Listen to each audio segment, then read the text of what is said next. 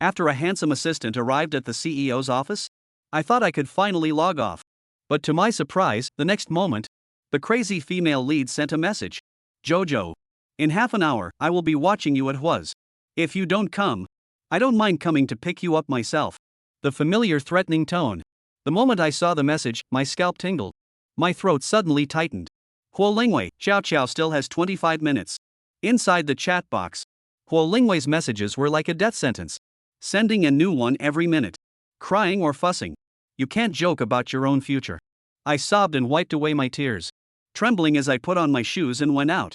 Hwa Lingwei, 3 minutes left. I didn't have time to reply. I ran all the way into the Hwa residence. At the front desk, Song Jio saw me and came forward. May I ask if you are Mr. Shin? I am. This way, please. Mr. Hwa is waiting for you in the office. She raised her hand and made a gesture inviting me in. Led me upstairs. The two ladies at the front desk watched the elevator go up. And couldn't help but whisper to each other. Who was that person who just went up? I don't know.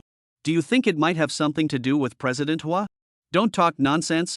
Our President Hwa has a fiancée. The elevator ascended quickly. But no matter how fast, it was never as fast as the urgent messages from Hwa Lingwei on the phone. Chow chow, you're late. Meanwhile, ding, the elevator doors opened. The moment I stepped out of the elevator, I suddenly regretted it. I took off running. However, the elevator doors closed the moment I stepped out. I was really stupid. I should have done it the moment I received the message from Hwa Lingwei. Quickly pack up and slip away.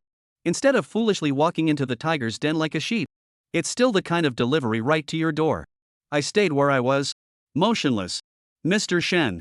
I suddenly remembered. I didn't turn off the gas at home. I hadn't finished a single sentence when a soft voice, filled with fear, came from ahead. Did Jojo leave the gas on at home? It's okay. The gas just happened to leak, making it unsafe to stay. Jojo just happened to move in with me to live together. I looked up in fear and saw Hwa Lingwei striding towards her direction. I instinctively wanted to step back. At that moment, a series of chaotic footsteps suddenly echoed down the corridor. A tall and upright figure appeared in the corridor, holding a stack of freshly printed documents in his arms. His steps were hurried. In the blink of an eye, he was right in front of her, clearly about to fall flat on the ground and onto Hwa Lingwei. The woman swiftly sidestepped. With a bang, the person rushing over fell hard to the ground, scattering the documents in their hand instantly. My right eye twitched. There was a sense of foreboding. Beep detected the male and female leads meeting face to face. Bond deepened, achievement unlocked. This character serves as a witness. Task completion rate increased by 50%. Hwa Lingwei walked up to me with a cold face and reached out to put her arm around my shoulder. She pressed me down beside her. Songjio, handle it thoroughly.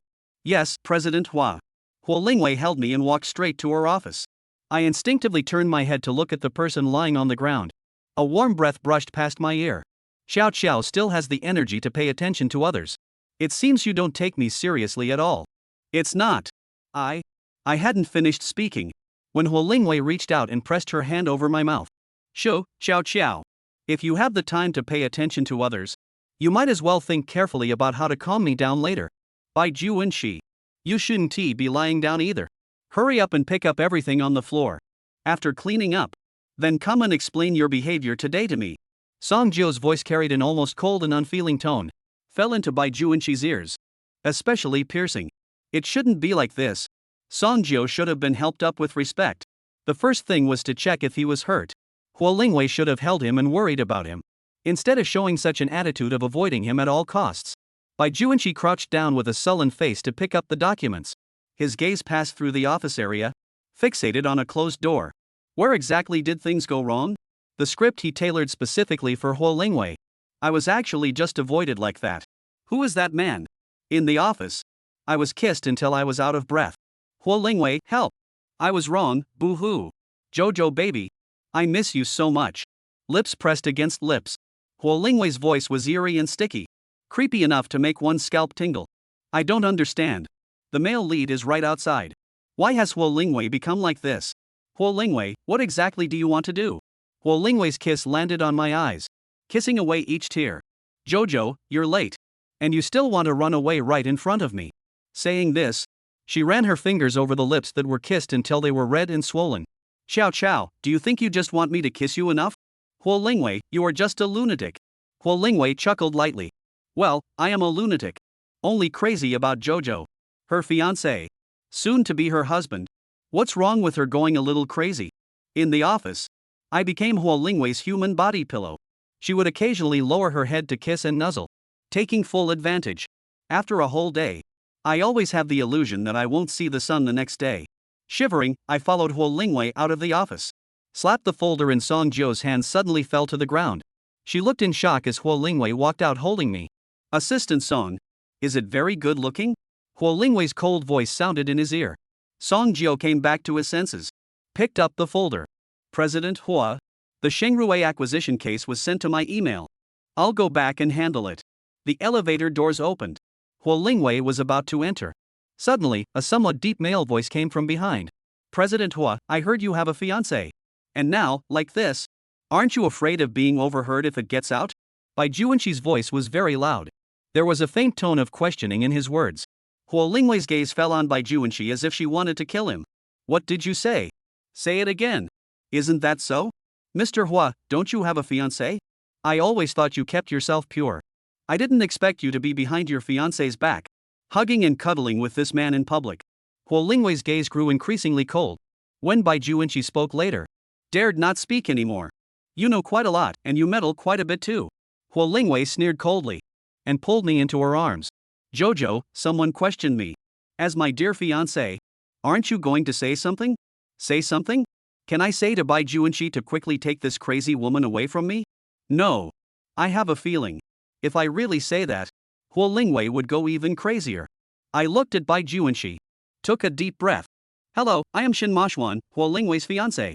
Bai Juanqi widened his eyes. You are President Hua's fiancé? How is that possible? Songjio, have HR take him back for training. Arrange again after passing. Before he learns how to be a qualified assistant. Don't let him appear in front of me. Bai Juanqi's face lost all color. The frail body was somewhat unsteady. On the first day at Hua Corporation, he not only failed to pique Huo Lingwei's interest, but also did not see any of Hua Corporation's secrets. Just like that, I was directly transferred out of the president's office. After leaving the Hua family, Huo Lingwei took me straight back to Qianshui Bay. Walking inside, every decoration in sight makes me feel unexpectedly warm and familiar. Hua Shiwan squeezed Nan Xiao's hand. Xiao Xiao, do you like it? Chapter 16, Cold Overlord's Roadrunner Fiancé 16. 1-to-1 upgraded restoration. Nan Xiao couldn't say against her will that she didn't like it. She nodded, but spoke with some caution. What did you bring me here for? You're the hostess here, we'll all be staying here before the official wedding banquet, so of course we have to make you happy. Hua Shiwan is also satisfied as he looks at the redecorated villa, and the fluttering feeling of time flying by seems to have fallen into place all of a sudden. It's like a dream, not only can you kiss and hug your wife after waking up, but you can also live together with her. Quite good. The expression on Hua Shiwan's face grows progressively weirder, and Nan Xiao shivers. He seems to be caught inside some kind of unrealistic fantasy. To prevent Hua Shiwan from thinking too much and ending up implicating himself, Nan Xiao hurriedly interrupts. Wait. When did I say that I'm moving over to live with you? Hua Shiwan gazes at Nan Xiao. Didn't Xiao Xiao say that? Nan Xiao, no. It doesn't matter, anyway, say it or not, Xiao Xiao will agree in the end. Hua Shiwan's voice is light, raises his eyebrows at Nan Xiao, and asks in a fixed manner. Right, Xiao Xiao? Robber logic. Nan Xiao is angry and stifled, wanting to retort on the spot, but is interrupted by Hua Shiwan. 30 days, 90 years. What? Nan Xiao is unsure. Hua Shiwan leans in closer. 1 day of absence is like 3 years of absence. Need I remind you? We haven't seen each other for a month. It's fine if we don't cohabitate, but I have to make up for that time from you, Xiao Xiao. With interest, it's only 100 years. How does Xiao Xiao plan to repay? Every word Hua Shiwan said Nan Xiao could understand, but together Nan Xiao was confused. Good guy. Really good guy. Hua Shiwan really is a flat-out little genius at math. A few words put her in debt for 100 years. She's never been this speechless before and is directly exasperated by Hua Shiwan. Hua Shiwan, who taught you to count like that? Hua Shiwan hooks his lips and smiles. It doesn't matter who taught me, what matters is that I have the ability to make it a fact, don't I? Nan Xiao stymied. As the male lead of the world realm, Hua Shiwan could rationalize it for him even if he wanted to kill and set fire to the heavenly Tao. Nan Xiao simply couldn't refute it. So, what is Xiao Xiao's choice? Nan Xiao gritted her teeth and smiled. I move. That's just right, I'll take Xiao Xiao upstairs to see our room. Hearing his favorite answer as he wishes, Hua Shiwan straightens up and walks ahead pleasantly to lead the way. After a tour, Nan Xiao has no opinion on the entire villa except for Hua Xiwan as a person. Hua Xiwan has dressed the villa as a cozy home, and other than him and Nan Xiao, the servants in the villa have all been transferred by him to the Hua family's old mansion side. In addition to the regular cleaning, the rest of the time, there is only Hua Xiwan and Nan Xiao in the villa. The dinner was made by Hua Xiwan himself, 4 dishes and a soup, full of color and flavor, looking appetizing. Nan Xiao very much wanted to have the backbone to refuse the dinner made by Hua Xiwan, hardened for less than 3 seconds, was frightened by Hua Xiwan's undisguised and revealing gaze, and obediently held up the bowl. Seeing this, Hua Xiwan let out a somewhat regretful sigh of relief and pinched a chopstick of vegetables into Nan Xiao's bowl. As he ate, he stared at Nan Xiao for an instant, as if she was some kind of supreme delicacy. Nan Xiao practically wolfed down the meal. Chapter 17, Cold Overlord's Roadrunner Fiancé 17. After dinner, Hua Xiwan turned the person to the study. A new lazy sofa was added opposite the desk, and when Hua Xiwan was working, he raised his eyes to see Nan Xiao, who was lying on it playing with her cell phone. It was so nice. It's why, after a day of dealing with the company, the papers he had to read after he got home still piled up into a bunch of small mountains. Hua Xiwan stared at the computer screen with deep eyes and couldn't help but think, why on earth did he expand so much business before? Asking for his own offense. Sighing in his heart, Hua Xiwan estimated the time. According to his usual efficiency, all of these documents will be dealt with at least midnight. Raising his hand and rubbing the location of his temples, Hua Xiwan stared at the documents for 2 seconds and stood up with a cold face. Chow chow. Hua Xiwan suddenly stood behind the sofa and shouted quietly. Nan Xiao was so startled by him that her cell phone almost smashed into her face. What are you doing? Hua Xiwan condescendingly looked at Nan Xiao, his gaze deep and dark staring at the snowy whiteness within his line of sight, his voice low and arduous. Chow chow, kiss me. Nan Xiao?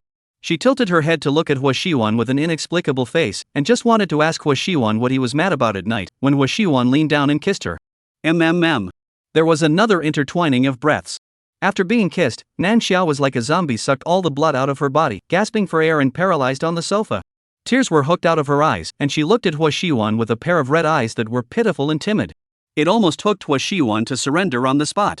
Chow chow, I'll carry you to rest, and when I'm done with my work, I'll come back to accompany you. Hua Xiwan's throat knots rolled, his eyes suppressing a deep desire. Nan Xiao wanted to cry without tears. Resting is resting, what is kissing her for? Is she some kind of very bad person? Nan Xiao was sent back to the bedroom by Hua Xiwan, surrounded by unfamiliar and familiar decor. Tentatively, she shouted out the system inside her head. System is offline, please leave a message if something happens. Alas. Dog system. Nan Xiao hugged herself tightly in resignation and shrunk into the quilt. In front of her eyes, Hua Xiwan's maddening appearance appeared for a while, and the scene of the heroine questioning the company appeared for a while. Nan Xiao didn't know exactly what to do next. I hope the plot points hurry up and come. She can only make other plans after she brushes them off. Thinking east and west, in the darkness, Nan Xiao's breathing gradually stretched. Nan Xiao had a dream. She prettily finished brushing the plot points and was just about to leave when, in the next second, Hua Xiwan flipped out on the spot. The beautiful image of the hero and heroine staying together is shattered, and Hua Xiwan walks towards her with a scowl on his face. Chow chow, come over. If you come over now, I cannot be angry. Nan Xiao desperately shook her head, crying all over her face. She turned around and wanted to run. The vast plain in front of her suddenly contracted and narrowed, and the place where she stayed suddenly turned into a cage. Her limbs were tightly confined. Nan Xiao suddenly felt like she had trouble breathing. What's going on? Ghost pressure on the bed. It was so hard. Well. Nan Xiao winced and opened her eyes with difficulty, just to find Hua Xiwan wrapping his arms and legs around her, hoisting her up in his arms. The room was dark, and only Hua Xiwan's calm breathing could be heard. Hua Xiwan? Hua Xiwan. Nan Xiao shouts twice. Hua Xiwan doesn't respond.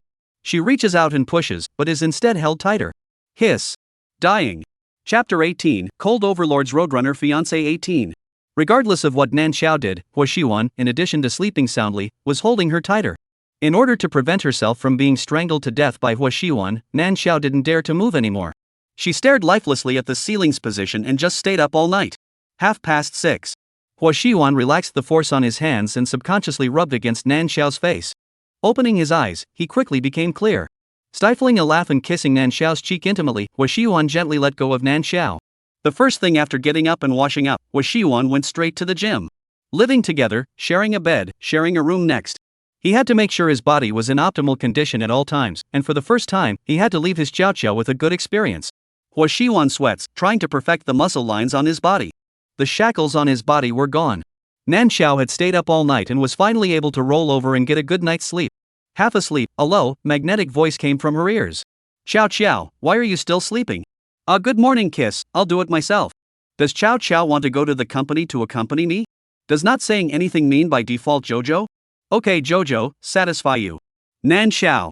Nan Xiao woke up from a sleep with a chaotic brain. Opening her eyes and looking at the unfamiliar ceiling above her head, Nan Xiao drifted off for a moment. Where was this place? She rubbed her eyes and sat up from the bed with a confused look on her face. Before she could fully wake up, the door to the room was open from outside. Hua Xiwan walks in and can't help but kiss Nan Xiao as he looks at him with his eyes open in a daze. Well, Chow Chow, little piggy treasure. A low voice came against his ear, his breath was drawn. Nan Xiao instantly came to her senses. Hua Xiwan. Thinking of the culprit who caused her to not sleep well last night, Nan Xiao couldn't help but grind her teeth. Chow Chow, I'm here. Hua Xiwan hugs the person clingy and doesn't want to let go when a pillow suddenly smashes over. Nan Xiao propped her hand on the pillow and pushed Hua Xiwan outward, indignantly saying, "You slept quite well last night. With Chow Chow by my side, of course I slept well." Meeting Nan Xiao's eyes that are about to spit fire, Hua Xiwan's hand around Nan Xiao's waist tightens, and instantly the person is stuck in his arms. It seems that living together is really conducive to drawing closer. The person who was still pushing back hard yesterday has launched a tantrum at him today. How cute. So cute that he doesn't even want to endure it. Hearing Hua Xiwan's reply, Nan Xiao looks up and immediately crashes into a pair of eyes full of laughter. She took a deep breath and almost didn't tense up. Hua Xiwan, you kept strangling me last night, causing me to stay awake all night. Hua Xiwan paused for a moment, like this? Then maybe it's because Chow Chow had been resisting me before, and I didn't feel safe, so I hugged a little tighter for fear of people running away, right? Hua Xiwan opened his mouth half seriously and half jokingly, but his deep and dark gaze was looking at Nan Xiao for an instant. The corner of Nan Xiao's mouth twitched. Then your sleep is also really good. When Chow Chow gets used to being by my side, Chow Chow's sleep quality can also be this good. Good sleep quality? He works continuously for more than 15 hours a day, and if he couldn't just fall back to sleep, he's afraid he'd have been wasted a long time ago. Hua Xiwan holds the person in his arms tighter, and in his deep and narrow eyes, the only thing that is reflected is Nan Xiao's silhouette alone. Chapter 19, Cold Overlord's Roadrunner Fiancé 19. What Hua Xiwan wanted was simple. Now he had laid out what he had begged for, plainly in front of Nan Xiao.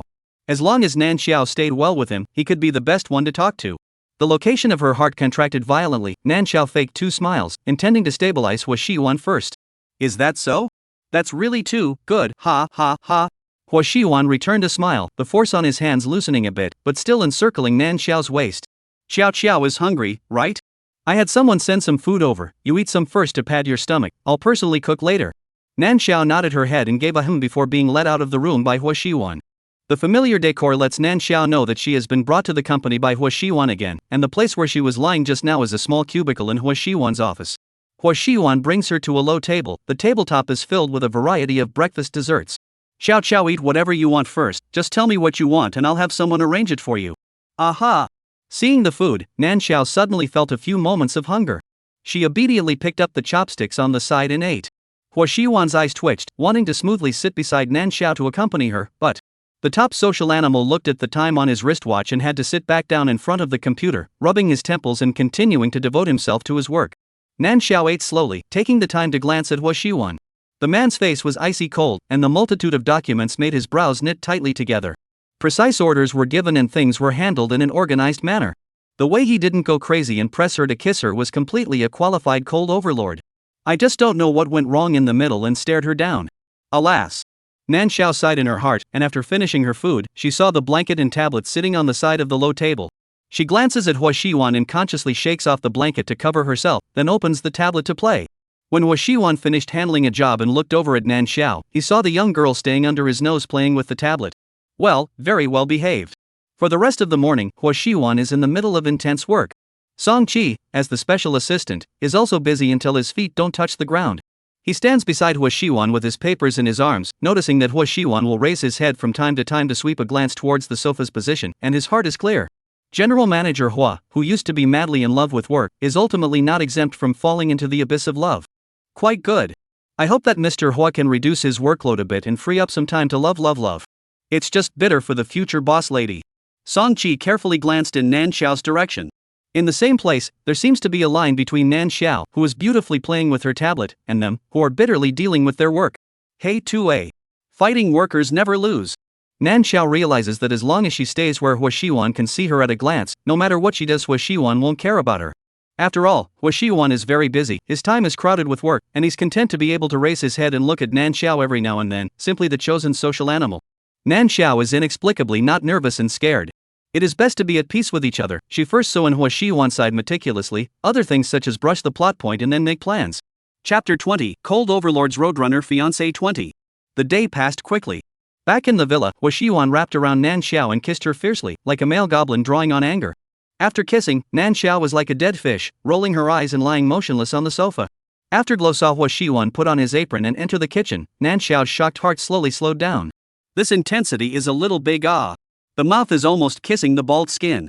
It was really like a mad dog with too much energy, the kind that catches her with a bite and doesn't let go. Nan Xiao reached out and touched her red, swollen and stinging lips, somewhat lifeless. However, what she didn't expect was that Hua Xiuan's kisses and hugs during the day were considered light, and at night, lying on a bed, Hua Xiuan was the one who kissed and hugged her to death. Hua Xiuan. You loosen a little lighter, I can't breathe. Hua Xiuan did not hide it, Nan Xiao's limbs were wrapped around him. Favorably sleeping, Nan Xiao struggled and shouted for half a day, and what responded to her was the sound of Hua Xiuan's steady breathing. Nan Xiao. This damn sleep quality. Just like this, Nan Xiao lived the days of being haunted by mad dogs at night and being stared at by mad dogs during the day. The time passed quickly. Nan Xiao, who was lying flat, gradually realized that Hua Xiuan's workload was slowly decreasing, and when Nan Xiao stayed quiet on the sofa, Hua Xiuan would even come over and kiss and hug. Seeing that Hua Xiuan is becoming more and more idle, Nan Xiao can't stay in his office anymore. Moreover, the tension and fear in her heart was once again increasing with each passing day. No matter when she looks up, she meets Hua Xiuan's direct gaze, which gives Nan Xiao goosebumps. The desire in a person's heart always increases step by step. Initially, Hua Xiuan felt that as long as Nan Xiao could stay by his side, he could be satisfied. But, as time passes, he wants more and more. Staying by his side was not enough. He also wanted Nan Xiao's attention to be focused on him every moment. Work matters. Hua Xiuan is slowly subdividing down. He stares at Nan Xiao. He wants Nan Xiao to look at himself as well. What tablet to play with? Is the tablet as fun as him? The man's gaze gradually darkened. Nan Xiao searched for a dog blood TV series on the tablet with a domineering president falling in love with me, watched it with great interest and began to fantasize that Hua Xiuan and Bai Yueying could develop like the male and female protagonists in it, when Hua Xiuan's quiet voice came from the top of his head. Xiao Qiao. Nan Xiao tilted her head, and before she could remove her gaze from the top of the tablet, slightly cool lips covered her. Hua Xiuan. Sucking, licking. Tingling with nibbles. Hiss. Her lips broke the skin. Nan Xiao couldn't help but hiss slightly, bitterly wrinkling her face, almost not being kissed to death by Hua Xiuan's sudden attack. Hua Xiuan. What are you doing coming over all of a sudden? Nan Xiao's mouth hurts and she speaks with a gasp. Then why is Xiao Xiao's attention always off me? Seemingly questioning and sighing voice issued, Hua Xiuan hugs Nan Xiao from behind the sofa, while people seem to slow down, one hand stuck on Nan Xiao's chin, leaned over and kissed again without words. The kissing method is as wild as ever. The kissing technique is matter-of-factly lousy.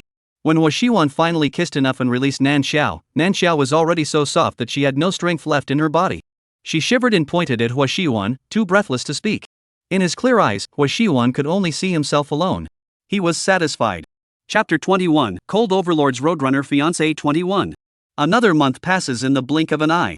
Hua Xiuan sits inside the office, looking at the documents while staring at the image on the computer screen. On the screen, Nan Xiao is lying on the sofa in the living room, staring blankly at the TV in front of her. Hua Xiuan knows what Nan Xiao is watching, a bloodthirsty drama about a domineering president falling in love with me, which she has already watched over and over again several times.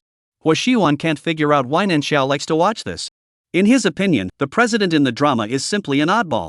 Letting his own wife go, he goes to intimate a little white flower, or a surprisingly dumb and stupid flower. At Hua's, such a person would be brushed off at the first hurdle straight away, and wouldn't be put in front of him at all. But Hua Xiuan suddenly thought of the assistant who had previously performed a wave of holding information and falling flat in front of him, and frowned. Hiss. Xiao Qiao is pointing at himself. Afraid that if he worked in the company, he would really be hooked by a woman like a little white flower? Yes, or else he wouldn't have watched a drama for a month straight. Thinking of this, Hua Xiuan can't help but feel a few moments of happiness. He's satisfied with living with Xiao Qiao all the time, but it's possible to find some sweetener for Nan Xiao under limited conditions. Hua Xiuan curled his fingers and tapped them on his desk, picking up the phone on the side and dialing out. Have Special Assistant Song bring the personnel department training materials to my office. Okay, Mr. Hua. In the TV series, Mr. Bully had already rubbed sparks with the little white flower idiot assistant over and over again. Nan Xiao has carefully studied it no less than 10 times, and she can't hardly figure out why the general manager boss set has failed to work when it comes to Hua Xiuan. When she thought of Hua Xiwan, she felt weak from the outside in. Hua Xiwan's kissing and hugging without acting like a human being managed to toss Nan Xiao into physical weakness after a week. Her face was white, especially on her mouth with no blood at all. It looked like she was being haunted by a ghost and sucked the essence out of her. The truth was also like that. Just one kiss almost dried Nan Xiao out, and only as a last resort did Hua Xiwan let Nan Xiao stay at home to rest and incidentally recuperate her body. Eating medicinal meals and drinking tonic medicines to cure kidney deficiency. Of course, for Nan Xiao, even this is better than being taken to the company by Hua Xiwan. Ugh! The bully and the little white flower from the TV show are together again. Nan Xiao was so envious that her eyes reddened. Just as she was about to start watching it all over again, an electronic tone rang in her head after a long time. Take. Detected that the male and female hosts are in position. Please host seize the time to head to Hua's group to complete the mission. Nan Xiao sat up from the sofa in a flash. Finally she's been allowed to wait. Nan Xiao nimbly went upstairs to change her clothes, picked up her bag and rushed out the door. At the first moment she steps out the door, an alert pops up on Hua Xiwan's cell phone. His face, which was originally cloudy and light, sank in a flash. Song Chi's voice lurches and she stands to the side in silence. Hua Xiwan picked up his cell phone and called Nan Xiao, ringing but not immediately connecting. Chow chow ah chow chow, never make me angry. Originally, I don't have much patience. On the other side. When Nan Xiao saw the call from Hua Xiwan, she was already in the car heading to Hua Group. At that time, the call had already hung up automatically because it was not answered. Seeing the missed display, Nan Xiao's heart almost jumped to her throat. Afraid that Hua Xiwan would go crazy, she dialed the phone back at the first opportunity. Chapter 22, Cold Overlord's Roadrunner Fiancé 22. Xiao Xiao. The deliberately lowered voice came from inside the receiver, and Nan Xiao's ears tickled. I just didn't look at my cell phone. Nan Xiao naively explained, a little nervous in her heart, afraid that Hua Xiwan would make a demon. Well, I miss Xiao Xiao when I'm alone in the company, and I just want to know what Xiao Xiao is doing. Hua Xiwan expressionlessly speaks gentle words, his eyes dead set on the small red dots rapidly moving on the screen, his eyes looking exceptionally appalling. Underneath the calm voice, waves surged. Nan Xiao didn't notice anything wrong and relaxed slightly. I didn't do anything, I just finished the drama I was chasing and wanted to go out for a walk. I'm on my way to Hua's now, is it okay if you have someone come down to pick me up? Nan Xiao would like to sneak over to Hua's group to get the drama stuck and slip away, but without an appointment, she couldn't even enter the door of Hua's group, let alone rushing directly to the president's office and carting the plot to punch the heroine in the face. In this regard, Nan Xiao was also worried in her heart. After she carefully asks, Hua Xiwan's answering voice is delayed inside her cell phone. No? Then how should she blend in? Nan Xiao's heart lifted high. It's possible. I'll have someone wait for you downstairs, just come straight up when the time comes. Hua Xiwan said with a seemingly calm voice. The phone hung up, and the corners of his mouth couldn't help but rise. Ah. It turns out that Xiao Xiao didn't want to run away, but missed him and wanted to come to the company to accompany him. Damn him, how could he miss his baby so much? Gotta find a way to apologize to his baby. Hua Xiwan can't sit still for a bit, and while his eyes are glued to the cell phone screen, he reaches out and dials the intercom. Have Special Assistant Song come in.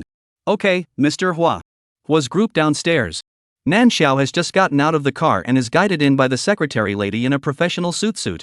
Just as she steps onto the elevator, a familiar electronic voice comes in her head. Host, the female host's coffee has been served and is about to spill on the male host. The light of victory was right in front of us. The offline system immediately said something, urging Nan Xiao to hurry to the point of the plot in a hurry. The eye can see that this small world is not right, but the main system side is not pretending to be blind that there is no problem. Oh. The system cursed in its heart. The system cursed in its heart while not forgetting to light a wax for Nan Xiao. But in this situation, it can't even protect itself, let alone help the host exit the small world together. Sigh. Host, just remember that we only need to be a little sarcastic to the female lead, don't offend people too much. After you finish the plot point, you still have to live in this world until the end of your life. Be careful of the female host's retaliation, her identity is not as simple as it appears. The system secretly poked and prodded to remind Nan Xiao for a couple of sentences. As a result, it was fine if it didn't say it. As soon as it said it, Nan Xiao couldn't take a step under her feet a little bit. What does it mean? Isn't this the world of the domineering president and the little white flower assistant? Is it hard to believe that the female lead still wants to make a move on me? Nan Xiao was uncertain and subconsciously asked a rhetorical question. Host, people are 100 times different, what you see may just be one of their personas. The system looked at the information displayed on the main panel about the female host by Yoying, and then looked at Nan Xiao, who could tell what she was thinking at a glance. After the prompt, the system was perfectly invisible. Nan Xiao just wanted to ask the system what it meant, when the elevator door slowly opened in front of her with a ding sound. Chapter 23 Cold Overlord's Roadie Fiancé 23. Miss Shin, inside please. Miss Secretary reached out to block the elevator, smiled and made a pleased gesture towards Nan Xiao. Nan Xiao let out a deep breath and lifted her feet to walk out of the elevator. When passing by the office area, the originally busy crowd coincidentally focused their eyes on Nan Xiao. Their faces were excited and their eyes contained gratitude. Because of Nan Xiao, the workload on their hands had lightened a lot in recent times. The top boss commuted to work at the right time, and along with that, their lives were also a lot more regular. And all of this was because of Nan Xiao. Shouldn't they be grateful? Under the gaze of a crowd of eyes, Nan Xiao's straight spine was a little stiff. The steps under her feet inevitably accelerated by a few points, walking straight towards Hua Xiwan's office. Mr. Hua, Madam is coming over. Song Qi receives a message from the people under his hand and speaks out to remind him. Upon hearing this, Hua Xiwan stops the movements in his hands, and the cold breath around his body collects, instantly becoming gentle and harmless. Song Qi has looked at this countless times and is still dumbstruck. Men who fall in love, no one is exempt. Are things all arranged? Don't worry, Mr. Hua. Song Qi recovers her shock for a second, and when she sees Hua Xiwan get up and head out, she hurriedly follows behind. Pushing open the door, Hua Xiwan sees Nan Xiao walking towards him at a glance. The other scenery around him fades away rapidly, and Hua Xiwan's eyes seem to only be able to see Nan Xiao's silhouette alone. Obviously, having only seen it before leaving the house, Hua Xiwan is somewhat unable to suppress the joy and longing in his heart. I want to stay with Xiao Xiao all the time. This crap class really can't go on for a day. The darkness in the bottom of Hua Xiwan's eyes tumbled out, but it was quickly pressed back by his reasoning. Xiao Xiao's energy is limited, and if he doesn't vent his excess energy on work, Xiao Xiao won't be able to stand it. Hua Xiwan suppressed the thoughts in his heart and walked quickly towards Nan Xiao. A few steps away, in the blink of an eye, Hua Xiwan stood in front of Nan Xiao. The two stood together, a handsome man and a beautiful woman, fiercely attracting the gazes of other people looking over. A pair of eyes flashed with excited and thrilled light, almost unable to hold back the screams in their hearts. Mr. Hua and Mrs. Hua stand together, directly matching a face. Heaven's chosen CP, not knocking is simply not human. Being gazed at by the burning gaze, Nan Xiao is like an on her back and curls her fingers uncomfortably. It was so strange. Why are they all looking at her so strangely? In contrast, it seems like facing Hua Xiwan's gaze alone is nothing unbearable. Nan Xiao thought silently in her heart. But, contrary to her silence after being gazed at, Hua Xiwan's eyes were like quenched ice. Anyone who showed covetous glances at his treasures were one by one glared back with a warning. Outside Nan Xiao's line of sight, Hua Xiwan's face was dark and heavy, like a king of hell. Those who were swept by Hua Xiwan shivered, lowered their heads, and instantly began to get busy. In response, Hua Xiwan was satisfied, and Nan Xiao also stole a sigh of relief. Only Song Qi, who was following behind Hua Xiwan, looked at the group of subordinates in the office area with pity in her eyes. In front of the tigers, they want to go to the eyeballs of people who will work overtime if they don't.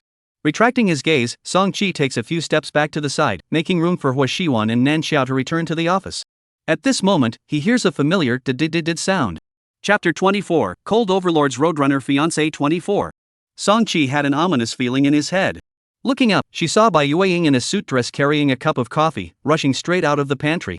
Like a clear target, she buries her head and rushes all the way out. Mr. Hua.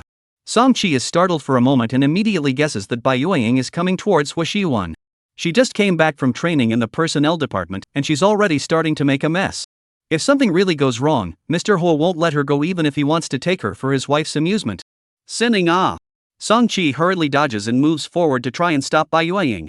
Bai Yueying, however, spins on her feet, nimbly avoiding Song Qi, carrying her coffee with a clear aim towards Hua Xiwan. Hua Xiwan's face sank. He let Bai Yueying go back to the president's office to relieve Nan Xiao's boredom, not to let her cause trouble for them. He raises his hand to grab Nan Xiao's shoulder, and just as he tries to avoid it, Nan Xiao stands motionless. Host. Make sure to spill the female host's coffee on the male host so that we can have an excuse to lash out. As soon as the system's prompt came out, Nan Xiao reached out and grabbed the hem of Hua Xiwan's coat to prevent him from avoiding it. Her strength is very small, so small that Hua Xiwan can ignore it, but sensing Nan Xiao's movements, Hua Xiwan adjusts his posture and blocks Bai Yueying, who is crashing over. With a pop sound, the cup shattered on the ground, and the broken pieces of porcelain burst open. Hua Xiwan's position from his waist and back upwards was splattered with mottled coffee liquid. Bai Yueying imagined that the scene where she hit Hua Xiwan's arms with the coffee did not happen, and the scene was terrifyingly quiet. Hua Xiwan's brows are knitted tightly, the clothes on his body are the new ones he purposely changed in the lounge in order to meet Nan Xiao, and before he had the chance to show them off, they were first ruined by a cup of coffee. Hua, Mr. Hua. Bai Yueying raises her head, looking a bit pitiful with a look of wanting to cry or not. I'm sorry, Mr. Hua. I didn't mean to, I'll clean it up for you, Saying this, Bai Yueying takes a step forward, reaching out cluelessly and wanting to touch towards Hua Shiwan's body. Song Chi. Hua Shiwan's face is really unattractive, his eyes are gloomy as if he wants to kill someone. Song Chi comes back from her shock and takes a few steps forward to pull Bai Yueying back, warning in a low voice. Bai Yueying, what else do you want to do? I just want to help Mr. Hua make a cup of coffee and send it over. Things didn't develop in the direction she imagined. Bai Yueying realized the severity of the consequences, and there were a few more points of trepidation in her tone. Upon hearing this, Hua Shiwan's eyes flashed with obvious disgust, but he focused all of his attention on Nan Xiao. With a reassuring flavor in his quiet voice, Hua Shiwan softly speaks, Xiao Xiao, have you been frightened? Nan Xiao loosened her hand that was tugging on the hem of Hua Shiwan's coat and shook her head somewhat sheepishly. She looked towards Bai Yueying, who had done something wrong in front of her, and choked out a sob, looking so pitiful. Letting out a deep breath, Nan Xiao's chin lifts slightly, making a condescending and petulant appearance. This assistant lady, you're repeatedly bumping into your Mr. Hua. Are you treating me as if I don't exist? No, it's not. Bai Yueying hurriedly shakes her head, looking in Hua Shiwan's direction. Nan Xiao snorted coldly, drilling out of Hua Shiwan's arms and standing in front of Bai Yueying. No? Pretending to be pathetic, just don't know if your Mr. Hua eats this? Bai Yueying was a little anxious and opened her mouth to try to deny it. That certainly do not eat. I'm only willing to be set up by Xiao Xiao alone. Hua Shiwan couldn't help but move forward, like a shadow circling Nan Xiao into his arms again, giving Nan Xiao's question a high level of defense. The somber aura on his body disappeared into thin air the moment Nan Xiao opened her mouth, and at this moment, he couldn't wait to want to hug Nan Xiao and kiss her violently. It was a declaration of sovereignty, but also wanted to make it known to the world. More than that, it was a kind of, from the bottom of his heart, pleasure. Protected by Xiao Xiao. Sure enough, Xiao Xiao has me in her heart. Hua Shiwan was so sweet in his heart that he was bubbling, but on his face, he maintained the basic qualities of a boss. He stood behind Nan Xiao, and even though he didn't do anything, everyone knew the bottom line he gave. Hua Shiwan suddenly interjected and Nan Xiao was choked for a moment. She's putting up a hard word, aoi. The momentum that had been gathered with great difficulty was poked apart by Hua Shiwan's two words. Nan Xiao couldn't help but glare at Hua Shiwan, and the person behind her returned a drowning smile. Nan Xiao. She held her breath and looked at Bai Yueying, gritting her teeth and saying, Ms. Bai, people are valuable in having self-knowledge. Not everyone is someone you can mess with. Keeping your feet on the ground is what you should be doing. Don't presume on things that don't belong to you. As soon as Nan Xiao's words fell, the familiar notification of mission completion came through her head. She had just let out a sigh of relief when a ghostly voice suddenly came from her ears. Xiao Xiao, are you calling me a thing? Hua Shiwan's voice was pressed very low, and his scorching exhale poured over Nan Xiao's ears, itching seductively. Nan Xiao's heart trembled, pursed her lips and didn't speak. She couldn't block Hua Shiwan's pleasurable mood even if she didn't speak. Hua Shiwan smothered a couple of laughs, straightened up and swept Nan Xiao around to walk towards the office. Mr. Hua. Bai Yueying subconsciously shouts out, and Hua Shiwan's feet stop. Seeing this, Bai Yueying's heart rejoices, breathing a wave of inexplicable celebration and anticipation, and just when she wants to open her mouth to say something to salvage the situation, she hears Hua Shiwan's emotionless voice. Song Chi, this suit is $1,700,000, let her pay the original price. Also, the previous arrangement is null and void. I don't want to be bumped into by this young lady with underdeveloped eyes and brain on any occasion where I appear. Understood, Mr. Hua. Song Chi immediately understands the meaning of Hua Shiwan's words. He steps forward to stop Bai Yueying, who still seems to want to go up and pester her, revealing a professional smile and saying, Ms. Bai, from now on, you've been fired by General Manager Hua. Now, let's talk about the payout. Song Chi maintains her smile, not forgetting to add, of course, if Ms. Bai is unwilling to cooperate, we can also come to talk about the matter of commercial espionage and the Bai Group. Bai Yueying's eyes widened, her face instantly turning pale as she looked at Song Chi in disbelief. Host, the mission is complete. I'll go offline first, you remember to take care, haha. The system finished speaking and numbly exited the world. Nan Xiao just wanted to curse and swear, but she could no longer feel the system's presence in her head. She clenched her fists in anger, even forgetting her current situation for a moment. The clenched fists were wrapped in a large palm and squeezed and held. Hua Shiwan hugged the person and sat on the sofa, speaking out pleasantly. Alright Xiao Xiao, don't get angry over the extra people. I'm glad that Xiao Xiao defended me today. In the days to come, I'll still have to ask Xiao Xiao to teach me more. Chapter 25 Cold Overlord's Roadie Fiancée 25. Hua Shiwan's tone was flat with an unnoticeable swagger. Nan Xiao had an inexplicable feeling that it was as if some shackles had been opened on him. Specifically because of what, Nan Xiao didn't want to delve into it. What she was struggling with now was that the mission had been completed, but the plot had epileptically gone out by 100,000 miles. The male lead wasn't attracted to the female lead, and she hadn't been able to jump out of Hua Shiwan's weird encirclement. In this situation, trying to break away from Hua Shiwan to fill the life of a passerby was as hard as heaven. the outcome she least wanted, happened. Thinking this way, Nan Xiao got a few moments of distraction. Hua Xiuan raised his hand and kissed Nan Xiao's fingertips, circling the whole person into his arms not counting, his chin supported on Nan Xiao's shoulder, trapping the person in his arms in a dense air. What is Xiao Xiao thinking? Hua Xiuan teasingly nibbled on the catkin in his hand, and the moistening sensation caused Nan Xiao to instantly return to her senses. Meeting Hua Xiuan's vaguely dissatisfied gaze, it was like there was a vortex inside that wanted to suck her in. Luckily, Hua Xiuan's sporadic huffing and puffing has been something Nan Xiao has gotten somewhat used to. She tried to pull her hand back, unsuccessfully, and could only give up. That person just now, you. Nan Xiao wanted to ask Hua Xiuan about the female lead's opinion, but she didn't know what to ask for. Where did she ever think that before she could finish her sentence, Hua Xiuan took the first step to continue the conversation? That person is the daughter that the Bai family only found back. I guess I've read too many novels and dramas, took a script that was customized for me and ran to was to bump into her. Originally, I wanted to keep her to tease you when you came to the company, but I didn't expect it to be a carry-on. Saying this, Hua Xiuan glances at the suit jacket that was hung up and only worn once, the large coffee stains looking extraordinarily obtrusive. TSK. The latest battle suit he bought. Hua Xiuan irritably tugged at the collar of his tightly buttoned shirt, his hand paused for a moment, and he silently undid 2 buttons. Xiao Xiao, when I take you to the Bai family in a couple days, let's see them dog eat dog. While saying this, Hua Xiuan rubbed himself against Nan Xiao. The collar that was undone unknowingly spread out a large portion of skin. Nan Xiao's gaze involuntarily glanced down and darted away. She shrunk her neck and swallowed back the other words she wanted to ask. Hua Xiuan, your collar. Nan Xiao has watched too many dog-blooded dramas, and when she completely substitutes Hua Xiuan's image as the cold and overbearing general manager and bully president falls in love with me, Hua Xiuan suddenly bashfuls a bit explicitly and implicitly, and she feels a bit disillusioned. What's wrong with the collar? Xiao Xiao doesn't like it? Speaking of which, having kissed and hugged, Xiao Xiao doesn't seem to have seen me yet, or else. Hua Xiuan made a contemplative gesture, and Nan Xiao instantly understood what he wanted to say, raising a hand to cover his mouth. Ha! There's no need to bring up this kind of thing for discussion, right? Hua Xiuan kissed Nan Xiao's palm, his gaze focused on Nan Xiao whose face was instantly wickedly cold, and his eyes looked like there were stars twinkling in them. No discussion. Directly do.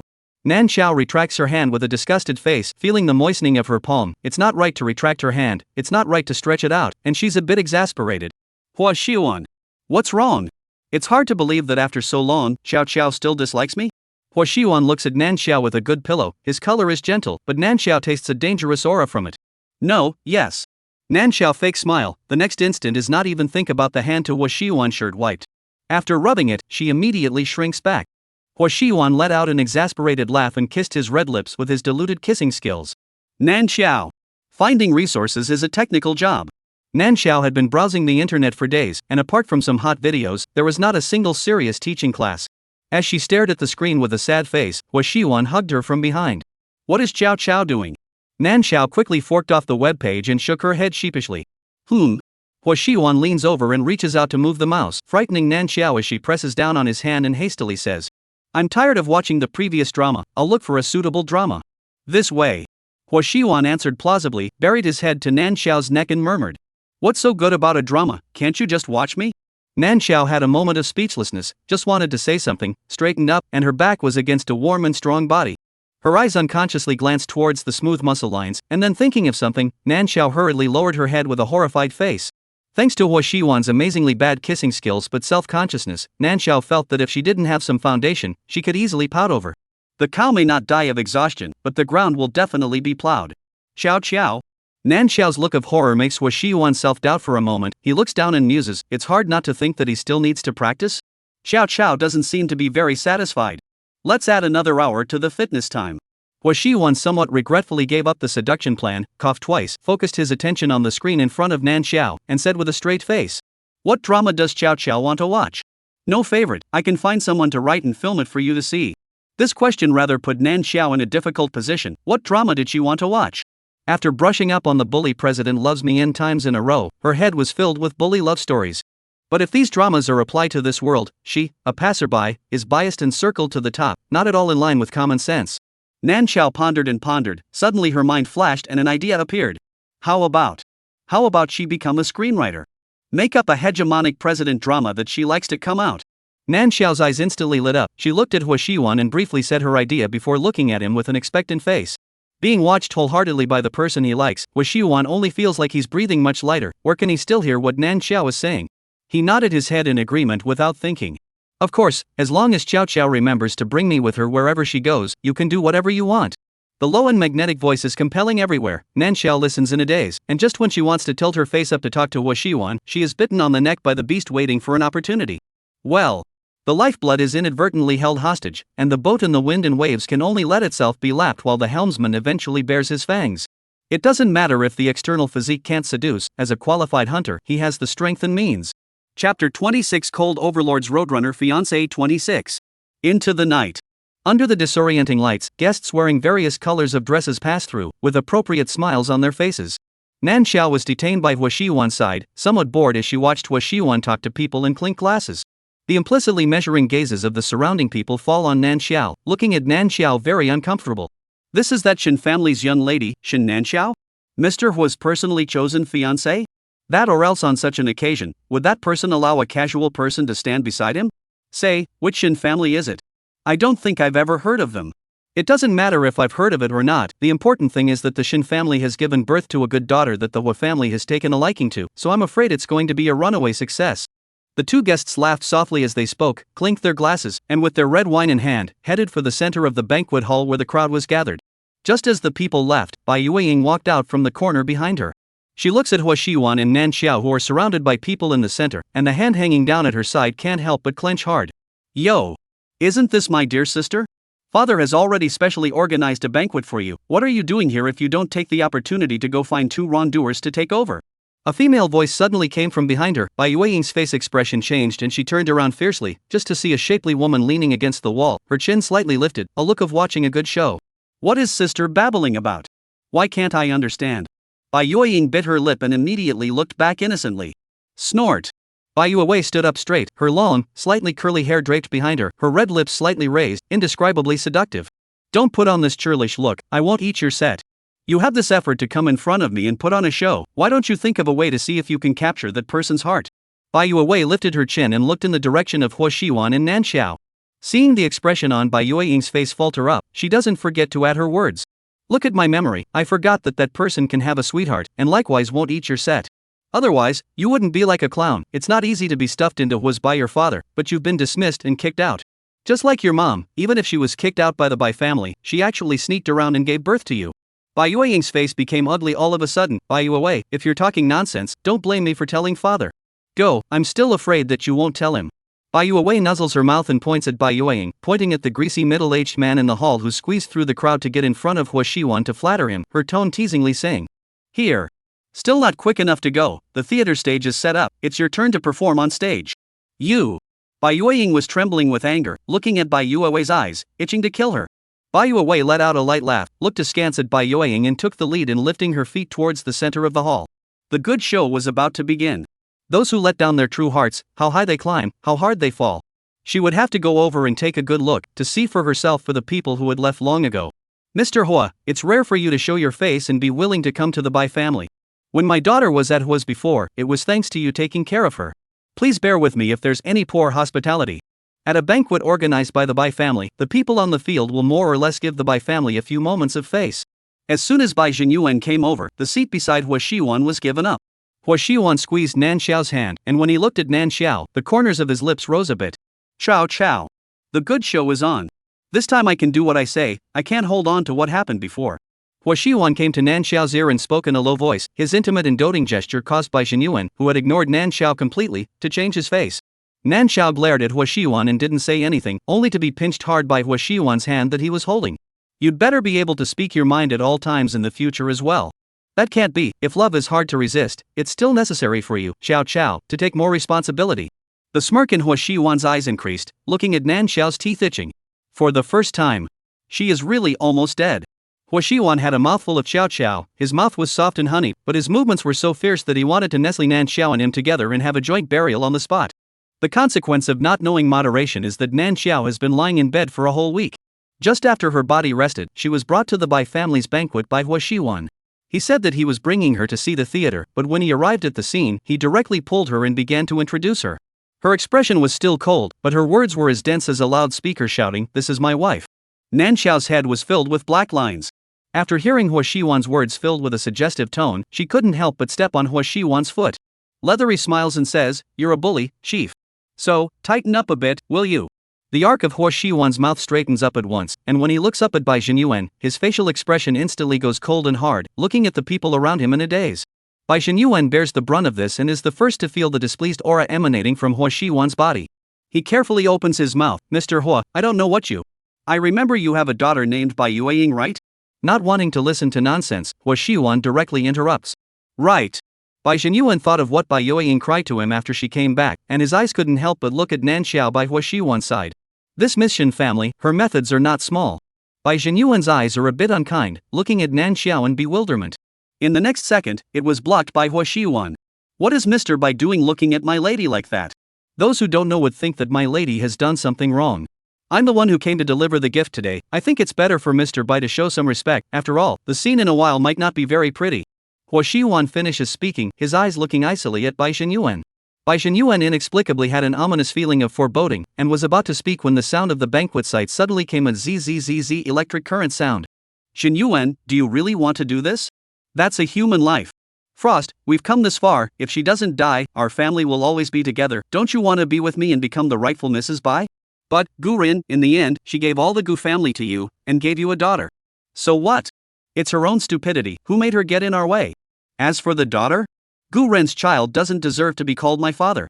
After an entire recording was played, it was immediately played again from the beginning, and the entire banquet hall was in an uproar. Bai Xinyuan's face was unsightly. "Who is messing with my Bai family?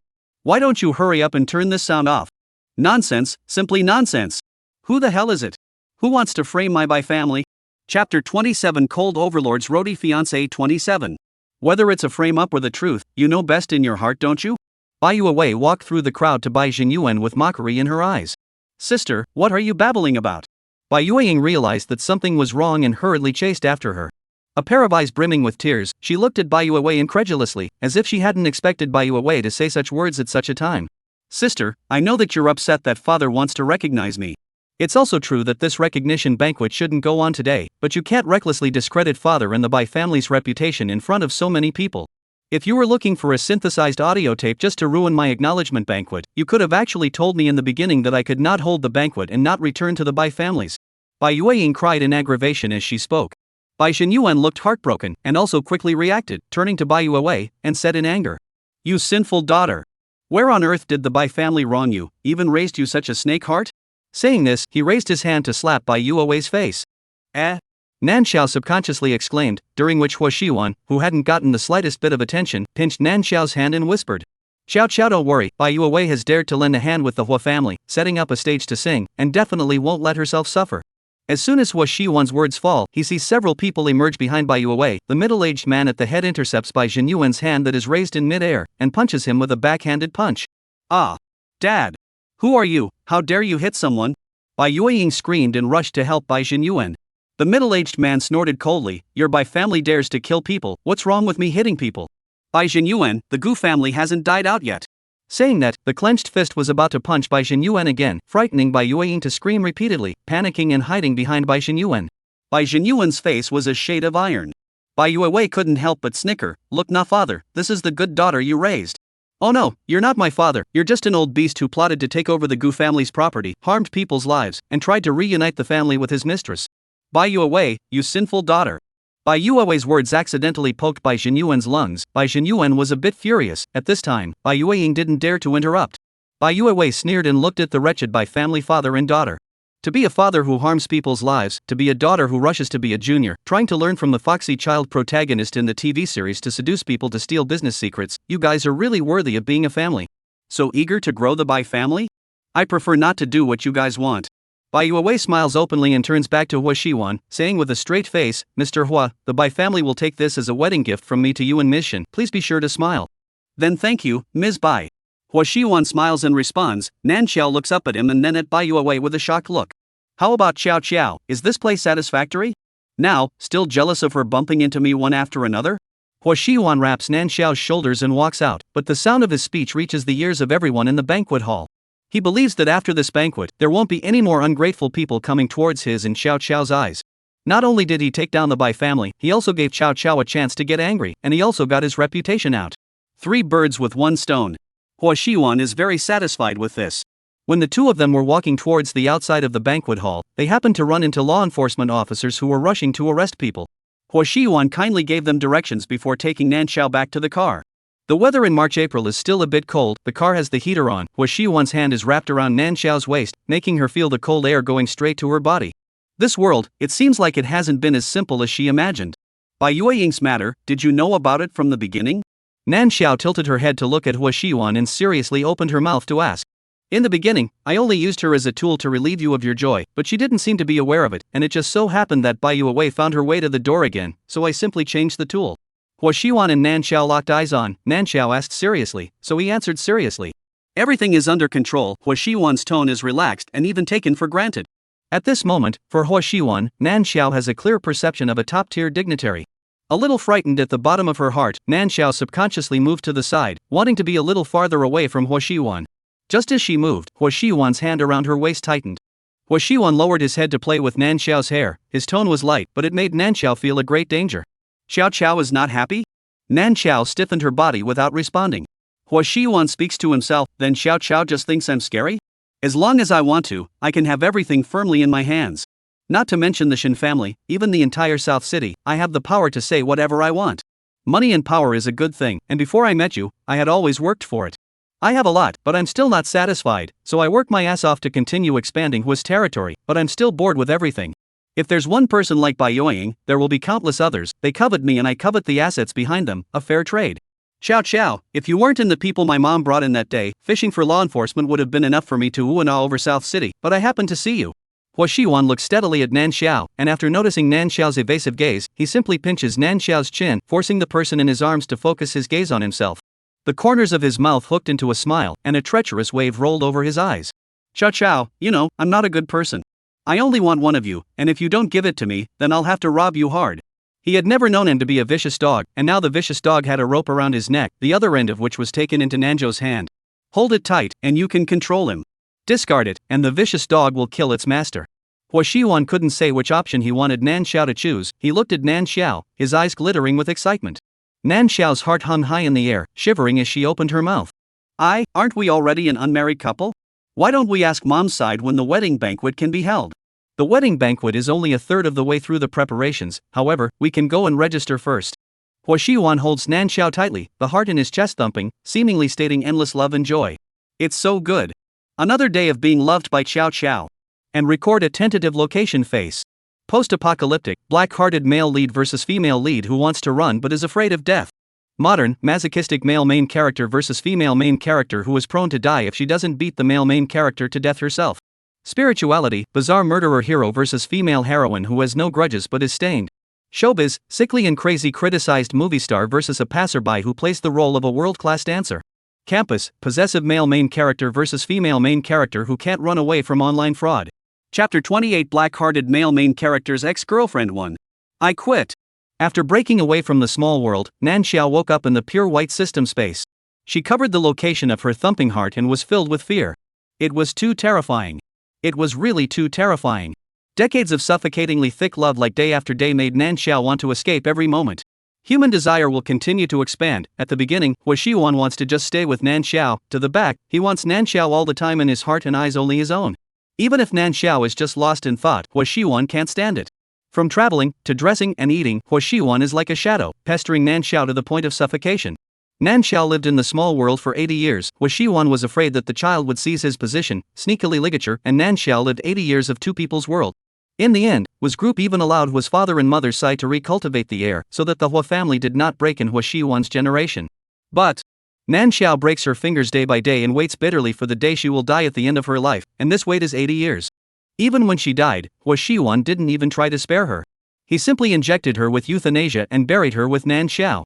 When Nan Xiao closes her eyes, her mind is filled with Hua Xiwan's crazy dark eyes when she was dying, which is creepy. It was not easy to get through to the first moment when she was able to contact the system, but Nan Xiao was about to give up her job. The fastware world has a psychopath like Hua Xiwan in it, it's only strange that she dares to stay. Tick. The host has passed the internship and has become an official employee of the fastware company's Roadrunner department. Negative mood detected in this host, mood extraction in progress. The official task is open, please prepare the host.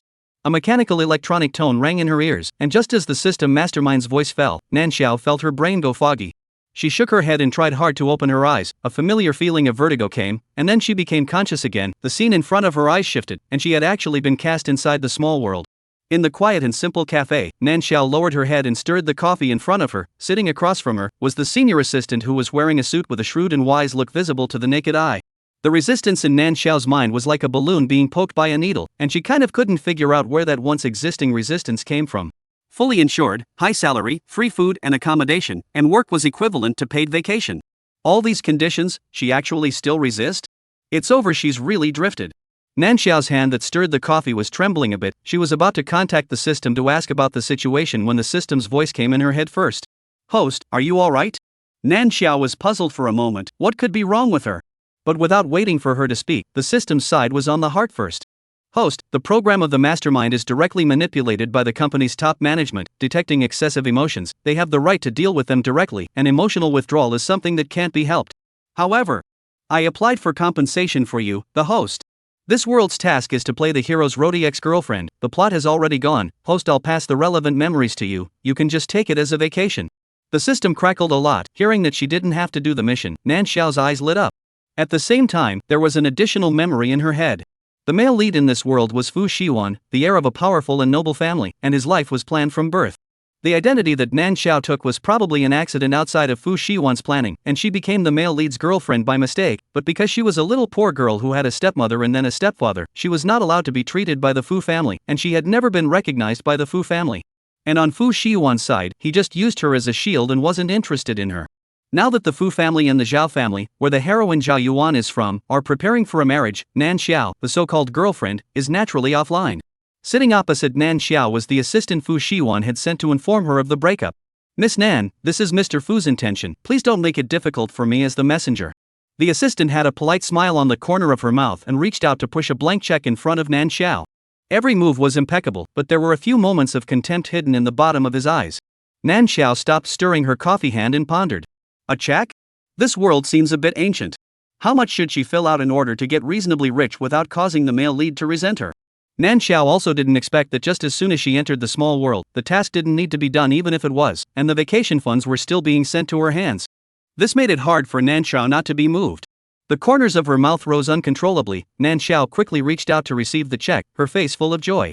The look in the assistant's eyes increased. He stood up and condescendingly spoke to Nan Xiao. "Since the check Miss Nan accepted, then from now on, Miss Nan has nothing to do with our boss. The Fu family and the Zhao family have decided to join forces. I think that Miss Nan is a smart person who knows what to do and what not to do." The meaning of the words was obvious, telling Nan Xiao to stay away from Fu Xiwan and Zhao Yuan.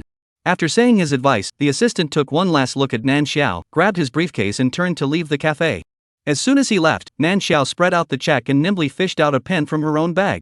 "System, is this amount to be filled in as I go along?" "Host, this side reminds you, the amount is best not to exceed $10 million, or else it will be stared at by the male host, and it will be easy to have money to take and no life to spend." The system glanced at the data panel in the background, not knowing out of what, made its own suggestion. Nan Xiao lightly hissed, "This male lead doesn't sound like a good person." After thinking about it, Nan Xiao still listened to the system's suggestion and filled in 7 nines to the check. After writing it, Nan Xiao admired her handwriting and got up to walk out of the coffee shop. Woohoo! 9,999,009. Perfectly avoiding the lightning while maximizing her benefits. Simply perfect. Nan Xiao was light on her feet, checked the appropriate bank, and directly took a taxi over to mention the money she had arrived in her card. On the other hand, after listening to the assistant's report, Fu Xiwan tapped his fingers on the back of the chair. His expression was indistinguishable. "All 9, the number is auspicious. The amount is also just above his expectations. The first time I saw him, I was so happy to see him." Fu Xiwan also cannot say, heart inexplicably have a few emotions. Chapter 29, Black-Hearted Hero's Ex-Girlfriend 2. Carrying a huge amount of money, Nan Xiao returned to her residence. Before she had time to pack up her things, the call from the Nan family's side came first. "Nan Xiao, what's going on between you and Mr. Fu? Why did the Fu family completely cut off cooperation with the Nan family?" As soon as the phone was connected, Wang Suwaiting's shrill questioning voice from her stepmother came through the receiver. Nan Xiao's ears hurt from hearing it and moved the receiver farther away. "Are you playing a tantrum against Mr. Fu because of the marriage between the Fu and Zhao families? Didn't I tell you that even if they were joined in marriage, it wouldn't affect you? Business marriages don't have feelings at all. Besides, which man doesn't have a few lovers outside? Mr. Fu, such a position you can climb on already is the ancestral tomb smoke. You still do not hurry to find ways to fu to coax? Your father said that the cooperation with the Fu family is crucial to the Nan family. If you can't coax Mr. Fu, you won't be able to return to the Nan family in the future. Wang Suiting cursed furiously. In order to salvage the cooperation, she could not wait to go through the earpiece to catch Nan Xiao in front of Fu Shiwan to kowtow and beg for forgiveness. Once up is a long speech, Nan Xiao's brain confused for a moment, back to God's eyes and hands quickly hung up the phone. Looking at the black screen down the cell phone, Nan Xiao and hurriedly opened the Nan family related people all pulled into the blacklist, which only then breathed a sigh of relief. Who? As far as she could remember, this was the first time she had faced malice head-on. Even if she wanted to curse and quarrel, the poor vocabulary in her head couldn't say anything when she opened her mouth. As for the Southern family? With the male lead. She's going to say bye. Without a mission, she didn't intend to get involved in the theater where the male and female leads were entangled, and her subconscious told her to stay as far away as possible. Nan Xiao looked at her place and planned to pack up and change to a place no one knew about. Gotta check the city and the price of the house to move to, and the airfare and whatnot. Nan Xiao was chanting in her heart, but her eyelids were getting heavier and heavier. Why are you suddenly sleepy? Without having time to go back to the bedroom, Nan Xiao's eyes went black and she fell headfirst to the ground. Thud sound, followed by the entire room, was quiet. On the other hand, after Nan Xiao hung up the phone, Wang Suiting's face was almost twisted. This little, itchy skin still dares to hang up on me. Alright, the priority now is to find a way to solve the matter of cooperation with the Fu family.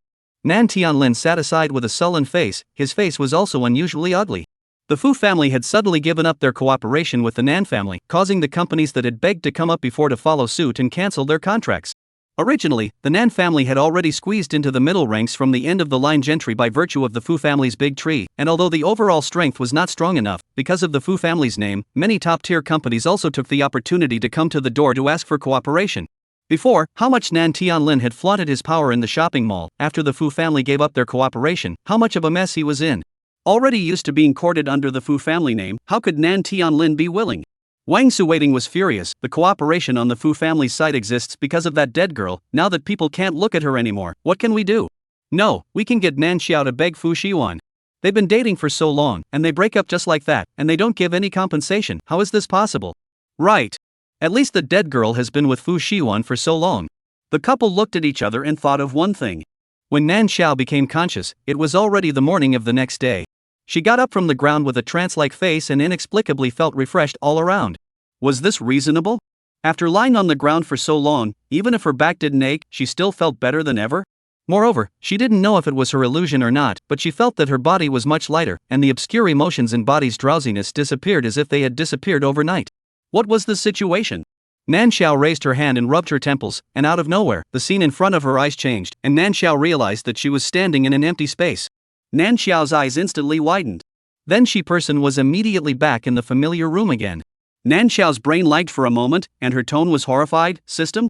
What's going on here? The system also froze for a moment. It looked to the background, the data on the panel changed rapidly, and finally evolved a shocking result. What? End times? System, you're not kidding, right? Nan Xiao broke down a little, hoping to get a different answer from the system.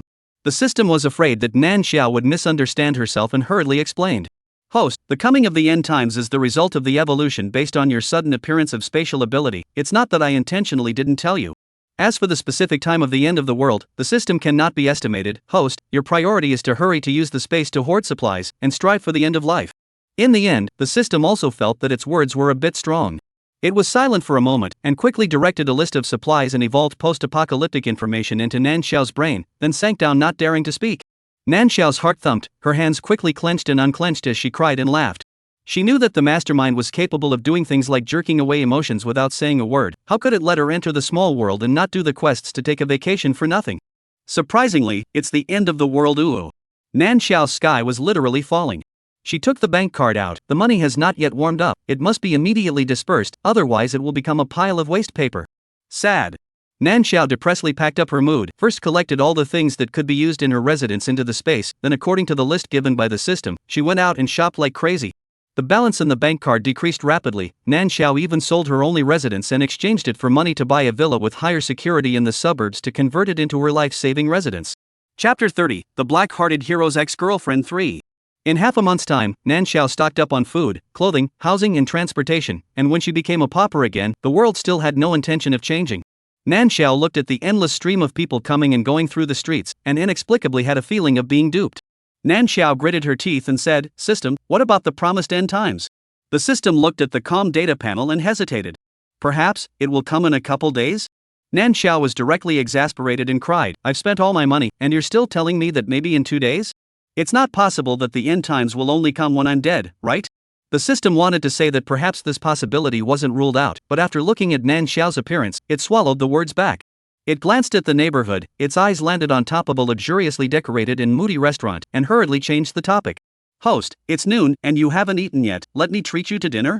Nan Xiao sniffled and ignored it. The system sighed and added, this way host, before the end of the world, all your expenses, I will play money in the background.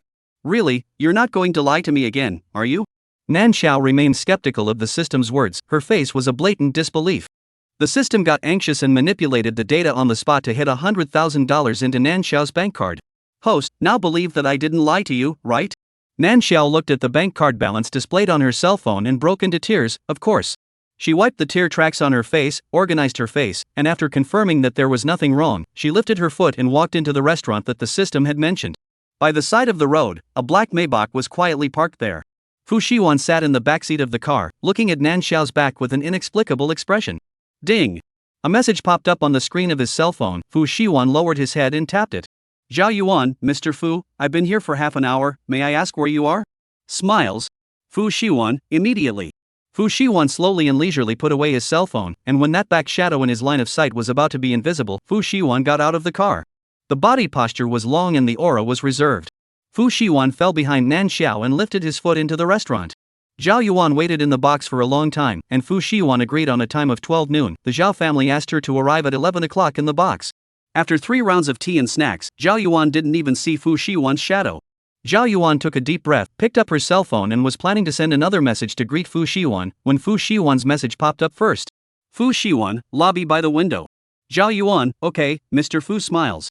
Zhao Yuan rolled her eyes, her face had a momentary grimace, and then quickly recovered into a dignified and elegant lady of the mansion. Carrying a bag, she got up and stepped on her high heels, itching to stomp a hole in the floor.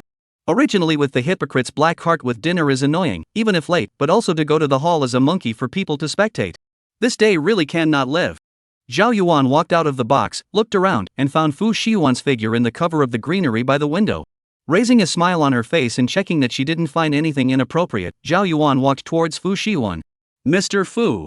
Fu Shiwan gazed at the figure in front of him through the greenery, and when he heard Zhao Yuan's voice, he gave a light but didn't even give Zhao Yuan a look. The smile on Zhao Yuan's face couldn't hang on any longer. She sat down opposite Fu Shiwan, and was about to say a few words to liven up the atmosphere, but she saw Fu Shiwan's eyes abruptly become deep. The knot in his throat rolled up and down a few times. Fu Shiwan withdrew his gaze and took a sip of tea. Lifting his eyelids to look at Zhao Yuan on the opposite side, as if he only just realized that she had come, he faintly opened his mouth and shouted. Ms. Zhao. It's me, Mr. Fu. Aha! Fu Shiwan answered and once again looked behind the greenery. The smile on Zhao Yuan's face stiffened, and she followed Fu Shiwan's line of sight to look over. She would like to see who was so unlucky to be targeted by Fu Shiwan. System, why do I suddenly feel unsettled? Nan Xiao's hand that was about to clip the food was lulled, looked around and didn't find anything out of the ordinary. The system scanned the surroundings, and when it scanned Fu Shiwan and Zhao Yuan, it was a bit down. How is it that in any random restaurant, one can meet a male and female host? Host, it's the male and female hosts who are dating here. Your top identity is after all the male hosts' passerby ex-girlfriend. It's possible that they saw you and looked at you a little bit more. Is it? Yes host, not every world's male lead is like the last world's male lead, don't worry. Okay. Nan Xiao responded, but put her chopsticks down. She reached out and called the waiter, asked for the location of the restroom, and then asked the waiter to help pack the rest of the meal. Although the system mastermind had pulled out the excess emotions, Nan Xiao was still able to recall her memories about the last world. Being careful was the best thing to do. She didn't want to get involved with the male mastermind. Nan Xiao got up and went to the restroom, and the seat became empty.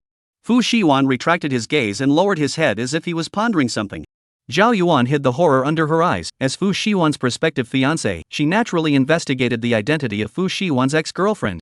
The information said that Fu Shiwan used the other party as a shield and didn't inject any real feelings. That's why he simply disposed of the other party when he decided to join the marriage. But in the current situation, this was clearly not the case. Mr. Fu. Ms. Zhao. Zhao Yuan was just about to open her mouth to inquire, when Fu Shiwan spoke first. Zhao Yuan closed her mouth and heard Fu Shiwan continue. I don't think a marriage between us is very necessary to exist. What does Ms. Zhao think? Zhao Yuan. Zhao Yuan, she felt that this was just too good to be true. She didn't want to be facing Fu Shiwan's Buddha-mouth, snake-hearted face every day after she really got married. Afraid that she was too obviously happy, Zhao Yuan tried to suppress the upturned corners of her mouth. Mr. Fu, I would like to think that you are right, but my family's side. I will go and fix it. Fu Shiwan's voice was bejeweled and clean, not to be questioned. Originally, he agreed to the marriage union, but only because he didn't have a favorite in his heart. It didn't matter who he was with casually. The previous Nan Xiao was like this, and so was Zhao Yuan, with whom he was joined in marriage. But, seeing Nan Xiao again, he inexplicably cared about this matter. It was very wrong. Things that were decided shouldn't be changing. He and Nan Xiao had already broken up and were now on two different paths. He shouldn't be getting up his mind. Fu Shiwan frowned, but then thought for a second, saying that they were talking about breaking up, but neither of them had met, and only explained that a third person had passed on the message, which was a bit too informal. It was not him personally present to say it, so naturally it would not count. Thinking of this, Fu Shiwan's brows stretched, and the imperative light familiar to Zhao Yuan appeared in his eyes. Zhao Yuan mourned in her heart for Nan Xiao, so miserable, originally thought to be spared, but ended up being repeatedly stared at. Zhao Yuan was silent for a moment. She smiled politely and said, Mr. Fu, I'm going to the restroom.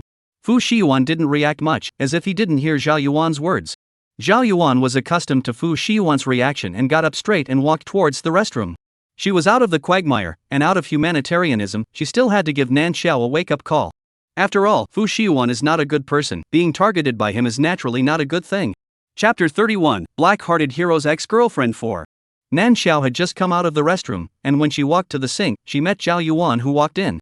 Nan Xiao buried her head, wanting to hurry up and wash her hands and leave, but Zhao Yuan blocked in front of her, smiling and saying, Ms. Nan, I wonder if you can give me some time to chat for a few minutes? The words were so said, but Zhao Yuan blocked in front of Nan Xiao, but did not have the intention to get out of the way. Nan Xiao didn't understand what the woman wanted to find her to chat about, but there was always no getting around the fact that she was Fu Shiwan's ex-girlfriend. So, Nan Xiao hurriedly made a statement. Ms. Xiao, don't worry, I have broken up with Mr. Fu and have absolutely no intention of getting back together in the future. I will not appear in front of Mr. Fu in non-essential situations. Even if I meet him by chance, I will definitely avoid him in time. Mr. Fu doesn't have any feelings for me, but for you, Ms. Xiao, it's definitely because of love. I wish you guys a long life and a love that's stronger than gold. Ha. The corners of Zhao Yuan's mouth twitched, panic flashed in her eyes. Seeing that Nan Xiao's mouth was going to spit out more words of blessing, she hurriedly interrupted. Wait a minute, Ms. Nan, I think you've misunderstood. Zhao Yuan faked a smile. Between Mr. Fu and I, it's not a relationship like what you said. What about me coming over to find you? I just want to tell you to be careful of Mr. Fu. Said here, Zhao Yuan paused for a moment, continued, cannot be avoided. Why not think more about yourself, a little better for yourself? It is best to review the time to let yourself live comfortably. Nan Xiao gave an uncertain huh? Gave a cry. Zhao Yuan looked at her pitifully. Fu General, he, not a good person, in short you. Seek your own happiness. Zhao Yuan finished, turned around and left, leaving Nan Xiao standing in place with a puzzled face. That said, shouldn't she say these words to the female lead? What was the meaning of the look the heroine gave her at the end? Suddenly saying this to me, goosebumps are giving me the creeps. It can't be that Fu Shiwan is twitching and coming for me again and wants to lock me up in the end, right? Nan Xiao recalled the memories of her last world and shivered violently. His crazy psycho-like doings. So scary, hurry up. Nan Xiao shivered, lowered her head and quickly walked out of the restroom. She buried her head all the way forward, her feet stepping quickly, and couldn't stop when she noticed a person standing in the shadows of the corridor in front of her. Ah! Nan Xiao exclaimed in a low voice and ran headlong into a hard, cold embrace. I'm sorry, I wasn't paying attention. Nan Xiao apologized while backing up, but an arm came up around her waist at an unknown time, forcefully wrapping around and blocking Nan Xiao's retreat. The waist was attached to it and burned like a tongue of fire. Fu Shiwan only felt that his palm was incredibly hot. He subconsciously closed his arms, causing the person in his arms who kept retreating to slam close to his chest. Nan Xiao was shocked for a moment, and when she looked up and saw Fu Shiwan's nice sharp, cold face, panic appeared in her eyes. Fu Shiwan? Girlfriend, after not seeing you for a few days, you seem to have suddenly become afraid of me. Fu Shiwan looked at the person in his embrace who was like a frightened young beast, wanting to struggle but being shocked. His voice was colored with laughter. What girlfriend? Mr. Fu, you forgot that you had someone give me the check. We have broken up, there is no relationship now. The panic in Nan Xiao's eyes increased and she hurriedly rationalized the relationship. She struggled to get out of Fu Shiwan's arms, but the hand on her waist was like a brand, with a tendency to tighten more and more. The smile on Fu Shiwan's face did not change, and his voice remained shallow. Break up? Didn't even meet in person, how could I just mention breaking up? As for the check, that's just a little bit of pocket money I gave to my girlfriend. The girlfriend filled out so many nines, doesn't she want to show that she'll be with me for a long time? Fu Shiwan's words made Nan Xiao furious. You're talking nonsense and distorting the facts. Well, girlfriend is right about everything. Fu Shiwan condescendingly looked at Nan Xiao, who had her teeth and claws open, with an indignant face like she wanted to scratch him, and haughtily opened her mouth. After all, my girlfriend has said that I'm a crazy psychopath. I have to help implement it. Nan Xiao's eyes suddenly widened, as if to say, how did you know? I wanted to know, what about the sudden hearing in my ears? Fu Shiwan was in a good mood and gave Nan Xiao a reply, raising his hand and hooking Nan Xiao's chin, like teasing a kitten. Girlfriend, I remember you are called Nan Xiao, right? I'll call you Chow Chow from now on. No good. Don't bother with me, we're breaking up, you hurry up and join the marriage. Nan Xiao shouted. A strong force suddenly erupted from her body and pushed Fu Shiwan away. She turned around and was about to run away from the other side. Her body functions were mobilized to the highest level. Since the awakening of her supernormal ability, all aspects of her qualities were beyond the realm of normal people. Nan Xiao firmly believed that as long as she wanted to, Fu Shiwan couldn't stop her. However, unexpectedly, Fu Shiwan's speed and reaction was even a few points faster than hers. Nan Xiao was held back by the waist. The moment her body became airborne, Nan Xiao panicked and raised a vase on the shelf used for decoration in the corridor, and smashed it on Fu Shiwan's head without thinking about it. With a bang, the vase shattered into several petals, while the blood on top of Fu Shiwan's head flowed down the corner of his forehead. Fu Shiwan's face sank. His face was a bloody mess, and his expression was gloomy, just like a cultivator ghost that escaped from hell and came to claim his life. Chow Chow, you are really good at making me angry. The world in front of his eyes was blood red. Fu Shiwan's hand on Nan Xiao's waist got harder and harder, and with one hand he strangled Nan Xiao's neck, leaning down and biting down hard. Pain. The neck was like it was going to be bitten off a piece of meat by Fu Shiwan. The pain caused Nan Xiao to tremble all over, and her tears flowed down uncontrollably. Crying what? It's just a bite. I was smashed like this, but I didn't say a word. Fu Shiwan straightened up and slowly admired Nan Xiao's tearful appearance before he pulled out his cell phone, ready to have the driver come over to take him to the hospital. Just at this time, a burst of screams suddenly erupted from the location in the hall. Aha! Help, murder! Monster, there's a monster, run! Fu Shiwan and Nan Xiao looked at the same time to the location of the hall. A few people covered in blood got up from the ground, twisted their bodies and pounced on the people around them, opening their mouths and biting them, tearing off scarlet flesh and blood in a raw manner. Those who were bitten fell to the ground, and within a few moments followed suit, climbing to their feet and joining the biting party. Screams, cries of despair were endless. A good restaurant instantly turned into an existence that was like a human purgatory. Nan Xiao subconsciously raised her hand to cover her neck, looking at Fu Shiwan's eyes, was all defense and panic. Chapter 32, Black-Hearted Hero's Ex-Girlfriend 5. The end of the world came unexpectedly, catching everyone off guard. Fu Shiwan and Nan Xiao, two people reeking of blood, stood in the corridor outside the restroom, no different from the cakes spewing in the cupboard, and it didn't take long for a zombie to smell the smell and find it. Fu Shiwan quickly judged the situation around him, pulled Nan Xiao around and walked to the stairwell, about to go upstairs. Nan Xiao clutched the railing and did not want to go with Fu Shiwan. She suspected that Fu Shiwan had mutated into a zombie that could bite people, and she was scared to death in her heart, and she did not want to be bitten to death by Fu Shiwan at all. Although she was also bitten, but she at least awakened the supernormal ability. Against the zombie virus has a certain resistance. She could still be a human being and could still be salvaged. Fu Shiwan pulled Nan Xiao for a bit without pulling, turned around to see her dead grip on the railing looking at him with a scared face, and directly gave an angry laugh. Spread your hands. Nan Xiao shook her head unusually resolutely, and in her head, she had even rehearsed the scene where she turned back, took out a weapon from the space, killed her way out of the siege and then returned to the safety of her own residence. The zombies chasing after him were approaching, and Fu Shiwan's eyes were giddy. Nan Xiao did not let go of the water at all when she smashed him earlier, and he felt that he could not support himself any longer. The footsteps staggered a bit. Fu Shiwan's eyes fell on Nan Xiao clutching the railing hand, without saying anything, raised his hand as a hand knife split in the back of the neck of Nan Xiao. Nan Xiao's eyes were black. Fainted in the moment was Fu Shiwan, caught, one hand on the shoulder, quickly up the stairs. Nan Xiao, die. This restaurant is a property under Fu Shiwan's name. The first floor hall is a loose table, the second floor is an elegant room, and the location on the third floor is his private lounge.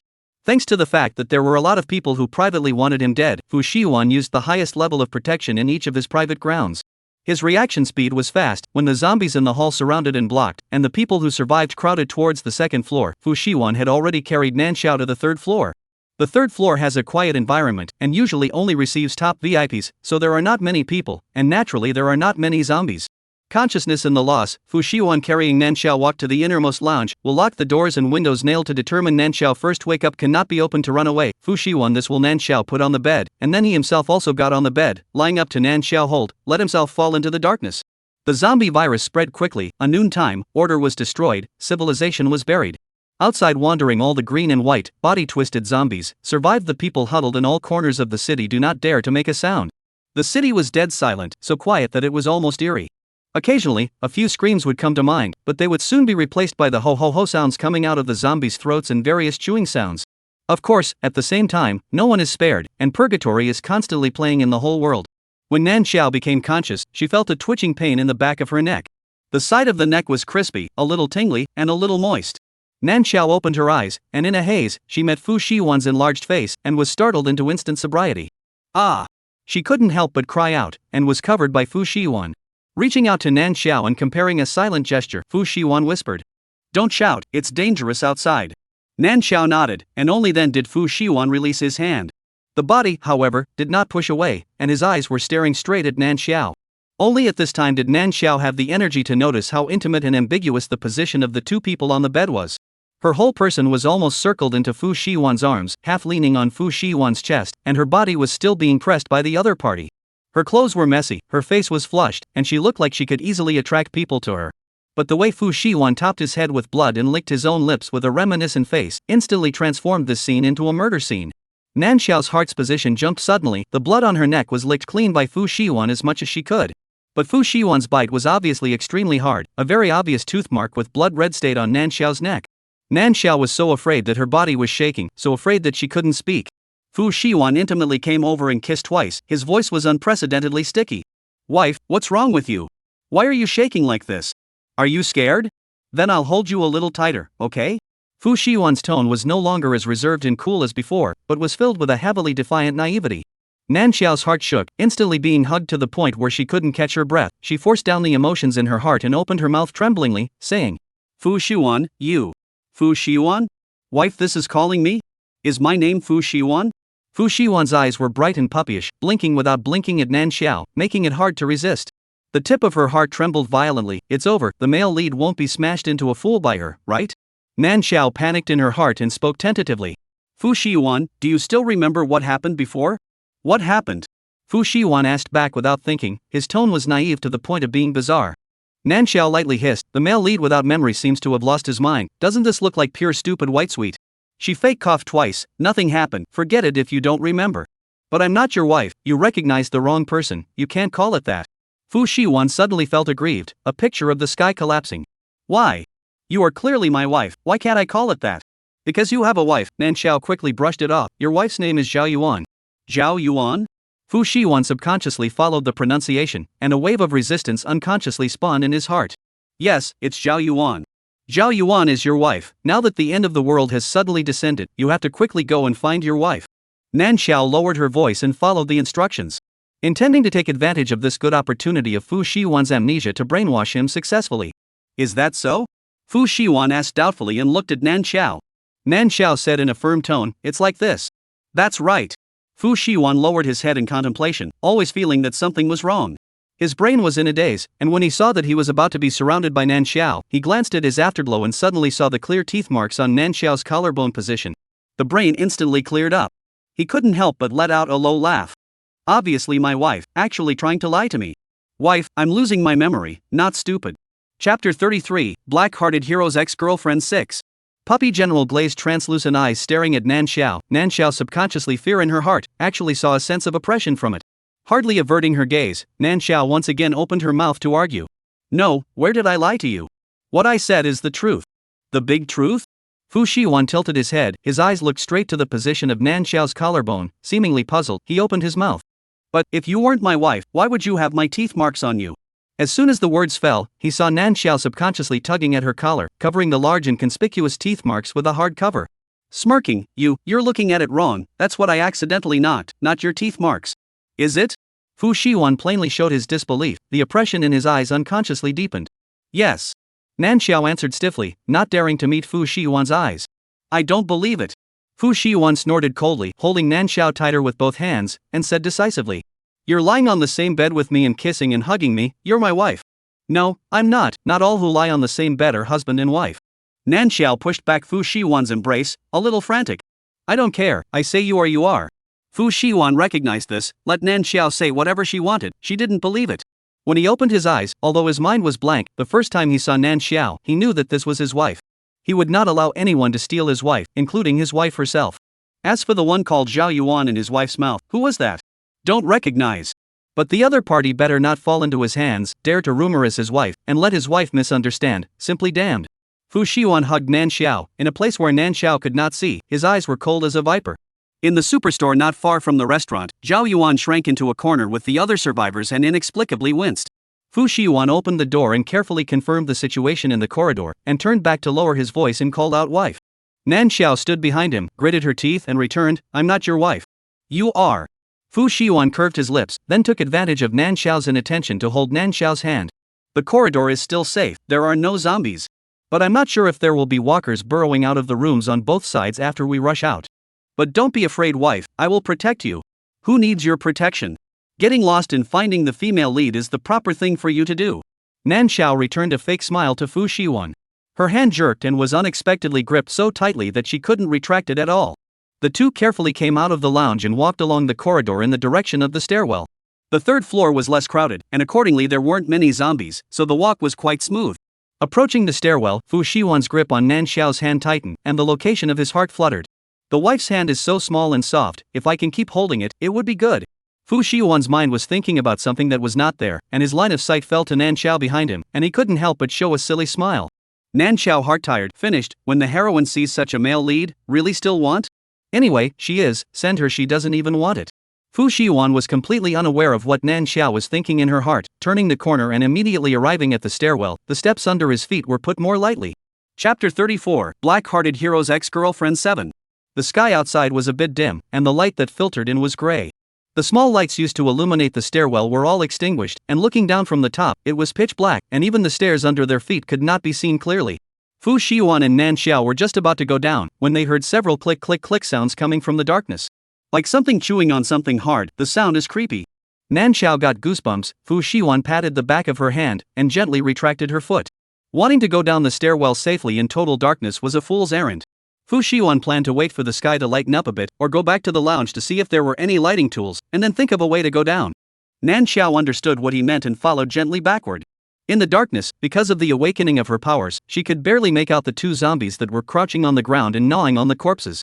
Not daring to act rashly, she could only retreat first and then think of a way. After all, in the pitch-black environment, the zombies' vision is not hindered, while people are indeed invisible. The two people tacitly retreated backward, and just as they were about to round the corner, a zombie suddenly appeared in the room directly opposite the stairwell.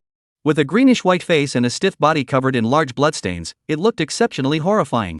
Ho ho ho! Seeing Fu Shiyuan and Nan Xiao, the gray eyes clearly showed excitement. With a low roar, it charged towards the two.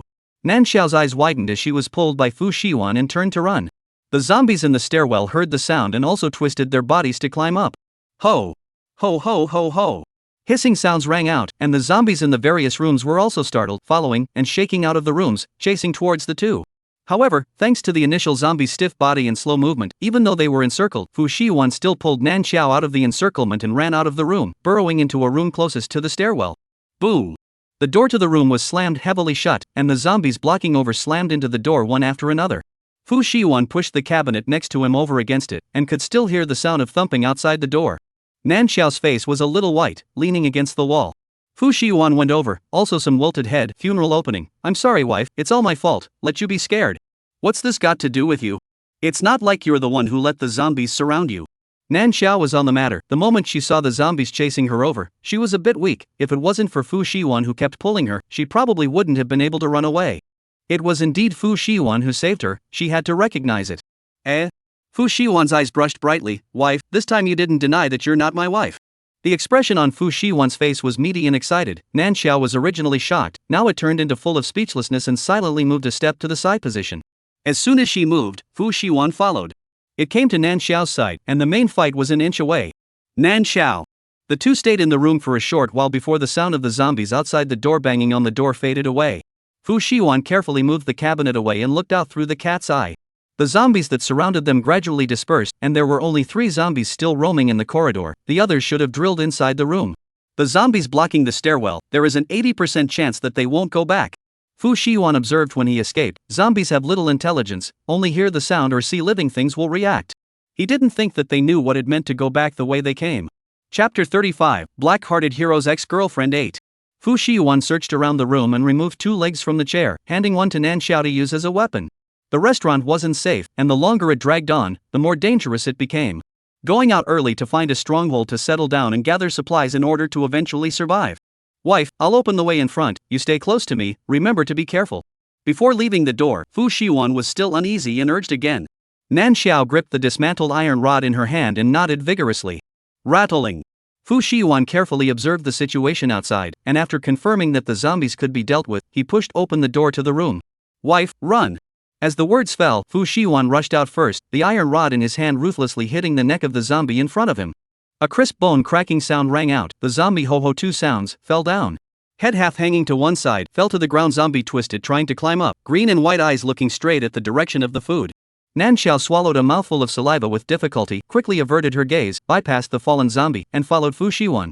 In front of him, Fu Shiyuan repeated the same technique, knocking down several zombies in a row.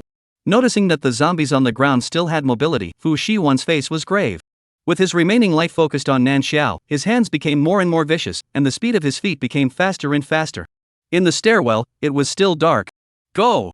Fu Shiyuan stood still for a split second, turned around, and saw the zombies that were chasing and pouncing over, pulled Nan Xiao's hand and quickly stepped into the stairwell. Fortunately, there were really no zombies blocking the stairwell.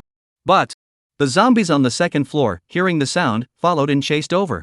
Fu Shiyuan led Nan Xiao all the way down furiously, and when he encountered a zombie, he simply used an iron rod to chop the other person's neck. Black and red blood splashed out, spilling on Fu Shiyuan's face, a pair of eyes dyed with a horrifyingly harsh color. Nan Xiao closely followed behind Fu Shiyuan, running all the way, not daring to be distracted for a moment. Soon, the two came to the first floor hall. The densely packed zombies looked up at the same time. Ho! Ho ho ho ho! Fu Shiyuan instantly tightened up and reached out to hold Nan Xiao. He swept the surroundings, not stopping at all, resolving the 2 zombies at the front, pulling Nan Xiao and running to the vicinity of the transparent glass window.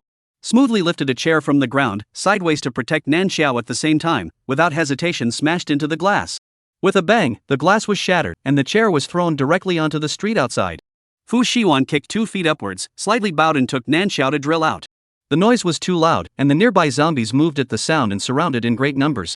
Fu Shiyuan looked in the right direction and pulled Nan Xiao to run. Before being surrounded by zombies, he hid in a convenience store.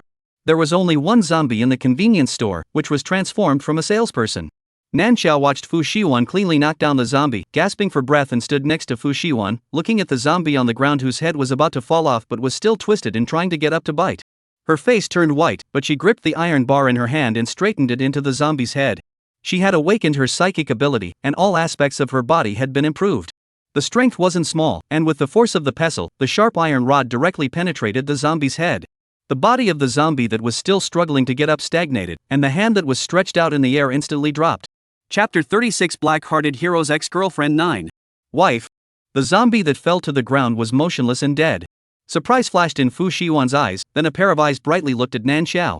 The zombies that he had attacked before, even though they had fallen to the ground, they had not really died and still had the power of movement and attack. But with Nan Xiao's stick, the zombie was really dead. Nan Xiao gasped, met Fu Shiyuan's gaze, and subconsciously explained. I just saw that when you attacked, there was a zombie that had its head knocked off that didn't climb up like the others, so I guess that the zombie's weak point was in its head, so I hit it to try. After saying that, the hand holding the iron rod trembled, and along with it, the whole body trembled a little. The dead zombies on the ground looked miserable, most of their bodies were rotten, and their brains were bursting all over the place. The first time she saw such a bloody and horrifying scene, Nan Xiao bit her lips tightly, afraid that she would scream out. She had to adapt as soon as possible. Otherwise, after leaving Fu Shiyuan, she was afraid that she wouldn't be able to last half a day. Wife did a great job. It's fortunate that you discovered this weakness, otherwise we were afraid that we would have to keep on guard against the zombies getting up from the ground. Fu Shiyuan was the first to boast, with a look of "My wife is great and I'm so proud." Holding Nan Xiao, he leaned down and put his head to Nan Xiao's neck, rubbing and rubbing, like a big dog that was pampered and begging to be touched. For the first time, Nan Xiao held her breath. Fu Shiyuan rushed forward, and his body was stained with a lot of the fishy rotting smell of the zombies. Nan Xiao was smoked and subconsciously reached out to push Fu Shiyuan's head out. Wife. Fu Shiyuan's eyes widened in disbelief as he looked at Nan Xiao. Don't you love me anymore? Why don't you let me post? The corner of Nan Xiao's mouth twitched. She never loved. There's a lot of blood on your face, the smell is very heavy. Seeing Fu Shiyuan looking like he was about to blow up, Nan Xiao hurriedly explained. Fu Shiyuan's expression froze for a second and subconsciously sniffed towards himself. There was a frown. Xiao Dog's head drooped. The pitifully barren look saw Nan Xiao's heart bursting with guilt, as if she had done something 10 evil things. For a moment, Nan Xiao wanted to reach out and touch Fu Shiwan's head. However, before she could raise her hand, she saw Fu Shiwan, who was hanging down on his head, tilting his head and grinning a clean and pleased smile towards Nan Xiao. Nan Xiao subconsciously felt bad. In the next second, Fu Shiwan pressed his hands on Nan Xiao's shoulders and violently leaned down to dislike his face onto Nan Xiao's face. Hey! Wife, now we smell the same on us. This way, it's always okay to stick it on, right? Saying this, Fu Shiwan also rubbed Nan Xiao's cheeks hard, trying to wipe the blood on his face evenly. Nan Xiao! Nan Xiao's face couldn't help but twist for a split second, her mouth moved and she almost couldn't hold back a scream. Fu Shiwan! Do you know what you're doing? Nan Xiao was so angry that she pushed Fu Shiwan away, her suppressed voice was filled with fire. Fu Shiwan revealed a puppy-style smile, I know. Because getting dirty was disliked by his wife, he made his wife dirty as well so that she couldn't dislike it. Now, it's always possible to stick together, right? Fu Shiwan looked at Nan Xiao innocently, while saying that he also came to Nan Xiao's eyes again and smiled to reveal a mouthful of white teeth. Nan Xiao's temples jumped. Where is the main female character, the main female character? Quickly come and take this stupid 2-bit male lead away. Chapter 37 Black-Hearted Male Main Character's Ex-Girlfriend 10. There was clean water in the convenience store. Fu Shiwan got some water to clean Nan Xiao and himself up. Nan Xiao had a black face the entire time and was so angry that she wanted to punch Fu Shiwan. But the fist was intercepted in mid-air by Fu Shiwan, looking at Nan Xiao with a resigned face. Wife, why do you want to punch me? What did I do wrong to make my wife angry? Nan Xiao pulled out a fake smile with difficulty and said, do I still need a reason to want to hit you? Fu Shiwan thought for a moment, grabbed Nan Xiao's hand and pressed it to his cheek, and replied with a smile. No need. I'm my wife's, my wife can hit me if she wants to. As long as my wife don't want me, my wife can do whatever she wants. Tail tone rising, Fu Shiwan deliberately spoke with a hook in his voice. He touched Nan Xiao's hand and rubbed it against his face with a look of anticipation, looking like a pervert. Nan Xiao was startled. Even her fear of the end times and zombies dissipated. As soon as she pulled her hand back, she jerked back, leaving a safe distance. Exhaling deeply, she exasperatedly said, I've already said that I'm not your wife, so be normal for me. Fu Shiwan suddenly felt aggrieved, wife is starting to talk nonsense again. Nan Xiao. She really couldn't communicate with the fool. Nan Xiao simply turned around and went to look at the things in the convenience store. There was no shortage of supplies in her space, but that was the bottom line. Nan Xiao inexplicably didn't want Fu Shiwan to know. Picking a duffel bag from the shelves, Nan Xiao began to stuff supplies inside the backpack. Cookies, ham sausages, instant noodles, chocolate, drinks. Stuffing and stuffing, Nan Xiao licked her lips as she thought of the flavors of the various foods. The last time she had eaten was yesterday. Even if he hadn't eaten anything today, he had also been chased by the zombies for so long, and when he slacked off, the hunger in his stomach popped up all of a sudden. Fill up the bag and eat again, take a break and look for a car to return to the safe house, look for the heroine on the road, and then take the opportunity to dump Fu Shiwan. Plan pass. The corner of Nan Xiao's mouth hung with a satisfied smile, more and more accelerated the movement of the hand. Not long, the backpack was stuffed. Nan Xiao took a small packet of spicy noodles in one hand. There are still a few points of intention. Just wanted to tear open the package to eat something, a light hand. Fu Shiwan stood at the edge to see Nan Xiao stuffed half a day's backpack, bulging backpack hanging on Nan Xiao's skinny wrist, see his heartache. Without thinking, he raised his hand and picked up the backpack in Nan Xiao's hand. Nan Xiao? Fu Shiwan, what are you doing? Nan Xiao glared at Fu Shiwan, keeping her voice low in consideration of the zombies outside. As soon as the words fell, there was a brand new empty backpack in front of her. Fu Shiwan had a tone of begging for compliments and said in a good-natured manner. What else does wife like? Load it here and I'll take it. Nan Xiao. Nan Xiao's temples jumped, and against Fu Shiwan's deliberately softened down wet eyes, she let out a deep breath and took the backpack over. There were still a lot of things on the shelves. Nan Xiao swept a glance and swept everything that could probably fit into the backpack. In no time, the second backpack was full. As usual, Fu Shiwan reached out and took it over, two bulging large bags carried in his hands. Fu Shiwan's expression remained relaxed, and even leapt forward to hand Nan Xiao another backpack. Hey, wife shopping I carry bags. Having a wife is really good happiness. Fu Shiwan couldn't help but reveal a demented smile towards Nan Xiao, which gave Nan Xiao goosebumps. Finished, the male lead seems to be very sick. Nan Xiao hissed softly in her heart and hurriedly averted her gaze, casually took some food from the shelves, turned around and walked to the other side and started eating. Fu Shiwan watched Nan Xiao move, he also followed. A pair of eyes looked at Nan Xiao the whole time. The delight in his eyes was not hidden, but also with an inexplicable emotion of pride and pride. After eating to fill her stomach, Nan Xiao stood by the window of the convenience store and carefully pulled up the curtain to look out. The sky was still gray, and it was impossible to tell if it was morning or evening. The streets were a mess, and there was an ominous atmosphere everywhere. The safe house she used to stay alive was in the suburbs, and it would take 2 hours to drive from the city center, and that was still budgeted according to the scene before the end of the world. But now in the end of the world, there were too many uncertainties, and she was afraid that half a day's time would be enough to get out of the city. Looking at the road that was blocked by several cars, Nan Xiao sighed as she propped up her chin. Wife.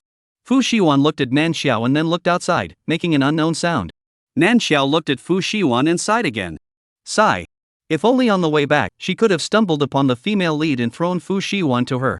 Does wife want to go out? Fu Shiwan didn't know what Nan Xiao was thinking. Seeing that Nan Xiao didn't speak, he asked again. Nan Xiao was lost in thought and casually responded, Isn't this nonsense? Only when you go out can you take you to your real wife? Fu Shiwan's eyes, which were permeated with well-behaved wetness, were instantly gloomy, but his face did not show it. Is that so, wife? Nan Xiao heard a voice that seemed a little off and looked sideways at Fu Shiwan. The person with a smile on the corner of his mouth was not as innocent as before, and his eyes were gloomy, making the whole person invariably have a few more points of sharp and cold aura. Alarm bells went off in Nan Xiao's heart. You don't want to go find your real wife. I'm joking, haha. Seeing Fu Shiwan's face become ugly, Nan Xiao hurriedly changed her words. But wife, this joke is not funny at all. Fu Shiwan hugged Nan Xiao, his voice muffled, I only recognize you as a wife, you actually want to push me to someone else. But. Hiss. Gently. I'm going to be strangled by you. Fu Shiwan said as he gathered the strength in his hands, gambling as if he had circled Nan Xiao hard and pressed her into his arms. Dropping his eyes, a pair of dark eyes penetrated with aggression, staring obstinately at Nan Xiao. I don't know why Fu Shiwan looked still the same Fu Shiwan, but the body's aura in this instant and the posture before the amnesia bizarrely overlapped. Nan Xiao inexplicably scalp numbness. Survival desire burst, immediately subconsciously opened his mouth to remedy the situation. I'm wrong, I definitely won't next time. Don't you look at me like this, I'm really flustered. Fu Shiwan was silent, the force on his hands loosened slightly, but still circled Nan Xiao in his arms. Leaning down, his dark eyes stared at Nan Xiao with wetness. Thin lips lightly opened, aggrieved. Then this time has lied to me, what is the wife going to do? Nan Xiao trembled, carefully opened his mouth, what do you think? Should do? I think, the low aggrieved voice steeply became pleasant. It should be punished. The voice was crisp and thumping, indistinctly overlapping with the image from before the end of the world came. Bony fingers climbed up the neck, rubbing delicately at the bite marks. Chapter 38, Ex-Girlfriend of the Black-Hearted Male Leader 11. The next day. Gray skies enveloped the earth, and not a speck of hope could be seen in the low sky. And this was only the 5th day of the end of the world. The formerly prosperous city became dilapidated and despondent. Nan Xiao sat on the passenger seat, looking out the car window at the devastated market. Boom! Fu Shiwan drove the car, and the zombies that blocked the road in front of him were all knocked away by him without exception. Fu Shiwan was driving the steering wheel with one hand, his other arm resting idly on the side of the window, like he was going out on vacation, not like he had come to escape from the end of the world. Nan Xiao pulled her collar. At her collarbone were 2 extremely symmetrical bright red teeth marks, the clothes rubbed on top of the marks. Nan Xiao hissed lightly. Grinding her back teeth, she indignantly glared at Fu Shiwan. Dog thing. Biting at the drop of a hat. Now it's pretending to be human-like, but whenever you mess with it, you'll blacken into a mad dog in minutes. Rely. Thanks to her earlier at the convenience store, she thought that the matter was uncovered, but Fu Shiwan came close and started biting. After 3 days of grinding, just when Nan Xiao thought that this world would live up to the convenience store here, Fu Shiwan found a car, moved most of the convenience store's supplies on the car, and then took her to leave the convenience store. From start to finish, Fu Shiwan maintained a gentle smile on his face. That smile looked at Nan Xiao to see the bottom of her heart scared. Because she didn't know if, in the next second, Fu Shiwan would tear off the false mask on his face and reveal his fangs towards her. Wife. Why do you keep looking at me? Fu Shiwan gently opened his mouth, looking at Nan Xiao with eyes so gentle that it looked like he could drown water. Nan Xiao subconsciously twisted her head to avoid Fu Shiwan's gaze. Pursing her lips, she whispered. Where are we going? I don't know yet, wife. Fu Shiwan hit the steering wheel and drove the car onto the main road, sighed as if he was sorry. Originally I wanted to find a safe place to wait for official rescue, but... Fu Shiwan pointed a finger at his head, as if he meant it. I've lost my memory, so I don't know what place can be considered safe. Or, wife, do you have any suggestions? The scene where she hit Fu Shiwan with a vase flashed in front of Nan Xiao's eyes in an inopportune manner, shrinking her neck and shaking her head somewhat sheepishly. I don't know. Either. Fu Shiwan smiled. It's okay, wife, I will definitely find the safest place to be with my wife all the time. Even if there wasn't one, he believed he could build one himself. The vague fragments of memories deep in his brain told him that he was not an incompetent person. For this place, Fu Shiwan already had a rough vision in his head. When the time came, he would be able to live a happy 2-person life with his wife. Even if his wife was unwilling, he had a way. Thinking of the future, Fu Shiwan revealed a puppyish and sincere smile at Nan Xiao, which scared Nan Xiao to shiver and directly buried her head like a quail. Too scary, too scary. When Fu Shiwan smiled, it was simply a matter of life and death. In just a few days, Nan Xiao, however, felt that the initial milk dog general naive Fu Shiwan was already a lifetime ago. This one in front of her, although her face was smiling brightly, in her heart she might be playing something bad. The black-hearted male lead can never just look at the surface. The car sped on the main road. Nan Xiao did not know how Fu Shiwan did it. Along the way did not meet the blocked road and a large number of zombies chasing and intercepting. Even the zombies also only met a few scattered, either by the car knocked away, or were far behind the car. Although he didn't know where the destination was, this journey was incredibly smooth. Is this because of Fu Shiwan's male lead aura? Yes, it must be because Fu Shiwan was the world's male lead and the world consciousness was giving him a hang. Otherwise, if the male lead was hanging, the entire world would have to play through. That is, this hanging seems to be a bit small. She, a passerby, had awakened her spatial supernormal ability, but the main male character had no supernormal ability. The car went all the way east, and when the gray sky became thicker, Fu Shiwan parked the car in front of a large superstore. The color of the sky thickened, and the time approached night. In the thick canopy, the sun hadn't been appearing since the first day of the end times. The day and night were all gray without exception. The magnetic field of the world was in a state of disorder, the network was completely paralyzed, the clocks were all out of order, and one could only rely on the changes in the concentration of gray to judge the time of day and night. When the gray is the thickest, human eyes are all blurry and hazy no matter what they look at, but the zombies are not affected, which is one of the reasons why Fu Shiwan chose to stop and recuperate. As for the other reasons, from a distance, Fu Shiwan could see the survivors crowded inside the basement of the superstore. He always remembered that his wife wanted to push him to someone named Zhao Yuan. This is a hidden danger. He has to find this person in advance to solve the problem, so that his wife will not keep thinking about it. There were a lot of people gathered here, and before the end of the world this large superstore was located in the busiest part of the city center, and the underground floors were still warehouses piled high with goods. The place where the survivors were hiding was on the underground floors. Through the car window, Nan Xiao saw the logo of the superstore. Wife, let's rest here for the night today and leave the city tomorrow. Fu Shiwan got out of the car and went around to Nan Xiao's side and opened the car door. Seeing the doubt in Nan Xiao's eyes, he spoke out to explain. Hearing this, Nan Xiao's eyes flashed. If she remembered correctly, this side out of the city was in the same direction as her safe house in the suburbs. Nan Xiao suppressed the hidden delight that rose in the bottom of her heart and allowed Fu Shiwan to hold herself, getting out of the car and walking towards the superstore. What she didn't notice was that Fu Shiwan waved his hand behind him, and the cart filled with supplies instantly disappeared into thin air. The superstore was in chaos, shelves fell down all over the place, all kinds of commodities were scattered on the ground, and from time to time there was a pool of black and red blood, as well as a small number of human or zombie corpses with half of their heads chewed on. At a glance, there were no living zombies to be seen. Nan Xiao was carefully dragged inside by Fu Shiwan, and the iron bar she had was taken away by Fu Shiwan on the grounds that it was unsafe. Without a weapon in her hand, Nan Xiao's heart was very unsettled, and she subconsciously got closer to Fu Shiwan. The corners of Fu Shiwan's mouth rose, and after sweeping a glance, he had an understanding of the entire first floor. There seemed to be a very dangerous existence here.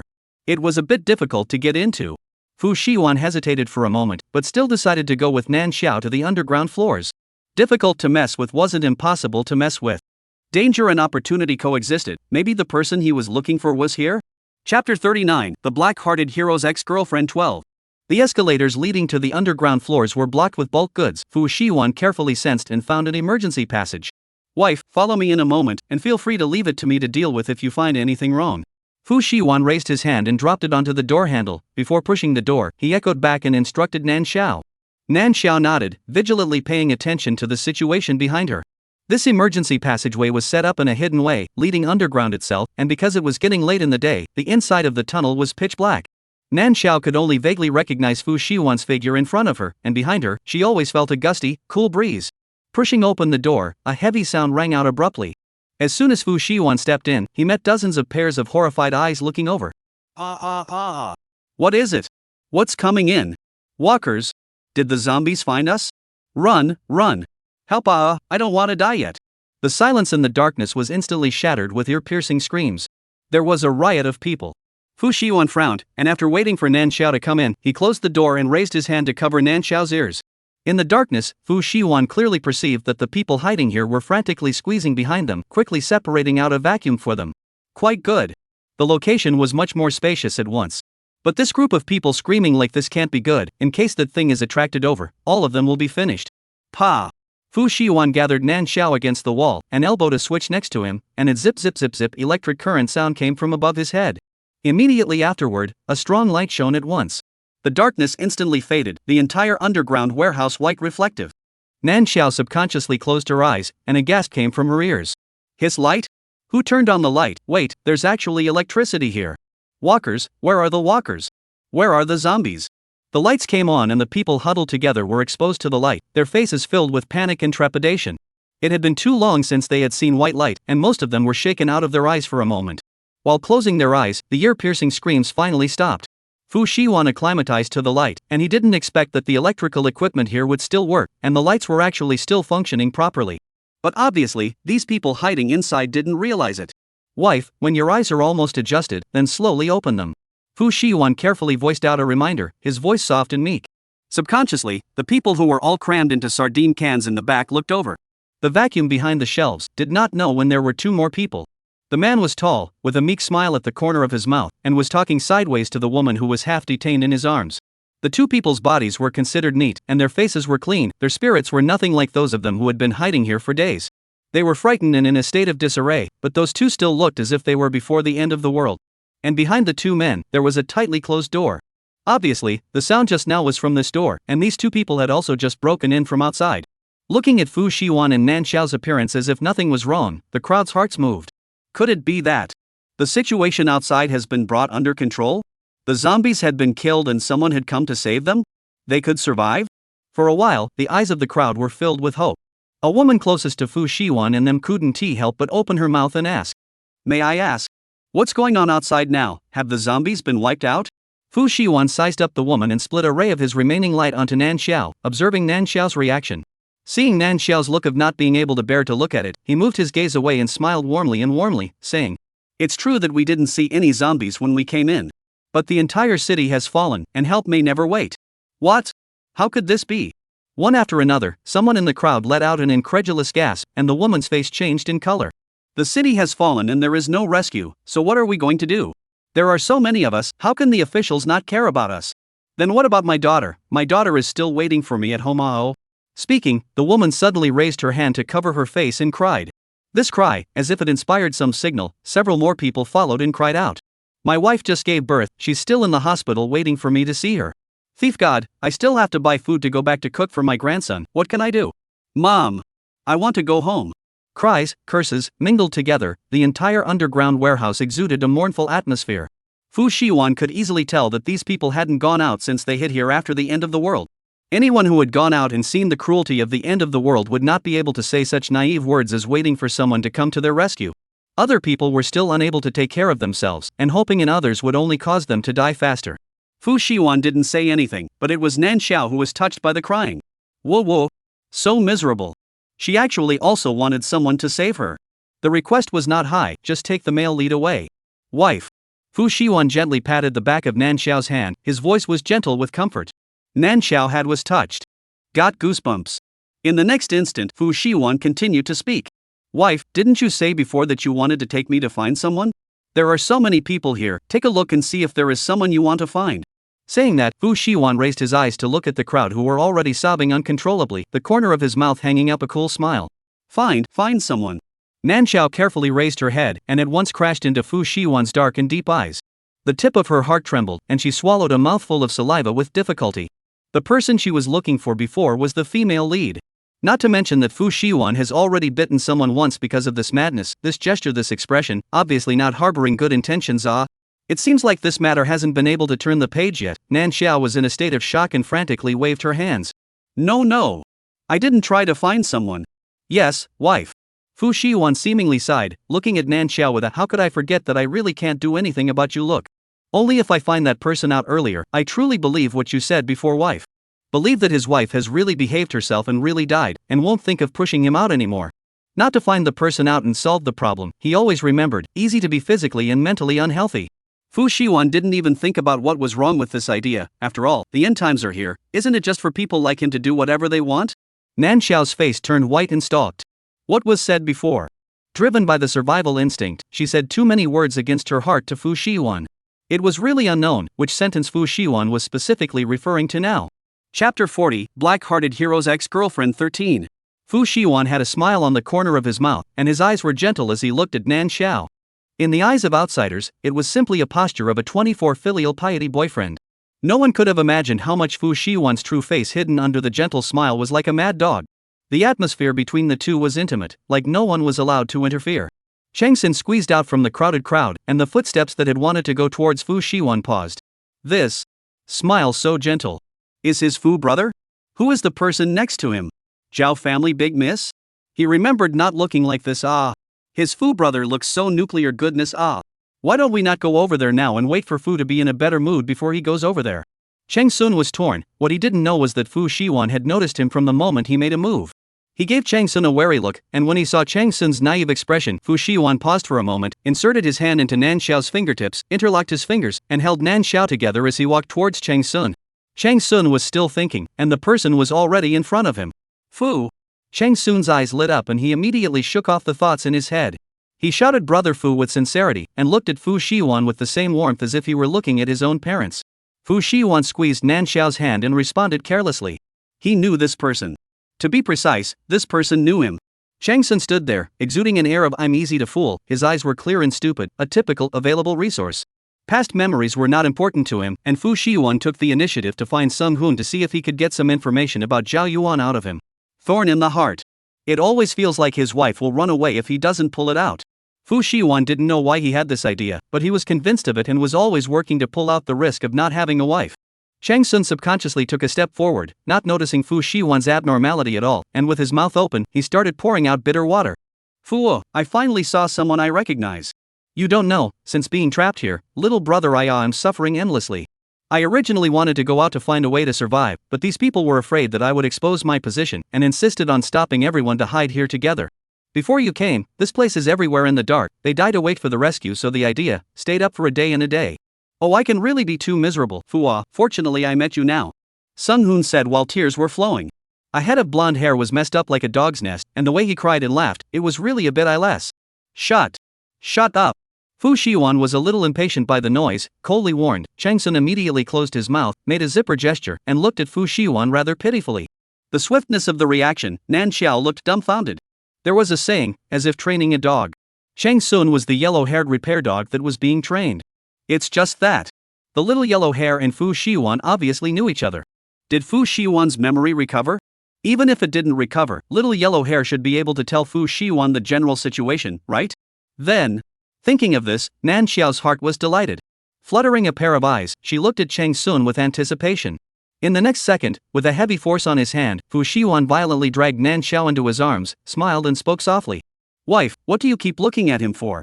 Light tone with hidden killing intent, the afterglow glanced at Chang Sun. Chang Sun's legs softened, abruptly had an icy feeling of being locked by danger. When he heard Fu Shiwan's words, he couldn't care less about being surprised and made a standard 90-degree bow to Nan Xiao. Sister-in-law.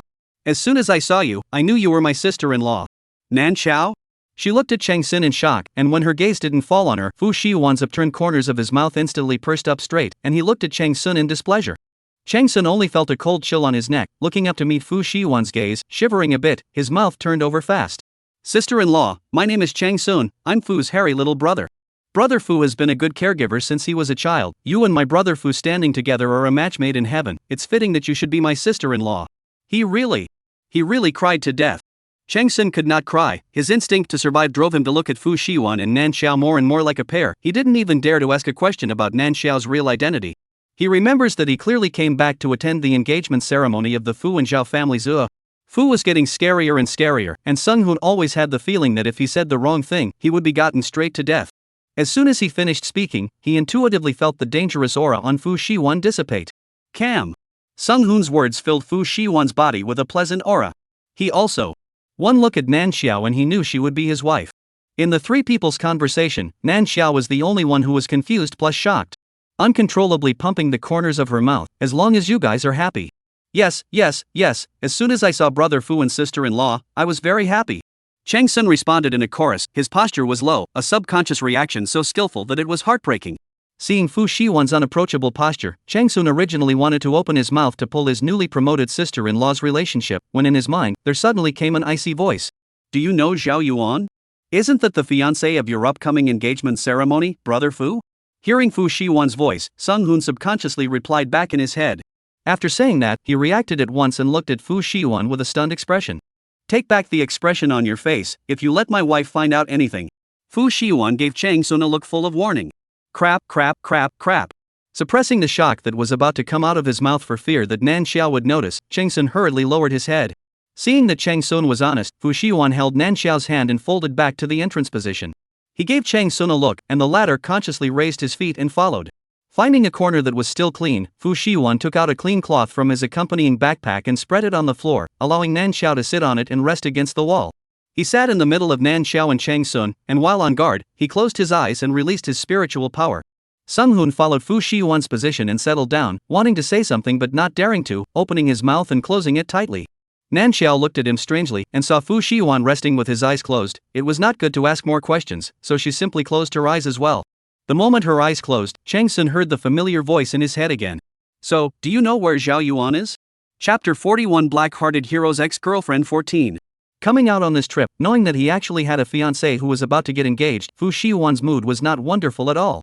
But also fortunately, it was, namely, about to be engaged, to be married. Fu Shiwan's lips pursed, and a heart-stopping chill instantly erupted from his body. Chang Sun stared wide-eyed. This aura is very Fu. Before, I also felt a little strange, but now I can't.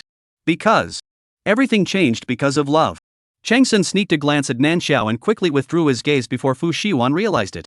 As for the news of Zhao Yuan that Fu Shiwan asked about, looking at Fu Shiwan's murderous look, Sung-hoon intuited that Zhao Yuan was going to have bad luck. Helping the current incumbent to kill the previous incumbent and all that, Sung-hoon felt that Fu Shiwan more or less carried a bit of scum nature. If Fu doesn't behave, a brother can't watch his brother fall. Chang Sun lowered his head, and even though Fu Shiwan's eyes were closed, he subconsciously hid the heartbreak on his face. Brother Fu, I've only just returned home. I just got out and got stuck here. I haven't had time to contact the rest of you yet. Chang Sun answered in his head. Fu Shiwan wasn't sending a message over for a moment, instead he was burying his head, his mind uncontrollably recalling some images. When the order started to be chaotic, the level of danger inside the superstore skyrocketed because of the large number of people. His first thought was to run outside, but before he could get out, several cars suddenly lost control and crashed together. Immediately afterward, countless zombies came from all directions, forming an encirclement and blocking his retreat. It was at this time that he saw Zhao Yuan. That Miss Zhao, whose family had even purposely transmitted her picture to his cell phone that was still abroad because of the marriage between Fu Zhao's two families. The cars that crashed together and the zombies that surged up blocked the road, and the car Zhao Yuan was in just happened to drive here. She and the driver were lucky not to have mutated and had no choice but to abandon the car and hide in an office building across the street in the chaos. Just in time, they were seen by Sung-hoon. Luckily, this was the superstore that his Fu brother took his little sister-in-law into today, resting for the night and leaving tomorrow, so how could he not turn around and make a trip across the street to find Zhao Yuan again? Chang Sun thought as if he was grateful. The corners of Fu Shiwan's pursed lips rose a little. Very well. Tomorrow, we'll go to the office building across the street to gather supplies. As long as Zhao Yuan was settled, then the fiancé matter would naturally be turned over. In the dark, he intuited that this so-called fiancé didn't seem to be that important. It was not at all comparable to his fragrant and soft wife.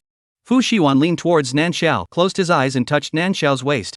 He skillfully put his head to the position of Nan Xiao's neck, rubbed it twice, and satisfactorily immersed himself in the cultivation of spiritual power. The building is a tall building that rises up into the sky. The skyscrapers reached into the sky. A familiar figure stood in front of a large floor-to-ceiling window, overlooking the entire city. He was high up in the sky, with power in his hands. No matter what he did, he was always in the clouds and strategizing. It was as if he had already stood at a height that countless people could not even hope to reach. Fu Shiwan violently opened his eyes, cold light burst out, and the first time he got up to defend himself, Chang Sun, who hadn't slept all night, winced. Fu, brother Fu? Chang Sun called out to Fu Shiwan in confusion. Fu Shiwan swept him a glance and turned his head to look at the person sitting against his side. Nan Xiao was sleeping soundly. Every day she stayed alone with Fu Shiwan. She was scared. After arriving at the superstore, because of the large number of people, Nan Xiao expected that Fu Shiwan wouldn't do anything excessive to her in public. Her heart strangely felt some sense of security, and she accidentally slept through it. But the sleep was not very stable. Dream inside a big dog, pressed to her body, has been squeezing her. The cold light in Fu Shiwan's eyes faded, and his eyes instantly softened. Chang Sun. After all, it was a mistake to pay Fu's gentleness. He doesn't deserve it. Chang Sun closed his mouth tightly and looked at Fu Shiwan, just looking at Nan Xiao so gently, not moving. He was sensible and didn't speak again. He waited for Fu Shiwan to wake Nan Xiao up, then packed up his things and prepared to go on the road. But Fu, who remembered the incomparable importance of efficiency, didn't do anything, didn't even change his posture, and just stared at his wife for half a day. Sung-hoon, is this really his Fu?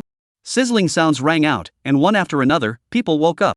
They numbly filled their stomachs with what they could find in the warehouse. Nan Xiao opened her eyes in a daze and felt a gaze on her.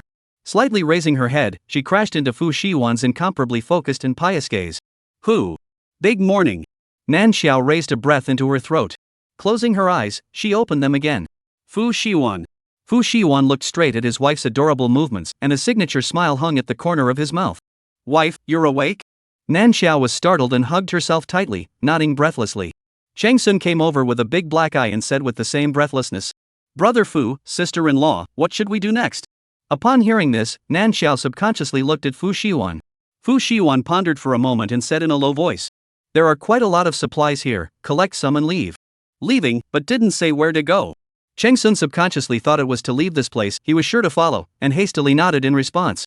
There's a lot of stuff inside the warehouse, and even if we take some of it with us, the rest is enough to feed the people here for a long time. Let's go inside the warehouse some and avoid the people, otherwise I'm afraid they'll block the door and not let us leave like before. Well, let's go. Saying that, Fu Shiwan took the lead and got up, scooping Nan Xiao up from the ground and walking deeper. Chang Sun originally wanted to lead the way in front, but seeing Fu Shiwan walking all the way more familiarly than him, remembering that his Fu brother could even talk to him in his head, he didn't think too much about it, and naturally followed behind Fu Shiwan. The fastest consumed on the shelves of the warehouse are instant food and other food that can be consumed directly, and the stacks of rice and flour and the like placed in a deeper position have not been touched at all. This is also Fu Shiwan's goal. Raising a wife and only giving her junk food doesn't work, it has to be nutritionally balanced. On the surface he only moved some ham sausages, chocolate, cookies and such things on the front shelves, but in fact when walking back, while Chang Sun wasn't paying attention, he waved his hand and put those stacks of staple foods into the space. When he was collecting this stuff, he also inadvertently glanced at Nan Xiao's small movements. Nan Xiao's whole body was focused on her own hands, fearing that someone would notice that she had taken 5 ham sausages and hid one. Although there were enough supplies in the space, when she saw something, Nan Xiao still subconsciously wanted to hide it in the space. In the post-apocalyptic world, no one would have too many supplies. The more secure she felt. Fu Shiwan looked at his wife saving her personal money like a hamster and couldn't help but let out a light laugh. Speaking of which, the spatial ability, he still inspired it from his wife, just that she never realized it. Chapter 42, Black-Hearted Male Leads Ex-Girlfriend 15. Real men never look back. Chang Sun collected the supplies as he walked out, and rigidly didn't look back at the disappearing rice, flour, grain, and oil. Thanks to the large underground warehouse, dozens of people hid in a place that could hold thousands of people, piled up against the outermost group to keep warm, fearing that the innermost part of the warehouse hid any danger, hard not a single person dared to come over to check. Sung-hoon picked out some high-energy portable items and held them in his arms, stacking them almost to his chin. If he carried too much, if he wasn't careful when walking, things would fall to the ground. The appearance was a bit comical.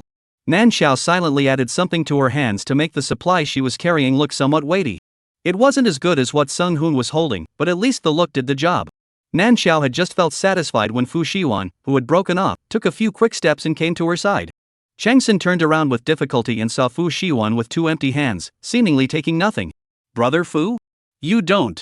Halfway through his words, it suddenly occurred to Chang Sun that with his Fu's wild goose nature, how could he not take anything? Associated with the previous oddity, Chang Sun's eyes lit up and lowered his voice. Brother Fu, are you awakening supernormal abilities like in the novels? At these words, Nan Xiao's heart thumped, and she subconsciously turned her head to look at Fu Shiwan. Yes, she, a passerby, could obtain the ability to see. Fu Shiwan was the main character of the world, how could he not have supernormal abilities? All alone, because Nan Xiao herself didn't have the opportunity to use her supernormal ability, she had ignored this question. Now that she was abruptly asked by Chang Sun, Nan Xiao's heart lifted. She had stayed with Fu Shiwan for so many days without realizing what kind of supernormal ability had Fu Shiwan awakened. She was still being stared at to death when the supernormal ability hadn't manifested. If it was really a powerful supernormal ability, would she still be able to get rid of Fu Shiwan? Fu Shiwan's forehead jumped. It was obvious that Chang Sun had forgotten everything he warned him about yesterday. An icy gaze looked unhappily at Sung-hoon, and a cold snort came from Sung-hoon's mind. You, very well. Sung-hoon stiffened as his memory came back to him and his Fu said not to let his sister-in-law know about it. Oh, exempt, it felt like it was going to end. He was really not thinking about it, the thought was in his head, his mouth was bald, subconsciously asked. Brother Fu. I thought you were saying that you could communicate with me about this in my head. Sung-hoon said shakily in his head, and the response was a cold laugh from Fu Shiwan. Sung-hoon. He looked his pleading eyes to Nan Xiao. Nan Xiao oddly watched Chung Sun's face change, and then quietly glanced at Fu Shiwan. What's going on? It always feels like these two are fighting a frown lawsuit. The group chat of 3 people looked like only 2 people had opened the chat channel. Nan Xiao silently withdrew her gaze. What she didn't know was that the one who opened the chat channel was only one person from start to finish. It's the awakening of a spatial ability that just happens to be able to put some things. Fu Shiwan gave Chang Sun a look and raised his hand, putting all the things Nan Xiao was holding in her hand into the space. Nan Xiao froze for a moment, staring straight at Fu Shiwan with wide eyes. The good news was that Fu Shiwan's awakened supernormal ability was only space, but Fu Shiwan could cure her to death without relying on his supernormal ability. The bad news was that Fu Shiwan's awakened psychic ability was also spatial, and high-ranked psychics could see the psychic abilities of low-ranked psychics. She didn't feel Fu Shiwan's alien ability, that means her space was discovered by Fu Shiwan a long time ago. Nan Xiao opened her mouth and was about to say something when Chang Sun came over with something dryly in his arms. Brother Fu. Fu Shiwan paused for a moment, but still waved his hand and put away Chang Sun's things as well. In the end, his hair little. Once the things were collected, Chang Sun looked at the supplies piled up tightly in the warehouse and jumped a little. Fu Shiwan exchanged a glance with him and looked at Nan Xiao. Does the wife want to load up some more stuff? Nan Xiao exhaled deeply, revealing Fu Shiwan's same smile. Of course. After this job, she will run. Fu Shiwan had asked so much, this side of the supplies must be able to collect as much as they can, and the supplies were reduced in a big way. The dozens of people hiding here wouldn't be happy about it. Fu Shiwan, who had keenly captured Nan Xiao's thoughts, returned a smile, and his gentle face under the incandescent light seemed to look a little eerie. Chang Sun inexplicably felt cold, rubbed his arms and asked in a low voice. Brother Fu, what about those people? What to do? Fu Shiwan's tone carried a bit of coolness. A bunch of losers who don't know how to resist and only know how to hide and sit on their asses. What do you expect them to do? They don't dare to go out, and they don't allow those who want to go out. Instead, they have twisted into a rope wanting to tie up and die here. Instead of starving to death after sitting and eating, it would be better to save this material. Anyway, if you die early or late, you have to die, don't you? Fu Shiwan's face was light, as if he was talking about a rare and ordinary thing. After Chang Sun heard it and thought about it for a while, he surprisingly and bizarrely felt that Fu Shiwan had no problem with what he said. Nan Xiao. No wonder the two knew each other on good terms. The ugly face of a capitalist was exposed. She silently took a step back. Of course, saying that, Fu Shiwan didn't intend to make it obvious. He sensed that the danger hiding in this building was approaching its reserve granary, and the surge of energy in his body was unusual, as if it was about to escalate. When that happens, no one here will survive. He will give them a way out. At least not all of them will die in the warehouse, affecting him to collect things.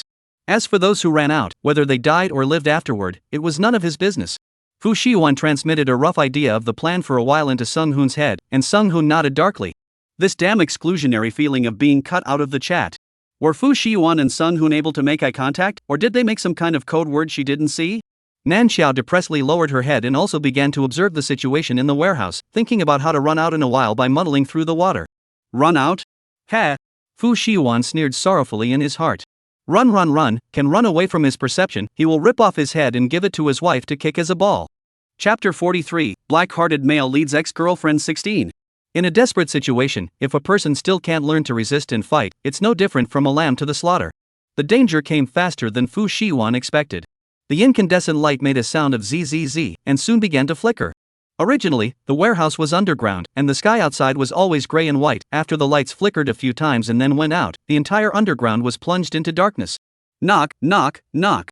A sound came from above their heads, and the densely packed people looked up in alarm and trepidation. Sung Hoon also subconsciously looked up following the sound, but with the blackness before him, he could not see anything. In the darkness, dull pounding sounds rang out, and everyone's heart sank. What was coming? Would they die? No one knew. Chang Sun swallowed hard, sensing danger, and subconsciously leaned towards Fu Shiwan's side. Fu Shiwan raised his head to look at the location where the sound was made, and a few more points of gravity were rarely seen in his eyes. Nan Xiao secretly poked and moved out, did not dare to do too obvious. After all, she can probably see the situation in the dark. Fu Shiwan certainly see more clearly. He was a serious world hero, an existence that would be favored by the world consciousness. And being favored at the same time, danger and opportunity coexist. When there is no danger, Fu Shiwan is the biggest danger. When there is danger, she who stays by Fu Shiwan's side is the most dangerous. 1. In order to survive, and 2. In order to get rid of Fu Shiwan, she couldn't avoid it. Knock, knock, knock. The location that was knocked kept sinking downwards, raising several large drums in the ceiling. The dull sound hammered on everyone's heart, the sword of Damocles hanging high, not knowing when it would chop down. Nan Xiao moved her steps to increase, and when she was almost out of Fu Shiwan's line of sight, a hand steeply reached out from her waist to encircle her. "Wife, it's not safe over there." Fu Shiwan suddenly uttered a voice, and with a tightening of his long arm, he brought Nan Xiao back. Hearing the sound, Chang Sun also followed and twisted his head over. "Nan Xiao." She subconsciously moved, just as a loud bang came from above her head. Rumble. The ceiling was broken open by brute force, and dust poured down. The people gathered below looking up as if they had only just reacted, screamed, and began scrambling deeper into the warehouse. A head with green eyes stretched out from the hole, gently leaping downward, the petite and bizarre body like a fish in the water, jumping onto a bald head. The green eyes glowed eerily, opening his mouth, his sharp teeth bit down, and blood instantly burst out. Ah! Without even a chance to call out, the blood of his entire body flowed towards his head, and in the time it took to breathe, he was directly sucked into a dry corpse. The bloody and horrifying scene caused the people fleeing for their lives to panic even more, desperately poking through the crowd trying to run to the front. Squeezing and jostling, scratching and kicking, before the danger could catch up with them, infighting had already started within the crowd first. Sung Hoon hissed and hurriedly grabbed a handy tool from a nearby shelf to use as a weapon. He couldn't see much, and could only smell the increasingly heavy odor of blood. Nan Xiao, on the other hand, could barely recognize the thing as it was. It was on all fours and half of its fur was rotting. A zombie cat. Looking at the reaction, it was obviously not a normal zombie cat. Self-measuring the force value, there was absolutely no chance of winning. Nan Xiao. She pinned her hopes on Fu Shiwan. It just so happened that at that moment, Fu Shiwan's attention was also focused on that zombie cat. Watching that zombie cat weaving in and out of the crowd, with every movement, a body that had been sucked dry fell, Fu Shiwan's eyes sank. Spiritual energy escaped, invisibly enveloping the entire place. The overhead lights, the closed doors, the people fleeing for their lives. Rattling. The heavy iron door was pushed open, and the sound of electric current came from overhead. A shattering incandescent light suddenly lit up, and the people who were running around like headless flies were quiet for a moment, and then ran even more fiercely in the next instant. The zombie cat that was feeding paused for a moment, and a pair of green eyes searched through the crowd. Chang Sun nervously gripped something in his hand and whispered, "Fu, what should we do?" Fu Shiwan looked down at the person in his arms, just as Nan Xiao also looked up at him. The moment he met Nan Xiao's eyes, Fu Shiwan instantly had a decision in his heart. Hugging Nan Xiao with force, his jawline tightened. "Wife, wait for me to come to you. Don't try to run, I can find you wherever you go." The previous mask of mildness that was disguised was completely torn off. Fu Shiwan's voice was filled with warning and possessiveness. Nan Xiao was embraced to the point that she hissed lightly, the voice reaching her ears as if it was a demon's whisper. "This doesn't run?" She was simply sorry for herself. Thinking so, her face did not show it at all, nodding obediently towards Fu Shiwan. Seeing her masculine behavior, Fu Shiwan turned to Chang Sun and instructed. "I'll attract attention, you take your sister-in-law out first and hide in that building across the street. After settling things here, I'll come back for you. Remember, as long as you're still alive, you have to keep your sister-in-law in my sights." Chang Sun was uneasy and hesitated, "But Fu, that thing looks more powerful than an unusual zombie, you're alone." "I'm the only one without a drag." Seeing that the eyes of the zombie cat had already stared straight at himself, Fu Shiwan interrupted sternly, let go of Nan Xiao, grabbed her arm and shoved her towards the back of the shelf, urging Chang Sun to say, "Go." As the words fell, Fu Shiwan already had a watermelon knife in his hand. The zombie cat hissed, leapt into the air, and lunged straight towards Fu Shiwan. Looking again, one person and one zombie immediately tangled together. Nan Xiao bypassed the shelves and hoofed it towards the location of the open door. She looked back and said an apology to Fu Shiwan in her heart, and then her feet became faster. Before Chang Sun could react, Nan Xiao had already run to the door in a flash.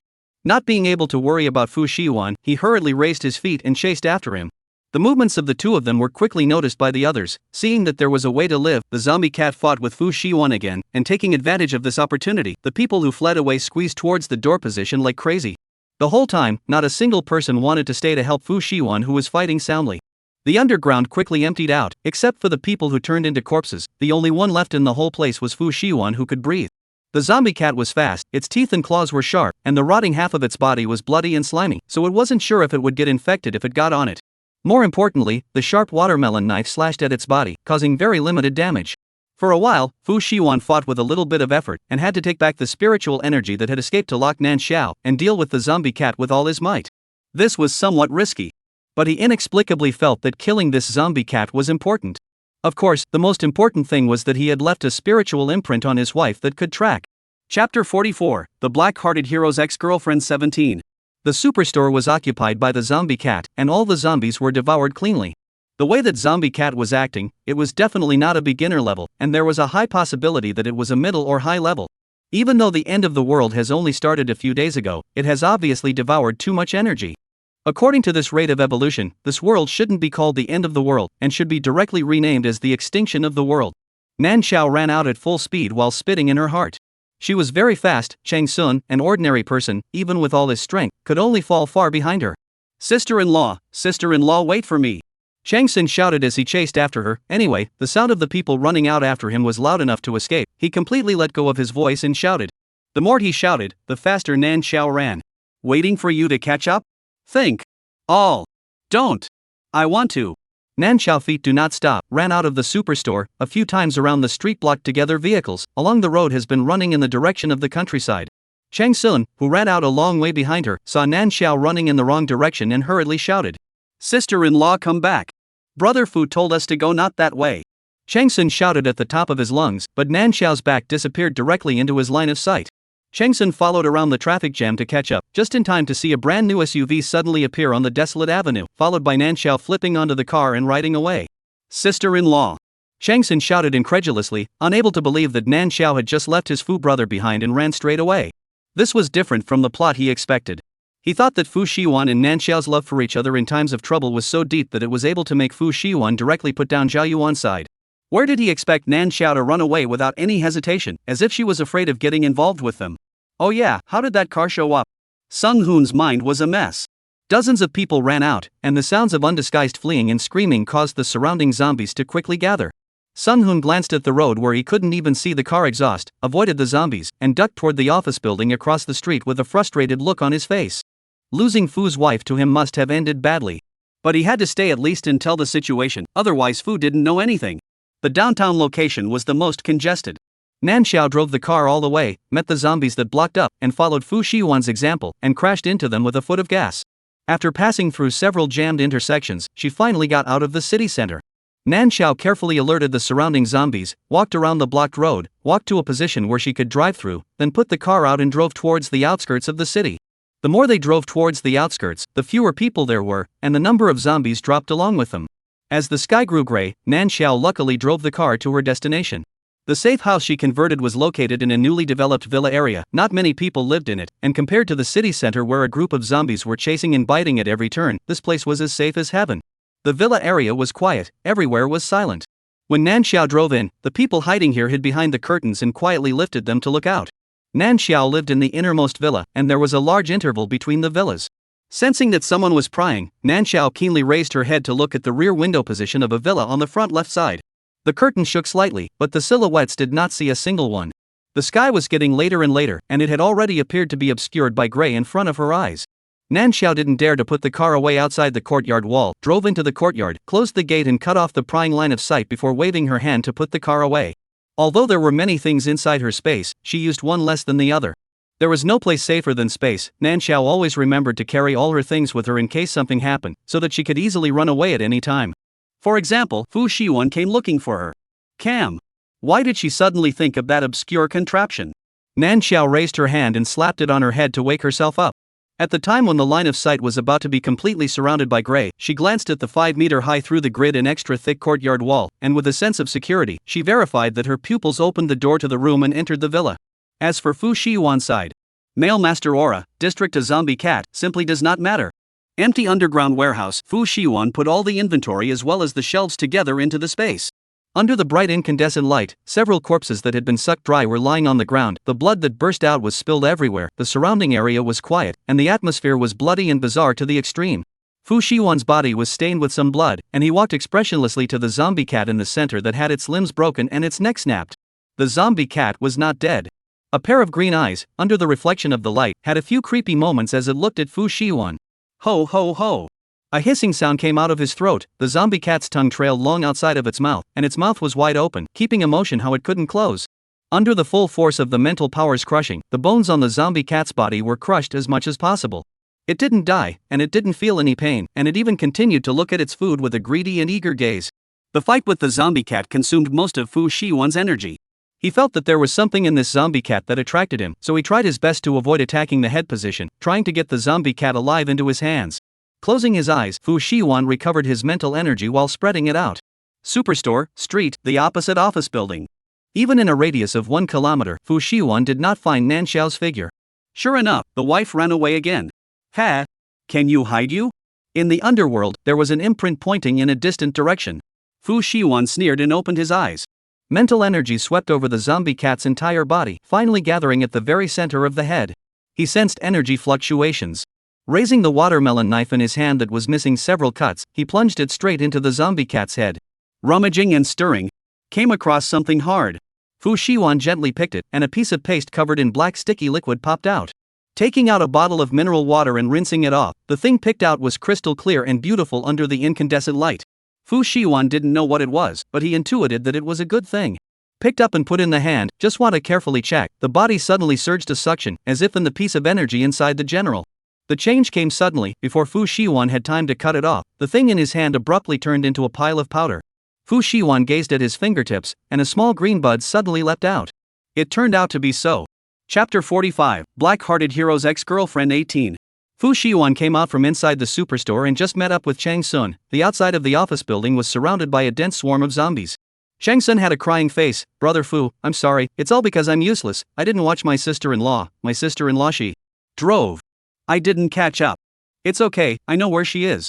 Fu Shiwan's tone was light, but Chang Sun grew up with Fu Shiwan. How could he not hear the suppressed anger under the blandness? For a moment, he blamed himself even more. Do you know where Zhao Yuan is? Fu Shiwan suddenly snapped, looking at Chang Sun, the sharp light in his eyes shooting straight at him. Sung Hoon was startled for a moment, not daring to say he didn't know anymore, stumbling over his words. I only know that when the end times started, she hid in this building. But exactly where she hid, and whether she has moved to other places in the past few days, I don't know. Brother Fu, even though you have a sister-in-law now, isn't it not good to go looking for trouble with Ms. Zhao because of this? Speaking at the end, Chang Sun asked out in a tangled voice. Fu Shiwan's eyes were calm. Who told you that I'm going to find trouble with Zhao Yuan? The marriage between the Fu family and the Zhao family, I told Zhao Yuan to cancel it before the end of the world, and now I don't have any relationship with her. Accordingly, my wife also has no relationship with her. Sung Hoon snapped, then what are you looking for her for, Fu? If you can think that way, my wife will definitely misunderstand it as well. I'm looking for her to explain to my wife. It was rare for Fu Shiwan to explain, so he said everything in one breath. Chang Sun breathed a sigh of relief, only that the expression on his face was a little one-sided. He could guarantee that before yesterday, his brother Fu definitely didn't think this way. As for what made him change his mind, Chang Sun couldn't think of anything. Even if he killed himself, his Fu brother's brain just went online. When the words fell, Fu Shiwan stopped talking and concentrated on mobilizing his spiritual power. The spiritual energy escaped and explored upwards layer by layer. Originally, his spiritual power did not extend far enough to support him in sweeping the entire building, but after absorbing the energy from the things he dug out of the zombie cat's brain, he realized that his supernatural ability had grown again. Moreover, the lost memories were also slowly recovering. Strictly speaking, Nan Xiao is indeed not his wife. He had mentioned the breakup, and it was also the union with Zhao Yuan that he had nodded his head in agreement with. But it doesn't matter if it's before the end of the world or after the end of the world. As long as he said yes, she was. If I remember correctly, Zhao Yuan's side of the union was made clear before the end times, and his wife even smashed a vase on him during the positive end times. With all the things he did before the end times and his wife getting angry, he really should have smashed it. The important thing now was that he had to find Zhao Yuan and bring her with him to explain to his wife. With the memories about Zhao Yuan in his head, it was easier to find her. As his mental power rose, he inadvertently saw several groups of survivors in hiding and zombies roaming the floors to feed. Finally, a familiar figure was found on the top floor. The first time I saw him was when he was in the restaurant. When Fu Shiwan made it clear that he would no longer join the marriage, Zhao Yuan thought that was her luckiest day. However, the end of the world suddenly descended behind her, and not long after she left the restaurant, the entire world was in chaos. Vehicles in motion lost control one after another, and pedestrians on the side of the road suddenly transformed into man-eating monsters that bit people on sight. Zhao Yuan made a split-second decision, told the driver to stop the car, and hid inside a small supermarket nearby. After the initial chaos passed, it gradually became quiet outside. Those who were alive found a place to hide, while the mutated monsters began to eat and devour the flesh and blood. In a few hours, this place seemed to have turned into a dead city, without any popularity. It was only later that Zhao Yuan realized that those man-eating monsters were the zombies written in the post-apocalyptic novels. Behind the supermarket where she and the driver were hiding, some survivors came in one after another, exchanged some information with each other, and hid together inside the mini-mart to take refuge. At first, she wanted to wait for rescue here. But soon she realized that the signal of her cell phone was completely lost, and all the things she could find on the page were all the topics about zombies that people from various cities had filmed and uploaded. Disasters were playing out everywhere, and even if there was a rescue, it wouldn't be so soon. Gotta save yourself. Gotta make sure you stay alive until help arrives. And the city center location is undoubtedly the most dangerous, gotta find a way to get out of here first. Zhao Yuan made a snap decision, carefully observed the zombies outside, and made the decision to run out and then drive out of here. When the people hiding together saw her leaving, they urged her to stay and wait for help. Even after listening to Zhao Yuan's analysis, they didn't dare to go out and fight the zombies. In the end, only Zhao Yuan and the driver rushed out, taking advantage of the fact that the zombies were all still feeding and didn't react, and drove off directly with a kick of the gas. But the back still didn't make it out of the city center, and was blocked by walkers at yet another intersection, above the flow of people. As a last resort, the two abandoned the car again and hid in an office building. Zhao Yuan had learned some simple self-defense techniques, and had no problem defending herself against ordinary zombies. Her driver is a specially trained bodyguard, and the two of them were at least able to find a temporary place to stay without any danger. She didn't know about Fu Shiwan's search, but at this moment, Zhao Yuan was nervously watching her bodyguard tinkering with a collected radio. The official channel was connected, but the signal was bad, and the voice on the radio had been intermittent and not very audible. Official. Rescue. Traveling to, base zip. Kyoto building. Western suburbs. The bodyguard frowned and looked at Zhao Yuan with an apologetic face. I'm sorry, miss, the signal is too bad, there's really no way. No, you've done a good job. Zhao Yuan calmed down, originally expecting to hear the exact rescue news from the radio, but, taking a break from her relation, Zhou Wan analyzed carefully. The official rescue should have already started, it's just that where we are is so dangerous that we don't know when it will reach us. There's the base, the Kyoto building was mentioned again, and the western suburbs. Coincidentally, the place where they were hiding just happened to be the Kyoto building. This place seemed crucial, but why was the western suburb mentioned again? Zhao Yuan was puzzled, and the bodyguard was also confused. He had been tinkering with the radio for 2 days now, and the information was too fragmented to really connect back and forth. Because the radio mentioned the Kyoto building, they have not left. The Kyoto building had 72 floors, and Fu Shiwan and Chang Sun carefully made their way up, killing zombies to the 72nd floor before their sight was stripped by the grayish substance in the air.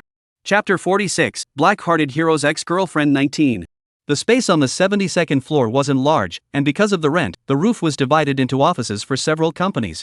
When he stepped onto the 72nd floor, Fu Shiwan didn't go directly to Zhao Yuan, but looked up at the stairwell that led to the rooftop.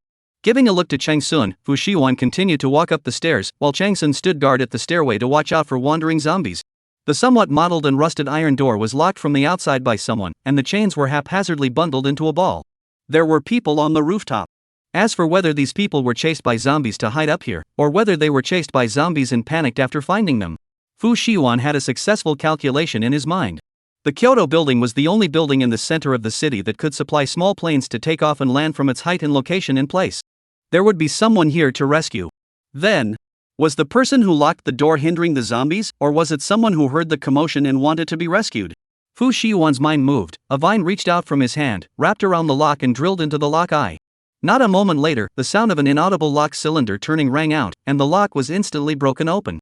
The vine climbed along the tightly wrapped chain, unlocking the chain in general. Fu Shiwan reached out and received the chain into the space, urging the vines to wrap themselves around it in accordance with the chain. The lime green vines continued to deepen, quickly turning into an earthy brown color. If you don't pay attention to it, it looks just like the rusty chains that were wrapped before. Fu Shiwan's movements were very light, and from the beginning to the end, no sound was heard coming from the rooftop.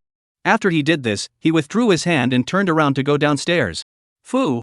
Chang Sun had a watermelon knife dyed with black and red blood in his hand. Fu Shiwan intended to train him to be a fighter, and after briefly telling him the techniques of fighting zombies, Chang Sun immediately got on board.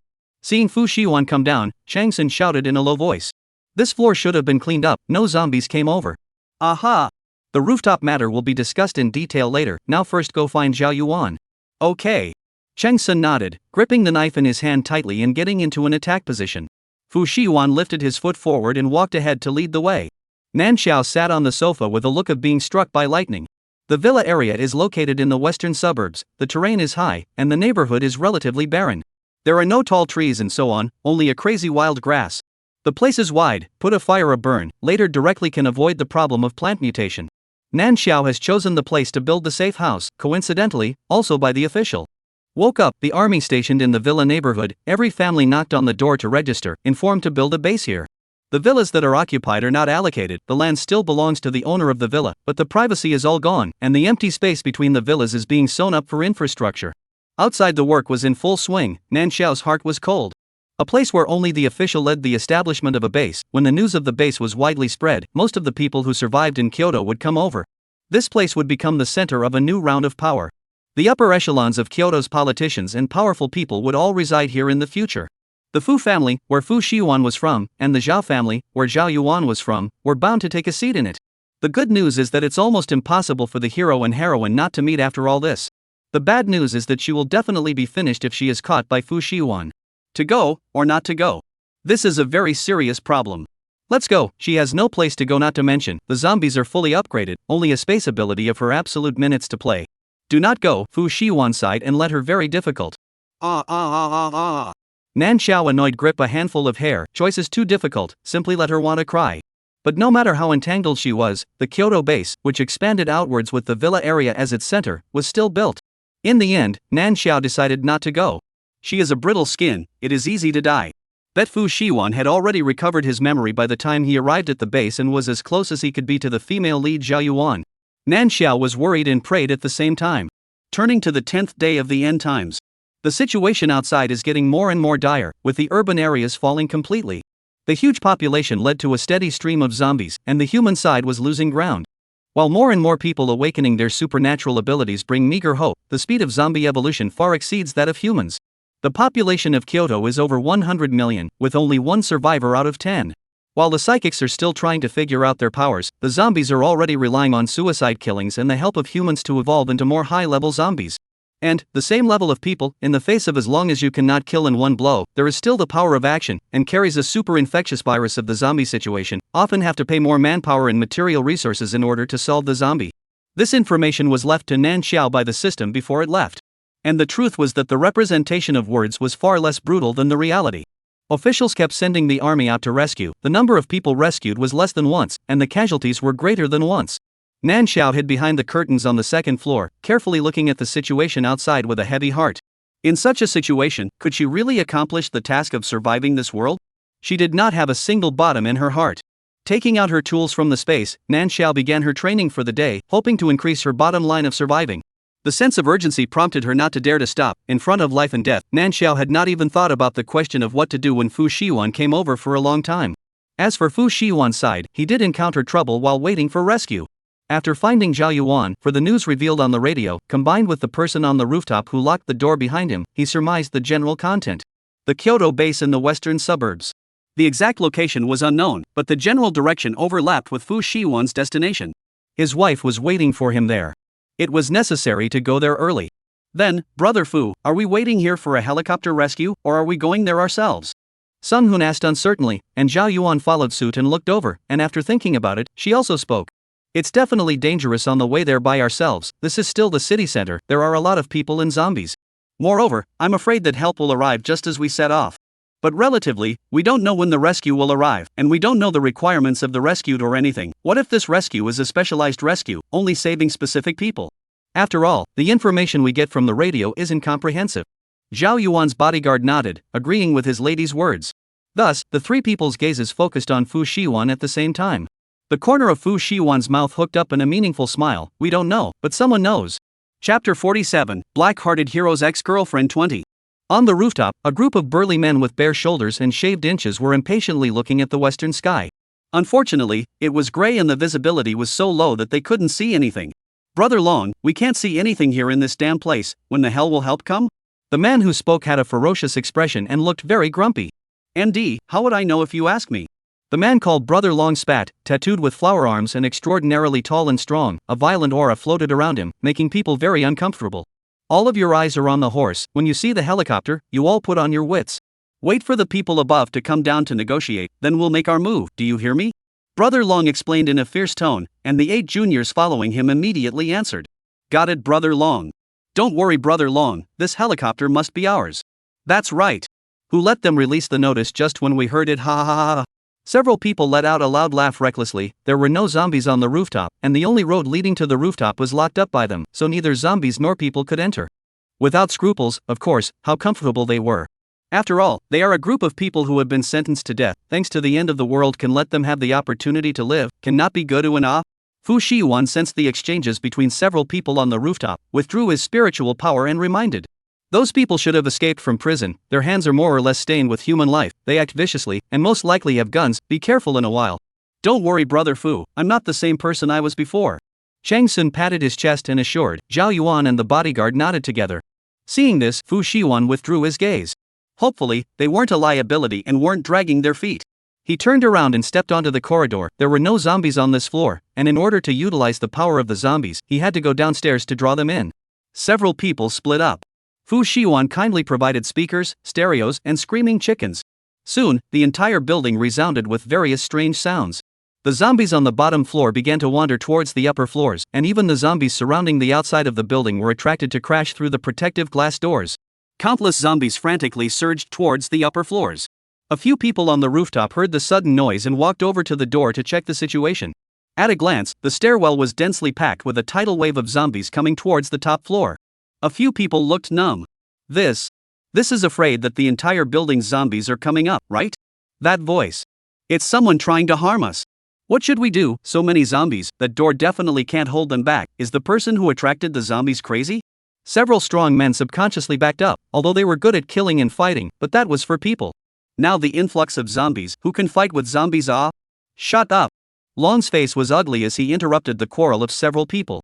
The zombies are heading towards the upper floors, and the sound also appeared at the stairwell location. We're on the rooftop, as long as we stand far away and don't make any noise, there won't be too many walkers coming up. Long had carefully observed when he killed the zombies. Zombies have developed sense of hearing, vision, and sense of smell in general. As long as they don't make any noise, those zombies will definitely not be able to find them. Brother Long is right, A strong man was about to respond, when Brother Long glared over. That person hurriedly closed his mouth. Silence, silence, silence. The most important thing now was not to make a sound. There's something. Fu Shiwan saw Long's reaction and bumped the thing in his hand. He stepped outside the 72nd floor window, his hand gently tossed upwards, and with a bang, the thing landed on the ground. Several people looked over in shock, and Long's eyes locked onto the outside of the rooftop for the first time. He ran over to take a look. Downstairs window open, curtains were blown out. Not a single silhouette was visible. Suddenly thinking of something, Long's pupils shrunk as he looked at what was thrown up. Tick-tock. Boss, incoming call. In a flash, the cell phone screen lit up, and a cheerful and pleasant voice rang in everyone's ears. Finished. Long quickly reacted when his cell phone's incoming call rang, picking up his cell phone and throwing it directly into the distance, tossing it off the rooftop. However, even if he acted fast, the hissing sound from the zombies besieging over still came from the location of the iron gate. Clang, clang, clang. The iron gate was slammed with a clunk, and the mesh gate made of welded iron was not able to completely block the zombies. A zombie's hand scrambled to reach out from the gap. The body of the zombie at the front was squeezed to the point of deformation, and there were still zombies surging upwards at the back. Help! Help ah! Screams rang out, and a few strong men were scared less. With that, the zombies broke through the iron gate and rushed in. Boom, boom, boom. Taking out the gun in his hand, he kept shooting towards the zombies. The zombies in front hadn't fallen yet, and the zombies behind were about to arrive again. Brother Long, what should we do? What to do? Cool it. Brother Long roared with an ugly face. Just as a zombie pounced over, he smoothly pushed out the nearest person to block it for himself. Brother Long, you. A few juniors looked at Brother Long incredulously. Distracted for such a moment, he was directly pounced upon by the zombie. The smell of blood spread out, and the zombies that surrounded them became even more frantic. While the frontmost zombies were attracted by the scent of blood and flesh, Long grabbed the time to climb up the railing. Without thinking, he climbed onto the edge of the rooftop and threw himself into that open window like a swing. Boom! Smoothly falling into the room, Long was in a mess. Before he had time to get up from the ground, a watermelon knife was swiftly racked on his neck. He subconsciously fell toward his waist, and Fu Shiwan's quick eyes gave a kick first, and both Long and the gun were kicked out some distance. Chang Sun hurriedly reached out and picked up the gun that had fallen to the ground. You guys, are the ones who messed up? Looking at the few people in front of him, Long was in a rage. That's not true. Who let you guys have too many people and hit on the idea of a rescue helicopter? Sung Hoon smiled back and saw Brother Long's face become more and more ugly. What do you guys want? Don't be nervous, just want to know a bit of information. Fu Shiwan opened his mouth indifferently and approached Long, once again setting the watermelon knife up with a nuclear goodness on his face. Brother Long. MD. Where the hell did this group of people come out from? Brother Long's face was stifled, but his life was pinched in his hands, he had to admit it. Chapter 48 Black-Hearted Hero's Ex-Girlfriend 21. Fu Shiyuan's plan was as efficient as ever. It just didn't care about other people's deaths at all. Looking at Fu Shiyuan's gentle smile and the knife in his hand without hesitation, Zhao Yuan winced fiercely in her heart. It's too scary. If you are on the opposite side of the fence from Fu Shiyuan, you will not even know how to die. The whole thing was a pervert. Fortunately, the marriage was cancelled at the last minute. If you really let her and Fu Shiyuan get involved. Hiss. Zhao Yuan simply didn't dare to think about it. This blessing, it is better to give Fu Shiyuan his girlfriend to enjoy it. Zhao Yuan recalled in her mind the one-sided meeting with Nan Xiao in the restaurant restroom before the end of the world, and sincerely felt sorry for the other party. Nan Xiao, who was already at the base. The zombies swarmed around to the rooftop in 72 floors, and after Fu Shiyuan was sure that Long also didn't know the exact time of the rescue, he repeated the same trick and climbed to the wall layer by layer to create noise to attract the zombies, and then lured them down again. After walking the zombies, Fu Shiyuan was about to return, when an accident occurred. A huge zombie spider suddenly appeared behind Fu Shiyuan. Fu Shiyuan sensed the danger and was just about to dodge when he felt a sharp pain in his head. Movement stalled, too late to avoid. Fu Shiyuan let go of his hand, and at once let himself fall inside the zombie group. Ho ho ho! As countless zombies surrounded him with teeth and claws, a slightly smaller zombie swept overhead and pounced towards Fu Shiyuan from mid-air. Fu! Seeing this scene, Sung Hoon leaned over the window and shouted at the top of his voice. Zhao Yuan also looked down with a tense face. But the zombie that was about to bite Fu Shiyuan was about to bite Fu Shiyuan. In mid-air, Fu Shiyuan's figure suddenly disappeared. Ho ho ho! Pa! The zombie that pounced over climbed on the wall in a smooth manner, its grayish-white eyes constantly scanning through the zombie group. It's great tonic, where did it go? The zombie spider followed suit and climbed over, spitting out its spider silk to go to the ground, relentlessly zapping the zombies that surrounded it into its mouth. While crunching and eating, several pairs of eyes were also looking at the ground. Where was the food? Where was that super fragrant food? The three of them, Sung Hoon, also froze as he opened his mouth in a grueling voice. Brother Fu is missing? No one knew where Fu Shiyuan had suddenly disappeared to. Western suburb, Kyoto base. The speed of the official infrastructure is not generally fast. All kinds of materials went into action, and in a few days' work, the base's prototype was constructed. In the beginning, Nan Xiao hid in the villa and trained by herself. But as the population of the base increased, a lot of people gathered near the villa, and soon someone realized that the owner of the villa hadn't gone out for several days. Some people couldn't help but want to poke around. If the owner of the villa had an accident inside, then the security-pulled villa would become ownerless. If nothing happened to the owner of the villa, it meant that there was enough food hidden inside the villa. In the end times, food moves people. Of course, in addition to the hobos in the neighborhood, the powerful people who moved into the base at the back also had their eyes on Nan Xiao's villa. People in high positions were accustomed to enjoying themselves and living in more crowded places, and at this time, their eyes targeted Nan Xiao, who was the best to bully. And there was more than one such person. Behind the scenes, several sets of people had their eyes on Nan Xiao and Nan Xiao's villa at the same time. Nan Xiao also knew that she was getting into trouble. People could sometimes be scarier than zombies. She did some mental construction for herself, disguised herself as malnourished, buckled her duck-tongue hat, and walked out of the villa dressed tightly.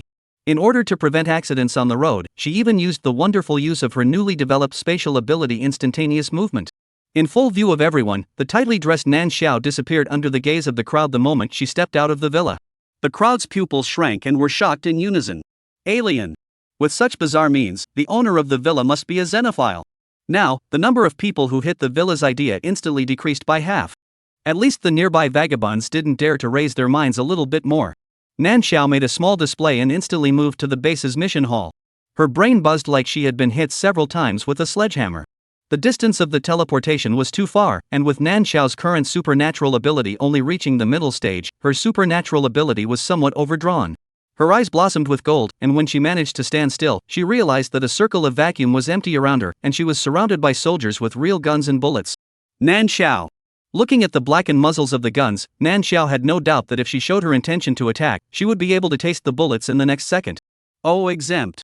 Forgetting that the mission hall is tightly guarded, she suddenly appeared. It would be strange if she wasn't warned. Thinking of this, Nan Xiao carefully raised her hands, tearlessly explaining. I'm here to pick up the quest. What are you? Fang Yi, who was leading the guard, seriously asked, the gun pointed at Nan Xiao still not lowered. My name is Nan Xiao, I'm an aborigine here, I live in Villa 1. I'm a psychic, my psychic ability is spatial movement. Nan Xiao tried to be as detailed as possible, and casually babbled about the psychic ability. After all, being pointed at by a gun all the time wasn't a good feeling. Fan Yi raised his hand to signal his men to put the gun down, and took Nan Xiao to verify her identity and her psychic ability. After a flurry of checks, Nan Xiao's identity was confirmed and she successfully picked up the mission. It wasn't until she sat in the back of the truck with the others that Nan Xiao breathed a sigh of relief. The carriage was shaky, except for Nan Xiao and the two psychics. The others were all military men with upright postures. Nan Xiao's alien energy overdraft brain is still a little bit of a slight pain, the carriage is shaky, there are many people, and her face, which was already painted with foundation to make it malnourished, is even more difficult to see. The two companion alter egos saw her like this and gave her a blank stare, then sat a little farther away from her. When going out on a mission to exchange supplies, the more people there were, the less supplies fell into each person's hands. It was even if the one who came was a strong person, but it was also a weakling spatial movement that needed to be protected. It's not like he's a pure space alien, how much space can he fit in? TSK, really convinced. Nan Xiao. She is really hard. The car sped along, soon getting farther and farther away from the base. The mission this time was to collect supplies from a food processing plant, and the car drove for 2 hours before finally arriving at the destination. When she got out of the car, Nan Xiao looked like she was going to throw up, making the two people who were also Alterans disgusted. Tisk, with this dead look you're still coming out to do a mission, disgracing the face of our altered beings. That's right, still spatial movement, what else can you do besides dragging your feet? Nan Xiao wanted to curse, but wanted to vomit even more. The leader of the team glanced this way warningly and quickly issued a mission, sending the two shady shifters off to spy on the situation. You should recuperate first, and then come in with us when you're sure it's safe. Nan Xiao nodded breathlessly. Seeing this, the leader had to allocate another person to protect Nan Xiao with him. It wasn't that Nan Xiao was so important. Rather, her special ability was spatial movement. Anything with the word space, no matter how big or small, was a mobile suitcase. On this mission, Nan Xiao's main task was to load supplies. Chapter 49 Black-hearted male main character's ex-girlfriend 22. The zombies inside the food processing plant were quickly cleaned up. There was no danger encountered for the time being, and the leader chose a few people to guard the area and personally took the space alien assigned to the team and Nan Xiao to collect the supplies. Nan Xiao had rested for a while and was in a much better state. She followed the specially assigned space alien, watching the other party collect a large pile of supplies with a flick of their hand, while she diligently played the role of a space mover, touching her hand to the supplies and collecting them into space bit by bit. Pure spatial alien, in fact, is a low-level spatial alien. There is no attack power, being killed will also burst out the things in the space, there is no absolute shelter, that is a live target to attract people to attack. Nan Xiao has evolved and risen to the middle rank, and has the ability to move in space, and the characteristic of being able to run away at any time minimizes her attraction. It was also still safe. Nan Xiao collected and stopped, and together with the space alien, she quickly finished collecting the supplies. The group prepared to retreat. But, a scream suddenly came from outside. A grave expression appeared on the leader's face, and he raised his hand to signal the people behind him to stop. There is an old tiger outside. It breathes fire inside its mouth. The people who were on guard outside were all burned to death by it. The person who was speaking was one of the supernaturals, and the supernatural ability he possessed was perspective. Seeing the tragic situation outside, his heart was horrified and his voice was filled with fear. At those words, everyone's faces became ugly. The leader glanced at the space alien and Nan Xiao and ordered without hesitation. Assault with all your might and ensure the safety of the supplies. Yes. The voices of the several soldiers answered with a resounding thud, but the only two Alterans did not say a word. The supplies were very important, but one had to have the life to take them. Even if the supplies were transported back to the base, what was the use if they died? The two looked at each other and coincidentally looked at Nan Xiao, who didn't pay that much attention. They were protecting with all their might, and the two of them were using her as a shield. It was reasonable, wasn't it? Nan Xiao noticed the two lines of sight with malice and slowly exhaled a mouthful of turbid air. Scum! The leader gave an order, and several soldiers protected the space alien and Nan Xiao in the center to rush outside. Nan Xiao was blocked on the left and right by the two exalts, and she was always ready to instantly move. As expected, when the mutant tiger spewed out flames to break up the formation, the two alters did not hesitate to push Nan Xiao out in order to protect themselves. Fortunately, Nan Xiao was prepared. An instantaneous shift disappeared in place, leaving the two exalts to face the mutated tiger pouncing straight at them.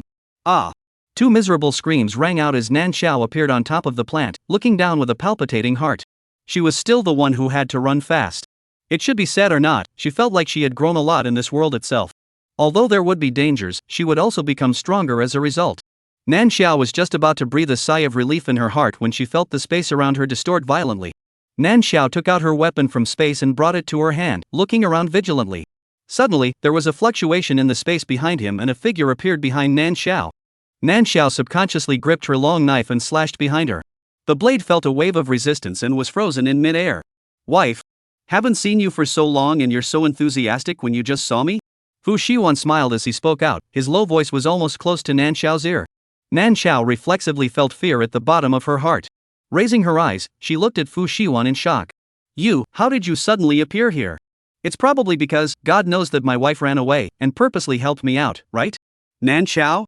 Fu Shiwan skillfully hugged Nan Xiao, came up to the nape of Nan Xiao's neck, rested his chin against it, and looked rather leisurely at the group of people who were being chased by the mutated tigers and suffered heavy losses. Suddenly appearing by Nan Xiao's side, he was actually quite surprised. When he was about to be bitten by the zombies, he originally just tried to use a combination of spatial and mental system powers to counterattack, but he didn't expect to directly turn it into a spatial shuttle and penetrate to Nan Xiao's side.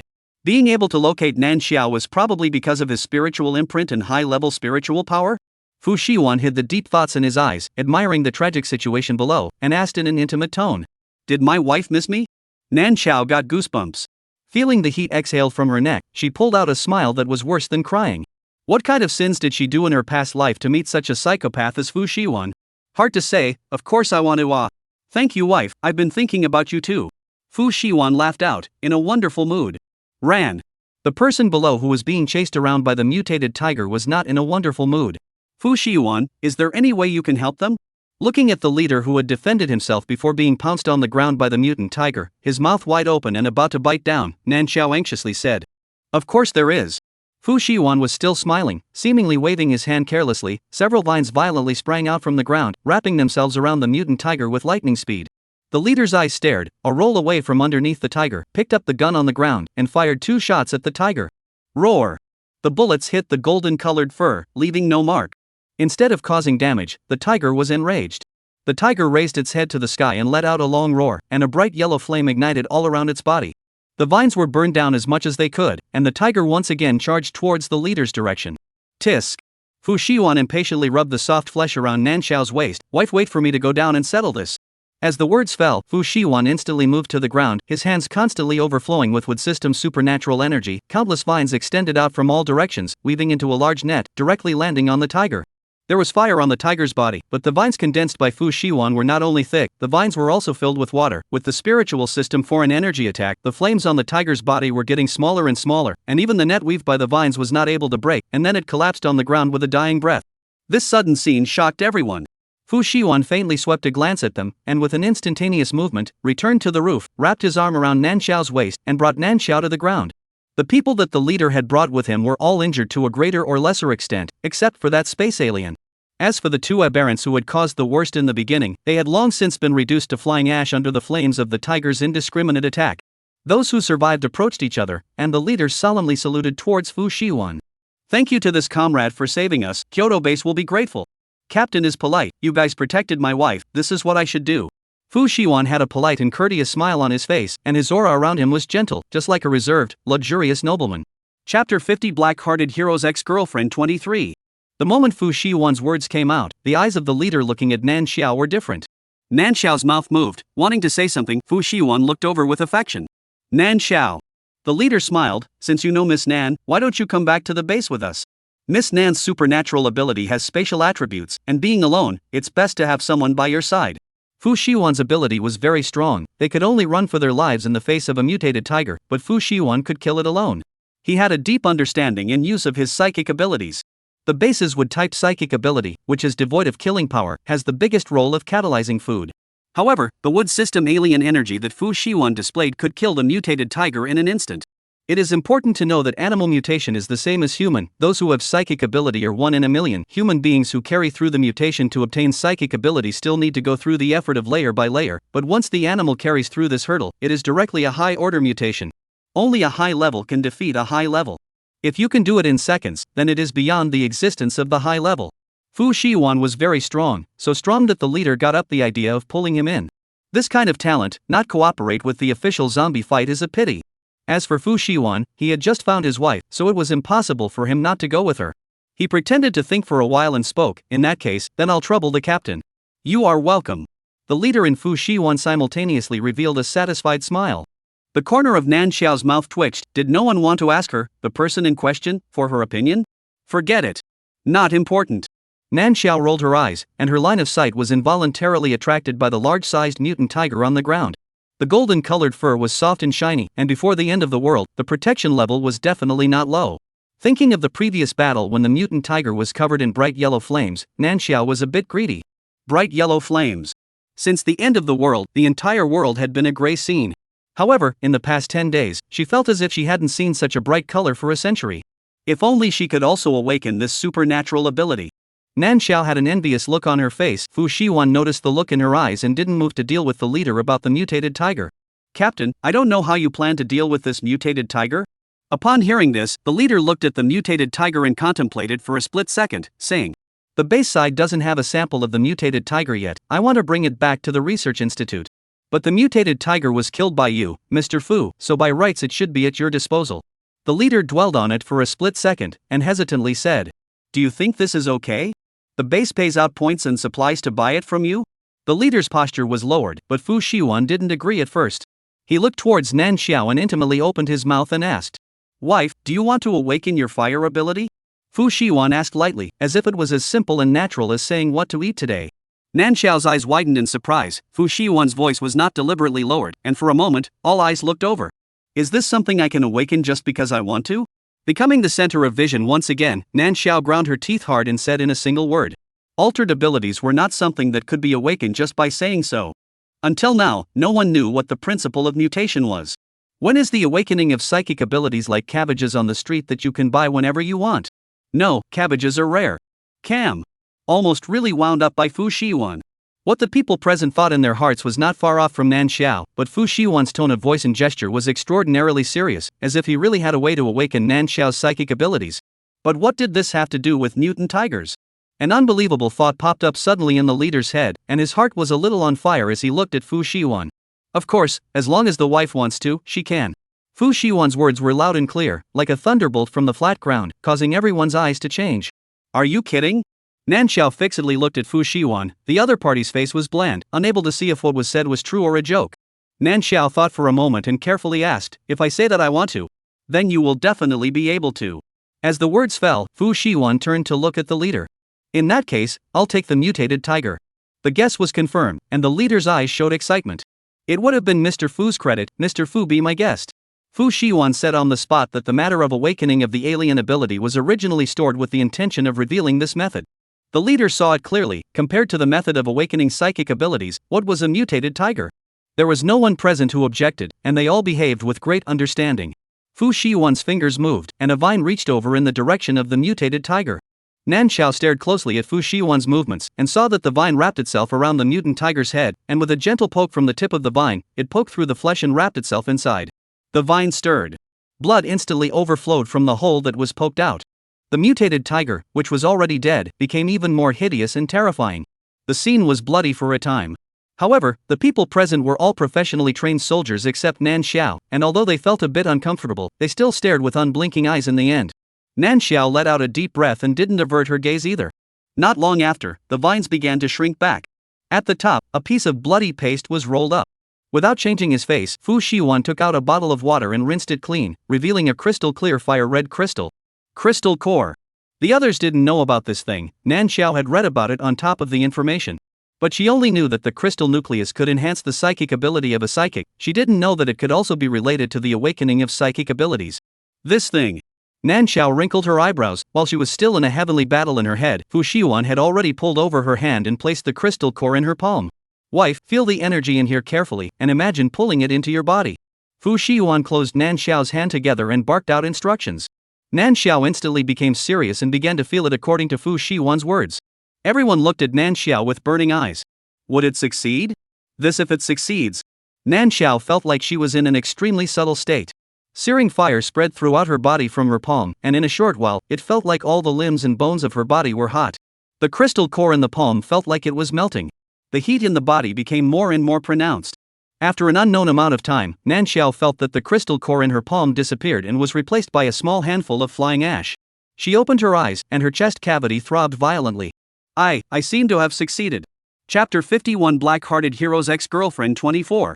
After saying that, Nan Xiao's mind moved and a cluster of bright flames emerged from her fingertips. Fu Shiwan hooked his lips, looking at Nan Xiao's happy and excited appearance. His tone dotingly said, "Wife is awesome." Nan Xiao was happy like a fool. The fire system's supernormal ability is very powerful, and if she uses it properly, she is considered to have the ability to protect herself. She couldn't help but pull Fu Shiwan's arm and shake it. Fu Shiwan smoothly will Nan Xiao to the virtual ring into the embrace. His eyes quietly looked at the leader, who was also excited. The leader immediately felt a coolness rush to the sky, and when he met Fu Shiwan's eyes, he was shocked. Collecting the expression on his face in fear, the leader instantly understood the meaning Fu Shiwan had revealed. Such a big message, not for nothing. If they dared to think what they shouldn't have, the other party had all the means to kill them. The excitement in his heart was instantly suppressed, or he had to hurry back to the base to report the matter and give the other party a satisfactory answer.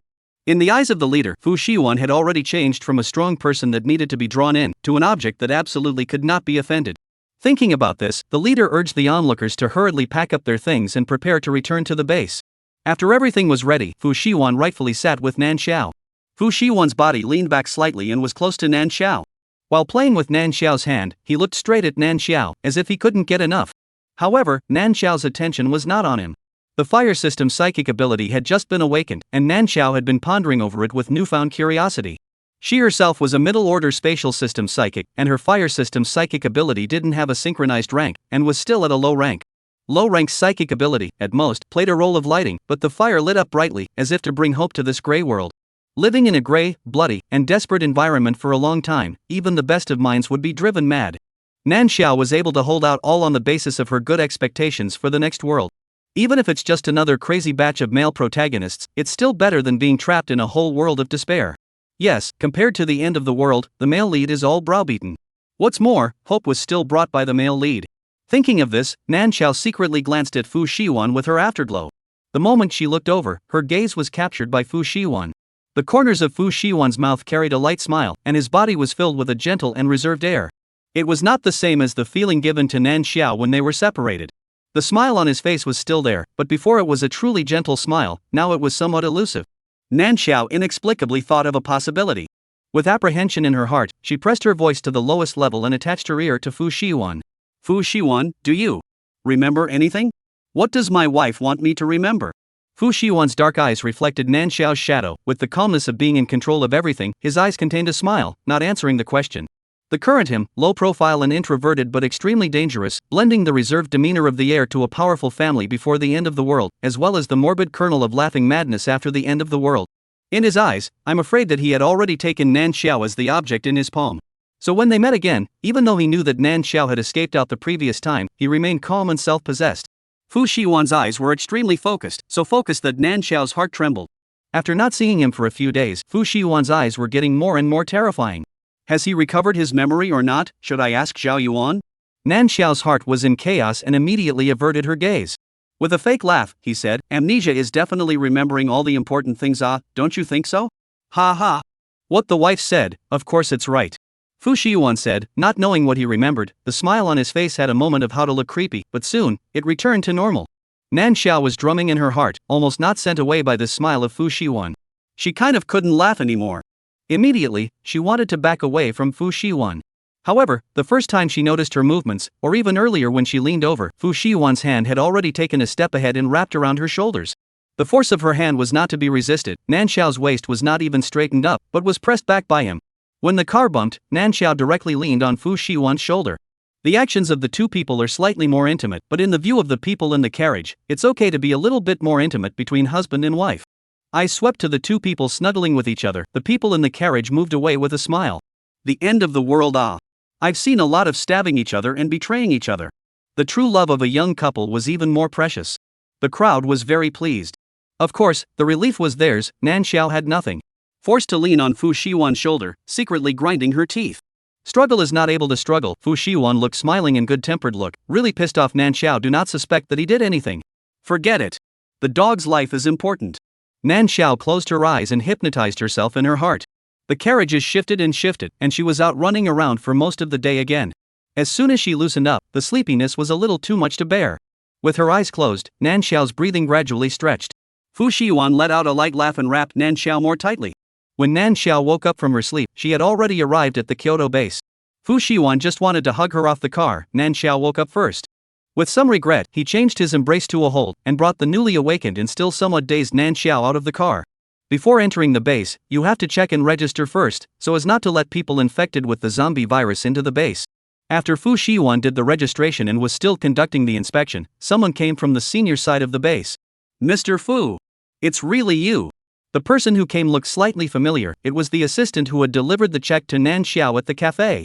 Seeing Fu Shiwan, he was simply not too excited. The end of the world came suddenly and caught everyone off guard. The military, government, and business responded as quickly as possible and established a base in Kyoto. To this day, basically everyone has arrived at the base as planned, but Fu Shiwan has been slow to show up. Although the high-level side is worried, but never believe that Fu Shiwan with their own skills will die in the middle, has always sent people to pay attention to the base gate side. After guarding for many days, they finally guarded Fu Shiwan. The assistant's face was excited. Fu Shiwan just indifferently answered him. Seeing this, the assistant immediately silenced.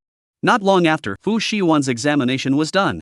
He came out from the examination room, and the assistant followed closely behind him. Fu Shiwan stood still in the open space, his gaze fixedly looking in the direction of the exit, without the slightest intention to leave. The assistant was unsure and whispered, "Mr. Fu, the people from the main family are waiting for you at the villa." Chapter 52 Black-Hearted Male Lord's Ex-Girlfriend 25. Tell us about the situation of the base establishment. Fu Shiwan glanced at the assistant and stood still. The assistant was a bit puzzled, but didn't dare to ask questions and spoke about the situation of the base as Fu Shiwan instructed. The base was jointly established by 3 parties, but in reality, the people involved were all on the same level as the Fu family. In short, they were all acquaintances. There were only a few top families in Kyoto, and they all also each encompassed the 3 parties, and among them, the Fu family had the most influence, and the current head of the Kyoto base was Fu Shiwan's second uncle. He sent a lot of people out to rescue. One of the reasons is to find Fu Shiwan back. The result did not expect that in the end or Fu Shiwan himself to find back. Speaking of rescue, Fu Shiwan thought of Chang Sun who was still at the Kyoto hotel and said with a twitch between his eyebrows. The helicopter sent to rescue from the Kyoto hotel side, when will it depart? You also know about the rescue of the Kyoto Grand Hotel? The assistant was surprised for a moment, and immediately said, this is the last rescue from the base to the city center side, and the news was passed out through the radio, with the specific time set for the day after tomorrow. The day after tomorrow? Hopefully, with him gone, Sung Hoon would be able to stay there for 2 more days to wait for the rescue. Of course, the most important thing was to bring Jo Won back. He hadn't explained it to his wife in person yet. The person in question had to be there for that to happen. Oh yeah, he unilaterally cancelled the union and only roughly sent messages to the 2 families, so when they met, they would have to make it clear as well. Fu Shiwan was lost in thought, and his assistant did not dare to disturb him. Until the people in the examination room all came out, Fu Shiwan did not see the person he wanted to wait for. His brows instantly furrowed, Fu Shiwan's face sank like water. He waited for half a day. Where is his wife? Fu Shiwan raised his foot and was about to enter inside. The assistant was startled and hurriedly stepped forward. Mr. Fu, where are you going? Your second uncle is still waiting for you. Fu Shiwan's face was very unpleasing, and he said word by word, I'm going in to look for my wife. The assistant let out an "Ah, your wife? Didn't you say that you cancelled the marriage with the Zhao family?" The assistant was stunned. Fu Shiwan looked back at him and spoke solemnly. My girlfriend, Nan Xiao, is now my wife, understand? Assistant. The assistant thought of that check, not quite understanding the twist and turns. Didn't they say they broke up? How did it become a wife again? Mr. Fu, then. Where is Mrs. Fu now? The assistant hesitantly voiced out. Fu Shiwan went out to do a mission, came back with me into the inspection room, but now people are all gone, she hasn't come out yet. Between the top brass, there are always some dirty tricks. Fu Shiwan had just helped Nan Xiao awaken her powers, and when he came back, he didn't see anyone. He had some suspicions that some people at the base had done something. Right, that leader, he didn't seem to see him come out either. Assistant, Mr. Fu, is it possible that Madam came out before you? People who have registered at the base to do missions come back to check very quickly. After all, they still have to go to the mission hall to submit the mission, but if it's the first time they enter the base, the procedures have to be a bit cumbersome. After the words were said, the assistant was a little afraid to look at Fu Shiwan. Fu Shiwan slowly exhaled a mouthful of turbid air and said with a leathery smile, very well. He directly closed his eyes and searched for the location of the spiritual imprint in his mind. In the next second, the assistant watched as Fu Shiwan's figure instantly disappeared. Assistant? Mr. Fu. Nan Xiao slept a little confused. After submitting the mission with the leader and releasing the supplies, she subconsciously went back to Villa 1.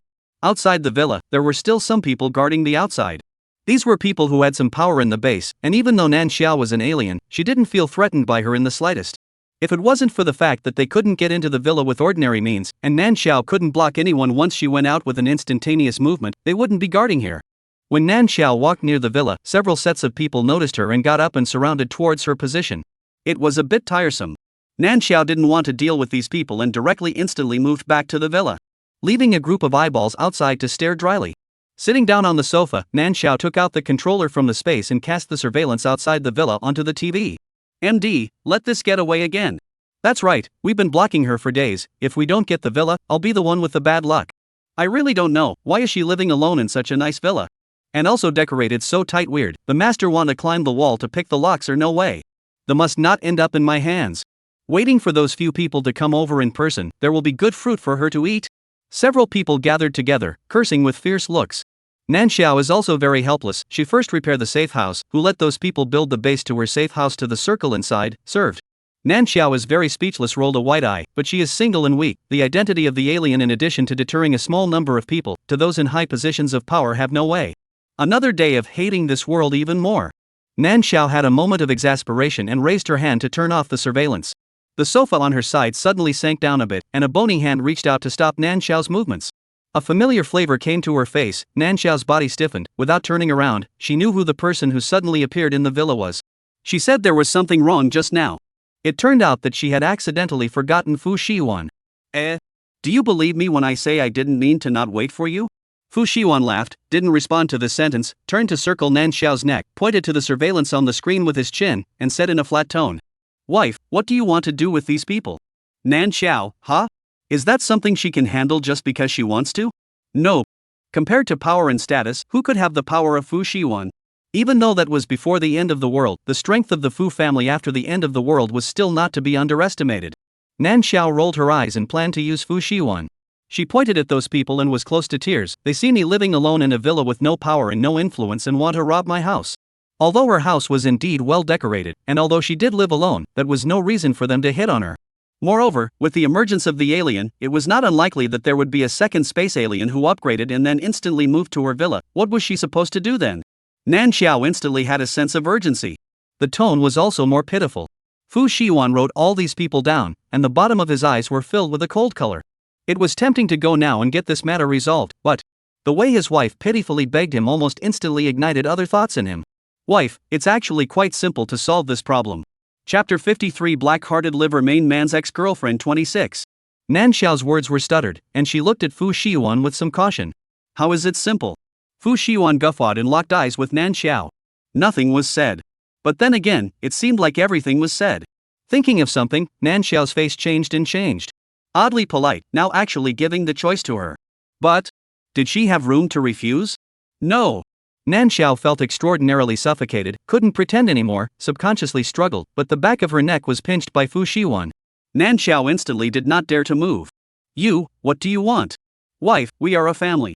Fu Shiwan's tone was ghostly, so, it's okay for me to live in as well, right? Nan Xiao wanted to say back who was a family with you. Considering the consequences of saying that, she didn't squeak. Seeing this, Fu Shiwan added another sentence unhurriedly. Forgot to say. The base chief is my second uncle. Nan Xiao. Ha ha ha. How is this good to trouble your second uncle? Having a base chief who was his second uncle, Fu Shiwan had a lot of room to maneuver. Not to mention the people outside who coveted the villa. It is Fu Shiwan who wants to monopolize her villa, and she can be driven out to her with a gun and a gun. Naked threat. A family doesn't talk about two families. He is also your second uncle. How can this be called trouble? Fu Shiwan's two light words blocked Nan Xiao's retreat to death. Nan Xiao was extraordinarily stifled and could only fake smile. In comparison, the smile on Fu Shiwan's face looked much more pleasant. He pinched the back of Nan Xiao's neck, his eyes swept over the interior decor of the villa, and a deep thought crossed his eyes. The windows were all sealed, looking at the material or the highest standard defense level. The walls were weighted and thickened, and even some other treatments were done. The electricity in the villa should be supplied separately. The base was first built with nervous energy, and would not be powered in broad daylight. All the configurations, obviously in the end of the world before the remodeling completed, spent time is not short. Fu Shiwan associated with that 8-9 checks, all strung together, came up with an incredible guess. His wife, as if she knew in advance that the end times would come only the time was not accurate to the specific day, otherwise it would not be picked up by him in the restaurant. And Fu Shiwan as far as possible to recall the end of the world before the end of the world and Nan Xiao's time together. The time is not long, but he has bizarrely some discernment, but instead, after the check, and Nan Xiao related to every process he can remember clearly. Fu Shiwan was very sure that his memory would not be wrong. His brainwaves were abnormally active when he was very young, and now it seemed that it was the early awakening of the spiritual faculty's supernormal ability. Then, under such a premise, why couldn't he remember the past with his wife? The wife in the past, was it really his wife? Such a question suddenly appeared in Fu Shiwan's mind, and the sharpness under his eyes showed for a moment, and was quickly converged. Wife, I'm going to go first to settle things outside. I'll be back in a while. Remember to leave the door open for me. Fu Shiwan purposely blew a breath into Nan Xiao's ear, causing Nan Xiao to tremble. Fu Shiwan, you. Bye, wife.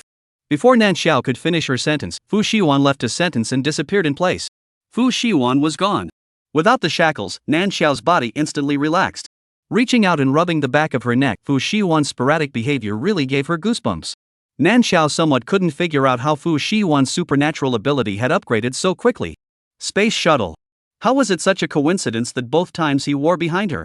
Nan Xiao was puzzled. On the other side, Fu Shiwan suddenly disappeared from the original place and disappeared. The assistant was in a hurry. He hurriedly reported it and brought the manpower he could mobilize to look for him. When Fu Shiwan knocked out the eyes outside the villa in 3 or 2 times and piled them together, even the base chief brought people to the entrance of the inspection room to understand the situation. The battle was huge, and soon the news of Fu Shiwan coming back and disappearing spread throughout the base. When Fu Shiwan moved back again, the base chief was fuming. What the hell is going on here? Such a big person, after searching for so long, telling me that you haven't found it yet? Fu Shernyan was again worried about Fu Shiwan's safety, and was also afraid that this was a tactic staged by a high-level zombie. Dressed in an elegant long shirt, but was furious to the point of redness. Second uncle. A voice suddenly came out, and the expression of Fuznian, who was about to break into a rage, lurched. Turning his head furiously, he saw Fu Shiwan appear from somewhere, walking towards him like an idle stroll. Brat! Where did you run off to? Fu Shernyan walked quickly to Fu Shiwan, his violent temper couldn't be contained, and he chopped his head in face to output. Fu Shiwan paused for 2 seconds, knowing his own second uncle's temper, waiting for him to curse enough before he opened his mouth. Second uncle, my things later, how are the others? Fu Shernyan ha tu sound, how are the others? When you become the base commander you will know. He has half a life of military horses, the name is elegant, but like to do real work. The end of the world came to form a base. Originally he was ready to lead the team out to kill the zombies. The result is that his big brother did not say anything to the position of the base chief to his head. He went out to kill the zombies to kill a pain in the ass. Think about it, is angry. But now it's good, the person who took over is back. Saying that, Fu Shernyan made a wink towards his men and an SUV was driven over. Get in the car and go back to the residence. Fuznian winded up in the car, Fu Shiwan couldn't, and also sat up. The car was traveling slowly. Fu Shiwan looked at the layout of the base through the car window.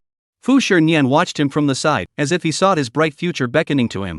Fu family 3 generations, after the old master retired from the battlefield, he took the top. The older brother Fu Ru moved hard to play politics, the son of the birth of more than ever, from scratch to create a business legend. Originally, the base chief should Fu Ru Mutu, but that person put things at account of the people out of the base to kill zombies to go. Fu Shernyan also cannot let the old man so old out to work, can only pinch the nose on their own top. Soon, the destination arrived. Fu family also lives in the villa area, coincidentally next door to Nan Xiao. The original residence in order to change the supplies to the villa to change out, just by the Fu family took. After getting off the bus, Fu Shiwan stood in the doorway and looked towards the location of villa number 1. Seeing that he didn't go, Fu Shernyan followed his gaze and asked, what are you looking over there for? Want to live over there? The homeowner is a little girl, people don't lack supplies, won't change with us, don't you think about it. Fu Shiwan smiled meaningfully and said, Second uncle, do you know who are the people who hit that villa's idea? Fu Shernyan was surprised, really look at that villa? But people little girl. Chapter 54, Black-Hearted Hero's Ex-Girlfriend 27. Fu Shernyan wanted to scold Fu Shiwan twice, but for fear of scaring his newly promoted base commander away, he used more euphemistic words. But the meaning revealed in it remained the same, you kid don't be so shameless. Fu Shiwan's forehead jumped and he couldn't help but interrupt, saying, Second uncle, that little girl you mentioned, is your nephew-in-law. Fu Shernyan's feet lurched, incredulously saying, Do people know you? Just a nephew-in-law? No, you haven't explained the marriage on the Zhao family's side, you're just opening your mouth? For the sake of a house, brat, you're going to lose all of our Fu family's reputation? Fu Shiwan. Second uncle, you. What is it that you want to lose the Fu family's reputation? Fu Shiwan's words hadn't finished when a thick voice came out from the villa. Immediately afterward, Elder Fu leaned on a cane and walked out. His hair was white, but his eyes were sharp and his body was filled with a majestic aura. Fu Shinian immediately shut up, lowered his head and shouted, "Dad." "Grandpa." Fu Shiwan's body slightly leaned forward and respectfully spoke out. The old man looked at the two of them separately, and finally rested on Fu Shiwan. In a faint voice, he said, "If there's anything, go into the house and say it." After saying that, he took the lead and turned around to enter the villa. Fu Shinian and Fu Shiwan looked at each other and hurriedly followed. After Fu Shiwan left, Nan Xiao lay half dead on the sofa for half a day. When she climbed up again, she looked at the surveillance, and there were no longer those resident figures in the picture. The spare place around the villa, densely built some relief huts. Originally her villa was in the innermost, the base once built, gave her the whole to the outermost. The people who came back from the rescue were resettled from her villa outwards, and people passing by would subconsciously glance at the villa where Nan Xiao lived. It looked too safe. The 5-meter-high fence also had an electric grid installed upwards, and from the looks of it, it was like a sturdy fortress. Overly striking. In response, Nan Xiao also felt distressed. She tentatively called up the system in her head that had been hung up for an unknown amount of time. "System? System, are you there?" Nan Xiao called out several times in a row before a familiar zipping sound came from her head. "Host, I've been waiting for you in the system space for a long time. You're actually still alive?" The system's voice was full of surprise, a sentence that directly gave Nan Xiao a whole speechless. "Combined, you also know that this world is not good.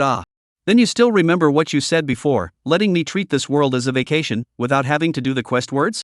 Nan Xiao gritted her teeth and opened her mouth. The system was silent. "The main system is not easy to find a person who can leash that bogeyman, but must not make a strong grip." In order to let Nan Xiao continue the mission, all the emotional detachment is out. This world is purely for transition. The mission said to live until the end of life, but in fact, no matter when Nan Xiao died, it is considered to be the end of life, which is the real compensation given on the side of the main system. After all, the direction of this world has long been predetermined. How come you don't say anything? You have the ability to come out, have the ability to refute. Nan Xiao had a vicious tone, but as long as it wasn't a strike, it couldn't scare the host. Yes, on the surface Nan Xiao does not have a task. In fact, the background shows that Nan Xiao's work progress is still up until now. The system couldn't say anything relevant, and with what was left of its conscience, it told Nan Xiao what was really going on in this world. This was a world that was destined to perish. Humans were destroying the environment for their own selfish desires, and the appearance of the zombie virus was this world's self-help. Otherwise, according to the normal progress of the post-apocalyptic world, the zombies would not have upgraded to a high level in more than 10 days, while the human psychic abilities were just getting started. Even if the world consciousness favored Fu Shiwan, but with only him alone, how could he fight against the millions of constantly evolving high-level zombies? After saying that, the system spoke solemnly to Nan Xiao. "So host, no matter what you do, this is a certain death. If you die at any time, you can start the next mission world." Nan Xiao wrinkled her eyebrows and couldn't help but say, "Is it really a certain death, without any chance of survival?" She didn't know what she thought, probably because she felt that it was better to end her life if she could survive, and subconsciously inquired about the solution. After all, whether it is bitten to death by a zombie or suicide he killed, it is quite painful. The system stuck for a moment and replied, "There is, host, but it's very weak." "That's good. It's a bit difficult for me to find death by myself. It's better to be alive." To this, the system had nothing to say. "Host, if you want to change the ending, the turnaround is in the male lead." "Host, if you want to change the ending, the turnaround is in the male lead." The male lead's father, lost outside the base, find him, there is a ray of hope. The words fell, and the system was once again invisible. Nan Xiao fell into deep thought. And the other side. The system looked at the data in the background and asked uncertainly. "Obviously it's fine as long as the host is out of the world. Why try that certain death ending?" The display screen in the background fluctuated, and a line of words floated onto the screen. "The ending is written by the host." The system ran away after dropping a heavy bomb, and it took Nan Xiao a moment to react to the fact that she had initially wanted the system to help solve the villa's security problem. Unexpectedly, the problem wasn't solved, and a new problem came. The bad news was that she was going to die at the end of her life any way she wanted. The good news is that she is not alone how she dies. Nan Xiao, Kam. Nan Xiao rolled over and sat up, wanting very much to go to Fu Shiwan right now to ask him about his father. Thinking about it, Nan Xiao realized afterward. Fu Shiyuan, this memory is definitely recovered, right? Then the matter of her smashing him. No, then he still called her wife? Wait. Wife? Where is his wife Zhao Yuan? Thinking of Zhao Yuan, Nan Xiao's eyes widened violently. Is Zhao Yuan still alive? If Fu Shiyuan had met Zhao Yuan before he recovered his memory, wouldn't Zhao Yuan have been finished with the murderous look he displayed? Nan Xiao couldn't sit still, and immediately had to get up to find Fu Shiyuan. Pushing open the door, the courtyard was gray and cloudy, not even the courtyard wall could be seen. The sky is dark. No, now it was gray. The whole world was plunged into silence. Can't see, can't go out. Although the base will not encounter zombies, but encountered touching the gray out of the people, more horrible than zombies. Nan Xiao had no choice but to turn around and retreat. The villa was bright. Nan Xiao was so focused on talking to the system that she forgot when the lights were turned on. Looking out the window, it was still gray, there was no light shining, nothing could be seen outside, it was like being completely shrouded into a gray hood. I don't know what this gray shroud is. Simply no solution. Chapter 55, Ex-Girlfriend of the Black-Hearted Male Leader 28. Nan Xiao, full of thoughts, turned off the lights in the villa and lit a flame at her fingertips to use for illumination. Returning to the bedroom, she lifted the heavy curtains to look outside. The gray world was dead, but not without color. There was a faint light coming through from a specific location. Nancho lowered the curtains and climbed into bed to lie down, her mind in a daze. Her eyes were closed, but there was no trace of sleep. Just lay there with her eyes open, even though she couldn't see anything. Not knowing how long had passed, Nan Xiao sensed a fluctuation coming from the air. Before she had time to react, her side heaved and sank downward a bit. Familiar auras instantly surrounded Nan Xiao. By the time Fu Shiwan finished things with Elder Fu and Fuznian, the sky was already gray. He simply stayed in the villa to get cleaned up before sensing Nan Xiao's location. Pinpointing the location, the next second time traveled. The mattress was soft and carried a faint cozy fragrance. It was the smell of his wife. Fu Shiwan's brain was still addicted to this flavor, and his hand had already subconsciously looped toward Nan Xiao's waist.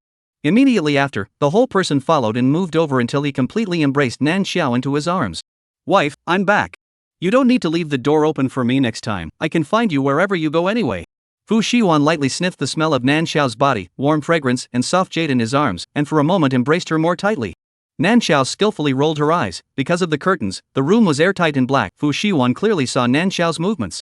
Thinking of the previous speculation, Fu Shiwan deliberately softened his voice, concentrating on externalizing his spiritual power. Wife, close your eyes. It's safe for me to guard you. Sleep, sleep. Nan Xiao had opened her eyes and wanted to ask Fu Shiwan about his father, but a low voice came from her ears. It was like being hypnotized. Sleepiness surged up. Nan Xiao felt like she hadn't slept for days, her eyes closed heavily and she instantly fell into a deep sleep. In a trance, Nan Xiao seemed to hear a voice asking a question. She subconsciously opened her mouth to answer the other person's question. Ergo, there was a deep exhaustion. Wife, are you my wife? I'm not, Zhao Yuan is. No, Zhao Yuan is not, only you are. Wife, did you know before the end times that the end times would come? Yes. I awakened my spatial ability ahead of time, and the system said for me to stock up and build a safe house. Honey, then did the system tell you the reason for the end times coming? The system said that it's the world saving itself, everyone will die in the end, no matter when I die, it's considered end of life. The turn of the end times is me. I'm from Fastlane Incorporated and die and go back for the next mission. When did you get here? When you get the check. Nanjo seemed to have had a dream. A voice kept asking questions in the dream. It was so loud that she couldn't even sleep soundly. Nan Xiao wilted and opened her eyes to find herself in a car. The scenery outside the window flew backward, full of devastation, and her eyes were filled with a desolate and dilapidated scene. Fu Shiwan was sitting next to her, holding a map in his hand, looking at it carefully. The first time Nan Xiao woke up, Fu Shiwan looked over. The eyes were extremely dark and heavy, staring straight at Nan Xiao. It was as if she would disappear in the next instant. The corners of his mouth, which were usually raised by his iconic smile, pursed flat into a straight line, and his mildness was not there, and the whole person was like a sword out of its sheath, with a sharp edge and a face as heavy as water.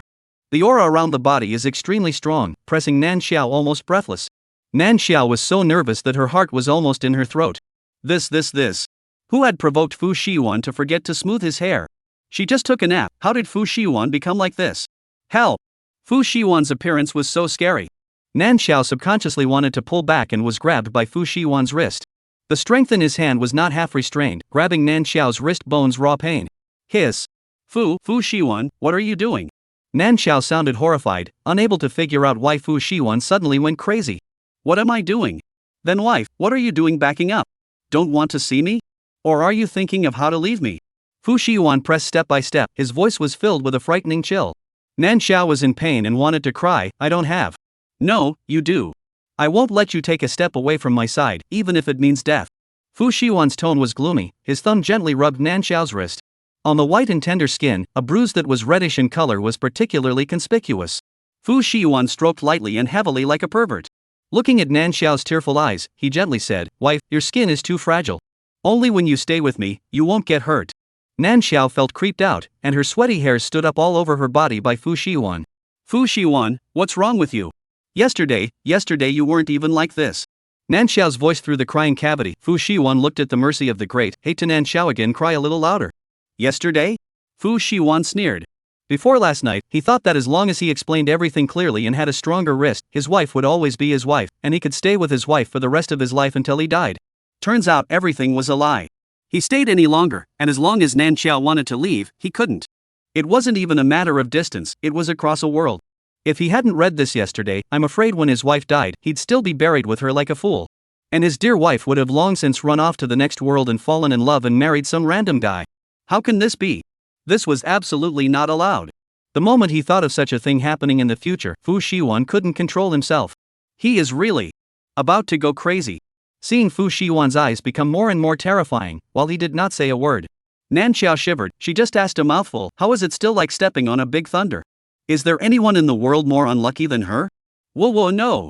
Nanxiao couldn't help but tremble all over her body. Just when she was so scared that she was about to collapse, Fu Shiwan gradually calmed down instead. With a thought, a greenish color emerged from Fu Shiwan's hand.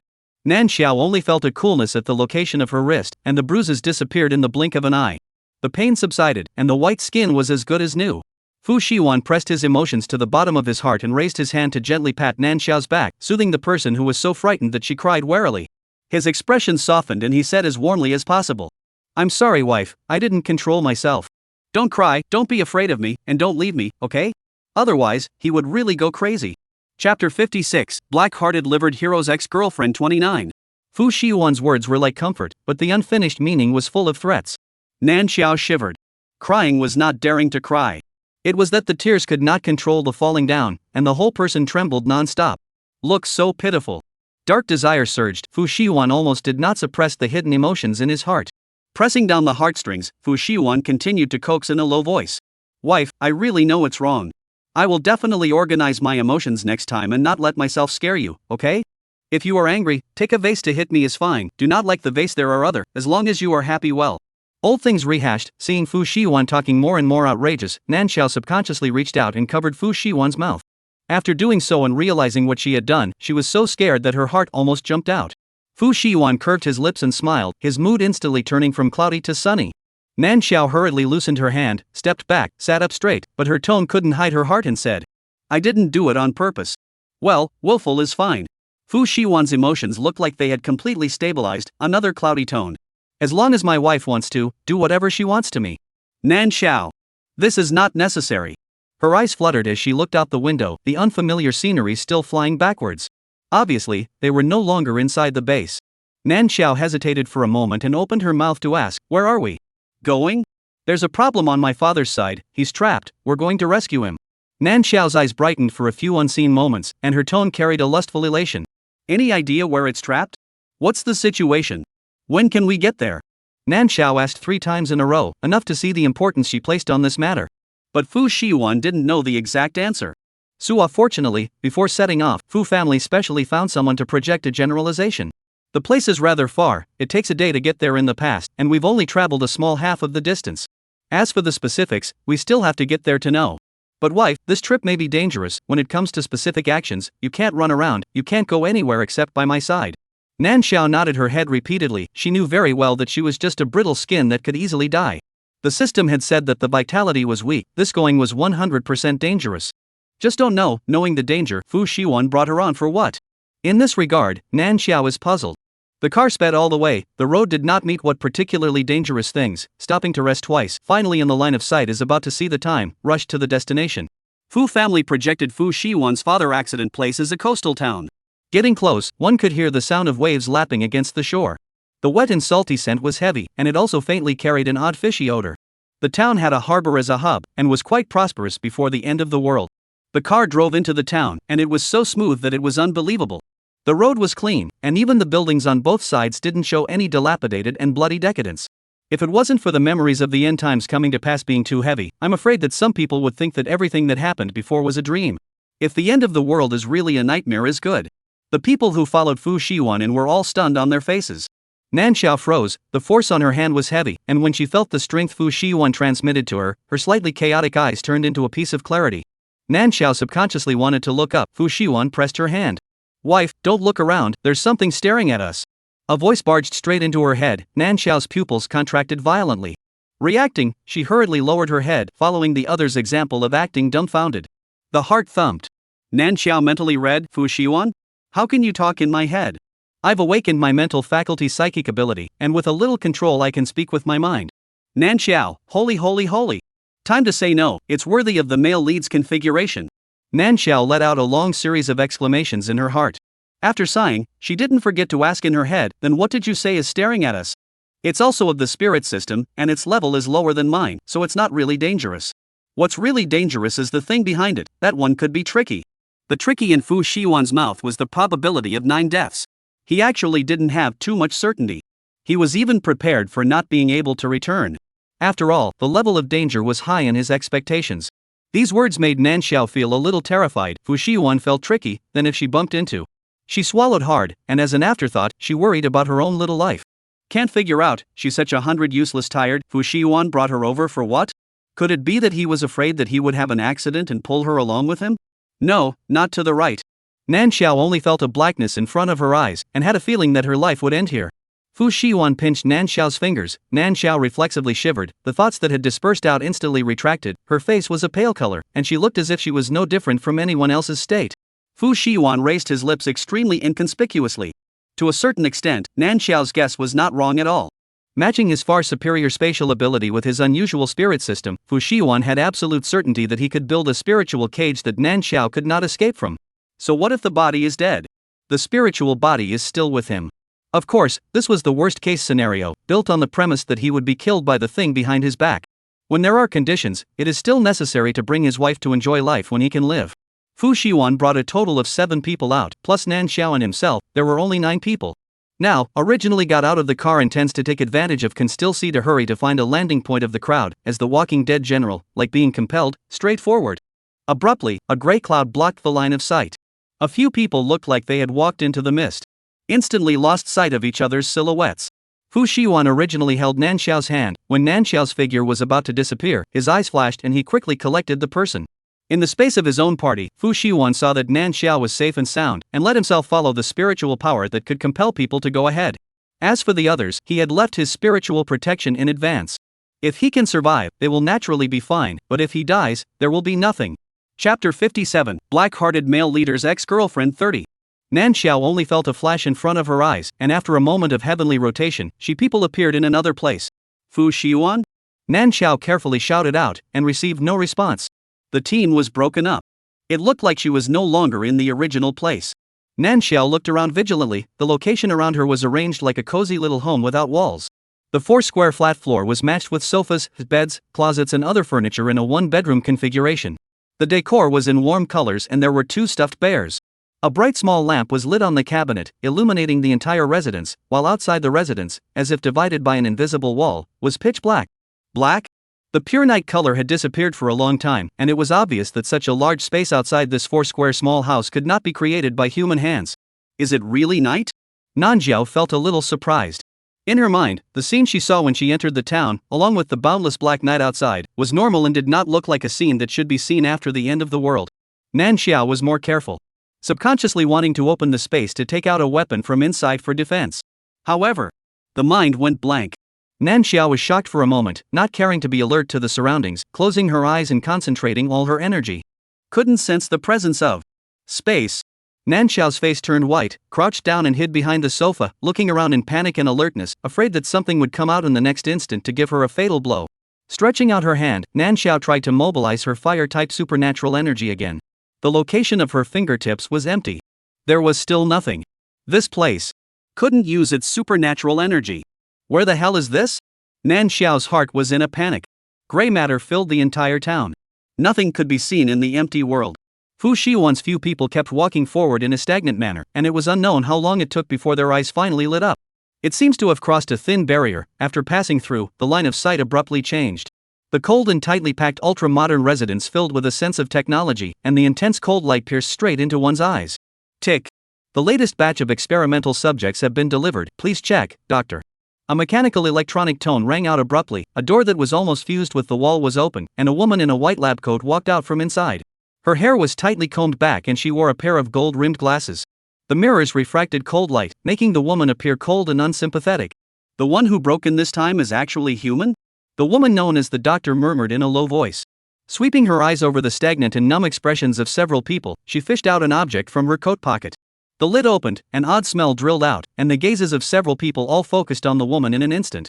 Seeing this, the woman turned around and walked back. The people behind her followed straight behind. Waiting for everyone to enter the door, before closing the door, the woman coldly whispered to the door, saying, 001, continue hunting outsiders. 001 copy. The mechanical electronic voice answered. As the voice fell, the door in front of them automatically closed. The woman led the group inside. Passing through a long corridor, they entered a sealed house. It was a large laboratory. The glass vessels on both sides held all sorts of odd things. Fu Shiwan slightly moved his eyes and read the label at the bottom, medium order zombie brain. Sweeping his line of sight all the way over, he found that there were everything from zombie flesh, limbs, and internal organs. In the innermost part, there were even a few complete zombies. Gray eyes rolled outward, staring straight at the people walking outside the vessel. These zombies are alive. This laboratory, what exactly does it do? Why was it said to be the only living thing? And where is his father? Fu Shiwan harped more and more questions. The woman is still leading the way ahead, while the vessels on both sides has begun to appear ordinary human and human alien specimens. Walking to the location at the end, another door appeared on the blank wall. Stepping inside, there were experimental vessels on one side, various potions on the first floor, and right in the center of it all, a bed with shackles. Why is it human again? A warm male voice rang out, and a man wearing a white coat, gloves, and a mask walked out from inside the hidden door. Looking at the few extra people in the lab, his gaze was a bit disgruntled. The woman spoke, "We finished dissecting all the zombies in the neighborhood. It would be nice for someone to come over. But the experimental data on those people before was very good. We don't lack human subjects, do we?" The man asked a warm, rhetorical question, and the woman raised her eyes to him and said in a cold voice, "We don't have any other choice now, do we? Can you identify any other experiments other than these few?" The man fell silent for a moment, thinking of something, and removed a grayish-black liquid from the potion behind him. "How about instead of studying the powers of this group, we inject them with zombie body fluid and see how the zombies evolve?" The woman thought about it and nodded in agreement. The two men's gazes simultaneously looked at the 8 people who were like walking corpses, scanned them, and simultaneously landed on Fu Shiwan. The man guffawed. "This experimental body looks closest to an ordinary human physique." The woman echoed, "He should be able to hold out a bit longer."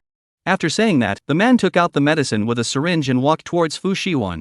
The woman, on the other hand, leaned over and opened the shackles on the bed, intending to cuff Fu Shiwan up in a moment. "Do it!" As the man approached, a voice snapped in the 7 dumbfounded and bewildered minds, like a thunderbolt, waking them up. Fu Shiwan was the first to kick the man away, and the others reacted by rushing up. "How is it possible? You guys weren't controlled? Ah, you guys are unbridled, how dare you hit me?" Hiss. A man and a woman were quickly subdued. The gentleness on the man's face was no longer there, a look of exasperation. The woman had a cold stance from the beginning to the end. Her expression didn't change in the slightest, even after being arrested. "Where are the people you arrested before?" Staring at them, Fu Shiwan's face was ugly as he voiced out his interrogation. The man snorted coldly and blurted out, "What do you mean by the people we captured? The experimental subjects that sent themselves to the door. What business is it of ours?" "You." The people brought by Fu Shiwan knew that they had become voluntary experimental subjects, and they all glared at the man angrily. Fu Shiwan's expression was cold, and without saying much, he directly launched his spiritual power to invade the man's brain. A picture flew through Fu Shiwan's eyes, and when he saw the information he wanted to know, his frown became deeper and deeper. He looked towards the woman. Chapter 58 Black-Hearted Hero's Ex-Girlfriend 31. The laboratory was established by the woman. The woman's name was Li Yan, and her home was in this coastal town. Relying on the sea to eat the sea, her generations have lived off of salvaging and selling seafood. But I don't know when it started, the azure sea turned dark and stinky, with all kinds of stinky fish and shrimp floating on the surface. The seafoods salvaged by the fishermen grew into strange shapes and had all kinds of mutations. What's more, they are also very aggressive. Once bitten, they will be sick for a long time, and in a few days' time, they will consume all their vitality and die. Li Yan's daughter was one of those bitten.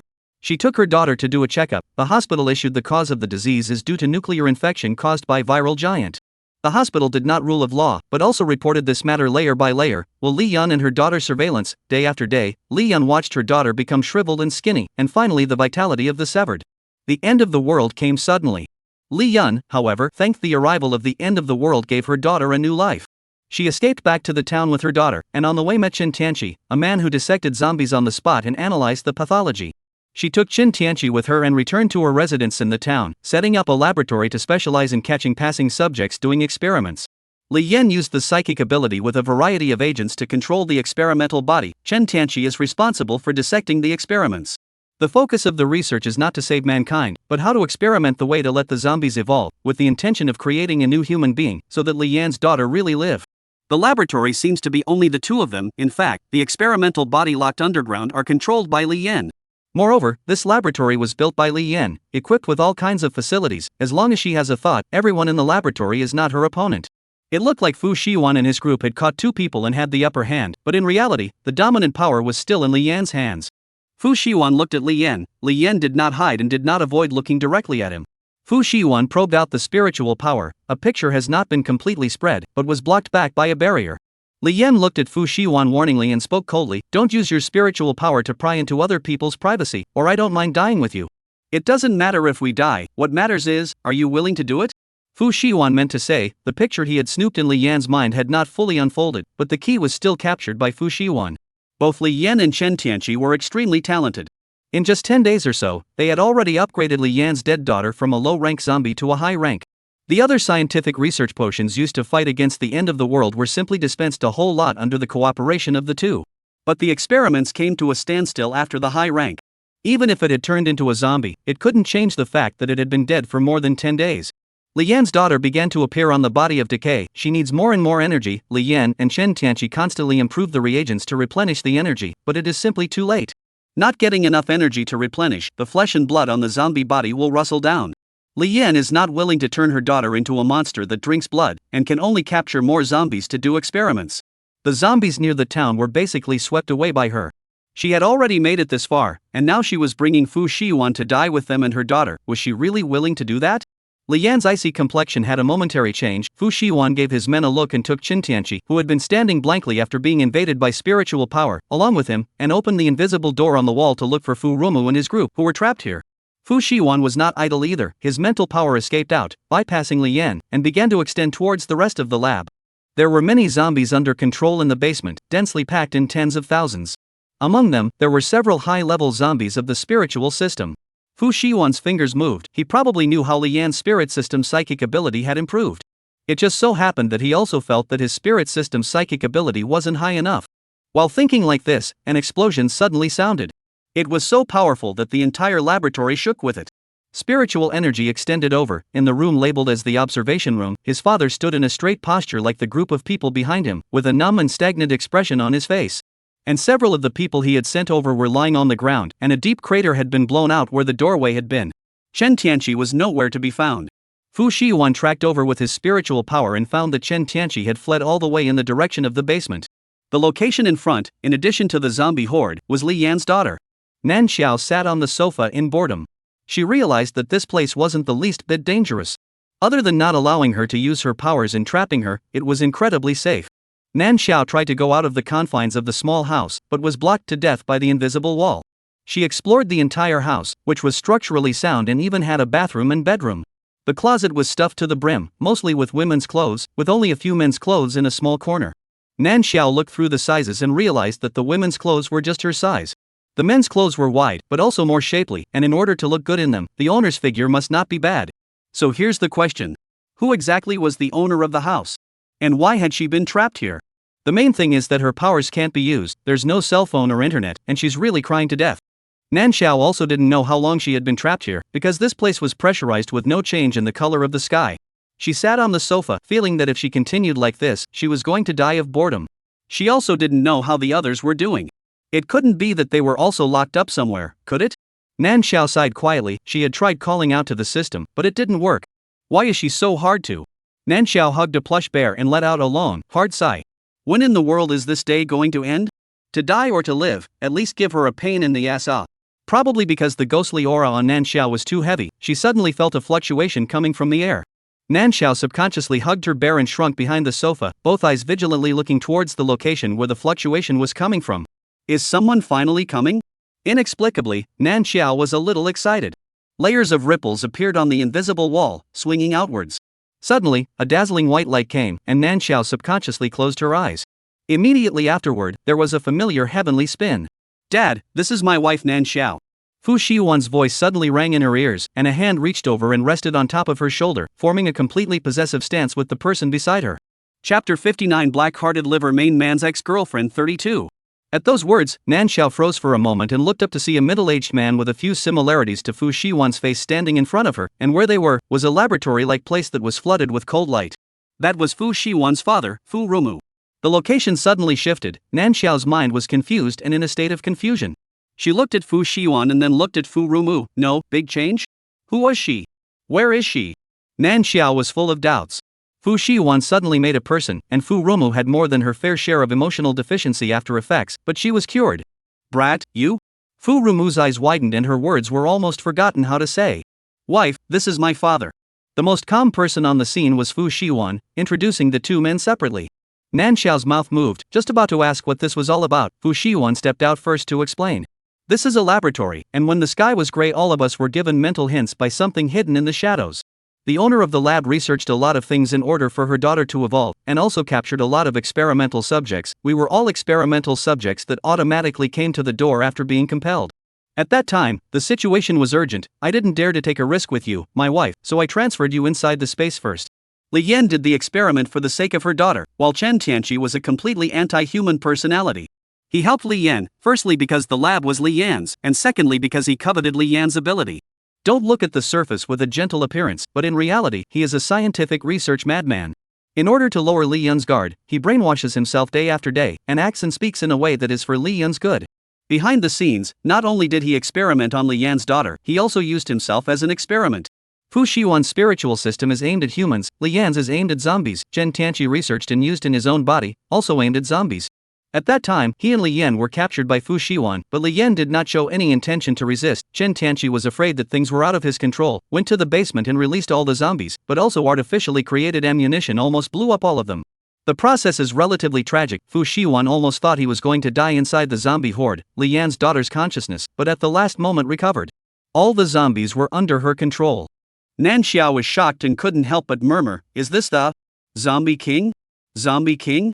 Fu Shiwan repeated, "When you hear it like this name is still appropriate. I had someone take her outside to experiment for a while. Indeed, all the zombies can be controlled by her. Of course, it's more appropriate to say call. Let's just say that she's the Zombie King, but she regained her consciousness because of the spirit-based experiments that Chen Tianqi did on her, and it wasn't naturally derived. But no matter what, now that Li Yan and her daughter are on our side, it's a hope, isn't it?" Fu Rumu summarized, and Fu Shiwan did not refute. He quietly listened to Fu Shiwan's words. The experimental subjects in the same batch as him had been controlled for too long, their spirit and memories had been damaged in every way, and he had almost no memory of the things that happened after he entered the lab. Now that all the dust had settled, they had stayed over here for so long, it was time to prepare for the return trip. Fu Rumu raised his hand and patted Fu Shiwan's shoulder, leaving first to arrange things to go back. Before leaving, he glanced at Nan Xiao. That girl was now completely wrapped up in it, forgetting about what happened before. TSK. It's also just to fool the little girl. Once Fu Rumu left, Fu Shiwan reached out and took Nan Xiao into his arms. His chin rested against Nan Xiao's shoulder, and his two hands trapped Nan Xiao to death. Hiss. Nan Xiao was still pondering about the Zombie King. Fu Shiwan hugged her so hard that she almost couldn't catch her breath. Wife, I miss you so much. When I almost got killed by the zombie horde when I ran out of alien energy, I thought I would never see you again. Fu Shiwan's voice was muffled. Nan Xiao had never heard this tone from him before. A little overwhelmed, but still subconsciously spoke out to comfort. How could it be? Aren't you doing fine? You're the male lead. If you're over, this world might really not be far from playing out. At that time, she would still have to die. Then what was the point of her being scared for so long? Convinced. Nan Xiao cursed in her heart, not noticing that Fu Shiwan spoke pitifully on his lips, but his eyes were full of laughter. Not being able to see his wife was impossible. The wife could be in his space, he was going to die, of course the wife was with him. At that time, even if both of them existed in the form of spiritual bodies, no one could separate them, could they? In this regard, Nan Xiao did not understand Fu Shiwan's sinister intentions at all. The two people stayed alone for a while, and soon Fu Rumu's side sent someone over, saying that they were packed up and ready to go back to the base, and only then did Fu Shiwan let go of Nan Xiao, changed his embrace to a hold, and pulled Nan Xiao to go outside. Nan Xiao suddenly appeared, but Fu Rumu had explained before, so everyone did not show surprise when they saw her. With the Zombie King around, the road back was much smoother than when they came. Soon, it was back to the base. Fu Shiwan left everything to Fu Rumu and followed Nan Xiao back to Villa 1 himself. The location outside was empty, and the people who originally lived here were all moved away by Fu Shiwan in advance. Before he left, he replanned the construction of the base. The villa area was divided out separately, set up as a key area, built several specialized research areas and administrative areas, and sent people to protect it. He didn't want, every time he went out with his wife, to be stared at by a group of strangers. Finally returning to his safe house, Nan Xiao's entire body and mind relaxed. Even though there was a Fu Shiwan behind her, she quickly washed up and laid down on the bed without changing her color. Once the quilt was covered, she closed her eyes and slept. Looking at her a sleepy look, Fu Shiwan lightly laughed, followed by lying next to Nan Xiao, reached out and skillfully circled Nan Xiao into his arms. Sleep. Sleep with your wife. The zombie king were brought back. That line of life was considered to be caught in the hand. As for the other subsequent things, what did it have to do with him, a man with a wife? Of course, there was nothing happier than him finally being able to completely grasp his wife in his hands. This sleep was extraordinarily solid. The next day, Sung Hoon brought Zhao Yuan and rang the doorbell outside the door. Fu Shiwan had just finished making lunch and was about to go wake up Nan Xiao after setting the plates when he heard the doorbell. When he opened the door and saw Sung Hoon and Zhao Yuan, his gaze fell on the two of them holding hands together and he raised an eyebrow. "Brother Fu. You're really alive." Seeing Fu Shiwan again, Sung Hoon was so excited that he didn't pay attention and squeezed Zhao Yuan's hand out of a sweat. As an afterthought, Zhao Yuan shook his hand away and said awkwardly, "Mr. Fu." Fu Shiwan took everything in and stood a little to the side to let them in. "Your sister-in-law is still upstairs, just in time, wait for her to come down and have a meal together." Cheng Sun and Zhao Yuan looked at each other and spoke at the same time. "Okay, brother General Manager Fu." Chapter 60, The Film Emperor. He's a little big sick one. At the height of summer, the sun was blazing. A few cicadas occasionally chirped in the dry air, further setting off the people's anxiety. Below the court hall, there was a black mass of people kneeling. A closer look, the forehead of the civil and military officials close to the ground, the coolness from the floor spread all over the body, forehead cold sweat. The emperor's anger, floating corpses in the millions. High on the dragon chair, a man in a python robe had a cold face and was not angry. On his unusually handsome face, his narrow eyes narrowed slightly, not hiding the heavy killing aura around him. "The Gongsun family is a rebel, their crimes should be executed. Since you all want to protect the Gongsun family, then all of you will go down together to accompany them." After saying that, the man raised his hand indifferently, and the imperial guards outside the great hall immediately rushed in. Clad in armor and holding long swords, they surrounded all the courtiers kneeling on the ground, only waiting for an order. The long swords dripping with blood on their hands were about to drink blood again. Your Majesty, spare your life. I know I'm wrong, please forgive me, Your Majesty." Seeing the man really moved to kill, a group of courtiers scrambled to beg for forgiveness and confessed, head knocked on the ground thumping. The entire hall is filled with a layer of faint smell of blood. The man on the high seat was unmoved, coldly spitting out a word from his mouth. "Kill." In a split second, the long knives were raised and mercilessly stabbed into the bodies of the courtiers, blood washing the entire hall. From the beginning to the end, the man sat in the high hall, without a single change in the expression on his face.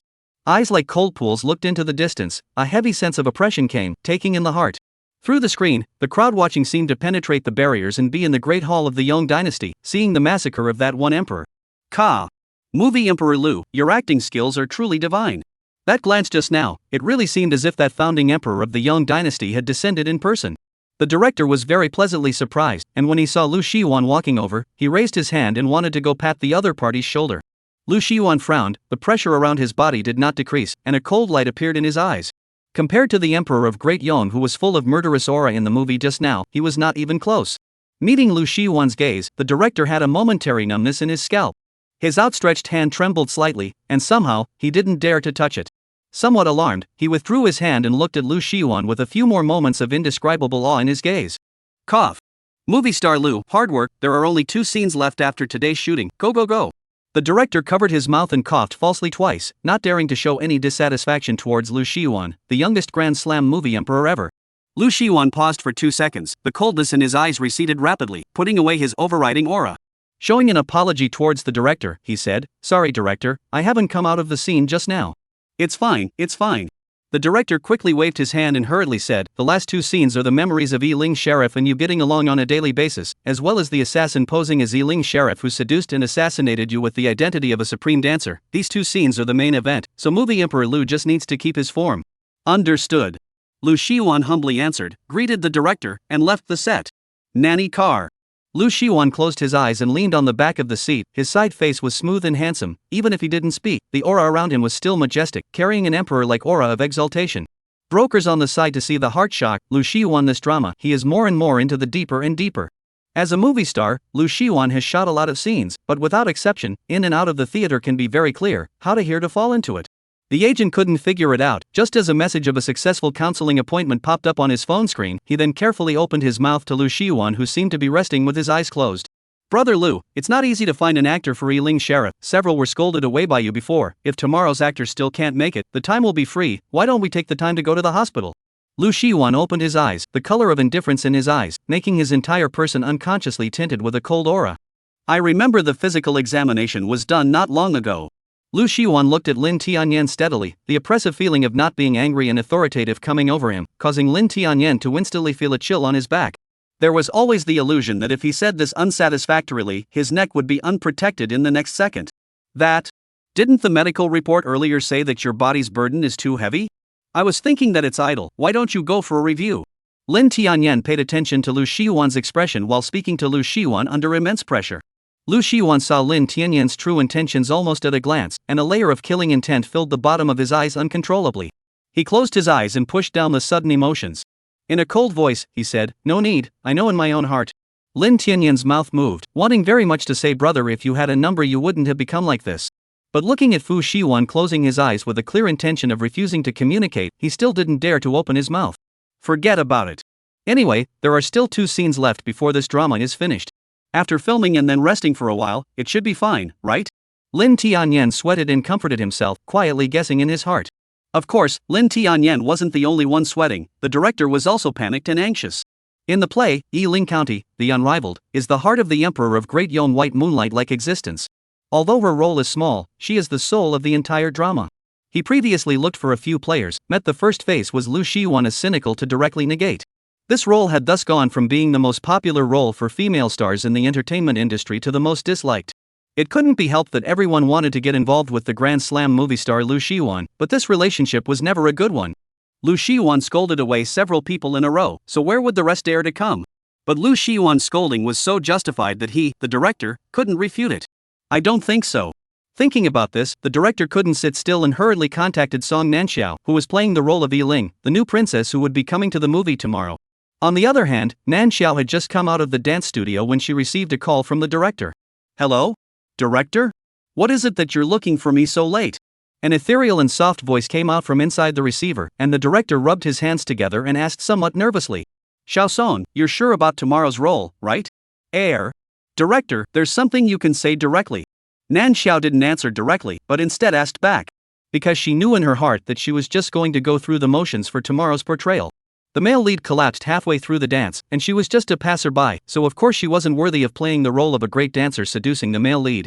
Yiling County Lord, such an important role, of course, should be left to the female lead to play.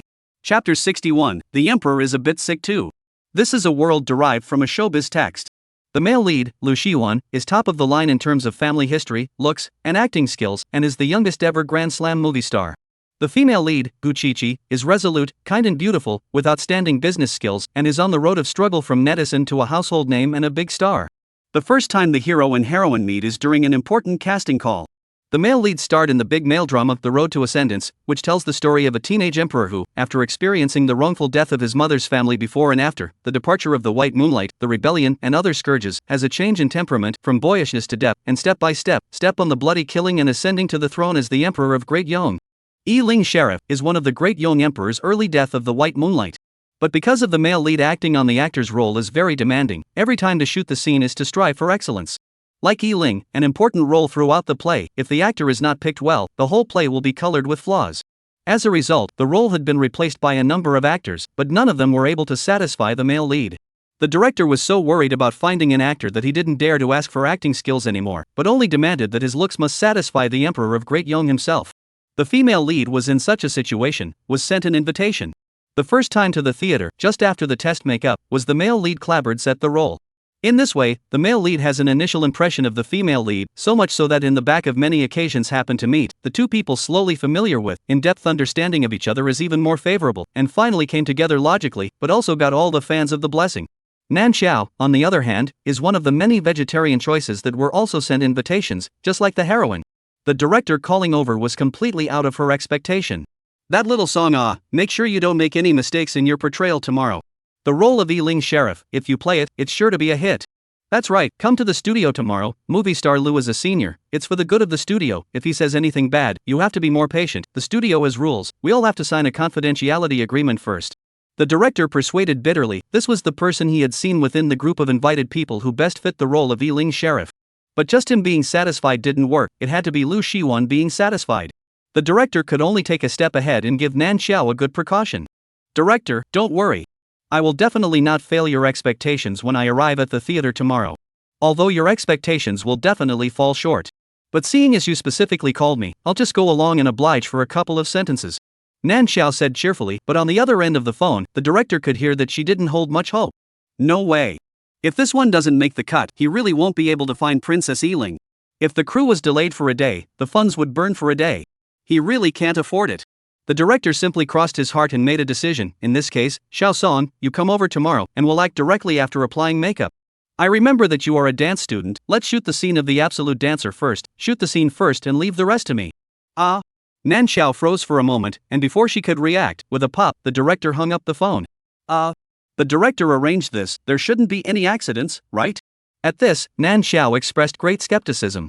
She only hoped that the male and female lead would hurry up and arrive before they start in the movie and finalize their roles first. Into the night. High above the throne, a man in a python robe expressionlessly wiped the sword in his hand. Empty hall, not a single person. He sits alone in the high seat, loneliness sprinkled all over his body. His eyes are so dead, like a pool of ice spring that will not fluctuate. Suddenly, a gust of wind blew. A misty silhouette appeared in the hall. The delicate voice was suddenly far and near, as if it had come out of memories. Your Highness, why are you here alone? Your Highness, I'll dance for you. Don't be sad, okay? Your Highness, I'm in pain. I'm going to die. It's a pity that I can't see you ascend to that high position. In the future, I'm not around. Your Highness should remember to take care of your body. The scene in front of his eyes was in a trance. As the voice fell, the delicate and familiar figure was lying in a pool of blood, a pair of bright eyes, looking at him until death. No! Lu Shiwan let out a miserable cry of grief, violently waking up from his dream. Unable to tell whether it was tears or sweat, it stained the pillow. Lu Shiwan sat on the bed with a sad face, his eyes so red that they looked like they wanted to kill. Snap! The overhead lights came on. Lin Tianyan came in and saw Lu Shiwan like this, startled. Looking horrified, he said, Brother Lu, what happened to you? During the daytime, he was really worried about Lu Shiwan's condition, so he didn't dare to leave at night and kept guarding outside.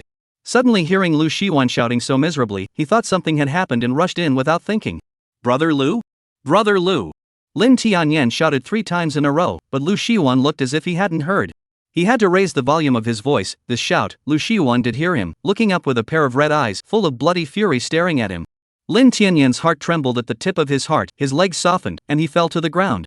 Lu Shiwan retracted his gaze and looked at the position outside the window, with a demonic look, his mouth reciting words. I want Yi to come over, I want Yi to come over. The bedroom was quiet. Lin Tianyan didn't hear what Lu Shiwan was saying at first. He boldly listened with his side ear, and when he heard Lu Shiwan's murmured words at the back, he was horrified. Brother Lu!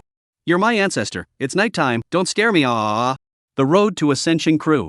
Gu Chi took a taxi to the theater group early in the morning and waited for a long time before finally meeting the director. Hello director, I'm Gu Chi, I'm here. She nervously bowed and just opened her mouth to introduce herself. Before she could finish her words, the director interrupted her. Alright, for the fitting and auditioning go to the staff. I'm very busy right now. You go to the person who specializes in this, they know the arrangements. Gu Chi froze, and when she wanted to say something else, she saw the director grumpily yelling at the person next to her. What did you say? Movie star Lu hasn't arrived at the set yet? Call and hurry, what's the use of talking to me? Gu Chi was startled and hurriedly backed away. But didn't movie star Lu come? Would have liked to see if there was a chance to ask for an autograph and a photo. She had liked him for years. Thinking of this, Gu Chi inexplicably lost a little. But then, thinking that they were all in the same theater group and would be able to see each other sooner or later, Gu Chi perked up again. Chapter 62, The movie director is a little sick. 3. When Lu Shiwan arrived at the theater set, the director's side had already set up the scene. Lu Shiwan rubbed his temples, looking a bit out of shape. Today's shoot was the scene of the Jedi dancer, and he was supposed to look at the actors before going on stage. But with a bad headache and the director's side setting up all the scenes, he didn't say much and directly organized his emotions and sat on that high throne. The emperor's aura instantly filled the whole body. Sitting there, Lu Shiwan was the great young emperor himself.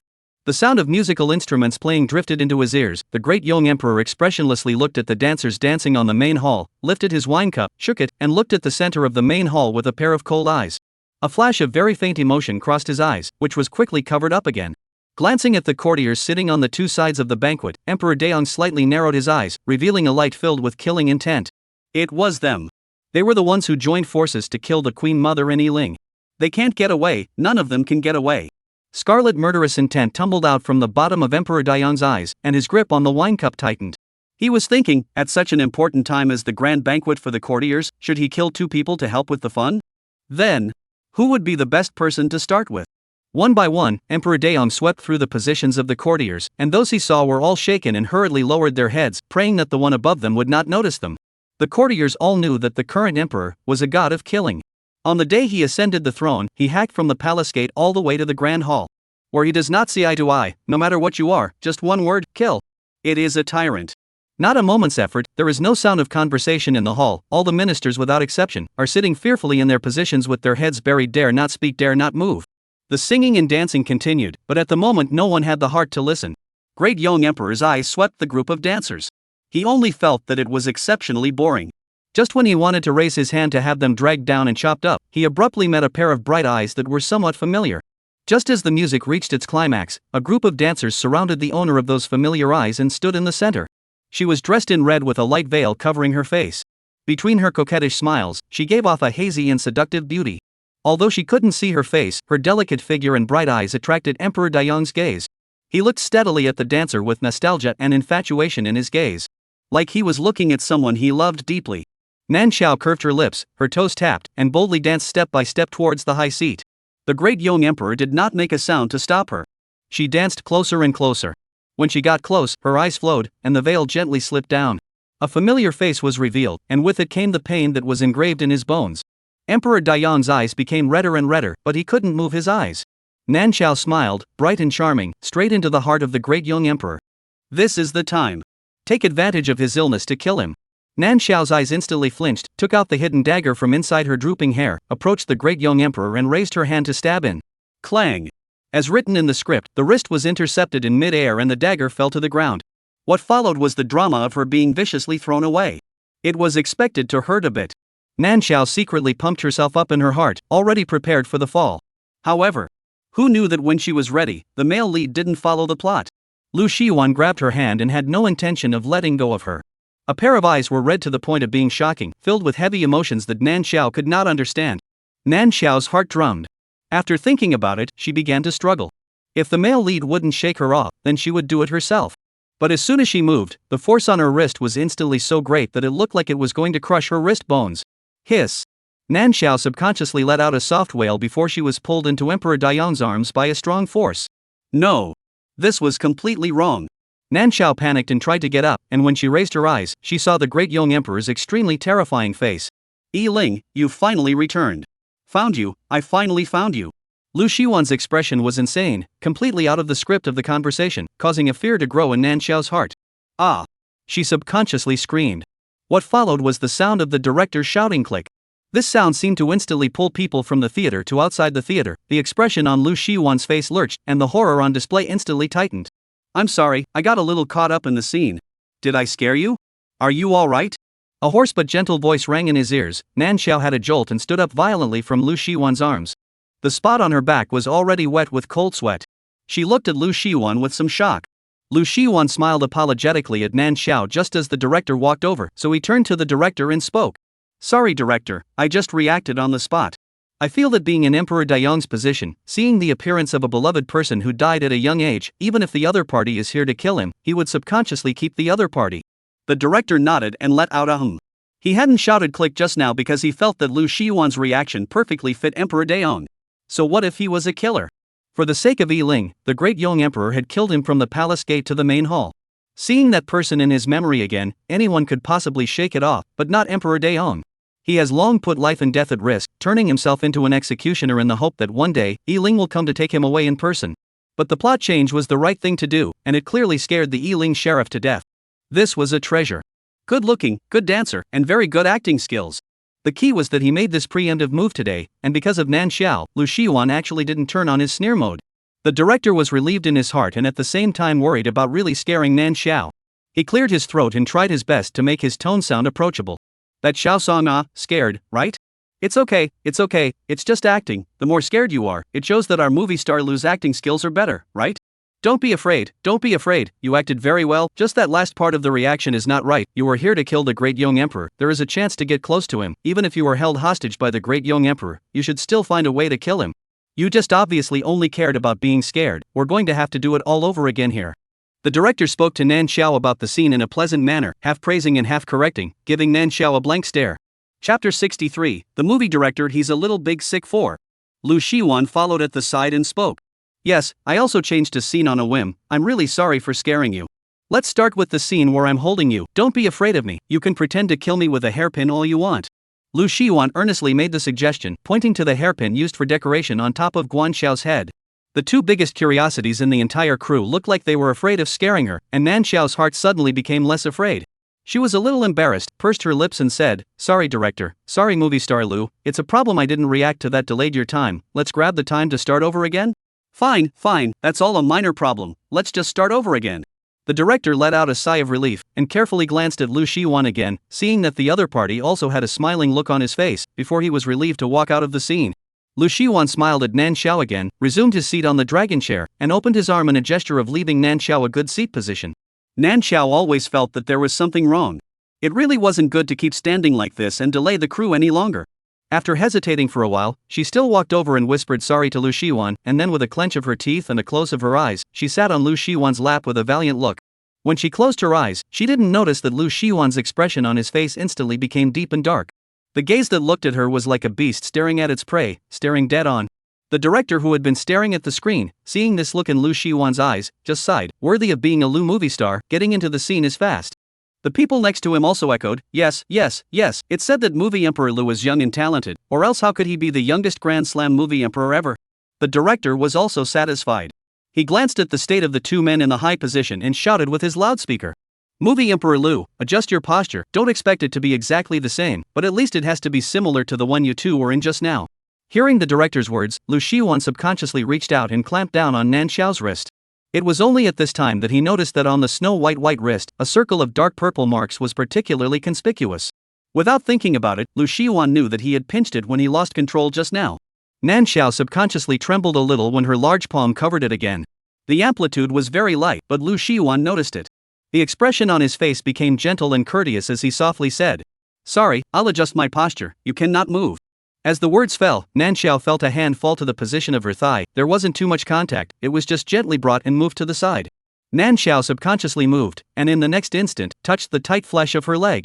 The rest of the light went to see, and saw that his leg was tightly leaning on Lu Shiwan's leg. Leaning so close, if the drama really aired, she would be beaten to death by Lu Shiwan's fans, right? No, she also sat on Lu Shiwan's lap, she also seduced Lu Shiwan. Nan Xiao's eyes glared as she thought of this and instantly remembered what she had just forgotten. She's a roadie, for s sake. The original should not even see the male lead, the role directly announced to the female lead of the passerby. What was she doing? Why was she acting on? Help! Nan Xiao suddenly panicked and subconsciously stood up to get off of Lu Shiwan. However, Lu Shiwan appeared to be only gently holding her, but when Nan Xiao moved, she felt an unshakable resistance. Not to mention getting down, even turning over, she was firmly shackled by Lu Shiwan. What's wrong? Are you feeling uncomfortable somewhere? Lu Shiwan's voice sounded like a spring breeze in his ears, but Nan Xiao did not dare to move. Dryly laughed twice, no, haha. If not, do you need me to help you find the feeling? The director's side is ready to reshoot. As if he didn't see the far-fetchedness on the face of the person in his arms, Lu Shiwan's attitude remained gentle. No need. Nan Xiao immediately answered, recalling Lu Shiwan's face that made her feel horrified when he lowered his head just now, and instantly found the feeling she felt just now. Alright then. Lu Shiwan answered himself, and somehow, Nan Xiao heard endless regret in that voice. She winced. Attention all departments. Road to Ascension, Scene 78, Act 4, Action. The monitor began to run, and as the director stared at the screen, he saw both Lu Shiwan and Nan Xiao get into character. With her wrists restrained, a moment of panic appeared on the dancer's face. Emperor Daong reached out and traced her eyebrows, his eyes filled with deep longing. The dancer quickly calmed down and smiled towards Emperor Daong again. Great young emperor seems to be a little obsessed. The dancer pulled off the beaded hairpin on her head and ruthlessly stabbed it towards the position of Emperor Daong's neck. Ka-ching! Once again, it was cut off. The sound of bones being dislocated rang out, and Nan Xiao instantly widened her eyes in horror. Crap! Come for real? Her face went pale, but Emperor Daong had an obsessive smile on his face. No one can harm my Yi Ling. No one can. Nan Xiao. She wanted to shake the male lead awake. Male lead, you don't get too deep into the drama, aoi. This tone of voice, this gesture, living a pervert. But the play had gotten this far, and if it fell apart it would have to start over. Nan Xiao did not want to suffer again. She looked at Lu Shiwan with unwilling and malicious eyes, and with the tip of her tongue, she directly crushed the blood packets hidden in her mouth. This was originally used to take poison to kill herself when she was thrown to the ground by Emperor Daong for fear of being severely tortured. Instantly, blood flowed out of her mouth. Paired with Nan Xiao's pale face, at first glance it really looked like she was about to die. Seeing the blood, Lu Shiwan's pupils shook, and his hands pinched Nan Xiao's shoulders with force in a maniacal gesture. Don't, no.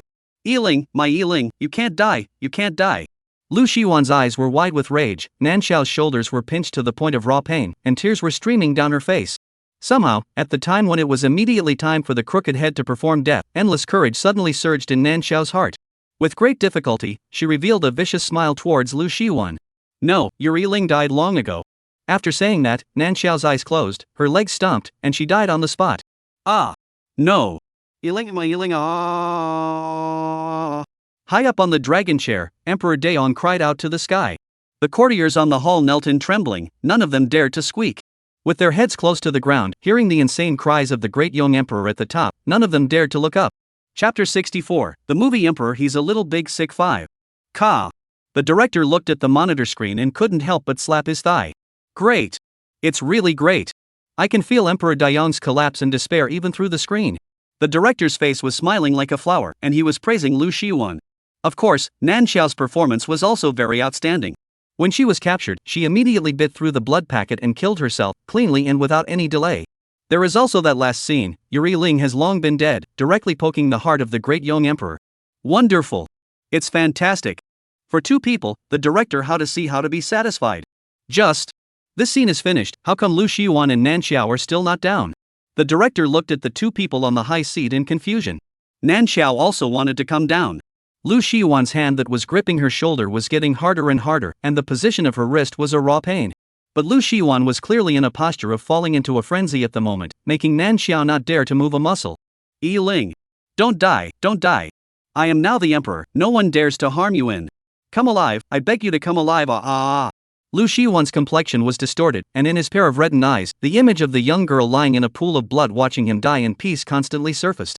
The hand that gripped Nan Xiao got harder and harder. Nan Xiao felt like her shoulders were going to be crushed. She was about to be unable to fit anymore. But it felt like if she woke up now, she would be strangled alive by Lu Shiwan. How come the people from the director's team didn't come over to pull people away? Nan Xiao was about to collapse in her heart. Fortunately, the director seemed to have heard the prayers in her heart and personally came over to check the situation. Only, just after arriving at Lu Shiwan's side, he was appalled by the emotions that erupted from Lu Shiwan's body. It was an emotion of collapse and despair to the extreme. It was extremely infectious. The murderous aura of his body mixed with the bloody aura of the blood packs came out, and the aura of fury rushed to the heavens, as if he was about to do something great and destructive in the next second. The director was shocked, but looking at Nan Xiao's state wasn't very good either. He could only open his mouth stiffly. Cinema Director Lu, Cinema Director Lu? We're done with this shoot, you can let go. Lu Shiwan immersed himself in his own emotions, as if he hadn't heard the director's voice at all. The director was drumming in his heart and had to gather the courage to raise his volume. Shouted out, Movie Director Lu. The voice was so loud that the sound even reached the outside of the great hall, almost toppling the roof. Nan Xiao's ears were shocked for a moment, and she wrinkled her eyebrows in an unseen manner. Lu Shiwan was momentarily stunned and stiffly turned his head to look at the director. The director pulled out a smile with some fear and was just about to say something when he saw Lu Shiwan's body lurch and a mouthful of blood spurted out without warning. Director. Finished. Cinema Emperor Lu didn't arrange for a blood pack. The director's eyes widened, and when he saw Lu Shiwan's eyes closing, he was about to plant himself on the ground, so he hurriedly stepped forward to support him. Rushing to the back, he shouted. Cinema Emperor Lu is vomiting blood. Someone call an ambulance. Warm liquid sprayed onto Nan Xiao's cheeks and neck. She tremblingly raised her hand that was in an unnatural drooping posture and breathlessly said, Director, also help me call an ambulance. Saying that, Nan Xiao really couldn't support herself and fainted along with her. Director. What is all this? He was beating wildly in his heart, filming a scene, and both people were given to the hospital. The director's eyes went black and he almost passed out with them. Hands and feet to arrange for people to call an ambulance to send to the hospital, but also ready to PR online public opinion direction. For a while, the crew was in chaos. Everyone was unanimously busy. This caused the few vegetarians who were invited over to try out for the role of Yiling's sheriff to look at each other. You looked at me, I looked at you, a blank look on their faces. What is going on? I seem to hear someone over there shouting for the Lu Film Emperor. It can't be that something happened to the Lu Film Emperor, right? Then what do we do? Is this still trying to shoot in the end? This question, no one knows the answer. The crew was in chaos, no one cared about them. Guchichi pursed her lips, her face looking bad. She came the earliest and waited the longest. Compared to the others, she was an internet celebrity and had the biggest fan base. Unsurprisingly, the role should have been hers. But now, after sitting on the cold bench for so long, even if the big hall side started shooting for so long without calling the next person, obviously the role is also gone. And what kind of drama would cause something to happen to movie director Lu? It can't be that the trial shooter in front of him did something that harmed movie Emperor Lu, right? The more she thought about it, the more Guchichi felt that test shooter was the culprit that caused all this. Exasperated, she looked at a few other vegetarians and said her guess without hiding it. For a while, everyone's faces changed. After being sent to the hospital, Nan Xiao woke up while Lu Shiwan was still doing his examination. The wrist bone was squared back, not affecting movement in the slightest. It was the position of the shoulder that hurt for a while. It didn't hurt the bones, but being pinched those 2 times was real, red and swollen, and it looked extraordinarily appalling. The doctor gave her a bottle of medicinal oil, instructed some precautions, and left in a hurry. Because Lu Shiwan thing, the crew side did not meet. Now the hospital side, crowded with reporters, fans, there are a lot of doctors and patients, heard the 3 words of the Lu movie star, all go over to see the fun. Nan Xiao had little attention for the time being. She was afraid that she wouldn't be able to leave late and get into trouble, so she sent a message to the director and hurriedly slipped out of the hospital's side door. With things going this way, she definitely wouldn't go back to the theater to shoot a scene. Anyone with a discerning eye could see that Lu Shiwan's state wasn't right, and she, as a victim, shouldn't be able to fall into any bad shape. It just so happened that she didn't act the female lead topping it. Although there were twists and turns, it was at least back on track. It's kinda perfect. It is his mother's shoulder, really good pain. The male lead is really not a person under such a cruel hand. Dangerous people, remember to stay away. Stay away. Nan Xiao unilaterally labeled Lu Shiwan, but what she didn't know is that some people, not she wants to stay away, can stay away. And at this time, on the hot search, an article analyzing the culprit of Lu Shiwan's hospitalization suddenly appeared. Initially at the end no one paid attention to it, but by the time the director's team reacted, it had already made it into the top 3. Originally, Lu Shiwan had a lot of fans and the discussion on the internet was not low. Once the hot search came out, it directly exploded and began to crusade against the Yiling County Lord's portrayer as analyzed in the article. The person in charge of public relations was busy. Outside the operating room, the director and crew waited anxiously outside. Lin Tianyan was notified and also rushed over as fast as he could. Chapter 65, the movie director, he's a little big 6'6". Director, what's going on here? Why did brother Lu vomit blood and pass out on the set? What did you guys do? Lin Tianyan suppressed the fire in his heart and questioned the director. The director was also anxious, but there were many people outside, so he pulled Lin Tianyan and walked to the side to explain in a low voice. When we were filming, movie director Lu didn't feel right, so he modified some parts, and there were more emotional ups and downs. But at least the shooting was done. But when we broke up the scene, movie Emperor Lu hugged Little Song and didn't let go, and even broke Little Song's hand. Little Song is the Yiling County Lord's portrayer, the director explained, and then continued, when I went over, movie Emperor Lu's state looked a bit off. Then I called out to him a few times, and then he suddenly vomited blood and passed out. I still don't know what happened. The director was afraid that Lin Tianyan would blame Nan Xiao and helped Nan Xiao out. As for why Lu Shiwan actually fainted, he really didn't know. In his heart, he did have a guess that the character played by Lu Shiwan in the script of The Road to Ascendance had completely blackened after the death of County Lord Yiling, and had gone down the path of killing to stop killing. After ascending to a high position, seeing the death of Yiling again, death, if the Emperor of Great Young himself, designated crazy. Into the theater too deep, great sadness, great joy, depressed in the heart, really have to be angry, spitting blood possible. But Lu Shiwan is a movie star and has acted in so many plays, how could he possibly make this kind of mistake? The director let out a deep breath and suppressed this speculation. Hearing the director finish, Lin Tianyan instantly remembered what the psychiatrist had just said and his heart thumped. He stabilized his expression and said, Director, no matter what, let's settle the online matter first. On the crew side, brother Lu might be delayed for a few days, all expenses are on us, you take care of it. We'll talk about these when movie director Lu wakes up. The director paused for a moment. Compared to Lu Shiwan, time and money were nothing. If something really happened to him on the set, hundreds of millions of fans aside, he wouldn't be able to carry it on the Lu family's side. Sigh. What's going on here? The director sighed and dealt with Lin Tianyan about other things, grabbing the phone to make arrangements. Lu Shiwan had a dream. In the middle of a pool of blood, the bright eyes of a young girl were wide open. For some reason, seeing this scene, it was as if his heart had been plucked out a petal raw. He wanted to go and pick up the young girl, but then turned into an outsider in an instant. Watching a silhouette in the distance run over in an extraordinarily sorry state, he fell in front of the young girl and cried so hard that tears of blood flowed from his eyes. His heart followed with a twitch of pain. The scene shifted, high above the dragon chair, bright eyes with similar faces closed in front of him, blood red and piercing. The person on top of the high seat cried and laughed, crazy, but the feeling he gave Lu Shiwan was as painful as a bone-deep pain. A tear unconsciously slipped from the corner of his eye, and when he opened his eyes, he saw a clean white ceiling. The smell of disinfectant filled the air, and without asking, Lu Shiwan knew where he was. His Yi-Ling was dead. It seemed like he had vomited blood and passed out. Thinking of this, Lu Shiwan's eyes snapped to their maximum. The bottom of his eyes were blood red, and a drop of liquid slipped unconsciously from the corner of his eyes. Ah! Brother Lu, your eyes are bleeding. Lin Tianyan had just entered the hospital room when he saw Lu Shiwan looking at the ceiling woodenly like an oil lamp had run out, with blood flowing from the corner of his eyes. He shouted and hurriedly rang the bell to call the doctor over. Lu Shiwan was lying quietly on the bed, as if he was dead, keeping his movements motionless, completely isolating himself from the outside world. The doctor checked Lu Shiwan several times before and after, but he didn't react. Lin Tianyan looked at Lu Shiwan and only felt that the sky was about to collapse. Lu, don't be like this. Let's not shoot this scene, go back and see a psychiatrist.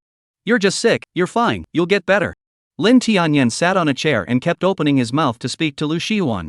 He didn't know if he was comforting Lu Shiwan or himself. The conversation box was opened, and Lin Tianyan broke into 2 sentences about everything. In the end, Lu Shiwan still didn't react, so Lin Tianyan sighed in frustration. Ugh.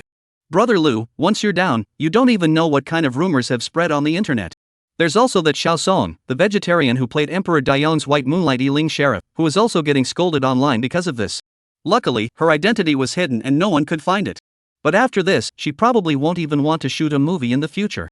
Lin Tianyan watched the video at the director's place, knowing that from start to finish it was all caused by Lu Shiwan being too deep into the drama, and felt a bit sorry for the other party. When he said this, Lu Shiwan's eyes moved violently. Filming. Yes, he was filming a play. The drama is fake.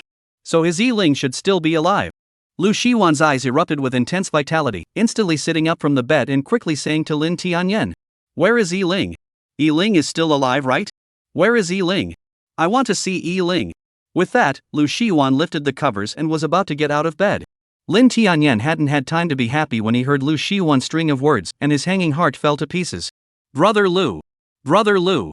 Calm down, Yi-Ling Sheriff is just a character in a drama, and you're not the great young emperor, you're a Grand Slam movie star. Lin Tianyan stepped forward to stop Lu Shiwan, tempted to reach out and shake him awake. But he didn't dare. His own brother Lu thought that he was the great young emperor, and the emperor's murderous aura on his body was taken to death. Just by being close, he was already sweating on his forehead. However, Lu Shiwan simply didn't listen. Daring. If I don't see Yi-Ling, I want you to be broken into pieces. The voice was cold and imposing, not at all like someone who had been lying in a hospital bed for a day and a night. Lin Tianyan was subdued by the sense of oppression in the 2 sentences, unable to say anything in retort, had no choice but to call the director to ask for all the information of Yiling County Lord's character, Xiao Song. 1 hour later.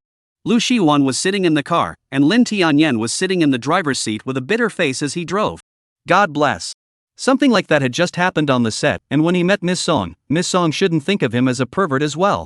She was a national dancer, would they really not be beaten out if they went to the door?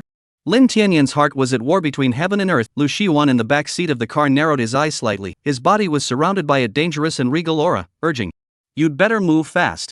If I can't see Yi-Ling, I'll kill you." Lin Tianyan. He knew it. Brother Lu had finally gone really crazy this time. Chapter 66, The Movie Emperor. He's a little big 6'7". Nan Xiao was dressed in an ancient-style long dress, standing barefoot in the center of the stage dancing. Fluttering like an orchid camellia, graceful as a swimming dragon lifting. The people watching under the stage were filled with amazement and covered their mouths with excitement. A dance closed. Nan Xiao slightly owed a bow to the audience on stage. The stage suddenly resounded with thunderous applause. The stage curtain call, Nan Xiao returned to the backstage. The hearty dance performance had left her slightly out of breath, but her eyes were amazingly bright and her essence was extraordinarily full. Nan Xiao changed back into her own clothes while thinking. Sure enough, it's better to simply dance, without having to perform deliberately or worry about encountering perverts in acting. The day she stayed at the theater set, she still has nightmares when she thinks back now. The male lead and all, it was just too scary. Hopefully the female lead would come on soon and get everything on track. Nan Xiao closed her eyes and worshipped the sky outside the window. After packing up, she greeted the others and walked straight out of the theater. Just as she reached the curb, a small car with a black body and anti-peep film stopped in front of her. Nan Xiao subconsciously took 2 steps back. Lin Tianyan lowered the car window a little and just wanted to make an introduction and invite Nan Xiao to get on the car, when the back seat door was pulled open by Lu Shiwan at once. Standing in front of Nan Xiao, his tall figure blocked Nan Xiao completely, bringing a full sense of oppression. Yi Ling. Lu Shiwan's eyes were filled with a nostalgic look, and he couldn't help but shout at Nan Xiao. Nan Xiao subconsciously had a numb scalp. It felt like her shoulders and wrists were aching again. She shivered and quickly buried her head, turned to avoid Lu Shiwan and was about to leave. Where do you want to go again? Lu Shiwan pulled on Nan Xiao's arm, not letting her go. Nan Xiao panicked so much that she wanted to drill headfirst into the ground. Shadow Emperor Lu, what are you doing? Nan Xiao was afraid to avoid him, and as a result, the person in question wasn't the least bit self-conscious. Seeing that the theater behind her began to have audiences coming out one after another, Nan Xiao desperately wanted to shake Lu Shiwan's hand away. Yiling, I just want to see you. Lu Shiwan's grip was tight, not letting go at all, his mouth repeating the words over and over again. Nan Xiao had a headache and explained quickly. My name is not Yiling, nor am I County Lord Yiling. That's a character in the play, Lu Movie Emperor Yu. Nan Xiao just wanted to break it up clearly with Lu Shiwan. Lin Tianyan pressed down most of the car window and shouted anxiously at her. Miss Song, Lu, what's going on? Get in the car and talk about it, there are people surrounding us in the back. Lu Shiwan's face and figure were extremely outstanding. Wherever he went he was the center of attention, not to mention the fact that there was a silky Nan Xiao standing beside him, instantly attracting the eyes of passers-by. Almost with a single glance, the two were recognized separately. Quick look, the one standing over there seems to be Movie Master Lu. It's the dancer who just performed on stage. With 2 shouts, the people around instantly looked over. Lu Shiwan didn't react much and still wanted to talk to Nan Xiao. Nan Xiao was so anxious that she backhanded Lu Shiwan's hand and dragged the person into the car. The car door closed. Lin Tianyan drove the car away with a kick of the gas. In the rearview mirror, the people who had gathered around stood densely together, completely blocking that area. Fortunately, his car drove fast. Lin Tianyan let out a sigh of relief and sighed in his heart. However, as his eyes swept to the back seat, Lin Tianyan realized that his sigh of relief was premature.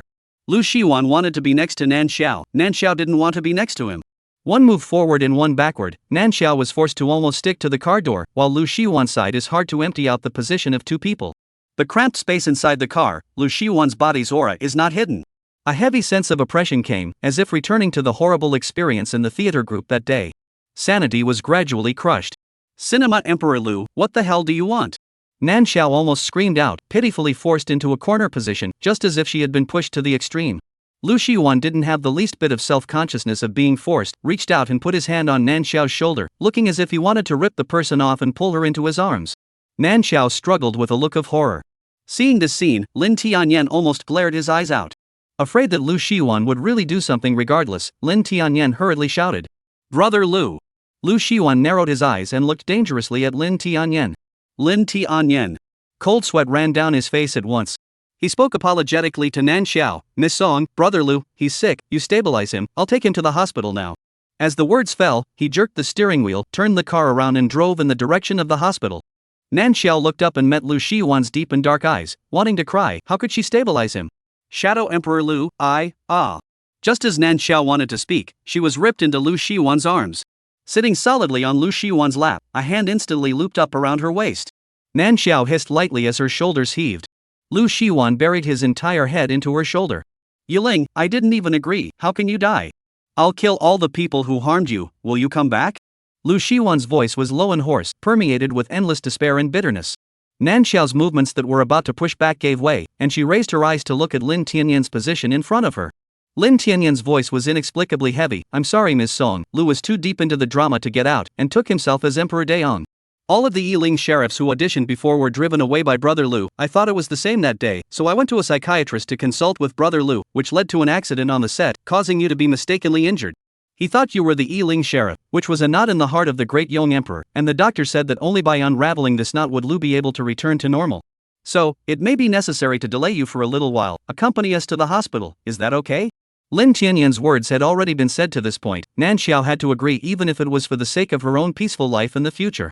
She can't go anywhere in the future and have a Lu Shiwan pop up around her at any time, calling her Yiling and going crazy on her, right? Nan Xiao couldn't even dare to think about that kind of day. Lu Shiwan was still babbling in her ear. Nan Xiao simply crossed her heart and responded. Yes, your Yiling didn't die and reincarnated to find you. Upon hearing this, Lu Shiwan's withered eyes abruptly emitted a bright light. Really? Really reincarnated to find me? Lu Shiwan looked straight at Nan Xiao, like a dying person grabbing the last straw. Nan Xiao was terrified at the sight of her heart, averted her gaze, and answered somewhat sheepishly. Yes, came to find you. But the one who came to look for you is County Lord Yiling. It's not about my Nan Xiao. Chapter 67, Shadow Emperor. He's a little big sick. 8. Hospital, psychological counseling room. Nan Xiao and Lu Shiwan sat together across from the psychiatrist, while Lin Tianyan guarded the outside. The psychiatrist had an affable smile on his face, suppressing the shock in his heart and observing the two without moving. Lu Shiwan had an extremely strong aura on him, half hugging the person beside him, but his eyes were full of warning as he looked at the opposite doctor. Like an evil dragon harboring a precious treasure, it equally threatened all gazes that wanted to covet it. Obviously, the doctor was now the one being threatened. A heavy sense of oppression hit the doctor, and the doctor's folded hands were so hard that they turned white before he could barely stabilize his emotions and keep himself from losing his temper. Letting out a deep breath, the doctor spoke with deliberation. Movie Emperor Lu, your situation is a bit serious and has been completely taken over by the emotions within the play. I personally suggest that you can do a hypnosis to assist you in getting out of the scene. Otherwise, if you stay in this state, not only will it affect your own life, it will also bring trouble to others. Saying this, the doctor implicitly glanced at Nan Xiao, who was held in his arms, and who had been actively resuscitated from the very beginning to now giving up on treatment. Having just arrived at the hospital, Nan Xiao thought that just by meeting the doctor she would be able to pull Lu Shiwan out of that odd state and free herself in the process. Unexpectedly, Lu Shiwan's mental defenses were heavy, and no matter what the doctor said, he was in an oil and salt stance. From start to finish, his attention was on Nan Xiao, and the occasional look he shared with the doctor was either a warning or a threat. The doctor spoke bitterly for 2 hours, and it was dark outside, only coming to a conclusion that could be seen at a glance. Lu Shiwan was very sick. He was like a complete theater nut. In response, the victim, Nan Xiao, felt that the sky was about to collapse. The 2 sentences that she casually snubbed Lu Shiwan with when she arrived were recognized by Lu Shiwan as a dead giveaway. He firmly believed that Nan Xiao was his Yiling. No matter how Nan Xiao explained, Lu Shiwan would not listen. Nan Xiao was lifeless with a wooden face and hugged with Lu Shiwan. I only want Yiling, it won't affect anyone else. Lu Shiwan opened his mouth word by word, his face calm, as if he was saying a fact that should have been the case. The doctor was choked for a moment, and he couldn't help but look at Nan Xiao with more sympathy and compassion in his gaze. He carefully said, it's like this, Shadow Emperor Lu, if you're like this, it might cause trouble for Miss Yiling. As soon as the words left his mouth, he felt Lu Shiwan's eyes staring at him like he wanted to kill. The doctor trembled and a cold sweat seeped out of his back. This is true, why don't you ask Miss Yiling what she means? Lu Shiwan gave a start and subconsciously looked down at Nan Xiao. It just so happened that Nan Xiao raised her head, and all of a sudden, she crashed into those eyes that were dark and deep like a cold pool. She winced. She quickly lowered her head again. Lu Shiwan's hand that was clasped on Nan Xiao's shoulder instantly rippled with veins. A scarlet redness rolled under his eyes, which was suppressed by his gritted teeth. Hypnosis, right? I'm with Yiling. Lu Shiwan looked at the doctor grimly, his eyes revealing a familiar killing intent. That's certainly possible, haha. The doctor laughed with difficulty, got up and took out incense from the cabinet and lit it, speaking to Lu Shiwan. Shadow Emperor Lu, please lie on the bed over there with this young lady. Hearing these words, all the cells in Nan Xiao's body resisted. She refused. I don't have to lie on it, right? It's fine for Shadow Emperor Lu to lie down, I can sit on the side. Lu Shiwan's eyes flashed, and without saying a word, he directly pulled Nan Xiao up while standing up. Buckling the person, he walked straight towards the bed's position. Nan Xiao was pulled up unawares and stared wide-eyed. No, I'm not going. She exclaimed, but she couldn't resist the strength in Lu Shiwan's hands and was pulled hard to the bedside. The doctor looked up at the snow-white ceiling, his eyes unblinking as if he hadn't seen it. When he moved his gaze back, Lu Shiwan was already lying on the bed and circled Nan Xiao into his arms. The gaze was like a sharp arrow, looking at him. It seemed like a silent urging. The doctor hurriedly walked over and began to hypnotize Lu Shiwan. At first, Lu Shiwan did not have the slightest intention of being hypnotized.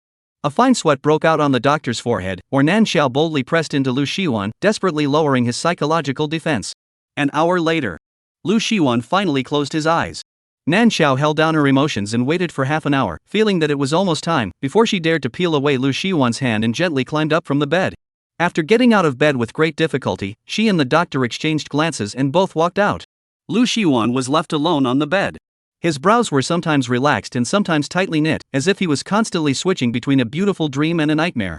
After leaving the psychological counseling room, Nan Xiao let out a huge sigh of relief, and the doctor also raised his sleeve to wipe the cold sweat that covered his head.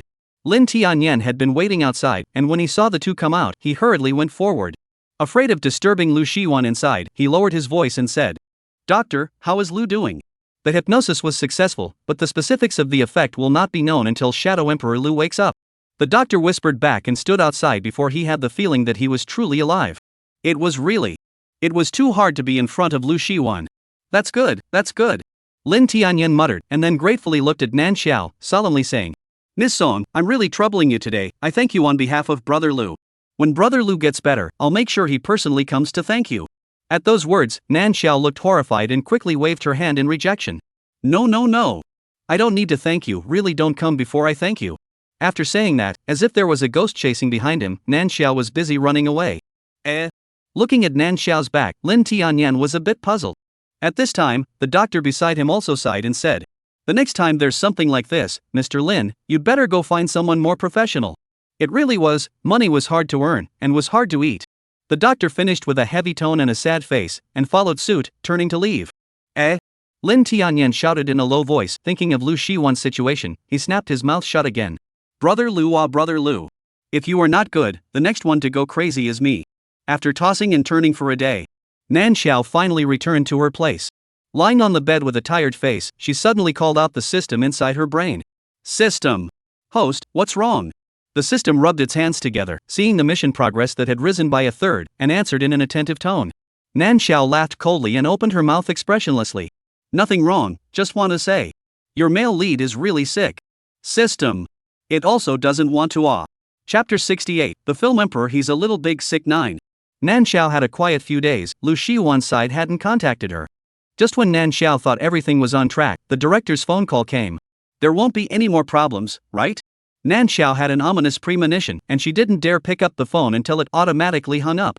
Looking at the screen that went dark, she was just about to breathe a sigh of relief when the director called again. "Nan Xiao. What to do? It's not a solution to keep not answering. If you directly pull the plug, the director might find his way directly to the theater side." Cam. Nan Xiao's face twisted for a split second and reluctantly picked up the phone. "Director? Is there something wrong?" "Little Song, you can finally answer the phone." The moment the call was connected, the director was so excited that he almost jumped up from his chair. The tone was full of excitement. "Little Song, there are no more major physical problems with movie director Lu. He can enter the group at any time. You're still one scene short of shooting. Can you see if you can come over tomorrow?" Nan Xiao, She was dumbfounded and thought she had heard wrong, incredulously asking again. "Director, what did you say? I just didn't hear you clearly." The director was a little embarrassed. After all, something like that had happened to the crew. But Lu Shiwan was an ancestor. He wouldn't go back until he invited Nan Xiao back. "Director, there was an MMP that he didn't know how to say." Although he cursed in his heart, the one who pays the money is the grandpa, not to mention that the grandpa is still the main actor. The director had no choice but to come to Nan Xiao. "Xiao Song, I apologize for you for what happened in the crew before." Film director Lu's side also said that he wanted to find a chance to apologize to you personally. Speaking here, Nan Xiao hurriedly spoke out, "Director, but don't." She didn't want to get involved with Lu Shiwan again. No matter what the director said, Nan Xiao just didn't agree to go back to the crew. There was no other way. The director could only take out the killer app. "Little Song, you can't do it if you don't shoot. We signed the contract in the beginning. If Yiling Sheriff's part is incomplete, the entire drama is also incomplete. One hair affects the whole body, and the entire crew will be affected. Besides, the most difficult scene has been filmed. The rest is just some recollection parts, nothing difficult. It won't delay you for long." The director bitterly persuaded inside the phone. Nan Xiao opened her balance and glanced at it, silently turning it off. 10 times the liquidated damages. This was the rhythm of dumping the family's money. Wrinkling her face, she had to agree stiffly. As soon as she nodded, the tone on the director's side immediately leapt up. Quickly arranging, he said, "Little Song, then you remember to come to the theater group tomorrow morning at 8 o'clock. Nan Xiao, The phone hung up. Nan Xiao threw the phone away and lay on the bed rolling around. Other side. After the director hung up the phone, he immediately sent a message to Lin Tianyan. "Brother Lu, the director said that Miss Song will go to the theater tomorrow to shoot." In the apartment, Lu Shiwan sat on the sofa with his eyes closed, faking sleep. When he heard Lin Tianyan's words, he didn't open his eyes and just faintly said, "Got it.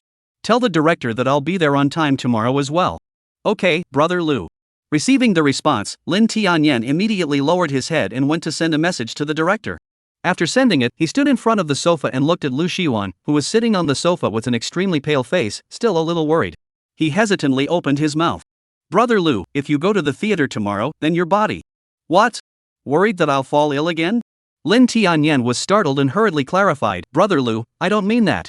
Lu Shiwan lifted his eyelids and glanced at him, saying, it's not the best. That glance was extremely cold, looking at Lin Tianyan with chills all over his body. He swallowed a mouthful of saliva with difficulty and hurriedly lowered his head, not daring to meet Lu Shiwan's eyes again. How could he have forgotten? After a few years of being Lu Shiwan's agent, he got carried away.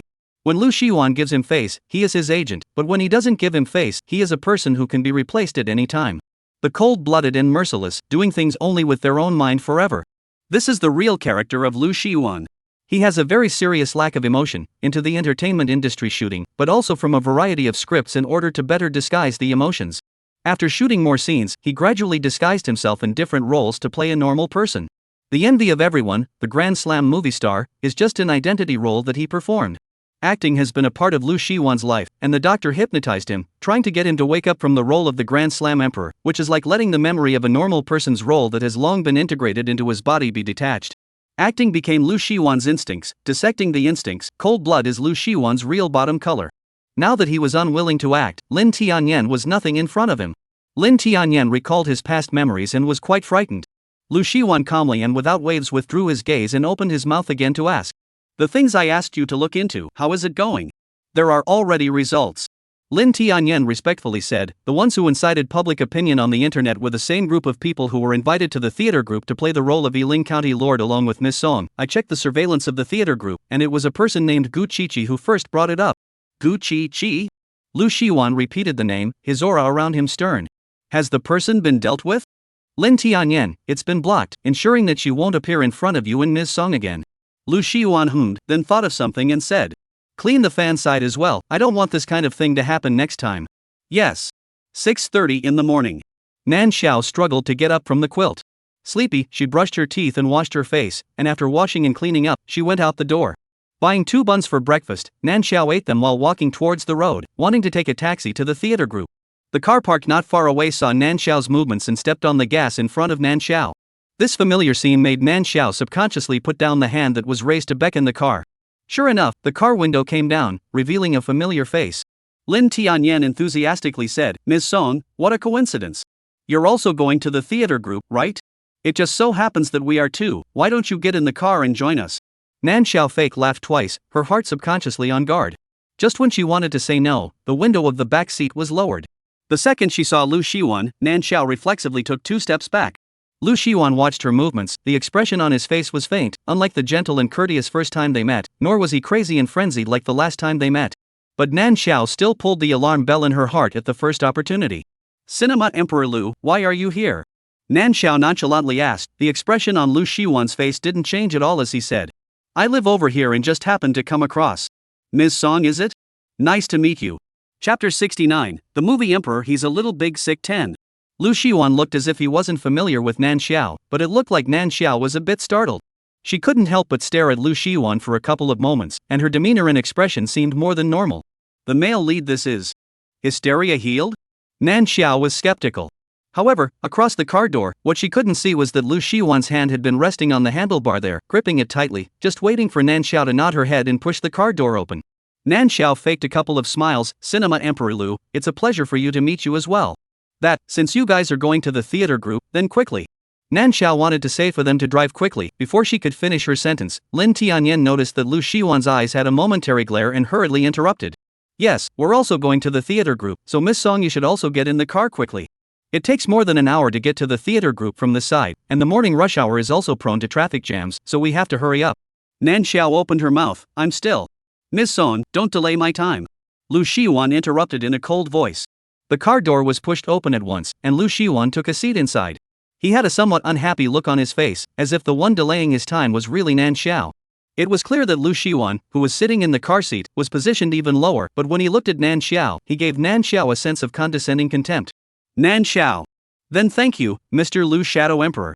Nan Xiao reluctantly got into the car. Lin Tianyan hurriedly locked the door tightly, and with a sigh of relief in his heart, he drove in the direction of the theater group.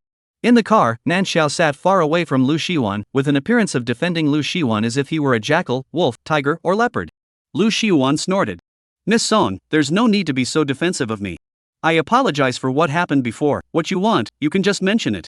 As long as it's something I can do, I can help you. But I hope Miss Song is clear that it was just a shooting accident. Lu Xiwan looked over with a faint threatening color in his eyes, and when he saw Nan Xiao's frozen expression, he added, Miss Song, do you understand what I mean? Nan Xiao quickly reacted that Lu Xiwan was sealing her mouth with a condition. Looking at Lu Xiwan with this look, it was like he was being secretive about what had happened before. Hiss. Is this the male lead completely sober?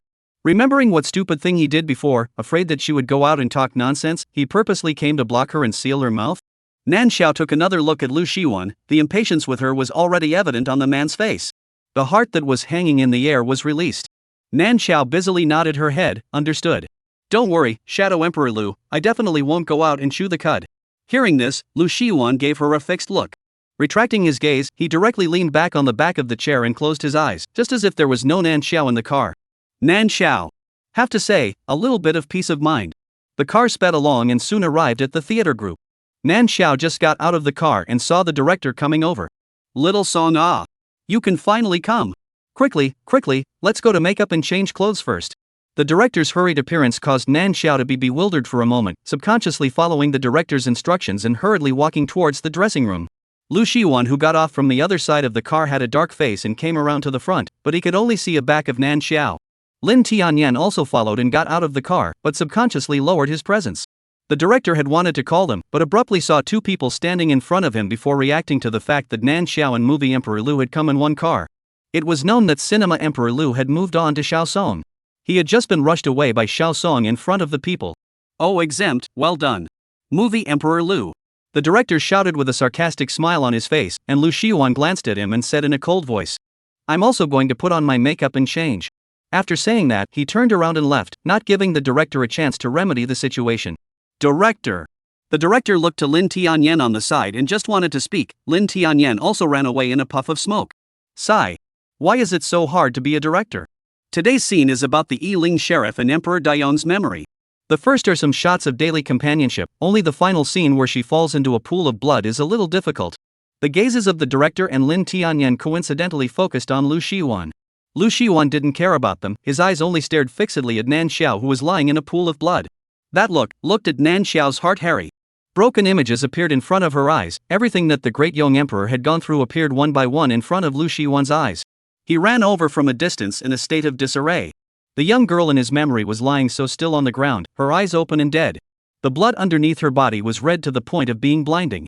Emperor Daion's eyes also involuntarily turned red. A line of bloody tears slipped from the corner of his eyes without warning, and Emperor Daion knelt beside the young girl, shouting like a madman. Ah ha ah. Yiling, my Yiling. Who harmed my Yiling, who returned Yiling to me? Sadness and despair erupted out, and the people outside the arena were terrified to see it. For a moment, it was as if they were set up to see the scene that happened at that time. Those who resonated to it couldn't help but cry out, and everyone was shocked by Lu Xiwan's performance. There was only one exception, the director and Lin Tianyan. The two looked at the tears of blood flowing out from Lu Xiwan's eye locations and their hearts turned cold. The crew hadn't prepared props for the tears of blood. Ah. Dying. Seeing that the scene has come to an end, the director did not dare to stay at all, directly shouted click. Immediately after, a group of people rushed over, while Lu Xiwan was still in a state of bewilderment and despair, trying to help Nan Xiao up first. At first, Lu Xiwan subconsciously glared fiercely at the people rushing over, and grabbed onto Nan Xiao without letting go. Fortunately, he quickly reacted. Adjusting the expression on his face, he also took the initiative to help a group of people who were trying to snatch people from him to help Nan Xiao up. His actions, to a certain extent, caused Nan Xiao, the director and Lin Tianyan to let out a big sigh of relief at the same time. Fortunately, nothing like that happened before. God knows how tense they were during the scene where Lu Xiwan subconsciously still glared at people. The scene was finished, and the entire crew wrapped up together. Cheers rang out and Nan Xiao revealed a liberated smile. Abruptly, she met a pair of dark and narrow eyes of Lu Xiwan looking over. The costume hadn't been changed, and a white robe was stained with a large bloodstain. The position of her face and neck were also starred. He looked at her, and it was indistinctly like the glance that the great young emperor had looked over across the long river of history. The eyes were deep, carrying a deep meaning that Nan Xiao could not understand. In the bright sunny day, Nan Xiao shivered. Chapter 70, The Movie Emperor. He's a little big sick 11. the filming of the movie came to an end. Afraid of another accident, Nan Xiao packed herself into the theater the next day for closed training. Dancing was tiring, but whenever the music played and her body danced to the beat of the music, Nan Xiao felt as gentle and free as the wind. Immersed in the world of practicing dance for a long time, Nan Xiao was able to suppress the fear that Lu Shiwan brought to her. For half a month in a row, the theater's teacher was relieved, but fearing that Nan Xiao's dance practice would go off the rails, she forcefully pulled her out of the training room and told her to go home and rest. Nan Xiao. No one in the training room to disturb, leisure time she can also catch up with the drama to watch TV, comfortable and safe, how to go crazy. No matter what Nan Xiao said, the teacher did not agree that she should continue to stay. Nan Xiao sighed and walked outside with a grumpy face. Of course, before going out, she didn't forget to hide behind the door to vigilantly observe the situation outside the theater. She was afraid that like the previous 2 times, as soon as she went out the door, Lu Shiwan's car was parked right next to her. As a result, she now had a psychological shadow when she went out. Luckily, this time, she did not see any familiar and suspicious vehicles outside. Nan Xiao breathed a sigh of relief, but her heart remained vigilant. After coming out of the theater, she looked left and right all the way, with a suspicious posture. Quite a sneaky appearance, causing the surrounding passers-by to turn around frequently and look at her several times. Nan Xiao. After receiving the nth strange look, her face was hot. Hurriedly, she called a cab, reported the address, and flew away from this place. However, what she didn't notice was that as soon as the car she was in started up, a low-profile, luxurious nanny car followed up behind her. Lin Tianyan sat in the co-pilot's seat, carefully looking towards the man in the back seat of the car who was dressed in a reserved manner. Half a month ago, the crew of The Road to Ascendance finished shooting the last scene and killed the whole crew. He was worried about Lu Shiwan's state and kept both eyes on him. Lu Shiwan didn't do anything out of the ordinary. But a pair of eyes stared straight at Nan Xiao, as if he was looking at his own palms like a pleasure. Those eyes, extremely gloomy and creepy. Lin Tianyan was startled at that time, afraid that Lu Shiwan would lose his temper. The whole person was in a state of extreme tension. Fortunately, until Nan Xiao left the set, Lu Shiwan was only watching from afar and didn't really do anything irreparable. Lin Tianyan was still vigilant and stayed behind under immense pressure when Lu Shiwan returned to his apartment. As expected, in the middle of the night, Lu Shiwan started to go crazy again. He didn't know where he got the photos of Nan Xiao in her daily life, and kept talking to the photos, his tone so gentle that it was bizarre. This scene made Lin Tianyan's scalp numb. But as soon as he got close, Lu Shiwan's eyes were fierce like he wanted to kill him. The face was hideous. Where was the gentle and elegant look he had when he was filming? Lin Tianyan was terrified in his heart. In the back, Lu Shiwan even changed his cell phone's screensaver to Nan Xiao's picture. No matter what he does, from time to time, he has to press the light screen to take a gentle look. Even when he was on a program, there was no delay. Tenderly murmuring to the photo on the cell phone screensaver, the love in his eyes was not hidden. A look of a clear, in the middle of a hot love. On that day, the hot search exploded. Everywhere is talking about Lu Shiwan suspected of being in love. Lu Shiwan not only did not deny it, but also added a fire to it. All of the posts that speculated that he was in love and spoiled and sweet, Lu Shiwan liked them without exception. This approach is tantamount to self-explosion of love. Half of the entertainment circle are shocked. Thus, the internet's claim that Lu Shiwan was in love was directly hammered. When being interviewed by reporters, Lu Shiwan even guided them towards asking about romance. For a moment, Lin Tianyan really felt that his eyes went black and he might as well have died. Lu Shiwan's appearance, or is it better, is clearly a different kind of crazy method. He was openly in love, and he was in love with his girlfriend. The question is, does the person concerned really know? At the back, the Lu family's phone calls were coming in, asking him what the situation was. Lin Tianyan stammered, and against the eyes of Lu Shiwan looking over, he didn't dare to tell the truth. Nan Xiao was unaware of the above happenings. She chased dramas and watched TV, and for the entertainment news that popped up, she forked it all out, resulting in now not knowing what's going on online. And coincidentally, the cab she was sitting in, the driver's radio just happened to play to the reporter interviewing Lu Shiwan. Lu Shiwan openly admitted the affair. Lu Shiwan, romance? Nan Xiao froze for a moment and subconsciously opened her cell phone and searched.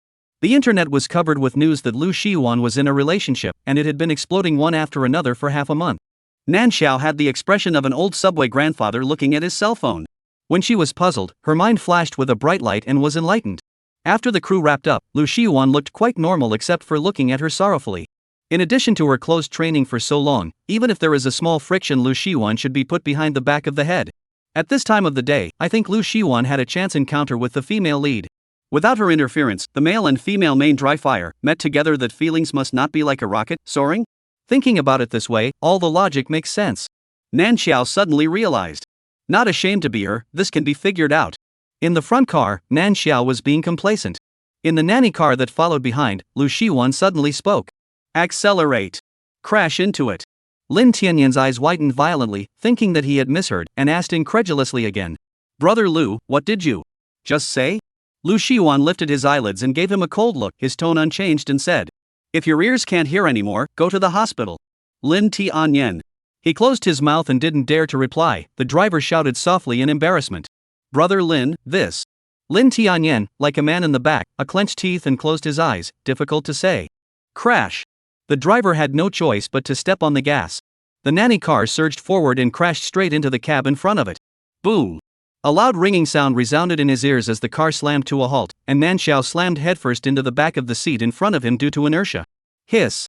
She let out a light hiss, and a wave of dizziness washed over her. The driver in front gave a low curse, cursed and opened the car door and went to the back. Looking at the cab driver who came over aggressively, Lin Tianyan swallowed hard, and just when he wanted to turn his head to ask Lu Shiwan what to do, he saw that the back seat was empty.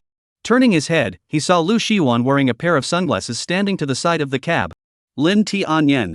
Chapter 71, The Film Emperor He's a Little Big Sick 12. Knock knock knock. The car window was knocked.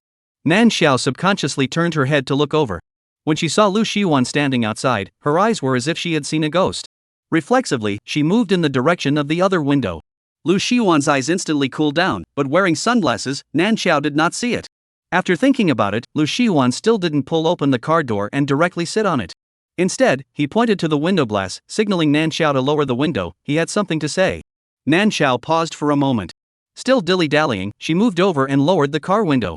She remembered that the car door was unlocked and was afraid that Lu Shiwan would come up.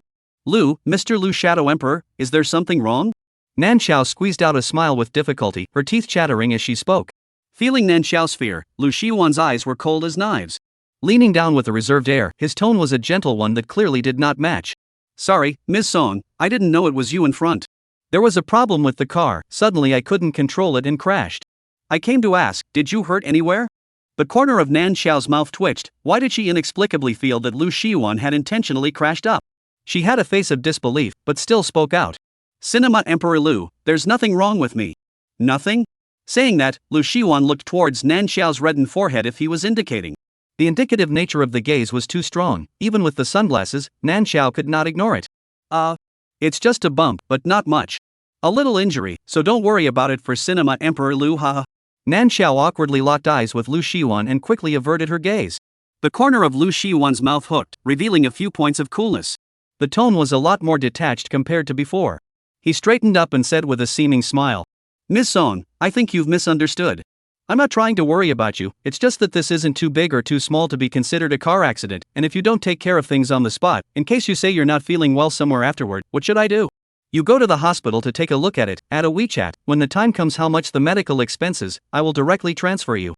After hearing Lu Shiwan's words, Nan Xiao was stunned. Lu Shiwan's tone of fear that she would blackmail him, seriously?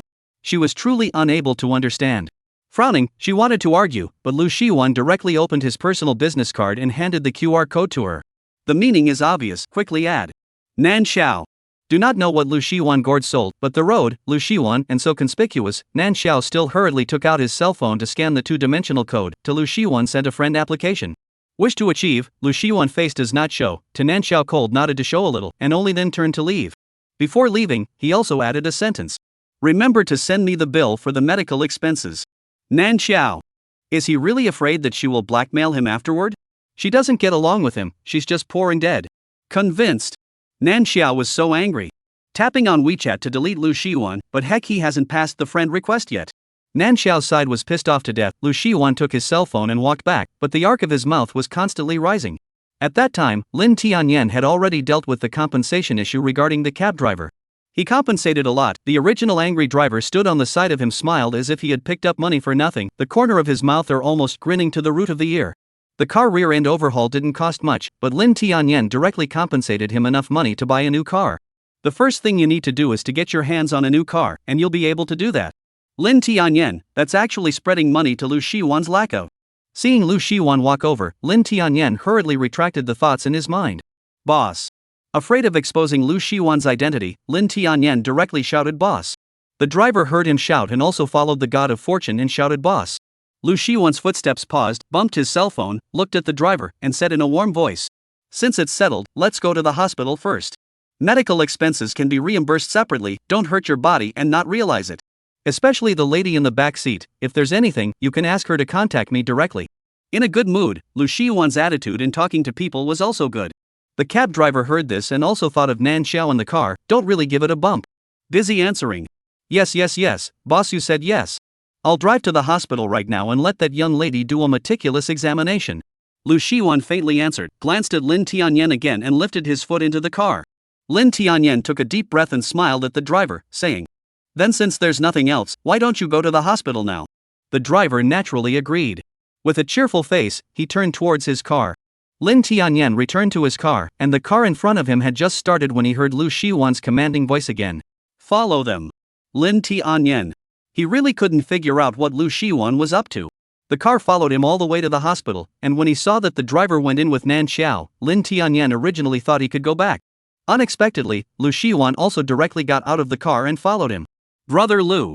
Lin Tianyan lowered his voice and shouted. Just as he wanted to unbuckle his seatbelt and get out of the car to follow him, he saw Lu Shiwan turn around and coldly say to him, you just wait here. Lin Tianyan, but. Before the words were finished, Lu Shiwan had already turned around and walked away.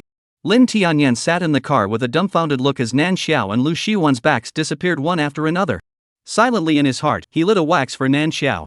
Nan Xiao. Hospital. Nan Xiao couldn't figure it out, she just had a bump on her forehead and some redness.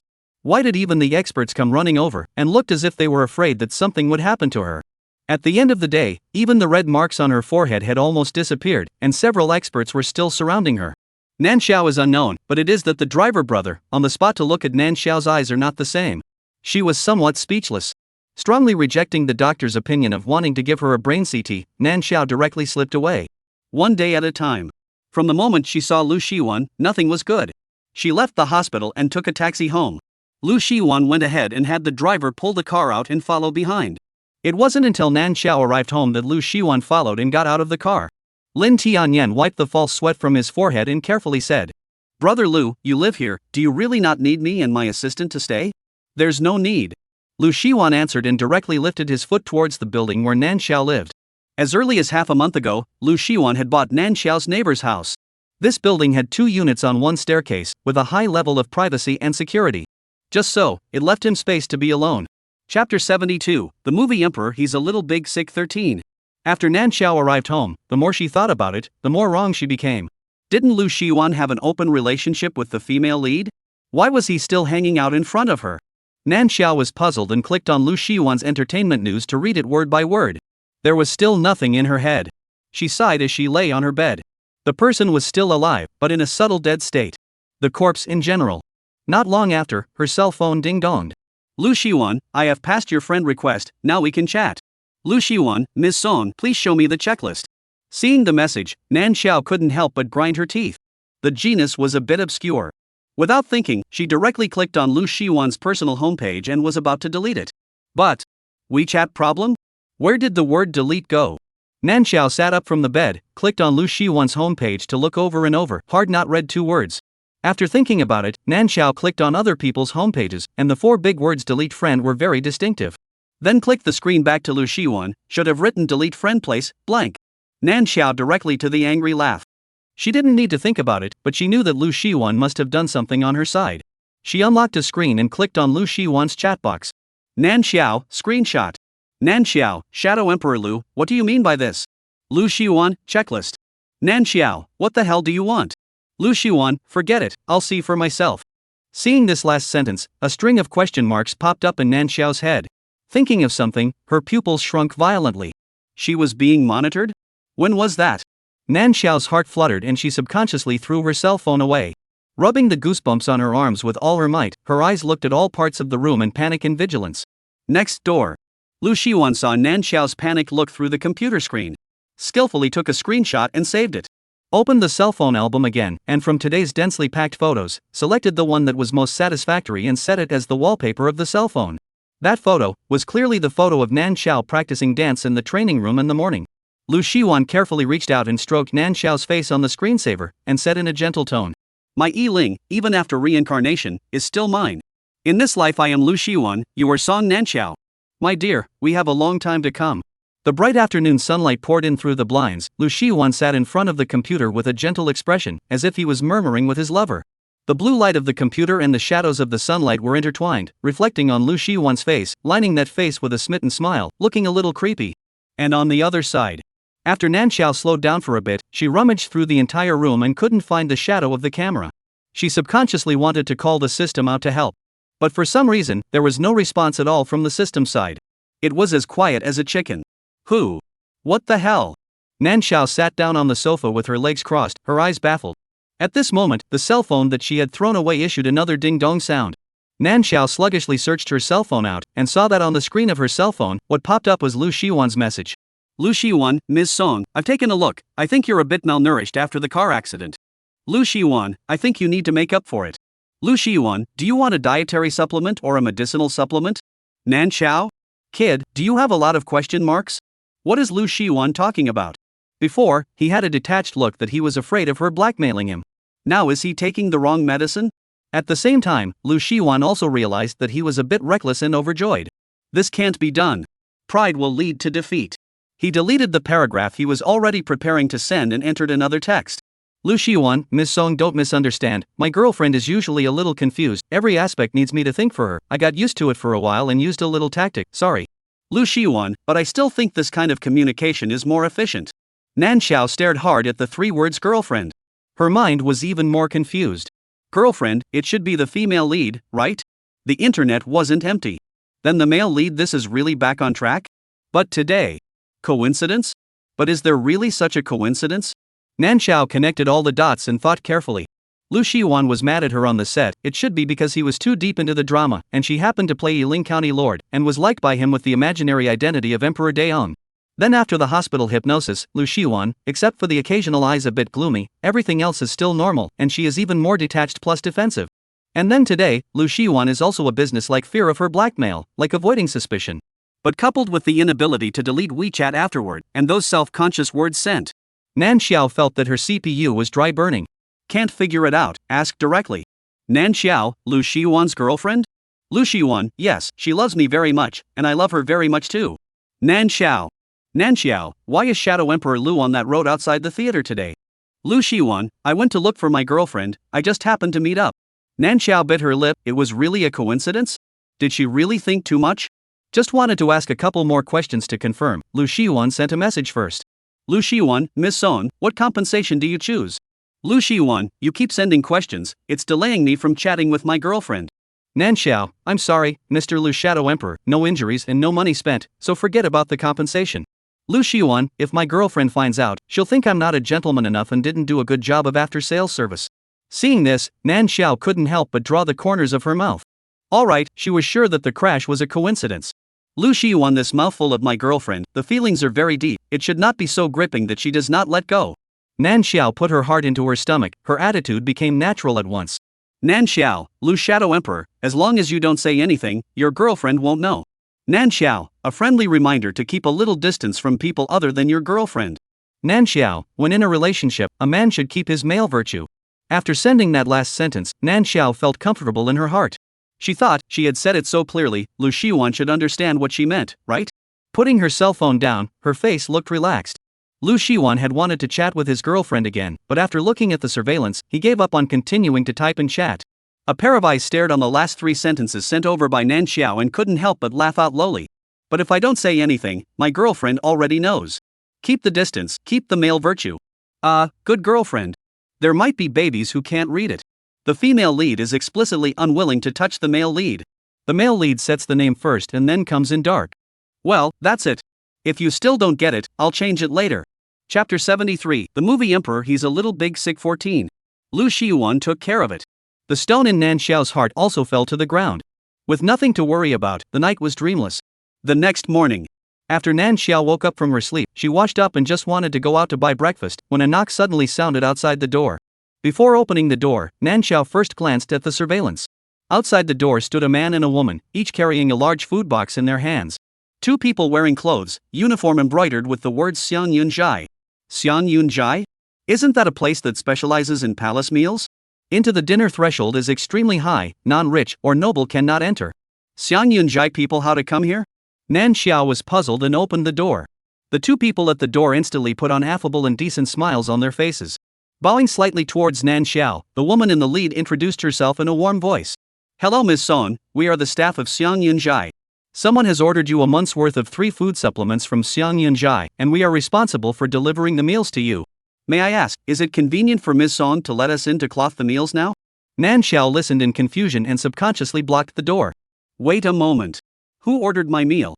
Xiang Yunjai has a delivery service, why didn't I know?" The woman's tone was pleading and replied with a smile, "It's a gentleman surnamed Lu, you can check the relevant news on Xiang Yunjai's official website. It's just that, in the meantime, can Miss Song let us go in first to cloth the meal? Xiang Yunjai's outgoing meals have a strictly defined time, so I hope Miss Song can make it convenient." Nan Xiao abruptly thought of the message Lu Shiwan sent her yesterday. After thinking about it, she still let the two in first. Taking out her cell phone, she just wanted to send a message to Lu Shiwan to inquire. Lu Shiwan's message popped up first. "Lu Shiwan, Miss Song, I forgot to say yesterday.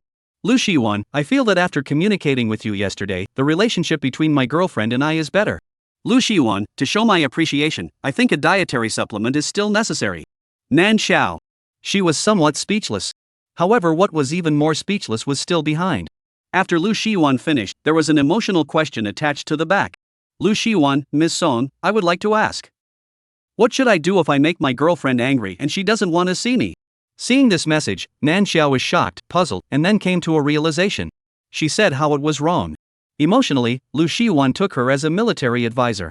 A mouthful of girlfriends, this was coming to her to show love and consult on relationship issues? Hiss. What a big melon. Lu Shiwan is also really not afraid of me leaking out some news to the paparazzi or something. What I thought was a crazy batch turned out to be a love brain? Nan Xiao couldn't help but sigh, thought for a moment, and typed a reply. "Nan Xiao, Shadow Emperor Lu, because of what pissed you off, you have to be right on the mark when apologizing. Lu Shiwan, the right medicine? Lu Shiwan, Ms. Song seems to know a lot about it?" Nan Xiao looked at the message sent by Lu Shiwan and inexplicably felt a chill at her back. It was like there was something that was staring at her sorrowfully from behind. She looked back with a jerk. Everything was as usual inside the living room, nothing unusual was seen. Just when Nan Xiao was suspicious, Xiang Yunjai's people had laid out the breakfast and stood at the table and gently called out to her. "Miss Song, you can come over and have breakfast now." Nan Xiao paused, answered with a yes, and turned around to walk over to the table and sit down. She glanced at the dishes on the table, small and delicate bowls and plates, exquisite and tantalizing meals. The colors and flavors were all there, stimulating Nan Xiao's taste buds to open up. Tasting a bite at random was an ultimate enjoyment on the tip of the tongue. Nan Xiao ate while sighing in her heart. This flavor, this service, it's worthy of being Xiang Yunjai. She ate with a satisfied face, and on the other side, the people watching through the screen also watched with a satisfied face. In the restaurant with the same layout, Lu Shiwan had the exact same dishes in front of him as on Nan Xiao's table. Watching Nan Xiao eat, Lu Shiwan used his chopsticks to pick up the same dish. Turning to the screen, he smiled gently. "Well, the flavor is good. Thank you, girlfriend, for the recommendation. I'll speed up and let you, my dear, get rid of your anger as early as possible." Finished breakfast. The people from Xiang Yunjai left after cleaning up the table. Nan Xiao rested for a bit, thinking that she couldn't stay bored at home all the time, so she packed up and went outside to go shopping. Just before she left, the next foot, Lin Tianyan drove his nanny car and parked downstairs in the neighborhood. Lu Shiwan sat in the back seat, looking down at the cell phone screen. His head did not lift and ordered, "Follow not too far, not too close, don't let my girlfriend find out." Lin Tianyan let out a deep breath and responded with a smile. "Okay, brother Lu." The car started and slowly crashed behind the cab in front.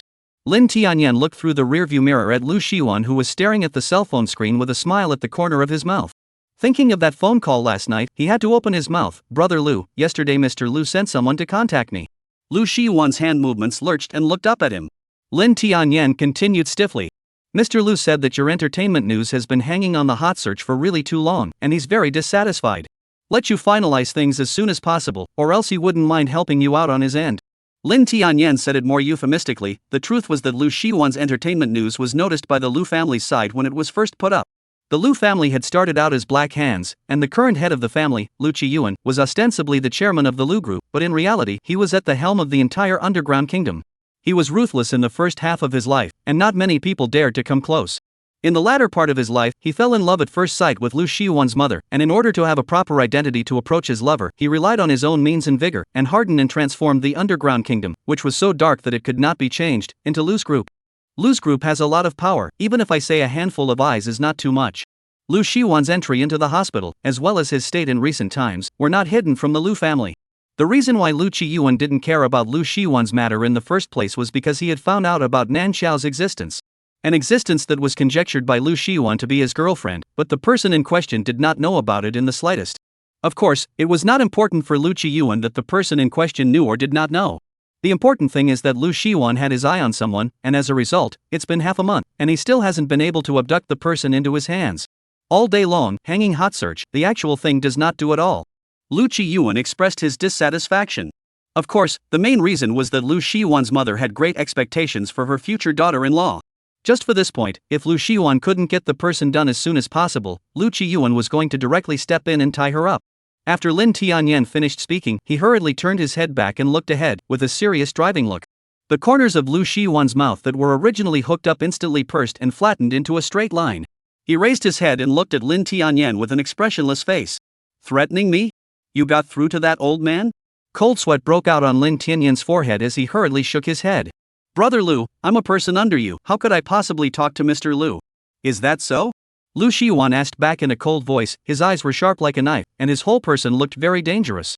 Lin Tianyan was busy stating, yes Brother Lu. Lu Shiwan suddenly snorted. You seem to be particularly afraid of me now? Am I any particularly scary person? Even if you're afraid of me, why is your girlfriend like this? Lin Tianyan was in a cold sweat and didn't dare to talk. Lu Shiwan said to himself. It doesn't matter, as long as I act well, soon the girlfriend will be mine. It doesn't matter if you're afraid of me. Lu Shiwan's demeanor was treacherous, and his voice was so gentle that he spoke as if he wanted to drown people, extremely creepy. Lin Tianyan's heart beat violently in fear, not daring to make any sound, trying to lower his presence, afraid that Lu Shiwan would notice him at this time. Chapter 74, The Movie Emperor He's a Little Big Sick 15. The car stopped at a shopping mall. Lu Shiwan sent Lin Tianyan away, and based on the positioning on his phone, he went into a jewelry store first to wait for his turn.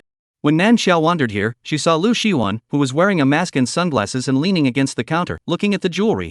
As for why he was able to recognize Lu Shiwan at a glance, Nan Xiao couldn't figure it out. She just wanted to take advantage of the fact that Lu Shiwan didn't see her and left first. In the next instant, Lu Shiwan turned his head to look in her direction. Because of the cover of the sunglasses, Lu Shiwan's eyes were unbridled and stared straight at Nan Xiao. Nan Xiao subconsciously tilted her head to the other side. Her heart was furtive, and she lifted her feet to quickly leave. However, faster than her was Lu Shiwan's shout. Ms. Song? Since we met so coincidentally, why don't we come over and take a look together? As he spoke, Lu Shiwan's pair of long legs had already walked in front of Nan Xiao. The gaze with aggression looked at Nan Xiao from top to bottom, covered by the sunglasses as a dark, poisonous snake disguised as a harmless one. Nan Xiao's mind desperately tried to come up with an excuse to refuse, but when it mattered, it was like her brain was down, she couldn't think of anything. Seeing Nan Xiao's unwillingness, Lu Shiwan took out the excuse he had thought of long ago. Miss Song, I'm picking out a gift for my girlfriend. You know quite a lot, why don't you be a good person to the end and send the Buddha to the west, help me take a look? Nan Xiao pushed back, it's not very appropriate. Lu Shiwan coldly interrupted, there is nothing inappropriate about this. Let's go over together and take a look. Saying this, he raised his chin towards Nan Xiao, signaling Nan Xiao to go first. He was tall and stood in front of Nan Xiao, able to cover Nan Xiao completely. The shadows covered down and the sense of oppression was extremely strong. Nan Xiao subconsciously was a wimp, obediently following Lu Shiwan's words to walk towards the counter. Seeing Nan Xiao's reluctant appearance, it was estimated that when the jewelry was placed in front of her, she could not even bring herself to survey it. This is not good. Lu Shiwan pondered for a while and opened his mouth. Miss Song, you help me choose the jewelry, and when my girlfriend comes over later, I'll thank you. I made her angry before, I hope I can choose a suitable gift to make her forgive me. Trouble Miss Song, just pick what you like, girlfriend, and you have similar preferences. Pretty much the same as me, can't let me be an outsider to pick Nan Xiao secretly spat out a sentence in her heart, wanting to ask Lu Shiwan how the hell he found his girlfriend, giving gifts that require someone else to pick. Forget it. He was the male lead. The female lead should be his. Walking over to the counter, Lu Shiwan gave the staff a look, and the staff moved quickly. One piece of exquisite jewelry was placed on the tray, taking out the most professional attitude and introducing it to Nan Xiao. Lu Shiwan stood at the side, guarding like a supervisor. Nan Xiao knew in her heart that if she didn't pick something out today, she was afraid that she wouldn't be able to leave. She sank her heart and looked at the jewelry with more seriousness in her eyes. Soon, Nan Xiao selected a pair of beautifully styled jade pendants. She looked at the jade pendants so seriously that she didn't notice Lu Shiwan staring at her with the same burning eyes. Seeing that Nan Xiao seemed to recognize the jade pendants, Lu Shiwan directly asked the staff to wrap the jade pendants without thinking. Seeing that he was not dissatisfied, Nan Xiao carefully opened her mouth and asked, "Cinema Emperor Lu, the gift is picked out, can I leave now?" Lu Shiwan leaned on the counter and was rubbing the small box containing the jade pendant. When he heard this, he lowered his eyes to look at Nan Xiao. He was still thinking of what excuse to find to get his girlfriend to take the gift away. Want to go away? Of course it was impossible. Lu Shiwan stood straight and took a step forward to block Nan Xiao's path. "Miss Song, since we've all met and you've done me such a big favor, why don't we go have dinner together?" "Dinner would be, forget it. My girlfriend goes there to eat too." Nan Xiao's words of refusal were not finished when Lu Shiwan interrupted first. Nan Xiao paused for a moment. It was tempting to say that she wasn't interested in his girlfriend. Could she not use this as an excuse every time, making it seem as if she was plotting against him? Lu Movie Emperor.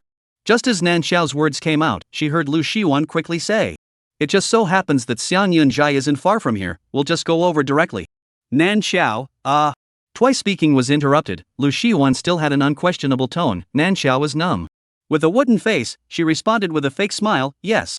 She would like to go and see what kind of goddess the female lead is that she can tolerate Lu Shiwan, the psychopath. Xiang Yunjai. Before Lu Shiwan brought Nan Xiao over, he notified the person in charge once on his cell phone. He and Nan Xiao had just walked to the entrance of Xiang Yunjai when the person in charge greeted them. "Lu Xiao, this young lady, the box is ready, you two please come inside." Lu Shiwan faintly answered and sidled up to introduce himself to Nan Xiao.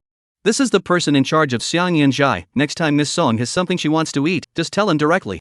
Upon hearing this, although the person in charge did not know what Nan Xiao's identity was, he still hurriedly smiled at her and greeted her, "Miss Song, how are you?" While saying this, he secretly speculated about Nan Xiao and Lu Shiwan's relationship. It was important to know that Lu Shiwan had always left no one around him, no matter if it was an extremely popular actress or a rich family's daughter. However, Nan Xiao stood beside this one, looking at the gesture of getting along. It is not like a backward posting, on the contrary, this one of the Lu family is still careful at times. Could it be? Lu family good thing will be close? The person in charge thought of this and looked at Nan Xiao's gaze shook for a moment. The posture was lowered, and the look was more respectful. This one gave Nan Xiao a whole won't. She smiled awkwardly, and after returning a hello, she didn't know what to say. Subconsciously moved in Lu Shiwan's direction. Lu Shiwan's smile deepened under his eyes. The aura around him also became inexplicably soft. Nan Xiao did not know why, and only thought that it was because the place was about to arrive and Lu Shiwan was about to meet his girlfriend. She secretly spat in her heart. This person is really do not know what is called to avoid suspicion, what is called a weak heart. Only the person in charge felt Lu Shiwan body like spring breeze like smile, to Nan Xiao a burst of heart. It seems that he was right. This Miss Song, in all likelihood, is the future young lady of the Lu family. Therefore, the person in charge walked in the front to receive the guide, and when he looked at Nan Xiao, the smile on his face was even more attentive. Nan Xiao. Soon, the box arrived. When approaching the door, a surprise shout suddenly came from the other side of the corridor. Movie Emperor Lu? Immediately after, a woman ran all the way and stood in front of Lu Shiwan with a leaping face. Chapter 75, The Movie Emperor, He's a Little Big 616. The woman's skin was fair, and on her small melon face, a pair of eyes were big and dark, looking at Lu Shiwan with excitement and surprise. Upon closer inspection, there was a dark joy hidden under her eyes. Movie Emperor Lu, I really didn't expect to meet you here. Did you come here to eat? How come it's already this time and you haven't eaten yet? The woman's tone was intimate and natural, her body unconsciously leaning over in Lu Shiwan's direction with a look of attachment and infatuation. It was as if she only saw one Lu Shiwan in her eyes, and when she stood together with Lu Shiwan, it was as if her body came with a layer of barrier, separating Nan Xiao and the person in charge, who were standing on the side, from each other. Lu Shiwan frowned, took a step back and subconsciously looked at Nan Xiao. Nan Xiao blinked in confusion, and then she saw the woman reaching out to take Lu Shiwan's arm. Lu Shiwan hurriedly took a step back and looked at the woman with eyes as cold as ice. This young lady, I don't really know you, please respect yourself. Saying that, Lu Shiwan raised his foot and was about to walk towards Nan Xiao. The woman was anxious, and wanted to reach out to pull Lu Shiwan, but was blocked by the person in charge with a quick eye. This guest, please don't disturb our honored guest. But, Shadow Emperor Lu, I really like you. The woman shouted in her desperation. Her eyes blazed at Lu Shiwan, and when they landed on Nan Xiao standing beside Lu Shiwan, they turned into hidden cynicism. Nan Xiao? The woman's voice was so loud that people in the other boxes gradually opened the doors to check the situation. The person in charge's face changed and hurriedly blocked in front of Lu Shiwan. Lu Shiwan glanced at the woman, and as soon as he pulled Nan Xiao into the box. Shadow Emperor Lu. Movie Emperor Lu. Shadow Emperor Lu, look at me, I really liked you for many years. The woman shouted out anxiously. The person in charge rushed forward and covered the woman's mouth, being scared out of a cold sweat. Where on earth did this crazy woman come out from? It wasn't enough that she was looking for death herself, but she wanted to drag him along? If Lu Shiwan's identity was blown out in Shan then he, the person in charge, would be sitting on his head. Someone in the other boxes walked out, and the person in charge covered the woman's mouth with an apologetic smile. Sorry guest, this guest and I have a little misunderstanding that needs to be resolved, disturbing the guest's pleasure, please forgive me. Hey, what's wrong with that? Then boss, you have something to solve slowly. Right, don't mind us. The person who came out to check was extremely eye-catching, and after the person in charge said that, he immediately went back to the box and closed the door. The woman struggled and cried out twice. By this time, the security guards had already heard the situation in their headsets and ran over to pick up the woman, taking her away and throwing her out of the Xianyanjai. Another box.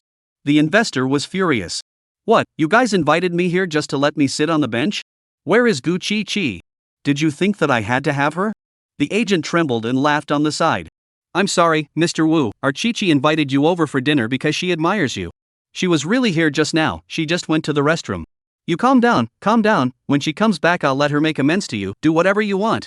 Mr. Wu laughed coldly and slapped his hand on the table. Still fooling me? I won't eat this.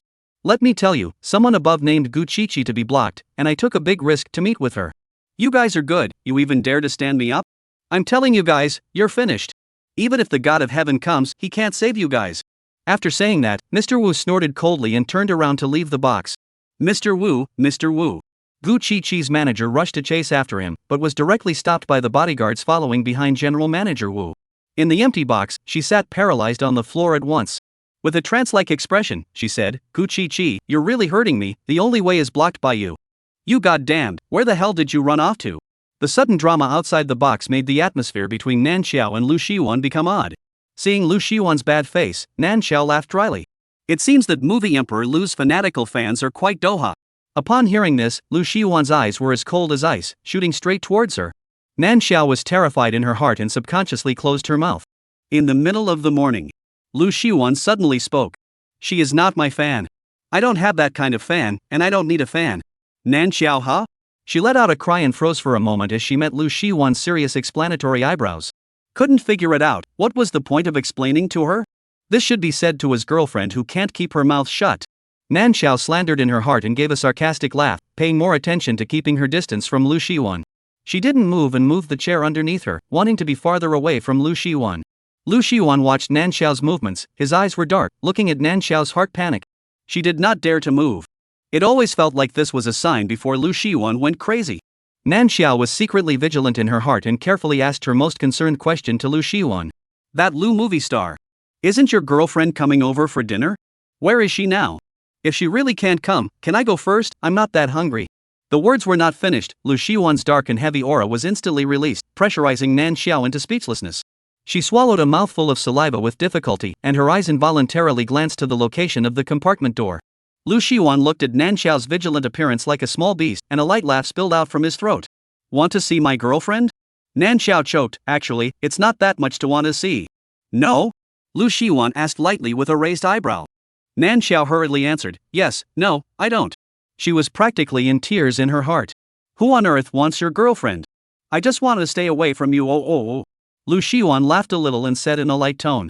But my girlfriend has already arrived, what should I do? Nan Xiao instantly felt a chill at her back. Her eyes fluttered up and subconsciously looked towards the corners of the box. There were only the two of them inside the box. Lu Shiwan, however, said that his girlfriend had already arrived. Thinking about it, Nan Xiao got goosebumps, and even the eyes that looked at Lu Shiwan became unabashedly terrified. It was as if he was some kind of demon or devil. Lu Shiwan scared. He didn't like his girlfriend looking at him with such eyes. Nan Xiao, on the other hand, had frozen, looking at Lu Shiwan and only feeling creeped out. A thought suddenly surfaced in his head. Lu Shiwan, did he really have a girlfriend? Lu Shiwan's girlfriend, is she really a human being? Chapter 76, The Movie Emperor. He's a little big 617. The bizarre stories that had occasionally swept through her mind earlier continued to play out in Nan Xiao's head. She looked at Lu Shiwan, so scared that she simply wanted to die. The voice was so terrified that it sounded like she was about to cry out. Stumbling, she opened her mouth and asked, Lu Movie Emperor, then where exactly is your girlfriend?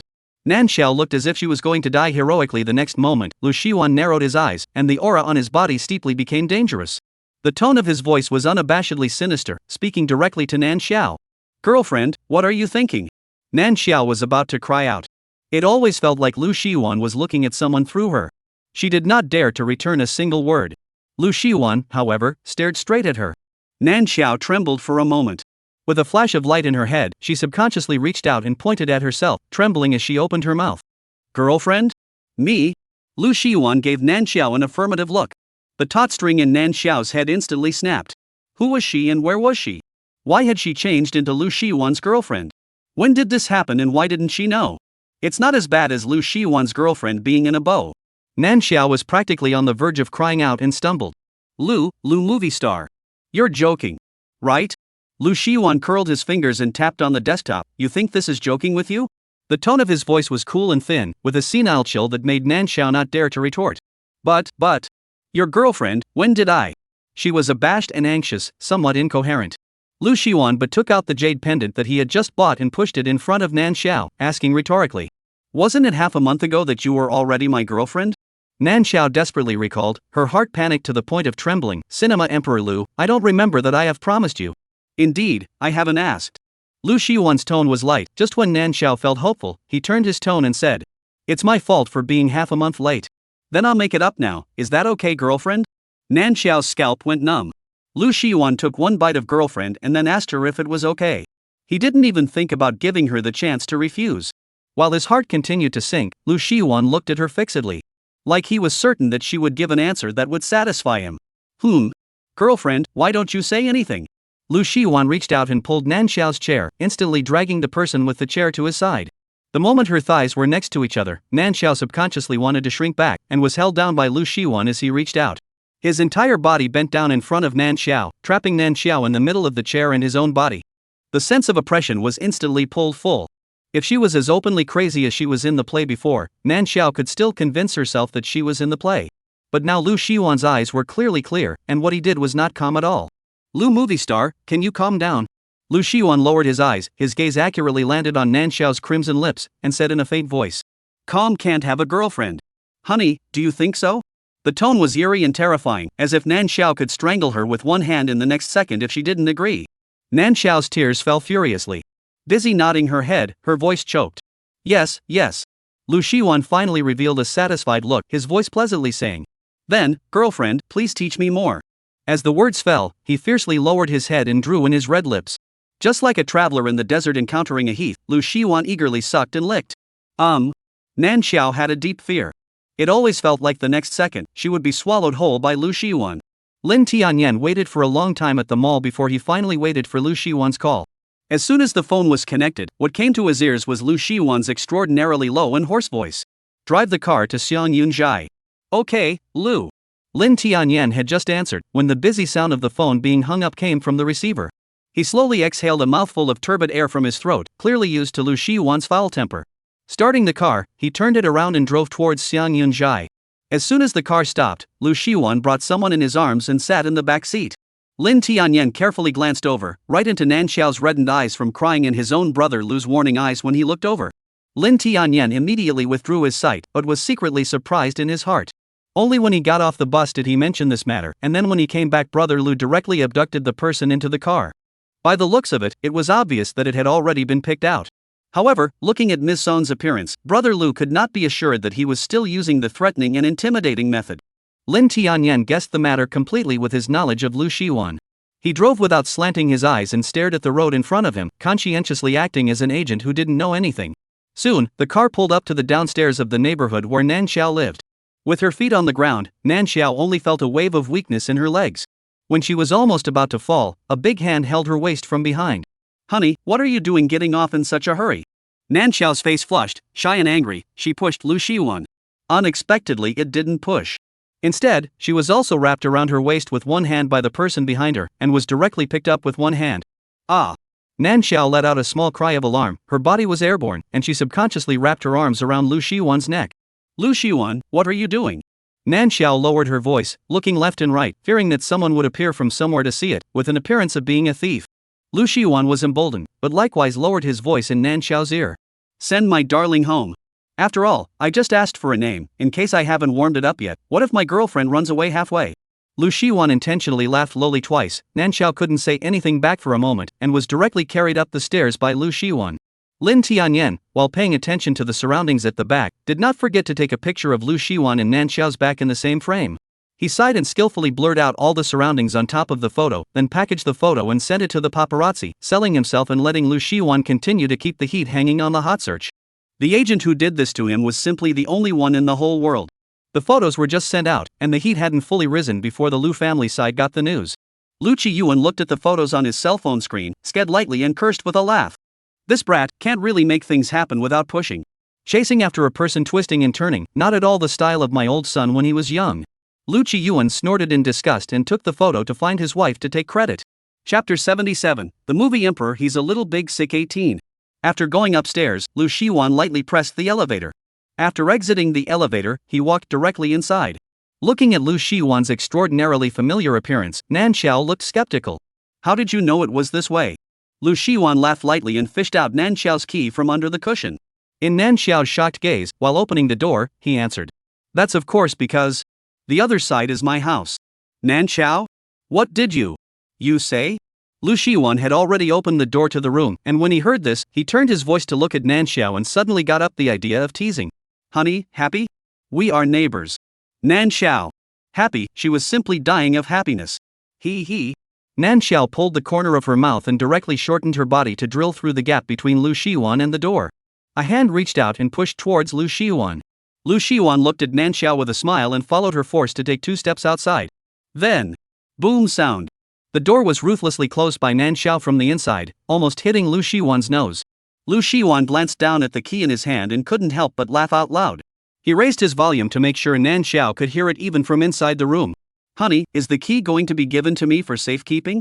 Inside the house. Nan Xiao leaned against the door and heard the sound, a look of exasperation on her face. She let out a low curse and turned to look out through the cat's eye. Lu Shiwan was standing outside with a calm demeanor. Seemingly sensing that she was looking at him, he hooked his lips at the cat's eye. He was so pleased with himself, as if being shut out by Nan Xiao was something to be proud of. Nan Xiao had 2 heads in one. The door opening was not to be opened. Not only that, the locks had to be changed.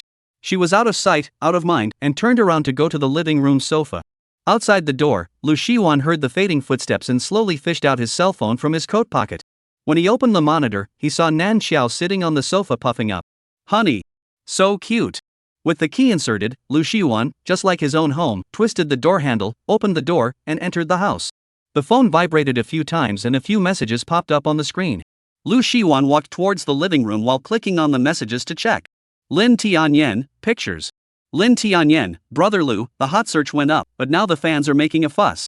Lin Tianyan, before you didn't put up your sister-in-law's picture, the fans over there self-hypnotized that you were imagining a relationship, but now. Lu Shiwan has many fans, career fans, face fans, wife fans. He has never had a scandal since his debut, and the Lace News even dare not even mention him in the choreography. This has resulted in Lu Shiwan's image as the flower of the high mountains that no one dares to offend. The brainwashed fans of Lu Shiwan even think that no one can match him, he should be that high on the dusty god. In the beginning, Lu Shiwan publicly admitted his love affair, and even he himself is still being scolded by the brainwashed fans. The first 5 hot searches, there is a special one is the brain-damaged fans open out to scold him confused. Now that his site has exploded the photos, the fans are even more incited by the brainwashed fans to make a scene. Lu Shiwan finished reading the message and expressionlessly edited the reply. Dismissed the fan group. It's not their turn to make up stories about my girlfriend. Lin Tianyan hissed lightly when he saw the message sent by Lu Shiwan. Dismissed the fans. That's easy for you to say. If they were really disbanded, they wouldn't make a scene. Lin Tianyan, brother Lu, why don't we send out a statement forgetting about disbanding the fans, you are still in the entertainment industry after all. Lu Shiwan, do as I say. Lu Shiwan has always had a say-it-all nature, and seeing the latest news he sent over, Lin Tianyan didn't dare to ask again. He held his cell phone and walked around in place for a few times before finally ordering things down according to Lu Shiwan's words. As soon as it was dissolved, it instantly rushed onto the hot search. Lu Shiwan's fans were out on a crusade, only to come back and realize their home was gone, collectively confused. The internet was in an uproar. As for Lu Shiwan's side, he and Nan Xiao were sitting on the sofa, a piece of the year. Even if you don't do anything, as long as you can stay in the same space with Nan Xiao, Lu Shiwan's heart will calm down like never before. He looked at Nan Xiao with gentle eyes. Looking at Nan Xiao gave her goosebumps and she couldn't wait to shrink into a corner. Dreaming back to Lu Shiwan's crazy approved look during the filming. Hiss. Nan Xiao was secretly vigilant in her heart, afraid that Lu Shiwan would suddenly make a move. But fortunately, Lu Shiwan was just sitting there. As long as Nan Xiao didn't move, his eyes didn't move either. At first, Nan Xiao was still a little panicked in her heart, but as time passed, she was actually strangely pleased with herself under Lu Shiwan's gaze. Touching out her cell phone to watch the drama. Nan Xiao's entire mind was focused on her cell phone. Lu Shiwan glanced at the title of the drama. Well, he played it. Crisis averted. Continue to stare at Nan Xiao. In this way, the two actually spent the day in peace with each other.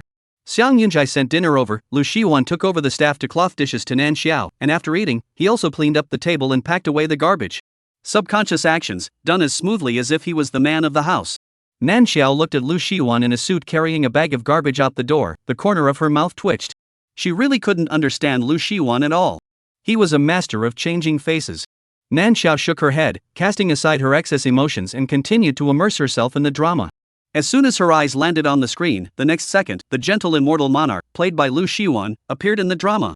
Nan Xiao clicked pause, always feeling that Lu Shiwan had a feeling that his ghost was still there. On the other side, Lu Shiwan returned to the next door after throwing the garbage. The surveillance was projected onto a wall by him. While looking at Nan Xiao in the projection, he turned over the contract in his hand.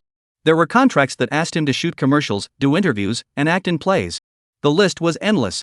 Lu Shiwan put aside the ones he wasn't interested in, and his gaze finally landed inside a variety show where a husband and wife team went to the countryside. Lu Shiwan propped up his chin to look at Nan Xiao in the projection and fell into deep thought. According to his current progress, Nan Xiao was at most used to him sitting by his side and watching him, doing nothing. But more than that, it was still in a state of wariness. To get closer in the relationship and reach that goal in his heart faster, an opportunity was needed. Perhaps this variety show was a good opportunity. It could both cultivate a relationship with Nan Xiao and also publicize their relationship in a bright and open manner. As long as the netizens tied them together, later on, even if Nan Xiao wanted to back out, she would not have a chance to back out. Lu Shiwan tapped the desktop without a beat. Taking out his cell phone, he sent a message to Lin Tianyan. The variety show village experience officer, my girlfriend, and I took it. Chapter 78, The Movie Emperor He's a Little Big Sick 19. The next day. Having stayed up late to catch up with the drama, Nan Xiao was still in a daze when she woke up in the morning. Suddenly, her nose caught a scent and she instantly felt hungry. Before her eyes even opened very far, she walked out of the bedroom with her shoes hanging down. On the dining table was the breakfast that Xiang Yunjai had just sent over, and after Lu Shiwan set it up, he heard the commotion and turned around to see Nan Xiao rubbing her eyes fiercely and looking at him in shock afterward. Honey, I just wanted to go and call you. Come over and eat breakfast, you're going to the theater today. Lu Shiwan doted on Nan Xiao, his tone was gentle as he arranged Nan Xiao in a clear way. Nan Xiao didn't scrutinize what exactly he was saying, she just turned around and ran into the bedroom in a flash. Sticking out a head, she questioned vigilantly. Lu Shiwan, in the morning, why are you in my house? After yesterday's episode, Lu Shiwan had thought that there would be some progress today, but he hadn't expected that just upon meeting, Nan Xiao's first reaction was still to hide. The smile on his face remained the same, but the bottom of his eyes were colored with some coolness. He wondered, warm water boiled frogs, this water is not too mild point, so that the prey are beginning to be emboldened up. Should he add more fire? Or maintain the current facade and give Nan Xiao a little more time? TSK. Lu Shiwan's voice was slightly cool. Xiao Xiao, you are my girlfriend, do I still need anyone's permission to come to you? Nan Xiao's sleepy brain instantly woke up. She picks at the door and laughs with a fake calmness. Haha, how could it be? Whenever you come, it's fine. Is that so? Lu Shiwan asked a ghostly rhetorical question, his eyes staring intently at Nan Xiao whose entire body was hiding behind the bedroom door. Nan Xiao laughed dryly twice before she opened the door and walked out from inside the bedroom. Lu Shiwan's face slightly slowed down, then dear go wash up first. Time is a bit rushed, I'll send you to the theater after breakfast. Nan Xiao nodded her head busily and slipped into the restroom. She felt Lu Shiwan's mood change very keenly. When he was filming the movie, he might have been greatly influenced by the script, causing his entire person to be unlike him. But now, Nan Xiao estimated that Lu Shiwan had a degree in his heart, and once she had a bad grasp of it, he went crazy with nerves. Nan Xiao was drumming in her heart. She quickly washed up and walked out, and just sat down at the table. Lu Shiwan clamped something on the plate in front of her. The movements were skillful and the demeanor was as usual. He didn't feel that there was anything wrong with this in the slightest. Nan Xiao picked up her chopsticks to eat, but a thought suddenly popped into her head. How does Lu Shiwan seem to be? A virtuous father who took the script of a house husband? Nan Xiao's eyes unconsciously swept over her house, every corner was placed in a regular and tidy manner. The windows were clear, the floor was so bright that it could reflect the silhouettes of people, and the countertops were wiped spotlessly. Competent and virtuous. But is this a word that can be used on Lu Shiwan? Nan Xiao muttered in her heart, and her eating movements couldn't help but slow down. Before the chopsticks had a chance to reach out, the next second, the rice was fed to her mouth. Come on, honey, taste this. Lu Shiwan looked at her tenderly, his eyes like water, as if he wanted to drown her in the whirlpool in his eyes. As if compelled, Nan Xiao subconsciously opened her mouth. Until the rice was eaten into her mouth and chewed, Nan Xiao suddenly reacted. Her pupils contracted violently, and she heard Lu Shiwan give a satisfied smile and ask in a warm voice. Honey, how's the flavor? Nan Xiao swallowed a mouthful of saliva and looked at Lu Shiwan with extraordinarily complicated eyes. Ah, it tastes good. After quickly finishing this sentence, Nan Xiao directly released her chopsticks and violently stood up from her position. Loudly saying, I'm done eating, you eat slowly. After saying that, she immediately fled from the table. Lu Shiwan, who had wanted to experience the joy of feeding again, pinched a chopstick and paused in midair. Then, turning a corner, the chopsticks were brought to his mouth and he opened his mouth and ate it himself. A moment of infatuation flashed in his eyes. Lu Shiwan murmured. Girlfriend's flavor. So good. Enraptured, he tasted the things Nan Xiao had eaten on the table one by one. By the time Nan Xiao had changed into her clothes for the theater and walked out of the bedroom, Lu Shiwan had just put down his chopsticks, his complexion as warm as usual. Since Xiao Xiao has changed her clothes, let's go out. Nan Xiao subconsciously wanted to say that she could just go herself, but Lu Shiwan didn't give her a chance to refuse. She received the dishes and chopsticks on the dining table into the kitchen in 3-2s, and went to the restroom to simply clean herself up. When he came out, he already had a mask and sunglasses on his face. After arming himself, he walked to the position at the door and extended his hand towards Nan Xiao, asking in a gentlemanly manner. Girlfriend, can I hold hands when I go out? Nan Xiao. She let out a deep breath. Lu Shiwan asked in a gentlemanly manner, but he stood blocking the doorway, clearly acting as if she couldn't get out if she didn't agree. Nan Xiao was not allowed to reach out and put her hand on Lu Shiwan's hand. Lu Shiwan inserted his fingers into the finger gap and skillfully interlocked his fingers. The warmth of the tight fit worn on his hand made him squint his eyes comfortably. The corners of his lips were slightly hooked, and his body exuded a pleasant aura. Let's go, girlfriend, time is running out. Nan Xiao, hee hee. The two went downstairs with their fingers interlocked. Lin Tianyan drove his car and waited at the entrance position. He saw Lu Shiwan and Nan Xiao as soon as they came down. As soon as his eyes landed on the interlocked hands of the two, he was taken aback. Even though Lu Shiwan had covered his face tightly, Lin Tianyan could feel his excitement from the way he walked. The imaginary person had really become his girlfriend. It was like a dream come true. What really surprised Lin Tianyan the most was Nan Xiao's attitude. It looked as if she wasn't as resistant as she was when they met before. Lin Tianyan let out a sigh of relief in his heart and hurriedly got out of the car, helping Lu Shiwan and Nan Xiao open the door. Brother Lu, Ms. Song. Nan Xiao casually nodded her head in response, and after getting into the car, she even said a thank you towards Lin Tianyan. Lin Tianyan, Miss Song is polite. He started the car and drove it directly to the theater. On the way, Lin Tianyan kept an eye on the back seat. The atmosphere between the two was no longer as tense as before. The main reason was that the aura on Lu Shiwan's body was no longer full of oppression. Nan Xiao also no longer cowered in the corner with a face of fear. The two sat next to each other. Nan Xiao looked down at her cell phone, Lu Shiwan looked down at Nan Xiao. The atmosphere was indescribably harmonious, but the harmony revealed so much subtle oddness. Soon, the theater arrived. The car door opened. Nan Xiao sneakily got out of the car. At this point in time, the theater has a lot of people coming and going, working people, morning walkers passing by, all kinds of people. Nan Xiao was very afraid of being seen, Lu Shiwan, but if she was exposed a little, she would not want to live in peace. Chapter 79, The Emperor is a bit sick. 20. Nan Xiao looked like a thief, got out of the car and quickly ran into the theater. Lu Shiwan sat in the car, did not go down through the car window, so quietly watched her back in his line of sight disappeared little by little. In front of Nan Xiao, habitually rising corners of the mouth a little bit pursed flat into a straight line. The mildness in his body retreated, and his aura instantly became stern and appalling. Am I quite out of hand? Why does your girlfriend look like she can't take a hint? Lu Shiwan looked towards Lin Tianyan and snapped gloomily. This. Lin Tianyan spoke stiffly. Brother Lu, Miss Song probably doesn't want to be seen because you're a movie star and the attention is too high. Lu Shiwan's face was expressionless as he asked again. What? Is it embarrassing to be a movie star? She doesn't want me to be seen? Lin Tianyan, He didn't really know how to answer this question. Lin Tianyan racked his brain not knowing what to say, and fortunately, Lu Shiwan didn't need his answer either. He averted his gaze and asked in a cold voice. Over at that variety show I mentioned, how's the contact going? Lin Tianyan, the director's side is already preparing. Lin Tianyan, waiting for the remaining guests to reply, almost next week at the latest, we can start shooting. Lu Shiwan nodded slightly, still satisfied with this speed. Thinking of something, he instructed. You keep an eye on the guest side, don't let the ungrateful ones cut in. Lin Tianyan quickly answered, I understand, Brother Lu. Theater. Nan Xiao practiced dancing with the others, and during the intermission, she suddenly heard several people discussing something. Did Cinema Emperor Lu really disband his fanbase?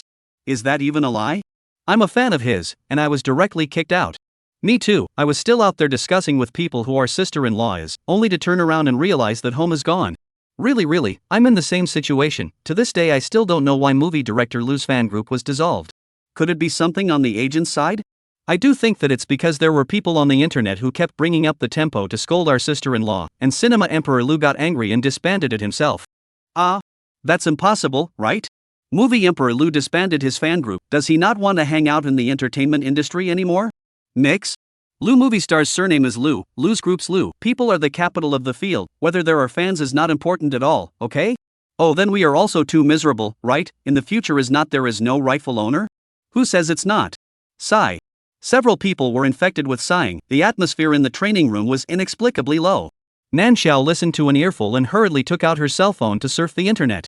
On the hot search, the news of Lu Shiwan disbanding his fan group was preceded by a big red explosive word. Nan Xiao quickly clicked on it, and the comments section was full of wails, all asking why Lu Shiwan disbanded his fanbase and mourning his suddenly disappeared home. Looking further, Nan Xiao saw an extraordinarily familiar photo of her back. The surroundings were blurred, but the two main characters in the photo were not. Familiar posture, familiar clothes. Wasn't this the damn photo from yesterday when Lu Shiwan carried her upstairs? Nan Xiao was shocked as she looked through the comments section. Many of yesterday's comments showed that they had been deleted, while 9 out of 10 of the comments that topped today were pleading.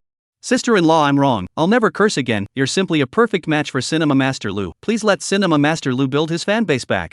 Sister-in-law, you're my only sister-in-law, come out and take care of Movie Master Lu. He scattered his fanbase, you let him build it back.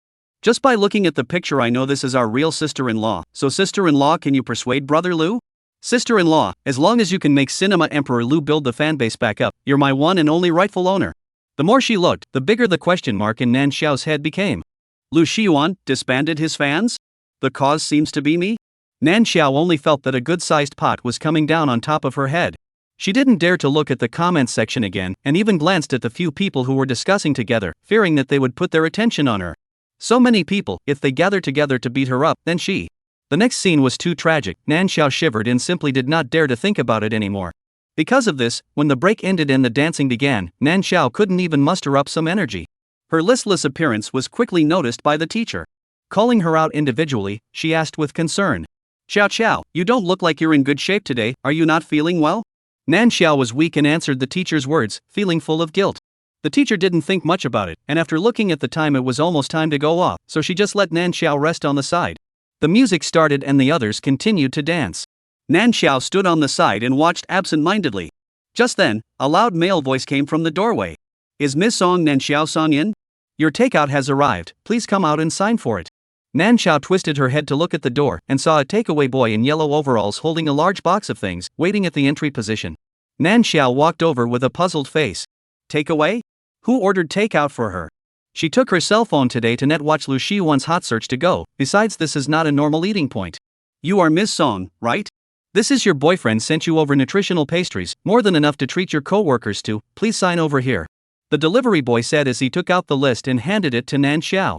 Pointing at the signature position, he signaled Nan Xiao to sign. Nan Xiao stood in place with a pen in her hand. All she could think of was, what is Lu Shiwan doing? She hesitantly did not sign, and the sound outside was loud. In a short while, there were several more hilarious ones above the corridor. Xiao, you have a boyfriend, ah? I don't know who yelled a loud voice and shouted, 1 spreads 10, 10 spreads 100, and soon this news flew to everyone's ears as fast as it grew wings. Yeah, Miss Song's boyfriend sent some food to Miss Song's you guys, saying that he's thanking you for taking care of Miss Song. The takeaway boy happily replied loudly, and for a while, the already noisy scene became even noisier. Wow, when did Xiao have a boyfriend? How come I haven't heard about it? I haven't heard of it either. I even said I'd introduce my brother to Xiao. What are you guys talking about? Xiao dances so well, she's pretty and polite, why can't she have a boyfriend? Nan Xiao's head was 2 sizes too big. She swiped 2 strokes to sign the words and returned the slip to the delivery boy. Chapter 80, The Movie Emperor He's a Little Big Sick 21. Quickly escaping the interrogation of the teacher and the rest of the theater, Nan Xiao handed over the box of food for them to divide amongst themselves and hurriedly grabbed her bag and ran out of the theater. Just as she wanted to take a taxi back, her cell phone rang all of a sudden. Lu Shiwan's phone number popped up on the screen, and Nan Xiao held her breath and clicked to connect. Honey, how do the pastries taste? Lu Shiwan's voice came from the receiver, sparse and gentle. Lu Shiwan, why are you suddenly sending things to the theater? Nan Xiao's tone was a bit huffy, living as if Lu Shiwan had done something hurtful. But he was just using the excuse of delivering something to swear his sovereignty as a boyfriend. Lu Shiwan didn't feel that he was wrong. He spoke unhurriedly. So what, dear, are you questioning me? Lu Shiwan's tone instantly calmed Nan Xiao down. She had been thinking about what happened online, so when Lu Shiwan sent someone to send something over, she subconsciously feared that someone else would find out the end. Lean.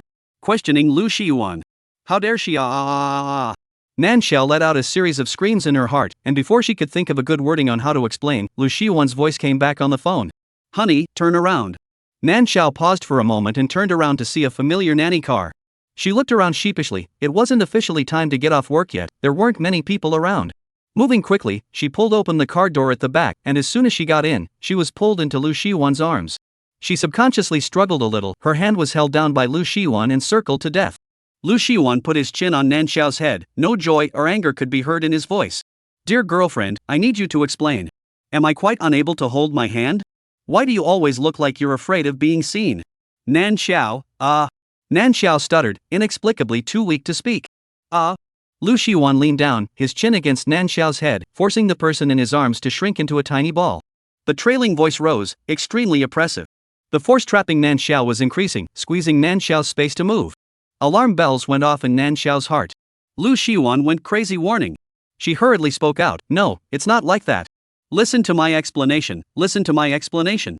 Her words flew fast, fearing that if she didn't explain clearly right away, Lu Shiwan would directly explode into a thunderstorm. Lu Shiwan faintly opened his mouth, but the strength in his hands did not relax at all.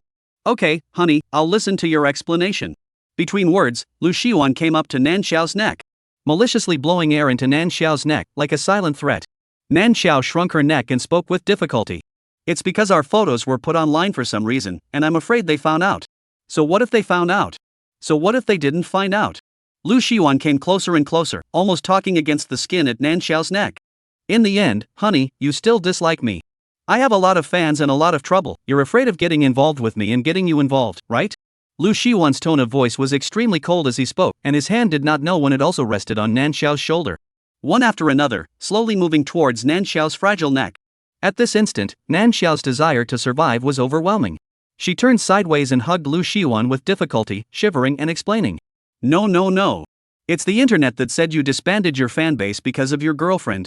There are still people discussing it in the training room today, and I'm afraid that after your identity is exposed, they formed a group to beat me up. Nan Xiao didn't dare to say the latter words. She panicked and stuck to Lu Shiwan one by one, hoping that Lu Shiwan there would pick up the slack. No modesty, better than no life. Nan Xiao's words came out brokenly, but Lu Shiwan understood what she was trying to say. It was rare for him to be somewhat silent. The fire that filled his mouth was also instantly punctured. He was the one who hadn't given his girlfriend enough security, so who was he to be angry? Moreover, the girlfriend didn't seem to have enough knowledge of her boyfriend's identity. Even if the identity of the movie star was put aside, just the Lu family behind him, no one would dare to target him. What on earth gave her the illusion that with him around, she would still be beaten?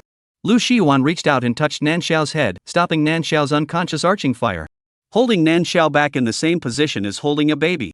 Putting his hand behind his back, he gently patted his back, trying his best to abate Nan Xiao's fear and make her relax. Honey.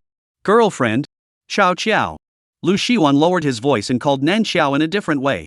The eyes became compelling when no one noticed. Nan Xiao inexplicably felt that her brain became dizzy, and the voices coming from her ears were like hypnosis, making her unconsciously calm down. It's my fault, Xiao. Not dealing with the fans, and putting you in fear. But what I'm trying to say is that even if you're completely exposed to the public eye, your boyfriend, I'm still capable of being able to protect you. I disbanded the fanbase so that you don't have to worry about anything, not so that you'll be scared. If any of them dares to dance in front of you to chew on you, you can just tell me and I'll take care of everything, okay? Nan Xiao's entire being became calm and docile, lying in Lu Shiwan's arms, her eyes somewhat lost in thought. As Lu Shiwan finished his last sentence, she subconsciously nodded and answered yes. Lu Shiwan let out a few unseen sighs of relief. Having been hypnotized so many times, this was the first time he had actually hypnotized. Sua Xing succeeded. Lu Shiwan's eyes flashed, and while Nan Xiao was still in the state of being hypnotized, he looked down into her eyes and said with a straight face, "Girlfriend, trust that your boyfriend will protect you. Never be afraid of your boyfriend, okay? Good. Nan Xiao wrinkled her eyebrows, her consciousness had been in a state of total relaxation and suddenly became alert. Lu Shiwan couldn't help but let out a light laugh. It couldn't be seen. His girlfriend was truly wary of him. TSK. Lu Shiwan forcefully topped his back teeth, his face rather gritted his teeth. He still gently patted Nan Xiao's back one after another, so much so that he ended up directly letting Nan Xiao fall asleep. Lu Shiwan leaned over and dropped a kiss on Nan Xiao's forehead. Sweetheart, good dreams. Chapter 81, The Film Emperor He's a Little Big Sick 22. Nan Xiao woke up from a nap and felt her mind clearer than ever. Just as she stepped out of her room, she saw Lu Shiwan standing at the dining table wearing an apron and laying out food.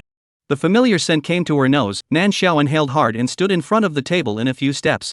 Xiaolong bao, shrimp dumplings, and seafood congee. Nan Xiao's eyes were glowing, and in the next moment, those bright eyes turned to land on Lu Shiwan. Lu Shiwan, can we start dinner? From the moment Nan Xiao came out of the bedroom, Lu Shiwan had been paying attention to Nan Xiao's movements. Steeply meeting those crystal eyes, Lu Shiwan realized that he had just been tensing his nerves. His entire body relaxed and said with a guffaw, "Of course, my dear girlfriend." Nan Xiao smiled and narrowed her eyes, smiling sweetly at Lu Shiwan, and following Lu Shiwan's example, she also replied, "Then thank you, my dear boyfriend." Lu Shiwan gave a beat. The way Nan Xiao narrowed her eyes and looked at him, it was as if he was her whole world. The void at her heart was filled a little bit. Laughter radiated from his chest. He pressed Nan Xiao to sit down on a chair and used chopsticks to give Nan Xiao something to eat. Nan Xiao buried her head in her own hands and ate fiercely, but would, in the intervals, clip some things into Lu Shiwan's bowl as well. Xiao Chao, who had lost her resistance, was as sweet and soft as a sweet and delicious cake. Lu Shiwan felt like he was on a cloud, floating lightly, and his heart couldn't find any sense of reality. So, he should have done that long ago. In a place where Nan Xiao couldn't see, Lu Shiwan's eyes were deep. After breakfast, Lu Shiwan sent Nan Xiao to the theater as usual. When the car stopped at the theater entrance, Lu Shiwan subconsciously wanted to go down with Nan Xiao, and was hurriedly stopped by Nan Xiao. "Boyfriend, you can't show your face." Lu Shiwan stared closely at Nan Xiao's eyes, lest he see fearful and horrible emotions in them.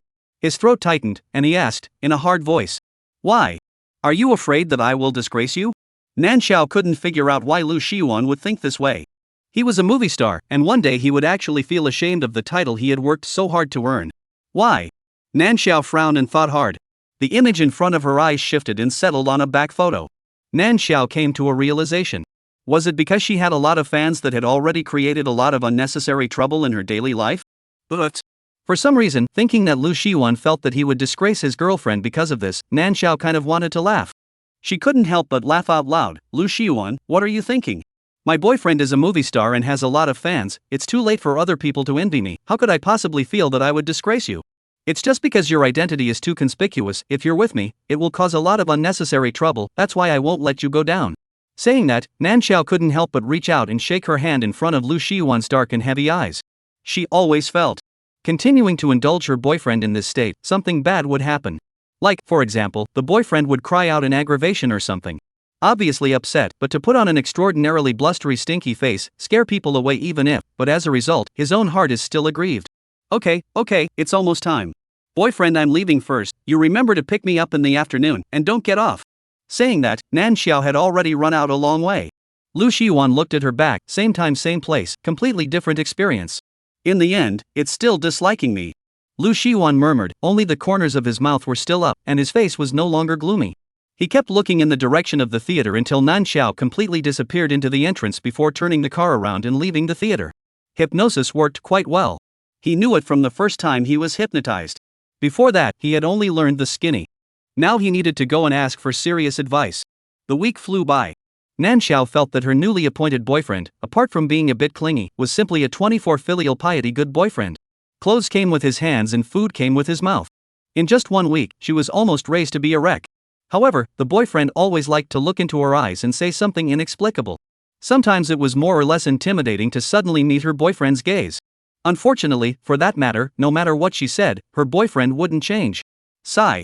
Nan Xiao sighed.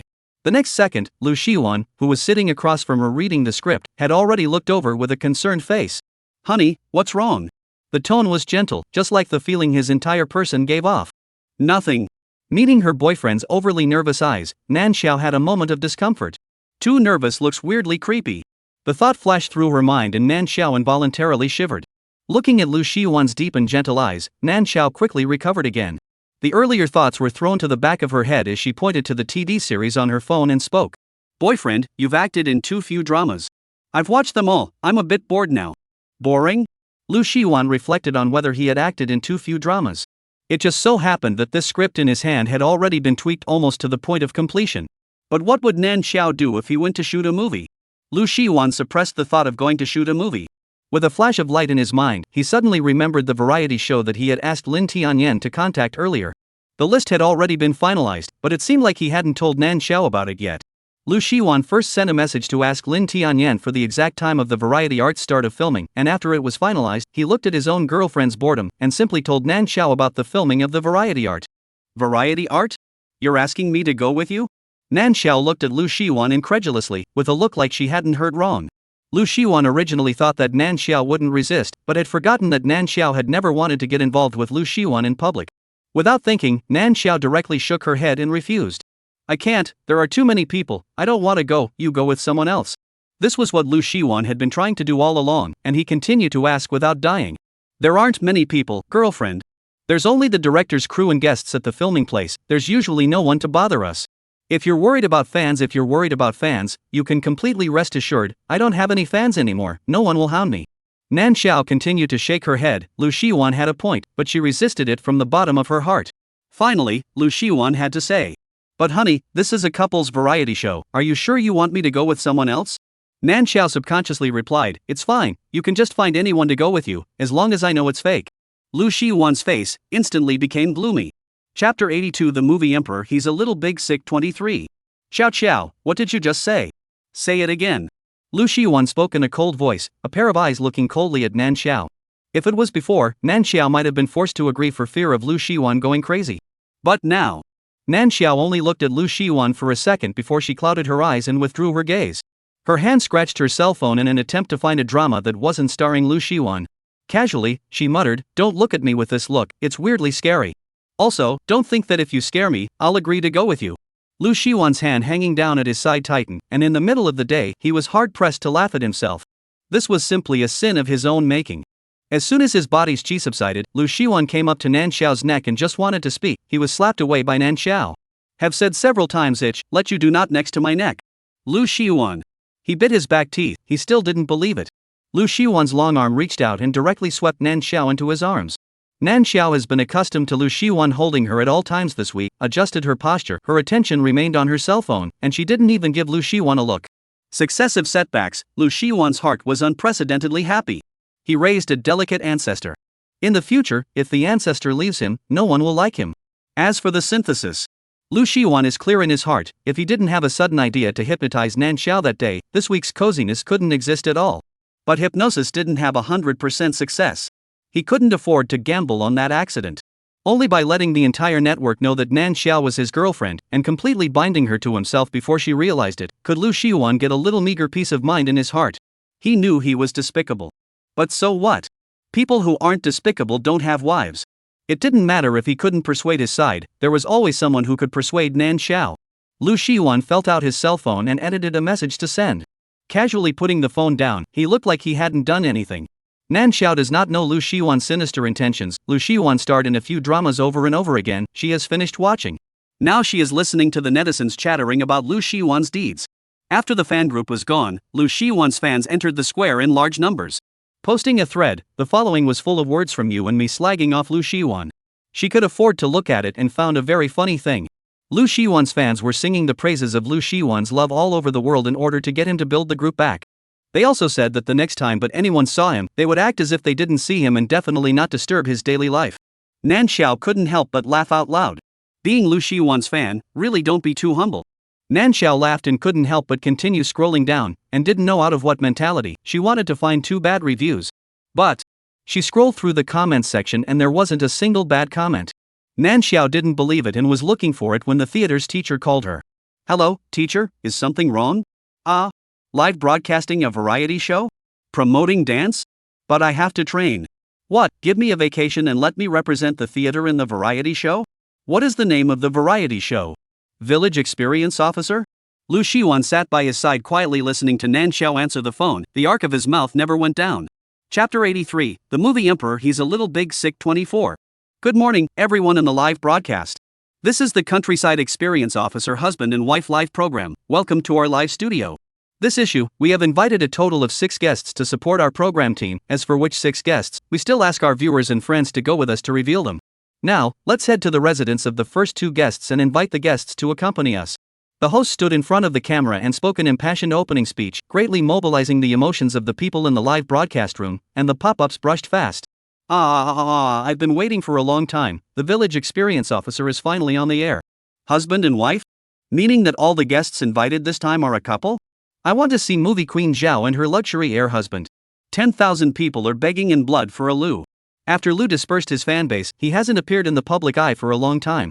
The Luck fans in front of me are so miserable. That being said, movie director Luck won't be retiring, will he? Crow's mouth, die. At the mention of Lu Shiwan, the pop-up screen instantly heated up. The host glanced at the noisy pop-ups and couldn't help but snicker. With the people filming behind him, he got into the program's car and headed to the first group of guests' homes. Nan Xiao was still awake. Lu Shiwan had already lightly started packing up his luggage. After packing everything Nan Xiao would use into the suitcase, Lu Shiwan slowly began to organize the things he would use. Just then, a knock sounded outside the door. Lu Shiwan glanced at the time, 7 o'clock in the morning, not much different from the agreed time.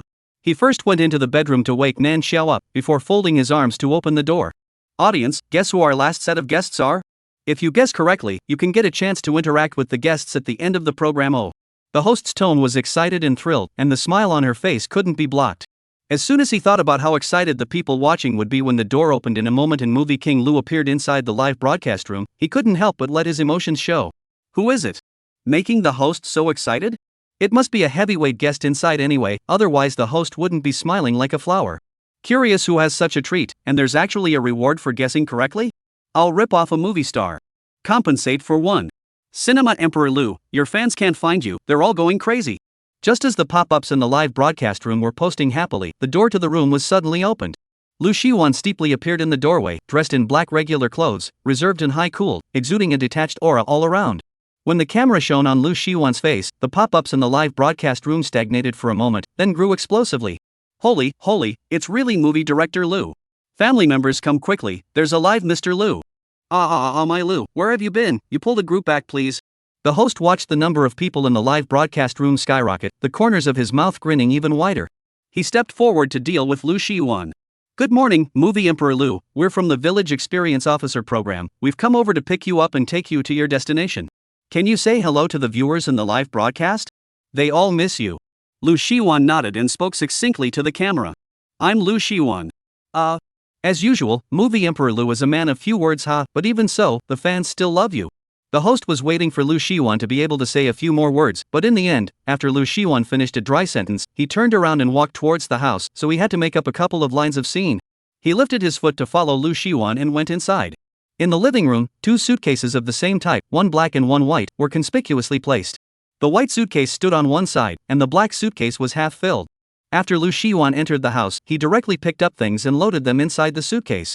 The camera dutifully recorded the scene in the living room. The host wanted to talk to Lu Shiwan, but inexplicably, looking at Lu Shiwan who was doing his own thing without saying a word, he didn't quite dare to go up and disturb him. The room was silent. In the live broadcast room, however, it was lively as if it was the new year.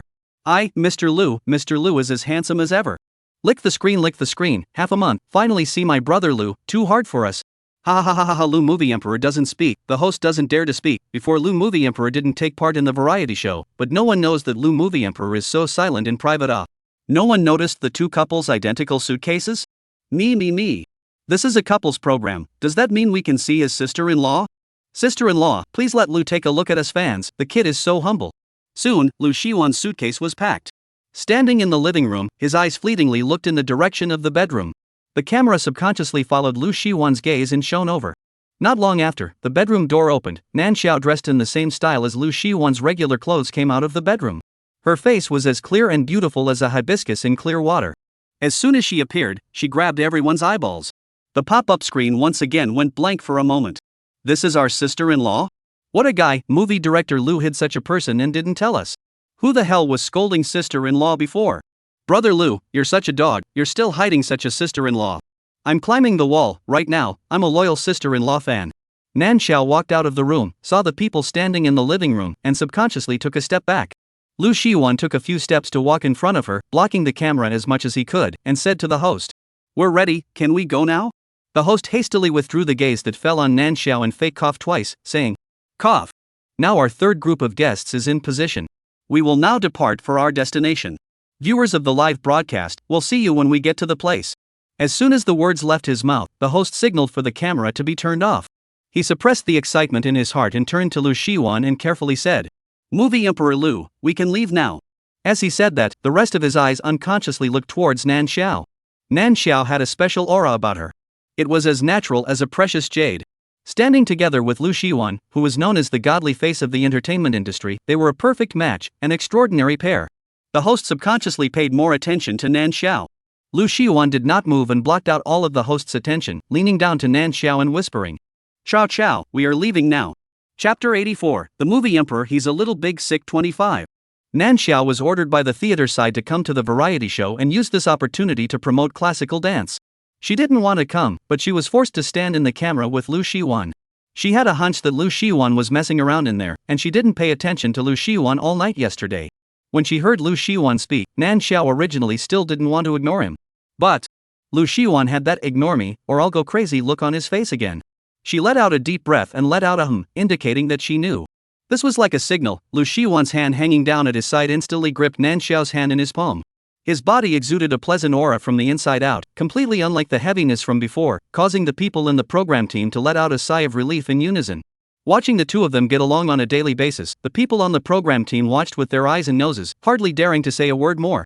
Before they came, someone from above had specially explained to them what words should be said and what words shouldn't be said. They all knew in their hearts. A group of people quickly got into the program's car and headed to their destination. In the car, the other two groups of guests saw Lu Shiwan and Nan Xiao come up together and greeted the two with surprise. Belonging to the same circle, they knew Lu Shiwan's family background was extraordinary, and when they found the opportunity, they naturally wanted to make friends. Involuntarily, they ignored Nan Xiao, who was standing beside Lu Shiwan. Nan Xiao was just happy to be at ease, and with a sigh of relief, she sat by the window and watched the scenery change outside. Because the theme of the program was Countryside Experience Officer, the direction that the car was traveling in now was also skewed towards the countryside. After getting away from the city's traffic, the scenery outside the window slowly became clear and distant. Nan Xiao watched the scenery keep changing, and her heart was like being released from the confines of the city into the wilderness. It was a wonderful experience. Nan Xiao was looking mesmerized when suddenly, Lu Shiwan came over. "Honey, what are you looking at?" Lu Shiwan's sudden voice startled Nan Xiao. Reacting, she realized that there was no sound of conversation in the car from an unknown time. "I'm just casually looking. Why aren't you talking to them anymore?" Nan Xiao lowered her voice and inquired in a whisper. Lu Shiwan followed her example and whispered, "I came out to play with you and only wanted to talk to you." Nan Xiao looked into the carriage and noticed several hidden gazes looking this way. "This isn't too good, is it? They're in the same circle as you." Nan Xiao carefully reminded. Lu Shiwan lightly laughed and said in disbelief, "Dear girlfriend, I'm only in a circle with you." Nan Xiao glared at Lu Shiwan, "Can you speak properly?" Lu Shiwan. The destination chosen by the program group was not far from the city. It was a not too big and not too small pristine town. In about 2 hours, the destination was reached. As usual, the host came on and made a bit of noise, opened the live broadcast, and then directly assigned the houses down, and each group of guests opened their business separately. This was also what Lu Shiwan had requested. He just wanted to have a place to make a reasonable official announcement, but he didn't want to have someone pop up at any time to disturb his world of two. The residence that Lu Shiwan and Nan Xiao were assigned to was a small, modest courtyard. The front and back were enclosed with fences, and the fence next to the courtyard was bare, as if waiting for guests to reclaim it. The air here is very good. Standing in the yard and looking far away, the entry point is a large emerald green mountain forest. Nan Xiao strolled through the entire courtyard with interest. She walked in front, and Lu Shiwan followed aimlessly behind. The live broadcast room had just opened, and what the fans of Lu Shiwan who flooded in saw was Lu Shiwan turning around behind Nan Xiao with a worthless face. "Cam. I used to only know that Cinema Emperor Lu was high and cold. I didn't know that he had such a side to him.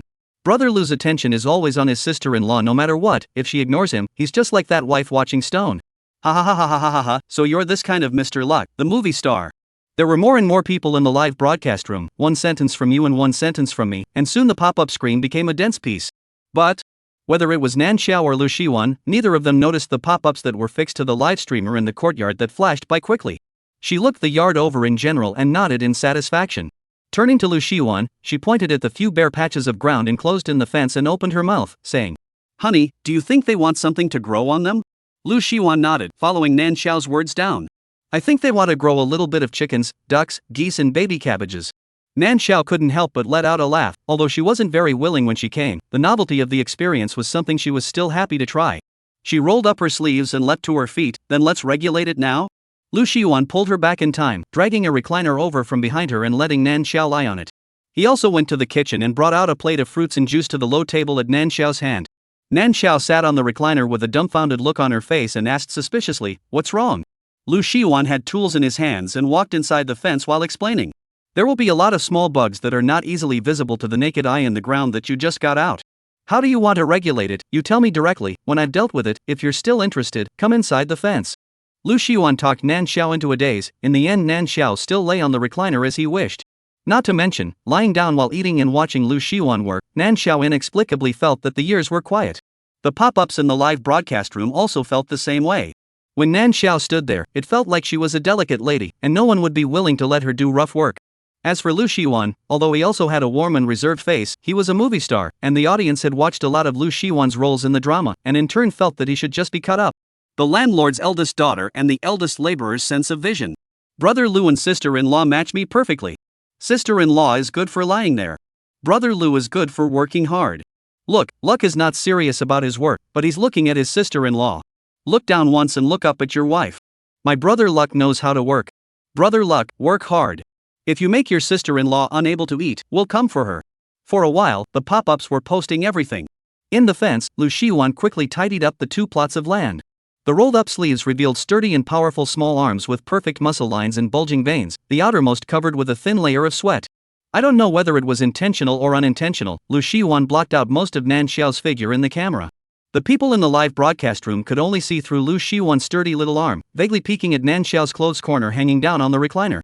Chapter 85, The Movie Emperor. He's a little big sick 26. I'm sorry, I'm guilty, I thought wrongly.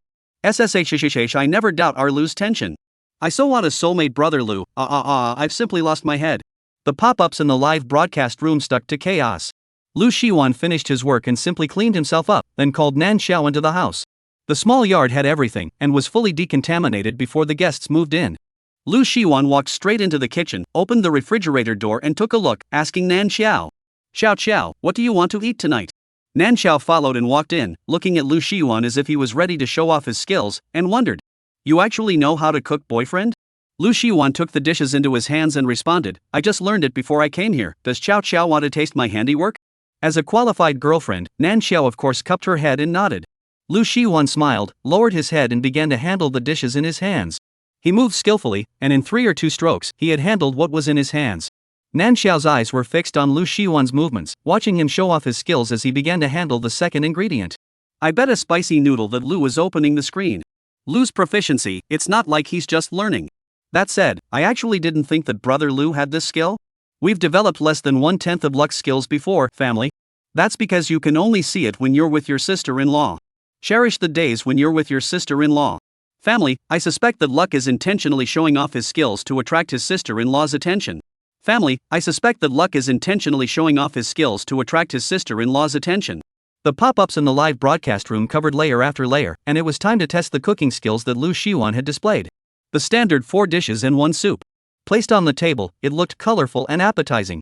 Nan Xiao looked at Lu Shiwan in surprise and couldn't help but exclaim, Boyfriend, you are really good at this.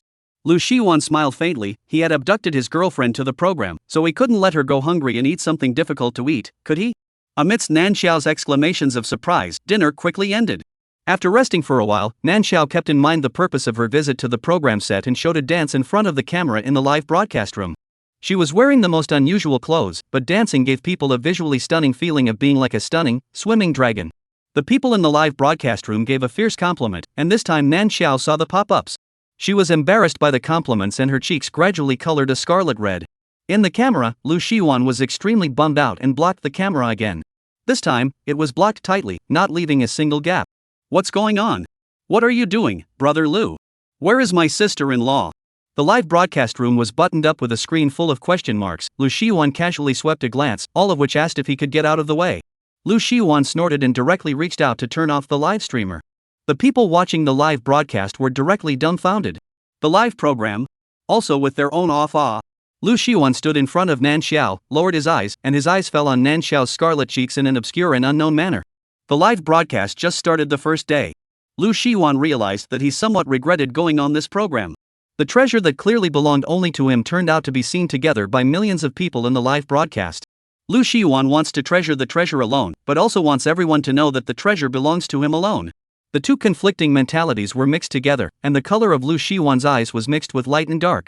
The next day, when Nan Xiao woke up, Lu Shiwan had already made breakfast. Using a tray, he placed the breakfast on the stone table in the yard. Nan Xiao ate there, and he planted in the fence on the side. Turning the soil, tilling the ridge, sowing seeds, fertilizing. Lu Shiwan had looked up the relevant information and had the comprehension of acting in, and did it with style. Nan Xiao also followed Lu Shiwan for a while after she finished eating, but not for long. She was coaxed out of the fence by Lu Shiwan and lay down on the recliner to watch him work. In half a month's time, Lu Shiwan has become a good worker. The fans in the live broadcasting room watched him work at sunrise and sunset day after day, and exclaimed that they were addicted to it. But no matter when, no matter what Lu Shiwan was doing, his eyes would automatically search and land on Nan Xiao in less than 3 seconds. Regarding Nan Xiao's matters, Lu Shiwan did everything himself, never really letting Nan Xiao move his hands. The way he looked at Nan Xiao, from beginning to end, was gentle and contained doting. As for more dark emotions, they were pressed into his heart. After all, it wasn't easy to find a girlfriend, and if he didn't suppress it a bit, it would be easy to scare his girlfriend away.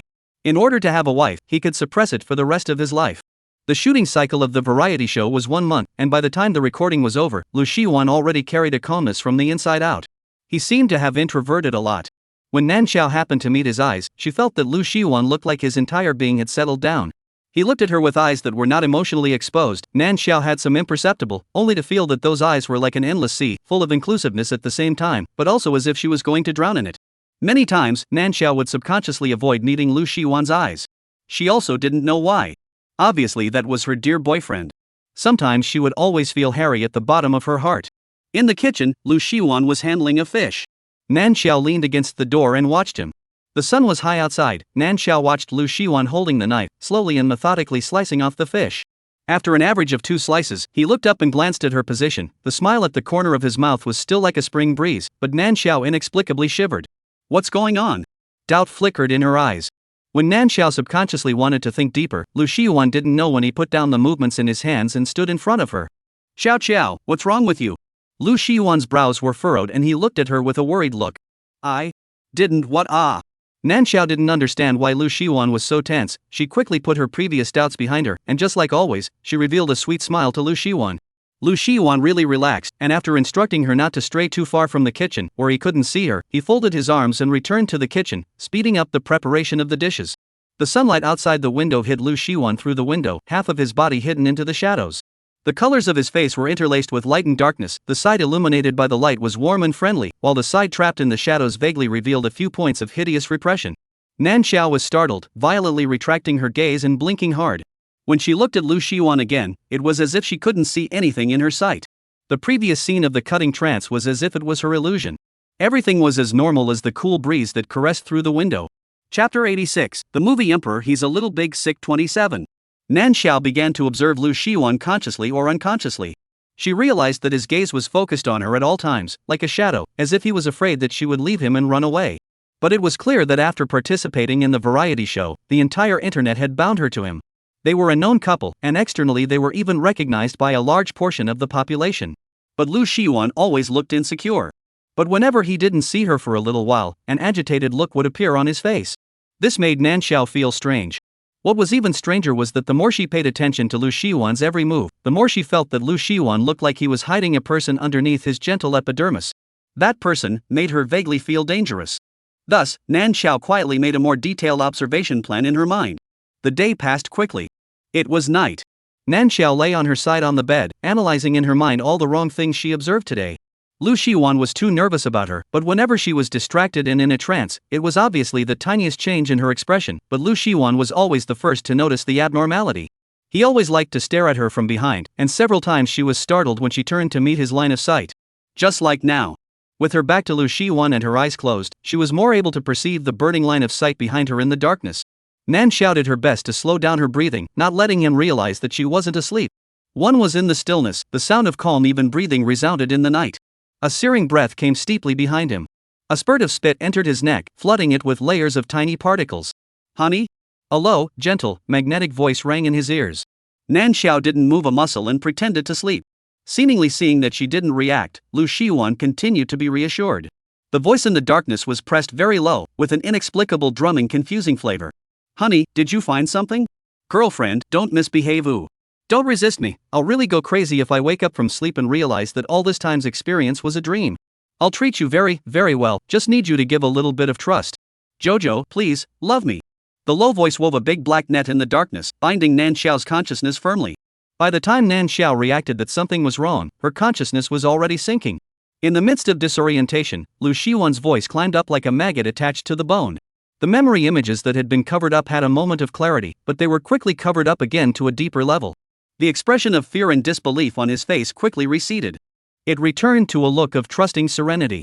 The whispering in his ears gradually ceased, and a peaceful night's sleep followed. The next morning, as soon as Nan Xiao woke up from her sleep, she found Lu Shiwan looking straight at her. Breathing subconsciously froze for a moment, and then quickly returned to normal. Nan Xiao stepped back, her mind still a little confused. Boyfriend, what are you doing? Lu Shiwan gazed at Nan Xiao's eyes. It was crystal clear inside, with infinite reliance and trust in him. His heart was relieved, but after thinking of something, he suddenly spoke again. Honey, let's get married. Nan Xiao, ah? When it was almost winter, The Road to Ascendance was aired on all platforms. On the sofa, Nan Xiao nestled in Lu Shiwan's arms, staring at the TV screen with interest. Lu Shiwan had gotten her internal resources, and now Nan Xiao had already seen the episode to the Yiling Sheriff, which was when she herself appeared. A dancing dress with exquisite posture, half a light veil covering her face, she could also see the worldly looks from her bare pair of eyes. The dancer danced lightly while walking towards the man with a cold face and murderous aura on the high platform. Emperor Daong stared straight into the dancer's eyes, as if he was looking at someone through those eyes. As he got closer, the killing intent was revealed. Subsequently, the assassination of the Jedi dancer failed unexpectedly. However, as if it had touched the Emperor's scales, the man's pair of eyes were red, wrapped in a heart-stopping killing intent. His aura was so strong that even through the screen, he made people feel a great sense of oppression. Hiss. My dear, you acted with too much aura as well. With that glance just now, it's like I really saw that great young emperor in history who rose to power by killing. Nan Xiao marveled, and only then did Lu Shiwan's originally pursed and flattened lips finally curved up. He opened his mouth with a smile, but his dark eyes looked like they were carrying some kind of deep meaning. Wife also acted very well. Tick tick tick. Congratulations to the host for successfully completing this world's quests. Accumulation has completed 3 tasks. Due to the department's wrong estimation of the male host's behavior, causing inconvenience to the host, is now given 10 times the amount of compensation. The current reward amount is $30 million. Now start retrieving the next dimensional world. Please prepare the host. Tick tock. Retrieval successful. Transmission begins. Tick tick. Attention, unknown error found. Return. Tick warning. Return failed. Return failed. Nan Xiao had just regained consciousness, and her mind felt like it was about to explode. In the last world, she lived to be 80 years old at the end of her life. Lu Shiwan had guarded her as a good husband from start to finish. He was even buried directly with her on his deathbed. Only when her consciousness was ejected from the small world did Nan Xiao completely clear up. But before she could react, she was passed by the system again inside the mission world. But $30 million? Was she getting rich overnight? But was there $1 million for completing a quest? How could she remember that the number she saw at the very beginning was 10,000? Forget it, don't think about it. Nan Xiao shook her head. The excess emotional memories were quickly stripped away, even the joy of getting rich faded. Nan Xiao called out to the system inside her head and prepared to start working. However, tick. The system has made an error and is loading. Tick tick tick, unknown virus error. Please pay attention to the host. Warning. Warning. The current world's male master is abnormal. Please host, protect yourself. If necessary, you can force separation by death. There was a nuisance sound in his head. Nan Xiao didn't hear anything. When she was puzzled, a line of large letters suddenly appeared in her head. Please ask the chosen one, Nan Xiao, to go to the 4th teaching building to observe the ceremony at 6 o'clock on Sunday morning. Chosen one? What the hell? Did the system upgrade behind my back? How come I can't hear anything? Nan Xiao couldn't help but spit out a couple of sentences, rolled over and got down from the bed, and began to organize the memories of this body.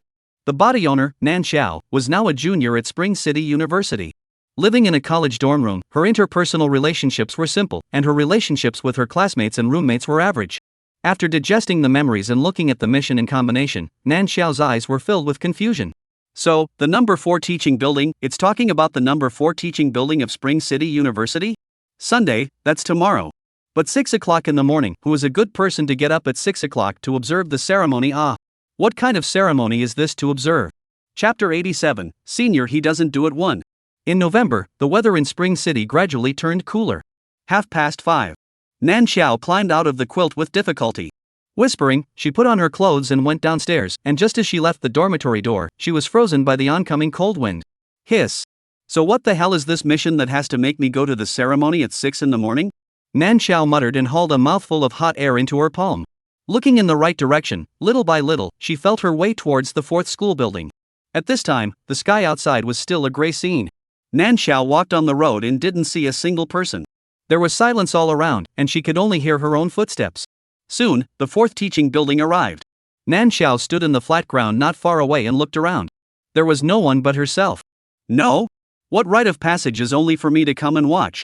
Nan Xiao was filled with doubt and wondered if she had made a mistake. Stepping back, she looked up to the side of the building. The three big, hot gold letters Building 4 were particularly conspicuous. Didn't go the wrong way? Is there a bug in the system mission? Nan Xiao muttered to herself, somewhat skeptical.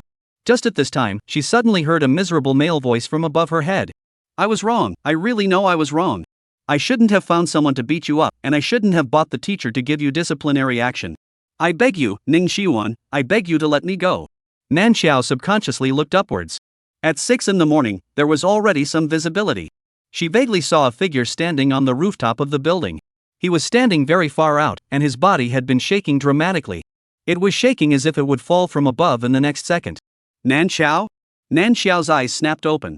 The male voice coming from her ears was pale and desperate. I don't want to die, I really don't want to die. Someone save me, someone save me. Nan Xiao was startled and took several steps backward in a row. Shivering, she fished her cell phone out of her coat pocket and pressed the cell phone button with a trembling hand. Just as she was about to dial, she heard a cracking sound coming from the position above her head. Boom! A heavy object fell to the ground with a dull sound. Tears flowed down without warning.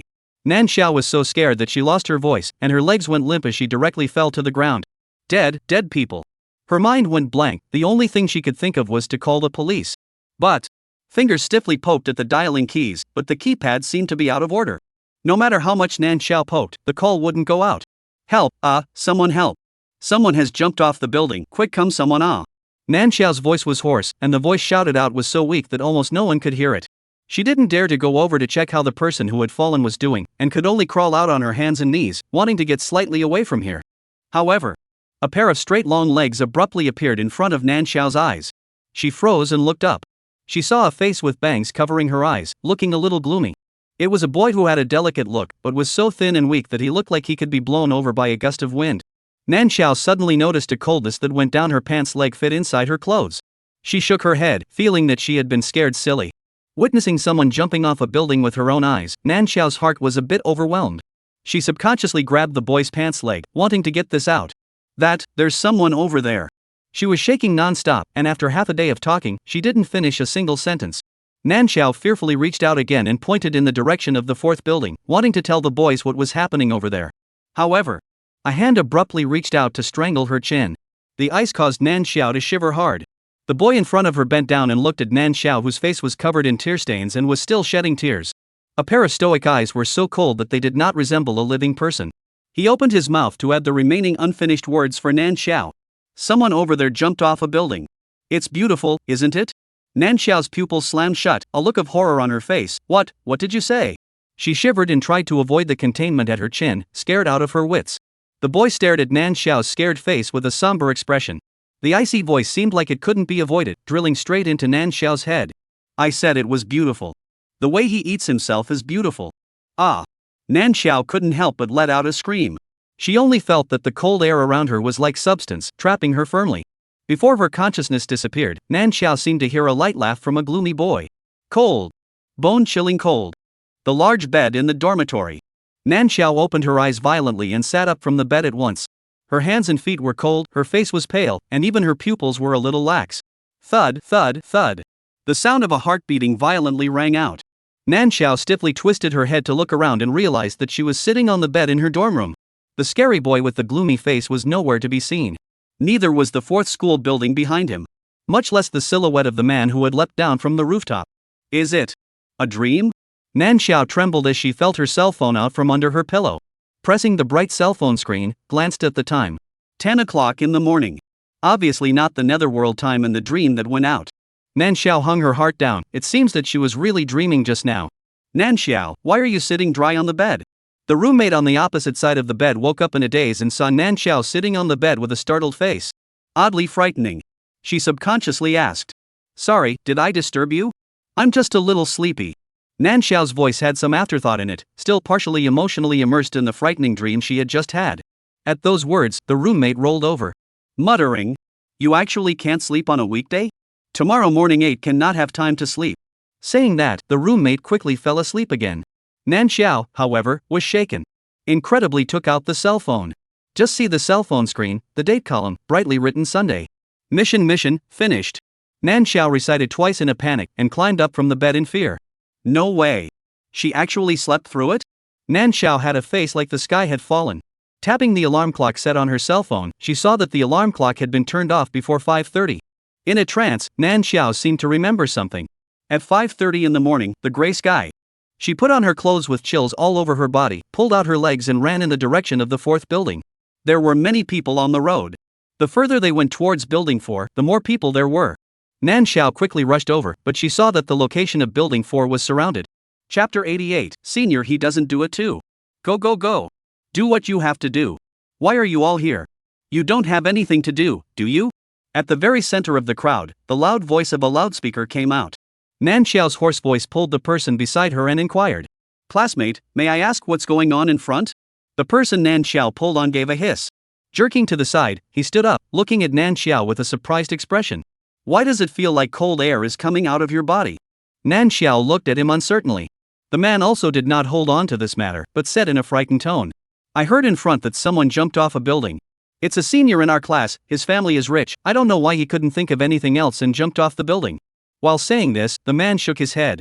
He just wanted to discuss it with Nan Xiao, but he saw Nan Xiao's face change, and the whole person was terrified as if she had seen a ghost. Classmate? What's wrong with you, classmate? The man subconsciously wanted to reach out and give Nan Xiao a hand. As soon as he got close, it felt like a tub of ice was placed in front of him. He was so frozen that he retracted his hand at once. Hiss. What's the situation? Why is it the same as the cold air coming out of the freezer? Nan Xiao didn't notice the man's reaction. His legs went weak and he walked like he was stepping on top of a cloud. It wasn't a dream. What she saw was real. Really? Jumped to death. Nan Xiao squeezed out from inside the crowd. When she walked to the path where there were not many people, she really could not support herself. With a soft leg, the whole person lunged towards the floor in front. Ah! Nan Xiao subconsciously exclaimed. Knowing that she would fall badly, she closed her eyes first. However, unexpectedly, just as she was about to fall headfirst to the ground, a hand reached out and wrapped around her waist, holding her up in time. Cold. It was like touching ice. The piercing coldness went straight into her body. Nan Xiao shivered and opened her eyes, twisting her head to see a somber face with its eyes covered. Nan Xiao? Her pupils contracted violently. Her legs got even weaker. The hand, however, subconsciously tried to push the person in front of her away. But her outstretched hand violently passed through the boy's body. Nan Xiao directly froze in place. The blood in her body flowed backwards. She was so cold and terrified to the extreme that she didn't dare to raise her head to look at the brooding teenager beside her. The teenager rubbed the warm and soft waist underneath the heavy clothes, looking at Nan Xiao with an unknown meaning in his eyes. You're soft to the touch. I'm satisfied with you. The teenager spoke the compliment in a cool tone. His eyes scanned Nan Xiao up and down. Seeing that the person had obviously been frightened and didn't know how to react, he snorted lightly again and commented. It's just that the guts are really a bit small. Nice to meet you, get acquainted, my name is Ning Shiwan. What's your name? Nan Xiao pressed for words. It wasn't that she didn't dare or couldn't. Rather, she was directly frightened to the point of losing her voice. Her entire body was shaking, so cold that it was like falling into an ice cellar, and she couldn't cry even if she wanted to. Tisk. The guts are really small. How did you dare to send you here? Nan Xiao's reaction made Ning Shiwan's already gloomy face even more gloomy. He sked lightly again. Nan Xiao then felt the cold air around her thicken a few more points. Ning Shiwan's figure disappeared in front of her. Nan Xiao couldn't hold herself up and sat on her butt. Her eyes were stagnant, her mouth slightly open, and she couldn't control her gasping for air. The celebration of her life after the robbery almost made her cry out on the spot. The cold air around her thickened. It went straight to the inside of her neck. Nan Xiao huffed and climbed up from the ground, her legs weak all the way, and it took her a long time to walk back to her dorm room. She sat on her own chair in a six-legged state. Ning Shiwan's gloomy face couldn't help but appear in front of her eyes. As well as, when that man on the rooftop jumped off the building, he cried out and begged someone named Ning Shiwan to spare him. She had definitely hit a ghost. This mission, was it to send her to hit a ghost? Nan Xiao couldn't figure it out. Subconsciously, she wanted to call out to the system. However, it was as if there was a layer of blockage blocking the brain. A very obvious feeling of stagnation. She called out to the system several times in a row, all of which were invisibly blocked back. How? What happened? Nan Xiao instantly felt unprecedented panic. She rubbed her head and sat up from her position, her face hard to see and frightening. Her roommate just happened to come out from inside the restroom, saw Nan Xiao, and asked in passing, "Nan Xiao, what's wrong with you again?" Nan Xiao stiffly turned her neck and looked at her. The look on her face startled her roommate. Tears falling as she said, Nan Xiao couldn't tense up and said, I seem to have hit a ghost. Roommate, huh? I feel you around the cold, you are not cold sick burn brain? The roommate asked carefully, obviously not believing Nan Xiao's sentence about hitting a ghost. Nan Xiao didn't know how to explain. It was tempting to cry, but her roommate was obviously not on that level with her. She tried to push the fear down. As soon as she wiped away her tears and sniffled, she simply went along with her roommate's words. I'm probably not really right in the head. Roommate, ha ha ha ha ha ha ha. The roommate couldn't help but let out a laugh. Nan Xiao, how come I didn't know you were so funny before? Nan Xiao. She opened her mouth to explain, but after thinking about it, she kept her mouth shut. She wasn't just out of her mind, she was out of her whole being. A mournful scream seemed to echo in her ears. Nan Xiao felt like her entire body was having a bit of a nervous breakdown. And that ghost called Ning Shiwan. Why in the world is he haunting her? Oh? Nan Xiao cried out in her heart. But crying is crying, haunting is haunting, and living is still living. After she sent her roommate away, she sat back in her chair. Opening her computer, she clicked into the school forum to see if she could find some clues so that she could send that Ning Shiwan away.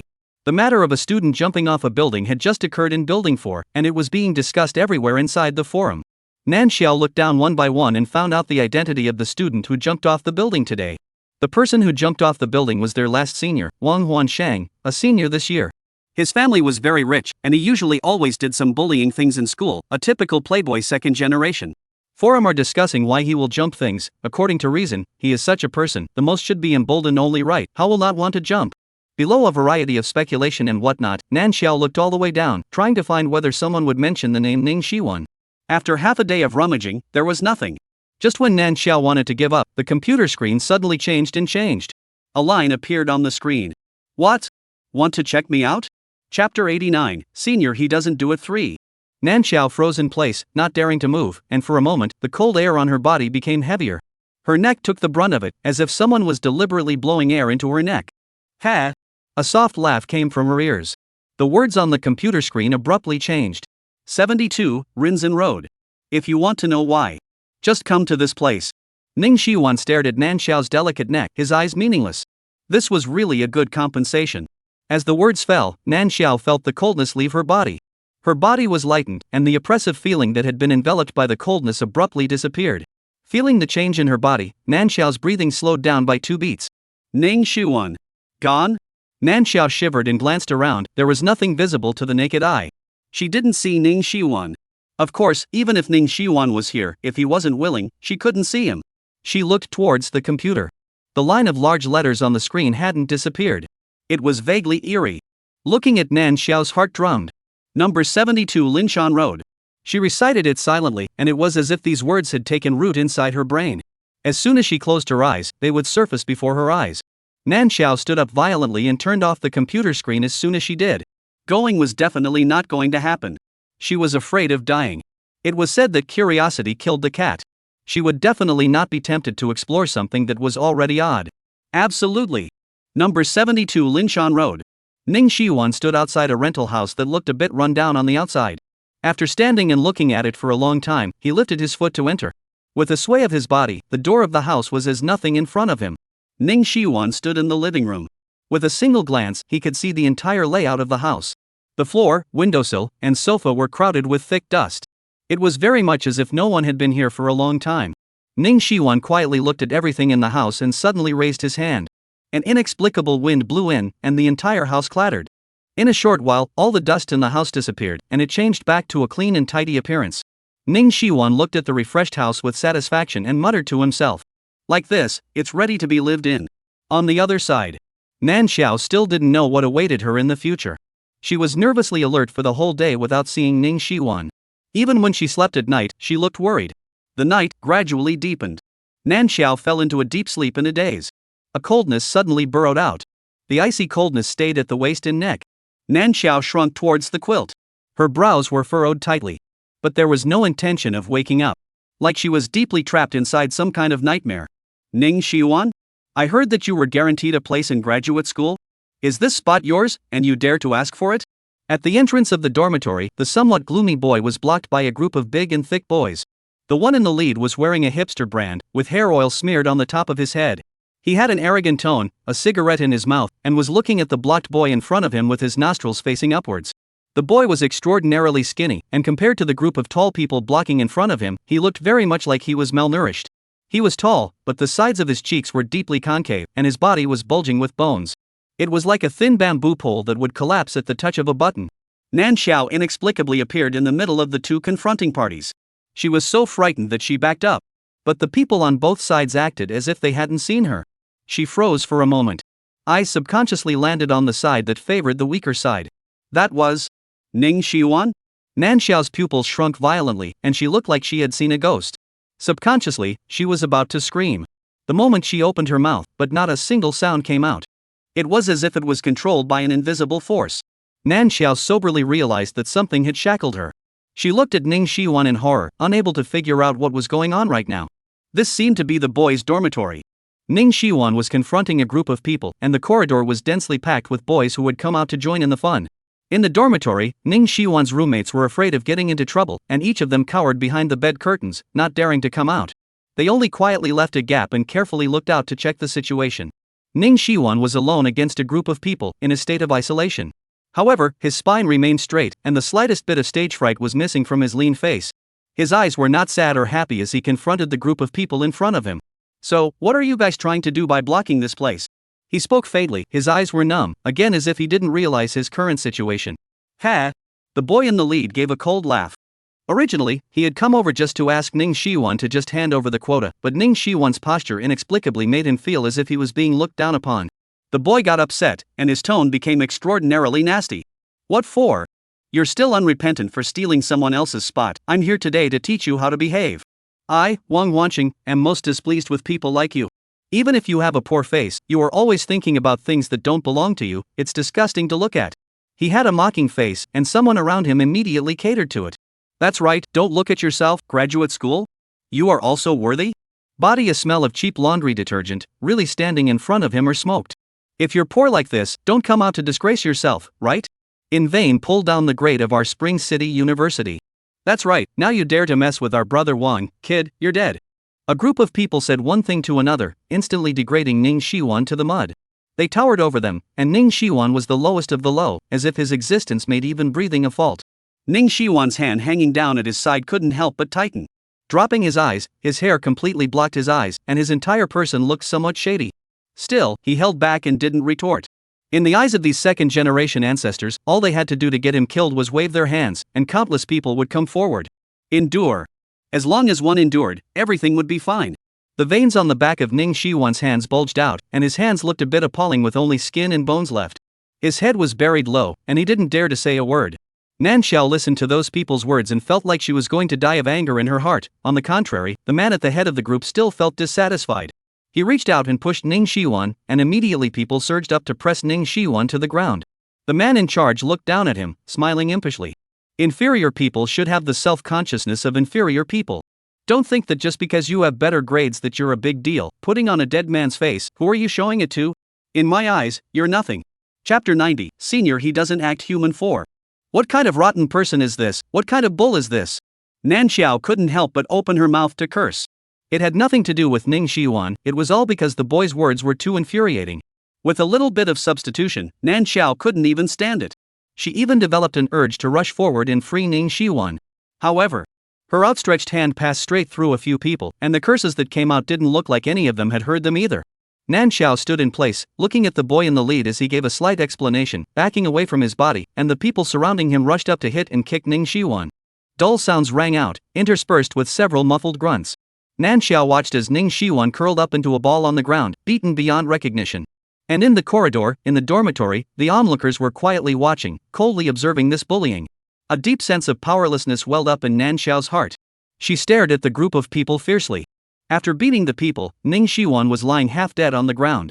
The boy in the lead walked up and kicked him, letting loose. Be careful next time, from now on, I'll beat you up every time I see you. After saying that, he took a group of people behind him and left. Ning Shiwan lay on the ground for half a day without moving. The people in the corridor gradually dispersed, and the 3 people in the dormitory came out of the bed curtains. Closing the door, someone shouted at Ning Shiwan. What bad luck, messing with someone and almost involving us. Look at your half-dead appearance, you still want to go to graduate school? Don't be so whimsical.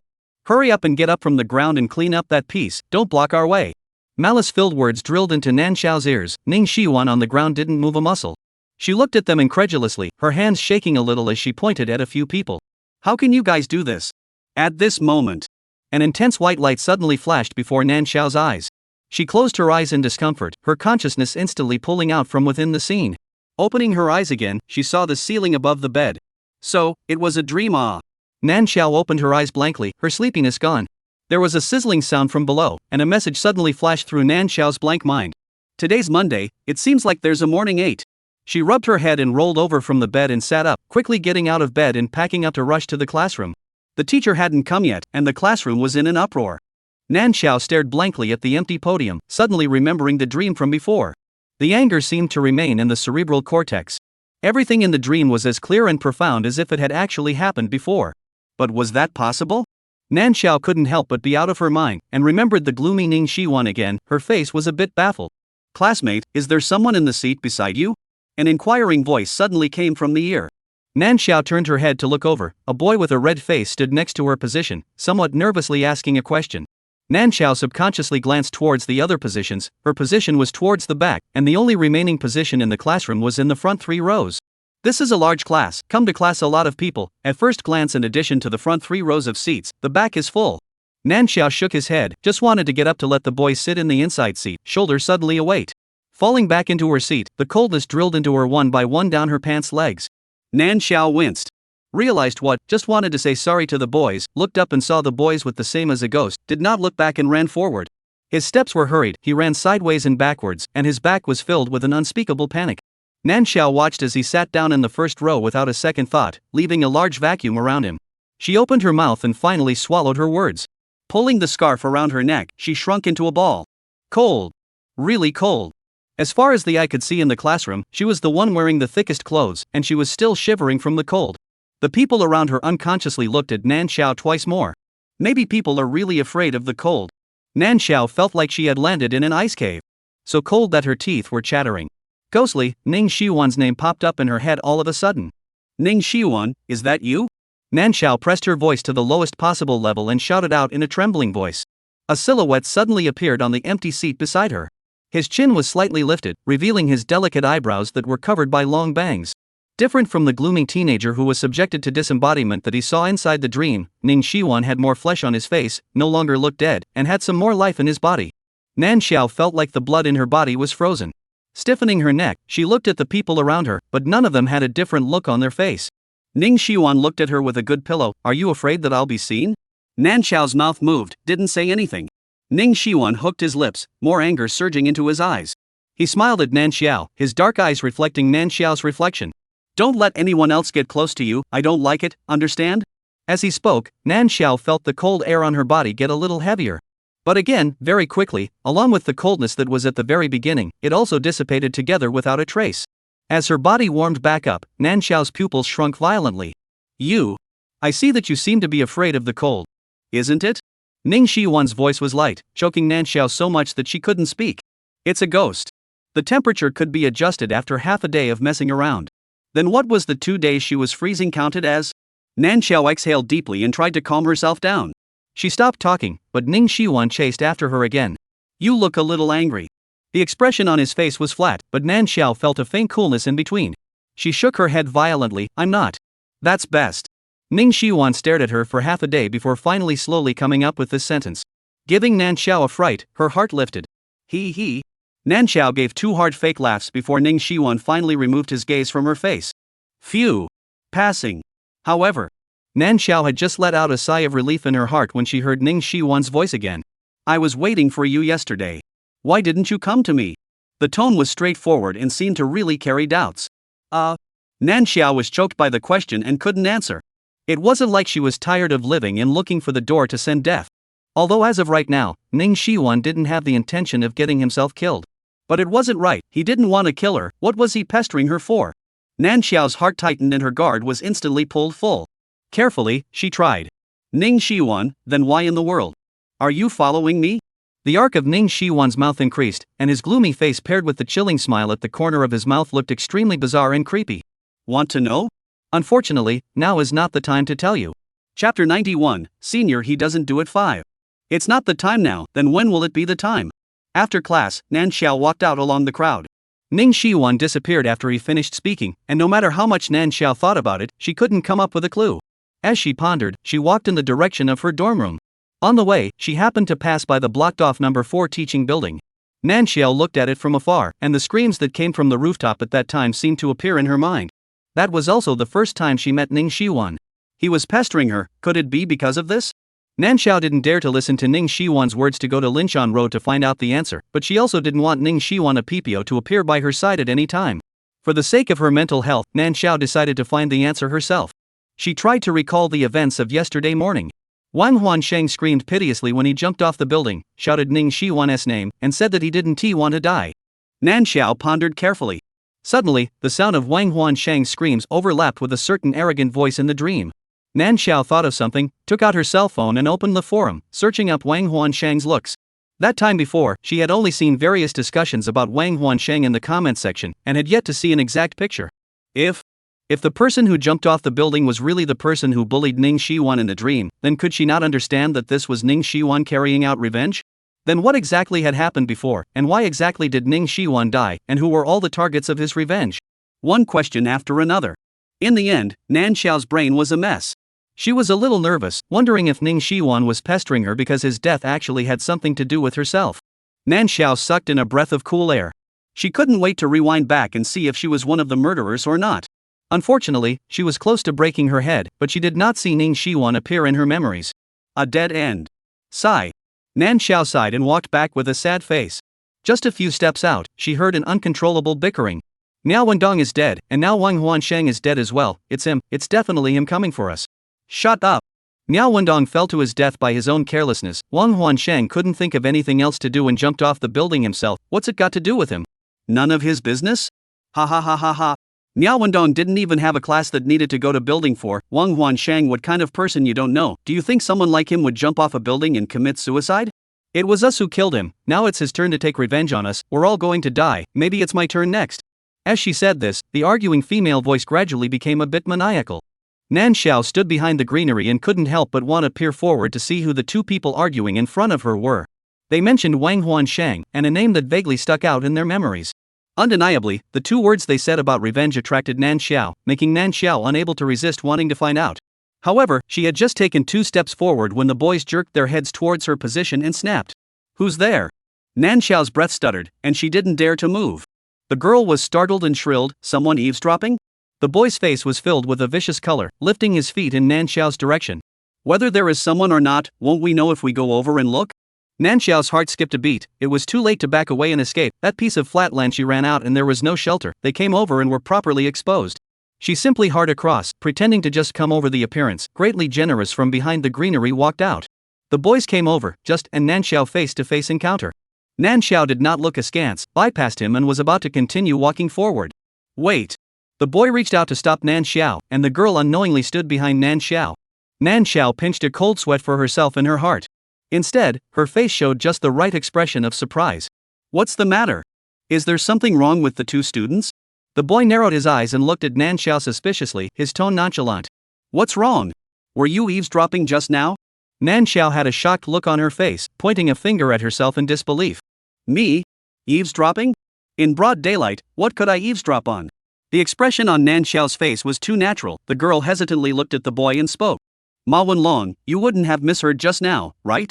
The boy's face turned ugly, and without thinking, he opened his mouth and said, I definitely didn't hear it wrong. She's the only one here, it must be her eavesdropping. As the words came out, Ma Wenlong's tone became a bit morose. Both eyes looked at Nan Xiao sorrowfully. Nan Xiao was startled for a moment and quickly waved her hand. I was just passing by. I just came back from class and wanted to go back to my dorm room, but I didn't hear what you guys were talking about. You guys said I was eavesdropping, this is a public place, I didn't say you guys came out of nowhere and scared me.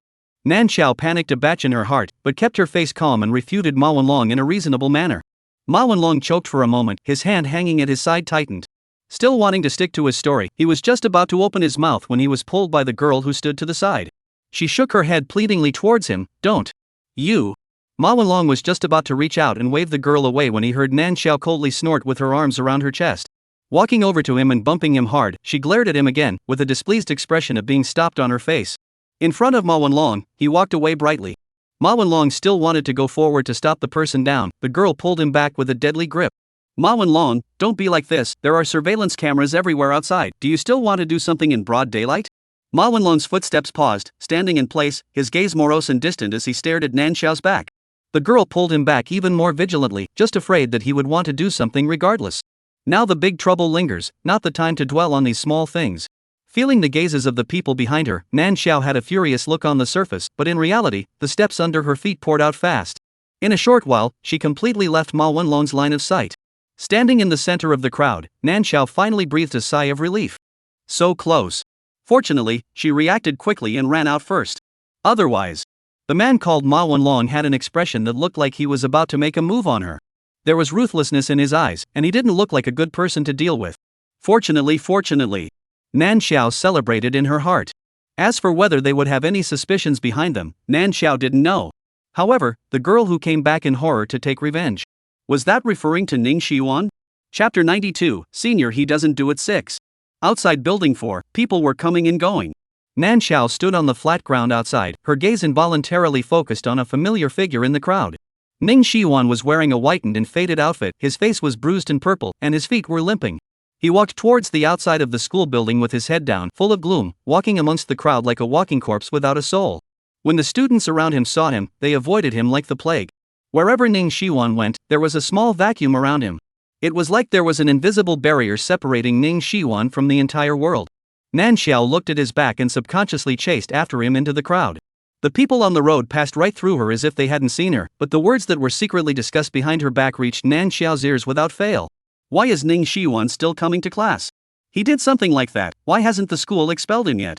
Who knows if he's got some nasty deal with someone behind his back again? He dared to abduct a female classmate to go home, what else would he not dare to do? Seeing him is really bad luck. I heard that he even used means to rob someone else's guaranteed graduate school place before, and it was only when someone at the back looked at him and went to investigate him that his true colors were revealed. Too much, I also pitted him before that going to school is not easy, now it seems. That is simply he deserved it. A person like him shouldn't come out to school and wreak havoc on all of us. Nan Xiao froze for a moment. Was something else happening to Ning Shiyuan? Were those people talking about Ning Shiyuan in their mouths? Nan Xiao thought of her last dream and subconsciously didn't want to believe it. Seeing that Ning Shiyuan was about to walk away, Nan Xiao didn't dare to delay and hurriedly chased after him. The people around gradually became less and less. Ning Shiyuan walked further and further away. Passing through a small forest, at the end of the line of sight, there was a small wooden house hidden. Ning Shiyuan stood outside the cabin and looked at it with an expressionless face, and then lifted his foot and walked in. Nan Xiao kept following him, her eyes flashing with surprise. She had never heard that there was such a place inside the school. Oddly remote and hidden. What was Ning Shiyuan doing here? An ominous premonition steeply arose in Nan Xiao's heart. Ning Shiyuan pushed open the door of the cabin, and Nan Xiao followed him half a step behind. The moment she stepped into the cabin, Ning Shiyuan, who was in front of her, suddenly covered her stomach and bent over. Nan Xiao's perspective instantly became wide, and a familiar face appeared in front of Nan Xiao. No, to be precise, it was in front of Ning Shiyuan. Boom! The door behind them was heavily closed, and a bright yellow light was lit up in the wooden house. Wang Huansheng clenched his two hands into fists, his bones crunching. He looked condescendingly at the bent-over Ning Shiyuan and snorted, saying, "Sure enough, you're a cheap bone, a punch that actually pinches your hand." Ning Shiyuan's face turned white from the pain, he couldn't straighten his waist, but a pair of pitch-black eyes looked straight at Wang Huansheng through his bangs. Ah Shang, it looks like he's quite unconvinced. A girl walked over to Wang Huansheng's side, smiling delicately at Ning Shiyuan's wretched appearance. Wang Huansheng smoothly put his hand on the girl's waist and smiled again as he kissed the girl on the cheek. It's okay, Yao Yao, just give him another beating if he's not convinced, there's always a time when he's convinced. Yeah, such a simple thing, do you still need Yao Yao to worry about it? Behind him, another person spoke out. He locked the door and picked up a baseball bat by the door with his hand. With a smile on his face, he gave Ning Shiwan a kick from behind. Ning Shiwan instantly fell to the ground, and with his injured leg pinned down, Ning Shiwan couldn't help but let out a muffled grunt. Ning Shiwan! Nan Xiao subconsciously exclaimed in shock, forgetting that she couldn't touch Ning Shiwan at all, and hurriedly stepped forward to try to reach out and help him up. His hand unexceptionally passed through Ning Shiwan and touched nothing. Nan Xiao froze for a moment as a shadow suddenly fell in front of him. When she looked up, she saw a gentlemanly-looking boy, striking a standard baseball-playing pose, smashing down hard against Ning Shiwan's injured leg. Ah! Nan Xiao screamed. The baseball bat passed through her and smashed into Ning Shiwan. Nan Xiao was in shock, a wave of fear in her heart, but a painful sound came from behind her. Well! Beads of sweat rolled down Ning Shiwan's forehead. His face twisted in pain as he subconsciously reached out to touch his injured leg. His entire body curled up into a ball on the ground, looking extraordinarily wretched. Tisk! Yao Yao, look! Now, is he ironically convinced? The gentlemanly-looking boy looked at the girl with a gentle face, and when he spoke, he didn't forget to weigh the baseball bat in his hand. It was as if he was saying that if the girl wasn't satisfied, he would continue to beat her. Nan Xiao was so angry that she was trembling. Looking at the three people who were committing the murder, she shouted. What the hell do you guys want to do? What did Ning Shiwan do that could make you guys beat him up like this? However, as usual, no one heard Nan Xiao's cries. The three people came together to admire Ning Shiwan's miserable state. Only when they were satisfied with what they saw did one of them reach out and grab Ning Shiwan's arm, dragging him inside like a dead dog. Nan Xiao desperately tried to push them away, her hand passing through their bodies again and again, and she still went for it. It was too tragic. Ning Shiwan looked like he would die in the next second in that state. Although what she did didn't help, as a witness to this tragedy, Nan Xiao still couldn't help but want to go and do something for Ning Shiwan. Tears couldn't be wrapped around her eyes as they flowed down. Nan Xiao followed them and watched as they dragged Ning Shiwan to one of the innermost wooden houses. The room was lit with cold white lights. There was an iron bed with shackles in the very center, and the shelves on the side were filled with surgical instruments that glowed with cold light. Two people in white coats were moving on the shelves with their backs to them. A high and low, through the back can be seen as a man and a woman. Seeing this, Nan Xiao's heart thumped. They were experimenting with Ning Shiwan? Nan Xiao's breath stuttered as she saw Ning Shiwan being handcuffed to an iron bed. The two people in white coats turned around, one holding an injection, the other carrying a tray. Nan Xiao's pupils shrunk violently. Those two people. Weren't they the man and woman she had just met not long ago? On the iron bed, Ning Shiwan gasped with difficulty, the faint rise and fall at his chest proving that he was still alive. Ma Wenlong reached out and flicked the syringe, and after expelling the air, he injected it directly into Ning Shiwan's body. The girl who had argued with him stood by the side, carefully observing Ning Shiwan's reaction. Nan Xiao's heart violently seized up. Chapter 93, Senior He Doesn't Behave 7. The veins on Ning Shiwan's neck bulged appallingly, and his face was hideous, as if he was suffering great pain. The battered leg twitched violently, earning the shackles to clatter. Ma Wenlong's eyes were tightly fixed on Ning Shiwan's reaction, while the girl recording next to him was trembling with some fear. Ma Wenlong, is the potion really okay this time? Why does he seem to be reacting even more violently? Oh, maybe it's because I gave him another refill when he came in? Ma Wenlong focused on Ning Shiwan's reaction, not hearing what the girls were saying. The svelte-looking boy naturally took over the conversation with a clouded expression. How could you? He was already badly hurt yesterday. The girl questioned incredulously, but the svelte boy laughed lightly in disbelief. Seriously? I don't think so. He's still dragging his leg to class in the school building, how serious is it? Besides, isn't that potion used to recover from injuries? After curing it once yesterday, how can you tell the effect if the injury isn't a bit more serious today? You! The girl instantly glared angrily at the Sven boy. In a flash, Wang Huanshang, who stood together with the Sven boy, was not happy. He snorted at the girl. You? What kind of status are you, and you dare to look at us with such eyes? If it wasn't for the fact that you just happened to see it when we took Ning Shiwan away, do you think you'd have a chance to stand in front of us? The girl known as Yao Yao also gave a playful laugh and echoed. That's right. You're able to stand here well enough to do the experiment because you're still useful, but not absolutely irreplaceable. Next time you dare to upset this young lady will directly take you as an experiment. I believe this partner of yours will be happy to have one more object to observe. Listening to Yao Yao's words, the girl's hand holding the tray clenched violently, and a wave of fear ran through her heart. She carefully glanced at Ma Wenlong, who was immersed in observation, pursed her lips and hurriedly apologized to the trio. Yes, I'm sorry, I didn't do it on purpose. It's me who ghosted, please forgive me this time. Yao Yao snorted coldly, count on you to be sensible. You have to know that the potion formulas and test subjects for your research were all obtained by us, don't be insensitive. Wan Huansheng took Yao Yao's shoulder and said with a proud face. Yao Yao is right. The Sven boy next to him also had a smirk on his face. Yes, yes. The girl answered warily, forcing herself to turn her attention to Ning Shiwan.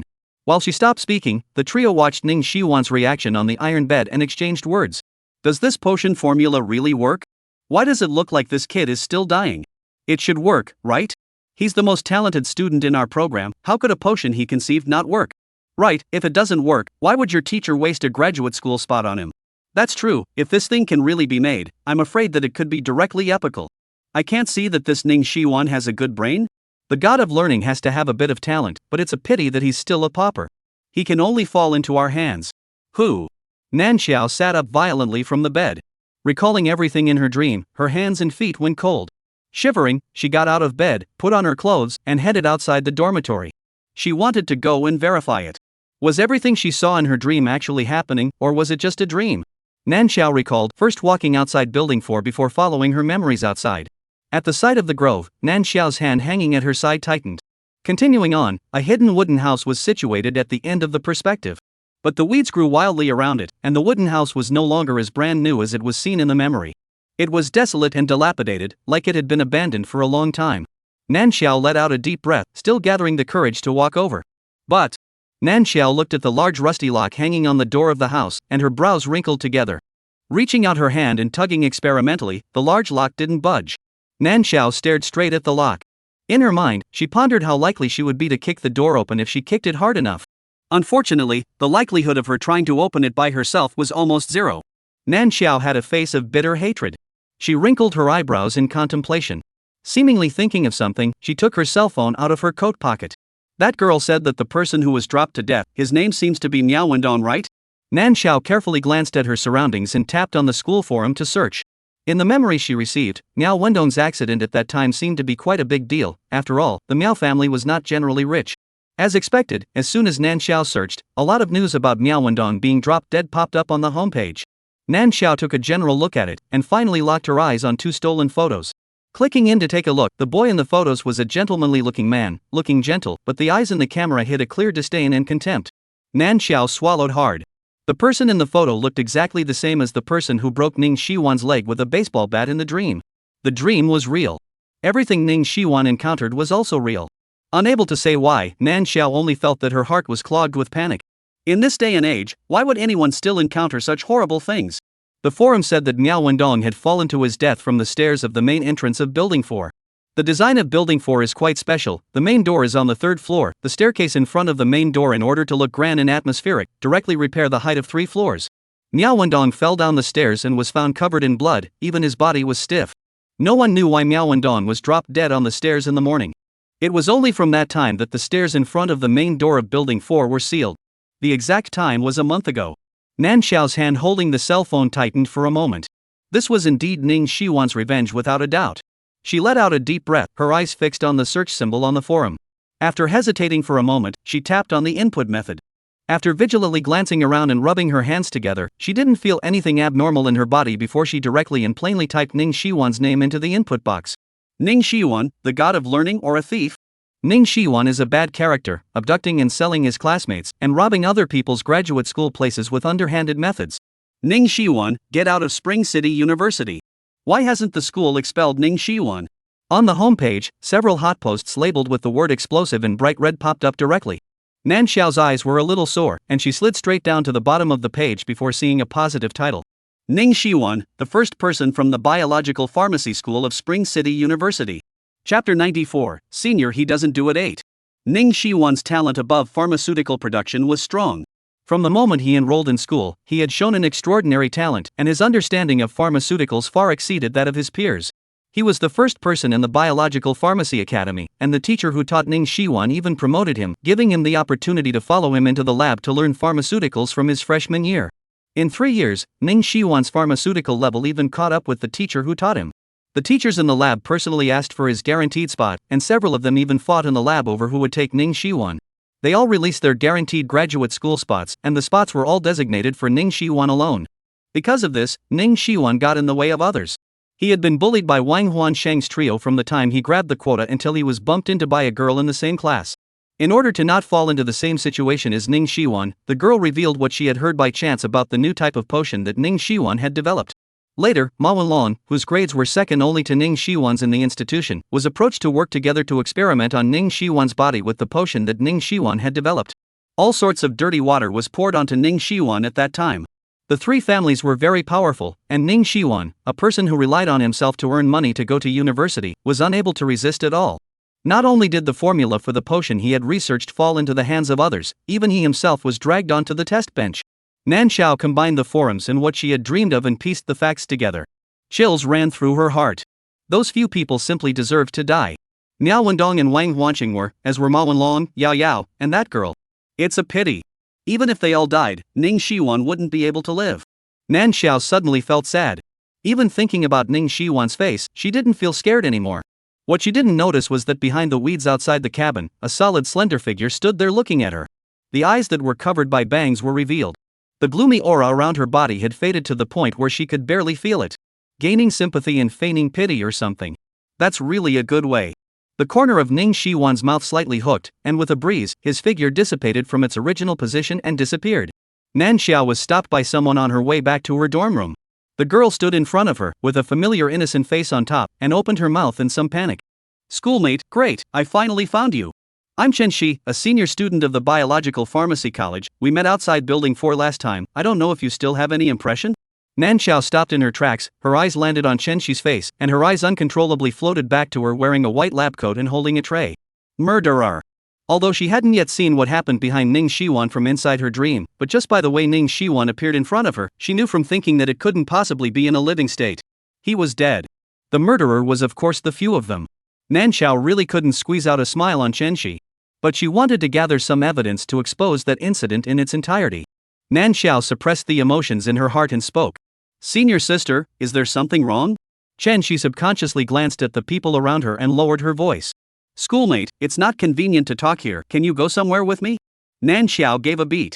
Life is precious, don't trust strangers. She directly waved her hand and refused. Thinking of that Ma Wenlong's unfriendly appearance, she was afraid that if she went there, she would directly become mouse number 2 on the test bed. She did want to help Ning Shiwan set up some truth, but didn't want to get herself involved for a dead truth at all. Sorry senior sister, it's not very convenient for me. After saying that, Nan Xiao went around Chen Shi and was about to leave. When she staggered, Chen Shi grabbed her. Chen Shi nervously opened her mouth, her tone suddenly a little flustered. Schoolgirl, that place is very close, it won't take much time to delay you. Nan Xiao, no, I don't want to. There was a stabbing pain on her arm. Nan Xiao hadn't finished a sentence when the scene in front of her eyes went a little bit into a trance. She subconsciously lowered her head, just in time to see the needle in Chen Shi's hand that hadn't quite retracted yet. Nan Xiao. Her eyes went black and she directly went limp and fell onto Chen Shi's body. Chen Shi's loud exclamation of surprise came from her ears. School sister? What happened to you, school sister? Don't be afraid, schoolmate will send you to the infirmary. Hang in there, we'll be there soon. Nan Xiao. Opening her eyes. Nan Xiao thought she would see the scene inside her dream. Iron bed, shackles, white lab coat, test bench. As a result, she opened her eyes with a look of horror and saw a warm living room lit with warm yellow lights. Ning Shiwan was sitting on the sofa opposite her, his head lowered, not knowing what he was thinking. Ning Shiwan? Nan Xiao had a hijacked look on her face. At this time, even if it was Pipio that she saw, it still made her feel doubly close. Ning Shiwan raised his head, propped his chin on his hand, and looked at Nan Xiao, who appeared to have become completely unafraid of herself, in a good way. Memory manipulation was good. Sometimes it really was a good thing. Ning Shiwan, was it you who saved me? Nan Xiao nervously asked while not forgetting to look around. What is Chen Shi trying to do to me? How did you save me? Where is this place? Nan Xiao was panicked and subconsciously used speech to ease her emotions. But unfortunately, the only listener didn't see fit to heed her. Not hearing Ning Shiwan answer for a long time, Nan Xiao twisted her head to look at him in disbelief. She had dreamt of Ning Shiwan many times in her dreams, and subconsciously felt a bit familiar with him. And Ning Shiwan, who was all outside the dream, looked at Nan Xiao's change in attitude, rubbed his fingers, and faintly spoke out. I gave you the address, why don't you find it? The eyes covered by the bangs, the eyes were unusually sharp. The moment she locked eyes with Ning Shiwan, Nan Xiao had the illusion that she was about to be frozen on. It took her a moment to react. Where in the world did she get the courage to speak to an aphrodisiac like that just now? What's even weirder is that after knowing the whole process of what happened, she couldn't afford to be wary about Fei Ning Shiwan at all. Nan Xiao sat as upright as she could. She had spent the past 2 days focusing on decryption, and she really hadn't thought about Ning Shiwan's explanation before she left. What's more, at that time, she thought that she was coming to her door to die, and she didn't dare to do so at all. Of course, the current situation doesn't look as if it's doing very well. Chapter 95, Senior He Doesn't Do It 9. Ha ha that. Nan Xiao snapped and laughed twice, her eyes fluttering, not daring to look Ning Shiwan in the eyes at all. Ning Shiwan looked at her look of weakness and coldly snorted. Want to know where they went? How about I take you over there right now to take a look? Nan Xiao's heart was a bit furtive, inexplicably feeling that this proposal was not good. But Ning Shiwan spoke as if he was asking Nan Xiao what she meant, but in fact, he didn't give Nan Xiao a chance to say no at all. Nan Xiao was just about to say that she didn't really want to know that much, when she saw the corner of Ning Shiwan's mouth hook up with a cool smile. The next instant, everything in front of her eyes was like a mirror, suddenly dispersing. Nan Xiao only felt the space distort for a moment before Ning Shiwan's figure disappeared. The living room, sofa, balcony, all disappeared. Nan Xiao was in a trance before her eyes and suddenly returned to a familiar space. Iron beds, shackles, and white coats. However, this time, the person tied up on the bed turned into a pale-faced Qinshi. Her arms were slashed with bloody marks by something unknown. The blood and flesh were turned out, and the bones were vaguely visible. The incandescent light above her head was still bright and eye-shattering, and Qinshi's 2 eyes were wide open, looking fearfully at Ma Wenlong, who was standing at the side holding the injection. Ma Wenlong, are you crazy? You actually experimented on me, have you forgotten about Ning Shiwan? Ma Wenlong looked at the injection in his hand obsessively, ignoring Qinshi's words. Draining the air out of the syringe, Ma Wenlong didn't care about the frantically struggling and screaming Qinshi, he directly pressed her and injected her. This is the 7th version after improvement. Don't worry, it can definitely restore your injuries perfectly as before. It just lacks trials, it's not imperfect. After the injection, Ma Wenlong mumbled with a crazy look on his face, his eyes were shockingly red, staring at Qinshi's reaction for an instant.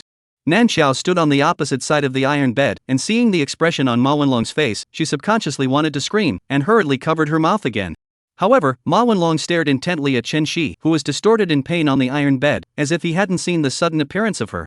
Nan Xiao took a step back in fear. Nervously looking at Ma Wenlong, she realized that he still had no reaction. Can't see?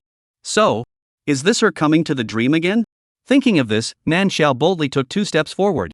The potion had already begun to work, and the wound on Qinshi's arm was being repaired at a speed visible to the naked eye. It was just that the pain that came with it was also increasing exponentially.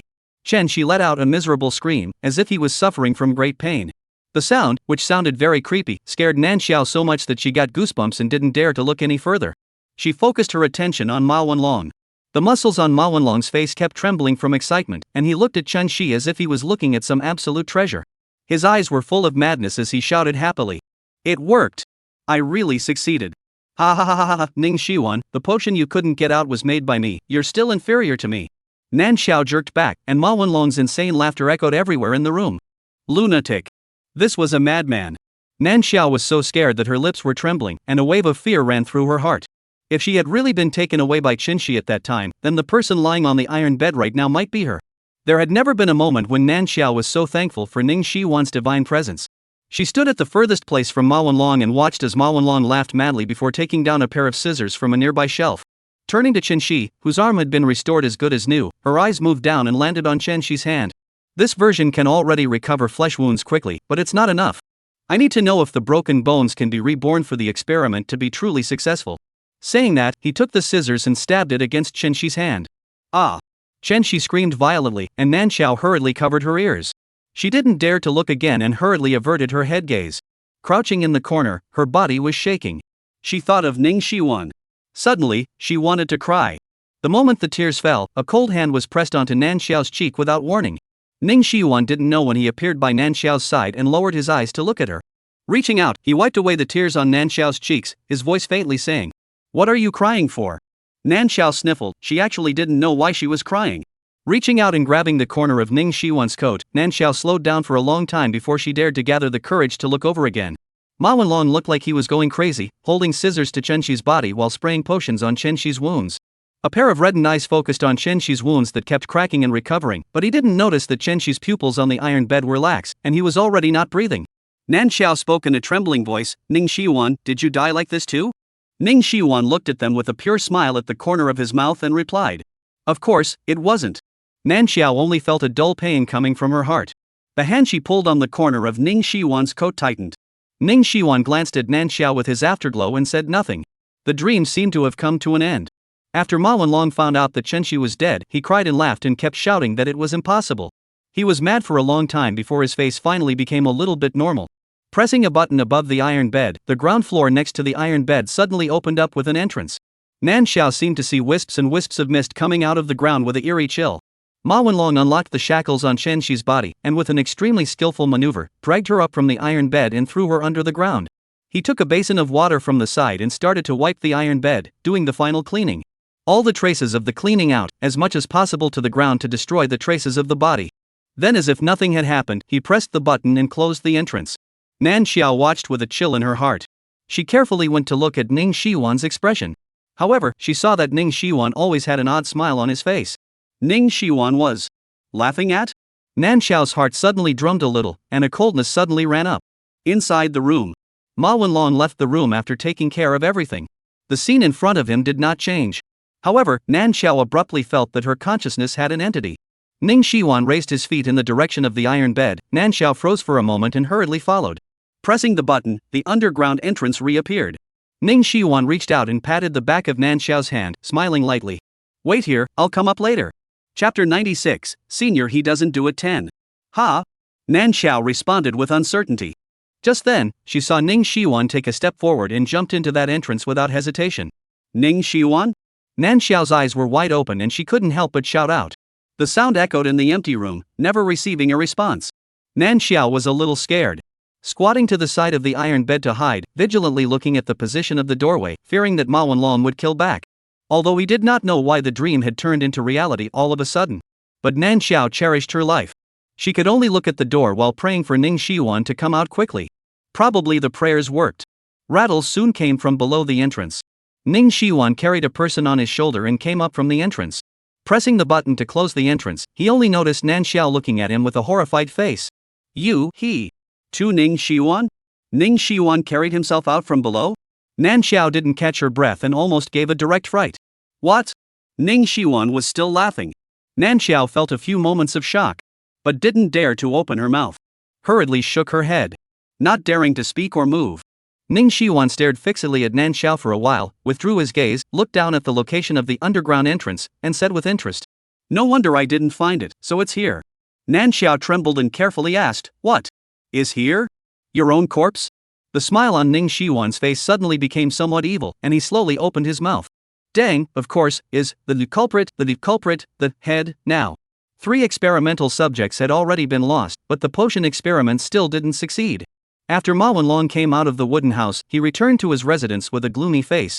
He was from a good family and didn't live in the school dormitory. Instead, he directly bought a villa across the street from the school and used it to place his experimental specimens from childhood to adulthood. Ma Wenlong directly took the elevator down to the basement and pulled out a box from under the innermost counter. The box opened, and it was filled with notes and manuscripts.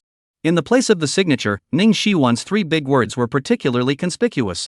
Ma Wenlong stared at Ning Shiwan's name again and again, his face becoming even more somber.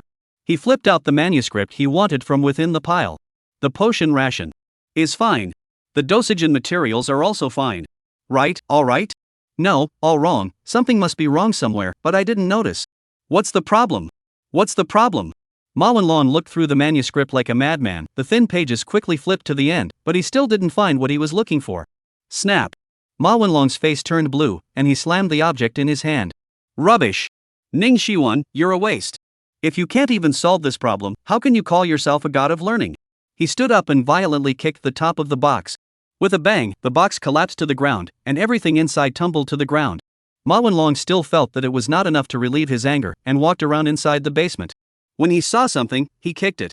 While kicking, he also cursed out loud. Boom, boom, boom.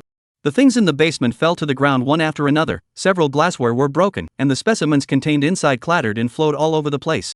Zzz. The incandescent light above his head suddenly flickered, and the environment around him brightened and darkened all of a sudden. Ma Wenlong looked up and cursed lowly. What tie decoration, go back and find someone to bankrupt you. Saying that, Ma Wenlong raised his feet and was about to walk in the direction of the elevator. He didn't notice that in the shadows of the basement, the specimens on the floor were standing up in a weird position. The first time the overhead lights went out, everything in the basement seemed to come to life. Ma Wenlong raised his feet and walked forward. The complete darkness made his already bad mood fall to the bottom. Boom! In the darkness, he seemed to have bumped into something. Shift! Ma Wenlong cursed and subconsciously kicked his foot about to kick over. Instead, something was violently wrapped around his foot. It was wet and soft, sticky, and carried a familiar pungent odor. Ma Wenlong's body shook. This was the smell of the formalin he used to soak the living specimens. A look of panic appeared in his eyes, while the smell of formalin around him grew heavier and heavier. Ah! A scream cut through the darkness. A thin chewing sound rang out, inexplicably creepy. The lights overhead began to emit the sound of zippy electricity again. The moment the cold white light came on, a slender figure stood silently at the junction of light and shadow. Then, this is the last one. A light voice suddenly appeared and quickly faded away. When the lights came on again, the figure had already disappeared. Nan Xiao walked around the campus, feeling that the atmosphere of the school today was a bit odd, with everyone discussing something enthusiastically. She found the classroom and sat down, when several voices of conversation came to her ears. Do you know? There was a pharmacy genius found dead in the basement of his house his senior year. Of course I know about something that big. I heard that he died in a particularly horrible way. All his flesh was picked to the bones, like he was eaten by something. His so horrible? That's not true. I've also heard that the basement is full of living specimens that he was working on, and that what happened to him might have something to do with those specimens. I did hear something else. He might have something to do with several missing people from their institution. What's the situation? Nan Xiao listened to an earful, inexplicably feeling that the people they were talking about in their mouths sounded a bit familiar. Just as she was about to ask a question, a shadow fell in front of her. A boy stood in front of her seat and looked her up and down twice before smilingly opening his mouth to her. Classmate, is the seat next to you taken? Can I sit next to you? Can you move in a bit? Nan Xiao felt that his eyes were a bit inexplicable and instinctively felt a bit displeased. Just when she wanted to refuse, a mouthful of cold air blew in from her neck. A familiar voice rang in his ears, his voice line pressed low, transmitting the slightest hint of danger. Let him roll. One sentence, simple and concise. Nan Xiao paused for a moment and glanced around. Now there was still a while before the official class started. Many people had not come, and there were quite a lot of empty seats in the classroom. She looked at the boy in front of her. I'm sorry, go to another seat. No, classmate, I just want to sit next to you for a while. Give me a chance? The boy was a bit unforgiving, and when he spoke, he unconsciously leaned towards Nan Xiao's side. Chapter 97, Senior He Doesn't Do It 11. Nan Xiao wrinkled her eyebrows, and just as she was about to utter a warning, she felt a cold aura emerge from the position beside her. It bypassed her direction and went straight towards the boys. Hiss! The plummeting temperature caused the boy to shiver violently. He rubbed his arms hard and looked around suspiciously. What happened? It suddenly became so cold. Ah, cut! The boy covered his nose with one hand. Unlike him, this time Nan Xiao didn't feel the cold. She was about to take the opportunity to tell him to go away. What she didn't expect was that the boy didn't know what came to his mind, and suddenly looked at Nan Xiao in horror, turned around and ran. Nan Xiao froze for a moment. The line of sight subconsciously followed the boy's back. The boy hurriedly walked forward, almost crossing half of the classroom and zipping into a pile of boys. The closest to him was a boy who made Nan Xiao look somewhat familiar. Last time in the classroom, he also came and asked her the same question to come. What, like? Keep staring? Ning Shiwan followed Nan Xiao's line of sight and looked over, his voice carrying a coolness. The temperature around her body plummeted, and Nan Xiao violently shivered. She shrunk her neck and hurriedly shook her head at Ning Shiwan. No, I don't mean that, I just see that he looks familiar. Is that so? Ning Shiwan faintly asked back, withdrawing his gaze and landing on Nan Xiao's face. Yes, yes. Nan Xiao stuttered out a response before Ning Shiwan withdrew the cold air from his body. Nan Xiao breathed a sigh of relief in her heart. Carefully, she peeked at Ning Shiwan. Ning Shiwan's posture was straight, and his body carried a high and cold aura. Compared to the gloomy teenager that Nan Xiao had met for the first time, there had been a sea change. But all the people who had harmed him except for Ma Wenlong were all dead. Why hadn't Ning Shiwan gone to seek revenge on Ma Wenlong and then hurried to reincarnate? God knows, Ning Shiwan followed Nan Xiao around, and whenever Nan Xiao accidentally messed with him, it was a cold air attack. With one cold and one hot, Nan Xiao felt that she was not far from catching a cold. She had wanted to ask about this matter, but every time she just wanted to open her mouth. When she met Ning Shiwan's eyes that were so cold that they had no temperature, she didn't dare to say the rest of her words. Forget it. PPO had his own rhythm. Nan Xiao let out a deep breath and comforted herself. She didn't notice that at the furthest distance from her position, there were several boys secretly sizing her up. While looking, they came together to whisper. Is this girl really this evil? Really, what's the point of lying to you guys? And Hong and I both felt it. Once we got close to her, the temperature plummeted and our bodies were as cold as anything. That's right, I had a cold and fever for a few days last time because of this. Hiss, will this girl be haunted by that? Did she attract something unclean? Speaking of this, a flash of fear flashed through the eyes of several boys. Glancing at each other, they were just about to discuss it in more depth when, abruptly, the chairs they were sitting on let out a crisp breaking sound. Crunch! The few boys froze for a moment, and before they could react, the chair suddenly disconnected all at once. Boom! A loud sound came, and the entire classroom subconsciously looked over. Those who were close hurriedly surrounded over to pull up the several people who had frozen from the fall. Ha ha ha ha ha, you guys are too unlucky, right? The chairs you're sitting on all broke off.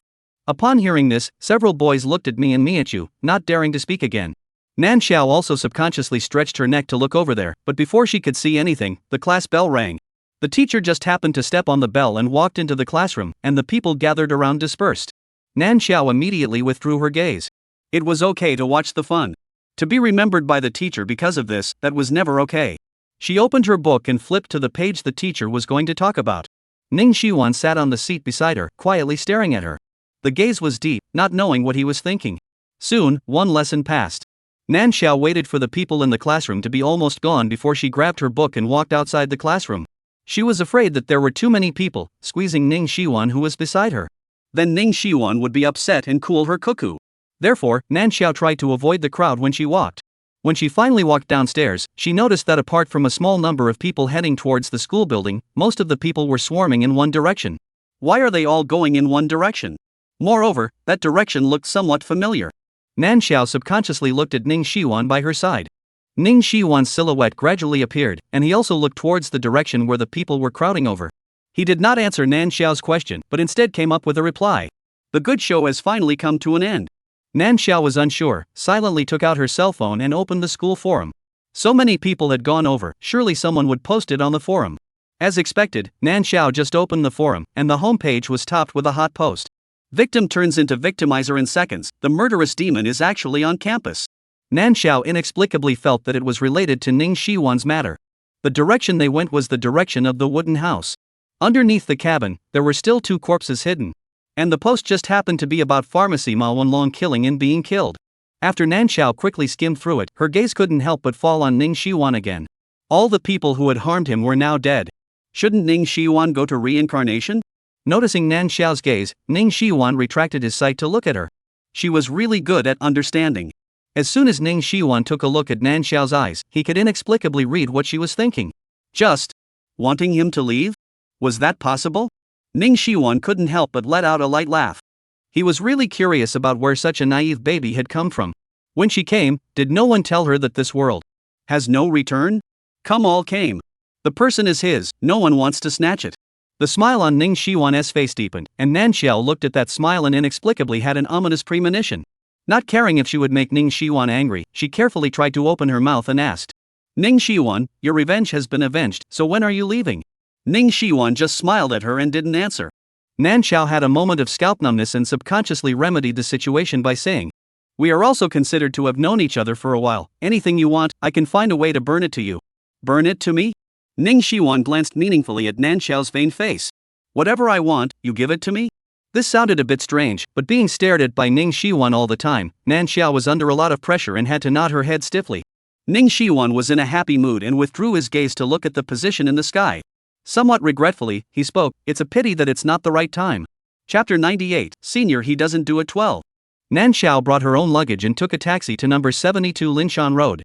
Standing on the side of the road, she looked in the direction of the rental house at number 72. Pursing her lips, she tugged hard on her suitcase. Go in.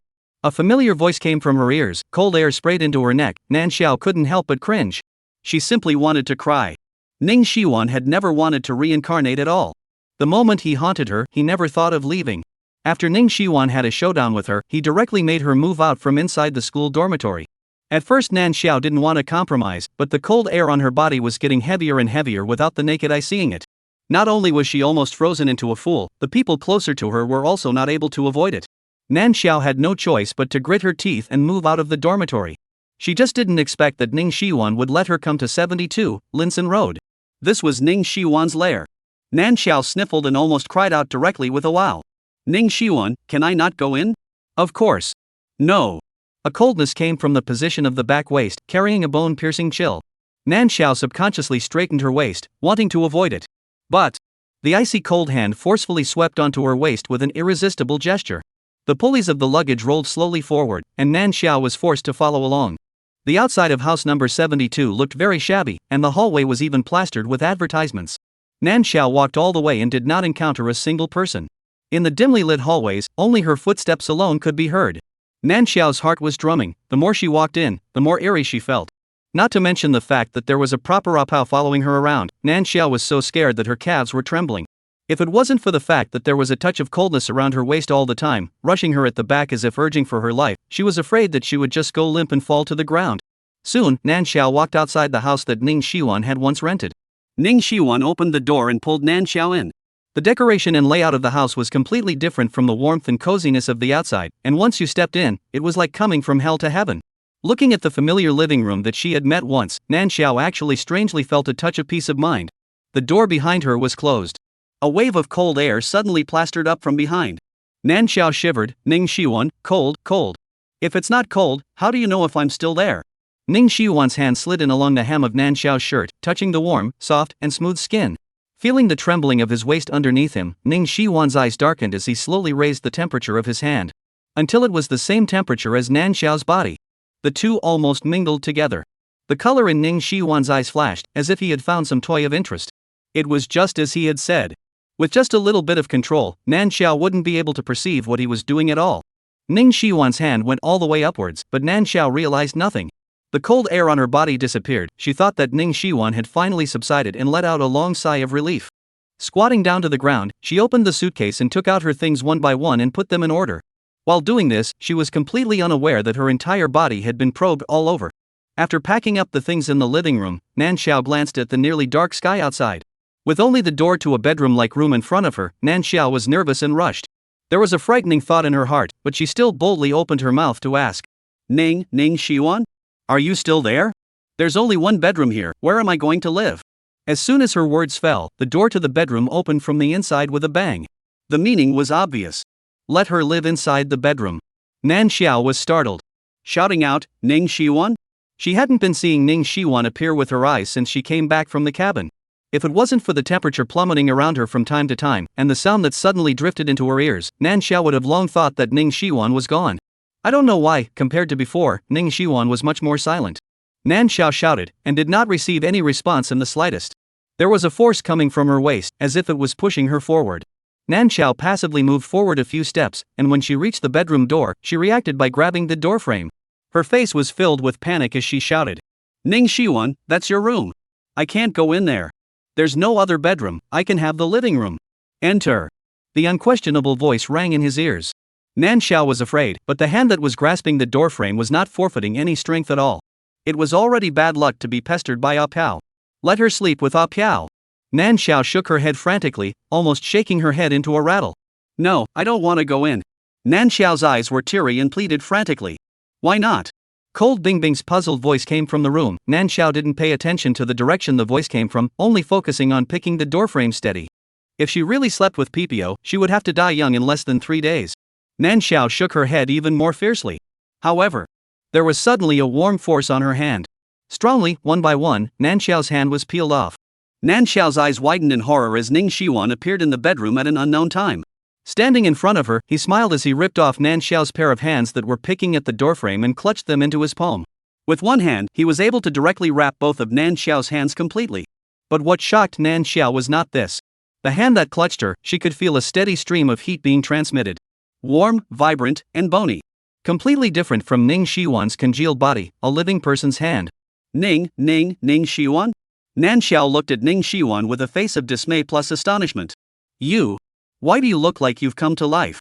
It seems like I never said that I was dead. Ning Shiwan lowered his eyes and looked at Nan Xiao's small face that was filled with fear and tear tracks. Reaching out, he gently wiped away the teardrops on his cheeks. His voice was light and flat as if he was saying a fact that should have been true. Nan Xiao's mind went blank for a moment. Jerking out her own hand, she took 2 steps back. Incredulously said, You said you didn't die? Ning Shiwan looked at his empty palm. Nan Xiao's movements were so sudden that he had no defense, and he really let her break free. A flash of obvious displeasure flashed across his eyes, and the somber aura on his body suddenly emerged again. Did I ever say anything like, I'm dead? Ning Shiwan lowered his head, and with a distance of 2 steps, Nan Xiao couldn't see the color of his face. His vocal line was extremely calm and collected. Nan Xiao found in a trance that Ning Shiwan did not seem to have said it. But he had turned into a Piao, and he was still alive? Chapter 99, Senior He Doesn't Act Human 13. Ning Shiwan is poor and weak, and in the face of injustice, his best weapon is his brain. He was targeted by Wang Huanshang because of the guaranteed graduate school place. He was targeted by Ma Wenlong because of the recovery potion formula.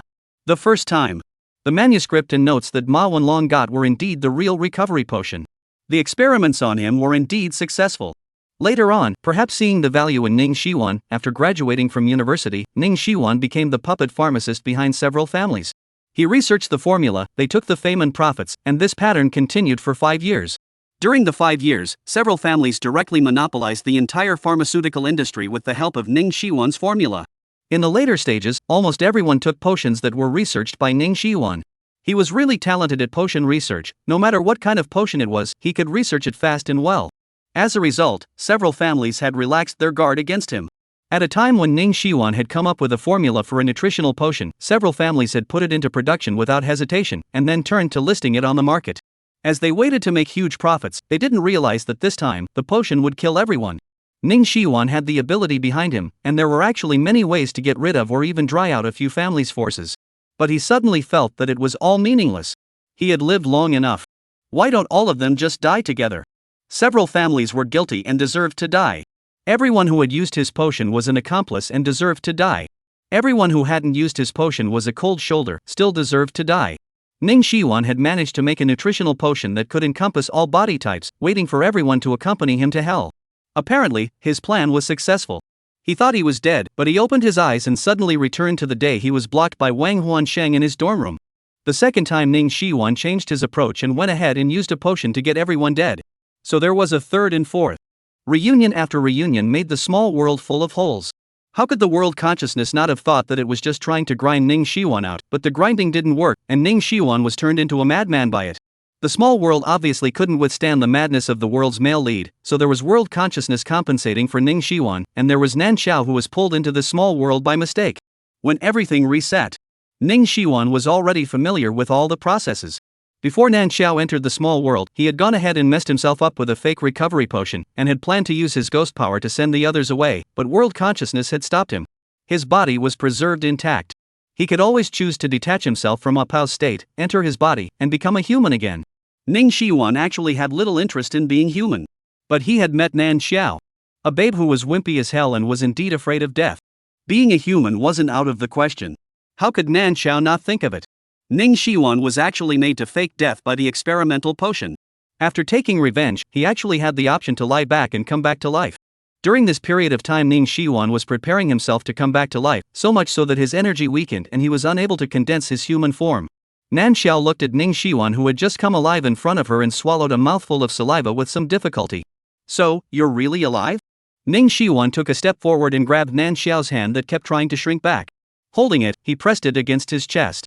Warmth came from under his palm, accompanied by the violent rise and fall of his chest. Ning Shiwan looked at Nan Xiao for an instant. "Now, believe it?" Nan Xiao tremblingly answered, "Believe it." It was a premature death. Knowing that Ning Shiwan was still alive, the first thought that popped into her head was actually that there was no way to send Ning Shiwan away. Originally, she had planned to sneak off to find a Taoist priest to perform the ritual while Ning Shiwan wasn't paying attention. Now, well, Ning Shiwan didn't die at all. Nan Xiao didn't know whether to cry or laugh. She carefully glanced at the bedroom behind Ning Shiwan with inexplicable expectations in her eyes. "Then since you're still alive, I don't think it's a good idea for us to live together, how about?" Ning Shiwan's grip on Nan Xiao's hand tightened fiercely, and his entire body was colored with a few dangerous auras. A wave of coolness ran from the soles of his feet straight to heavenly inspiration. Nan Xiao shivered and immediately shook her head into a rattle. Listening to the voice, but it sounded like it was about to cry out. I didn't say anything. "No, it's okay to say." Ning Shiwan rubbed the back of Nan Xiao's hand, looking at her with especially deep eyes. "I can actually be in a dead state. It depends on when you want to die. I can be with you at any time. Speaking of which, after turning into a ghost, as long as we don't die and stay alive, we can truly be together forever." A few wisps of killing intent emerged from Ning Shiwan's body in a few unseen ways, and his icy cold eyes scanned Nan Xiao, as if he was thinking about what would be a better place to start from.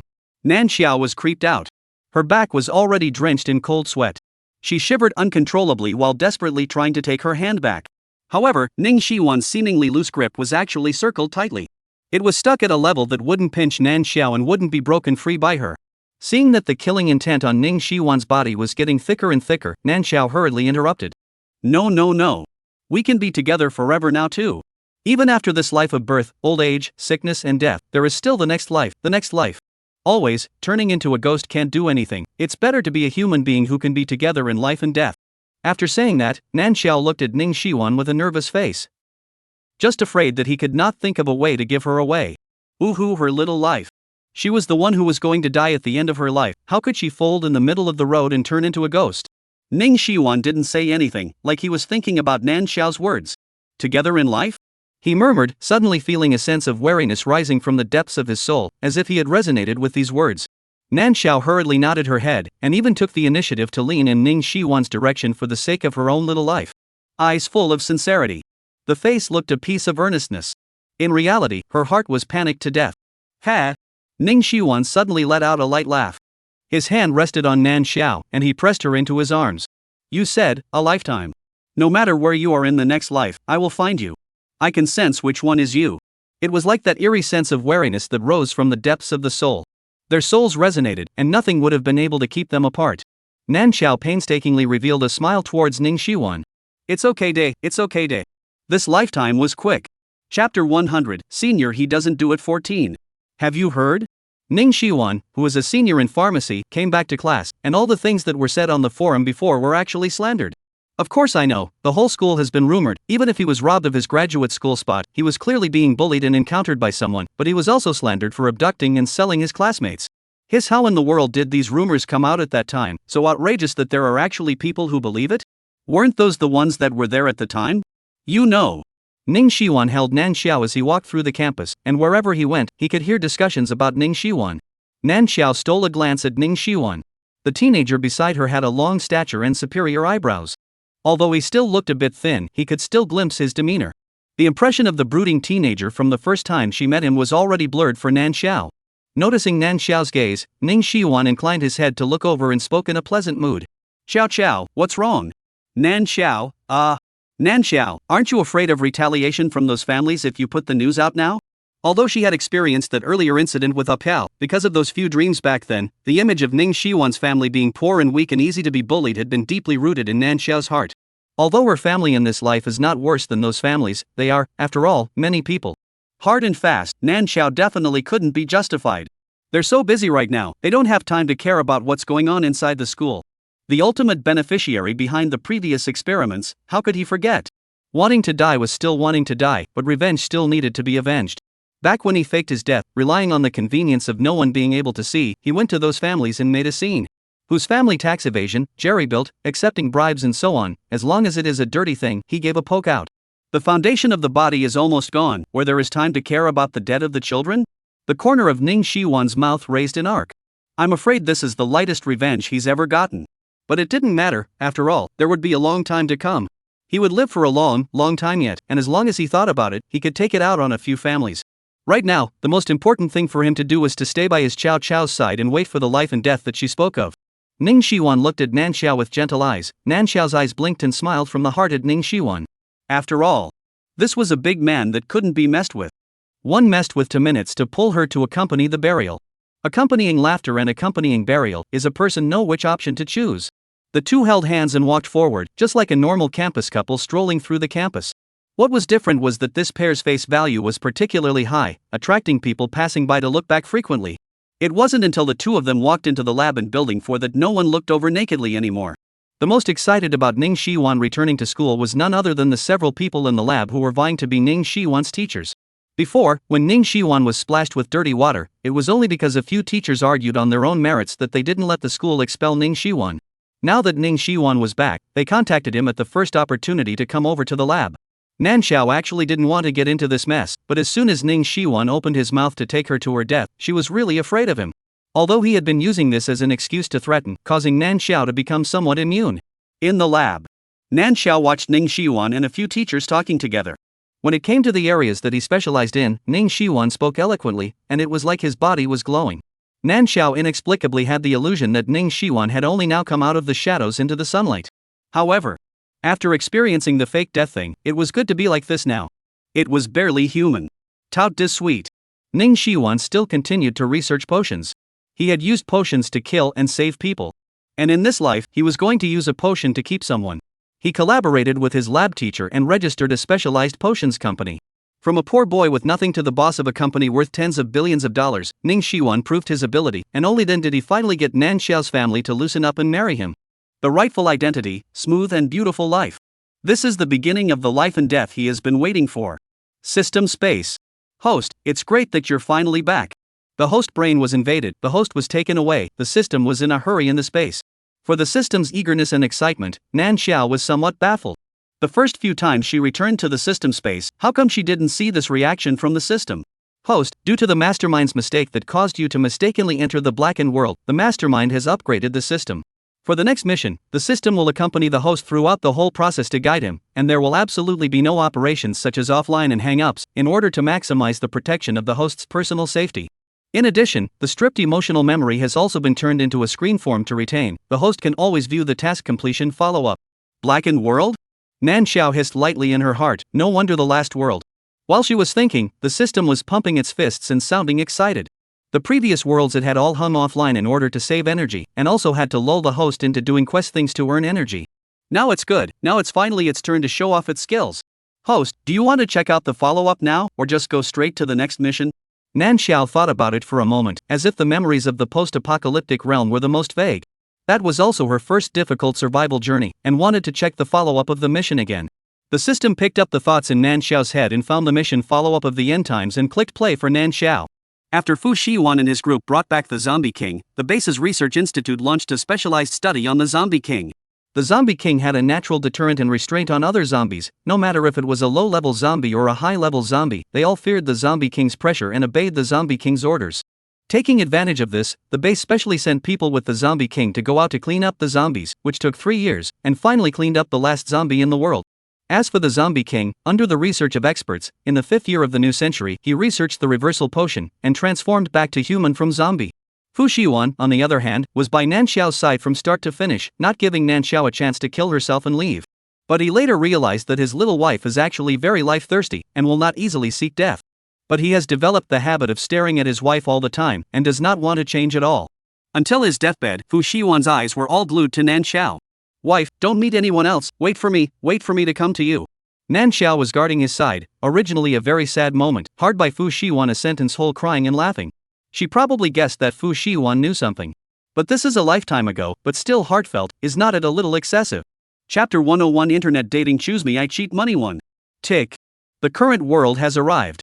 Please ask the host to complete the task. Online cheating Choose Me I Cheat Money, cheat enough to get $1,999. Nan Xiao finished receiving the task and said in a word. System, net cheating. Not too good, right? The other people call the police to catch me, then I am not directly finished? The system is very professional export Baidu words, replied. Host rest assured, I set the amount of money is still a piece short of the sentence. Nan Xiao. She had a moment of speechlessness. This is a world where online games are prevalent. The male main character Qin Shiwan, the founder of the second world of virtual online games, is also the first big brother of the kryptonite and force value ranking inside the online game.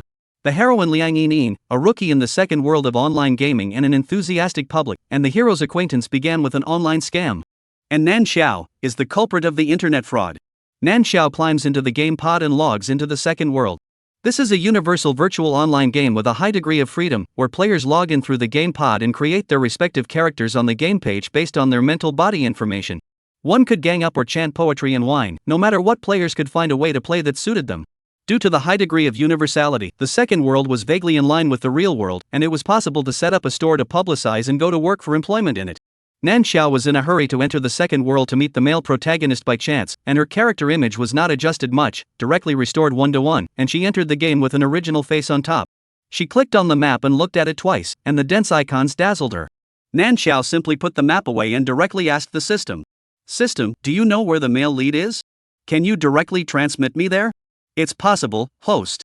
The system answered and then fixed the male lead's location on the panel. It carried out a fixed point teleportation of Nan Xiao. Nan Xiao only felt a blur before her eyes, and the scene around her began to change rapidly. Just as she wanted to marvel, she suddenly felt that the location under her feet was no longer solid. The sound of hunting winds came from her ears, and the whole person was floating lightly. Nan Xiao suddenly had an ominous premonition. The wind blew so much that she couldn't open her eyes. The feet were empty. A sense of weightlessness came and Nan Xiao let out a violent scream. Ah! Qin Shihuan was flying with his sword when he suddenly heard a scream from above his head. He subconsciously looked up and saw a silhouette slamming towards him at an extremely fast speed. Qin Shihuan frowned, then accelerated the speed of his imperial sword. Whoosh! It leapt out a long way in one go. Not good. Host, the male lead has deviated from the established route. The system saw Qin Shihuan accelerating in space and secretly said in his heart that it was not good. At this height, if Nan Xiao smashed down, her mental body would be damaged and she would be directly ejected from the second world and would not be able to log in for several days. The system was quick to set up a fixed-point teleportation with Qin Shihuan as the anchor point. Nan Xiao, who was originally falling vertically, suddenly moved out of the way. For a moment of stagnation, Nan Xiao froze for a moment, and then there was another sudden drop. System, your ass. Boom. Nan Xiao had thought that she would fall down and directly die, but she hadn't thought that her crime would be compounded, and she smashed into a person halfway. Under the impact of great inertia, Qin Shihuan stifled a grunt, and the sword flying in mid-air shook violently. Then, without warning, it flew down. In mid-air, Qin Shihuan's pair of eyes sank to a frightening depth. He clasped the culprit's shoulder. Chapter 102 Internet Dating. Choose me, I cheat money too. Ah! Her shoulders were clasped by a strong force. The already panicked Nan Xiao subconsciously twisted her head to look over. Into the eye was a face with clear-cut angles, a cold look, a pair of eyes dark and sunken, staring at Nan Xiao with a stormy anger. Nan Xiao swallowed a mouthful of saliva with difficulty and cursed the unreliability of the system in her heart. Just then, he heard the system's frantic shouting in his head. Host. This is the male host Qin Shihuan. Finished, you smashed on him, he has a super bad temper. Nan Xiao. In the current situation, without the system saying it, Nan Xiao also knew that her plan to cheat money by chance encounter was finished. She smiled harder than she cried and opened her mouth trembling. I'm sorry. Do you believe me when I say I didn't do it on purpose? Speaking later, Nan Xiao was almost on the verge of crying. On her palm-sized face, a pair of large black and white eyes were covered in a layer of water mist. In the tearful pupils, Qin Shihuan's dark and heavy face was reflected. Qin Shihuan was stunned for a moment. Then he laughed coldly. Ha! Do I look like a fool to you? You wait for me. After saying that, he saw the blood bar above Qin Shihuan's head mark red and drop rapidly. Nan Xiao watched as he disappeared in front of her eyes, and before she could say something to remedy the situation, she felt her body lagging for a split second before it began to descend violently and vertically again. System help.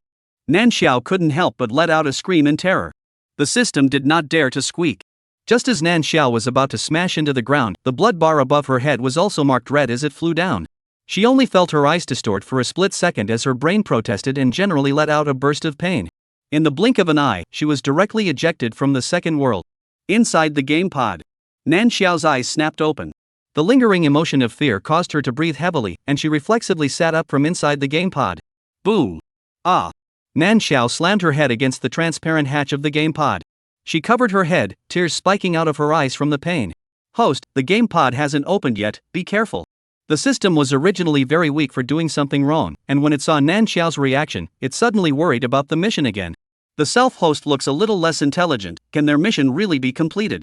Hearing the system's words, Nan Xiao reached out and fumbled inside the game pod for a while. She touched the switch and pressed it, which successfully opened the door of the game pod. She sat up from inside the game pod, remembering what happened inside the game, and almost fainted directly before her eyes. System, what's wrong with you? I smashed the male lead. This is good, not to mention cheating the male lead out of money. It's good if I just show up in front of the male lead and don't get beaten to death by him. The system paused for a moment, looking at Nan Xiao's expression of hopelessness. He hardened his heart and relieved. Host, put it another way. Although we smashed the male lead, and also smashed the male lead to death to eject the game. But the male host didn't also succeed in remembering you, didn't he? At those words, Nan Xiao felt her head hurt even more. She just wanted to get close to the male lead and cheat some money to complete the mission without crossing the line, just in case the male lead really pursued her later to eat her words. But after the system had been smashed like this, what she was facing was simply a heavenly collapse opening. Nan Xiao thought for half a day and froze, but did not come up with a useful way to defuse the situation. Her mental body was damaged, and her brain was still throbbing with pain.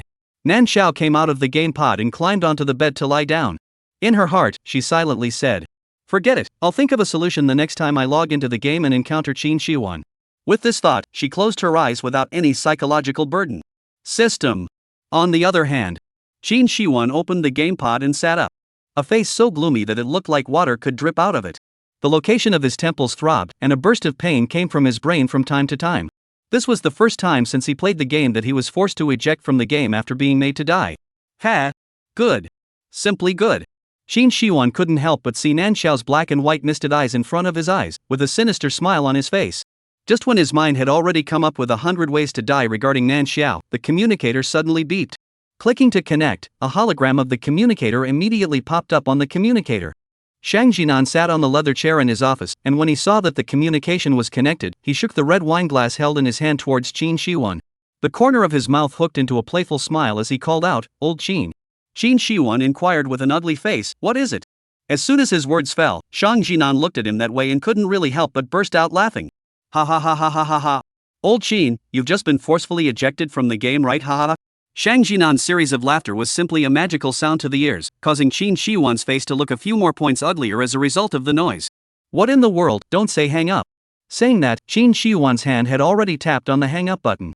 Shang Jinan hastily collected the laughter on his face, but it was really funny. His shoulders shrugged and held his face red. He had never thought that in his lifetime, he would actually be able to see someone who could make Qin Shiwan suffer.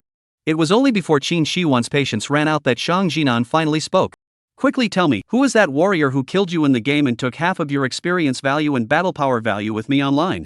Qin Shiwan's eyes stared, and he questioned in a cold voice, "What did you say?" Shang Jinan was taken aback for a moment, then smiled and spoke, "You don't know? Oh yes, you were just forcibly ejected by the game. The Games World channel, right now, still has the banner of you being successfully killed and dropping half of your experience value and battle power value. I'll send it to you to take a look." With that, Shang Jinan flung a recording screen at Qin Shiwan's communicator. Qin Shiwan tapped on it and saw a message marked in red and enlarged scrolling in rotation at the very top of the world channel. "Congratulations to the player with me online dating successfully killed the list 1 Great God Qinshi, randomly dropped the Great God half of the experience value and battle power value, everyone quickly come to watch." Below that were various comments that popped up quickly. "Who is my online love? She actually managed to kill Great God Qin? So there's an egg for killing the Great God? Half of the experience value and battle power value, suck it smells good. The Great God dropped half of it, can I go join in the fun and pick up a bargain now? In case it drops half again, he. The reason why a god is called a god is that half of his power can instantly kill half of us, so don't be a fool in front of him. Then let's team up and go see the other big guy, who can kill the big god and get half of the god's experience and power. There's nothing wrong with calling him a big guy. The name Big Brother, are you looking for someone to cybersex with? I think I can sign up for one first, just in case Big Brother is blind enough to look at me." Chapter 103, Internet Dating, Choose Me, I'll cheat 3. Qin Shiwan turned off the video recorded by Shang Jinan with a pop. When he saw Shang Jinan's face with a bright smile that did not hide his gloating, he smoothly hung up the communication for him as well. He quickly edited a message and sent it out. His face could no longer simply be described as difficult. Unable to log into the game, Nan Xiao went online to search for scamming tips. In order to do a good job on the mission, the system also helped Nan Xiao refer to it. Host, gambling dad, sick mom, schooling brother, and bitter her. How does this sound? When the time comes, you make it up to be bitter, so that the male host will sympathize with you and give you money. We don't want much, just 1,999 is enough, it's against the law to ask for more. Nan Xiao. She really cried to death. The system is letting her cheat on the internet while fearing that she is breaking the law. Nan Xiao exhaled deeply and calmly analyzed. System. Whether it's a gambling debt or medical tuition, it can't be as little as 1,999, this is broken everywhere. When the system heard it, it was also this reasoning. It excludes some amounts that are particularly large, and turns over another case. Host, what about this one? Helping a grandfather who lives deep in the mountains to sell tea, let's mark it at $1,999 a caddy. Hearing this, Nan Xiao's eyes abruptly lit up. Selling tea is good. In this world, she really did have a grandfather who lived in the mountains and grew tea. At that time, even if she revealed herself somewhere, what she said was still the big truth and not considered a lie. Nan Xiao immediately typeset and affirmed this program of the system.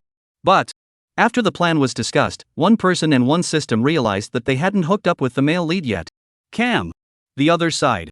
The person who was missed by one man one unity was being trapped in the middle of an unspeakably beautiful dream for several days in a row. In the dim and dark bedroom, the thick curtains blocked the light outside the house to death. Rough and rapid gasps resounded in the bedroom, indirectly interspersed with a few unspeakable muffled grunts. The air was thick with the smell of heather and the bedding was a mess. In the darkness, a man sat on the edge of the bed. Clad only in an ink-colored robe, it was sashaying open, revealing firm abs and mermaid lines. Brother. Brother has a great body. Brother, I like you so much.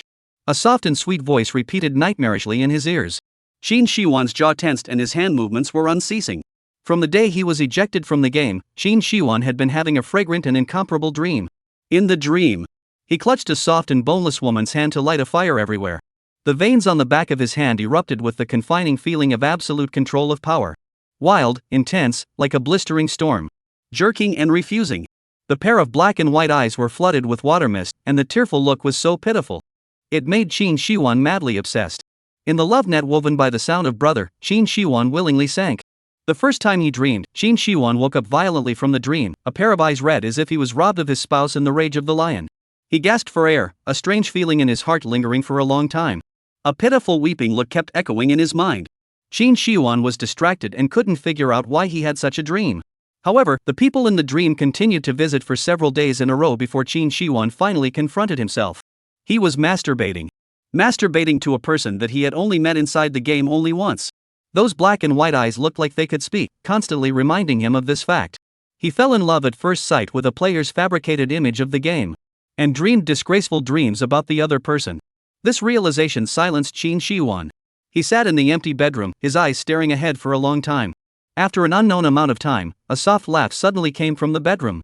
What's the point of indulging in dreams? If you want it, then you should find a way to get it, shouldn't you? He suddenly got up and pulled open the curtains, letting light shine into the messy bedroom. Turning around, he went to the bathroom to take a shower. After cleaning up, he laid down into the game pod. It had been a week since he had last been forcibly ejected.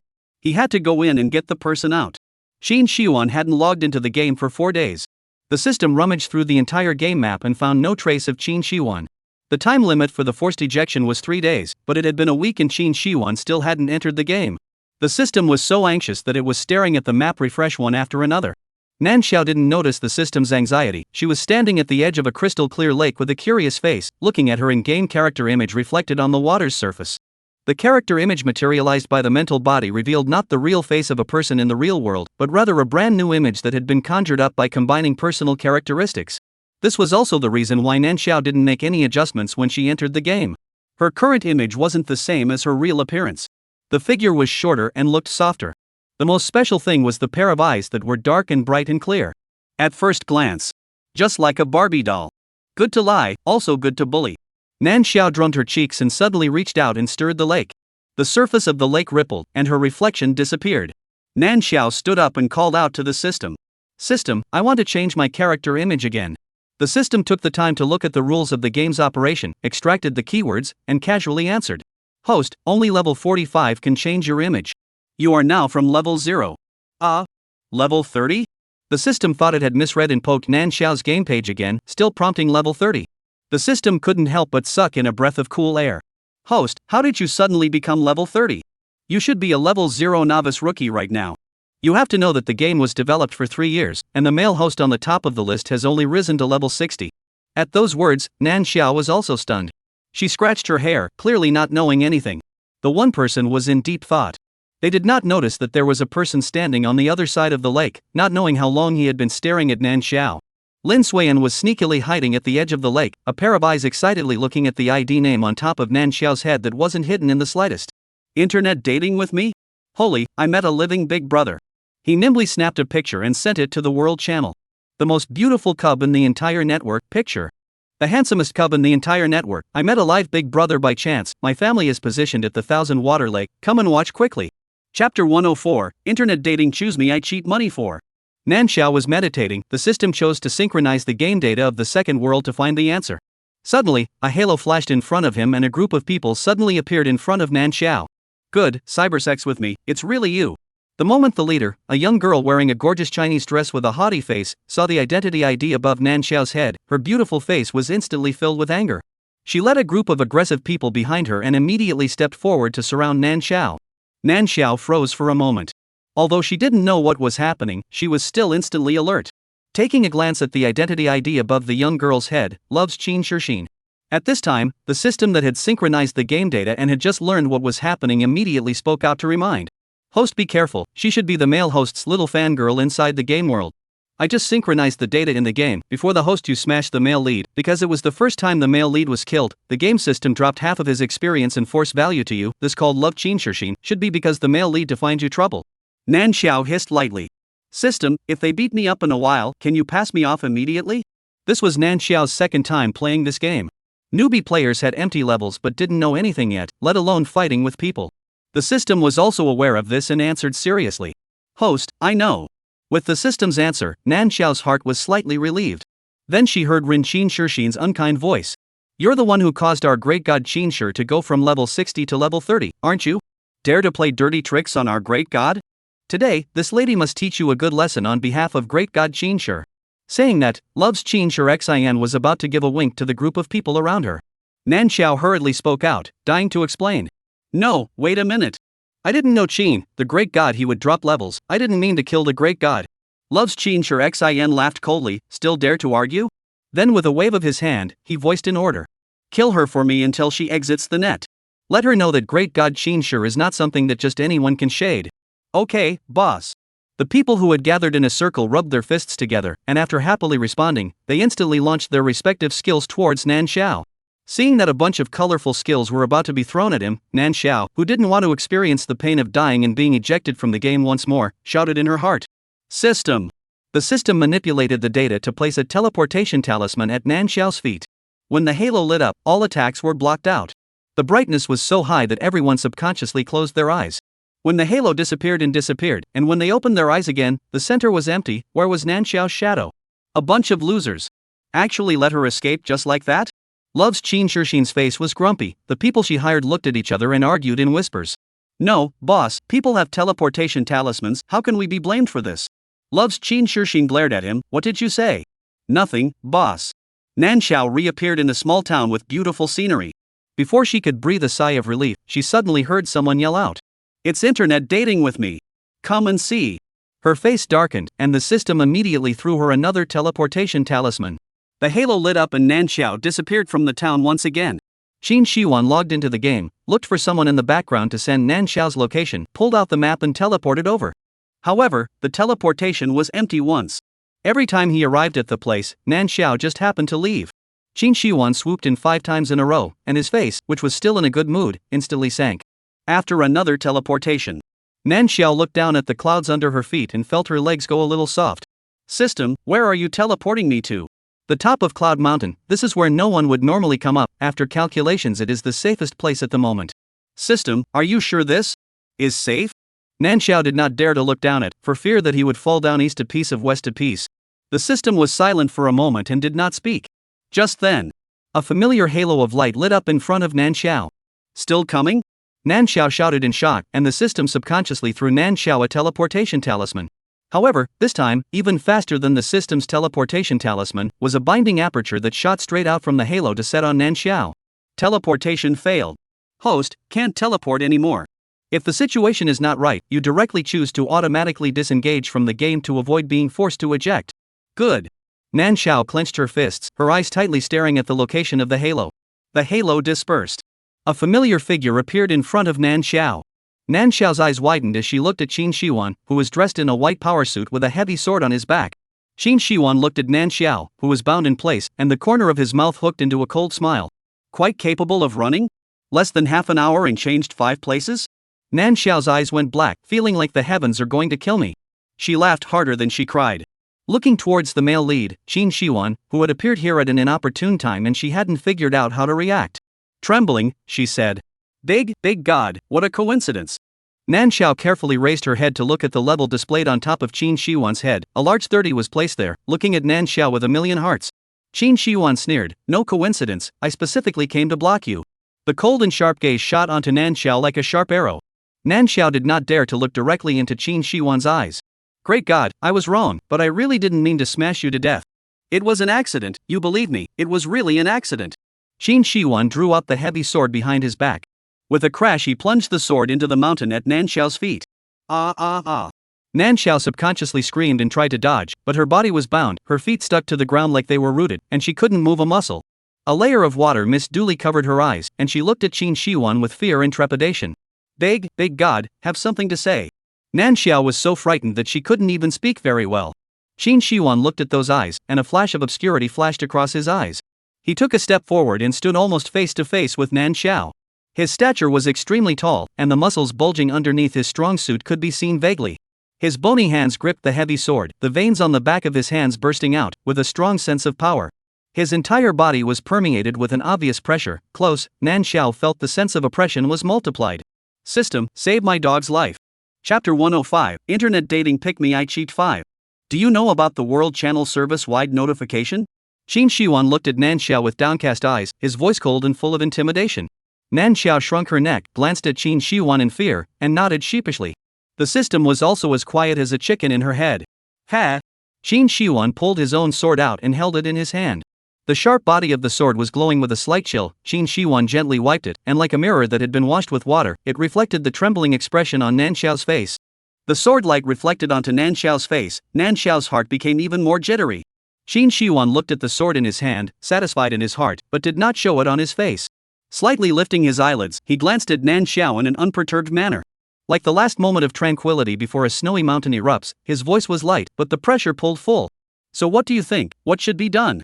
This is the first time someone dared to make a move on me in a game, and caused me to lose experience and battle power again, and my name was even hung up in the World Channel to scroll through the publicity.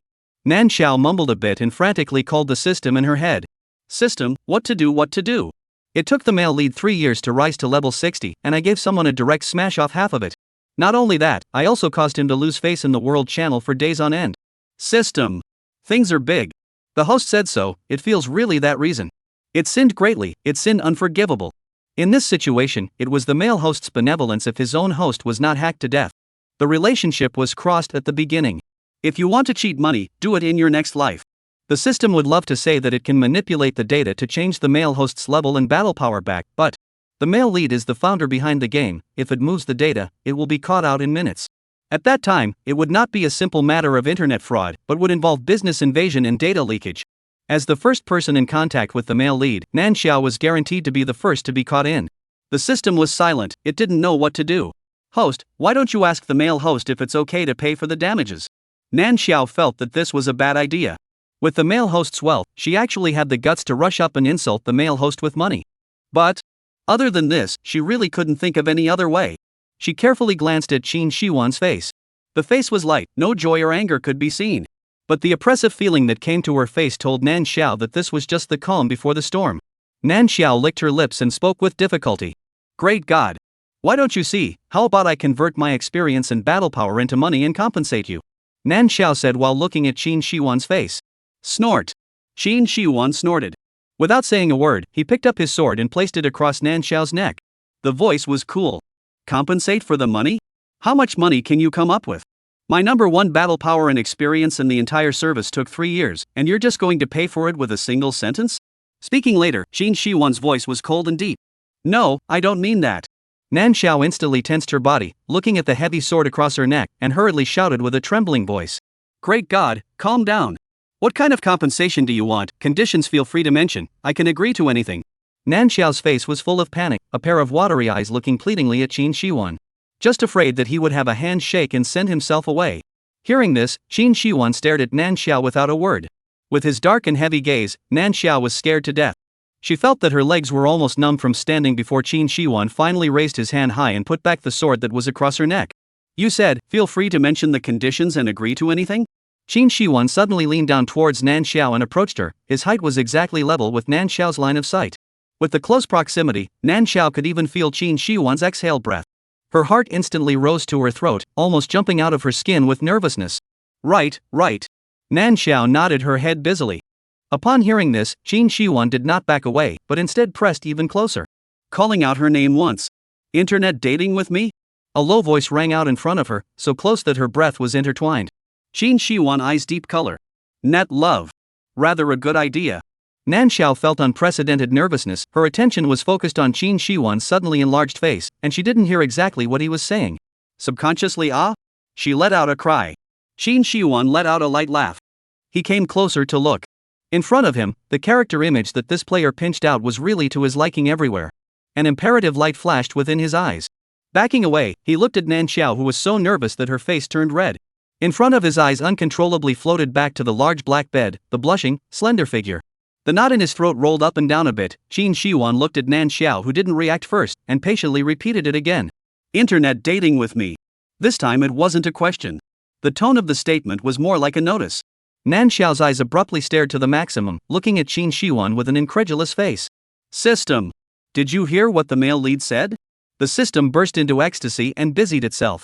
Host, promise him, promise him.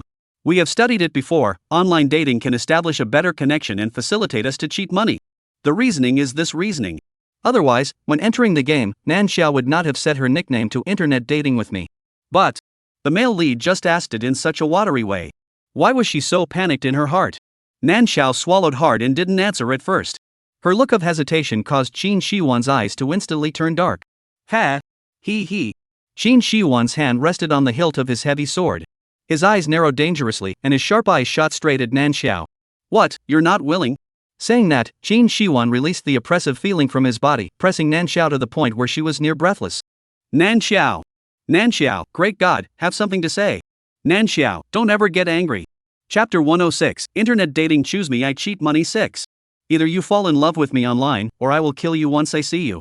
The sword that was glowing with a cold air crossed over Nan Xiao's neck. Qin Shiwan stared at Nan Xiao and said word by word.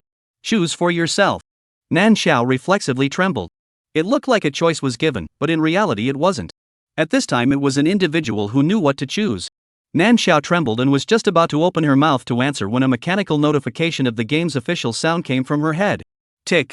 Detected that the player's frequent teleportation plus the mental body's emotional fluctuations are intense. In order to protect the player's physical and mental health, the player is now forced to eject, looking forward to the player's understanding of the division's good intentions. Second World Security Department, respectfully. Hearing the notification, Nan Xiao hurriedly opened her mouth and said, I choose. Tick. Hello esteemed player, you have been restricted from logging into the game, please try again in 3 days. Before Nan Xiao could finish a sentence, there was a twisting fluctuation in front of her eyes. Qin Shiwan's figure disappeared and a stabbing pain came from his brain. Nan Xiao subconsciously closed her eyes. When she opened her eyes again, she realized that she was back in the game pod. Nan Xiao. She couldn't help but think of the momentary shift in Qin Shiwan's eyes that looked like he was trying to kill before she was forcibly ejected. Oh, exclusion. To finish. Nan Xiao opened the game pod and sat up. A familiar paroxysm of pain came from her brain. She raised her hand and rubbed her forehead, saying in a lifeless manner. System, I have an unsettling premonition.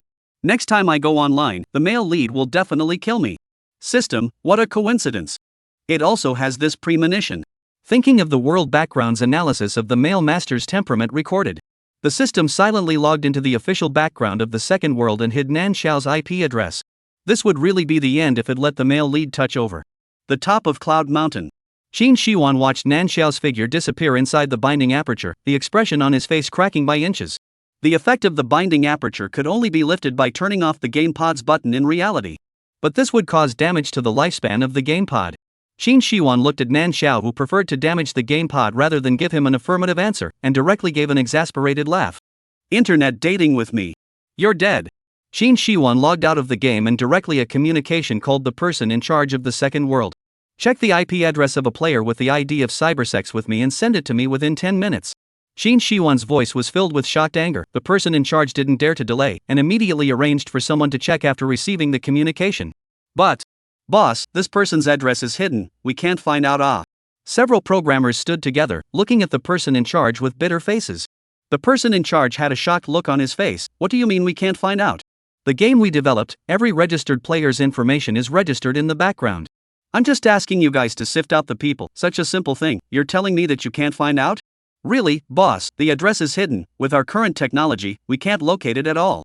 Saying that, the person under him turned the computer's screen to the person in charge. The screen showed the information related to the player's online relationship with me, but other than a game ID, the other information was all garbled. The person in charge widened his eyes. He was just about to say something when Qin Shiwan's number popped up on his communicator. Glancing at the time, 10 minutes had passed in this. A drop of cold sweat slid down from the person in charge's forehead as he warily answered the communication. Qin Shiwan was sitting on the sofa with a dark face, dressed in his regular clothes, obviously going out. He coldly opened his mouth. Where's the address I wanted? Young Qin, there was a little accident. The pressure on the person in charge's head suddenly increased, and after he managed to explain the matter against the pressure, he looked up to see Qin Shiwan with a face so gloomy that he could wring water out of it. Rubbish. Qin Shiwan hung up the communication with one hand. The holographic projection then disappeared in front of the person in charge. The person in charge's legs went limp and he sat on his butt on the chair behind him. Raising his hand, he wiped the cold sweat from his forehead, still looking terrified. It was too terrifying. It was really too terrifying. He shivered and picked up the tea on the desktop, wanting to take a sip to calm his mind when the communicator rang again. The person in charge's heart instantly lifted up. Seeing Shang Jinan's name displayed on the communicator, he let out a deep breath and connected the communication. Shang Jinan sat in his office, leaning against the back of his chair and smiling as he spoke to the person in charge. I heard that old Qin just asked you guys to find someone? The person in charge? Can't find anyone. Qin Shiwan lived like a furious lion. He laid into the game pod and logged in again. Randomly teleporting to a place, he drew out the heavy sword in his hand and just started attacking indiscriminately. He sent a player offline with his sword, and his head was gradually labeled with a red name due to indiscriminate kills. On the red name list, Qin Shiwan's name skyrocketed. Shang Jinan had just finished eating melon and logged into the game to find Qin Shiwan to ask about the situation. As soon as he got close to Qin Shiwan, he was directly sent back to the login point by his sword. If it wasn't for the game system's protection against malicious kills, what awaited Shang Jinan would be the consequences of being forcibly ejected from the game. He once again teleported to Qin Shiwan's location, only this time he didn't dare to move closer to Qin Shiwan. Standing at a distance, he watched Qin Shiwan kill all 6 relatives and enemies, yelling at the top of his voice. Old Qin! Are you crazy? Who's pissed you off and you're just killing people? Do you know that you're hacking at me? Although malicious strike doesn't pop out, it hurts my living father. What the hell are you trying to do? Qin Shiwan killed his eyes red, and didn't even give Shang Jinan a look. The 10 meters around him was left empty by his kill. Qin Shiwan fiercely looked 10 meters away at the other players who had specially come over to join in the fun after hearing about the great god's killing spree. World Channel. I'm the prettiest cub on the net. Hiss, there's a murderous aura. Great god, he won't have a murderous heart towards us, right? Mei Lin Yi Jihua, maybe? The great god has a murderous look on his face right now. Hip hip hip hooray, say, do any of you know what's wrong with the great god? 1,000-year-old bastard, if we knew, we'd be the great god. I'm the prettiest cub on the net, guys, stop discussing it. I'm the prettiest cub on the net, the great god, he's killing us, run ah. Chapter 107, Internet Dating Choose Me I Cheat Money 7. What happened in the game, Nan Xiao was completely unaware of. 3 days passed by in a flash, and she dawdled into the game pod, still in fear before logging into the game. System, is it really okay for me to go up right now? What if he doesn't listen to my explanations and directly cuts me with his sword after I meet the male lead? The system thought about the miserable situation inside the game right now and didn't dare to squeak. If the host doesn't come online again, the people in the game world will soon be killed by the male host and go crazy. 3 days. 3 whole days. Qin Shiwan attacked indiscriminately, just like a madman, slashing people on sight. The mad dog's leash was loose, and the system could only urgently put on a collar and hand the leash over to Nan Xiao. Host, no matter what, we have to explain to the male host first. Otherwise, the longer we delay, the more unfavorable the situation will be for us. Maybe the male lead will even think that you're just avoiding him on purpose because of this? Nan Xiao thought about it and felt that what the system said was really reasonable. She decisively logged in and entered the game world. Because of what happened before, Nan Xiao instinctively chose to teleport to a place that was usually less crowded. She wanted to do her mental construction first, at least she could have a buffer when she saw Qin Shiwan before going to find him. However, Nan Xiao looked at the people squatting densely inside the bridge hole, and her brain had a moment of spinning. She came to the wrong place? This wasn't a bridge hole? Why were there so many people? After asking 3 questions in a row, Nan Xiao took a careful look at her positioning on the map. She was indeed in a bridge hole. There were indeed many people around her. Nan Xiao was a little puzzled as she called out to the system. System, what's going on here? The system didn't know what to say and numbly transferred the world channel of the second world to Nan Xiao. Melia, it's been 3 days, hasn't the great god killed enough? Want to get rich? It's been 3 days, and you guys still don't have anyone who can tell me why the great god went crazy? Yang Village 3 sisters, alas, the great god deserves to be a great god. Even though his experience and battle power have dropped by half, he still manages to kill us without leaving a single piece of armor behind. I'm out of traffic. Does anyone know what's going on the great god's side right now? I'm the prettiest cub on the net. In front of me, I just went to look for the great god kills to take today's group photo and came back, and the great god is still killing people indiscriminately. Melia, still a great god, still so energetic after 3 days of killing. The beginning emperor, the great god is now level 30, say you guys don't want to go up and kill the great god? The last time I killed a god, I got half of the experience and battle power. I am the most beautiful cub in the whole network. Upstairs have the guts to go up. The big god level 30 also ranked in the top 10 good? The only thing you need to know is that you'll be able to kill a god with your experience and strength, not with your brain or your skills. I am the most beautiful cub in the whole network. Said this is 3 days, the big god crazy, with me online dating Big Brother how did not emerge. Nan Xiao hissed lightly when she saw the last message asking about herself. System, my ID name can give hide? It feels like if this continues, I will be beaten up by a group. It's possible host. The system operated and immediately hid Nan Xiao's ID name. If someone wanted to spy on the ID, what they would see would only be a string of garbled code. Nan Xiao was slightly relieved.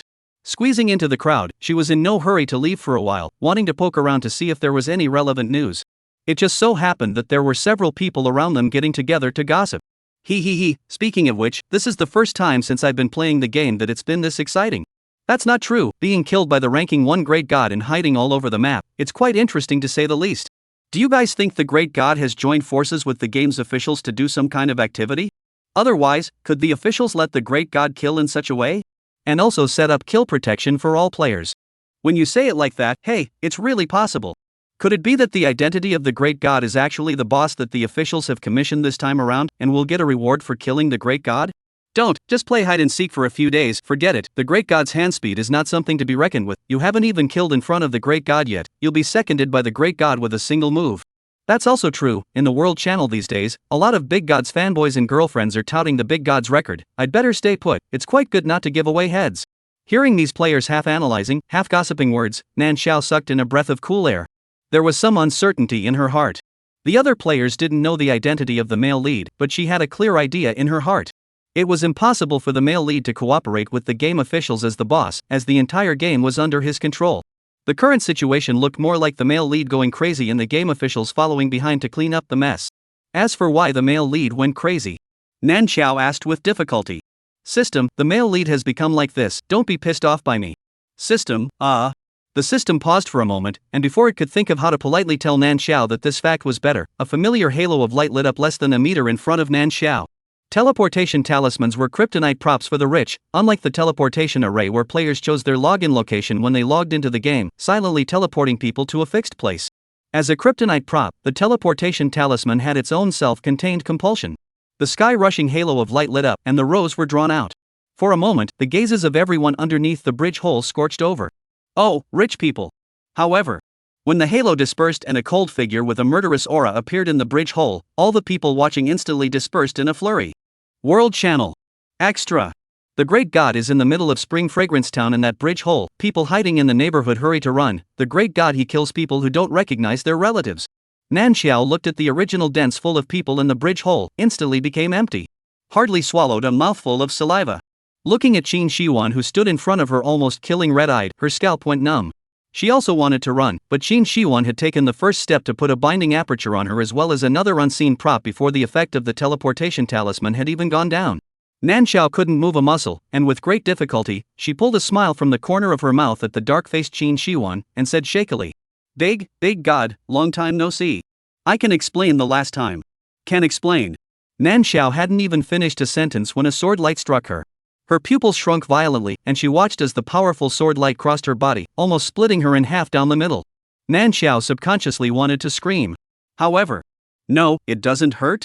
The scream clogged in her throat, and the scene before Nan Xiao's eyes was a distortion. She knew. This was to teleport back to the landing point after being maliciously killed.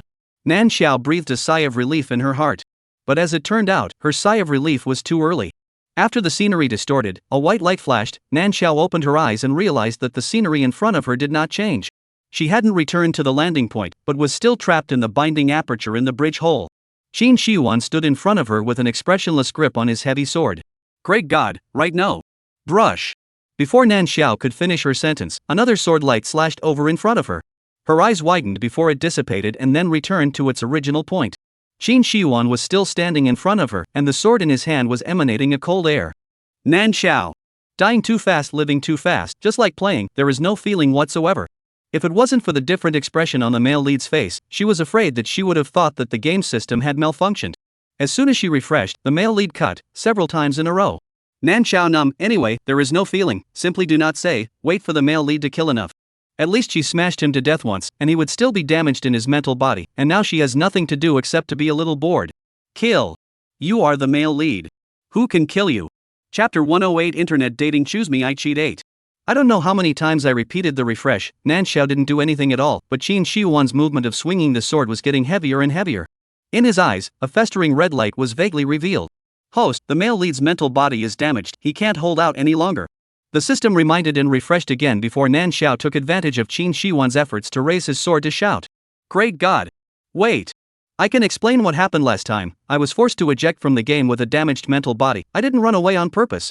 You believe me, what I said is true. Qin Shihuan's hand movements paused for a moment, the red light in the bottom of his eyes spread quickly, and the heavy sword in his hand fell to the ground with a clang. His eyes looked straight at Nan Xiao. The expression on his face carried the obvious stiffness and sluggishness. A normal person playing the game would stay in the game pod for 8 hours a day at most, but Qin Shihuan had stayed in the second world for 3 days in order to squat. 3 days was already the limit of what his mental body could support. Qin Shihuan was clearly aware of his current situation. The game officials had already issued a warning that he was about to be forcibly logged out. But when Qin Shihuan thought of falling into Nan Xiao's hands twice in a row, he looked at Nan Xiao with eyes as if he wanted to kill. He had to get an answer today. Internet dating with me or continue to be immortal? I'll give you one last chance to choose. Nan Xiao looked at Qin Shihuan, whose blood bar on top of his head was rapidly marking red and dropping, and even his figure was a bit unsteady. His heart fluttered. Although cannot figure out why Qin Shihuan is so persistent to send the door to her to complete the task. But the two choices of one or the other, it was a person who knew what to choose. Love. I choose online love. Nan Xiao's face was unusually firm. Getting his own satisfactory answer, Qin Shihuan's eyes loosened and the expression on his face faded rapidly. He opened his mouth, obviously wanting to say something more when his eyes suddenly twisted and fluctuated. A stabbing pain came from his brain, and Qin Shihuan's mental body was directly forced to be ejected from the second world. Returning to the game pod, the moment he opened his eyes, he violently spat out a mouthful of blood. Holy! Old Qin, you really want to play yourself to death. Before consciousness completely disappeared, Shang Jinan's furious voice reached Qin Shihuan's ears. Boundless darkness struck, but this time, Qin Shihuan felt exceptionally at peace. He fainted very peacefully. In the villa, however, there was a burst of military chaos. Second world. After Qin Shihuan was ejected from the game, the props that acted on Nan Xiao were naturally useless. Stepping out from inside the binding aperture, Nan Xiao's mental body suddenly relaxed. Keeping a movement for a long time, even the mental body couldn't handle it. She moved her neck and wrists, remembering Qin Shihuan's crazy hacking appearance. She felt scared and wanted to laugh. System, the male lead is considered to have played himself out of the game? That said, does he know that the game officials have put protection on all players in order to maintain the balance of the game, so even if they are killed, they won't feel it? The system glanced at the background data. This matter was still brought up by Qin Shihuan before he went killing crazy, otherwise he wouldn't have been so heartless to hack people in the game. Outside, Nan Xiao was still feeling funny, unaware that the system had pinched a good cold sweat for her. Host, don't care if the male host knows it or not, we're making progress on our mission. The male host has taken the initiative to propose an online relationship, just in time for us to take the opportunity to scam some money. Nan Xiao nodded and cheered herself up. That's right. When the male host comes online next time, I'll ask him if he wants to buy tea. Good host. One person and one unity encouraged each other, and now everything was ready, just waiting for the male host to come online. But players who were forcibly ejected from the game, their mental bodies had at least 3 days to recuperate before they could enter the game again. Not to mention a serious overdraft like Qin Shihuan. Not to mention entering the game cabin, he directly vomited a mouthful of blood into the hospital. 3 days and 3 days. Nan Xiao went to the game every day to wait for Qin Shihuan to come online as if she was on a timecard, but Qin Shihuan just didn't show up. Before, Qin Shihuan squatted her, now she squatted Qin Shihuan, a whole cycle. Not finding Qin Shihuan, Nan Xiao was so idle in the game that she grew grass. She poked the system and asked breathlessly. System, still no male host detected online today? No, host. The system's tone was equally low. If it wasn't for the supportive experience from the previous few dimensional worlds, the system was close to thinking that the male master was just talking. But it's been 6 days. What the hell is wrong with the male lead? The wife who was sent to the door doesn't even come to claim her. One person was focused on Qin Shihuan, and what he did not expect was that the world channel had set off new waves. I'm the prettiest cub on the net, the great god hasn't shown up for 6 days, is he tired of killing people? Who was the last lucky one to be killed? Can you come out and tell us the situation? Melia, where the great god last appeared, it seems to be under a bridge hole. I remember there was someone shouting in the world channel at that time. Little Fei Fei, I. I'm the one who sent the message. Before running away I seem to have seen the great spirit use the binding aperture to immobilize a person. Melia, wouldn't that be circling and killing? The great god's ferocity level is super double. Loves Chin Shirexayan. Don't talk nonsense if you don't know what's in front of you. I should say that person is lucky to be able to see the great god's demeanor up close and personal. Malilia, fangirls world, I don't understand. I am the most beautiful cub in the whole network. Little news, just someone told me, the last person who stayed with the big god is the big brother with me online love. Loves Chin Shirexayan. What? I'm not sure if you're a good person, but I'm a good person. Love Chin times heart. Wait, the person that big god wants to kill, it's not necessary for big god to do it himself. Saying that, a banner suddenly floated above the world channel. Players love Chin Shirexayan with me online love issued by the whole service hunting order, reward cash of 10,000, everyone quickly come to watch. I'm the most beautiful cub in the whole network, I'll be damned. The rich woman.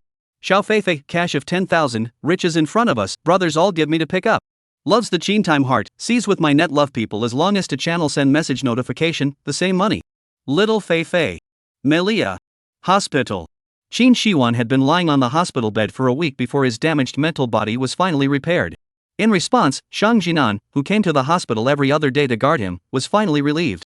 If Chin Shiwan really did something wrong because of playing games, not to mention the Chin family, even the old man and his own family would not spare him. Old Chin, you really scared me to death.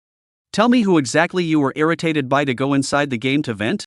Who provoked you? Just squeak out, brother, I will definitely help you take care of the person clearly. Shang Jinan stood guard at the edge, persuading bitterly. Chin Shiwan swept him a glance and directly interrupted. Many thanks for this time, I'll invite you to dinner sometime. Now I'm going to be discharged from the hospital, you can go back first. Shang Jinan's eyes widened, looking at Chin Shiwan with eyes like he was looking at a madman. Discharged? You didn't stay for 2 more days for observation when your mental body was damaged, what are you discharging for? Chin Shiwan, I have things I must do. After saying that, ignoring Shang Jinan's persuasion, he directly discharged from the hospital and returned to his residence. Shang Jinan cursed and followed Chin Shiwan, just afraid that he would have another accident. However, the first thing Chin Shiwan did after he came back was to lie down inside the game pod and log into the game. Shang Jinan was speechless. MD Live father, still coming right? He hurriedly called the company and told that side to be on full alert. Chapter 109, Internet Dating Pick Me I Cheat 9. Chin Shiwan laid into the game pod, and after entering the second world, he first localized Nan Xiao's location. During the teleportation, thinking of the person who had haunted him whether in his dreams or in the game, Chin Shiwan's eyes were dark. The first step had successfully established a relationship. The next step was to find a way to lure the person out. The familiar halo of light lit up as Chin Shiwan stepped out from inside the teleportation talisman, not expecting to see the scene of a group of players swarming up to strike at Nan Xiao. The killing intent in Chin Shiwan's eyes instantly burst out. With a flash, he directly blocked in front of Nan Xiao. Lifting his heavy sword and gently swinging it in front of him, the sword she chopped out, and the people who rushed up clattered and died a large number of times. The dead players were all teleported to the landing point, and the position in front of Nan Xiao was instantly empty. Nan Xiao? Holy! She was still rusty under the guidance of the system to put skills to fight, but this hand of Chin Shiwan directly dried up all the enemies. Hiss! Worthy of being the male lead.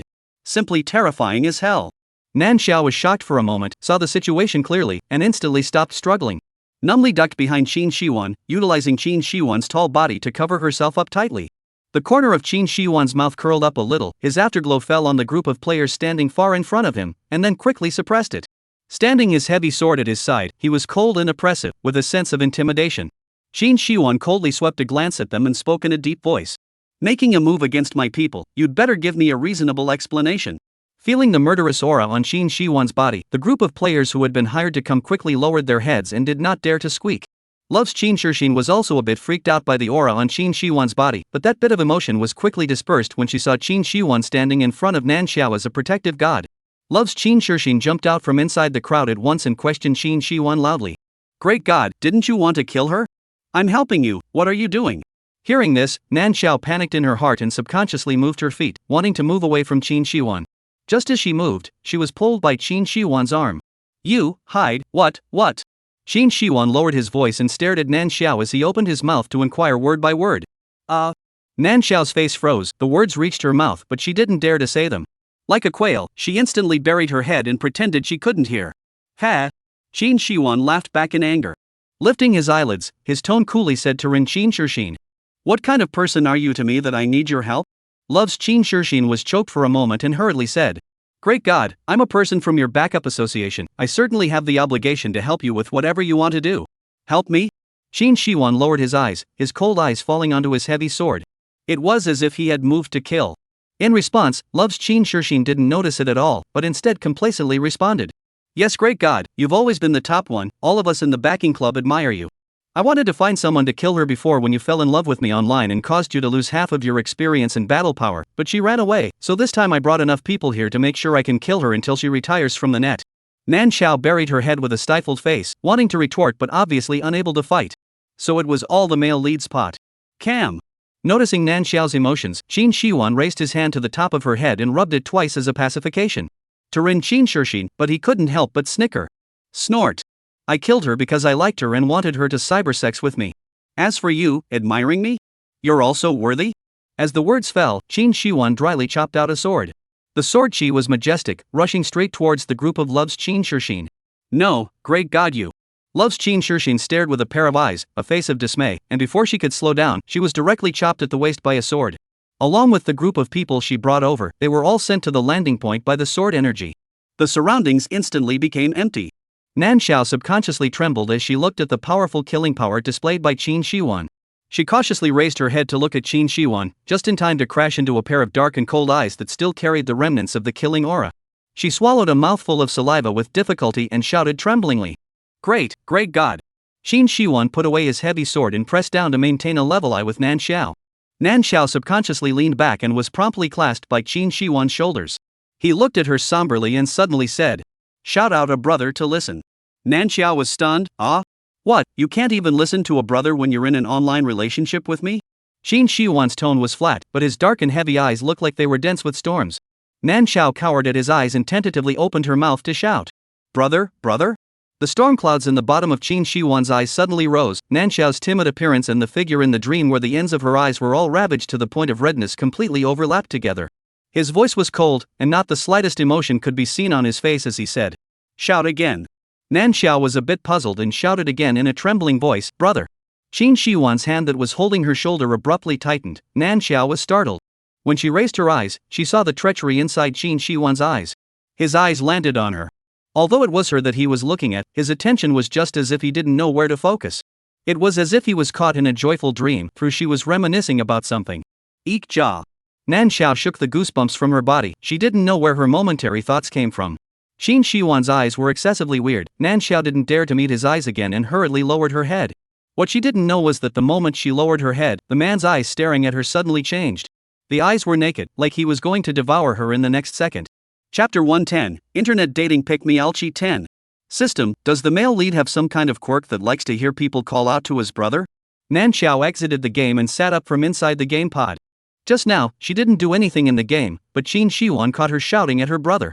In the end, Nan Xiao went from being rusty and reluctant in the beginning, to shouting brother in a dry manner.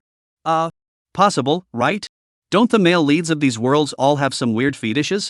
The system always felt that Qin Shiwan's eyes staring at his host were not right, but it couldn't say where it was wrong, so it could only pacify him first. What he said is also right. Nan Xiao murmured, then put this question aside, her eyes staring at the recently added Qin Shiwan on her communicator in deep thought. How to open up with the male lead about scamming money, selling tea, in order to not seem so abrupt? Nan Xiao wrinkled her eyebrows and was about to send a message to test Qin Shiwan's attitude when Qin Shiwan's message popped up first. Qin Shiwan, girlfriend, how long do you think it would be more appropriate to run to the present for online dating? Seeing this message, Nan Xiao's hand shook, and the phone almost fell to the ground without holding it steady. Nan Xiao. We have just been together, to talk about the matter of Ben present, is not it a little too early? Qin Shiwan, early? Qin Shiwan, didn't I ask you when you thought it was appropriate to meet? A sense of oppression came over her. Even if she only looked at the text, Nan Xiao could imagine Qin Shiwan on the other end of the chat filled with intimidation. But who said that online dating would definitely run now? She was running to cheat money. How stupid was she to meet up with Qin Shiwan in reality and send her handle to him? As for how the message should be returned? No matter, fool around first. For a while, Nan Xiao's brain spun rapidly. She remembered that Qin Shiwan seemed to exceptionally like her soft voice calling him brother, so she simply sent a voice over to Qin Shiwan. Nan Xiao, brother, can we have a good relationship first? This is still my first time to fall in love. Nan Xiao, meeting things when the time is right, we can naturally run now, okay brother? Nan Xiao's voice was originally with a soft and sticky. When sending voice and can be softened, the voice is like with a small hook. Listen to the heart of the person is fluffy, soft into a piece. Qin Shiwan immediately felt his breath stagnate. It was as if the scene from a dream had shown into reality. The knots in his throat rolled up and down uncontrollably, the voice playback ended, and he couldn't help but click play again. Every time he listened, the color of lust under Qin Shiwan's eyes increased by 1 point. Breathing became rapid all of a sudden. Nan Xiao stared at the communication. The voice was sent over for a long time without getting a reply from Qin Shiwan. She couldn't help but worry. This in the end was snubbed or not? Return message Nan Xiao waited for a long time. Qin Shiwan's side did not have a message over, and she did not dare to send a message to ask, for fear that Qin Shiwan would not be compelled by the voice to hear about her snubbing the meeting. Finally, after a while, Qin Shiwan returned a message over. Again, it was a voice. The voice seemed like it was deliberately suppressed very low, reaching the ears, inexplicably carrying a hint of colorful aura. Qin Shiwan, of course, whatever your girlfriend says. Nan Xiao slowly exhaled a mouthful of turbid air. Fortunately, the meeting of this crop lulled over. Nan Xiao's heart was relieved and she put the communicator down. It was not the right time to open up and talk about money. Nan Xiao decided to find an opportunity to talk to Qin Shiwan tomorrow about her grandfather who grows tea in the mountains. Internet dating, it's almost time to talk about it today. Thinking this way, Nan Xiao rightfully threw the communicator to the side. After going downstairs to find something to eat and watching a TV series for a while, the afternoon quickly passed. By the time Nan Xiao returned to her room, it was already evening. After washing up and lying on the bed, Nan Xiao smoothly projected the drama she had just watched onto the ceiling. Lying down and watching TV was simply beautiful. The system saw that she was quite a bit joyful and couldn't help but remind her. Host, don't you look at the top of the communicator, did the male lead send a message over? This world who still use the communicator chat there are things are directly a holographic video call over, just now we have already talked a few sentences, almost la. Nan Xiao responded casually and continued to stare at the TV series. Host, why don't you take a look at it? The system saw the communicator vibrate again and urged.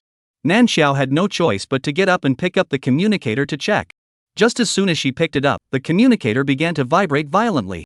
Nan Xiao hissed and hurriedly tapped on the communicator, and Qin Shiwan's video request popped up instantly. Nan Xiao's hand shook and directly rejected the video message. Instantly, the unanswered video messages belonging to Qin Shiwan's chat page filled the screen and dominated the full screen. Nan Xiao's hand trembled slightly as she slid upwards, realizing that Qin Shiwan had been sending her video messages since she unilaterally cut off the chat at noon, and Qin Shiwan hadn't waited for her reply. Nan Xiao. It's also a miracle that her communicator didn't have its power interrupted. Just as Nan Xiao's mind was cluttered with thoughts, Qin Shiwan's video request popped up again. Nan Xiao was silent for a moment. She felt that hitting video on the first day of online dating was more or less presumptuous. A video message was out of the question. It was impossible until the scam was over. Nan Xiao was still preparing to deal with Qin Shiwan with the photo she found on the internet. How could she expose herself to him by video messaging? Once again, she refused to answer. Qin Shiwan? Qin Shiwan, not answering the video message? Qin Shiwan, why? Nan Xiao stared at the communicator, always feeling that Qin Shiwan's why was followed by, do you wanna die? Looking at the screen full of video requests, Nan Xiao was a bit flustered.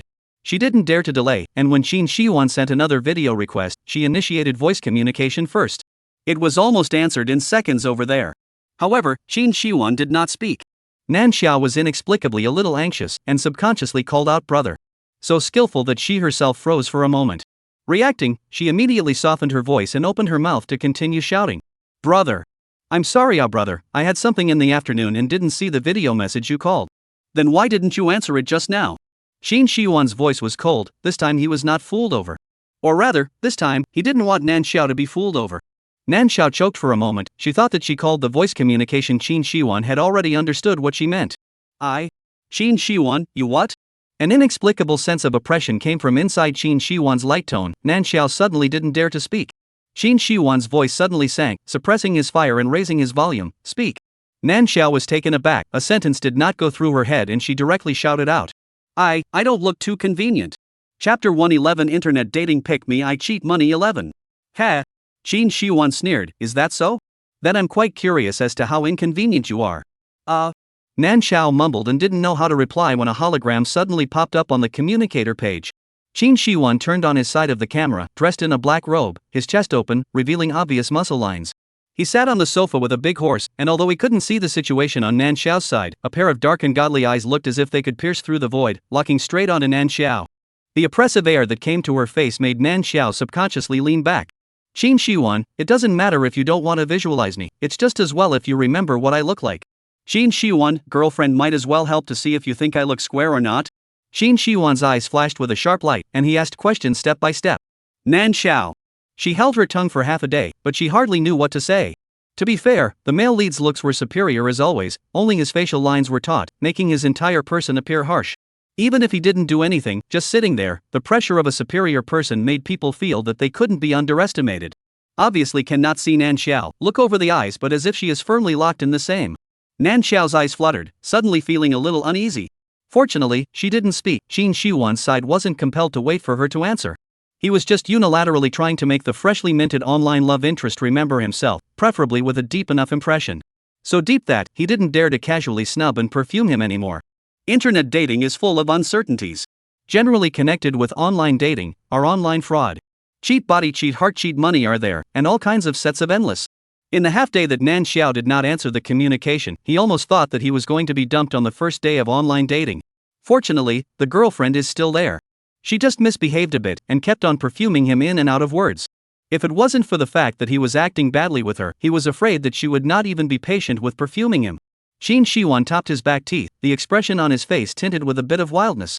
He had the money and could even deliver his whole body and mind, but he was afraid that his girlfriend on the other side of the communicator would abandon him as if he were dead once she got it. If he didn't put on a layer of insurance, where would he cry if she ran away? Qin Shiwan leaned back, leaning on the sofa. The aura on his body was slightly restrained, and he couldn't see any anger on his face when he didn't get an answer. The corner of his mouth was raised, and he opened his mouth unhurriedly. If it's hard to answer, then I'll ask in a different way. Girlfriend, are you still satisfied with my hologram in the video message? As he said the last, Qin Shiwan raised his chin. Straightening his spine and tensing his muscle lines, he showed his best side in front of the camera. Nan Xiao paused for a moment, busy following Qin Shiwan's words down. Softening her voice, she said, "Brother, you look so good, of course I'm satisfied. I'm really too happy that such a good-looking brother is having an online relationship with me." The corner of Qin Shiwan's mouth lifted, abating some of the coldness on his face, but his voice remained suppressed, and, "Is that so? Since you're so happy, why don't you give me an address and I'll send myself to your door to make you happier?" Nan Xiao. The delicate softness in his voice instantly became a bit stiff. "Brother, don't joke. Hasn't this matter of meeting already been revealed? Why are you still mentioning it? If you really came to the door, it wouldn't be a matter of being happy or not. That would simply be a ghost movie shining into reality, in addition to being frightening." At those words, Qin Shiwan snorted lightly. "Then it seems like you're not very happy with me either?" Nan Xiao's heart stuttered, her words flew out of her mouth as she coped, saying, "How could it be brother? Brother's face is so handsome and his body is so good, I'm simply satisfied. That is..." Halfway through her words, Nan Xiao's tone turned and instantly lowered. Qin Shiwan asked back with interest, "It's what?" "It's that brother is so good, I really don't deserve brother." Nan Xiao's voice carried a thick inferiority complex, sort of giving Qin Shiwan a shot in the arm in advance. The words had been said to this point, even if she cheated and ran away later on, I believe Qin Shiwan could still understand, right? Qin Shiwan snorted coldly, sort of see clearly the trick Nan Xiao wanted to play. His voice turned cold and said, "You can't say whether you're worthy or not. Nan Xiao, but I'm so ugly that I don't dare to see people. Qin Shiwan, you cannot treat me as a person. Nan Xiao, you're too good looking and make me feel inferior. Qin Shiwan, I can go for plastic surgery." Nan Xiao. No matter what she said, Qin Shiwan's side could block it back. She was simply speechless. Just when she wanted to break the pot and make another wave of self-hacking, the communicator suddenly flashed red. The power level was too low and it was about to shut down. Nan Xiao's tone instantly cheered up. "Brother, my communicator is out of power, I'm hanging up first." After saying that, she simply hung up the voice communication. Da. Qin Shiwan looked at Nan Xiao's avatar that went dark on the communicator and suddenly let out a laugh. He originally just wanted to test the waters. He didn't expect that his little girlfriend, who had just fallen in love online for a day, really had the intention to run away. See, the precautionary shots were all given to him. TSK. Does he look like he's easy to mess with? Qin Shiwan tapped on his address book and turned to send a message to someone in the company's technical department. And on the other side, after the voice communication hung up, Nan Xiao took a long breath. Putting the communicator aside, her heart tired, she was about to walk in the direction of the bed. Seeing this, the system hurriedly reminded, "Host, aren't you going to charge the communicator? We can try to sell tea to the male lead tomorrow." Nan Xiao had been walking towards the bed like a wandering soul. When she heard the second sentence, she still stopped. With a long sigh, she turned back and still charged the communicator. Then, taking a few quick steps to flop onto the bed. Sighing tersely, he gave his brain a shutdown. It was too much brain work to maneuver around the male lead. Hopefully the tea sale will go well tomorrow, and I'll scam the money and sneak out early. Early the next morning, Nan Xiao was still asleep when the communicator's voice rang.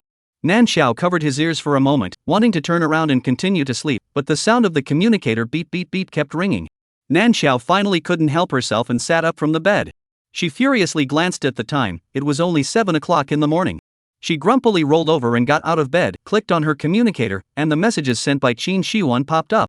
Qin Shiwan, good morning, girlfriend. Qin Shiwan, wake up. Qin Shiwan, there is an updated marriage system in the second world. Girlfriend, let's go register. Qin Shiwan, why don't you reply to the message? Still not awake. Qin Shiwan, pictures. Qin Shiwan, eat this for breakfast. What's for girlfriend? Chapter 112, Internet Dating. Choose me, I cheat money. 12. Nan Xiao looked a little frantic at the flurry of messages. Almost the instant she finished reading all the messages, Qin Shiwan's voice communication bounced over. Nan Xiao hurriedly hung up with her hands and feet. She suspected that Qin Shiwan had been guarding the communicator to keep an eye on her messages, and just as the status became red, Qin Shiwan popped the communication. Qin Shiwan? Qin Shiwan, why didn't you answer the phone when you woke up? Nan Xiao. In the morning, she really didn't want to answer Qin Shiwan's communication. It would easily affect the mood of the next day. However, before Nan Xiao could think of how to answer, Qin Shiwan's voice communication popped up again. This time, she could only connect. Qin Shiwan coldly said, not replying to the message? Nan Xiao cursed in her heart, thinking who's good enough to send a message to someone in the morning.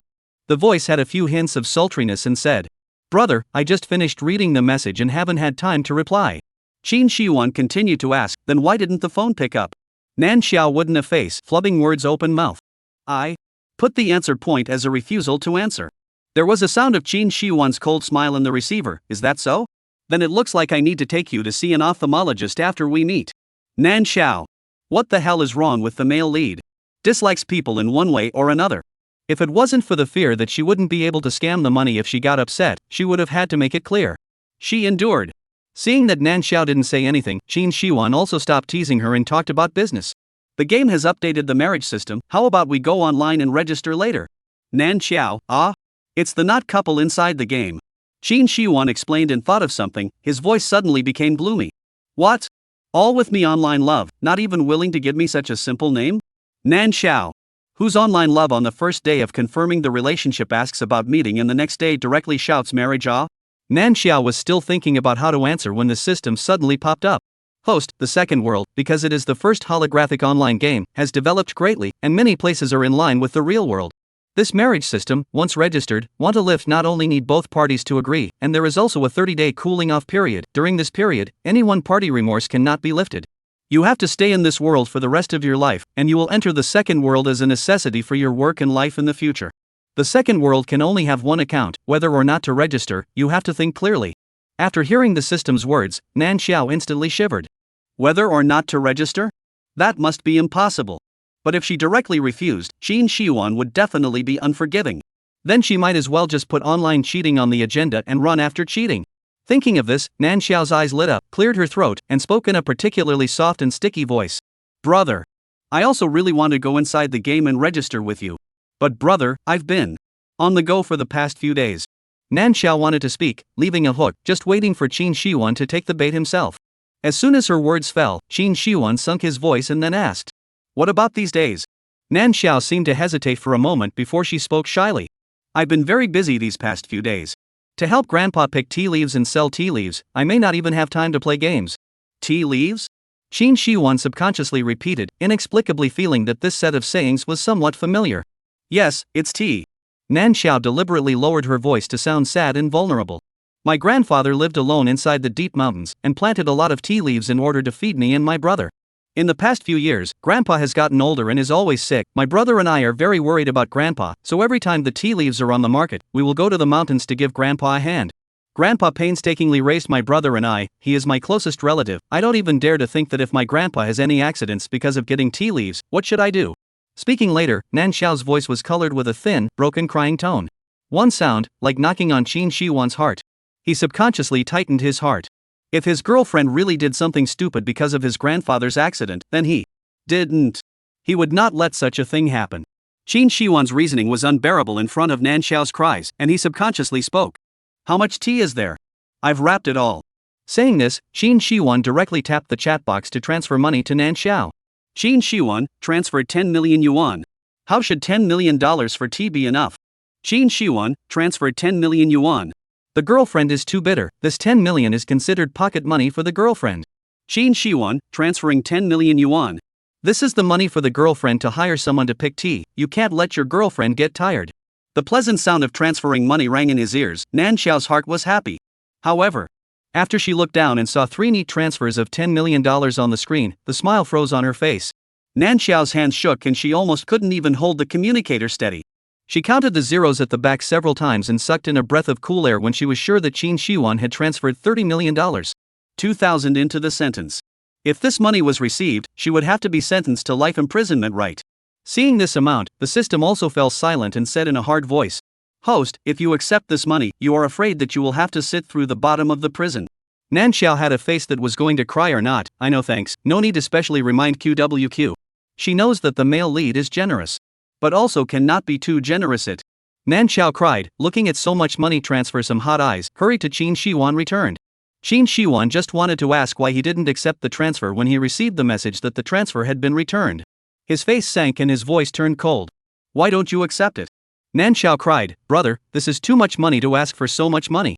I'm very grateful that you can help me, brother, so I can't lie to brother. The normal price of tea is 19.99 a caddy. Brother, if you can, just buy a caddy, can you? How much can one caddy be? Qin Shiwan was just about to say that he could take all of it, when he suddenly keenly sensed that something was wrong. Normal tea from the deep mountains and old forests sells for 19.99 a caddy? Even if he wasn't sure about the price of tea, this price wasn't right, was it? Moreover, 19.99, this number was a bit too much of a coincidence. Qin Shiwan lowered his eyes in deep thought. When he started his business independently from his family, Qin Shiwan had studied the criminal law very thoroughly. 19.99, $1 short of a criminal offense. Moreover, selling tea leaves. This seems to be a typical case of online fraud. Chapter 113, Internet Dating. Pick Me I Cheat Money 13. Brother? Why don't you say anything? Nan Xiao's voice had a slight tension in it. Seeing Qin Shiwan not speaking, she was afraid that he would find out something and hurriedly shouted twice to pull his attention back. Nothing, just thought of something. Qin Shiwan opened his mouth rather playfully. He listened carefully and heard the tension in Nan Xiao's voice clearly. Combined with the very beginning of Nan Xiao falling from the sky and smashing herself, Qin Shiwan hooked his lips. He had really met a little liar. Or a little liar who was timid and afraid of being held accountable. Want to get out of this? That would be impossible. For so many years, he had only recognized such a person. So what if he's a liar? If he bumped into it himself, then it's his. What is it, brother? Nan Xiao inexplicably had an ominous premonition in her heart and spoke with some apprehension. Qin Shiwan didn't have the intention to say more, faintly answered, nothing. Nan Xiao, Nan Xiao, then brother, a caddy of tea you still want? Nan Xiao asked carefully, but Qin Shiwan's side said. A caddy of tea is too little. How can it be 100 or 10 pounds? How is it, can it be sold? Nan Xiao stymied for a moment, is tea something that can be gulped down? And how can it be 100 or 10 pounds? Buying so much, this was to be drunk until the year of the monkey? Besides, such a large amount of prison, she cannot afford to sit. Can't sell a little. I'm sorry, brother. I really can't sell so much to you. I have to go and get busy, so I'll leave it for now. Bye, brother. Nan Xiao finished, snapped, and directly hung up the communication. Qin Shiwan looked at the avatar that went dark for the second time and laughed coldly. With this kind of guts? Money is sent to the front and you don't even dare to ask for it. Qin Shiwan was inexplicably a bit angry. As usual, he sent a message over to the technical department site to inquire about the cracking of Nan Xiao's address, but the reply he received was still unable to find out. Qin Shiwan took the communicator and played with it for a bit, thought about it, and transferred 200 over to his timid girlfriend. First, hang on. In case his girlfriend decides that she can't cheat him out of his money and just gives up, then he's the one who loses the most.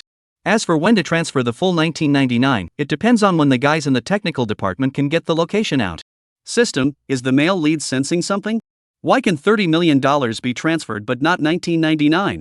The task was not completed. Nan Xiao was a bit disheartened.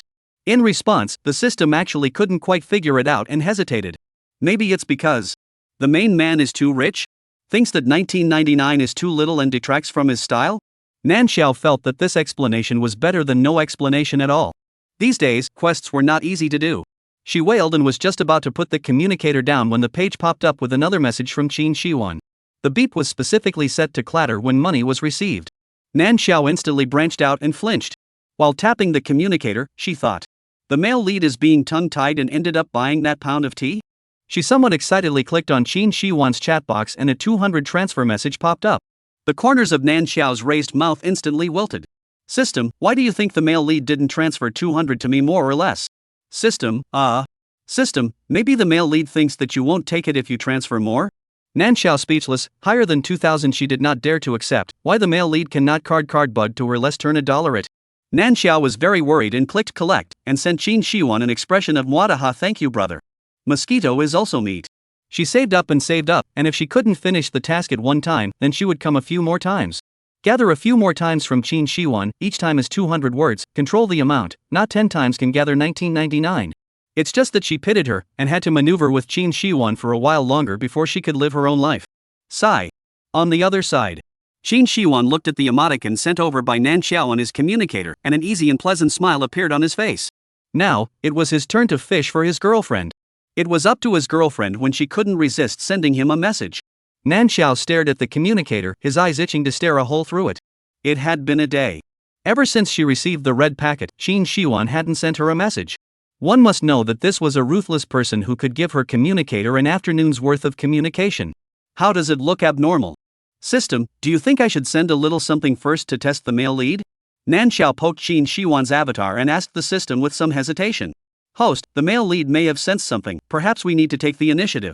After analyzing, the system found that Qin Shiwan's money was really not a good scam. It immediately shifted its thoughts and re-advised Nan Xiao. Nan Xiao didn't understand and asked in return. How is it considered taking the initiative? System, now go out and go shopping, take a picture of what you see and send it to the male lead, hint at it. This is also good?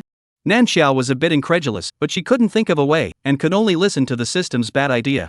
The sky outside was already close to evening. Nan Xiao grabbed her satchel and headed out the door. Originally, she wanted to go straight to the supermarket, but when she passed by the cake store, she suddenly felt a little hungry. Nan Xiao thought about it and took a picture of the cake store and sent it to Qin Shiwan. Nan Xiao, picture. Nan Xiao, brother, I want to eat a cupcake. Qin Shiwan was sitting inside the office of the technical department's employees staring at them doing their work, and the moment he saw Nan Xiao send a message over, the corner of his mouth raised in an arc that was barely visible. Qin Shiwan, transfer 500. Qin Shiwan, buy, brother reimbursement. Nan Xiao gave a small exclamation of surprise. Yay! Omega? Why? System, this method really works. 700 now, $12.99 to go. The system was also surprised for a moment and hurriedly cheered Nan Xiao. Host, go for it. Aha! Nan Xiao nodded cheerfully, and after entering the cake store and buying a cupcake, she went straight to the supermarket, her destination this time. However, what she didn't know was that Qin Shiwan had clicked on the photo she had taken in the past, comparing them to things like time and changes in the angle of light and shadow, and was looking for someone to calculate where she might be. The location calculated this way might not be too accurate. But, isn't there an iconic cake store here? In the age of the internet, there was surveillance everywhere. He didn't believe that if he checked them one by one, he wouldn't be able to find a girlfriend who was secretly hiding. Chapter 114, Internet Dating Choose Me I Cheat Money 14. Supermarket. Nan Xiao picked and chose a full count to make up a 299. Take a picture, find Qin Shiwan's chat box, point to develop and send. Nan Xiao, picture. Nan Xiao, brother, look, I bought a lot of small snacks. Nan Xiao, the full reduction activity here is quite interesting, full 299 minus 38. After sending the message, Nan Xiao stared at the chat box without blinking. 299,299. I'm begging for it.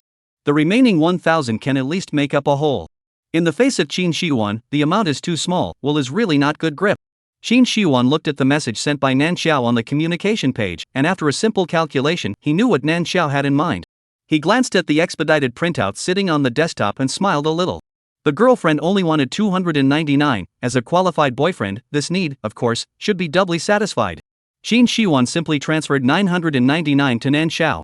Qin Shiwan, baby want to eat what you want to take at random. Qin Shiwan, brother will reimburse you for everything. Nan Xiao looked at the 3 nines and paused for a moment. Nan Xiao. Thank you brother. Qin Shiwan stared at the message she replied to and curled his fingers and tapped on the desktop. Going upwards, he flipped through the records. Last time, there was a Mamma Mia after the transfer, but this time, there was only a thank you. Ha! It didn't matter. He would find the door to personally make up for it. Thinking of this, the smile on Qin Shiwan's face became a little weird. Holy, old Qin. Who's so unlucky to be in your thoughts this time? Smiling so creepily. When Shang Jinan heard that Qin Shiwan was at the company, he was afraid that he was up to something again and rushed over. As soon as he approached, he saw the smile on Qin Shiwan's face. He shook the goosebumps on his body and shouted at the top of his voice. In the next second, he met Qin Shiwan's dark and icy eyes that looked over. Shang Jinan paused for a moment and sked lightly. Raising his feet towards Qin Shiwan, he playfully said, "Looking at me like that, I'm so scared. Oh. I'm more curious as to who was being targeted by you this time." Qin Shiwan didn't move to cover the information on the desktop and said as if nothing had happened, "What are you doing over here?" Shang Jinan pulled a chair beside Qin Shiwan and sat down, looking him up and down several times. Qin Shiwan frowned before Shang Jinan smiled and spoke. "What can I do? Just heard that you're at the company, so I came over to take a look as well." Qin Shiwan didn't say a word, his eyes staring at him with a deep light. Shang Jinan wasn't afraid, and even casually took a cup and played with it in his hand as he continued. "You know, last time, the technical department was tossed around by you and stayed up all night adding a marriage system to the game. I came over, but I came to sympathize with the employees and prevent being overexploited by you." Qin Shiwan blankly glanced at Shang Jinan. All grew up together, how many of his hard eyes can he not know? Qin Shiwan opened his mouth with some impatience. "There is something to say, there is nothing to say, don't disturb me from doing my business." "Business? What business?" Shang Jinan spared a glance at Qin Shiwan. "Oh. It's the marriage system and checking people again. You kid, is this really finding me a younger sibling back in the game?" Qin Shiwan didn't retort. Shang Jinan had a rare look on his face. The world channels in the game are all spreading the rumor that the original ranking master is a pervert who specializes in catching and chopping whoever he likes. Tisk, tisk. So it's not a rumor? Shang Jinan's eyes were amazingly bright, with gossip written all over his face. Qin Shiwan. He gave Shang Jinan a warning glance. Shang Jinan skimmed his mouth, but he didn't continue to hold on to it. "All right. Actually, it's not nothing that I came over to find you. Nanshan came to the capital city side to talk about cooperation. I made an appointment with him to meet at the Star and Moon Club. I haven't seen you for so long, are you going or not?" While Shang Jinan was speaking, Qin Shiwan had already picked up the information and was ready to go. "But, Nanshan?" Qin Shiwan looked at Shang Jinan with a pair of sunken eyes. Shang Jinan paused for a moment, surprised. "No? Don't tell me you don't remember who Nanshan is? Back when I was in school, the three of us cooperated in a competition for a project, and I remember that the two of you were on pretty good terms at the time." "No, of course I remember." Qin Shiwan reached out and rubbed the paper in his hand. His future great-uncle. How could he not know? Rather, it was because Shang Jinan didn't mention it, and he had too many things going on over the years that he almost forgot about him, a good classmate from college. "Star and Moon Clubhouse, right? I'll go together." Hearing this, Shang Jinan gave Qin Shiwan a strange look. "You've changed your nature? You never went to the clubhouse before, but you agreed today when I mentioned it?" Qin Shiwan cast a sidelong glance at Shang Jinan and was already taking his things and heading out. "Are you leaving or not?" Shang Jinan. "Go. Serve the living father. Can't even ask a question. System, what to do, to more or less still short of 300. Nanxiao poked Qin Shiwan's avatar and sighed quietly. The system encouraged. "Host, you're already doing well. It's only been a day, and the task is almost complete. The remaining 300 is not urgent, you just need to cheat casually, the male lead side is very easy to get to." "Is that so?" Nanxiao asked back with little confidence. She felt that the male lead was a little too easy to trick. Putting aside the $30 million from before, she had cheated her way to more than 1,000 in just one day today. She had just graduated and was only working for 3,000 a month. This money is really a bit hot to hold off. Nanxiao opened her mouth with some apprehension. "System, why don't I send the male lead a little bit of top quality De Hong robe over?" The system paused for a moment and pacified. "Host, just gather 2 leaves from the tea tree and send them over. You are here to cheat money, not really here to sell tea." Nanxiao, She sweatily scratched her face and said the same thing. Nanxiao instantly dismissed that thought. She was just about to put the communicator down to calm herself down. With 2 beeps, 2 more messages popped up on the communicator page. Clicking on them, it was her brother, Nanshan. "Nanshan, locating the capital city. Nanshan, little sister has anything she wants, brother will bring it to you." Nanxiao thought for a moment and typed. "Nanxiao, wanting specialties from the capital city, my dear brother." In the Star and Moon Clubhouse, Nanshan stared at the message sent by Nanxiao for several moments and couldn't help but let out a giggle. He was out on a business trip and hadn't seen his little sister in a while. Was little sister pampering him?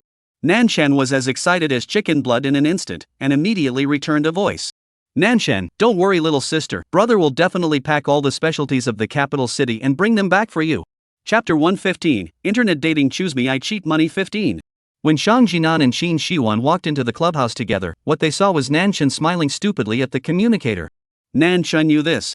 Smiling like you have no talent, you're not in love too, are you? Shang Jinan sat next to Nan Chen's position and asked with a surprised face. Qin Shihuan settled down on the single sofa on the other side, a pair of eyes also looking at Nan Chen.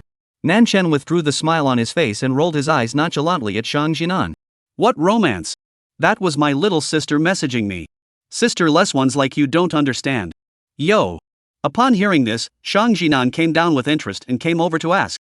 Your kid has been showing off that you have a younger sister when you were in college. This has been graduated for several years in old Qin and I haven't had the chance to see it. What did the sister send you? Let me see. Saying that, Shang Jinan's eyes flicked towards Nan Chen's communicator. Look, my sister sent me a message, what are you looking at? Nan Chen put the communicator away without any good humor. In order to prevent Shang Jinan from sneaking up on him, he also directly got up and changed his position, sitting on the single sofa next to Qin Shihuan. Shang Jinan sked, one person hogging a large sofa, and immediately crossed his legs and leaned on the sofa. Haven't seen you for so long, you're still just as fried as ever at the mention of your sister. Tell me, what is the sister looking for you for? Old Qin and I might be able to do something for you. Right, old Qin? Shang Jinan turned his gaze to Qin Shihuan. Unexpectedly, Qin Shihuan nodded along.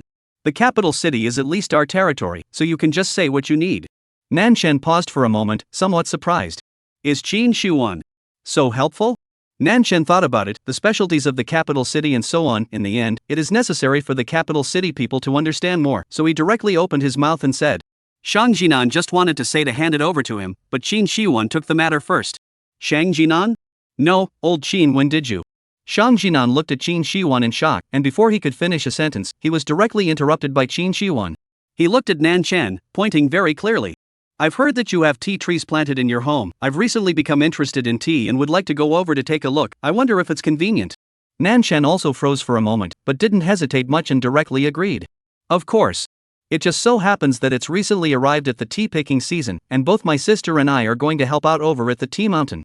If you guys are interested, you can all follow along and go over to take a look. The smile on Qin Shihuan's face deepened. That's good. Shang Jinan looked at the extraordinarily perverse Qin Shihuan and silently raised his hand. So what, I'll go too. 10 o'clock at night. Nan Xiao was lying on her bed as usual, ready to watch the drama. While watching happily, the communicator rang. She didn't even need to guess, the one who sent her a message at this hour was no one else but Qin Shihuan. As expected, when she clicked on it, Qin Shihuan's message popped up. Qin Shihuan, picture. Qin Shihuan, just got back from a get-together with two friends, no heterosexuals. Qin Shihuan, what is the girlfriend doing? Why don't you send me a message? Seeing the last message, Nan Xiao was a little bit vain. After she gleaned two sums of money from Qin Shihuan today, she briefly had a bad conscience and cast him aside. Every time she chatted with Qin Shihuan, it took a lot of effort. Nan Xiao subconsciously didn't want to chat more with Qin Shihuan. But she thought about the remaining 300, and still barely managed to get her spirits up. The male lead still has to be perfunctory. Nan Xiao, sorry brother, I was busy before. The message was just sent out and the moment it showed read, Qin Shihuan's voice communication popped up. Nan Xiao paused for a moment, not quite picking up, but still dawdled and clicked connect. Qin Shihuan's hologram instantly popped out, and his side unilaterally turned the camera on. He seemed to have just gotten out of the shower, wearing a bathrobe with water still dripping down from the ends of his hair. His facial lines were still cold and hard, and his eyes were dark and heavy. Busy? Busy with what? Qin Shihuan raised an eyebrow, his face was soothing all over, he looked to be in a good mood. The position of the chest revealed a large area of skin, the lines were full, and there were still beads of water hanging. Nan Xiao's eyes fluttered for a split second, stammering, and for a moment, she couldn't think of a reasonable reason to deal with Qin Shihuan. Qin Shihuan snorted a laugh, but his face did not look half angry. Still busy selling tea? Upon hearing this, Nan Xiao faked a couple of laughs. Yeah, brother, how do you know? Qin Shihuan laughed softly with an unknown meaning. Ha! Brother felt that his girlfriend was too tired, so he specially looked it up and wanted to come and help his girlfriend. What does the girlfriend think? The radar in Nan Xiao's brain stood up for a moment. What is brother talking about? Is brother wanting to know what I'm doing where I am, afraid I'll lie to brother?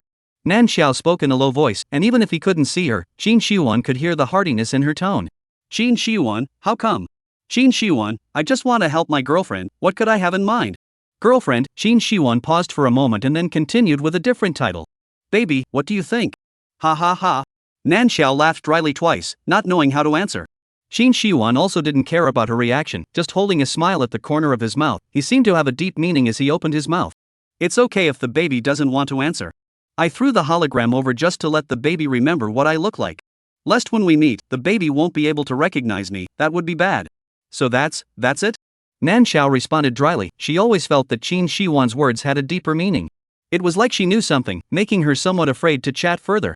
Brother, it's getting late, I'm going to rest, so I'll leave it at that. Nan Xiao quickly said 2 sentences, not waiting for Qin Shi Huan to speak. She directly hung up the communication. Nan Xiao was a bit flustered and called out the system.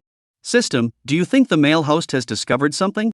Don't panic, host, I encrypted your location. Even if the male lead found out something, it's impossible for him to find out where you are. There are still $300 left, let's work a little harder, if not, change your vest and come back. Nan Xiao responded with a good answer. But her heart was still a little anxious.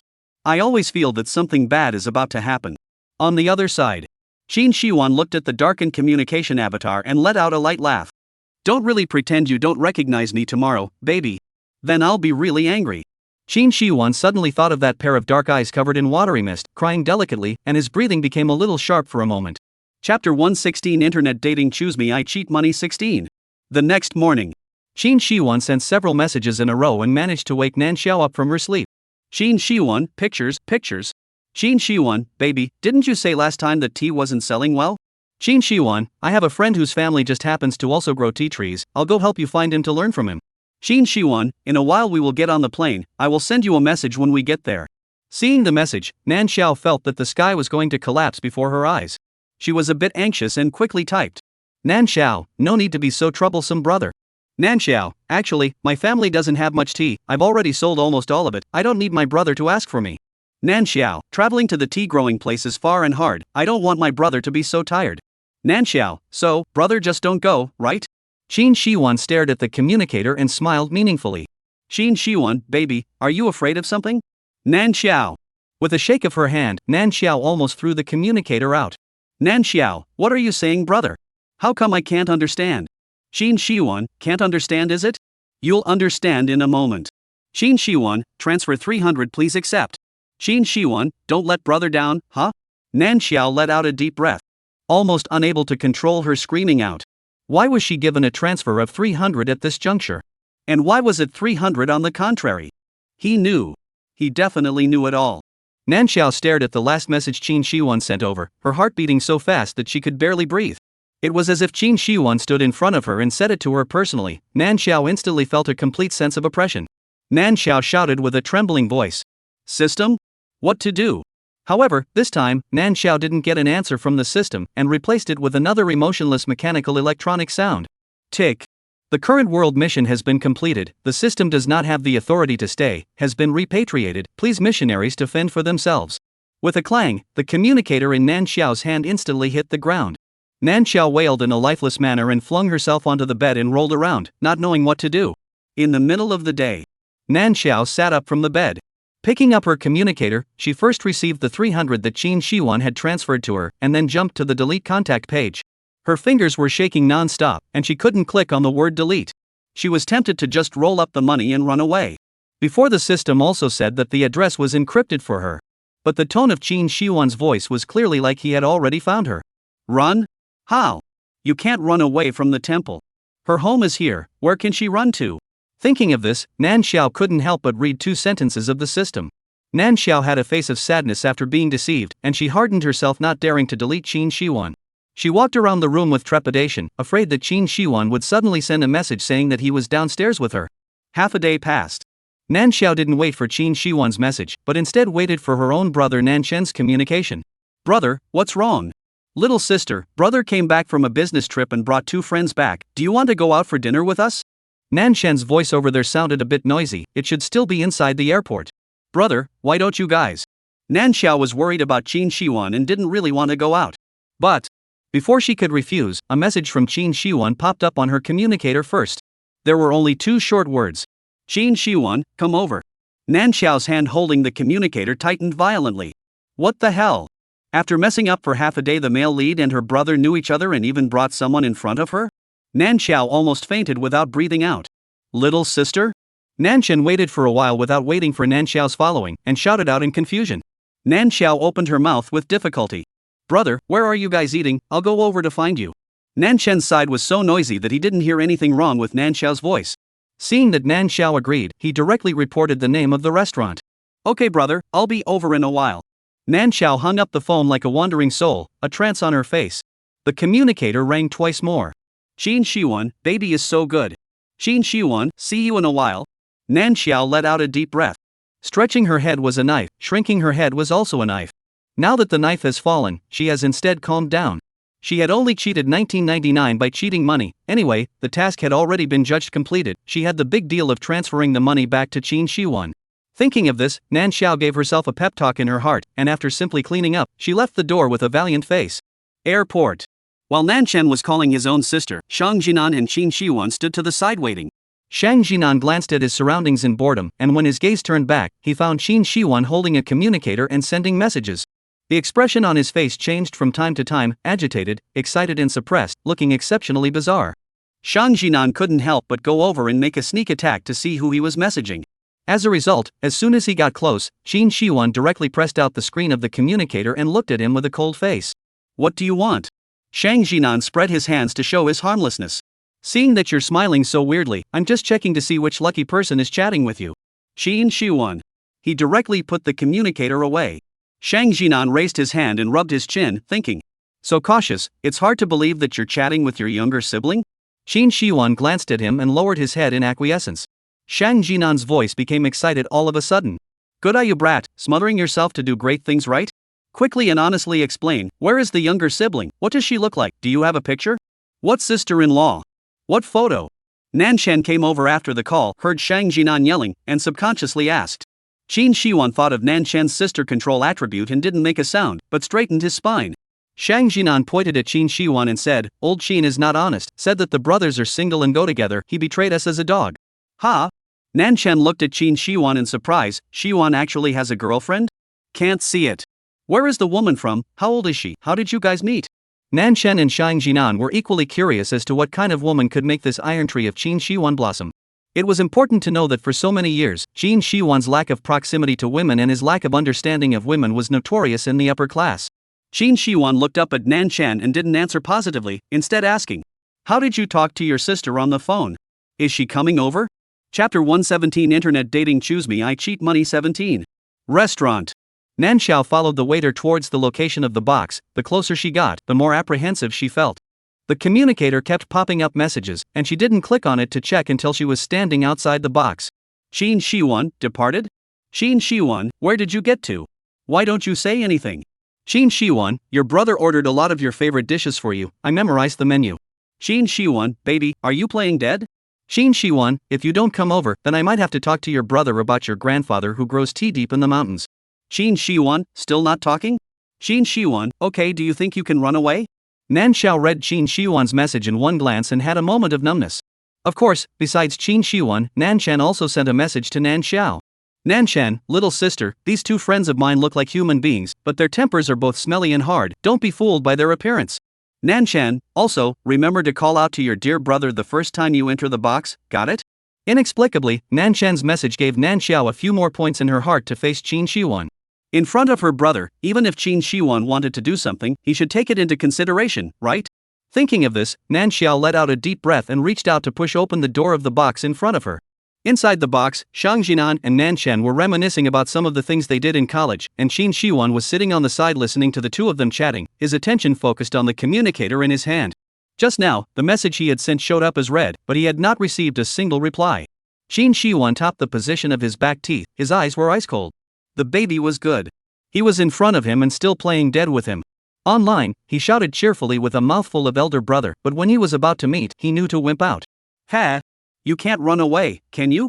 Qin Shiwan was planning hundreds of ways to catch the person back in his head, and at that moment, the sound of pushing came from the doorway.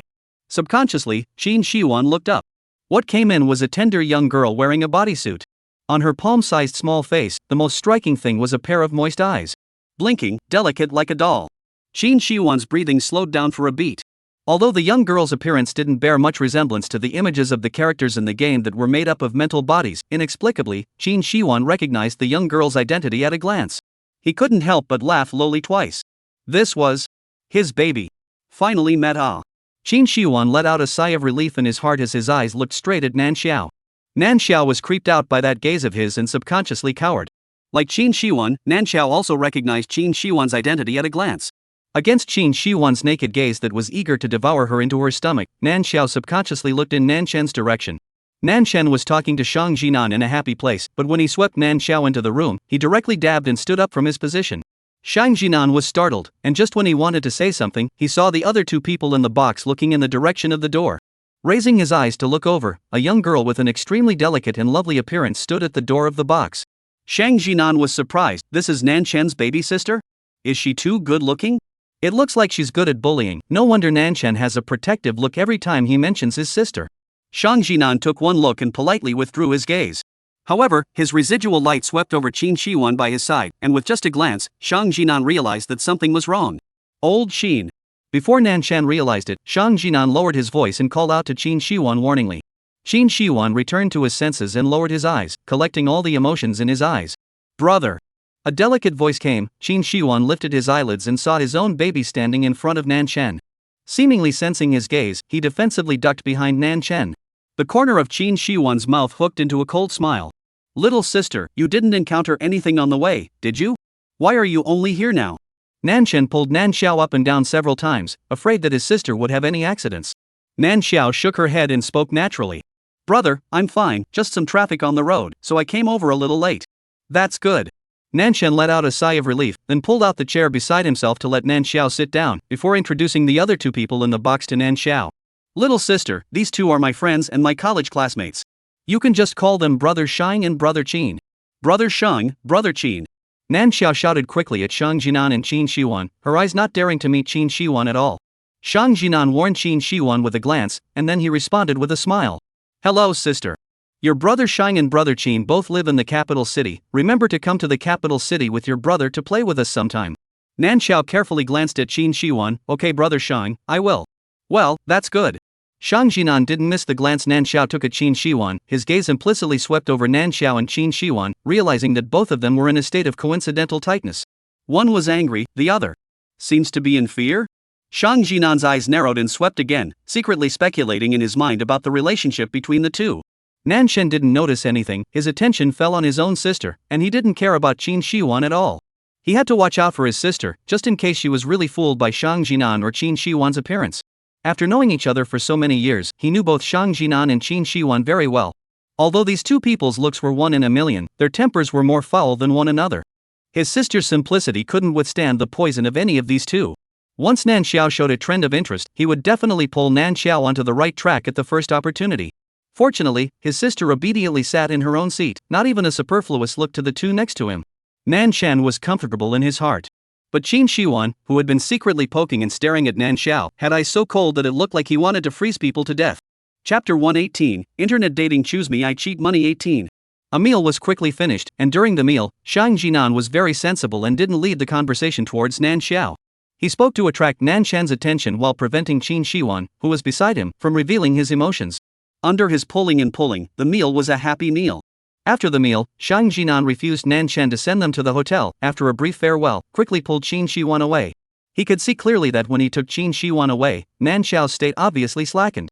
Hiss. Things were big. There was definitely something going on between these two. If Nan Chen knew that his sister had been abducted by Qin Shiwan, then the consequences were something he simply didn't dare to think about. What's so urgent, walking so fast? Nan Chen looked at Shang Jinan and Qin Shiwan's back as they hurriedly left in confusion, but did not notice Nan Xiao beside him with an expression of obvious relief. She also thought that today was finished. After dinner, it was not too early. Nan Chen directly drove Nan Xiao back to the residence. On the way, he didn't forget to give an earful of advice. Little sister, you do not look at your Shang brother and Qin brother look like a man. The two of them in the shopping mall is famous for their cunning. A lot of people have suffered losses in their hands. Brother and they barely count as friends, they're things brother basically understand. You do not be deceived by their appearance, no? Especially that Qin Shiwan, he's especially sinister. Don't mess with him, make sure you stay away from him. Nan Xiao. She pulled out a smile that was harder to see than crying and spoke with difficulty. Brother, what if it's already been invoked? What did you say? Nan Chen slammed his foot on the brakes and turned back to look at Nan Xiao with a shocked face. He saw his always well-behaved sister with an expression of wanting to cry or not. Hands were placed in front of her body, stirring non-stop. What do you mean you've already provoked? Who have you provoked? Shang Jinan or Qin Shiwan? Asking 3 questions in a row, Nan Chen's expression crumbled a bit. He couldn't figure it out. His sister had obediently stayed at home after graduation, usually not going out of the door. How could she get involved with someone like Shang Jinan or Qin Shiwan? Nan Xiao lowered her head and weakly said, I played the game and met Qin Shiwan inside the second world. He's now my online love interest, and I even cheated him out of a little money. When it came to cheating money, Nan Xiao had a look of apprehension. After all, this matter was her fault in the first place. Nan Shen couldn't help but widen his eyes. Qin Shiwan? Internet dating? Cheating money? Every word Nan Xiao said, separately Nan Shen could understand it. But combined together, he couldn't understand it. He just traveled for this period of time without being around his sister. How come he came back too? Nan Xiao drove home quickly with what was left of his sanity, and after getting out of the car and entering the door, he sat down shivering in the living room. Nan Xiao sheepishly sat across from him. Nan Shen snapped with a trance-like face, Little sister, what's going on with you guys? Can you tell your brother once again? Nan Xiao hesitated for a moment, but still told the story of how she met Qin Shiwan in the game and lied to the other party about 1999. You said, how much did you cheat? Nan Shen stood up and snapped incredulously. Nan Xiao squirmed a bit, her voice so small that it was almost inaudible. 1999. 1999? Nan Shen was nearly infuriated to the point of heart attack. The volume of his voice lifted up at once. You're having an online relationship with Qin Shiwan just for that 1999? Nan Xiao didn't dare to speak because theoretically, it was. She buried her head low and pretended to be a quail. Ha! Nan Shen laughed back in anger and walked around inside the living room, the anger on his face hard to dispel. He wasn't angry at Nan Xiao for going and cheating, but he was angry at himself. For people of his and Qin Shiwan's class, 1999 wasn't even enough to pay for a meal. On the contrary, his sister, because of this 1999 and Qin Shiwan online love, and Qin Shiwan that dog, may have long ago found out that his sister is his online love, so that's why he proposed to come with him to this side of things. He had to be a half a day's worth of work. In the end, he actually led the wolf into the house, indirectly contributed to the two people to run now? No. Then a fart. His sister looks to be Qin Shiwan that dog thing coaxed, but also counted him in. Nan Shen exhaled deeply and forced himself to calm down. Looking at Nan Xiao sitting on the sofa and meeting his own sister's timid gaze, Nan Shen only felt his fists harden for a moment. He sat back down on the sofa and tried his best to speak calmly to Nan Xiao. Sister. You tell brother completely and in detail about how you met Qin Shiwan in the game and how you fell in love with him online. There was no blame in Nan Shen's tone, what there was endless chagrin. Nan Xiao pursed her lips, her tense body slowly relaxing as if she had something to rely on. The first time I logged into the game, I accidentally smashed Qin Shiwan. Nan Xiao tried her best to pick the important things to say, and Nan Shen listened to the location of his temples jutting out. Being exasperated. He said how could his sister have an online relationship with Qin Shiwan for money? After half a day it was that guy Qin Shiwan who coerced and enticed her. His sister will cheat money, surely is also by Qin Shiwan forced to no way, only to implement a small revenge. His sister how simple cheating money or only dare to cheat this, on the contrary, Qin Shiwan that dog thing, this money also give the stingy search. Ha! Nan Shan laughed coldly in his heart. After holding back the anger in his heart and guiding Nan Xiao, he coaxed Nan Xiao upstairs to rest, then directly turned around and took the car keys out of the door, heading straight to the hotel where Qin Shiwan was staying. On the other side, Shang Jinan pulled Qin Shiwan to a place where there were fewer people and started shelling. Old Qin, tell me honestly, what's going on between you and Nan Shen's sister? It's not like you don't know that Nan Shen is a sister controller, you were just about to have one pair of eyes glued to his sister. If it wasn't for me talking and pulling Nan Shen's attention, Nan Shen's fist might have landed on your face, you know? Also, didn't you admit before that you have a girlfriend? Now it's... Halfway through the last sentence, Shang Jinan suddenly got stuck. He looked at Qin Shiwan, who had a gloomy face, and swallowed his saliva and said, "Don't you tell me that Nan Shen his sister is your girlfriend?" Qin Shiwan coldly swept a glance at Shang Jinan and asked, rhetorically, "Or else? What did you think?" Shang Jinan was silent for a moment, and said quietly, "Then on Nan Shen's side, what are you going to tell him? During dinner, Nan Shen can be all defensive of the two of us. If he knows that you abducted his sister, he's afraid that he'll directly turn against you." Qin Shiwan paused for a moment and said in a deep voice, "I will explain. But I won't let go." He looked towards Shang Jinan, a dark color in his eyes. Shang Jinan choked for a moment. "This is something you should say to Nan Shen." Chapter 119 Internet Dating Choose Me I Cheat 19. After a short exchange, Qin Shiwan and Shang Jinan returned to the hotel where they had booked to stay. After washing up, Qin Shiwan took out his communicator and started sending messages to Nan Xiao. "Qin Shiwan, baby, you didn't call out to me today, and you're pretending you don't recognize me. Qin Shiwan, you didn't take the initiative to send me a message even after you went back. Qin Shiwan, baby, I'm a bit angry that you're like this. Qin Shiwan, why don't you say anything again? I know you're watching. Room. Nan Xiao shivered and was busy putting the communicator down. The next second, the communicator vibrated violently. Tick-tock. Qin Shiwan sent a video request over, and with it, 2 messages popped up on the communicator. Qin Shiwan, answer the video phone. Qin Shiwan, or I'll come to you. Nan Xiao had no choice but to let out a deep breath and connect the video message. Qin Shiwan's hologram popped up instantly. He was standing on the balcony of the hotel, the light behind him shining from behind the room, causing his entire face to be trapped inside the shadows. Inexplicably, it was colored with a few points of loneliness. Qin Shiwan looked at the hologram of Nan Xiao that popped up on his communicator, and the corners of his mouth were positioned with a cold smile. Baby. Pretending not to recognize me, huh? His voice was extremely cold, and the moment he opened his mouth, Nan Xiao felt a heavy sense of oppression. Nan Xiao opened her mouth and subconsciously wanted to defend herself. Steeply remembering Nan Chen, her eyes flashed, moving away from Qin Shiwan's face and looking elsewhere. His tone fluttered, and he opened his mouth with a not-so-substantial undercurrent. I'll talk to you. I've already told my brother what happened. You can't talk to scare me anymore because my brother might have already gone out to look for you. Besides, I'll give you your money back, and our online romance doesn't count. Nan Xiao finished her words with a flourish, not daring to look at Qin Shiwan's face at all. Ha! Qin Shiwan laughed out coldly. Doesn't count? Today is when the King of Heaven comes. You're still my girlfriend. You promised in person, you have to recognize it even if you don't. Qin Shiwan finished word for word, his gaze locked onto Nan Xiao. As if he thought of something, the expression on his face slowed down again. Baby, I was guarding against this hand of yours before I purposely found someone to check on you. Dare to do it, not dare to admit it, and still want to get rid of me? Perhaps, baby, you should ask your brother what kind of person I am. Qin Shiwan spoke nonchalantly, admiring the constantly changing expression on Nan Xiao's face. Then he opened his mouth. And baby, you only know that net cheating less than 2,000 is not criminalized, but if I insist on pursuing this, guess if I can send you in? You. Nan Xiao was so angry that her chest rose and fell violently, pointing at Qin Shiwan, unable to speak. What does the baby want to say? Qin Shiwan slowly asked back, a few teasing emotions in his voice. Nan Xiao's mouth moved, half unable to say a word. Favoring her this time, Qin Shiwan didn't let her go and continued to pursue the question. Why isn't the baby talking? Thinking about whether to be my girlfriend or be sent in by me? Nan Xiao's face puffed up with anger, breathing heavily, with a look of daring to speak. Qin Shiwan laughed. The game of the higher-ups, he was always the winner. He raised his eyebrows and looked at Nan Xiao. Then now, it's your turn to make a choice, baby.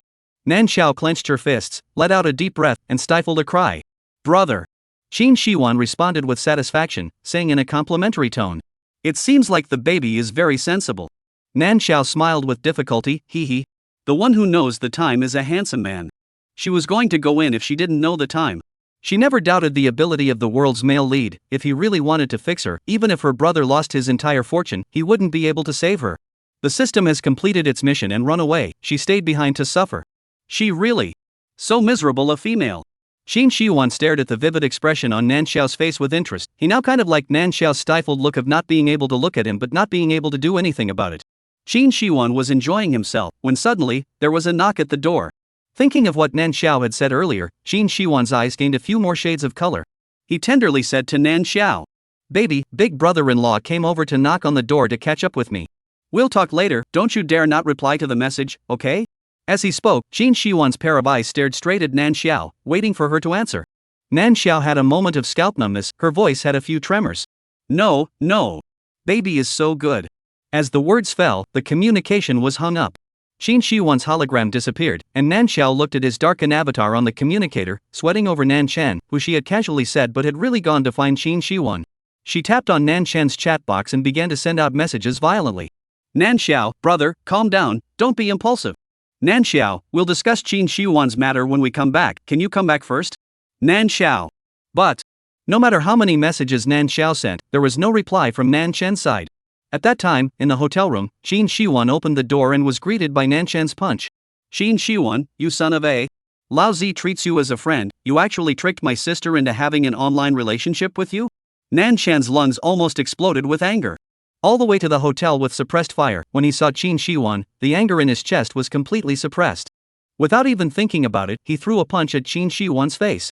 Qin Shiwan instinctively wanted to dodge, but hardened his instincts and took a punch from Nan Chen. Nan Chen used 10% of his strength, and his fist hit his face painfully, but Qin Shiwan's face didn't change a bit. Angry Nan Chen threw up his fist and greeted his face several times. Qin Shiwan took it all. At the end of the fight, Nan Chen looked at the bruises on his face, and finally suppressed his anger and stopped. Nan Shan uttered a warning. Qin Shiwan, my sister is simply good at bullying, I am not. This is the end of the matter between you two, don't try to pester my sister. Qin Shiwan let out a light snort as he wiped away the blood at the corner of his mouth. Looking at Nan Shan, in his eyes was a snobbery towards Nan Xiao. If I didn't pester, I wouldn't have stood stupidly and taken this beating from you. You!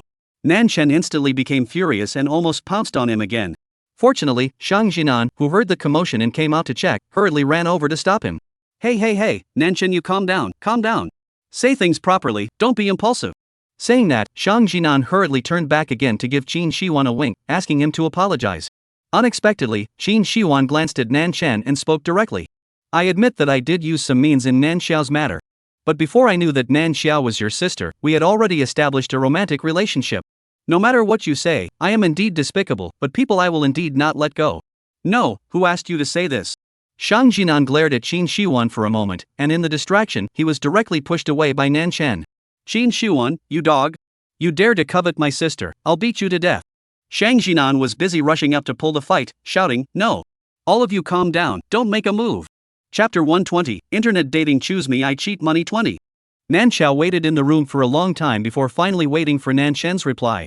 Nan Shan, little sister, don't worry, brother has a measure. It's weird that Nan Xiao isn't worried. Clicking on Nan Shan's avatar, she sent a video request over. Tick-tock. Nan Shan's hologram popped up. The background was in a hotel room. Little sister, what's wrong? Nan Shan stood in the corner of the room and lowered his voice to inquire. Inexplicably, he had the appearance of being a thief. Nan Xiao's heart tightened. Hearing that something had happened to Nan Shan, she hurriedly asked. Brother, are you alright? Nan Shan touched his nose. What can I have? Then you. Nan Xiao just wanted to inquire. On the other end of the communicator, Nan Shan didn't know what he saw. His eyes instantly became sharp. Wait, little sister. There's something waiting for brother to come back tomorrow. Right now brother still has to deal with something. Nan Shan quickly finished speaking and hung up the communication. The voice was hateful, like he was fist pumping to go do something big. Brother! Nan Xiao shouted, but Nan Shan's hologram directly disappeared. Looking at Nan Shan's darkened avatar, Nan Xiao's heart lifted. There won't really be anything wrong, right? On the other side. When Nan Shan saw Qin Shiwan walk over, he immediately hung up the video message with Nan Xiao. Qin Shiwan glanced at him and said in a calm voice. Is there anything you still need to guard against me when you're video communicating with my girlfriend? Nan Shan snorted coldly, what's your girlfriend? Don't speak too soon, although we made a pact, it's not certain if my sister will choose you in the end. Ha! Is that so? Qin Shiwan let out a light laugh, looked at Nan Shan, and said in a single word. Then we'll wait and see as agreed. The two people glanced at each other, sparks erupting around them. Shang Jinan stood not far away and interjected slyly, talking is talking, fooling around is fooling around, but don't make another move. I don't want to catch both of your fists while pulling another fight. The day passed quickly. At 8 o'clock in the morning, a loud noise came from downstairs. Nan Xiao hadn't been sleeping very soundly, and as soon as she heard the noise, she hurriedly got up and flew downstairs. Nan Shan had just put breakfast on the dining table when Nan Xiao hurriedly ran to him. Tilting his face, he looked at him with eyes full of worry. Brother, you're finally back. Nan Shan only felt softness at his heart. Raising his hand to rub the top of Nan Xiao's plush hair, he said in a warm voice. Didn't I say not to worry? Your brother, I'm so powerful, what could happen? But... Nan Xiao's mouth moved, and before the words could be uttered, Nan Shan interrupted first. Don't but. Sit down and eat first, you eat while listening to me. Nan Xiao responded naively. Okay, brother. She had just sat down when a spoon was shoved into Nan Shan's hand. A bowl of seafood congee was put in front of her, and Nan Xiao subconsciously took a sip with the spoon. While drinking the congee, she gazed at Nan Shan with her eyes, obediently waiting for his next words. Looking at his own sister's well-behaved appearance, Nan Shan couldn't help but curse Qin Shiwan, this dog, in his heart again. His sister was good and soft, how on earth did Qin Shiwan dare to lay his hands on her? It was tempting to urge his sister to stay away from Qin Shiwan, but Qin Shiwan actually used the entire Qin family to make an agreement with him. He does not interfere with the two normal online dating. Qin Shiwan also do not back to Nan Xiao Black Hand. Nan Shan also has no way. The development of the South family is not as good as the Qin family. Can maintain the relationship between Nan Xiao and Qin Shiwan on the internet is now the best situation. He beat up Qin Shiwan first, and made a pact afterward. On the surface it looked like the Nan family had taken advantage, but Nan Shan was vomiting to death in his heart. Thinking of this, the expression on Nan Shan's face was unpleasant. The scheming Qin Shiwan, he puked. Nan Shan cursed in his heart and met Nan Xiao's worried gaze, but he still had to rack his brain to find a way to keep the matter of his sister's online love affair with Qin Shiwan in place, or else he wouldn't be able to do anything about it if he woke up one day and found out that his sister had been taken away. Nan Shen exhaled deeply and spoke with deliberation.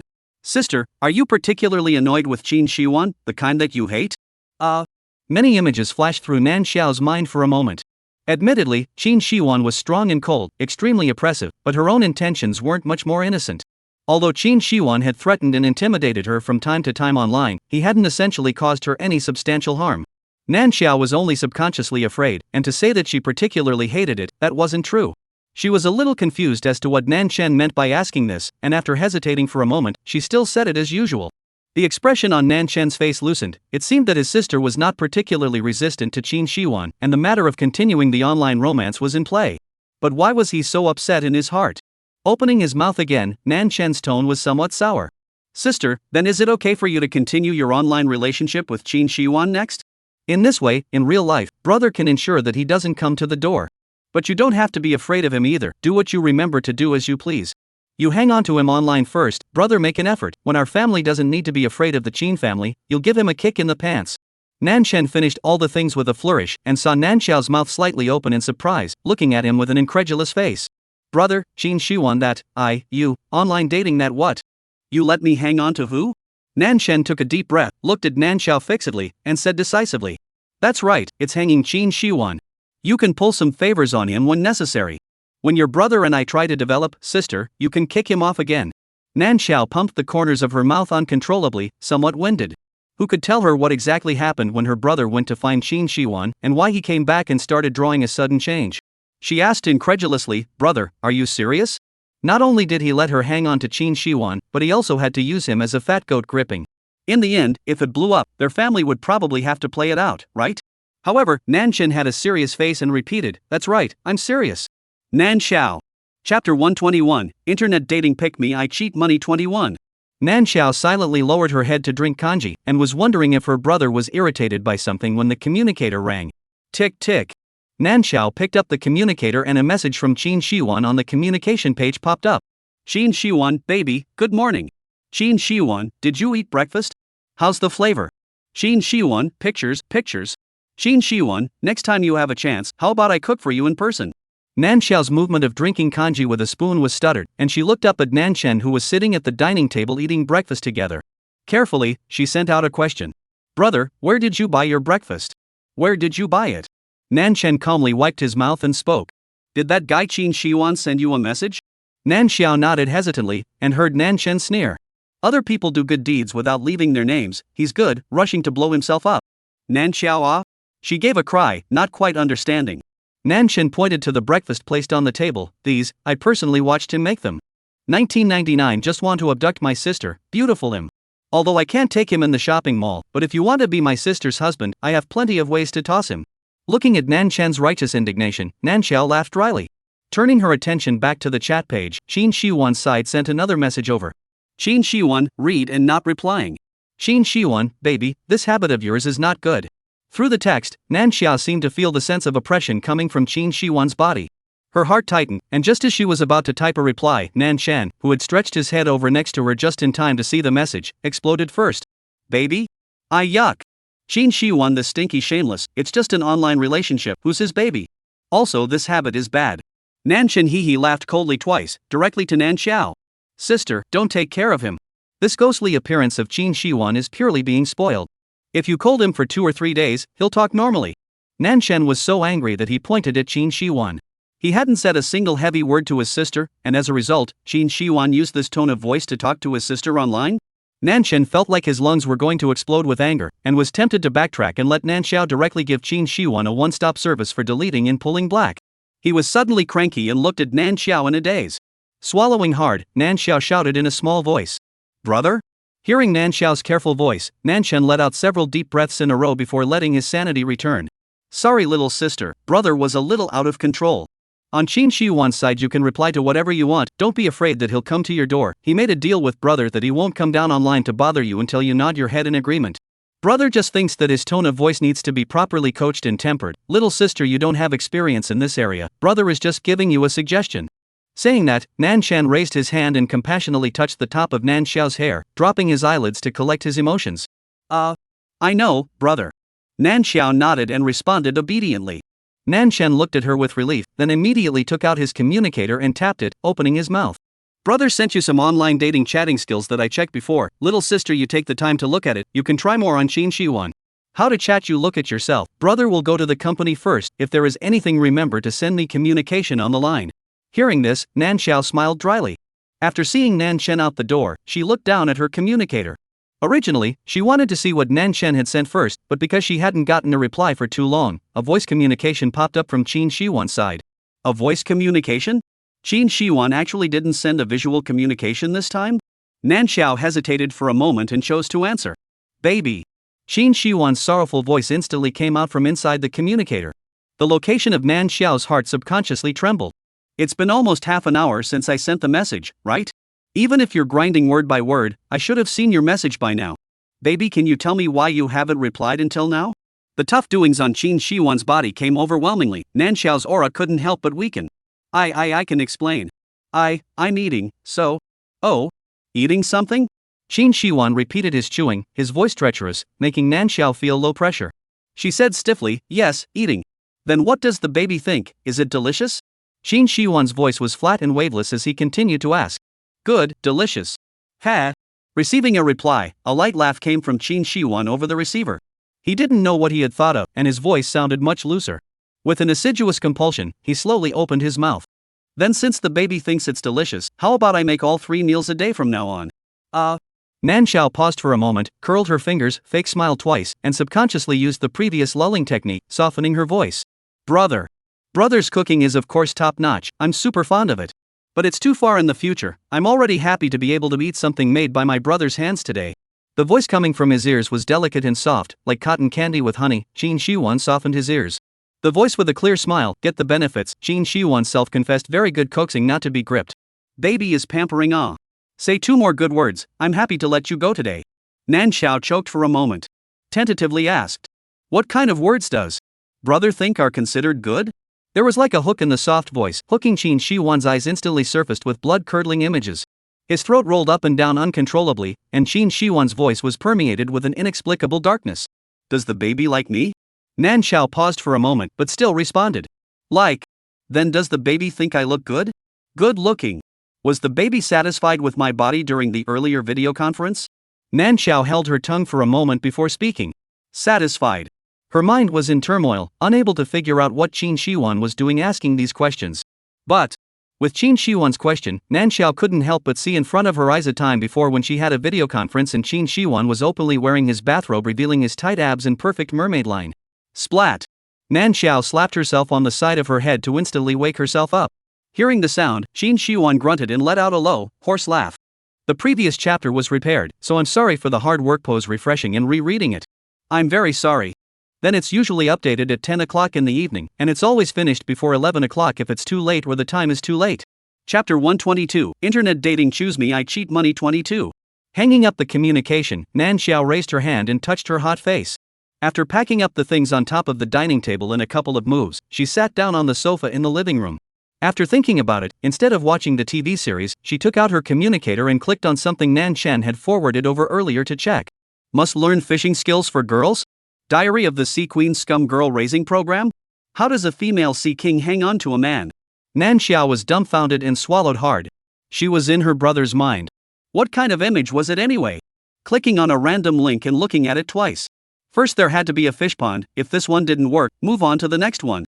Secondly, chatting should be wanting to escape, wanting to refuse to welcome, so that the other party can see the hope, but cannot catch the hope. Finally, it is necessary to be able to draw a cake, and it is best to cultivate into a top PUA master. Nan Xiao forked off the link and took a deep breath. Her brother had asked her to use these routines on Chin Shiwan, fearing that he didn't want her to live a long life. A fish pond?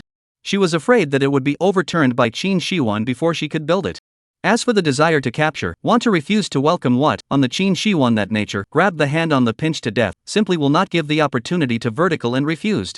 There is also the drawing of cakes, PUA what? Nan Xiao think Chin Shiwan own set of logic theory, the main one listen to listen, do to do, both sides are not wrong. Alas. Nan Xiao sighed with a tired heart. Her brother sent her these, but also too much to look up to her.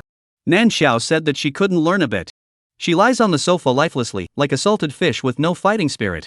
Just as Nan Xiao was posing for a while, the hypnotic communicator rang. Tick-tock. Chin Shiwan, baby, enter the game.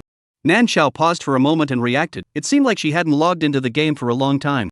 That being said, after such a long time, she had only gone to think of ways to block Qin Shiwan in the game, and hadn't even played the second world properly. Thinking of this, Nan Xiao rolled over and sat up from the sofa. No way. The quests had all been dusted off. The game she hadn't seriously played once.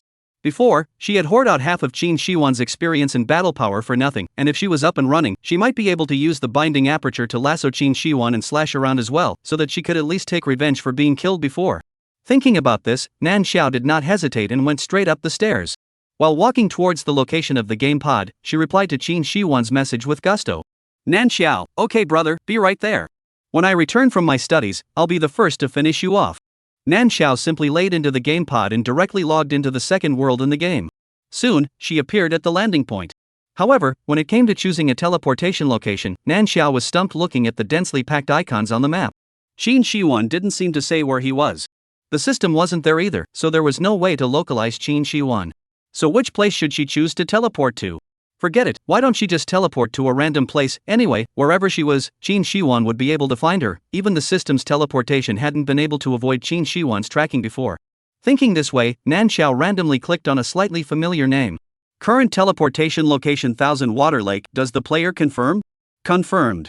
The familiar white light lit up. Nan Xiao only felt a blur before her eyes, and when she opened her eyes again, she realized that she was standing by the 1000 Water Lake. The calm surface of the lake reflected Nan Xiao's figure. Nan Xiao reached out and stirred the image apart. What is the baby doing? A familiar voice came from behind her. Qin Shiwan had teleported over at some point. Not doing anything, ha. Nan Xiao retracted her hand and shook off the water droplets on her hand as if nothing had happened. Could she say that it was because she wasn't satisfied with her current characterization and didn't want to see it at all? She actually seriously suspected that before she fell from the sky and smashed Qin Shiwan to death, and then Qin Shiwan repeatedly told her to run and cackle, it was because of this characterization of her. After all, it seems to be really soft and cute and good to bully. Qin Shiwan also didn't know if he believed it or not, smiled, tapped on the character panel in front of him, and looked at Nan Xiao and said, "Baby, bring up the character panel, add a game friend?" Yes, after determining the online relationship, Nan Xiao was not logging into the game. Until now, she and Qin Shiwan were not game friends. The two people who were not game friends, inside the huge game map, they could meet each other every time. It had to be said that both sides had high technology. But Nan Xiao silently glanced at the panel in front of Qin Shiwan and scratched in front of him like him. Nothing appeared. Showing an embarrassed face, Nan Xiao herself had almost forgotten that she was a rookie who had skipped the game guide and the rookie village to directly airborne and smashed into Qin Shiwan's head. When there was a system around, it was still possible to get the system to help guide her. Now, Nan Xiao quietly glanced at Qin Shiwan and carefully said, "How do I call up the character panel, and how do I add my game friends?" Qin Shiwan paused for a moment, his narrow eyes instantly narrowing. Baby doesn't know how to adjust the character panel? Nan Xiao also knew that she who knew nothing was a huge bug in the game world for Qin Shiwan. The second world was set up so tightly that no player could enter directly without guidance, and those who had been guided wouldn't be ignorant of how to jump through panels and activate skills. Nan Xiao picked at her fingers and also realized that she had neglected to do this. Lowering her head, she didn't dare to speak for fear that Qin Shiwan would ask her why. The baby is still really an unexpected surprise. Qin Shiwan opened his mouth to Nan Xiao with deep meaning. Thankfully, he didn't plumb the depths of the problem by asking questions, but instead directly circled Nan Xiao's persona in his arms from behind and held her hand to operate it. Because this required the consciousness of a spiritual body to operate, when guided, Qin Shiwan's consciousness naturally stuck with Nan Xiao. Nan Xiao had the uncomfortable feeling of being wrapped in layers of something for a moment, but it quickly dissolved back into one, allowing her to feel nothing. The corners of Qin Shiwan's mouth lifted up a few times. After calling up the character panel, he smoothly added game friends with Nan Xiao. Then, raising his hand and tapping into each of the two panels, the originally translucent panels instantly transformed into a festive scene decked out in red silks and fluttering ribbons. The hologram of a white-haired, silver-bearded, kindly-looking old man popped out. "I am the god of red joy, who appeared upon sensing the abject call of the two players. I hereby grant a heavenly destiny to help the two of you tie the knot. Do you two wish to be married, to follow each other in life and death, and never leave each other?" As the words fell, a piece of pop-up window popped up, with the options of agree and decline written on it. Chapter 123, Internet Dating. Choose me. I'll cheat. 23. Nan Xiao's eyes widened, and her mind abruptly recalled what Qin Shiwan had said about the marriage system earlier. She subconsciously wanted to draw her hand back. But Qin Shiwan's hand gripped her tightly like an iron vice at the critical moment. Taking her hand, she unquestioningly clicked on agree. Qin Shiwan, what are you doing? Let go. Nan Xiao shouted out and began to struggle desperately. However, Qin Shihuan circled her entire body into his arms, blocking her airtight. No matter how much Nan Xiao struggled, her hand was still brought down by Qin Shihuan to agree. The red happiness god's face blossomed into a big smile and spoke to the two of them again. Congratulations to the two of you for passing the test of the god of red happiness and becoming the first pair of players to be married in this game. May the two of you be in love from now on and love each other for the rest of your lives. After saying that, the hologram of the red joy god disappeared, and a red thread extended out from the panel, with each end tied to the interlocking hands of Qin Shihuan and Nan Xiao. On the character panel, there was an instant change behind the nicknames of the two. Xin Sure partner, follow me online love. Follow me online love partner, Xin Sure. Nan Xiao was held without resistance the entire time, and her eyes nearly glazed over as she watched the changes on the panel. Qin Shihuan, are you doing this on purpose? Qin Shihuan leaned down close to Nan Xiao, compressing the distance between them to the extreme. He pressed against Nan Xiao's neck, a deep color of infatuation hidden under his eyes, and said in a mute voice, "Baby, this isn't entirely my pot. I only submitted the application for you, but I didn't expect that the marriage system actually did rule that it passed." What do you mean? Nan Xiao turned her head to look at Qin Shihuan. The distance was too close and her lips touched Qin Shihuan's face at once. Qin Shihuan instantly encircled the person in his arms more tightly, the color in his eyes obscure and unpredictable. A feeling of excited wariness that rose from the depths of his soul suddenly struck him, and Qin Shihuan felt that his spiritual body was galvanized. This was still just the contact of the spiritual body. If he were to be replaced by a real person, Qin Shihuan didn't dare to imagine what kind of excitement he would lose his temper. The moment her lips touched, Nan Xiao's heart also inexplicably beat violently. She tilted her head back with some discomfort, subconsciously wanting to avoid this intimate contact with Qin Shihuan. However, when she tilted back, Qin Shihuan followed and came over. The distance was so close that as long as she tilted her head slightly, she would kiss Qin Shihuan. Nan Xiao held her breath. Qin Shihuan's voice carried an indescribably pleasant aura as he explained. The marriage system's algorithm is independent of the second world. In order to pass the marriage system's judgment, there is an additional review in addition to meeting the basic conditions. Based on the mental body analyzing the emotions of the two applicants and determining that they are interested in each other, only then can they pass the final determination. This is something I purposely found someone to do. Does the baby think I'm awesome? Qin Shihuan's original plan was to take Nan Xiao to other parts of the game map to make a break for it, and wait for Nan Xiao's emotions to have enough stimulation before submitting the application. However, Nan Xiao had mistakenly given him the opportunity to control the character panel, and Qin Shihuan utilized it without even thinking about it. What he wanted was just a test anyway. If it didn't work out, he still had a plan B, C, D, E. However, he succeeded. This showed that his baby wasn't without a little reaction to him. At the very least, there was a little spark. Qin Shihuan had never been so happy. He wanted to kiss Nan Xiao on the face regardless, but he held back. A character image made up of a pro spirit body could not be as conscious as a pro body. In case he acted too violently in waves now, and directly scared the person away, then it would not be worth it. Qin Shihuan unabashedly showed his covetousness for Nan Xiao, his lust getting heavier and heavier one at a time, as if he had already reached the point of incorrigibility. The first time. His good baby, he thought. He would not be able to resist breaking it. Nan Xiao didn't notice the treacherous look in Qin Shihuan's eyes, and after hearing Qin Shihuan's explanation, her brain went completely down. What did it mean to make sure that they were interested in each other before passing the final judgment? She was interested in Qin Shihuan? Nan Xiao was so shocked that her pupils quaked. Ignoring Qin Shihuan's face that came extremely close, she violently turned her head and her lips kissed Qin Shihuan's cheek. Nan Xiao? Her pupils contracted violently, and she saw Qin Shihuan as if he was suddenly stimulated by something. His face flushed, his pupils were lax, and the knot in his throat rolled up and down unconsciously. Nan Xiao's attention unconsciously focused on Qin Shihuan's face. Qin Shihuan, you. Nan Xiao was so nervous that she almost bit her tongue and stumbled over her words.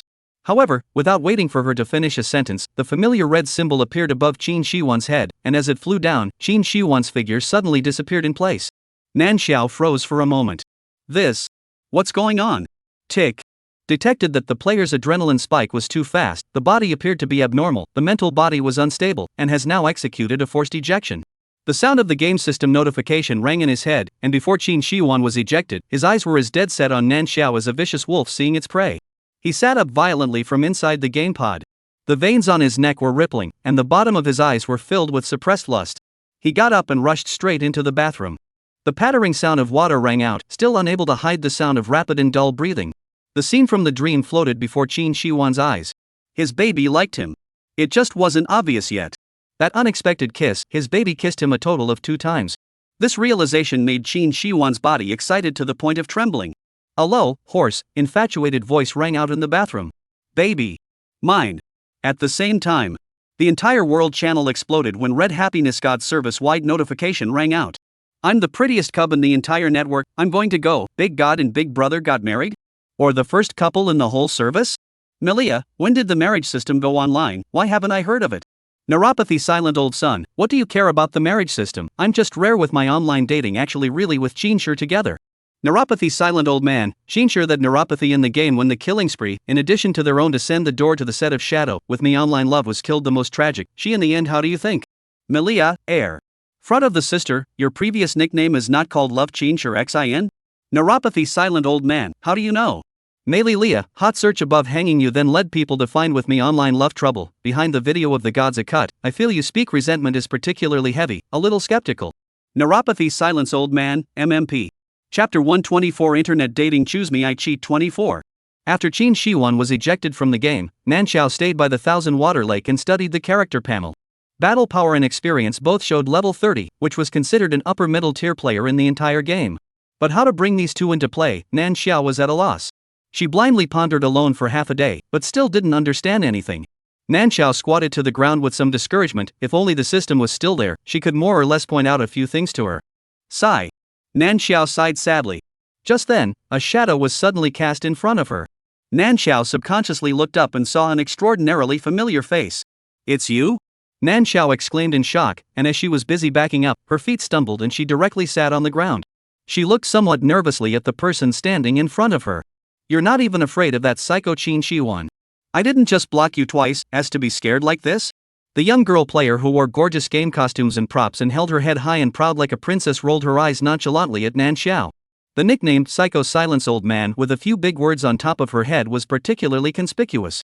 Nanxiao choked for a moment, unable to think of what words to use to reply. She carefully glanced at neurotic silent old man and saw that no malice was shown on her face before she tentatively opened her mouth. What are you looking for me for? As she spoke, Nanxiao couldn't help but glance at the nickname above her head again. She vaguely seemed to remember that at the very beginning, this person's nickname was called Love's Chinsure XAN, which was certified by the system as the hero's little fangirl in the game. How a period of time not seen changed such a name. Noticing Nanxiao's gaze, Liang Yinin snorted coldly and spoke in an unfavorable manner. What's the point of looking at my name? What, very curious. Nanxiao silently. No. There is also best not to let me know. Liang Yinin threatened in a seemingly menacing tone. Then, she scanned Nanxiao up and down twice, thinking of something. The expression on her face was not very good. You're coupled up with Qin Shiwan? Nanxiao nodded hesitantly. The fact that Liang Yinin could directly say Qin Shiwan's name meant that she must have known Qin Shiwan in real life. But looking at this tone, there was always a feeling that the visitor was not good. Liang Yinin looked at Nanxiao with a look of uncertainty, and suddenly had a brainwave and said with hatred, Didn't you get killed by Qin Shiwan so many times before, and you still dare to be with him? Nanxiao opened her mouth and wanted to say that she actually didn't really want to. But, in case this word reached Qin Shiwan's ears, wouldn't she be doomed? Nanxiao closed her mouth numbly. Liang Yinin had been staring at Nanxiao, seeing the expression on her face change several times, obviously loosening up, but not daring to open her mouth. With a flash of light in her head, she suddenly realized. Is it hard to believe, could it be that you were forced by that psychopath Qin Shiwan? As soon as these words came out, Liang Yinin looked like she had convinced herself, not giving Nanxiao the chance to open her mouth at all, and said to herself, I told you, you've been killed by Qin Shiwan so many times before, how can you still be with Qin Shiwan? Thinking about forcing someone into submission, it's really a style that a psychopath can do. Thanks to the fact that I was looking for trouble with you because of him before, it simply pisses me off. Liang Yinin spoke angrily, with a look of fighting for Nanxiao, looking at Nanxiao in a daze. Nanxiao! The corner of her mouth twitched, and she met Liang Yinin's deep gaze, not knowing what to say. When she didn't say anything, Liang Yinin spoke more and more vigorously. Her tone was full of pep talk, a crazy tone of wanting to drag Nanxiao to go and die with Qin Shiwan. Probably a little crazy. Nanxiao laughed dryly and subconsciously moved to the position behind her, a little farther away from Liang Yinin. But Liang Yinin acted as if she didn't notice her dodging, and with an arrow step forward, she took Nanxiao's hand. Looking into her eyes, she looked like she was doing her a favor. Internet dating with me, don't worry, I will help you. Although Qin Shiwan is powerful, he's not to the point where he only has his hands on the sky. It's really too pitiful for you to be forced by him. I don't even dare to think about how much you've actually suffered, but it's okay, as long as you dare to resist, you can definitely escape. Ha! Nanxiao couldn't help but make a shocked sound. She realized that she seemed to be somewhat unable to understand what Liang Yinin was saying. And Nan Xiao's dumbfounded and stunned expression fell in Liang Yinyan's eyes, which was that she was touched beyond words because someone was helping.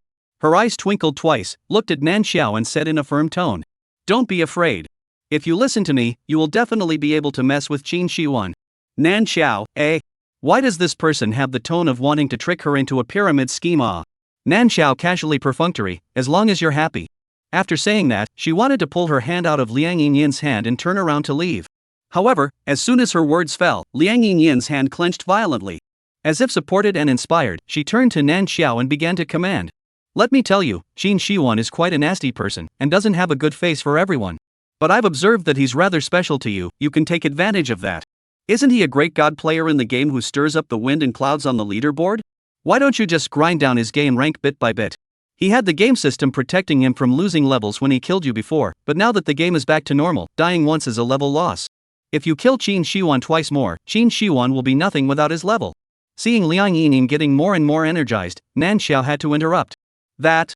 My game level came from whoring Qin Shiwan, how can I not get to the point where I can kill Qin Shiwan, right? Liang Yinyan, what's wrong with that? Aren't you the same level as Qin Shiwan? If you learn 2 random moves, isn't it easy to kill Qin Shiwan?" Nan Xiao looked at her and asked if she didn't understand. "How do you learn the moves?" Liang Yinyan paused for a moment, then said incredulously, "You don't know how to learn the moves? Aren't these the most basic ones? It's right there in the newbie guide. You wouldn't have been brainwashed by Qin Shiwan and don't want to mess with him, right?" Nan Xiao shook her head. Heaven and earth was kind. She was definitely serious about messing with Qin Shiwan, at least she had to avenge her previous murder. But the ideal was plentiful and the reality was bone dry. The plan died on the first step. She awkwardly thought of an excuse. "I probably didn't listen carefully when I went through the newbie guide." Hearing this, Liang Yinyan looked at her expression with some speechlessness. But thinking of being able to cause trouble for Qin Shiwan, she clenched her teeth and spoke. "It's fine. Isn't it just that you won't? It just so happens that I know how. I'll teach you, I don't believe you can't learn." Chapter 125, Internet Dating Choose Me I Cheat Money 25. Nan Xiao followed Liang Yinyan to learn fighting moves, pure white whoring. She was a pure novice player, and she basically understood everything Liang Yinyan said, but learned it in vain. Many times, Liang Yinyan was so angry that she jumped to her feet, and even several times had the sign of turning around and leaving, but she held back hard. She continued to teach Nan Xiao with a smile on her face. Until Nan Xiao went offline, Liang Yinyan was still urging her to learn and practice. Nan Xiao withdrew from the game uncertainly and couldn't help but mutter. "What's the situation? Why does it feel like she's even more worried about whether I can finish off Qin Shiwan than I am? And Liang Yinyan. Why does this name sound so familiar?" Nan Xiao thought back carefully and suddenly reacted. Liang Yinyan. Wasn't that the name of this world's female lead? Nan Xiao lightly hissed. The female lead personally came down and encouraged her to make a move on the male lead. Is it a twisted morality, or is it the degeneration of human nature? No. Shouldn't she be worrying about the main world thread? The male lead was cheated by the net, and the enthusiastic crowd female lead came online, thus crossed paths with the male lead. But now, instead of her internet scamming thing blowing up, she's in an online relationship with the male lead. The female main character online is online, it's just that the station seems to be wrong. Thinking about this, Nan Xiao had a face of bitter hatred. She went downstairs to look for food while pondering, and when she was halfway there, the communicator suddenly rang. Nan Xiao casually clicked it open, and Qin Shiwan's message popped up, taking up the full screen. Qin Shiwan, pictures. Qin Shiwan, baby, this is the lunch I made for you, send it over to you, okay? Qin Shiwan, don't you like it? Why doesn't the baby reply to the message? Qin Shiwan, baby, are you still in the game? Qin Shiwan, it's been a day, baby, it's not good to be addicted to the game. Qin Shiwan, still out?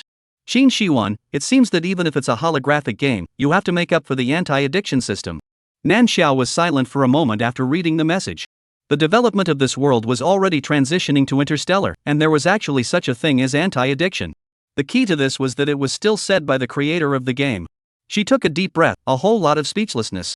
Nan Xiao, brother? Nan Xiao, but I think the second world is fine the way it is right now.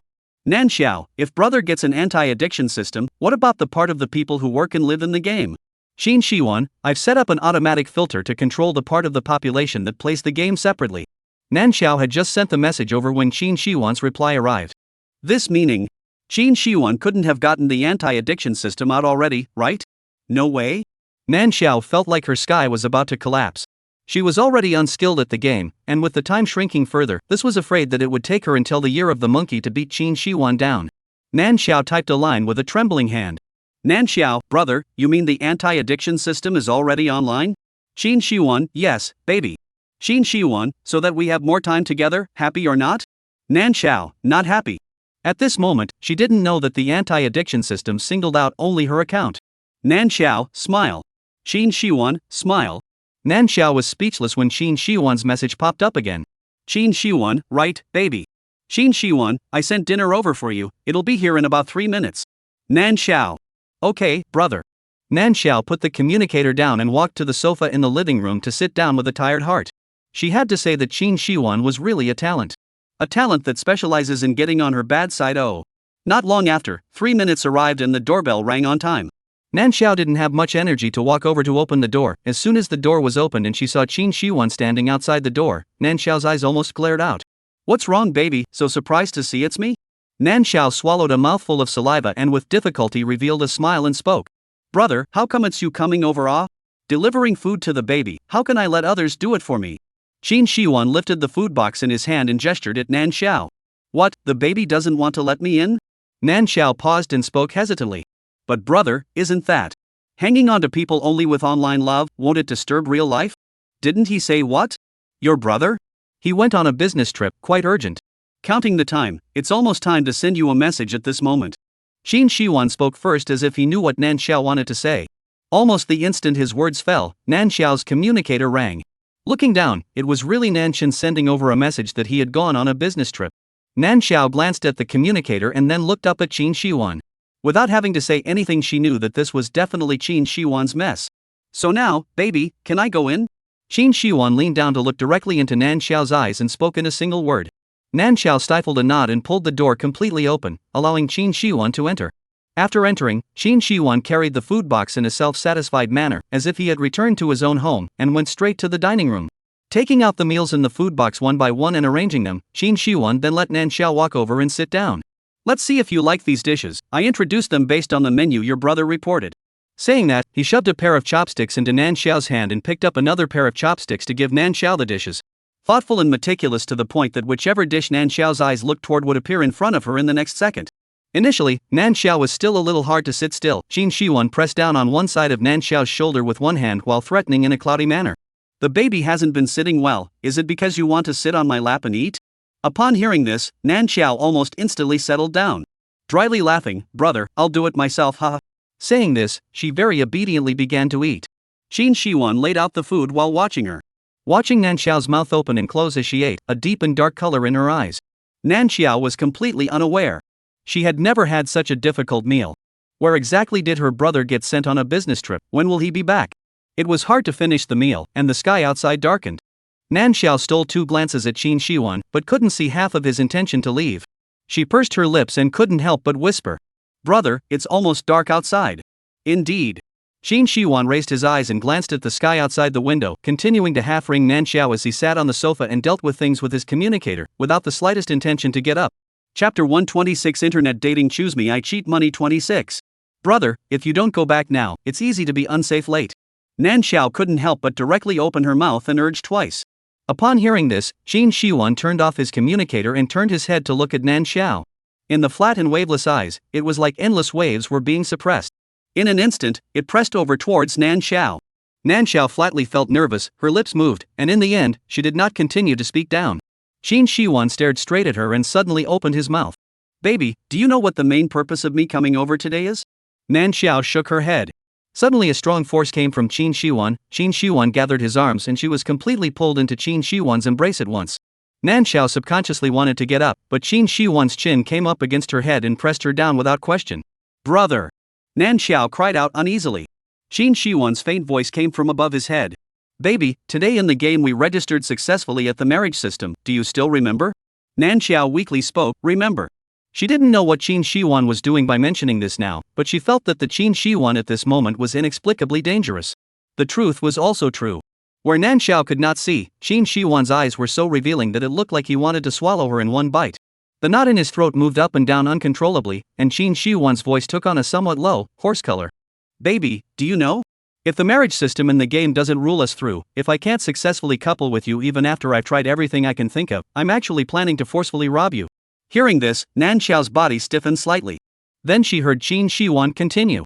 If I don't succeed inside the game, I can always register it inside reality. Anyway, no matter where I am, I have to take up a name first. When he said this, Qin Shiwan's tone sounded like there was some pity. He hugged Nan Xiao close to him and leaned his head closer. Abruptly, he laughed. Does the baby know what we're going to do after we get married? Speaking of which, tonight is considered our wedding night. As he spoke, Qin Shiwan's spit poured into Nan Xiao's neck. Nan Xiao shrunk her neck and hurriedly said, Brother, calm down. A game is a game, reality is reality. There's no need to be so serious about a cave-in or anything. Nan Xiao looked at Qin Shiwan with a somewhat terrified gaze, afraid that he would mess up now based on this. Don't be afraid. Qin Shiwan raised his hand to cover Nan Xiao's eyes and raised his hand to stuff something into Nan Xiao's mouth. I made a deal with your brother, at least until baby you let go, I won't move you. Nan Xiao's mouth moved, a sweet flavor with an intoxicating aroma seemed to explode in her mouth. She wanted to say, then what are you doing now? However, before the words could come out, Qin Shiwan came up to her ear. A warm moistening sensation came, Nan Xiao's body trembled and she felt some heavy shadows in front of her eyes. Qin Shiwan almost opened his mouth against her ear, and his magnetic, low-muffled voice made Nan Xiao's heart flutter. But baby, it's so hard. Really hard to get through off. Baby, just take pity on me, take the time to help me, okay? Qin Shiwan deliberately lower posture, tone is even more humble to the extreme look. But in his eyes, it was a clear color of lust. The arm around Nan Xiao also never relaxed for a moment. He was close to Nan Xiao. Nan Xiao's entire body was a little dizzy, feeling hot all over, and her face was even more red. Too close. It was also too intimate.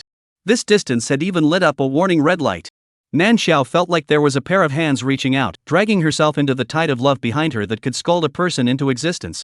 Leaning in Qin Shiwan's arms, but before her eyes, she couldn't help but see Qin Shiwan's firm and powerful abs and mermaid line under his open bathrobe from the last video conference. Nan Xiao felt that there was a string in her head that was getting tighter and tighter, and she uncontrollably thought of some charming images. Qin Shiwan paid attention to Nan Xiao's reaction at all times, and as he watched her face getting redder and redder, the corner of his mouth hooked up into a pleasant smile. It seemed that he wasn't all useless, at least, there were points that made the baby excited. He felt some swelling and pain, and he couldn't help but take this opportunity to draw on those red lips that he had been thinking about day and night, kissing the already seduced and dizzy person to the point of dizziness.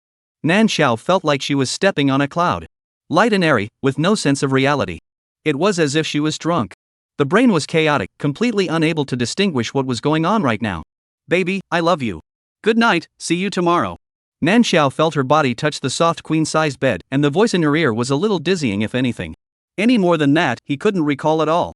Consciousness fell into a darkness.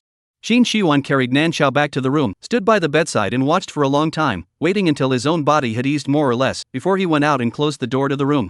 Going downstairs and leaving the Nan family home, Qin Shiwan did not leave and walked straight to a villa across the street. Using his pupils to unlock the door to enter the house, Qin Shiwan put a thickened version of wine heart chocolate into his mouth, his expression relaxed. Early the next morning, Nan Xiao climbed out from inside the quilt with great difficulty. Everything from last night was vivid in her mind. She inexplicably had the illusion that she was drunk. Nan Xiao shook her head hard, her cheeks flushed a little. Her ears were filled with Qin Shiwan's low muffled voice, as well as her abs and mermaid line always shaking in front of her in an untimely manner. Finished, what the hell am I thinking? Nan Xiao somewhat frantically pounded the bed twice, and ran to the bathroom to scoop up a handful of water to wash her face, which made her feel a bit more awake. Taking a deep breath, Nan Xiao walked out of the room and saw the usual message from Qin Shiwan popping up on her communicator. Qin Shiwan, good morning baby. Qin Shiwan, breakfast is ready, I'll send someone to send it to you in a while. Qin Shiwan, there is something in the capital city that requires me to go back for a trip. When I've taken care of it, I hope to hear good news from the baby. Qin Shiwan, also, I had someone send you something in the game, remember to sign for it on your character panel. Seeing Qin Shiwan's message, yesterday's ridiculous memories couldn't be suppressed from bubbling up again. Nan Xiao. Okay, brother. She simply replied back to Qin Shiwan and immediately tossed the communicator aside. After rolling around on the bed 2 times one after another, Qin Shiwan still didn't get out of her head. Nan Xiao sat up from the bed lifelessly and muttered. What's going on? How is Qin Shiwan's shadowy soul still alive? Chapter 127 Internet Dating Choose Me I Cheat 27. After breakfast, Nan Xiao logged into the game. She had added game friends with Liang Yinyin, and as soon as she went online, Liang Yinyin teleported to her side. Nan Xiao was just about to check the information on her character panel when she suddenly appeared and was startled. Liang Yinyin scanned Nan Xiao up and down a few times, deep scorn hidden in the bottom of her eyes, but still said in an understanding tone. I pretty much told you the basic moves and stuff yesterday. But you don't have any decent weapons or props right now other than your battle power and experience. Let's put it this way, if you can directly pull Qin Shi-wan into the life and death ring the next time he comes online and make him drop levels, I'll send you one of the weapons and props respectively. Hearing this, Nan Xiao silently looked at the full set of equipment that popped up on her panel. Clicking on where, she instantly jumped from a small white gaming set to a great god's standard equipment. Nan Xiao weighed a long knife in her hand and looked at Liang Yinyin and said, "Weapons and props, do you mean these?" Liang Yinyin paused for a moment. Her face had an ugly look for a moment, and her tone was not very nice as she questioned, "Where did you get the top-tier sets from?" Nan Xiao, the system automatically popped it up. Qin Shi-wan was the founder of the game, and the game system sending things was 100% Qin Shi-wan's handiwork. The few times she had briefly met with Qin Shi-wan before, Qin Shi-wan was not even happy to take her for a cup of afternoon tea. It was really different. Liang Yinyin could barely maintain the smile on her face. "Is that so? Then you're really lucky. Let's not talk about anything else, I'll take you to the actual battle, learn to utilize it earlier so that you can take revenge on Qin Shi-wan earlier, isn't that right?" At this, Nan Xiao nodded with great approval. Immediately after, she was pulled by Liang Yinyin and teleported to a place called the Trial Stadium. The fights here wouldn't drop levels, they were pure game skill sparring. Nan Xiao stayed in the trial ground for several days in a row before she was finally able to meld the various fighting techniques. During this time, she was constantly kicked out by the anti-indulgence system set up by Qin Shi-wan, 4 hours of anti-indulgence and 2 hours of rest before she could continue the game. Nan Xiao was so angry that she ground her teeth. Just as she was fighting with the anti-indulgence system, Qin Shi-wan returned to the capital city. Qin family's old mansion study. Elder Qin sat behind the desk, looking at Qin Shi-wan without a smile. "I heard from the Liang family's side that you're having an online romance with someone inside the game?" Qin Shi-wan said without being humble. "Yes, Grandpa. This time when you left the capital city, you went to meet your online love interest?" "Aha! Why don't you bring the person back to see them? It still needs some time. Just be sure of yourself, the rumors put out by the Liang family side, do you need help dealing with them?" "No need, Grandpa, I'll do it myself." Qin Shi-wan let out a few unseen cold laughs. The first time he came back, the information on the beginning and end of the rumors from the Liang family side had already been placed in front of him. The Liang family's eldest young lady, Liang Yinyin, at the very beginning found someone to block Nan Xiao in the game, and after being intercepted by him later on she seemed like a different person, causing trouble for him at every turn. Whether it was on the company side or in the game, he had been spreading rumors that he had used improper means to force people into submission. This time, he even directly brought the matter to the old man Qin here. The Qin family's culture is strict. Qin Shi-wan suddenly spread this kind of thing, the whole family is very important. Immediately called Qin Shi-wan back. After Qin Shi-wan made his stance clear, he immediately let go of his hands to clean up the rumors put out by the Liang family's eldest Miss Liang Yinyin, and even solved the things piled up by the game company together. After being delayed for several days in a row, it was only at night that Qin Shi-wan had the time to pinpoint the time point of the anti-sedimentation system and call Nan Xiao with a video message. On the other side, Nan Xiao had won several times in a row on the trial stage and was happy when she was directly ejected from the game. Tick-tock. "Hello esteemed player, it has been detected that your game length has reached the upper limit, and a forced exit is being implemented." The smile on Nan Xiao's face instantly froze.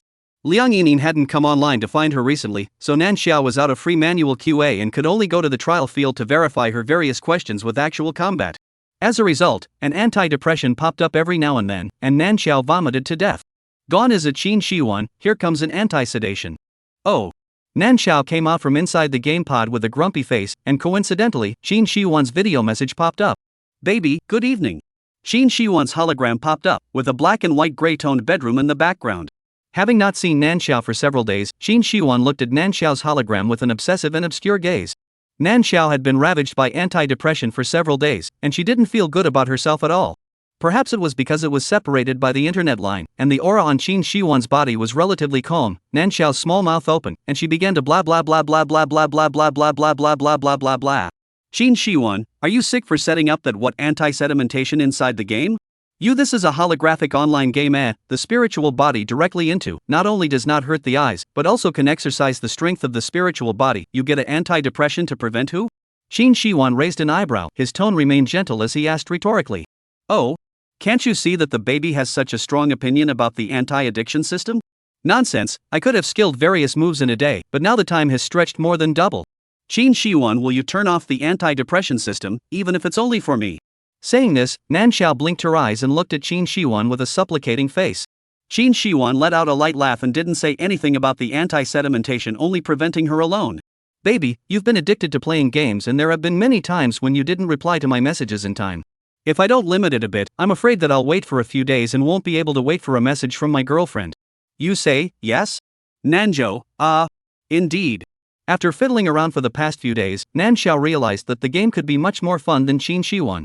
Mostly because recently Qin Shiwan's tone in sending messages were quite a bit milder, and he kept letting people feed and deliver things every day. Nanxiao gradually let go of her guts. While her heart was weak, she opened her mouth without fear. But the message I can reply anytime I see it, it doesn't affect me playing the game, Doesn't affect? Qin Shiwan asked rhetorically, his eyes looking straight at Nanxiao and stopped talking. Nanxiao subconsciously shrunk her neck and laughed dryly at Qin Shiwan twice. I'll pay attention to the time I spend playing games in the future. Can't I make sure that I reply to all your messages immediately? Immediately reply? Qin Shiwan's eyes narrowed slightly. Without moving, he dug a hole for Nanxiao. Then what if you don't do it, baby? Didn't do it, then I'll. Nanxiao stammered and couldn't say anything, and Qin Shiwan logically picked up. Didn't do it, then the baby will come to the capital city to find me been present. How about it? Chapter 128, Internet Dating Pick Me I Cheat Money 28. Nanxiao's pupils shrunk and she was instantly alert. Qin Shiwan said nonchalantly. Baby, I've almost given you most of the month to accept me. But you seem to have only thought about playing games to go, not considering our relationship at all. Games are fun? You seem to be quite close to Liang Yinyin of the Liang family in the game before. What, after all this time, you still haven't learned the moves to kill me? The ultimate purpose of playing the game was directly pointed out by Qin Shiwan. Nanxiao instantly stuttered. How do you know? Doesn't the baby know that I'm the founder of the game? What things in the game don't I know? Saying that, Qin Shiwan sighed. Baby, you want to kill me, not to mention inside the game. If you come to the capital city, I can even hand you the knife myself. Nanxiao. She directly hung up the video message. Qin Shiwan's message was immediately sent over. Qin Shiwan, if the baby wants to learn, I can teach you by hand. Qin Shiwan, tomorrow first on the game, wait to kill me to kill the addiction, kill to relieve the anger. Qin Shiwan, baby will come over to the capital city, okay? Nanxiao slowly exhaled a mouthful of turbid air. Closing her eyes, her mind was filled with thoughts of Qin Shiwan. Annoyed. Nanxiao cried out in annoyance and sat up from the bed. She felt a little bewitched. Glancing at the time, it was just stuck at the 2-hour point. Nanxiao pondered for a moment, got up and laid into the game pod. When she logged in, she directly chose to teleport to the top of Cloud Mountain. The first time she came over, Nanxiao looked at the clouds under her feet for fear that she would fall. But now that her heart was loaded with things, she didn't feel scared. She looked at the clouds in the mountains and was lost in thought. I don't know how long it took, but the game system's beep suddenly came to her ears. Tick tick. Respected player, hello with me online dating, your partner Qinsher is online. Transmission in progress, please wait. Before Nanxiao could react, a bright light suddenly flashed from the position beside her. Qin Shiwan was carrying a heavy sword and appeared in front of Nanxiao. Nanxiao stared at him with wide eyes in disbelief. Qin Shiwan, what are you doing here? Qin Shiwan reached out and removed the heavy sword from his back, looking at Nanxiao with a smile. Baby, I've come to teach you to kill with your hands. Saying that, Qin Shiwan shoved the heavy sword in his hand into Nanxiao's hand and then used a binding aura on himself. Nanxiao? Qin Shiwan looked at Nanxiao and said in a single word. Now, kill me. Baby, you can test all the moves you've learned on me. Kill until you're happy, baby. Nanxiao gripped the heavy sword in her hand tightly, her eyes uncontrollably glancing towards Qin Shiwan. The tone was a little excited, with a hint of panic. With a trembling voice, she said. Do you know what you're doing? Qin Shiwan looked at her intently. Of course I know. Girlfriend kill was satisfied. There would be no reason to keep dragging it out. This deal, not a loss. As the words fell, Qin Shiwan directly went up and brought the heavy sword in Nanxiao's hand, stabbing it straight towards himself. Nanxiao sucked in a mouthful of cool air, her hand almost fell to the ground unsteadily. She was trying to take revenge. But it is not such a revenge method. Qin Shiwan's figure momentarily swayed for a moment, then turned into nothingness. The binding aperture under his feet lit up, and Qin Shiwan reappeared in front of Nanxiao. While laughing, he brought the sword in Nanxiao's hand to stab at himself again. Nanxiao. After several times in a row, Nanxiao felt like that emotionless hacking machine. After Qin Shiwan refreshed and came back, she didn't even need him to get his hands on her, she would stab herself with the sword upwards. Nanxiao was still a bit scared, but after killing Qin Shiwan several times, she seemed to have found the feeling to use her moves and started to greet Qin Shiwan. He. The level 30 experience and battle power she got from whoring for nothing finally came in handy. I kill. Nanxiao's hand movements were non-stop. Qin Shiwan just looked at her with a pair of deep eyes from the beginning to the end and didn't say a word. The following day evening. Capital City Airport. Nan Xiao dragged her suitcase down from the airplane, and underneath a pair of dark eyes, there were two large dark circles hanging. Yesterday, she stayed up all night to kill Qin Shiwan, didn't lose any levels, didn't explode any equipment, and 4 hours of pure fee her mental energy for nothing. But after getting off the game, Nan Xiao was inexplicably hyperactive and couldn't sleep. Taking the communicator messy point, was Qin Shiwan fooled to come to the capital city? Sure enough, it was just easy to have a bad brain at night. Nan Xiao followed the crowd towards the exit, a little frantic. While her mind was wandering, her line of sight swept over a familiar figure. Qin Shiwan was wearing a black trench coat, his long body standing at the exit position. As if he sensed something, his eyes looked straight over in Nan Xiao's direction. When the two compartments looked at each other, Qin Shiwan's body melted like solid ice, and his entire body became gentle. He quickly walked a few steps, took the suitcase in Nan Xiao's hand, and at the same time reached out and wrapped his hand around Nan Xiao's waist. Looking down at Nan Xiao, his voice was low and charming. "Baby, welcome to the capital city." Nan Xiao paused for a moment and returned a big smile to Qin Shiwan. When Nan Chen ended his business trip and realized that Nan Xiao had been abducted to the capital city by Qin Shiwan, it was already several days later. Sending a voice communication to Qin Shiwan, he gritted his teeth and said, "Qin Shiwan, you're despicable. Deliberately transferring me away so that you can trick my sister into going to the capital city to run now with you? Did we have an agreement that we can't cheat?" Qin Shiwan returned in a languid tone, choking Nan Chen so much that he couldn't speak on the spot. "You! Big brother, don't be so angry. Xiao Xiao will always have to get married in the future, and it's indisputable that I'm the best one out of all her choices. Isn't it only right that we are together? You should be satisfied." Qin Shiwan sat in front of the desk in the study, looking at the doorway while talking to Nan Chen. "Don't you put gold on your face.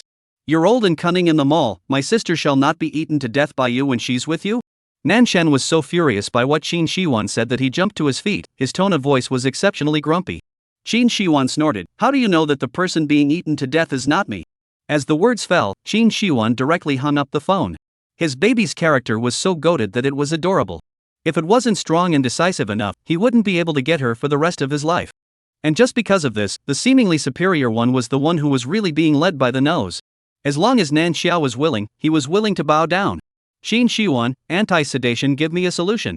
At the entrance of the study, Nan Xiao didn't know when she was picking her head at the doorframe there. Toward Qin Shiwan, she opened her mouth nonchalantly. Qin Shiwan looked at her, raised his hand and knocked on the desktop, his eyes deep. "Baby, shout me what?" Nan Xiao paused for a moment, not at all psychologically burdened with a soft voice, and continued to speak. "Brother. Game anti-sedation help a little favor." Qin Shiwan smiled and hooked his lips, answering. "Good. Chapter 129 Internet Dating Choose Me I Cheat Money Extra. Have you heard? The one from the Qin family is getting engaged." "Ah? When did this happen?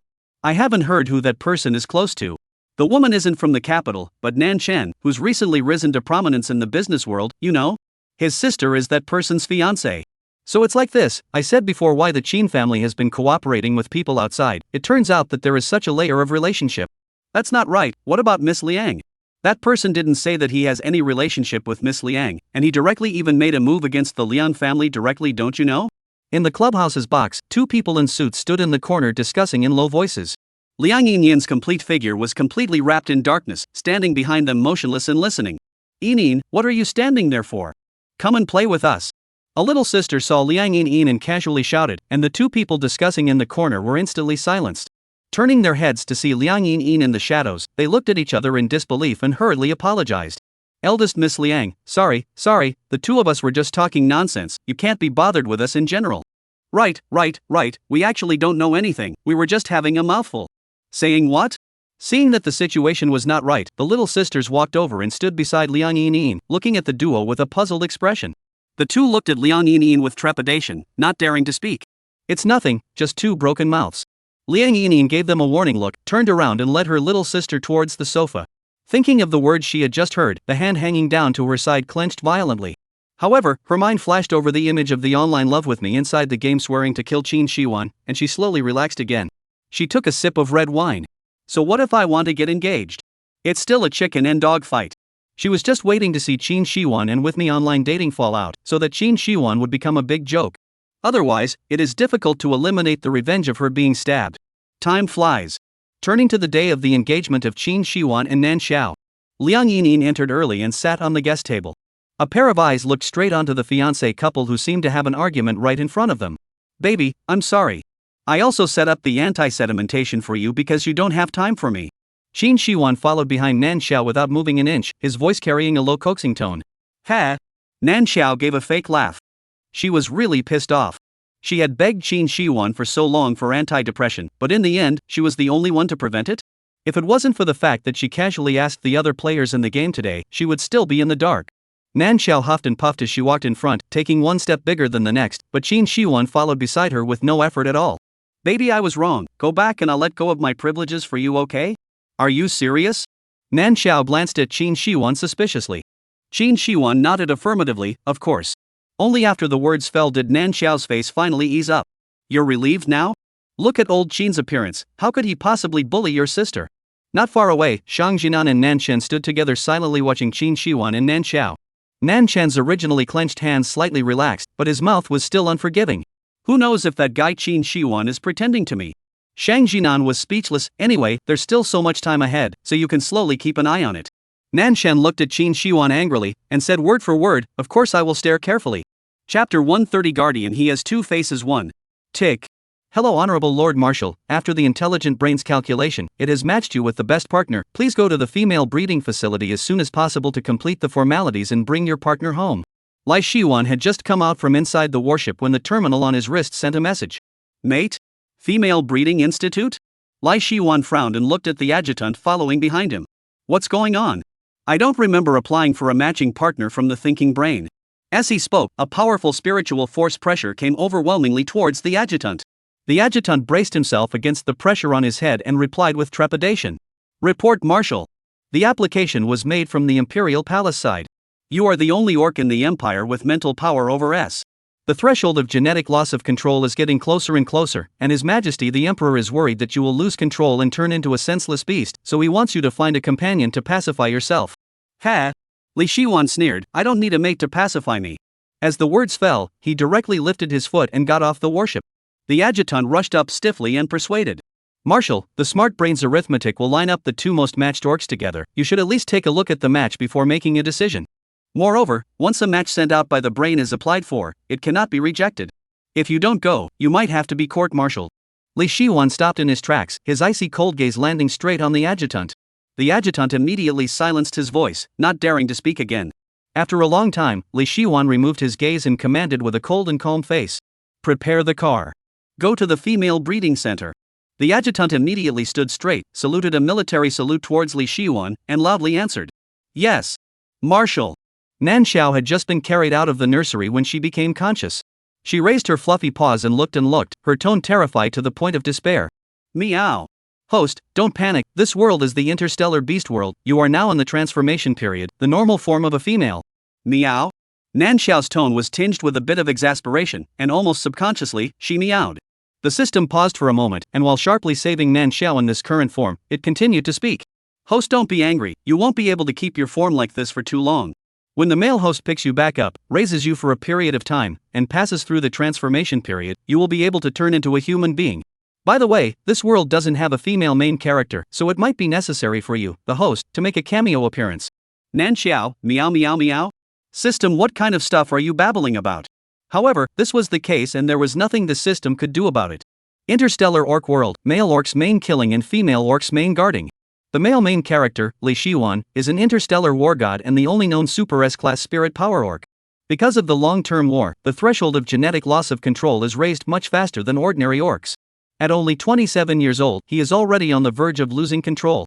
If he is not matched with a partner to pacify him, in an out-of-control state, the irrational male lead can easily destroy a planet. In the original world orbit, the male lead lost control and turned from a hero into a villain, directly destroying the world. This world was more urgent, the system had no choice but to bring Nan Xiao here first. Meow meow meow meow. Nan Xiao, cursing. The system looked at the Muppet cat host who had just come out of the nursery box and couldn't even stand up, too weak to speak. Chapter 131 Guardian He Has Two Faces 2. The first time she was a cat, Nan Xiao couldn't even walk. But after holding one position for too long, she was a bit unable to stand again. Tentatively taking one leg, the result was that all four legs followed. As each leg went its own way, Nan Xiao snapped and braked her face on the ground. But the system was caught off guard and laughed out loud. Nan Xiao instantly became angry and meowed at it. System, you're not allowed to laugh. Okay host. Afraid of Nan Xiao blowing up, the system responded numbly. However, puff. A laugh came from the top of his head. Fire rose in Nan Xiao's tiny head. Exasperated, she raised her head and looked over against a cute-to-vomit kitten face. Hiss. Marshall, what a cute female cat cub. The adjutant's pupils slammed, covering his thumping chest, and subconsciously exclaimed in shock. At the first glance when he came in, he was attracted by the female cub on the mat, and he couldn't help but laugh out loud when he looked at the cub's appearance that she couldn't even walk. When he met the cub's sky-blue wet eyes, his mind was blank for a moment, and he even forgot that he was surrounded by the god of fury, and subconsciously shouted out. Li Shiwan did not have the slightest intention to take care of him. A pair of golden pupils, flashing with sharp light, without uttering a word, surveyed the small group on the mat. As soon as he entered the female breeding facility, his gaze was involuntarily attracted to it. The violent factor in the body that was originally clamoring to break through the restraints also inexplicably quieted down. Li Shiwan's eyes flickered as he stared at the kitten cub thoughtfully. A snow-white coat of fur exploded all over his body. Looking up with a puffed-up look, he showed his teeth at them. Nan Xiao looked at the two people standing in front of her, extraordinarily tall, leaning forward, a black hair and black eyes, a taut face, exuding a stern aura. Dressed in a military uniform, the buttons were meticulously fastened to the top. A pair of golden eyes, scrutinizing in general, looked at her. Nan Xiao almost instantly felt a full sense of oppression, instinctively exploded her hair, and alertly showed her teeth and huffed at him. Right at this moment, the head of the Female Breeding Institute hurriedly rushed over. Respectfully, he spoke to Ri Shi Yuan. Good day, Lord Marshal. Li Shiwan faintly swept a glance at him, and with a measurement in his heart, he had long since thrown the reluctance he felt at the very beginning to the back of his mind. I came over for the claiming procedure. We received the notification and have already prepared all the information and procedures in advance. Lord Marshal only needs to sign to finalize it. Li Shiwan nodded with a few unseen nods, and the person in charge immediately took the document from the staff behind him and leaned forward to respectfully hand it to Li Shiwan. Li Shiwan briefly glanced through it for a couple of moments and transferred the document to the adjutant behind him. As the adjutant quickly skimmed through it to check it out, the person in charge stood by the side quietly waiting. Nan Xiao tilted her head and looked at the several behemoths in front of her, a little wary, but not much. A pair of eyes stared straight at the direction of a few people, puzzled and confused meowed. System, what are they doing? Hearing the sound, System held his forehead. This world Nan Xiao was greatly affected by the body, forgetting that normal communication can be in the brain directly talk to it. There is something you want to say, subconsciously opened his mouth and meowed. The System glanced at Li Shiwan, and that pair of golden-colored eyes had already involuntarily turned and landed on Nan Xiao. The System could only dutifully say, Host, this is the male lead Li Shiwan in front of you. After he loses control of his genes, he will destroy this world. Your mission in this world is to appease the male host and make the threshold of his genetic loss of control lower. Meow. Nan Xiao didn't know if she had listened to the System or not. A pair of eyes stared at Li Shiwan and subconsciously called out. Over there, the adjutant had already read all the documents and was making the final confirmation with the person in charge of the Female Breeding Institute. Li Shiwan stared at Nan Xiao, his eyes moved, and he suddenly spoke out. Wait a minute. Didn't His Majesty match me with a mate? That one doesn't count. I want her. The adjutant and the person in charge froze at the same time. Following Li Shiwan's gaze, they looked at Nan Xiao on the mat. Steeply surrounded by so many gazes, Nan Xiao couldn't help but show her teeth again, making her most ferocious appearance. Ha! The corner of Li Shiwan's lips raised a few times, suddenly stretching out two fingers and grabbing the back of the kitten cub's neck. With a slight force, he lifted it up. Meow! The body suddenly took off into the air, and Nan Xiao screamed with a face of terror. Li Shiwan listened to the pleasant sound of a cat's cry coming from his ears, lifted the kitten cub, and said to the person in charge without question. No matter what the thinking brain has matched, I want her, is that clear? Marshal. The deputy officer glanced at the face of the person in charge and reminded. This was no longer a matter of knowing the law and breaking it, this was a direct forceful robbery. Moreover, looking at the small cat cub's figure and appearance, how can it not match with the self-martial law? One is a weak and soft cat. One is a ferocious and cruel dragon. Without using the brain to calculate, he could predict that the match between the two would be close to zero. Li Shiwan didn't care about the adjutant and looked at the person in charge with a deep gaze. The person in charge choked for a moment and carefully glanced at the female cub that was left in midair by Ri Shiwan with her teeth and claws flailing and mewing, a look of heartache in her eyes. Against the natural intimidation of a super S-class orc against a lower-ranked orc, his voice trembled and said, Lord Marshal, this was originally the mate you were matched to. But even if it's your mate, you, as a marshal, can't treat a female so rudely. At those words, Li Shiwan paused for a moment. Rustily, he placed the kitten cub he was carrying in his hand into his palm and cupped it. The adjutant, on the other hand, looked at Li Shiwan and then Nan Xiao with a face full of astonishment and an expression of disbelief. The body once again fell into place, but due to the shock, Nan Xiao's body also still couldn't help but shiver. Meow meow meow. System, there are cat dealers here. System. The delicate fur in his palm continued to tremble, and Li Shiwan's eyes couldn't help but flash as he looked at the small mass he held in his hand. He adjusted his posture and cupped the kitten cub to the position of his heart. A steady stream of heat traveled through the vibrations in his chest to the location of his heart, and Li Shiwan reached out and gently stroked the exploded fur on the kitten cub's body. It was soft. The location of the heart eerily looked like it was being filled with something a little bit. Meow. Nan Xiao was still a little fried, a pair of eyes glaring round at Li Shiwan. Somewhat uneasily, she revealed her claws and teeth. Making a creeping and sprinting motion, she kept stepping on Li Shiwan's palm. But because the claws and teeth were too tender, the beastman's physique was unprecedentedly strong. The ruthless retaliation Nan Xiao thought she was taking, in the eyes of Li Shiwan, the damage was approximately equal to 0. Li Shiwan quietly watched her movements. The aura around her body was softer than ever. He didn't know why. As soon as he saw this little thing, the violent factor in his body was like it had disappeared out of thin air. An unprecedented serenity and peace. This scene made the adjutant look dumbfounded. Like this, is it okay? Li Shiwan swept a glance at the person in charge and asked in a warm voice. Chapter 132 Guardian He Has Two Faces 3. The person in charge froze for a moment before reacting to what Li Shiwan was asking himself. He looked at the milky, ferocious mass at Li Shiwan's heart and was about to say something, but when he met Li Shiwan's golden-colored, extremely intimidating eyes, the words changed at the edge of his mouth. It's okay, Marshal. Thus, Li Shiwan directly reached out and picked up the document, glancing at the adjutant. The adjutant understood and immediately said. Reporting back to the marshal, there is no problem with the details of the document. As the words fell, Li Shiwan brushed 2 strokes and signed his name with one hand. Handing the document back, he opened his mouth and said, Now, can I take my partner home? The person in charge nodded fearfully. Of course, Lord Marshal. Only then did Li Shiwan hold his freshly baked mate and turn around to exit the female breeding facility. The information column on the Smart Brain terminal also changed from single to married. As soon as the information changed, Lai Chenyang, who was far away in the palace, received the message. He let out a long sigh of relief. This kid, finally listening for once. I hope that my younger sibling can get through the transformation stage of morphing as soon as possible and bring down the threshold of genetic runaway in the brat. Meow. Nan Xiao focused on showing her teeth towards Li Shiwan, not noticing that a large hand landed on her spine, jerking her around heavily and fully. Nan Xiao looked up incredulously at the culprit. Just in time, she crashed into a pair of golden eyes. A top predator would still let people detect danger signals even if they asked to ring the aura on their body. Nan Xiao paused for a moment and meowed from her heart at Li Shiwan. Li Shiwan let out a light laugh, a distinctly pleasant aura radiating from his body. From now on, I'm yours, little thing. Nan Xiao, meow. Can't understand, Similac. Li Shiwan held Nan Xiao in his heart and kept this position all the way back to the marshal's mansion in the hovercar. Placing the very small Nan Xiao on the desktop, Li Shiwan arranged the affairs of the general department before he had the time to use the terminal to check the female master rearing guide. Females were in the transformation period, and after transforming into a form, the love period would follow. During this period, it was necessary for the owner to shower them with absolute love and warmth. Otherwise, the female completes her transformation and can reject the owner to become a mate and start matching again. This is the female's privilege, and for this reason the male is also known as the female's guardian during this period. Every female that enters the conversion period as an adult should grow up surrounded by love.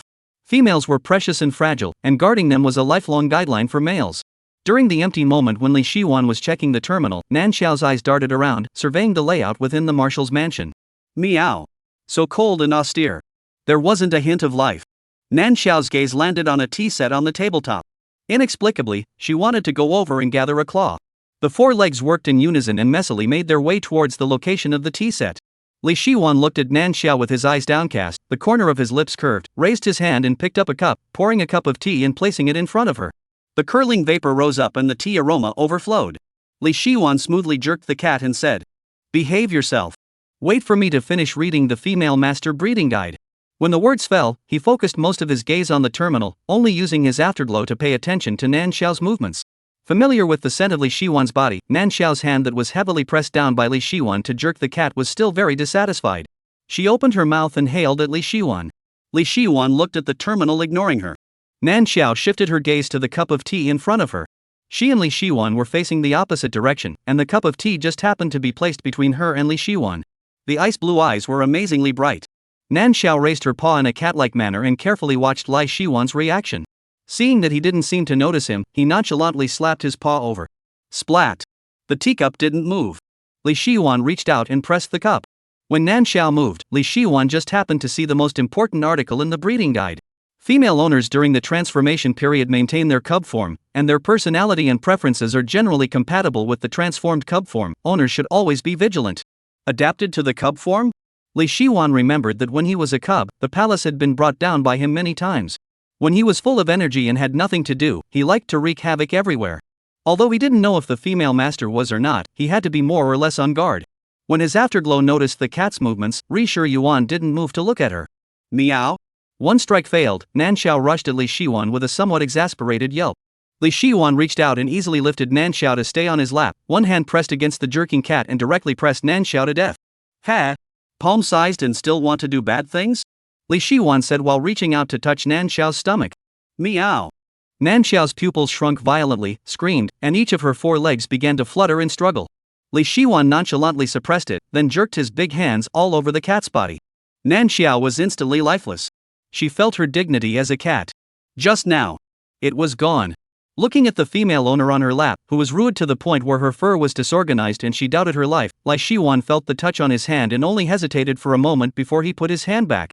Surrounded by comfort as if the pores of his entire body had opened up, Li Shiwan felt an unprecedented relaxation. He said again, "Be good." He had been washed away by the killing aura of the battlefield for too long, and even if he had the intention to learn how to raise female masters, his bones were still tough. When dealing with cubs, Li Shiwan himself had grown up from a cub. He knew exactly what tactics to use. Even if the other party was a female master, it had to be suppressed all the same. If you can't suppress it in the early stages, it will directly turn over in the later stages. Li Shiwan knew this well. As soon as his words fell, Nanxiao, even though she was spread out into a cat cake, showed her claws that she had hidden in her meat pads. Li Shiwan grabbed it and pressed on the meat pad with a single click, watching the nails light up and retract. Playing like a child. Meow. Nanxiao couldn't help but bark angrily at him. Li Shiwan was caught off guard and laughed. Meow meow meow. Nanxiao looked at Li Shiwan with a pair of rounded eyes, milky as if she was being pampered.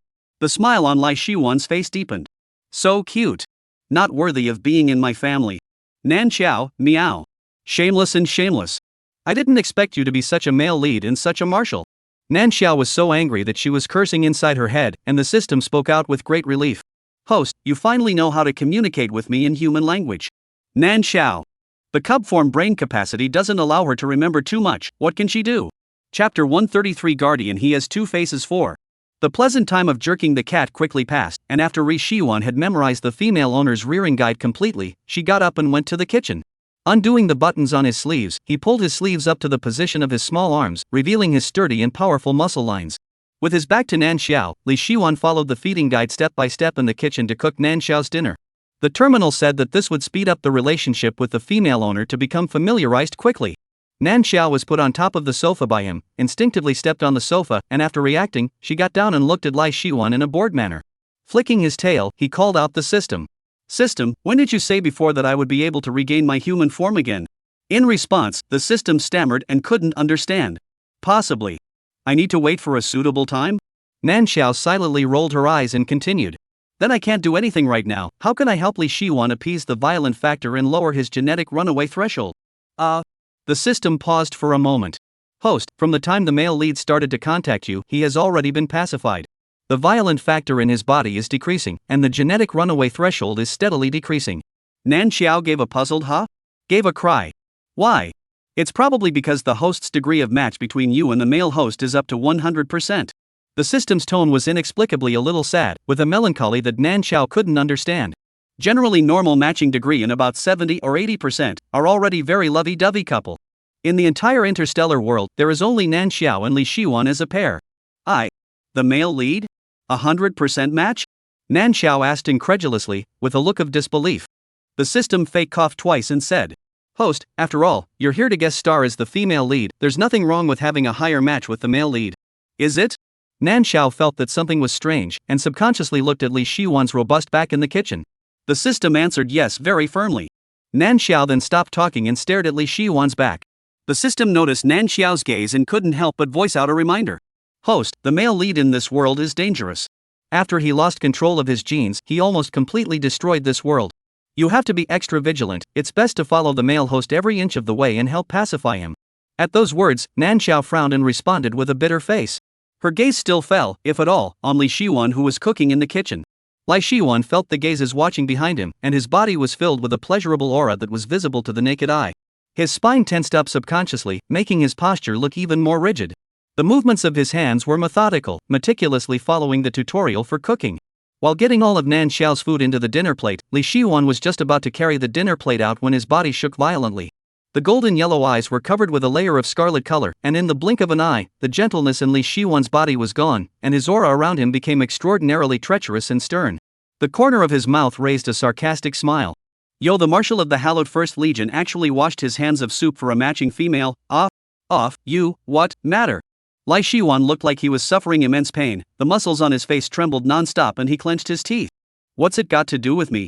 We share a body, you say it's none of my business? Nursing on the first time we met, what do you say I go over there now and get her killed?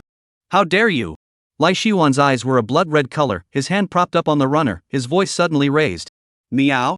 Nan Xiao was originally sprawled out on the sofa. When she suddenly heard Lai Shiwan's menacing voice, she instantly lifted her head up. System, what's the situation? The system analyzed Lai Shiwan's current situation and immediately replied. Host, the mailmaster is just talking to himself, don't be afraid. 3 question marks appeared above Nan Xiao's head. What do you mean the male host is talking to himself? It means the male host is talking to himself, it doesn't affect us. Is that so? Nan Xiao suddenly felt that the system's words weren't that reliable. She stretched her neck long enough to look in the direction of Li Shiwan. In the kitchen. The expression on Li Shiwan's face was a mixture of light and dark, and the golden and scarlet pupil colors in his eyes kept exchanging. In the end, Li Shiwan forced himself to suppress the scarlet color in his eyes. Before his eyes regained clarity, a snort suddenly resounded in the kitchen again. Snort. Dare or not, won't you know when I do it? As the words fell, the color in Lai Shiwan's eyes instantly changed back to its normal golden color. Cold sweat dripped from his forehead. Lai Shiwan raised his hand and wiped it off, and at the location of his small arm, the veins rippled, looking a little appalling. He was somewhat stunned as he looked at his small arm. Right at this moment, a cat purring with suspicion came from behind him. Meow? Lai Shiwan instantly returned to his senses. Returning the gentle expression on his face, he raised his hand to pick up the dinner plate and walked out of the kitchen. Placing the food made for young females in front of Nan Xiao, Li Shiwan raised his hand and touched the top of Nan Xiao's plush hair. The agitation around his body abruptly dissipated. The body that was tense at all times had a moment's respite. Li Shiwan's expression loosened and reached out to pick Nan Xiao up from the sofa and place her on her lap. When he opened his mouth to call Nan Xiao to eat, he suddenly thought that he still didn't know what his partner's name was. Tapping on the terminal, Li Shiwan flipped to the information sent over when the smart brain was matched and found Nan Xiao's name. He had a moment to stroke the fur on Nan Xiao's body. Nan Xiao? I'll call you Chow Chow from now on. I'm your companion, Li Shiwan, you can call me Abuchi when you transform in the future. When Li Shiwan introduced himself, he skipped over the fact that he was only the equivalent of a guardian right now, and directly settled on the position of a mate. Nan Xiao meowed at him. Li Shiwan smiled meaningfully and picked up a spoon to feed the freshly made nutritious soup to Nan Xiao's mouth. Here, Chow Chow.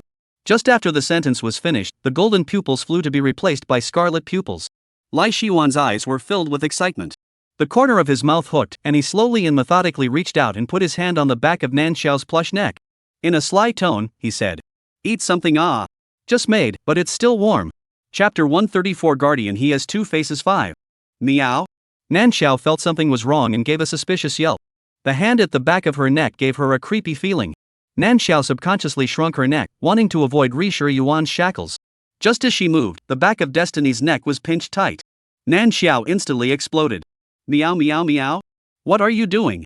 As soon as the words fell, the hand at the back of her neck loosened its force, but it didn't release her completely, but instead rubbed the hair at the nape of her neck in a not so gentle and not so heavy manner. A steady voice came from overhead. Sorry, Jojo, there was a little accident. Luckily for you, I was able to fix it so quickly. Nan Xiao, meow? What are you babbling about? Nan Xiao tilted her head to look at Li Shiwan, her ice blue eyes watery. Li Shiwan clearly saw his own reflection inside Nan Xiao's eyes. Being looked at with such a focused and confused gaze, Li Shiwan subconsciously paused for a moment. The corner of his lips hooked up a gentle smile and said, Thank you Chow Chow. It's my honor to be matched with you and become your partner. As he spoke, Li Shiwan's golden eyes looked at Nan Xiao reverently. Nan Xiao, can't understand what you're saying at all. As if he could see the meaning expressed on Nan Xiao's face, Li Shiwan let out a light laugh. Picking up a spoon and stirring it, he blew the nutritious spoonful by spoonful to cool it before feeding it to Nan Xiao's mouth. Nan Xiao lowered her eyes to the paste in front of her and tentatively stuck out her tongue to lick it. The flavor was okay, but the sticky texture was a bit strange. Nan Xiao didn't really want to continue eating after tasting a bite. Meow. She moved her head away, her resistance obvious. What's wrong? Is it not appetizing? Ri Shiwan's hand movements were lurched, and Nan Xiao meowed again at him. Ri Shiwan hesitated for a moment and brought the spoon that Nan Xiao had eaten to his mouth for a taste of his own. The moment the bland, sticky texture entered his mouth, Li Shiwan's entire body stiffened.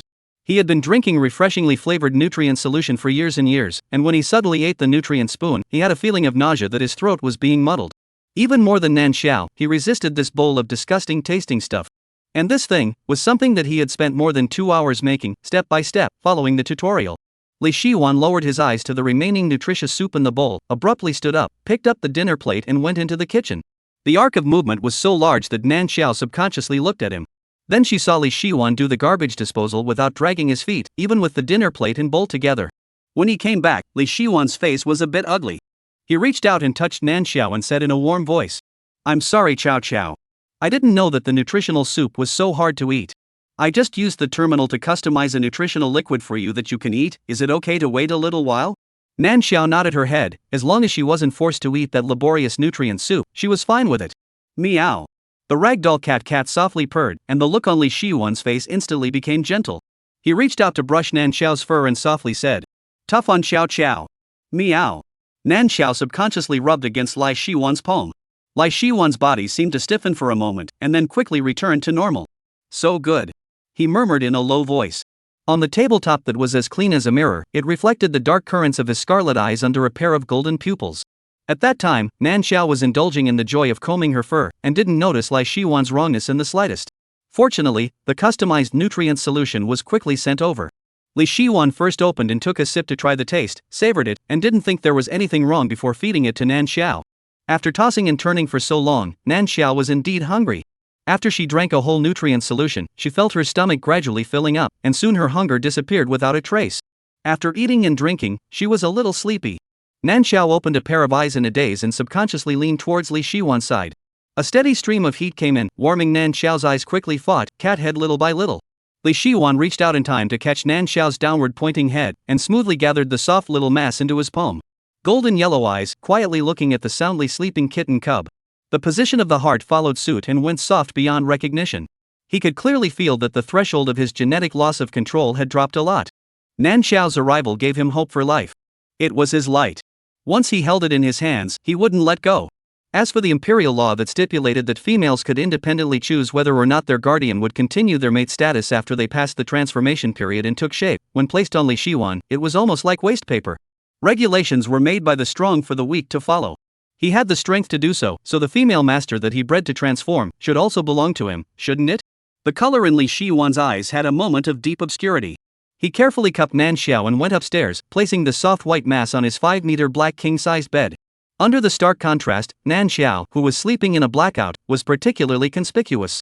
The corner of Li Shiwan's mouth hooked into a smile as he sat on the edge of the bed, just quietly watching the little cat cub fall into a deep sleep in his domain. In the night, the black-decorated room along with the big bed where the ragdoll cat was perched on seemed to be invisibly intertwined and outlined an airtight cage, trapping the prey that was unaware of it, leaving no half-gaps. Snort. Abruptly, a snort resounded in the silent space. Such a fart, and it's really protected?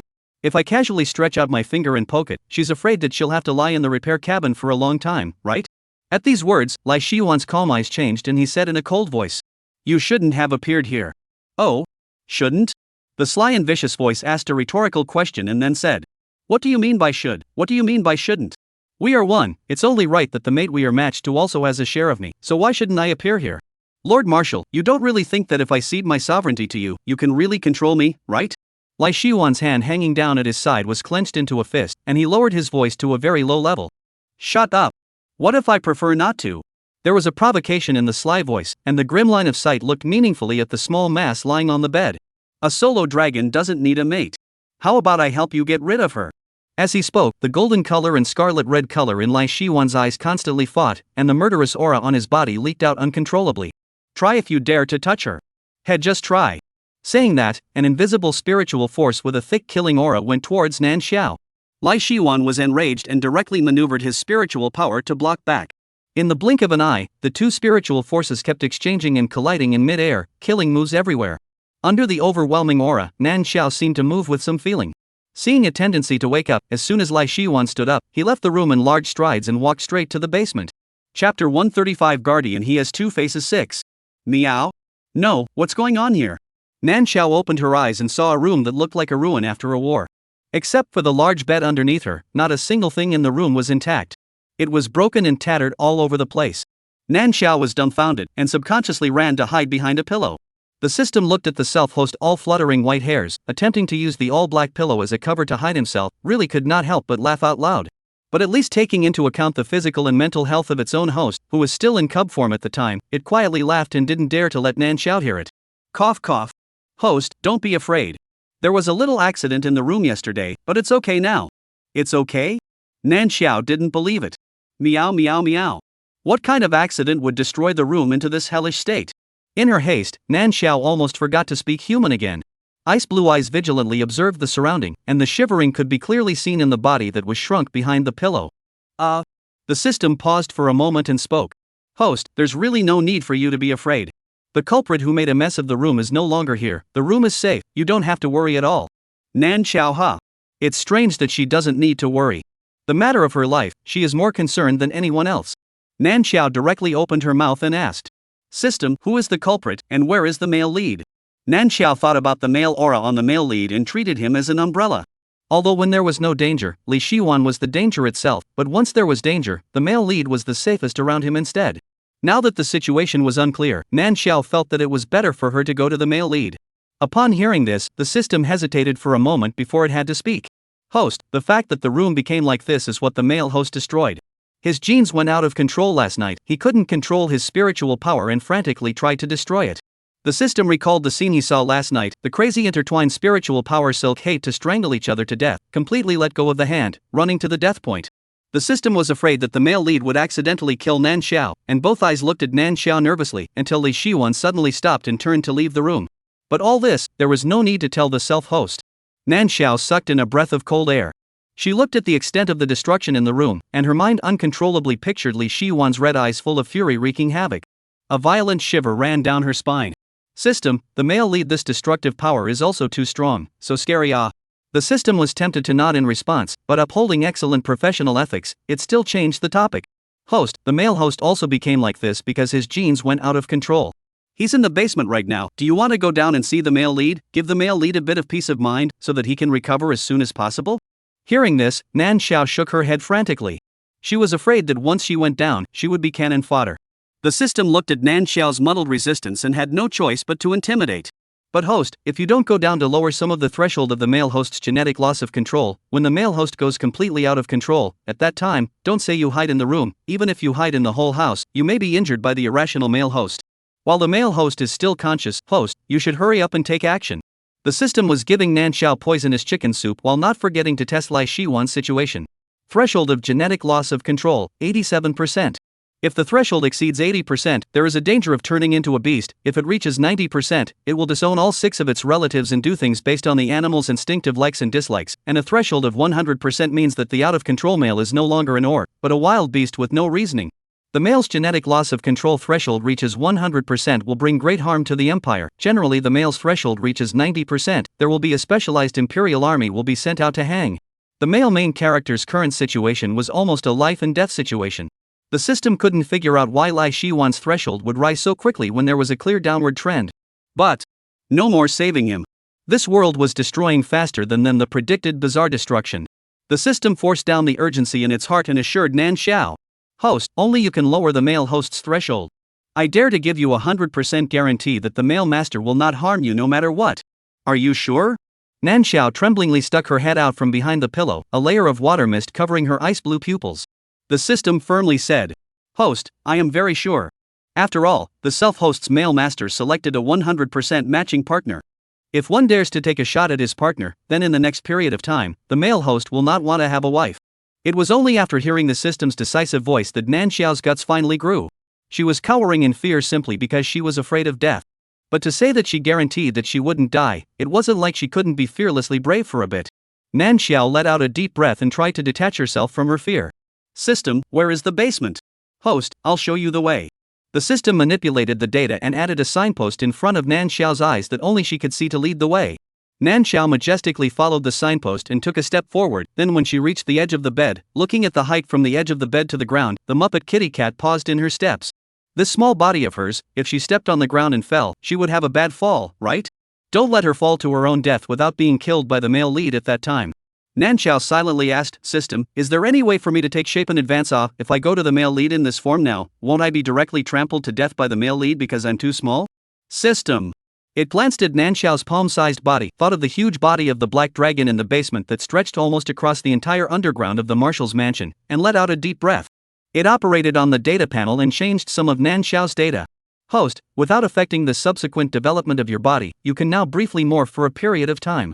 As soon as its words fell, Nan Xiao felt a surge of heat rising from the location of her belly, quickly flowing to her limbs and bones. In the blink of an eye, the white ragdoll cat disappeared, and a young girl in a fairy-like white dress appeared out of thin air on the large dark bed. Nan Xiao hissed lightly.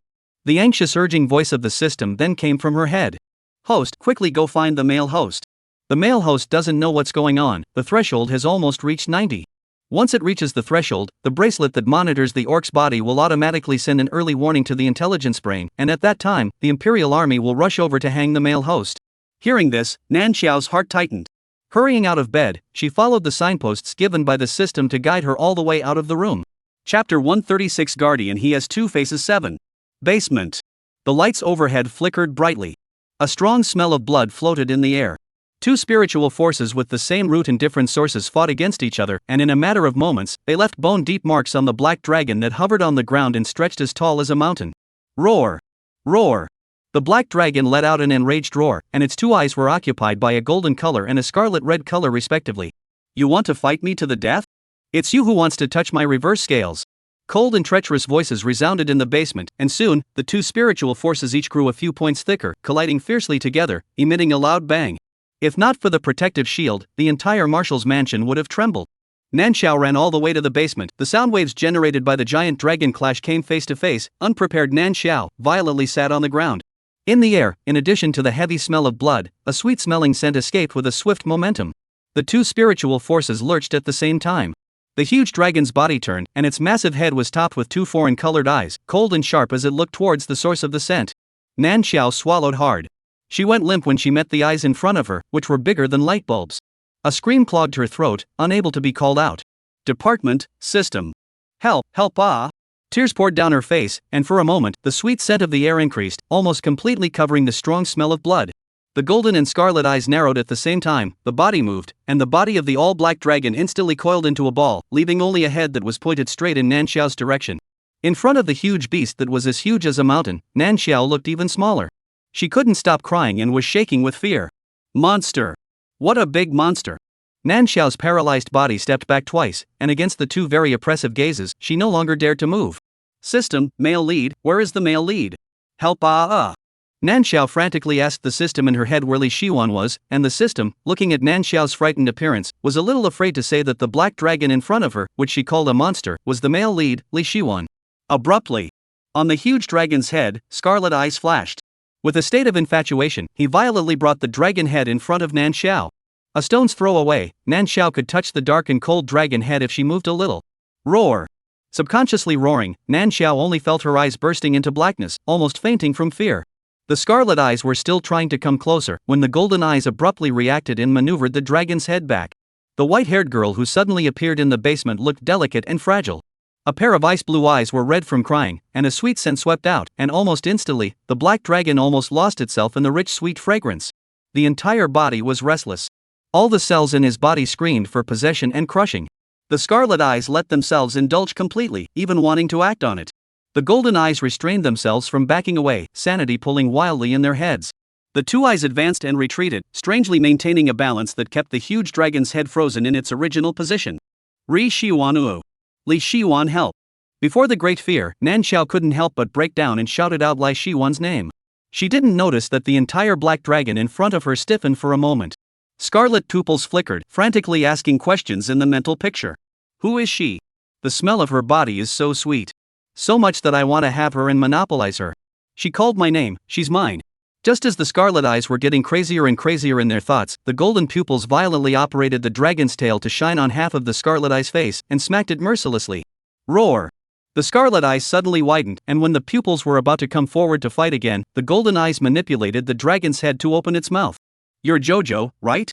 Extraordinarily familiar calm voice resounded above her head. Nan Xiao raised her head in surprise, and the moment she met the golden yellow eyes, a familiar feeling came over her. Nan Xiao's uncontrollable pupils quaked for a moment, and with a face of fear, she said, Li Shiwan? Who could tell her? Why would the male lead be the monster in front of her? It's me, Chao Chao. I'm sorry, I lost some control, but you seem to be frightened by my main body. Li Shiwan's eyes flashed with a golden color, and his voice remained calm and gentle. But no matter how gentle it was, paired with the head of the huge black dragon in front of him, Nan Xiao was devastated. System? Why didn't you tell me in advance that this is the male lead? Hearing this, the system was a little unsure of how to answer. Host, this is the interstellar beast world. Every male beastman has his beast-type body, just like you changed into a ragdoll cat before. I thought. You knew that. Yup. Nan Xiao had completely forgotten that this was the interstellar beast world, and obviously she herself had only just turned into a human, but she had overlooked the fact that the male lead, Li Shiwan, would also change back into his beast-type body. Nan Xiao almost cried at her own stupidity. But even after reacting, looking at Li Shiwan's massive body, Nan Xiao was still terrified. She a ragdoll cat, and a black dragon with 100% match. Was there really no problem with intellectual matching? This was even more frightening than a thriller. However, just as Nan Xiao was immersed in her emotions, she didn't notice that a pitch-black tail avoided her sight and slowly approached towards her bit by bit. The golden eyes were occupied by the calm and reliable side of Li Shiwan as he looked intently at his partner. His eyes flashed with fire, but more than anything else, it was pity. Chao Chao, I'm in a bit of a bad state right now. Just get out of here, I'm afraid I'll lose control and hurt you. Nan Xiao cried so much that a layer of mist rose in front of her eyes. Hearing Li Shiwan's soothing words, and remembering the system's assurance from before, although she was still scared, she huffed a few times and tried to let her emotions ease down. Li Shiwan, you. Nan Xiao was just about to speak when she felt a touch of coldness wrapped around her calf. Chapter 137 Guardian He Has Two Faces 8. Ah! A cold, slippery touch came up violently on her calf. Nan Xiao looked down and saw a dark tail crawling up her leg. Nan Xiao screamed in terror. In the next second, the tail that was sneakily and slowly climbing upwards instantly sped up, and in the blink of an eye, it wrapped around Nan Xiao's waist. Suddenly, Nan Xiao's body lifted up in the air, and she was swept up by the pitch-black tail to a position in mid-air and level with the two differently colored eyes. The golden eyes flashed, and the pupil color was suppressed by a scarlet red. Nan Xiao looked at the two bulb-sized eyes in front of her with tears in her eyes, shaking unceasingly. Li Shiwan? Nan Xiao shouted out Li Shiwan's name in fear. She always had an ominous premonition in her heart as she looked at those scarlet eyes. The huge black dragon in front of her did not respond to Nan Xiao's voice, but only had a pair of eyes staring straight at Nan Xiao, the bottom of its eyes filled with the color of infatuation. Li Shiwan. Nan Xiao's voice had a broken crying tone in it, and a flash of excitement suddenly rose from the bottom of the black dragon's scarlet eyes. The dragon body that was coiled together abruptly twisted wildly. The dragon's head came up to Nan Xiao at once, its eyes completely drunk with the color of indulging in lust. You smell good. I can smell you, you're mine too. I was wrong before, you're fragile, but delicious enough. I want you, can I? A treacherous and inexplicable voice came out from the black dragon's mouth. Nan Xiao finally couldn't help herself, her eyes went black and she fainted. The black dragon's movements paused for a moment. Subconsciously shaking its tail, the dim sum with its eyes tightly closed was unresponsive. Fainted? Still fragile. I alone can't do it, there's also that moralistic guy. The black dragon sighed meaningfully and gently placed Nan Xiao, who was entangled in his tail, onto his body. The huge body swam over and surrounded Nan Xiao. After doing so, the black dragon placed its own chin on the place immediately next to Nan Xiao, opening its eyes and looking at Nan Xiao for an instant. The sweet scent lingered in the basement. The violent spiritual energy that had originally filled the space looked like it had been intoxicated by the sweet scent. Not long after, it became calm and quiet. At the same time, the numbers on the bracelet that detected the black dragon's body data jumped wildly. 89%, 87%, 81%. The threshold of genetic loss of control flickered all the way to the top, and finally stopped at 75%. Imperial Palace. Li Chenyang's eyes were glued to his terminal, and what was jumping on it was clearly Li Shiwan's threshold of genetic loss of control. His heart almost jumped out of his throat when he saw the value stuck above 89%. In the nearest garrison, the Imperial Army had received an early warning and was already gearing up. Li Chenyang's palms were sweaty. Just when he thought that his brother was hopelessly going to be strangled by the Imperial Army, Li Shiwan's genetic loss of control threshold began to drop rapidly again. Li Chenyang's eyes widened as he looked at the large 75% displayed on the terminal. He was shocked for a moment, then fell into a fit of ecstasy. The taut spine suddenly loosened. His brother. the guardian of the interstellar empire, war god Marshal Li Shiwan. Finally. Saved. Incoming. Lai Chenyang couldn't hold it down and was about to call for people to set off to the marshal's mansion together right away. The guards under his command came in to stand by and then calmed down at once. No. Can't go now. Abuchi's threshold for genetic loss of control has just dropped, it should still be in the soothing period now. We have to wait for the soothing period to pass before we can go to the door. After thinking about it, Li Chenyang waved his hand and dismissed the guards. Marshal's mansion. When Nan Xiao came to her senses, it was already noon the next day. On the large black bed, Nan Xiao sat up violently from the bed and looked around with palpitations. System? Host, I'm here. The system's response sound appeared in his head, and the location of Nan Xiao's heart also continued to beat furiously for several times before gradually calming down. Thinking of the images she saw before she passed out, Nan Xiao let out a deep breath. Yesterday, that appearance of Lai Shiwan was because of a genetic loss of control? Yes, host, but now the male host's genetic loss of control threshold has been lowered by you, host. Host, you don't have to worry, you have to believe that the male lead will never hurt you, this system is 100% guaranteed. Nan Xiao didn't say anything, she just closed her eyes in hindsight. Wouldn't hurt her. But she felt scared when she thought of the black dragon's huge body. She was afraid that she would give herself a fright. Nan Xiao slowly exhaled a mouthful of cloudy air, trying to calm herself. Just then, the door to the room was opened from outside. Li Shiwan's tall and majestic body appeared in the doorway, looking at the small group on the large black bed, his golden eyes couldn't help but move. Xiao Xiao, are you awake? Hearing the voice, Nan Xiao subconsciously shivered. A large hand gently stroked up, Nan Xiao opened her eyes and saw Lai Shiwan standing by the bedside, his cold and rigid face full of devotion and guilt. Nan Xiao paused for a moment. Restrained the instinct of wanting to hide. She raised her head to look at Li Shiwan, and without flickering or avoiding, she locked eyes with those golden-colored eyes. Meow? Nan Xiao called out as if inquisitively, as if asking what was going on with the color of his eyes. Li Shiwan's hand that was stroking Nan Xiao curled up. He saw what Nan Xiao was trying to express, but didn't know how to explain the matter of there being another one of his consciousnesses in his body. After a long moment of silence, Li Shiwan looked at those persistent ice-blue eyes looking at him before he spoke slowly like he had made up his mind. I'm sorry Xiao Xiao, the way we looked yesterday must have scared you. Meow? Nancho exclaimed with wide eyes and a bit of an explosion. The guys? Where did we come from? Was it the two very different colored eyes she saw yesterday? Many question marks popped up in Nan Xiao's head all of a sudden, and her ice-blue eyes looked at Lai Shiwan for an instant. Yes, it's us. Lai Shiwan spoke in a deep voice, and as he spoke, his straight spine bent in silence. Just like a devout believer waiting for God's judgment. Lai Shiwan had always known that two consciousnesses existed in his body. One bound itself firmly in the glory of duty and guardianship, serving as the guardian god that the entire empire's population trusted and admired. The other was completely liberated from its cage, always with a crazed and destructive desire, living as a madman and a demon. The two consciousnesses cut him completely apart, craving for darkness and blood on one side, while adhering to light and responsibility on the other. Oftentimes, it made Lai Shiwan himself a little confused as to who he really was. Chapter 138 Guardian He Has Two Faces 9. After hearing Li Shiwan's explanation, Nan Xiao's jaw dropped. She swallowed hard and spoke incredulously. Meaning? That scarlet eye I saw yesterday was another you? Lai Shiwan nodded, then looked at her somewhat nervously. He was afraid that Nan Xiao would be afraid of him, fear him, or dislike him because of this. Although it's extenuating. Xiao Xiao, I know that I don't deserve you like this. But I'm asking you to give me a chance, I will never do anything to hurt you. If it doesn't work. The latter words didn't come out of Li Shiwan's mouth again, and the golden color in his eyes intertwined with scarlet red for a moment. Li Shiwan immediately converged his eyes, suppressing the emotions that almost spilled out. He suddenly turned towards Nan Xiao's direction and knelt on one knee. Hanging his head, he looked like a forlorn knight waiting for the outcome of a judgment to be pronounced. Meow meow meow. Suddenly being knelt by the male lead, Nan Xiao almost jumped out of the bed with a jolt. Meow. Meow meow meow. Don't be like this. I feel like I'm going to lose my life by receiving such a big gift. For a moment, Nan Xiao meowed and meowed. Her voice was high and intense, and her fluffy little face was filled with nervousness and excitement. She meowed so densely that Lai Shiwan was confused for a moment. Stiffly looking up at Nan Xiao, looking at the expression on Nan Xiao's face, ecstasy surged up from the depths of his heart. Xiao Xiao this meant what he thought it meant? Li Shiwan moved his mouth and stumbled over his words. Xiao Xiao, what you mean is? You don't mind, you can give me a chance, right? Nan Xiao's eyes widened violently, and she was about to meow out, when she was violently approached by Lai Shiwan, who reached out and gathered her hand to the position of her heart. Thud, thud, thud. The sound of violent beating in the chest cavity reached Nan Xiao's ears through her clothes. Above her head was Lai Shiwan's low, husky voice with delight.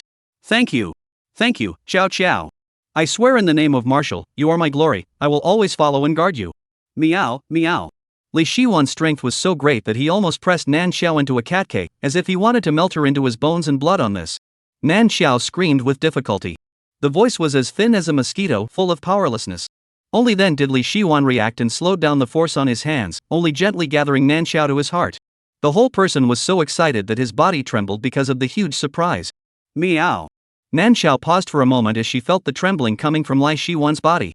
Although what she expressed wasn't the meaning. Her mission in this world was Li Shiwan, not this meaning could only be this meaning. Oh. One person and one cat chatted in a messy, but bizarrely in the same frequency. Soon, Li Shiwan's mood stabilized. He cupped Nan Xiao into his palm and leaned against his heart. While reaching out to comb Nan Xiao's rubbed hair, he spoke gently. Chow Chow, it's getting late, I'll take you downstairs to drink the nutrient solution. You already transformed yesterday, but today you've changed back again. It's obvious that there's not enough energy inside your body. I'll have someone come over to check your body, okay? Meow. Nan Xiao answered breathlessly and went with Li Shiwan. When one person and one cat came down from upstairs, in the living room, the person who came to check had already been waiting for a long time. Li Shiwan first fed Nan Xiao a nutrient solution before placing the soft mass in his hands onto a special machine for examination. He, on the other hand, stood guard at the side, accompanying Nan Xiao. Meow. Nan Xiao looked at Li Shiwan and called out. With some hindsight, she wanted to urge him to go away. System, the machine can't check out anything, right? After all, I'm not even close to transforming into a human form yet. Host, don't worry, I'm manipulating altered data, of course nothing can be seen on the surface of my body. Hearing the system's words, Nan Xiao finally felt relieved. Glancing at Li Shiwan, who was standing at the side with a gentle to weird gaze, softly looking at herself. Nan Xiao flicked her tail and twisted her head to the other side. Li Shiwan paused for a moment. Lifting his feet and changing his position, he walked in front of Nan Xiao, bound to make himself visible in the other's eyes. Nan Xiao. Lord Marshal, your female master's body has not been checked for any residual energy to maintain the transformation. You? The person who was checking was tempted to ask, is Li Shiwan really sure that his female master has transformed?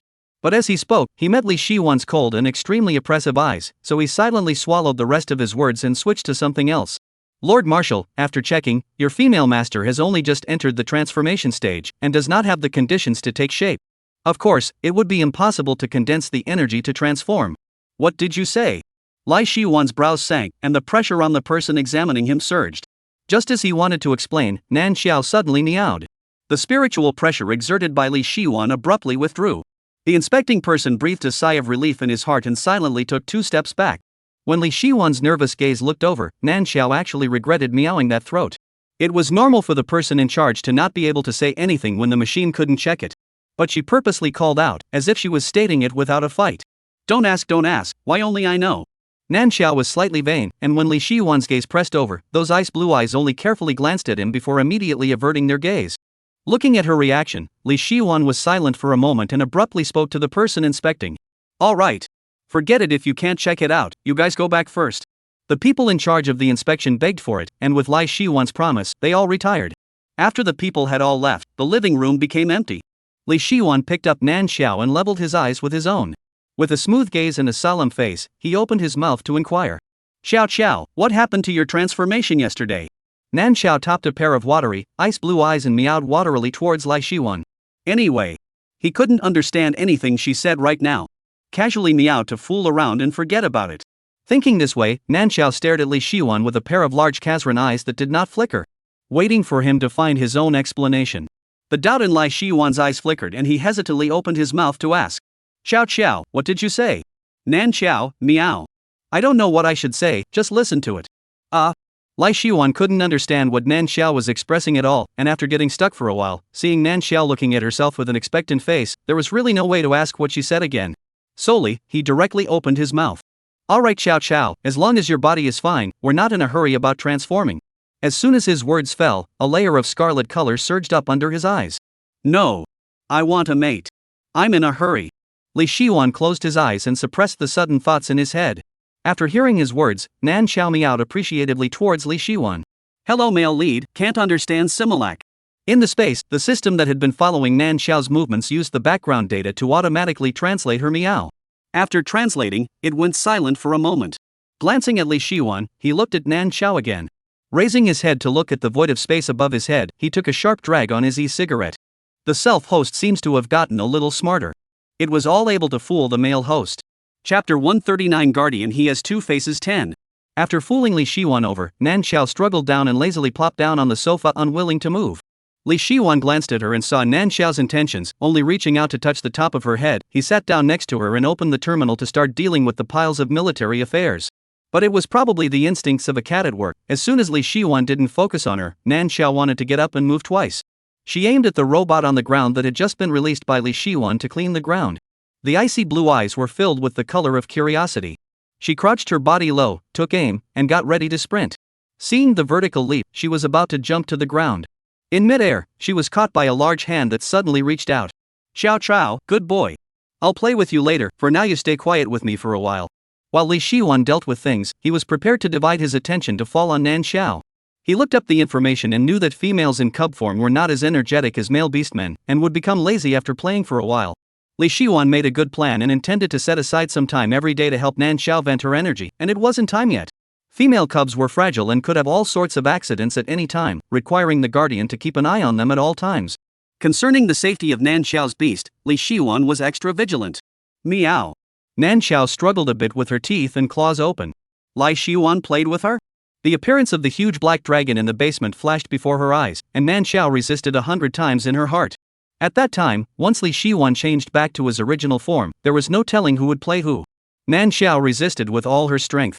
The light in Li Shiwan's eyes flashed, and he withdrew his arm and clamped the kitten ball between his legs. The matter of playing with him was not negotiable. He didn't feel comfortable with Nan Xiao alone. He accompanied her to play together and also took the opportunity to strengthen his feelings.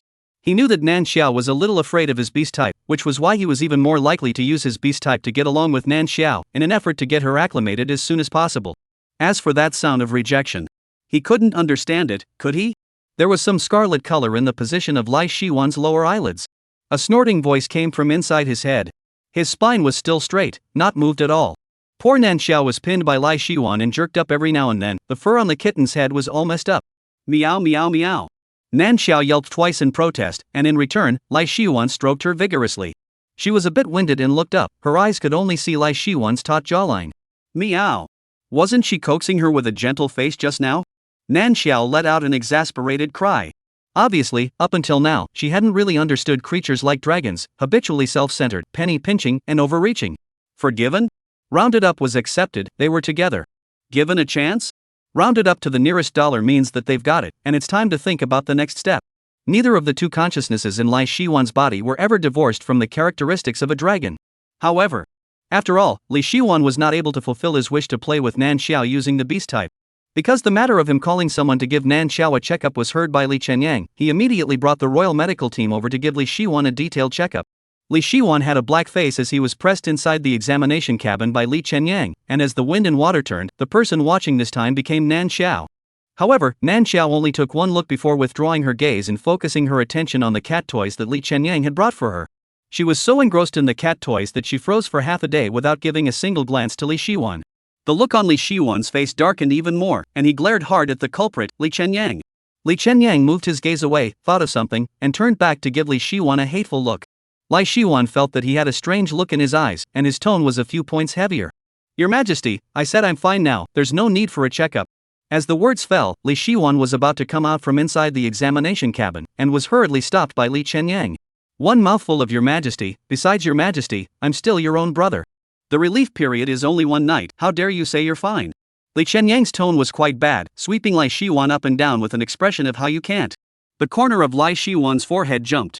He almost couldn't help but want to commit the following offense and give Li Chenyang a kick. He gritted his teeth and said, Your Majesty, what are you babbling about? Li Chenyang, I'm talking nonsense?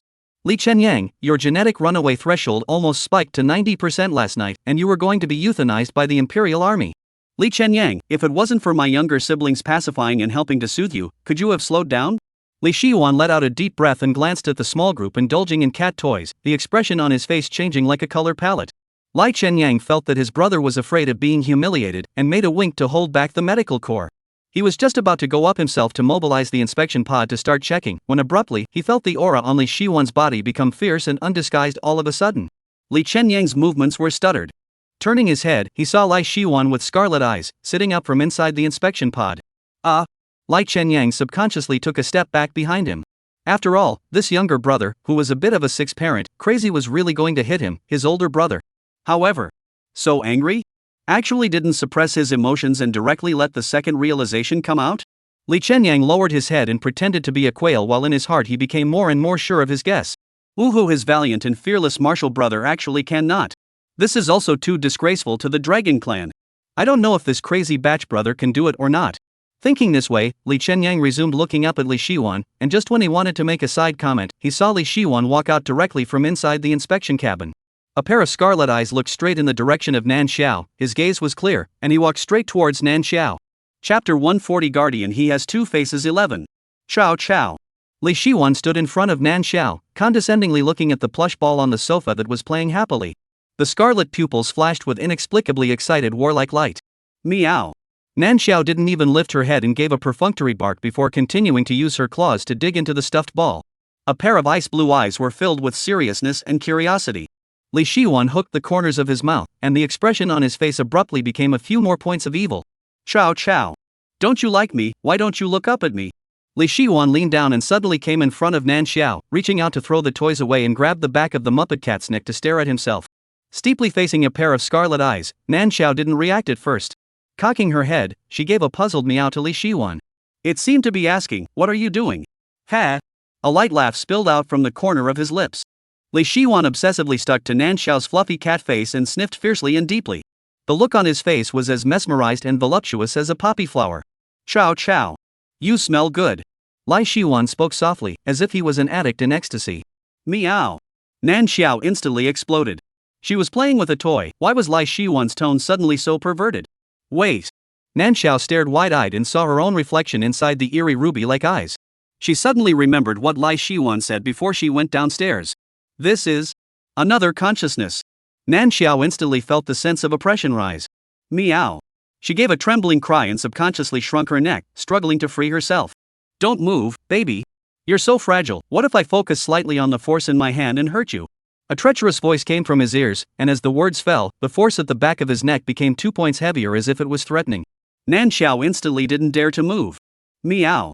Big brother, calm down. Never calm down. Li Shiwan's smile at the corner of his mouth deepened, rubbing the flesh under his fingers. The delicate touch made him quite a bit in love. Looking at the hands of the fluffy group of goons who really dare not move, Li Shiwan directly buried half of his face into the fragrant soft fur. Instantly, the familiar sweet scent poured into his nostrils. Good fragrance, Li Shiwan's eyes went straight, his scarlet pupils erected into a thin line in excitement. He was madly addicted to sucking on the cat. Nan Xiao's eyes were rounded and lifeless. The exploded fur had been ravaged beyond recognition, and Li Shiwan still had a face of indulgence. In the air, a mellow rum flavor abruptly escaped. Li Chenyang, who was still hesitant to go up and greet his crazy batch brother, was violently choked by the restless, possessive scent coming out of him. Looking at this, he was directly ignored. This bad will beat up his brother's crazy batch brother. Li Chenyang secretly poked and rolled his eyes at Li Shiwan's back. Averting his gaze, he covered his nose and fake coughed twice. Cough. Li Shiwan, who was engrossed in sucking on the cat, gave a start and immediately held the cat ball to the position of his heart, blocked it with his hand, and turned around to look at Li Chenyang unhappily. The constantly rising corners of his mouth pursed and flattened into a straight line, and his scarlet eyes were filled with murderous intent towards Li Chenyang. Li Chenyang raised his hand and touched his nose, and took another step back without moving. What are you doing here? Li Shiwan's tone was sullen, and even though there was an emperor standing across from him, he was nonchalant in his questioning. I'm not doing anything. It's just that I haven't seen you for too long, Labuchi, so I came over to take a look. Li Chenyang looked around, didn't dare to tell the truth even if it was true. Even his brother's stance couldn't be put up at all. There was nothing else. Even if the crazy criticized brother's personality was unpredictable, he also hit people particularly hard. He doesn't like people telling him what to do, even if it's a body check. Li Chenyang had wanted to tell Li Shiwan that as a male, he couldn't treat his female so rudely. But when he met his eyes that were filled with the desire to kill and destroy, what he wanted to say could not be said. As he spoke, Li Chenyang smiled sarcastically at Li Shiwan twice. Li Shiwan snorted coldly. Don't shout so disgustingly. The line of sight swept across the inspection cabin, and his voice was even more hostile. Get lost if you're fine, don't bother me. Okay, Abuchi. Li Chenyang answered and quickly turned around to leave. The inspection cabin that he brought with him was directly and selectively forgotten.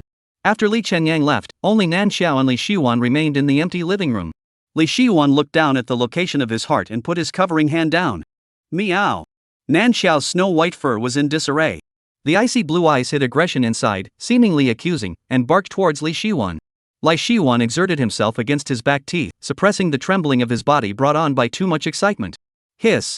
So good, so soft. I want to rub it and bury it into my body. The scarlet eyes kept flickering, intertwining with the golden color that tumbled out at some point. Li Shiwan couldn't help but snort in his heart. Taking advantage of the fact that he was now the one controlling his body, the pretender actually let himself get restless as well. Ha! The corners of Li Shiwan's mouth were positioned in a position where a cold smile could not be seen. The complexion on his face was a mixture of light and darkness, looking exceptionally bizarre. Nan Xiao couldn't help but shrink her neck and asked the system in her head. System, this look of Li Shiwan is so weird, it really looks a bit scary. The system thought about it and spoke out to comfort. Host, there's nothing scary about it.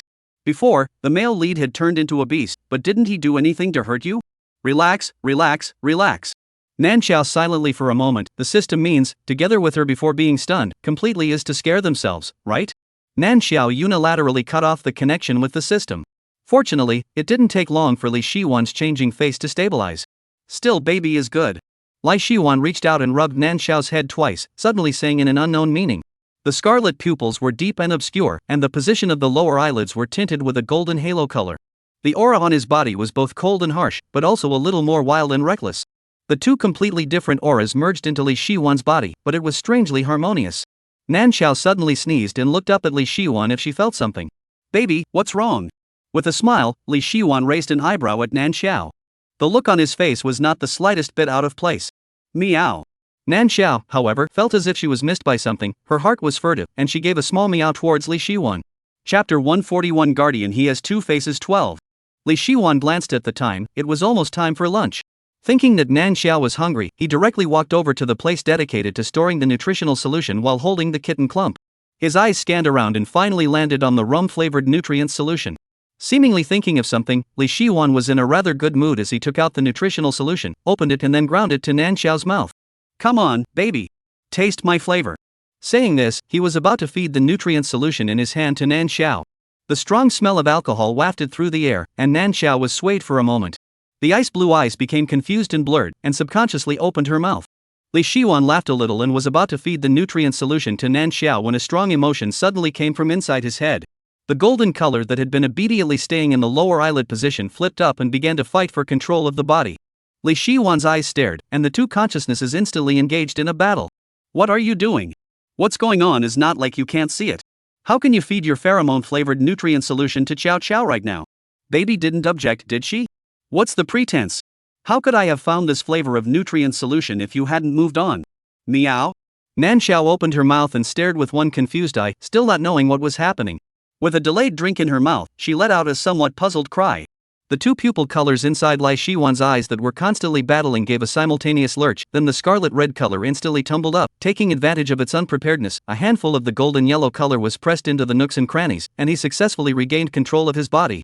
A hint of smugness flashed in his eyes. Li Shiwan looked down at the white ragdoll cat that was obediently leaning against his heart, and the color of his scarlet eyes became deeper and deeper. Baby good boy. Make sure you like the flavor after you drink it. Otherwise, I'll get angry, yo.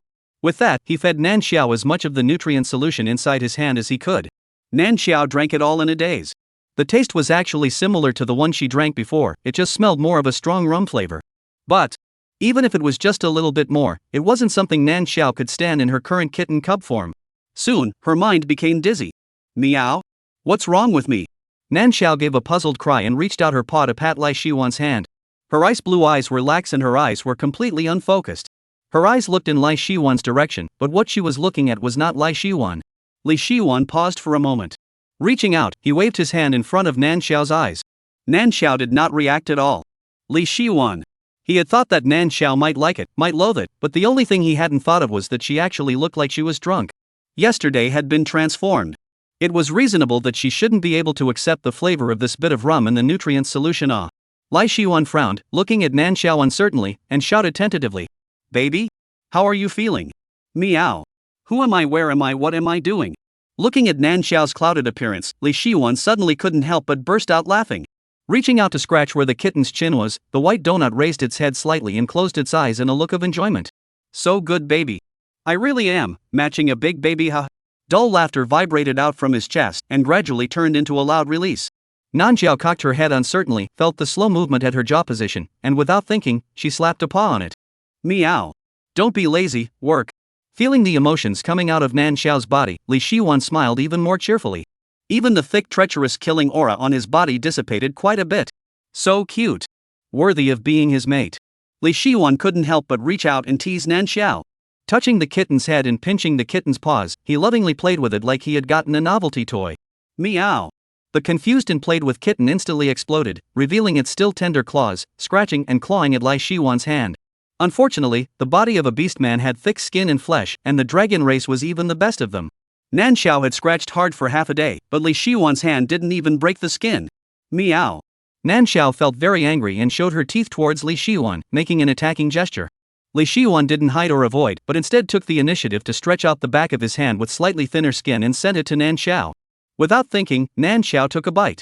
However, this thing cackles. Ice blue eyes tearfully looked at Li Shiwan, who got excited at a speed not visible to the naked eye.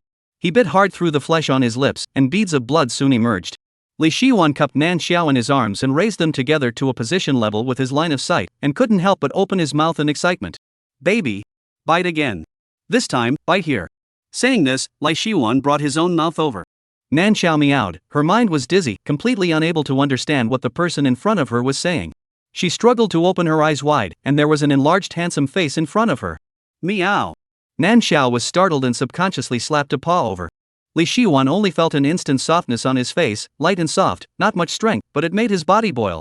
His breathing tightened, and with a clear purpose, he sent his lips towards the location of Nanxiao's mouth. Meow. Nanxiao let out a shocked cry, feeling like she had been provoked. As Li Shiwan expected, he opened his mouth and bit on his lips.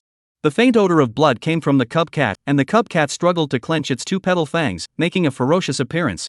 Meow. I told you to scare me. Bite you to death, bite you to death.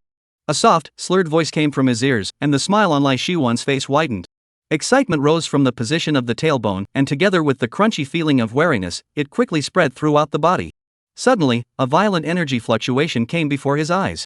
Li Shiwan disappeared, and a black dragon whose size was controlled at about 3 meters appeared out of thin air. Without something to hold up under Nanxiao's feet, her body went airborne and instantly fell. Meow. Aha. Nanxiao couldn't help but scream. Just when she thought she was going to fall hard to the ground, the pitch-black dragon's tail reached out and curled around Muppet Cat's body as it carried her slowly down to the ground. The moment she landed, the long dragon body wrapped around at once. Coiling into a ball, it surrounded Muppet Cat, who had a terrified expression on her face, right in the center. The scarlet eyes were facing Muppet Cat, hunting, guarding straight ahead. Chapter 142 Guardian He Has Two Faces 13. Meow meow meow. What the hell is scaring Cat? Falling from a high place, Nanxiao felt her head spinning even more. After the initial panic passed, she became somewhat emboldened. Meowing, she started barking at the black dragon.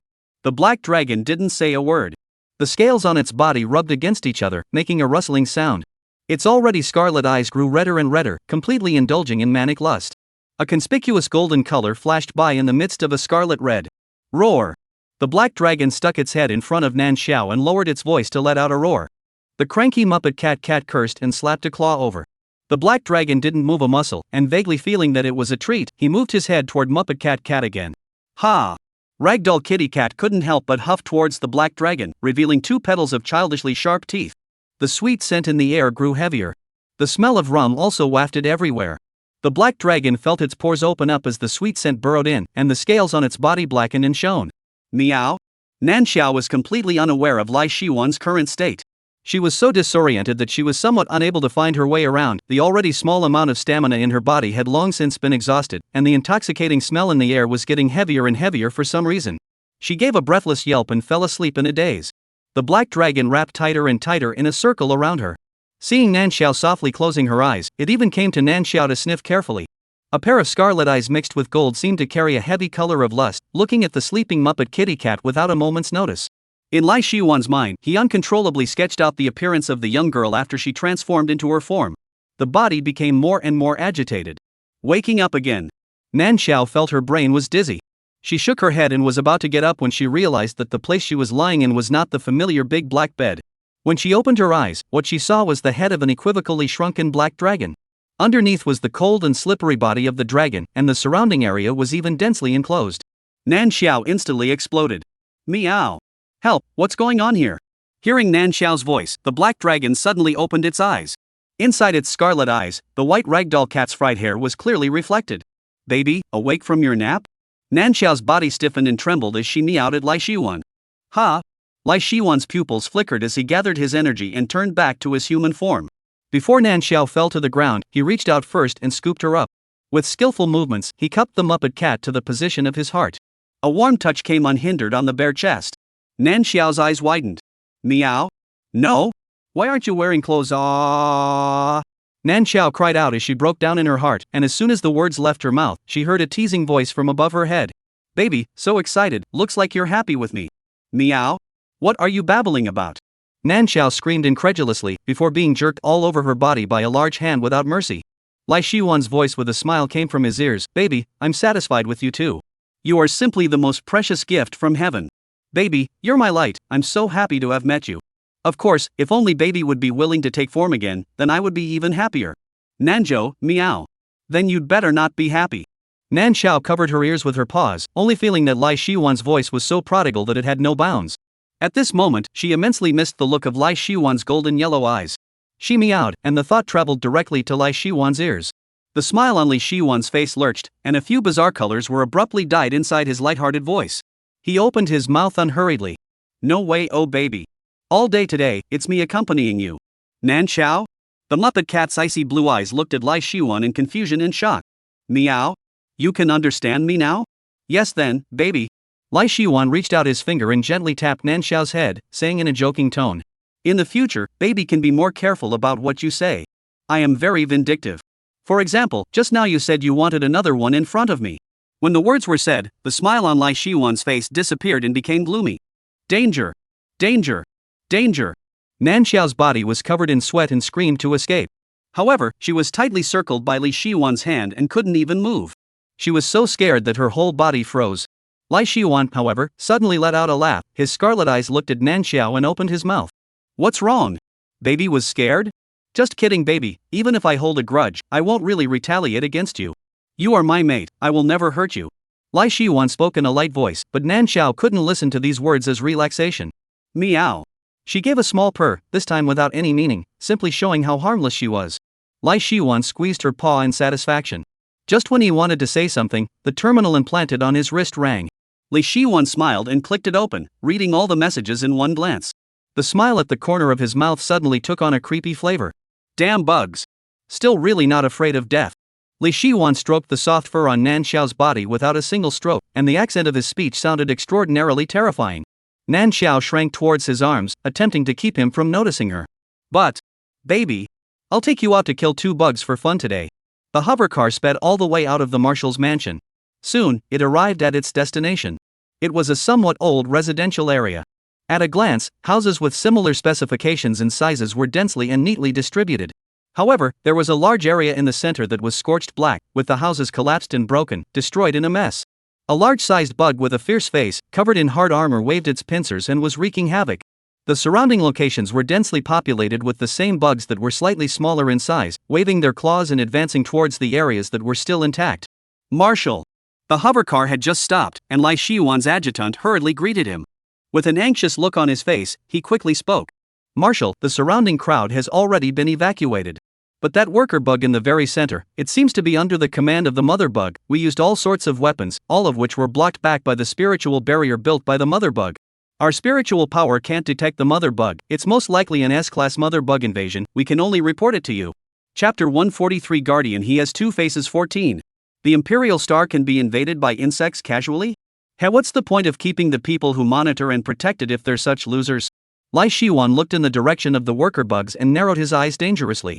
The adjutant retreated to the side, not daring to squeak. Li Shiwan snorted coldly. He looked down to the pocket of his uniform in front of him, just as a white plush mass stuck its head out. Meow? Arrived? Nan Xiao opened a pair of big icy blue eyes and looked at Li Shiwan suspiciously. Li Shiwan raised his hand and gently touched the plush donut's head. The hostile aura on his body disappeared without a trace the moment he looked at Nan Xiao. The thin lips lightly opened. Baby, want to observe up close how I kill bugs? Nan Xiao looked at the look on Lai Shiwan's face that turned treacherous in an instant and felt danger. However, before she had the chance to voice her refusal, Lai Shiwan's adjutant spoke up first. Marshal. How can you? The adjutant looked like he had seen a ghost, looking at the warm picture of Lai Shiwan as he lowered his head to tease Nan Xiao, and opened his mouth in disbelief. Female. The self-marshal had actually brought his female to such a dangerous place? At this instant, even if the other party was Li Shiwan, the adjutant almost couldn't help but curse out. But before he could finish his words, Li Shiwan's eyes swept over. That glance was extremely light, with an empty eye, as if he didn't exist. The adjutant coldly shivered. Quickly lowering his head, he kept his mouth shut. After warning the adjutant, Li Shiwan shifted his attention back to Nan Xiao. Nan Xiao took a dark poke at the black beetles that were about the size of a small mountain in the distance and shook her head frantically. Meow meow meow. I'm not going. Tisk. Li Shiwan curled his finger and flicked Nan Xiao's forehead, clearly not satisfied with this answer. Baby, what are you saying stupid things? If you don't come over with me, do you think I'll hand you over to the others to hide behind? You have to know that there is no safer place than staying by my side. With those words, regardless of Nan Xiao's protests, he directly headed in the direction of the giant beetle Blackbug and lifted his foot to walk over. In what seemed to be an unhurried movement, in the blink of an eye, he had already avoided the surrounding densely packed small beetles and stood in front of the giant beetle. Marshal! The adjutant couldn't help but shout towards Li Shiwan, his eyes staring nervously at his back. It wasn't that he was nervous about Li Shiwan, but he was afraid that Li Shiwan's fight with the giant beetle would hurt Nan Xiao on him. To know, but if Nan Xiao suffered a little injury on his body, Li Shiwan would have to be court-martialed by the Female Protection Society. Clank. Looking at Li Shiwan who suddenly appeared in front of him, the giant insectoid's two forelimbs struck each other for a split second, and the hard pincers glowing with cold light stabbed towards Li Shiwan. Meow. Holy. Nan Xiao looked up just in time to see this scene and exploded on the spot. A pair of ice blue eyes almost glared out from inside the eye sockets. Meow meow meow. Duck and run. Ah! Nan Xiao meowed in terror, adrenaline soaring, frantically urging Li Shiwan to hurry and dodge. Seeing that the sharp pincers were about to hit him, Li Shiwan didn't dodge or avoid, and had a cloudy smile on his face. He looked at Nan Xiao's nervousness to the point of blowing up and felt unusually smooth. Don't be afraid, baby. A grade A worker bug is just an appetizer. The mother bug that really hides behind it to build an S-rank spirit barrier is the main meal. As he said that, he saw Li Shiwan raise his hand and lightly waved it towards the worker bug, and Super S-class extremely oppressive spiritual power instantly poured out. The worker bug's black shiny armored pincers didn't have time to fall yet, and when it was in mid-air, along with the entire bug, it turned into flying ash. Nan Xiao's mouth couldn't close in shock. Li Shiwan's spiritual power was so strong that she was still alive and came out of the basement that he used to vent his spiritual power. For a moment, Nan Xiao felt that the aura the system had given her was even stronger than Li Shiwan's. But Nan Xiao knew in her heart, halo to halo, her real life was still held in Li Shiwan's hands at all times. Thinking of this, Nan Xiao swallowed hard. After flying back to her senses, she raised her head and carefully called out to Li Shiwan. Meow. Awesomely overpowered oing oing oing. Li Shiwan let out a light laugh as he raised his hand to cover Nan Xiao's wet eyes, killing intent suddenly appearing in his scarlet eyes. The spiritual power released became even more tyrannical, instantly breaking through the spiritual barrier constructed by the S-rank mother bug, crushing all the small bugs crawling densely around into flying dust. At the same time, an abnormal fluctuation came out from the underground location. The invisible spiritual attacks were all killing moves, heading straight towards Li Shiwan. Li Shiwan hooked his lips, raised his hand and tapped on the terminal on his wrist, and a tall and majestic black mech was released. In the blink of an eye, Li Shiwan had already brought Nan Xiao inside the mech. Li Shiwan built up his strength and leapt upwards. The mech synchronized his movements and, with the energy running, leapt to a height of over 10 meters in one leap. Boom! After Li Shiwan avoided it, the bug mother's spiritual attack swept across, causing a large area of houses right next to it to collapse. In an instant, that area turned into ruins. Immediately afterward, the ground shook crazily. Not a moment later, a huge pincer stretched out from its position underground. Nan Xiao's two claws were tightly grasping Li Shiwan's clothes, but her eyes were instantly looking at the ground. When she saw the mother worm crawling out half of her body, Nan Xiao couldn't help but suck in a breath of cool air. The mother bug, just half of its body, looked more than twice as big as the previous worker bug. On the body's dark armor, there were also dense plush barbs attached. The 6 green eyes flashed with an icy and cruel cold light. Just one glance made people feel creepy. Nan Xiao shrunk her neck and ducked towards Li Shiwan's pocket, leaving only 2 eyes looking out. Ha! Li Shiwan couldn't help but let out a light laugh, and the more he looked at her, the more adorable he felt his partner was. He simply loved this goony look of hers. And thanks to this female worm that burrowed out. Since this was the case, it would be good to give this damned worm a pain in the ass. A bloodthirsty light flashed in Lai Shiwan's eyes as he maneuvered the mech to adjust its position while tapping on the energy cannon, aiming it at the mother bug and blasting it straight out. Ah! Half of the mother bug's body was still sunk into the ground, and the moment it was locked on by the energy cannon, even though it accelerated its speed, it still couldn't avoid it. Steeply, a sharp and miserable female voice came out. Accompanied by a violent mental fluctuation, another extremely lethal mental attack came out in the twinkling of an eye. Chapter 144 Guardian He Has Two Faces 15. Snort. Unconscionable. A touch of playfulness appeared on Lai Shiwan's face, and without dodging or avoiding, he maneuvered his mech to directly meet it. At the same time, extremely aggressive spiritual power was also released by him, attacking towards the mother insect with a clear target. The two attacks collided in mid-air, making a loud sound. The battle scene between an S-rank and a Super S-rank was undoubtedly shocking to everyone. The surveillance captured this image, synchronized it to the backstage, and then transferred it to the light screen in the basement without anyone noticing. Damn! Orcs of the same level are no match for the bugs at all, and Rishir Yuan is on the side of being an exception. That's an S-rank female bug, and it actually all fell into his hands. The gentle-looking, elegant male with a pair of gold-rimmed glasses stared at the image above the light screen and slapped the table in front of him with a face of indignation. The various reagents placed on the table were shaken and crackled. The tall male wearing a white lab coat guarding the side pressed down on his shoulder with a hand, and two compound eyes grew on his icy and abnormal face. Vice Marshal Lee, it's fine that I didn't settle the score with you for losing an S-class female insect for nothing, but you dare to lose your temper in front of me? Ka-ching! A crisp bone-cracking sound rang out, and the face of the male called Vice Marshal Lee instantly turned pale. Bug, Dr. Bug, calm down. Forgive me this time, there is absolutely no next time. Vice Marshal Lee boldly looked into those emotionless compound eyes, unable to control the trembling all over his body. Ha! Remember your identity. Dr. Bug gave him a cold and icy look, and with a clasp on Vice Marshal Lee's shoulder he threw him backward onto the ground. Intense pain came, but Vice Marshal Lee clenched his teeth, not daring to make a single sound.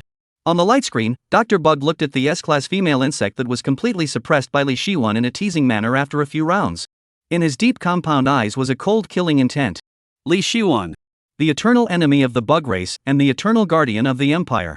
I just don't know, when you genetically go out of control and become a senseless beast, will the empire you are guarding still be able to tolerate you? The S-class female insect was pressed all the way by Li Shiwan, and was eventually thrown to the ground with its arms and legs missing and motionless. Nan Xiao was in the mech and witnessed the entire process of Li Shiwan crushing the mother bug. She couldn't help but hiss lightly, it had to be the male lead. Super S-ranked mental strength, pressing down on an S-ranked mother bug, who could tell how much he exceeded S-rank. After settling the matter of the mother bug, Li Shiwan dug out the bug core and left the rest to the adjutant. He took Nan Xiao and went directly to the palace. Although he didn't care about the bug race and the empire, but these assholes popping up to disturb him and Nan Xiao, he had to take care of it. Big Brother Waste was at least an emperor, and for the sake of his empire, he had to do something. The hovercar sped along and soon arrived at the entrance of the palace. Li Chenyang seemed to have guessed that he would come to him, and had his own personal guards guarding the entrance early. As soon as Li Shiwan arrived, he immediately led him to the palace where Li Chenyang was. Ah Yuan ah. Seeing Li Shiwan, Li Chenyang just wanted to exchange pleasantries. Li Shiwan directly gave him an icy look and lowered his voice. Keep your voice down, don't disturb my baby's rest. Li Chenyang glanced at the small handful of white hairs conspicuously in the pocket of his uniform in front of him, his forehead jumped and endured. This time, the S-class mother bug thing is premeditated, their goal is to deal with you. Li Chenyang said everything he had sent people to find out. He had previously detected a dark tide of unknown forces in the empire, and it was only by taking advantage of this S-class mother bug matter that he finally determined who was behind it. In other words, the vice marshal, who holds a high position in the military, has colluded with the insect race. You only found out about the people, but not what exactly they were scheming? Li Shiwan sneered, his tone was a mockery that wasn't hidden in the slightest. Li Chenyang let out a deep breath, telling himself that his brother was not usually like this. Don't get angry.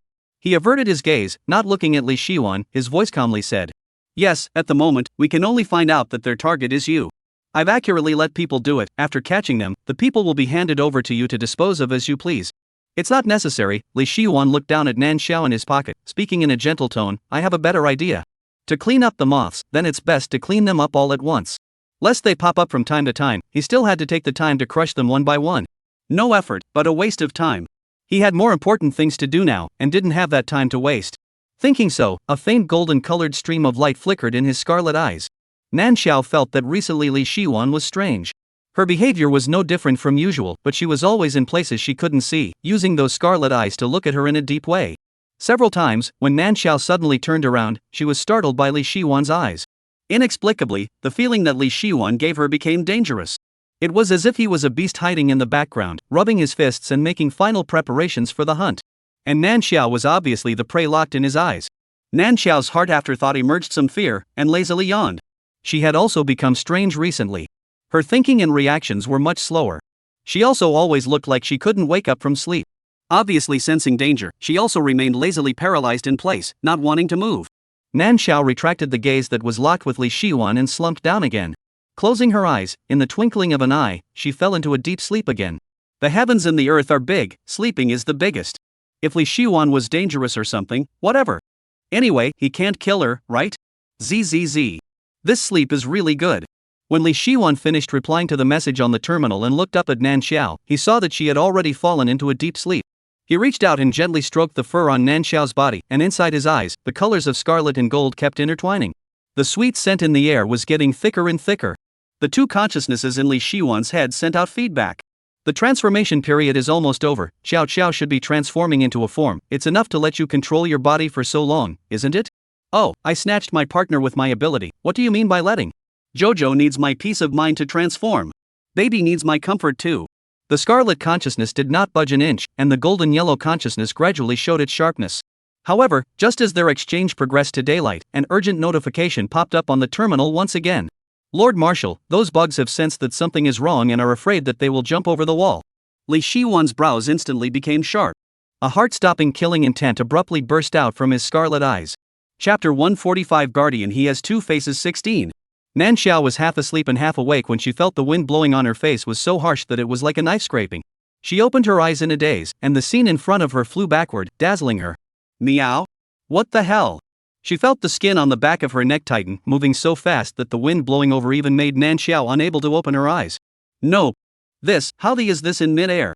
Nan Xiao instantly exploded, her ice blue eyes full of panic. Right at this moment, a familiar dragon roar suddenly came from the position above his head. Nan Xiao felt the skin on the back of her neck tighten, wet and sticky. She couldn't have been taken inside Li Shiwan's mouth, right? Why Nan Xiao's brain stopped spinning as if it had gone on strike. The emotions inside her brain were there all at once. Nan Xiao looked blankly at the rapidly changing scenery underneath, blinked her eyes, and a strange smell seemed to enter her nose. It was mellow and fragrant, overbearing and strong. It was a scent that made people easily intoxicated. Nan Xiao felt a slight familiarity, so she inhaled hard and sniffed vigorously for a few moments.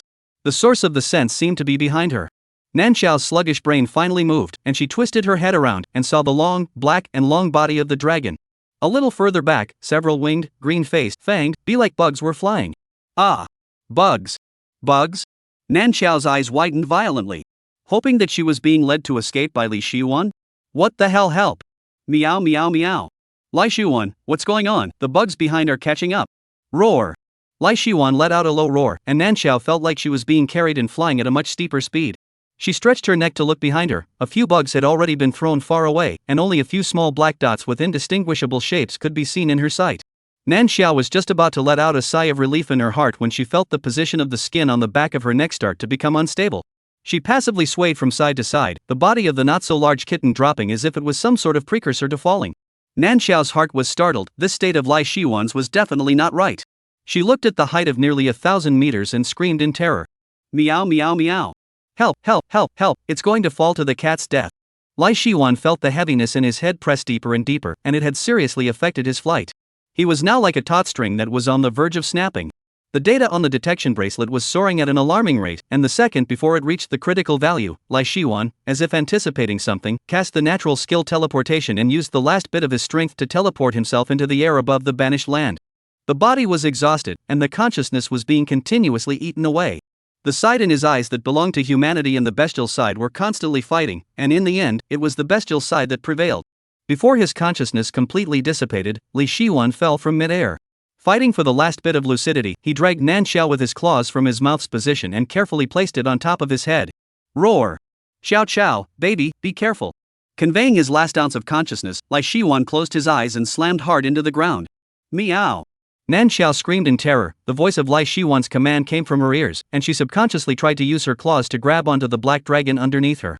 But the dragon's scales were incredibly smooth, and Nan Xiao's claws weren't sharp enough, not to mention grasping. It would be good if she could hold on. Seeing that she was about to be thrown away by the powerful inertia, Nan Xiao screamed in terror.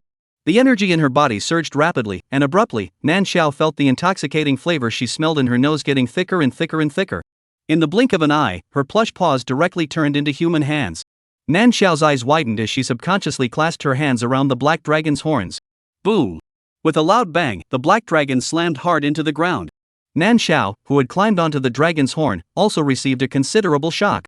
But she had thought that she would be thrown out by inertia the moment she landed on the ground, but at the critical moment, she felt an invisible force holding her up, so that she didn't suffer any other injuries except for the bumps she felt.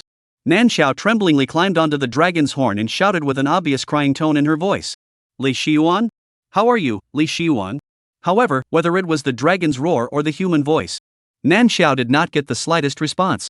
Tears were falling from her face. While crying, she carefully slid down from the black dragon, wanting to see how Li Shiyuan was doing. The ground was smashed out into a large deep pit where Li Shiyuan fell. The black dragon was huge and should have been soaring in the sky, but at this moment, it was lying motionless in the deep pit with its eyes closed.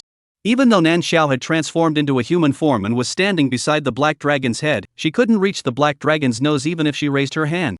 Well, Li Shiyuan, don't die, oh. Nan Xiao couldn't help but choke out a sob, crying with tears all over her face. The system watched in space and was anxious, but it couldn't make a sound to remind it.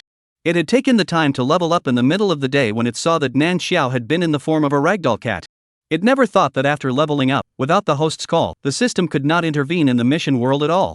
In this month, the host has been accompanied by the male host at all times, and has successfully made her dependent on the male host, leaving this system that can't make a sound to the Paw Puddle country. After the accident for so long, she actually didn't even remember to call out to the system. For some reason, the system was inexplicably a little heartbroken. But looking at Nan Xiao crying miserably, it couldn't help but follow and worry. The system opened Li Shiyuan's data panel and looked again and again. Even after falling down from such a high place, the column of Li Shiyuan's body data showed only a light injury. A minor injury. What is the point of closing your eyes and looking like you're dying? The system couldn't help but frantically poke at the picture of the black dragon on the panel. Oh.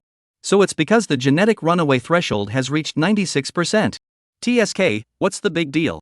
When I wake up, I'm sure I'll be alive and kicking again. The system secretly poked and prodded, squatting in the space dissatisfaction, and his sobbing Nan Xiao, immersed in sadness, still did not remember the existence of the system that has disappeared for more than 2 months. In the midst of a daze, the black dragon blurred as if it heard some sound that had been echoing intermittently in its ears. As his consciousness returned, before he opened his eyes, the black dragon was the first to smell a refreshingly sweet fragrance. Smelling this flavor, it was as if the lethargy in his head had lessened by quite a bit. The black dragon swished its eyes open. One eye was scarlet, and one eye was dazzlingly golden. Chapter 146, Guardian. He has two faces. 17. A month ago. The Empire was tranquil on the surface, but waves were raging behind the scenes. Vice Marshal Li colluded with the top echelons of the bug race in an attempt to dismantle the rule of the Star Orcs from within.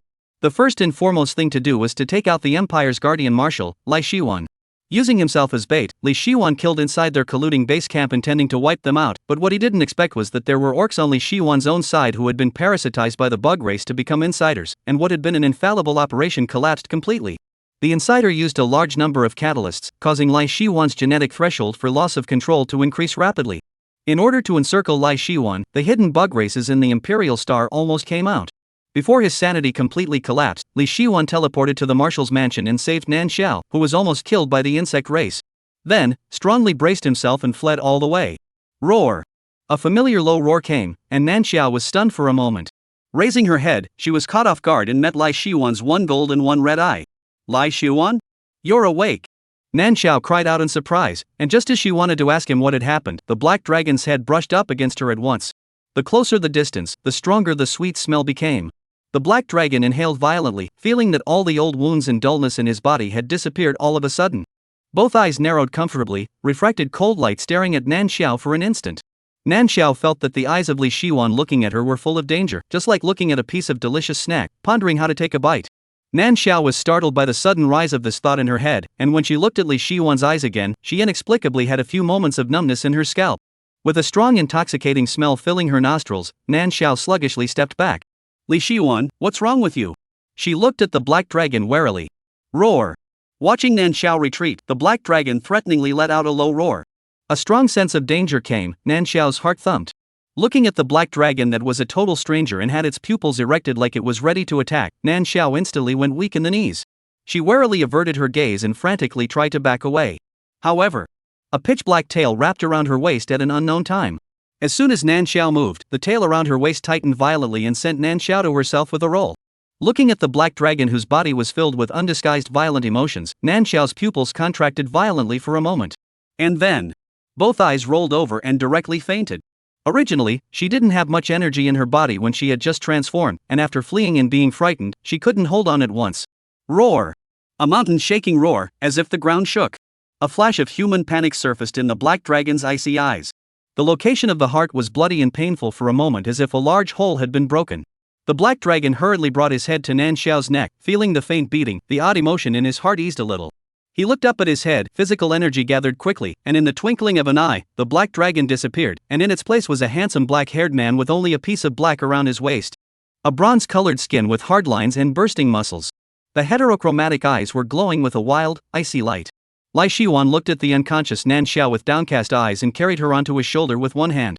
With a light vertical leap, he jumped directly out of the huge pit that had been smashed out by his beast type. Outside the pit was a scene of rich emerald green. The trees were tall and the grass grew half as tall as Nan Xiao. Looking around, half a person was nowhere to be seen. It was like a primitive forest in the middle of nowhere. Li Shiwan looked around and quickly chose a direction, carrying the person on his body and moving at speed. He found a very large cave.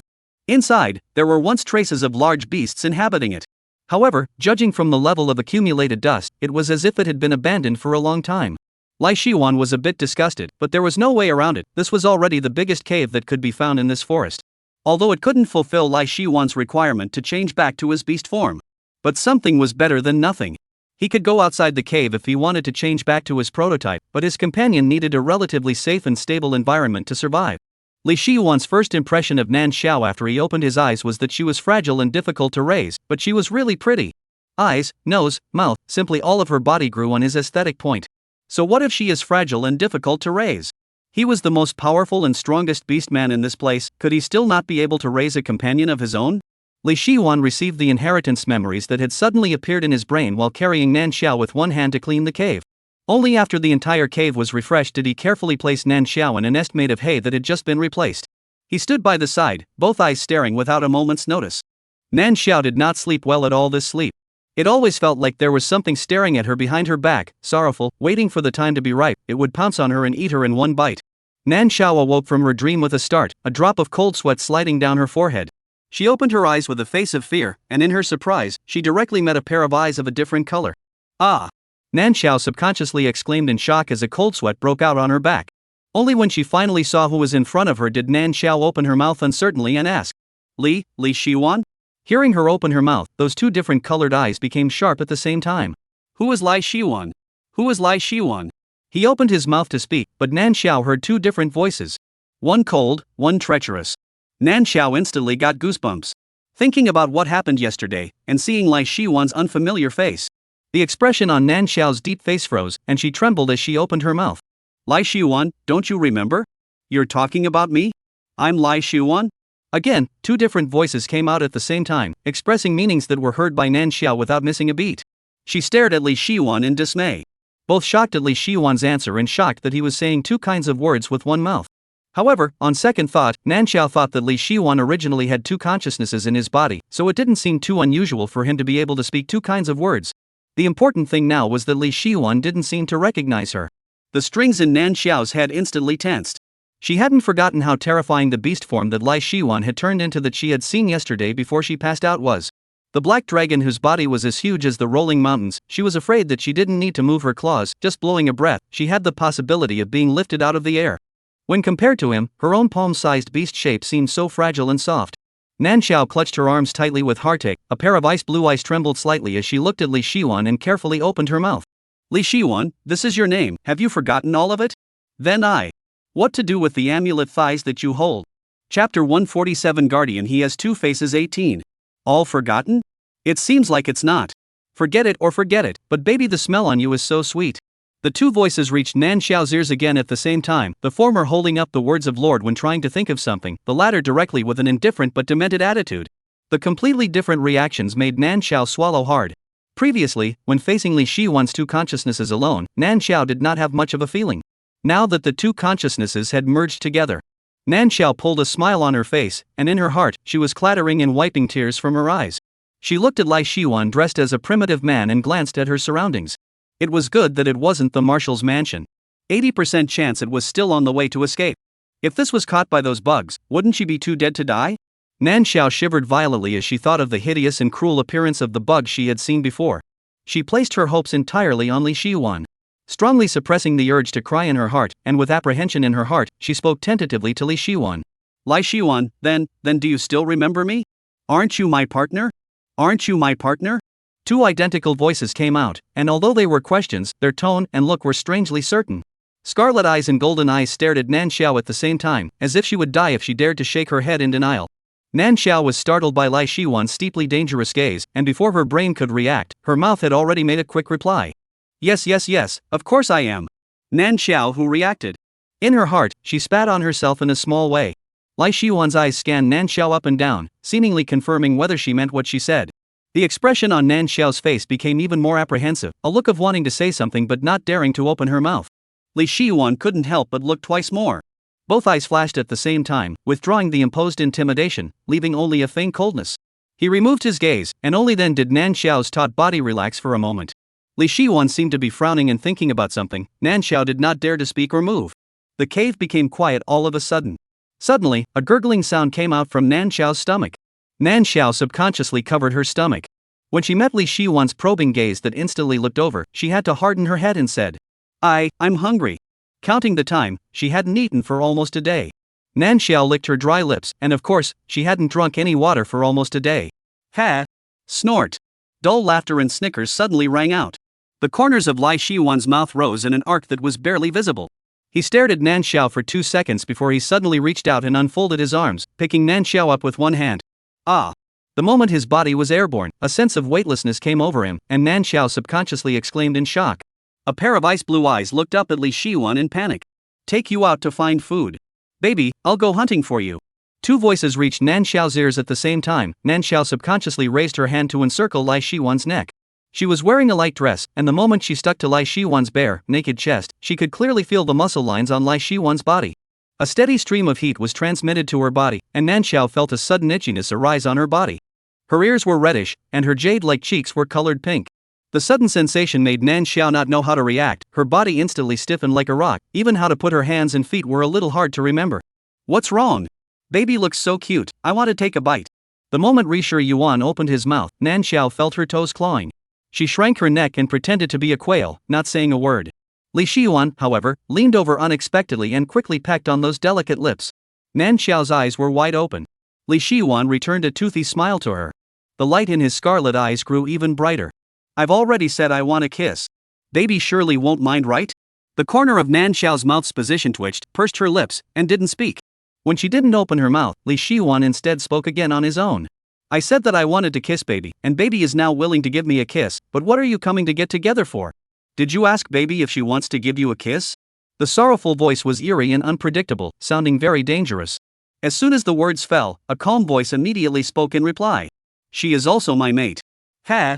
Lai Shiwan forcefully topped the position of his back teeth and said in a tone of gritted teeth. Pretentious hypocrite. The advantage that should have been taken you are not willing to be less at all. Then it should have been my share, shouldn't it?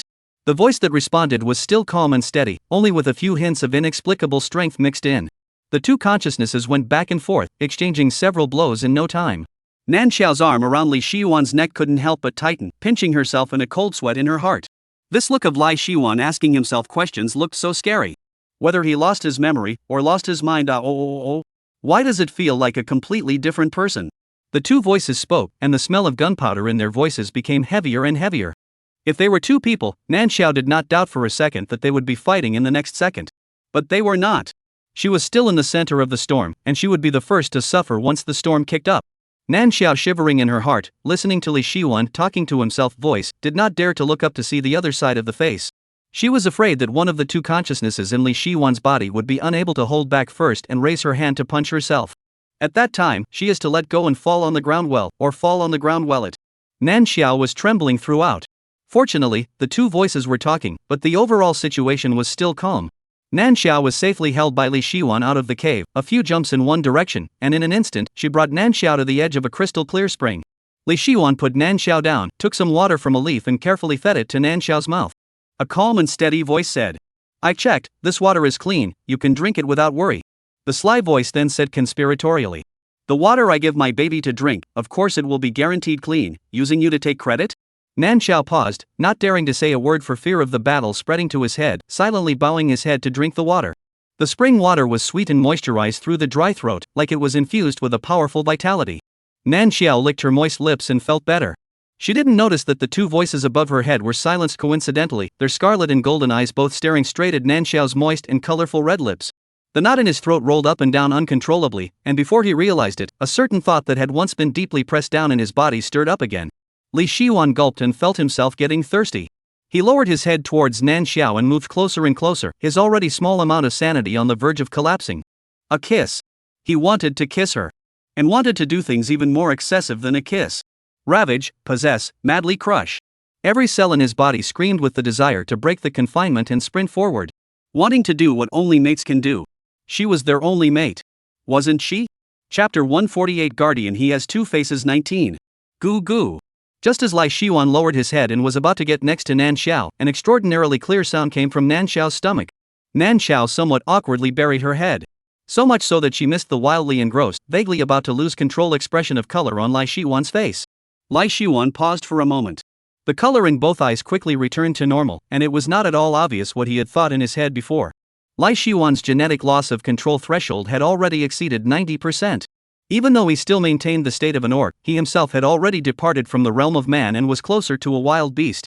The data from the bracelet that detected his body was jumping wildly between 90 and 99, but unfortunately no one at the scene saw it. In a beast's mindset, what you want, you get. Li Shiwan had decided that Nan Xiao was his partner, and now, he wanted to completely get his partner. To have his own flavor stained on his mate was something that every male beastman relished and was proud of. Only then could other male orcs not dare to covet it. For a moment, Rishur Yuan was tempted to leave it alone, but the sweet scent that never left his nostrils quickly snapped him out of his indulgence again. He paused for a moment and reached up to touch Nan Xiao's stomach. Nan Xiao subconsciously sucked in her stomach and ducked back.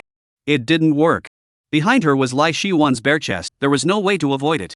The moment her large palm was pressed against her stomach, Nan Xiao felt a rolling heat. Her fingers curled up, and her face rubbed all red. Nan Xiao just felt a little uncomfortable and averted her gaze, when Li Shiwan's inquiring voice came from above her head. "I'm sorry, wait for me, I'll be right back with the prey. Baby, wait for me and I'll go hunting right away." When the words fell, Li Shiwan let go of Nan Xiao. After placing her on top of a large, thick tree, he flew back into his beast form and turned to leave. Nan Xiao looked at the huge black dragon's back, climbed the branches of the big tree, and looked down at the ground, somewhat in tears. After that previous encounter, she was somewhat afraid of heights. So why put her on top of the big tree? Nan Xiao didn't realize that this was a tradition of the dragon race. Every dragon's mate was snatched back when they saw fit to do so themselves. Because it was snatched back, the dragons themselves didn't have much security and were constantly worried that their mates would run away and turn them into single dragons. And dragons only have one partner in their life. Once their partner runs away, in case something happens, a single dragon is a lifetime of hundreds of years. Because of this memory in the inheritance, even though Li Shiwan felt that his partner was sent to him by himself and would not run away, he still instinctively worried that his partner would run away. Although the dragon race was a large race with superb battle power, the dragons themselves had a strong desire for exclusivity and wanted to be entwined with their partner at all times. Dragons are naturally lustful, and their over-exuberant needs are often too much for their mates to handle. Therefore, in the Interstellar, when there is a choice, very few females will choose a dragon orc as a partner, which is also the fundamental reason why after millions of years of development, the entire interstellar empire is left with only two dragons, Li Shiwan and Li Chenyang. The position that Li Shiwan chose for Nan Xiao was high enough that it was difficult for Nan Xiao herself to come down. Of course, even if there were any ungrateful beasts coming over, they wouldn't be able to climb up to such a high position and hurt Nan Xiao, that's all. Just when Nan Xiao couldn't help but think wildly, Li Shiwan came back with the prey. His beast-type hunt was fast. In less than 10 minutes, he carried Nan Xiao down from the top of the big tree. Worried that Nan Xiao was hungry, after quickly handling the prey, he used the flint he found in his hand to build a good fire, and nimbly roasted the meat for Nan Xiao. Nan Xiao sat on a rock with some weak legs and watched Li Shiwan squatting by the fire to roast the meat. It had to be said that this scene was somewhat funny. The Grand Marshal of the Interstellar Empire was actually reduced to the point of being a savage. Nan Xiao arched her eyebrows and suddenly laughed a little. Li Shiwan glanced at her. Nan Xiao bit her lips and desperately suppressed her laughter. But thinking that she was now one of the savages, Nan Xiao suddenly couldn't laugh anymore. With a sad look on her face, she stared at Li Shiwan. Suddenly, Nan Xiao's eyes suddenly lit up. There was no way for her to get out of here. The amnesiac Li Shiwan might not have a way either. But what if Li Shiwan regained his memory and returned to normal? With Li Shiwan's ability, if she wanted to avoid the insect race and leave this place, it should be something she could do. In an instant, Nan Xiao's eyes that looked at Li Shiwan were amazingly bright. Of course, Li Shiwan felt Nan Xiao's gaze. The overly intense sight caused Li Shiwan's body to instantly tense up. The colors in the two eyes kept changing to and fro, sometimes distinct, sometimes melting together. His body continued the previous impulse almost instinctively. Li Shiwan took a deep breath and looked at the roasted meat he was holding in his hands. Dropping his eyelids, he hid all the emotions in his eyes. Soon, the meat was roasted.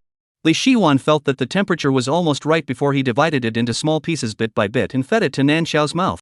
Because Nan Xiao thought of a way to go back, she looked at Li Shiwan with extra burning eyes. What she didn't know was that the emotions hidden in Li Shiwan's eyes were even more burning than her eyes. One piece of roasted meat after another went down. Nan Xiao's was full in no time. Li Shiwan touched her stomach to confirm that Nan Xiao was full, and her eyes became extraordinarily deep. When Nan Xiao just wanted to tell Li Shiwan that she had recovered her memory and went back, Li Shiwan raised his head, revealing all of his hidden emotions in front of Nan Xiao. The colors in his eyes, golden and scarlet, blended together strangely, looking dangerous and bizarre. Chapter 149 Guardian He Has Two Faces 20. Li Shiwan.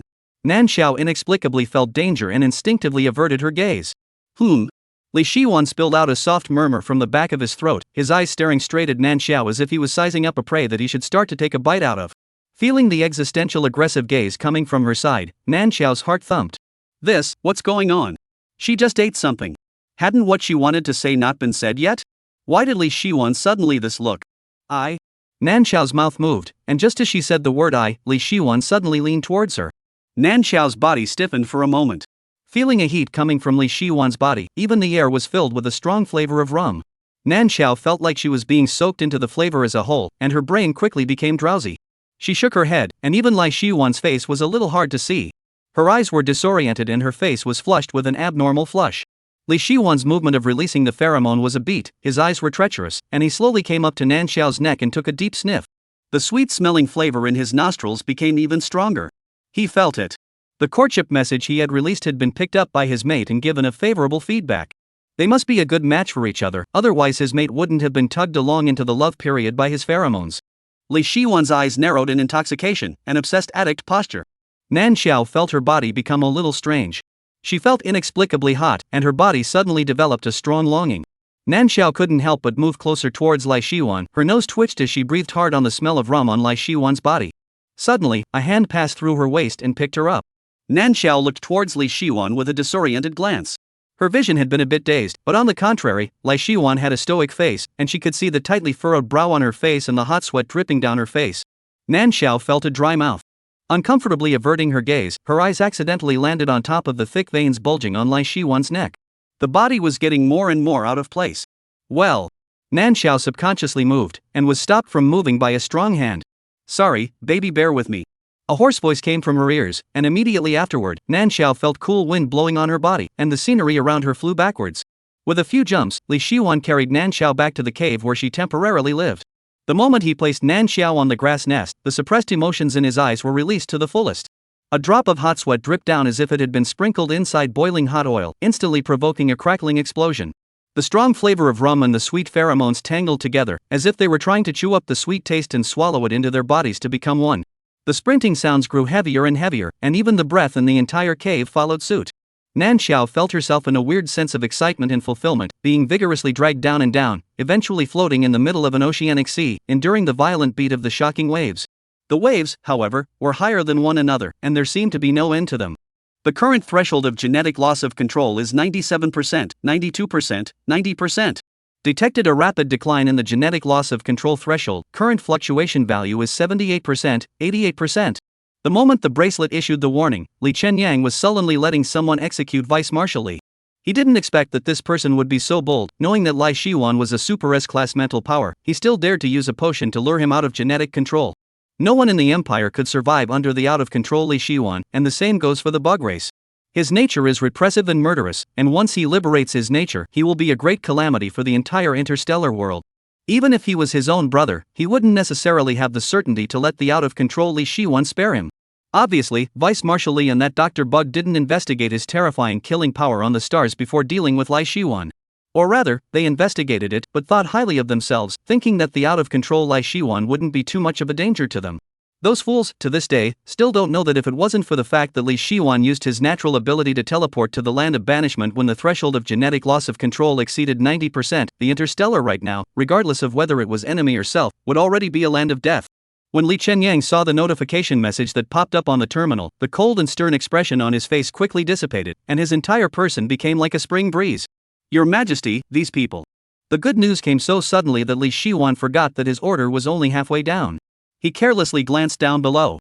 Vice Marshal Li had already been greeted in turn, and his entire body didn't look like it had a single piece of good flesh. Li Chenyang lightly sked. Thinking of Li Shiwan's improving genetic runaway threshold, the expression on his face changed to a relaxed smile. Continue to bring it down under strict guard.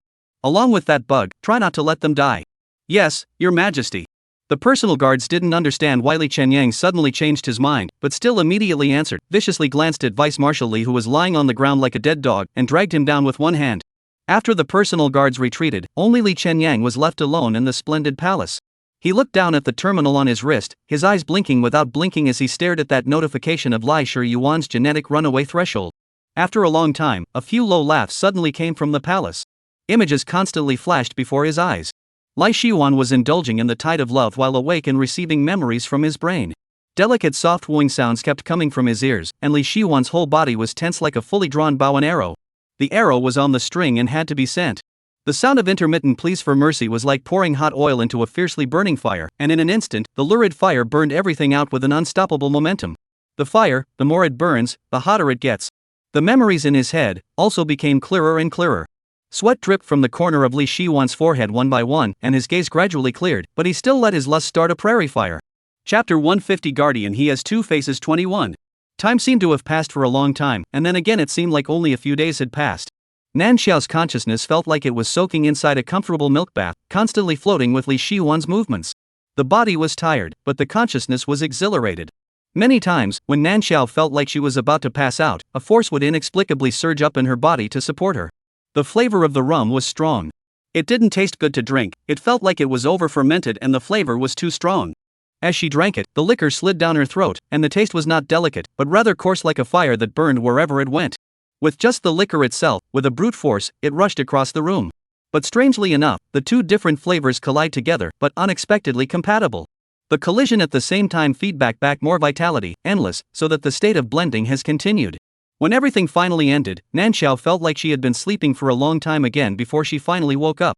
Well, other than some dryness on her lips, there was no physical discomfort. As soon as Nan Xiao opened her eyes, what she saw was Lai Shiwan's eyes that were restored to half scarlet and half golden. She almost subconsciously blacked out before her eyes, feeling unprecedentedly exhausted on a mental level. I'm sorry Chow Chow, I didn't restrain myself. Baby, you're so sweet, I just couldn't help myself. Two unfamiliar yet familiar voices reached Nan Xiao's ears, and Nan Xiao stared breathlessly. After looking at Lai Shiwan for a couple of moments, she quickly felt tired again and her eyelids drooped down in a manner that she wanted to close them. Xiao Qiao, not feeling well? Baby, what's wrong with you? Worry permeated amongst the steady voice. Nan Xiao was in a trance and felt that she had seen the normal Lai Shiwan with golden eyes. But the other voice, after one sentence, continued to inquire with an unrelenting voice.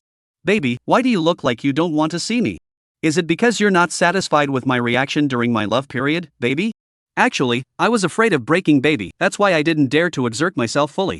Next time if baby still feels unsatisfied, I can use the prototype baby. Saying that voice steeply became excited. Not knowing what came to mind, that scarlet eye locked onto Nan Xiao's figure, igniting some sort of leaping excitement.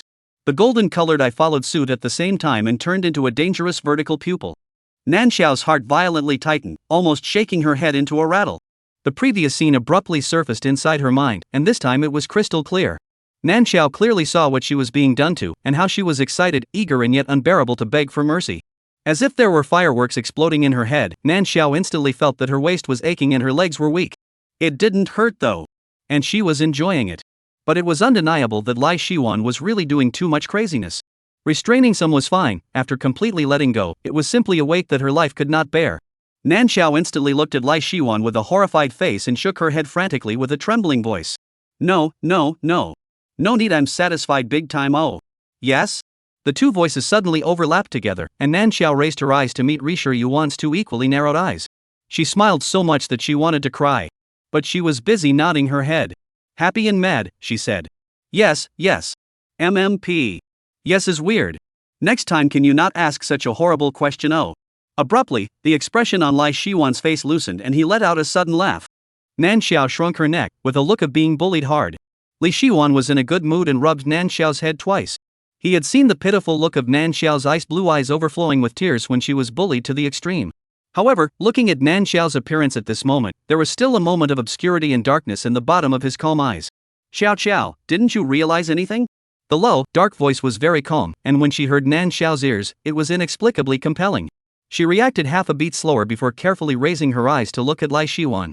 A moment later, she crashed into a pair of smooth and calm eyes of a different color. Nan Xiao abruptly felt a familiar sense of security and was stunned for a moment. Lai Shiwan did not say anything either, just looking at her. The two people stared at each other in silence. The atmosphere did not become stiff as a result. In the middle of the day, Nan Xiao hesitantly shouted out, Yuan, Lord Marshal? This was the common name that the other beastmen of the interstellar world used to address Lai Shiwan. It was also one of the most recognizable signs of Lai Shiwan's identity. Li Shiwan hooked the corner of his mouth and nodded affirmatively towards Nan Xiao. Nan Xiao almost jumped up in surprise. From hell to heaven, no less. With a face of excitement, she spoke somewhat incoherently. Yuan, Marshal, Li Shiwan. You, when did you regain your memory? Oh, what was going on before? Why were we being chased by the insect race and you turned into a completely different person? When can we go back to the stars? Nan Xiao asked a lot of questions in a row, chattering, a far cry from her previous appearance of being coy and afraid to speak. Although she was still afraid, she clearly regarded Li Shiwan as her backbone. It was as if she didn't have to be afraid of anything with him around. The truth is also so. Li Shiwan instinctively wouldn't hurt Nan Xiao. And he would never go against his instincts in his life. The cold brows and eyes were like ice melting away, and the look on Li Shiwan's face became gentle to the naked eye. However, just as he was about to open his mouth to explain, his scarlet eyes flashed. It was like the mask of gentleness had been broken, and the sleeping beast bared its fangs. The corners of his mouth coldly rose in an arc, and the aura around him instantly became evil and treacherous. Li Shiwan looked at Nan Xiao with a smirk. Yo! Looks like baby really prefers the other one, ah? Afraid of me, but leaning on him. Nan Xiao was startled by Lai Shiwan's sudden change in tone, and her pupils widened slightly. She could clearly distinguish the difference between the two realizations. For this seemingly righteous and evil consciousness of Lai Shiwan, she actually believed that the other party would not harm her. But just couldn't help but be frightened. He was a bit strange and unpredictable. Nan Xiao was afraid that she would accidentally provoke the other party. She subconsciously cowered. She heard Li Shiwan tisk unhappily. Suddenly, he leaned down and came in front of Nan Xiao. Just as Nan Xiao wanted to look down to avoid Li Shiwan's gaze, she was preceded by Li Shiwan cupping her chin with his hand. Nan Xiao pursed her lips, not daring to speak. Li Shiwan first slowly admired the expression on Nan Xiao's face for a moment before opening his mouth unhurriedly. Baby. We are clearly the same person. To like, you can only like both. Differential treatment? The next time, guess if I'll still be merciful when it comes to appeasement. Lai Shiwan's voice sounded bizarre and inscrutable, but the serious look on his face was as if he really couldn't figure it out. Chapter 151 Guardian He Has Two Faces 22. Ha, ha ha ha. Nan Xiao laughed twice stiffly and looked at Li Shiwan, her eyes trembling. She felt a chill go straight from the soles of her feet to the heavens. Inexplicably echoing in her ears, Lai Shiwan said that if she wasn't satisfied, she would be beastly. Couldn't help but tremble. After laughing no more than 2 times, she almost didn't cry out in fear directly.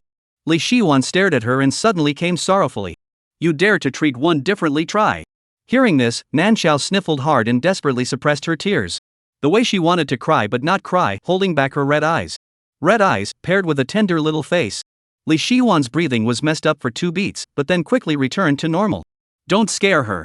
There was a slight hint of stern warning in his calm voice, and a thick coldness emanated from all of Li Shiwan's body. Snort. Hoping that you're not the one being treated differently? Another mocking voice rang out, the dissatisfaction in his voice almost overflowing. The calm voice stopped speaking. Just suddenly, Lai Shiwan clenched his fist in a lightning-fast manner and punched towards the location of his scarlet eye on the right half of his face. Nan Xiao almost stared her own eyes out. In the next second, she felt a release at her chin, and a gentle force would surround her, carrying her back several meters. The very powerful-looking punch was about to land on her face when her right hand used the force to deflate and block the punch. Then with the same swiftness, he threw a punch and attacked towards the left side of the body. In a few breaths of effort, Lai Shiwan's two hands exchanged dozens of blows back and forth. The left side of his face had some bruise marks, more or less, just like the right side of his face. Nan Xiao watched as Lai Shiwan beat himself up with a face of condensation and stood by the side dumbfounded. Fortunately, on the whole, Lai Shiwan was quite measured. Neither did he use his spiritual power, nor did he change back to his original form. After a fight, the winner was not distinguished. Lai Shiwan's two different colored eyes narrowed dangerously at the same time. Carried out singly, they were both looking at an enemy. Nan Xiao. Nan Xiao subconsciously took another step back. Then, Nan Xiao was simultaneously met with two eyes of the same enemy and murderous aura. Nan Xiao's scalp went numb. There was a moment when she even thought about where she would bury herself. Xiao Xiao, what are you retreating from? Baby, the prerequisite for a snipe to want to catch a fish is that you really have the means to make us fight to the death. Li Shi Yuan's voice had deep meaning in it, hearing Nan Xiao's heart drumming. Her eyes fluttered for a moment and she smiled sarcastically, not daring to say anything. Li Shi Yuan's two eyes stared at her as one. They stared until Nan Xiao's legs couldn't help but tremble before they tacitly withdrew their gaze. Xiao Xiao, I'm going over to the base station to connect the signal. The nearby areas have all been marked by me and won't be dangerous, but I want you to stay in the cave and wait for me to come back. Lai Shiwan's golden eyes flashed. This land of banishment was originally the graveyard he had chosen for himself. It was set up with the most advanced blocking system in the current interstellar world, and trying to get out from inside alone would require a great deal of effort. With that effort, he might as well stick together with Nan Xiao. Therefore, Li Shiwan planned to go directly over to the base station and contact Li Chenyang to come over to unlock the permissions and pick him up to go out. The base station was built on a cliff face, and when it was designed, Li Shiwan didn't even leave himself a way out. If he went there by himself, he could go inside the base station with some effort, but if he brought Nan Xiao with him, it would become much more dangerous. Li Shiwan didn't want to put Nan Xiao in a dangerous situation. He had just finished talking to Nan Xiao very seriously, and his mouth instinctively and seamlessly connected. Baby, there are quite a few fierce beasts put inside the exile land. They're afraid of the dragon race's aura and don't dare to approach this side of the cave, but if you dare to run out, your fate won't be certain. This was simply a naked threat. Nan Xiao's face bulged with anger. But she also knew the seriousness of Li Shiwan's words. Taking a deep breath, she nodded very seriously. Don't worry. I will be good and stay in the cave, not going anywhere. Well, very good. Li Shiwan let out a light laugh, then directly walked a few steps in front of Nan Xiao. In Nan Xiao's puzzled gaze, he cupped her tender white little face, aimed at the slightly red and swollen cherry lips, and kissed her heavily. Nan Xiao's eyes glared at once. Li Shiwan, what are you doing? In response to her, there was heavier sucking and nibbling. Nan Xiao reached out and tried to push the person away, but Li Shiwan prejudged and embraced the person into his arms. On the hot chest, Nan Xiao's hand was directly confined to death. Feeling the sound of violent beating under her chest, the warm and slippery touch made Nan Xiao not even know how to place her hand for a moment. Well, Nan Xiao was kissed out of physiological teardrops. Just when she was about to lose her breath, Lai Shiwan finally let go of the person unwillingly. The color of his golden eyes deepened, but the gaze that looked at Nan Xiao remained smooth. In the scarlet eyes were obvious colors of lust. Looking straight at Nan Xiao, the surly eyes looked like they wanted to pounce on Nan Xiao on the spot. Nan Xiao took two big breaths, a few crystal-clear teardrops hanging from the end of her eyes. Li Shiwan paused. Reaching out, he gently wiped Nan Xiao's tears away. His tone was gentle and apologetic. I'm sorry Xiao Xiao, I had to make sure that you had enough of the dragon race on you. Otherwise, in case a wild beast breaks in, you'll be in danger. Hearing Li Shiwan's explanation, Nan Xiao's originally quietly questioning sight abruptly changed. It's fine, it's fine. Luckily you thought of it thoughtfully. Saying that, Nan Xiao took a deep breath and pulled out a smile at Lai Shiwan. Snort. Lai Shiwan suddenly snorted a laugh. Nan Xiao carefully raised her eyes to look over and saw a flash of mockery in Lai Shiwan's scarlet eyes. Oh, it turned out to be another consciousness that was pumping mad and going crazy at any time. Her eyelids trembled. Nan Xiao simply pretended to be a quail and buried her head.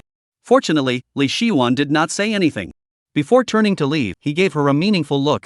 Nan Xiao was uncertain. Out of the cave. The golden yellow eyes gathered energy and just wanted to directly teleport to the location of the base station when the scarlet eyes flickered slightly, interrupting his movements. Snort. Saying that you like to pretend and still won't admit it, on the basis that baby isn't smart, you learn my voice to fool her. You were the one who ran the whole operation in the exile land, you're the only one who knows what's going on in there the best, and you're actually holding the pot over my head? It's true that baby's lips are soft and sweet, but baby's whole body is almost marinated in rum, isn't it, and you're saying she doesn't have enough flavor on her?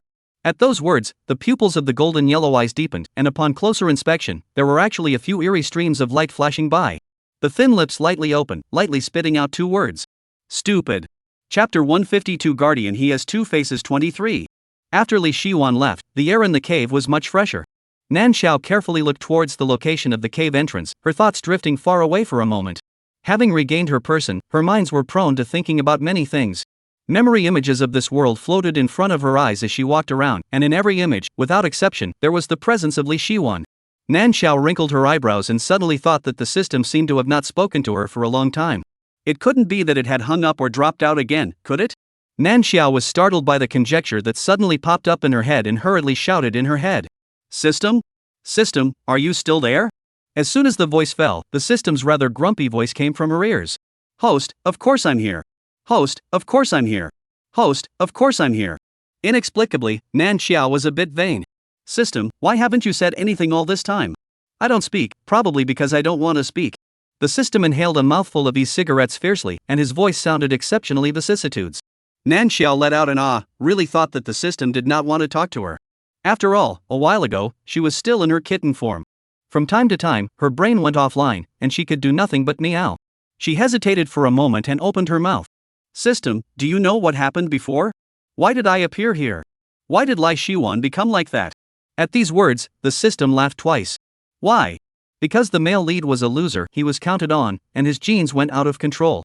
Nan Xiao paused for a moment and carefully opened her mouth. System, why do I feel as if you are being cynical? The system didn't say anything, nor did it deny it. Silently, it transferred what had happened in the marshal's mansion to Nan Xiao's mind in the form of a picture. After watching them all, Nan Xiao sucked in a breath of cool air. Good, so close. Luckily, Lai Shiwan came back, or else I'm absolutely dead. System. It was not intended to be this. The system was a bit frantic in space, and seeing Nan Xiao patting her chest and celebrating the fact that Li Shiwan was in time, she couldn't help but speak out. Host. This is all you can see. Nan Xiao was puzzled for a second, then what else? The system was about to retort, but when the words came out of his mouth, he thought of the prohibition. Shocked for a moment, panicked and changed his words. Nothing, host. Rarely strange. Its task was to stabilize the small world with the help of the special bond between the male host and Nan Xiao. Now the small world is stabilizing quite well, at least the male lead side has no possibility of going out of control and destroying the world for the time being. But how come the more it looked at the male lead, the more displeased it became? And almost poked the truth of the mission in front of the host. The system's heart was filled with fear. After answering Nan Xiao's words, it flew again. Host, I did an upgrade before, in order for the host to better integrate into the small world. In the future, only if the host you call me, I can appear. Danger warning and so on, also have to be host you trigger on your own. After hearing this, Nan Xiao asked back incredulously. This upgrade, is it specifically against me to engage in targeting? The system did not say anything, it actually did not expect the upgrade to be more restrictive. When it didn't speak, Nan Xiao sulked alone. Feeling stabbed. Her hand poked at the mud on the ground. The system had wanted to speak out to comfort a couple of sentences. But it was directly restricted from making a sound. The reason was that Nan Xiao wasn't calling it at the moment. System. One person and one system were each silent. Suddenly, a sound of footsteps came from outside the cave. Nan Xiao stopped the movement of her hands and vigilantly looked towards the location of the cave entrance. It wasn't too long now until Lai Shiwan left. Lai Shiwan had said that the land of banishment had dropped many wild beasts. It shouldn't be. Nan Xiao stared at the location of the cave entrance with one pair of eyes, her heart almost in her throat. As soon as Li Shiwan walked into the cave, he met Nan Xiao's rabbit-like gaze of panic and fear. His sharp gaze did not move as he glanced at the other locations in the cave, and his spiritual power was unconsciously released to probe. It wasn't until nothing was checked to come in that the emotions in Li Shiwan's eyes became gentle again. Chow, what's wrong? Baby, waited for me for a long time, did you miss me? The moment she saw Lai Shiwan, it was undeniable that Nan Xiao felt an unprecedented sense of security. The taut body relaxed at once, and her ice blue eyes carried an attachment that even she herself did not notice. She shook her head, glancing at the color of both of Lai Shiwan's eyes. Golden yellow and scarlet red were clearly separated, with the two consciousnesses controlling the initiative of the body at the same time. Relying on the fact that the golden-eyed Li Shiwan was good at talking and was almost on her side, Nan Xiao answered the first consciousness question first. It's fine, I just heard footsteps and was a little scared. As for the second question, Nan Xiao carefully glanced at Li Shiwan's scarlet eyes, recalled his previous warning words, weighed the words and carefully answered. You guys? Came back quickly and didn't wait too long. As for wanting or not wanting, probably half and half? The latter words Nan Xiao did not explicitly say, but a flash of surprise still crossed Li Shiwan's scarlet eyes. The corners of his mouth rose uncontrollably. Although he didn't hear the answer he wanted, in fact, he was more than ready to be ignored and then ask for fair treatment. But Nan Xiao specifically returned his words. Although only half. But compared to before, it's already a lot better. At the very least, she is now willing to take the initiative to hear him, to see him, and to take the trouble to think of a reply for him, isn't it? The scarlet eyes of Rishir Yuan were ecstatic. Along with his golden-colored eyes, they also flashed. Xiao Chao really treats everyone equally, ah. Then he could get it too, couldn't he? Li Shiwan lowered his eyelids and collected the emotions in both eyes. Raising his head again, he resumed his half-cold and harsh, half-evil and indulgent appearance. Seeing that the muddle passed, Nan Xiao's heart was at least relieved. Thinking of the base station issue, she asked again. How about the base station side? Have you contacted the Imperial side? Of course. Of course. The two voices of consciousness overlapped together. Both of Lai Shiwan's eyes became deep at the same time, lifting his feet in Nan Xiao's direction. Nan Xiao's heart skipped a beat, suddenly feeling a sense of oppression from the top down. Suppressing her emotions, she looked at Li Shiwan and tentatively opened her mouth. Then, when can we go back? When the starship comes over, we can leave together. As he spoke, Li Shiwan had already taken a step to stand in front of Nan Xiao, a stone's throw away, standing face to face. Nan Xiao subconsciously raised her head to look into his eyes, and met two equally deep eyes. Chapter 153 Guardian He Has Two Faces 24. Li Shiwan? Nan Xiao's heart thumped, and when she subconsciously wanted to back away, she was pressed down by Lai Shiwan, who reached out and pressed down on her shoulder. He leaned down, leveled his gaze with Nan Xiao, and continued to speak. But Nan Xiao shuddered and trembled. But what? Lai Shiwan, before the starship sent by the Empire arrive, there is one thing we need your help with, Xiao Xiao. Favor? What favor? Nan Xiao carefully glanced at Lai Shiwan's hand that was pressing down on her, her eyes unconsciously looking around and behind her. In case Lai Shiwan wanted to do something, there was at least a direction to run. Nan Xiao felt that when there was danger, Li Shiwan was indeed the safest, but when there was no danger, he was the most dangerous. Although he wouldn't really toss her to death, but sometimes he was really worse than death when he was playing hard to get. Xiao Xiao, don't be so nervous. Baby, what are you looking around for? The hand on her shoulder exerted a slight force, heavy, immediately calling back all of Nan Xiao's attention. Don't worry, Jojo, it's not a big deal, it's just that we need you to settle down again. No. Sh. What? Big. Thing. After the last fling was appeased, just thinking back to herself, Nanjo felt weak in the knees. She was practically on the verge of crying. Didn't your love period just pass? Why do you still need to be appeased? Nan Xiao was freaking out in her heart. As soon as the words left her mouth, Li Shiwan knew that she probably misunderstood. He directly spoke out to explain. It's not the love period. Hearing this, Nan Xiao looked at him with a look of a beast. Li Shiwan paused for a moment and added. There's no need for physical appeasement either. Nan Xiao was filled with disbelief, staring at Li Shiwan with a pair of eyes. Li Shiwan continued. It's mental pacification. You only need to enter into my mental picture and pacify my mental body at the level of consciousness. Xiao, only spiritual pacification can make my eyes change back, and it can also briefly solve the problem of two consciousnesses controlling the body at the same time. The matter of me having two bodies of consciousness must never be known by others. Li Shiwan finished in a deep voice and looked at Nan Xiao's eyes with a serious face. Help us, okay, Xiao? Nan Xiao's grip on her skirt tightened, carefully glancing at Lai Shiwan's two colored eyes. These eyes, indeed. Anyone with a discerning eye could spot Lai Shiwan's eccentricity at a glance. If this were to explode out, the entire empire would be afraid of earthquakes, and the insect race side would definitely be stupid. Thinking of the hideous, ugly and cruel appearance of those bugs, Nan Xiao shivered. Mental appeasement? Though I don't know exactly what the experience is. But it could briefly solve the problem of Lai Shiwan's two consciousnesses appearing at the same time? It could be dry. She took a deep breath and opened her mouth to ask. How do I enter into your mental picture? Don't be afraid, Xiao, close your eyes and leave it to me. My spiritual power will guide you into my spiritual picture. All that is needed is for you, Xiao, to relax and not resist my spiritual power. Nan Xiao's choice was expected by Lai Shiwan. As soon as her words fell, he said what he had already prepared to say. Good. Nan Xiao gathered her courage and answered. With that, she closed her eyes. Both of Li Shiwan's eyes flashed at the same time. He placed his forehead against Nan Xiao's forehead and released his spiritual energy, surrounding the two people together in the center. Then, one strand of spiritual energy after another scrambled to drill into Nan Xiao's body. Like a warm current surging into her body, at first Nan Xiao felt warm and comfortable. Until Lai Shiwan's spiritual energy started to invade her brain area. Nan Xiao had a bloated feeling that her brain was in water. Consciousness drifted for a moment, and after a moment of heavenly rotation, Nan Xiao smelled the smell of dirt and dead leaves mixed together and rotting. The touch under her feet became damp and moist, and Nan Xiao subconsciously opened her eyes. What came into her eyes was a gray sky. As far as the eye could see, all the places within sight were wrecked and broken walls, everywhere was desolate, dilapidated, and dead. Nan Xiao looked around in surprise. This is Lai Shiwan's spiritual picture? How could it be such a scene? Nan Xiao simply couldn't use words to describe her mental feelings after seeing this place.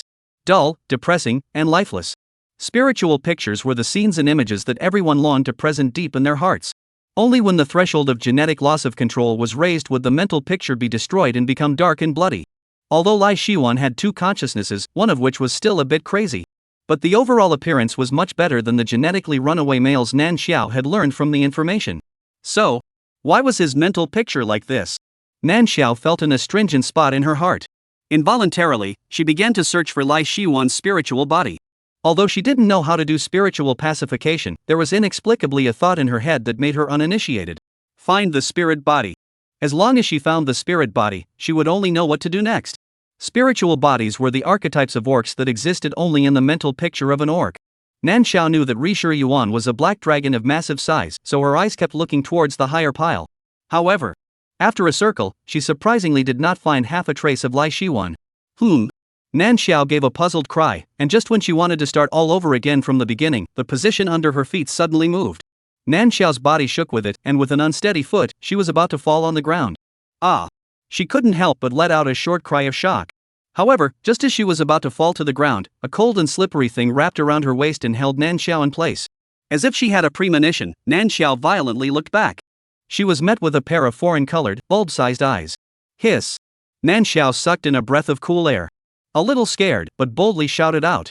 Li Xiwan? Roar! The black dragon let out a low roar as if in response to Nan Xiao. The huge black dragon's head came to the front and rubbed Nan Xiao's cheek affectionately. Then it retreated a little distance away, loosened its tail, and looked at Nan Xiao with both eyes, circling around her in circles after circles. The body of the black dragon was as huge as a mountain, and the scales on its body were glowing with layers of cold light. There seemed to be a layer of film in front of his eyes, weakening the cold sharpness and sense of solemnity in his eyes. He kept staring at her. A voice seemed to come from Nan Xiao's ears, telling her to reach out and touch him. Ghostly, Nan Xiao stretched out her hand. Just as she made the gesture of stroking, Li Shiwan stopped moving and brought the black dragon's head to Nan Xiao's hand.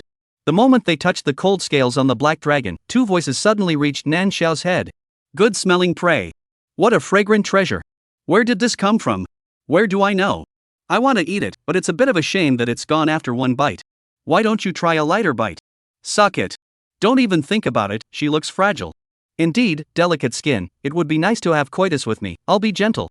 Oh, why should it be with you? I found her first, and you will surely make her dead. I said I'll be gentle. Chapter 154 The Guardian He Has Two Faces 25. Nan Xiao's body stiffened, the cells in her body were screaming at her to run away. She stiffened her hand back, and the voice in her head instantly disappeared. Nan Xiao subconsciously took a step back, but behind her, she leaned against a cold and slippery wall. A push came from the wall, pushing her back in front of the black dragon's head. Seeing that she had no intention of raising her hand to touch herself, the black dragon directly came to Nan Xiao's hand. Messy exchanges once again reached Nan Xiao's ears. Are you unwilling? The dragon is out of his skin. Maybe we can let her beat up to try her hand first. Having a dragon as a companion is definitely not a bad idea. Nan Xiao. Listening to the black dragon's conversation, Nan Xiao didn't dare to say a word. Her eyes stared at the ground for an instant, wanting to find a hole to burrow into and hide herself. What a spiritual pacification. Destroying her spirit and pacifying his mental body. Oh. Nan Xiao cried violently in her heart. Then she heard the voice of the black dragon in front of her again.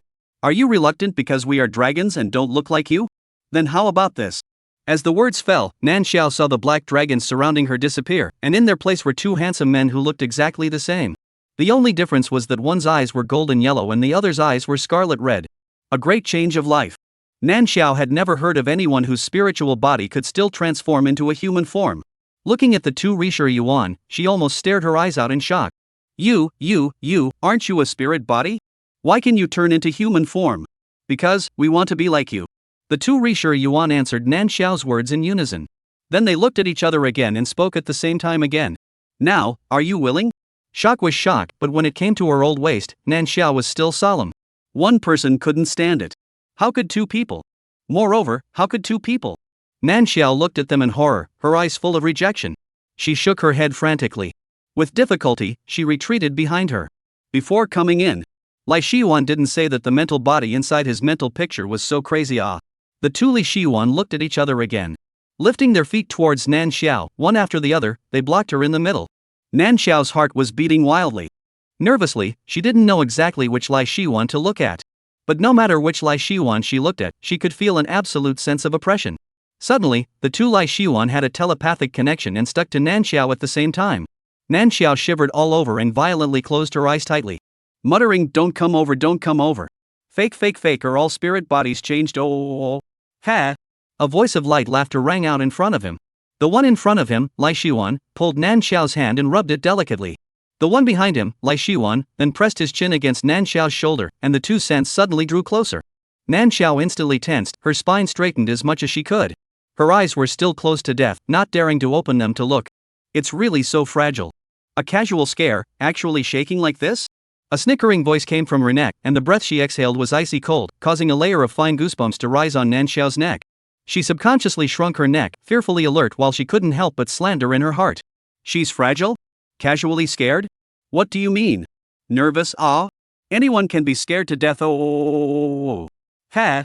Another voice of light laughter came from in front of him. Immediately after, a faint voice mixed with disdain reached Nan Xiao's ears. Dragons are possessive creatures. Even if we share the same spirit body, we wouldn't be willing to share it with each other. But we were born as one, so what can we do? We can only work hard for you to bear more burden and take turns to bear. As the words fell, Nan Xiao felt that the hand that was originally pulling her disappeared, and was replaced by another hand that reached out from behind her and shackled her wrist with precision. Now, you belong to me. A peremptory voice came from the side of her neck, and as she spoke, her entire body trembled with extreme arousal. His tone was treacherous and unpredictable. Hearing Nan Xiao gave her goosebumps again. She shivered and wanted to take her hand back, but suddenly felt a strong attraction coming from behind her. Nan Xiao subconsciously twisted her head to look over, just in time to be cut off from her red lips. Deeply kissed. Nan Xiao subconsciously let out a soft whimper, and then she felt as if she had gone out of her body. Her consciousness ran out of her body and transformed into a flowing light as soft as ice blue water. Before she had the chance to leap to a higher and farther place, behind her, another overbearing spiritual force that looked like it was tainted with scarlet red hostility came up fiercely. It swooped up and entangled silken threads. Little by little, the icy blue stream of light was dyed scarlet. An unspeakable sense of restlessness and comfort returned from the stream of light, and Nan Xiao instantly felt a wave of trembling. Obviously, the body was still stuck in the simplest of kisses, but the consciousness felt as if it had already reached the point where the gods and souls were inseparable. The adrenaline soared as if even the soul was trembling. Ah, Buqi. Great, you're really fine. Li Chenyang got down from the starship and rushed to Li Shiwan in a few steps. Just when he wanted to shush and ask for a few words, Li Shiwan avoided Li Shiwan with a backward step. The golden-colored eyes glistened under the sunlight. Your Majesty, respect yourself. Li Chenyang. He glanced at Lai Shiwan's golden eyes. Gotta. He respects himself. Lai Chenyang stopped in his tracks, his gaze drifted for a split second, and all of a sudden it landed on Nan Xiao, who was standing next to him. His eyes lit up. This was the first time he had seen his brother made in human form. Just as he wanted to greet his sister-in-law, Li Shiwan stepped forward and directly blocked his gaze. Li Chenyang took a deep breath, constantly exhorting himself in his head. This is a real brother, can't get angry, can't get angry. Dog thing. Thanks to him putting off all his political affairs and running to this nook and cranny to pick him up. Chapter 155 Guardian He Has Two Faces 26. On the starship, Nan Xiao was alone in her room sleeping through the night. After her spirit was pacified, it was as if she had been sucked out of her essence by that demonic spirit, and she couldn't lift a single bit of strength from her body. It felt like the soul had become shriveled. Fortunately, after the spiritual pacification, the two consciousnesses in Li Shiwan's body really gave up one of them, and only one consciousness took control of the body. Moreover, that consciousness was still the relatively well-spoken, golden-eyed Li Shiwan. Only, what Nan Xiao didn't know was that she was sleeping soundly in her room, and in the other room, Lai Shiwan, who she considered to be a good talker, was letting people break the bones in the tortured orcs' bodies inch by inch. He sat on a chair, his golden eyes penetrating with a bone-chilling coolness, as if he could see through the deepest hidden secrets of the bespectacled heart. Continue. Thin lips lightly opened, Li Shiwan coldly spat out two words. Looking closely, the look on his face was even colder than when he was on the battlefield with scarlet eyes that only knew how to kill. In the position next to him, Li Chenyang leaned on the back of his chair, as if he was used to it, and unhurriedly picked up a cup of tea and drank it. Kill me, please kill me. I beg you guys, I really don't know any more news about the other bug clans, I beg you guys to give me a pain in the ass. The male orc who hissed hoarsely was covered in blood, his limbs were nailed to the wall and hung down limply, and a large puddle of blood had already piled up at the location of his feet. No? What does it matter to me if you know? From the time you went against me, you should have understood one thing. That is, absolutely not to fall into my hands. Lai Shiwan opened his mouth indifferently, his aura around him was cold and did not see any killing intent, but the biting coldness refracted in his golden eyes made people feel chilled for no reason. That's just it. Lai Chenyang sipped his tea while adding a sentence as if he was watching. Your actions, the breakage simply shouldn't be too much. If it wasn't for the fact that I didn't expect you guys to actually have the guts to use the agent that catalyzes genetic loss of control on Abuchi, on the day of the operation, all of you would have been wiped out. Vice Marshal Li, should I say no, you and the bug race, are really courageous. Li Chenyang had a complimentary tone, and while saying that, he listened to the screams that Vice Marshal Li made as if he was enjoying himself. Breaking bones and connecting tendons. Torturing people, in the end, it was still up to Li Xinyuan. When transporting Vice Marshal Li from the side of the Imperial Star, the person who was already dying like a dead dog, in just a single glance, instantly went from being dead to being full of energy. Listen to this voice, how loud. It seems that his move of not traveling hundreds of millions of light years to bring the person over was very correct. Lai Chenyang had a smile on his lips, looking like a gentle, jade-like fluttering gentleman. Li Shiwan glanced at him carelessly and continued to focus on Vice Marshal Li who was being tortured in front of him. Vice Marshal Li screamed miserably. After realizing that the screams were useless, he began to curse breathlessly. The more he cursed, the harder the executioner hammered. Vice Marshal Li soon couldn't say a word, and only his ragged gasps indicated that he was still alive. He was constantly regretting in his heart. At that time, why did he get on the bug race's pirate ship because of momentary interests, and actually had the delusion that he would take over the marshal's position himself after getting Li Shiwan killed, entering the palace and directly becoming the new emperor? Of course, the most regrettable thing was the audacity to use the catalyst on Li Shiwan. 90% of them died at the hands of the genetically uncontrolled Li Shiwan. The remaining few dared to go after Lai Shiwan due to their unwillingness, and in the end, they were also stirred up when Lai Shiwan teleported away. He regretted it. Li Shiwan washed the heavy smell of blood from his body before returning to his room. As soon as he stepped in, a sweet scent hit his face. Li Shiwan's eyes looked straight at Nan Xiao, who was lying on the bed sleeping soundly, and deliberately lightened his footsteps, approaching step by step towards Nan Xiao's position. Standing at the edge of the bed, Li Shiwan condescendingly looked at Nan Xiao. The golden-colored eyes were so cold that they did not carry the slightest emotion. Like they were scrutinizing, but also like they were contemplating. Nan Xiao wooed as if she felt something in her sleep, pulling the quilt on her body as if she was attempting to hide herself under the quilt. Li Shiwan gave a sudden light laugh. Tapping the terminal to send a message out, he lightly climbed onto the bed and gathered Nan Xiao into his arms. The hug was airtight, not leaving a single gap. On the other side, Li Chenyang looked at the message sent by Li Shiwan and almost gave an angry laugh. Recreating the bug race, arranging interviews? Preparing a wedding banquet, preparing to propose? Oh. How is it not considered to have recreated the bug race when you have uncovered many of the Empire's assholes? Before a series of killing several planets, bug reporters want to interview others are missing, and now in order to propose directly on their own arrangements? Still preparing for marriage, people have said that he is the guardian to become a partner? Li Chenyang in his heart a series of 3 questions. At the same time to Li Shiwan speechless, the corner of the mouth but cannot help but upward, immediately will be things to order down. He. The younger brother knows to look for the older brother when something happens. Now that he's grown up, he also knows to arch his own cabbage. He no longer had to worry about him pulling the entire interstellar together to die anytime he was unhappy. #explode. Intergalactic war god Marshal Lai Shiwan has already blown himself up to have a matching partner. A hardcore marriage proposal from the #warlord Marshal, you deserve it. #Black Dragon vs Muppet Cat. Nan Xiao's hanging heart finally died as she looked at the news that frequently broke on her terminal. When she got off the starship, Li Shiwan got down on one knee and proposed to her in front of all the reporters who came to interview her. Under the glittering spotlight, the golden yellow eyes seemed to change gradually. When she didn't have the time to react to it, it changed a little bit to scarlet red. In public, if Li Shiwan's second consciousness ran out on the spot, the consequences would be unimaginable. Nan Xiao could only first pacify Lai Shiwan in front of her and agreed. How do you know? Just before she agreed, Li Chenyang's side immediately said that he had already had the formalities of guardianship and companionship done. This speed, this efficiency. Nan Xiao was simply moved to the point of bursting into tears.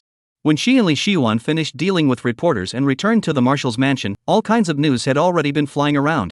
Nan Xiao closed the terminal with a snap. With mixed feelings, she rolled around on her bed. When Li Shiwan entered the room after washing up, what he saw was Nan Xiao almost wrapping herself into a cicada chrysalis rolling around on the bed.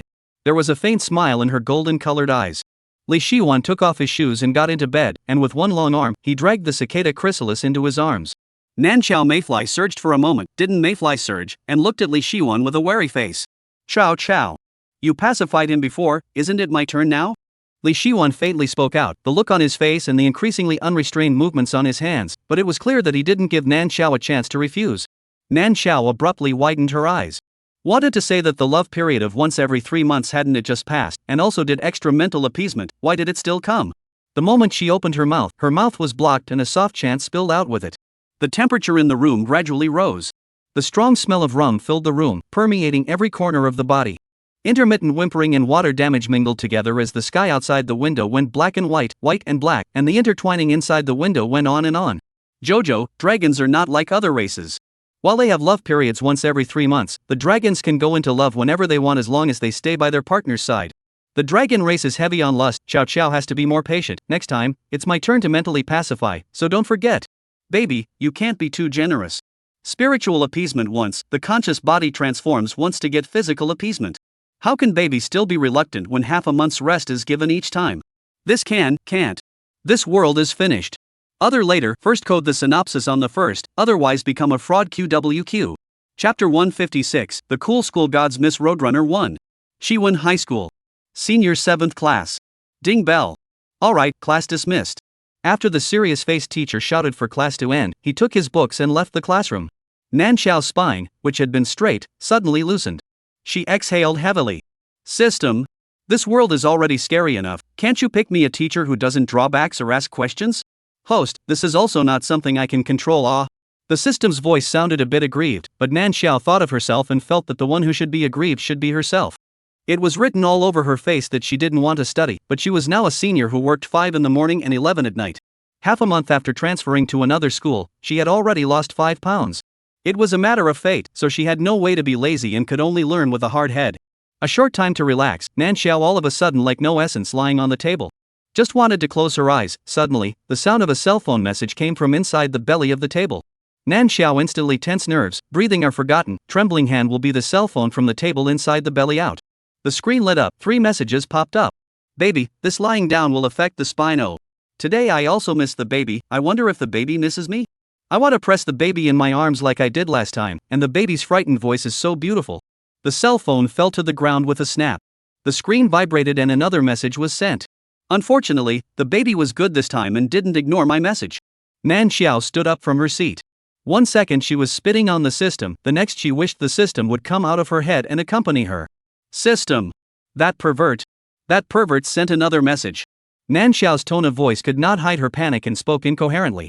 The system tapped the data panel in Nanchao's head in a chopping manner, and hurriedly spoke out to comfort her. Host, don't be afraid. I'm already stepping up my efforts to decipher that pervert's code. When the person is found out, you will directly find someone to put a sack on him and beat him up. The system spoke with an obvious lack of breath. With its ability, it couldn't even directly locate the person hiding behind the cell phone. That person's identity was almost beyond doubt. It tiredly glanced at the teenager in front of it who was sitting on his body, wearing the scenery of a school uniform, and retracted its gaze. The system's comfort didn't work. Nanchao still felt that someone around her was looking at her sorrowfully. She looked around in horror, feeling that everyone she saw was suspicious. Nanchao was a little afraid to stay in the classroom. She always felt that there was a pair of eyes behind her like a pervert, spying on her all the time. This class can't go on for a bit. Nanchao straight up, ran all the way to the teacher's office, in a hurry to pull the reason for leave. Things are confiscated on the hoof to let the driver to pick her up. In the classroom, the teenager looked at the empty seats in the back and couldn't help but laugh lowly. His baby, why was she still so timid? So naive, thinking he wouldn't be able to find her if she left school? Where there was internet, it could be all in his eyes. He. Nanchao was so scared that she didn't sleep all night. The next day rightfully got up late. Just as she woke up, a few more messages popped up on her cell phone. Baby, why didn't you come to school? Are you hiding from me? That was caught by me, but there is a punishment. Nanchao's hand holding the cell phone tightened, and she almost cried out in shock. Half a month ago, when Nanchao transferred to Chiwon High School, strange messages suddenly appeared on her cell phone. As soon as they came up, they called her baby, saying she smelled so good one moment, and saying she was so cute the next. The tone was cold and treacherous, living like a pervert. Nanchao was infuriated. Looking for the system did not find anyone, and had no choice but to directly change the phone and change the card. But those messages were like ghosts following her, just like a ghost. Nan Xiao was annoyed for a few days, simply popped up the message automatically blocked. If you don't open it and look at it, you won't get angry. One day passed, just as Nan Xiao was relieved and felt that the day would pass peacefully, that dead pervert came to her door.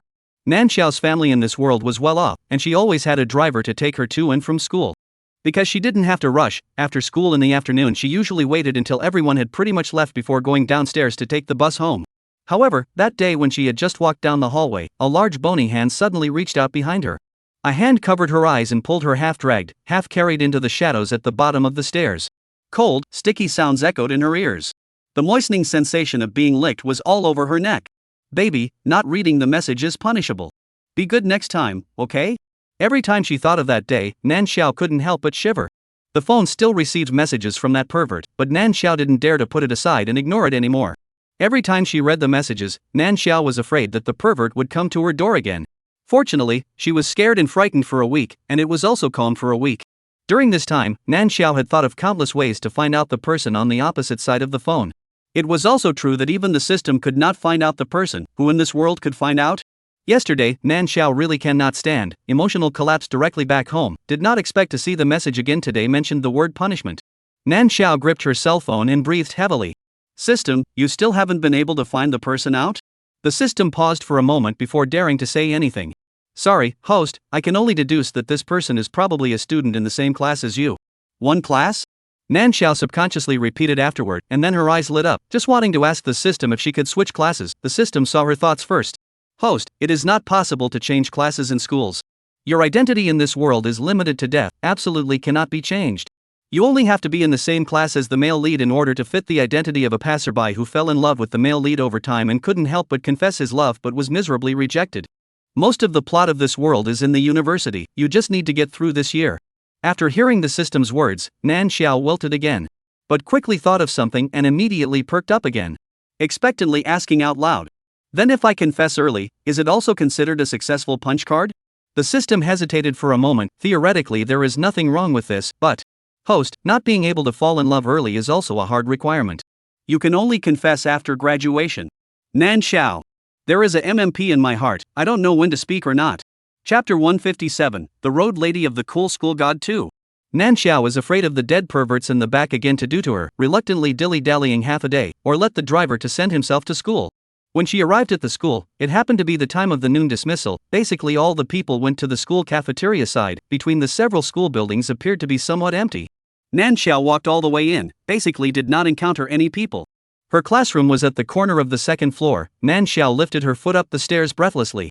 She walked all the way to the second floor in the corridor. Nan Xiao was just about to turn around and walk into the classroom when she suddenly heard a shy and bold female voice coming from inside. Song Xuan.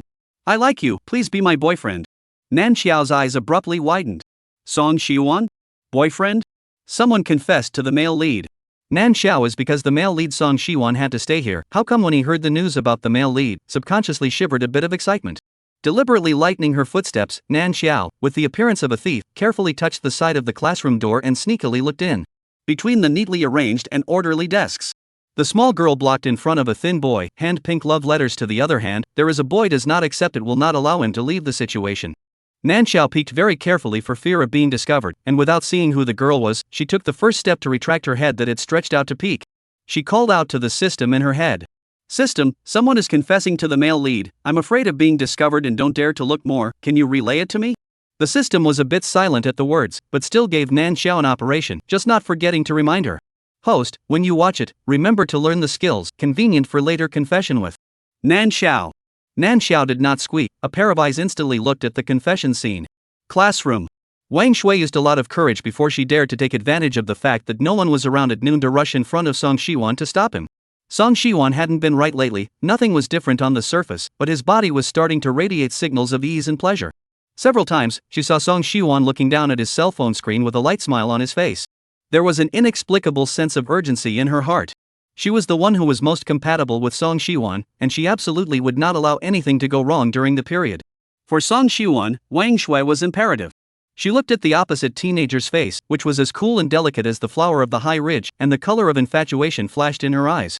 However, what responded to her was Song Xiwan's voice of rejection without the slightest emotion. Sorry, I'm not interested in you. Wang Shui's heart nearly broke then. I don't believe it. Her eyes were red with a pitiful and stubborn look.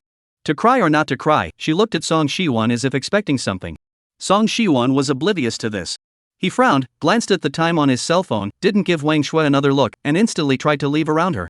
Wang Shui relentlessly blocked Lai Shiwon once again. Song Shiwon had some hidden impatience on his face, and Wang Shui could clearly feel the obvious signals of displeasure radiating from his surroundings. Her heart stabbed and she was almost on the verge of crying out. Unable to resist, she questioned. Song Shiwon, what makes you dislike me? We all came out of the city center village together, we're one of a kind. In this school, I know everything about you, and I'm the only one who doesn't dislike you and wants to be with you. The more Wang Shui says, the more agitated she gets, and at the end of her words, she even tries to go forward to yank Hua Shiwon's arm. Song Shiwon is like avoiding something dirty, and hastily dodges in a flash to avoid it in time.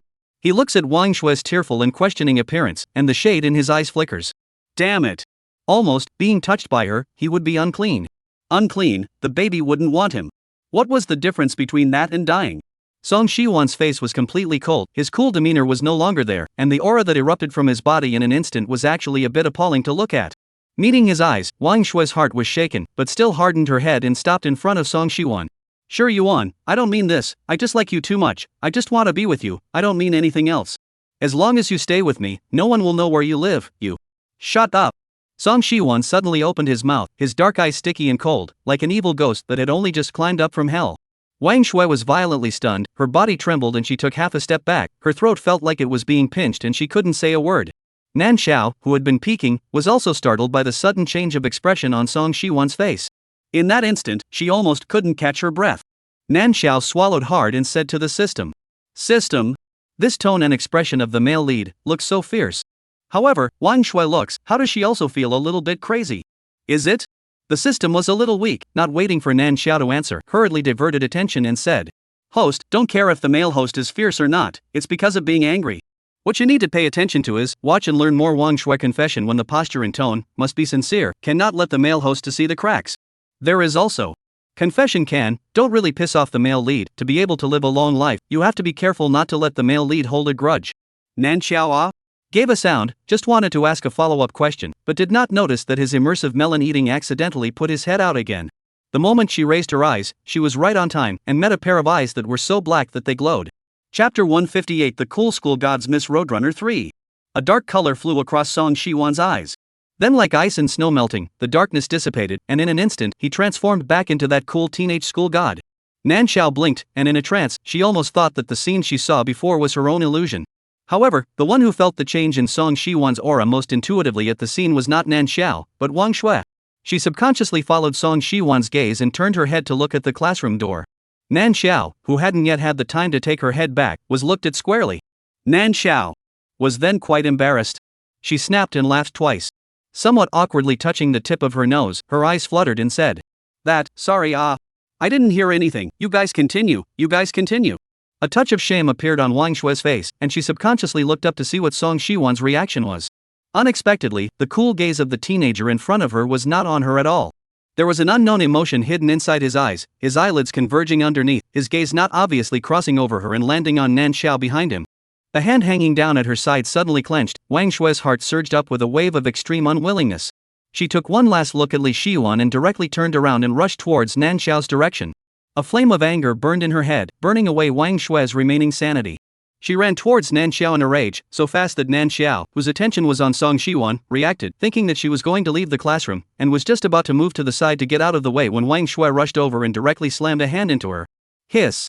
Nan Xiao did not have the slightest defense and was slammed into the wall, a dull pain instantly coming from the location of her shoulder. Nan Xiao let out a cry of shock. A layer of water mist instantly rose before her eyes. When she reacted and raised her eyes to look, Wang Shui had already run out of sight. System! She actually bumped into me? Nan Xiao was shocked, never expecting Wang Shui to bump towards her. The shoulder hurt so much. Nan Xiao raised her hand to cover her shoulder and complained to the system in her head. Before the system had time to answer Nan Xiao's words, there was a thin silhouette in front of Nan Xiao. The expression on Song Shiwan's face was still clear and cold, only his eyes were a little too dark and heavy. He stared at the spot on Nan Xiao's shoulder that she had covered with her hand, and his brows frowned for a few unseen moments. How are you? Shall I take you to the infirmary to take a look? With that, he raised his hand and reached towards Nan Xiao. Thank you Mr. Song, but no need. Nan Xiao subconsciously took a step back to the side position, avoiding Song Shiwan's outstretched hand. She always felt that the male lead, Song Shiwan, had a general aura of a high mountain flower, making people like her with mediocre grades not dare to approach. I feel like I don't have anything to do, so I'll leave first, huh? After saying that, Nan Xiao directly turned around and walked fast, as if there was a ghost chasing behind her. Song Shiwan paused for a moment, looking at the hastily departing back in the corridor. The bottom of his eyes were gloomy. It wasn't until Nan Xiao turned into the hallway that Lai Shiwan slowly withdrew his fallen hand. He stood outside the corridor, his eyes looking straight at Nan Xiao, who, after running out of the hallway, covered her shoulder and grimaced while feeling out her cell phone to make a call. Li Shiwan saw Nan Xiao's back disappear before he withdrew his cold and heavy gaze. He lowered his eyes to look at his hand. The expression on his face was divine and inexplicable. Was it discovered?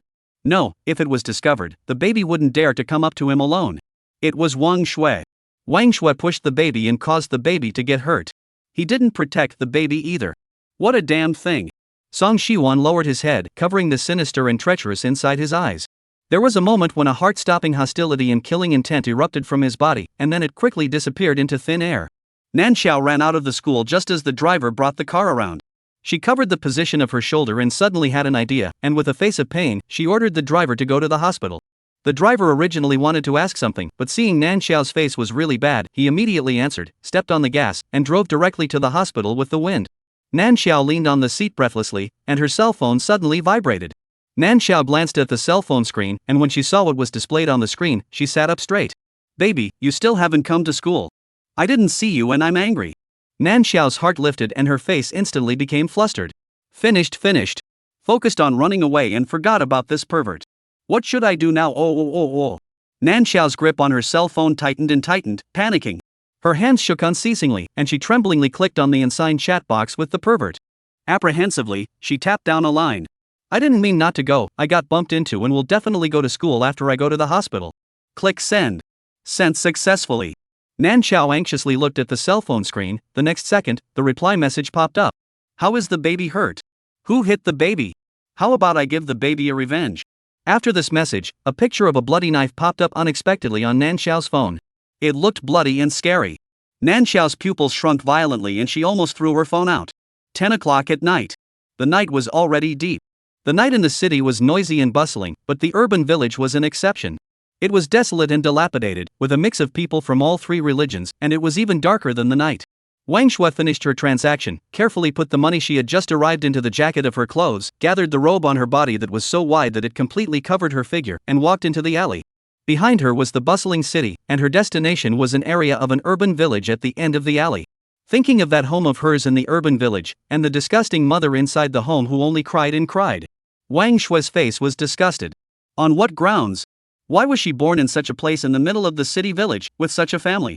She is not bad in appearance and performance, why should God be so unfair? Thinking about it, Wang Shui thought about what happened during the day.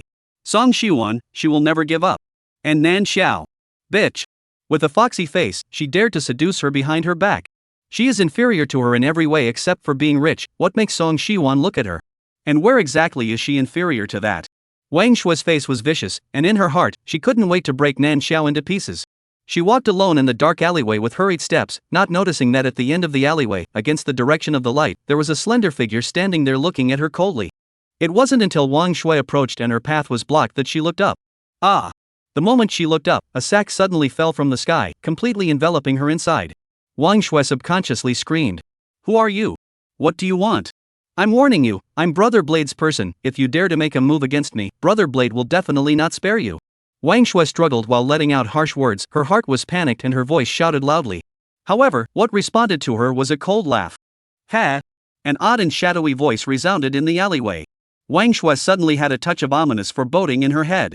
In the next second, the overwhelming fists landed on the body.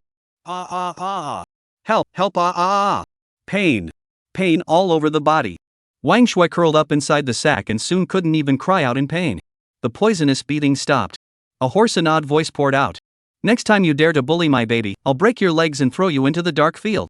I'm sure this Miss Regular will like it very much. As the words fell, the person who came against the light met the light and left, leaving behind a curled up, motionless sack on the ground. Chapter 159 Qingling School Gods Miss Regular 4. Picture. Baby, that guy got his ass kicked by me, see if it's satisfactory? How's the wound? When can you come to school? I think I need a reward. Nan Xiao came out of the hospital and wanted to go back to school, but her mother called and directly asked the driver to pick her up and take her home to recuperate. Nan Xiao was jittery and played all afternoon. In the evening, an unsigned perverted message popped up on her cell phone once again.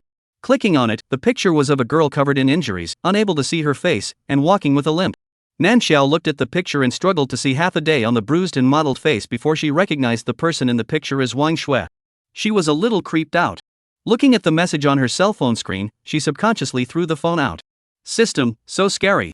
What to do? I'm so scared that he'll come back to me. Nan Xiao hid under the covers, her voice trembling. The system couldn't help but curse the dog host and hurriedly spoke out to comfort him. Host, don't worry. You're at home now, that person won't dare to do anything to you. The system can't help but scold the dog male lead and hurriedly voice out to comfort. Host, don't worry. Nan Xiao followed with a murmur, suddenly thought of something and hurriedly spoke out. System, if it's safe inside the home, can I not go to school? Wait for that pervert to disappear, can I go to school again? Hearing this, the system tangled for a moment and spoke. Host, but you're in your 3rd year of high school, how can you not go to school? Nan Xiao was busy saying, I can learn on my own. Right, Nan Xiao's eyes glowed, as if she had grabbed a lifesaver, and muttered. I can teach myself at home. Just go to school and confess to the male lead when you graduate, and finish the task. Host. The system wanted to say something. Nan Xiao was still immersed inside her own thoughts. The system sighed, if only it was that simple. After thinking of the solution, Nan Xiao had a dreamless night. She slept extremely well, and when she woke up the next day, her spirit was extraordinarily full, and even her shoulder didn't hurt much anymore. She took her cell phone and started looking for information to prepare to apply to the school for self-study. However, the moment the application was about to be sent, her cell phone started to move on its own as if it had been hit by a virus. The application sent was deleted. The information filled out was all destroyed. Nan Xiao's pupils contracted violently, frantically tapping the screen to try and salvage the situation, but to no avail. After watching everything being destroyed, an ominous thought suddenly surfaced in Nan Xiao's mind. In the next instant, several messages suddenly popped up from the cell phone screen. Baby, what do you want? Hiding from me? Or do you want to run? Guess if I can find you. Locate. Qiling clicked on the last positioning message with a trembling hand, and the moment she saw her positioning, she was directly stunned. You, who are you in the end? What exactly do you want? You let me go and go pester other people, okay? The message was sent to the end. Nan Xiao almost cried out. The phone vibrated. Another message popped up. Nan Xiao anxiously clicked on it. It was another photo. On the photo, she was sitting on the sofa in the study with a dull face, looking at the cell phone in her hand, with a look that she was going to cry or not. Looking at the time, it was just a minute ago. It was a photo taken from a camera surveillance feed. Realizing this, Nan Xiao's hands couldn't stop trembling. Panicked, she looked up to the location of the study's camera. Shivering, she took something and walked over to cover the camera. This was the camera she had installed in her own home. Why was that pervert able to see the corresponding footage? Thoughtfully, Nan Xiao was a bit fidgety. The phone vibrated again and a message popped up. Baby, I fell in love with you at first sight. The first time I saw you, I wanted to haunt you for the rest of my life. Obviously, if you behave yourself, I won't touch you. Tisk, I'm not being good. Can you come to school now? Nan Xiao's breathing stalled, looking at the cell phone screen, words could not be said. Stumbling in her head, she opened her mouth. System, did you already? Have long guessed that the other parties means can utilize network monitoring. The system answered in silence and did not speak. Nan Xiao felt like the sky was about to collapse. Even the system cannot be defended, what can she fight with others? Who the hell is that pervert? The means are actually more powerful than the system. Nan Xiao took a deep breath. After tidying up the emotions on her face and looking at the threatening message on her cell phone screen, she went to the restroom and briefly washed up, grabbed her book bag, and called out to the driver to drive herself to school. She went high school senior 3 7th class. The cool and upright teenager sat in the front row seat, his spine straight. When he was writing something with a pen, his eyes inadvertently looked at the cell phone under the table. On the screen of the cell phone, what happened to be playing was the surveillance footage of Nan Xiao coming to the school by car. The teenager curved his lips in a good mood, the coolness around him instantly disappeared into thin air, and his eyebrows became soft to the naked eye. The same table looked at him in shock, couldn't help but move closer towards him, and lowered his voice to ask in a gossipy manner. School God, is there something happy? I see you in a good mood. Aha! How was having the baby recognize reality and obediently return to him not considered a happy thing? The teenager nodded, and there seemed to be a bit of warmth in his voice, unlike the usual unapproachable nature of the Highlander. But more than that, the teen had no intention of answering. Even so, the table was pleasantly surprised. Chapter 160 The Cool School Gods Miss Roadrunner 5. The driver sent Nan Xiao to school during the lunch break. After Nan Xiao got off the bus, she walked all the way to the building where her classroom was located with fear and trepidation. There weren't many people in the school at this hour, and the entire school was quiet except for a few noises that occasionally rang out. Nan Xiao walked forward carefully, looking around from time to time, afraid that pervert would come out at any time and take her captive. Slowly, she walked to the front of the school building. Nan Xiao looked at the black space behind the stairs leading from the first floor to the second floor, and subconsciously raised her heart. Last time, that pervert was the one who appeared out of nowhere and then pulled her into the visual blindness at the bottom of the stairs. Nan Xiao's hand gripping the strap of her school bag could not help but tighten, the bottom of her feet stumbled for a moment, and she decisively walked towards the stairs on the other side that were farther away and required a detour. Just as she left, something suddenly lit up in the dark space behind the stairs. Immediately afterward, a teenager whose face couldn't be seen hiding in the shadows stepped out of it. Lowering his head, he tapped on the screen of his cell phone before lifting his feet and walking upstairs. He walked leisurely and unhurriedly up the steps. On the other hand, Nan Xiao was afraid of an ambush, burying his head all the way and charging hard. It was a sunny day outside, a season where any movement would be sweaty. Nan Xiao was sweating profusely, but the steps under her feet did not dare to relax. Seeing that she was about to arrive at the classroom, Nan Xiao was ready to reach out and hold the outer frame of the classroom door, when a thin silhouette suddenly appeared around the corner. Ah! Nan Xiao let out a short scream. She ran fast and furious, and the person in front of her came out suddenly. Without breaking her feet, she directly rushed over and crashed into the person. Under the huge inertial impact, Song Shiwon stood firmly. He didn't move and reached out to touch Nan Xiao's waist, pretending to help. No, sorry Student Song, I didn't mean to. The moment she looked up and saw that it was Song Shiwon again, Nan Xiao's eyes snapped open. The first reaction was to stand up straight, then violently fall back several steps to stand still. Song Shiwon's outstretched fingers rubbed against each other twice and withdrew his hand. Seeing Nan Xiao's look of keeping her distance, her eyes had a momentary obscurity. It's fine. Song Shiwon's voice was clear and cold, like the sound of a clear spring colliding with jade. Nan Xiao buried her head low, and when she heard the voice, she felt even more like she had desecrated the god of learning. Song Shiwon was the signature of Chiwon High School, and it wasn't the same as a student like her who had transferred over halfway to study on loan. The school scum had a natural sense of awe towards the school bully, and even more so towards the school god. Nan Xiao is such a scum whose grades are not very good and whose studies make her lose weight day by day. When she heard Song Shiwon say that she was fine, Nan Xiao looked terrified. The skin of her mouth squirmed a few times, and she was hard-pressed to spit out an appropriate sentence. Song Shiwon calmly looked at her for a couple of moments, and finally took the lead, holding the books in his hands, and entered the classroom.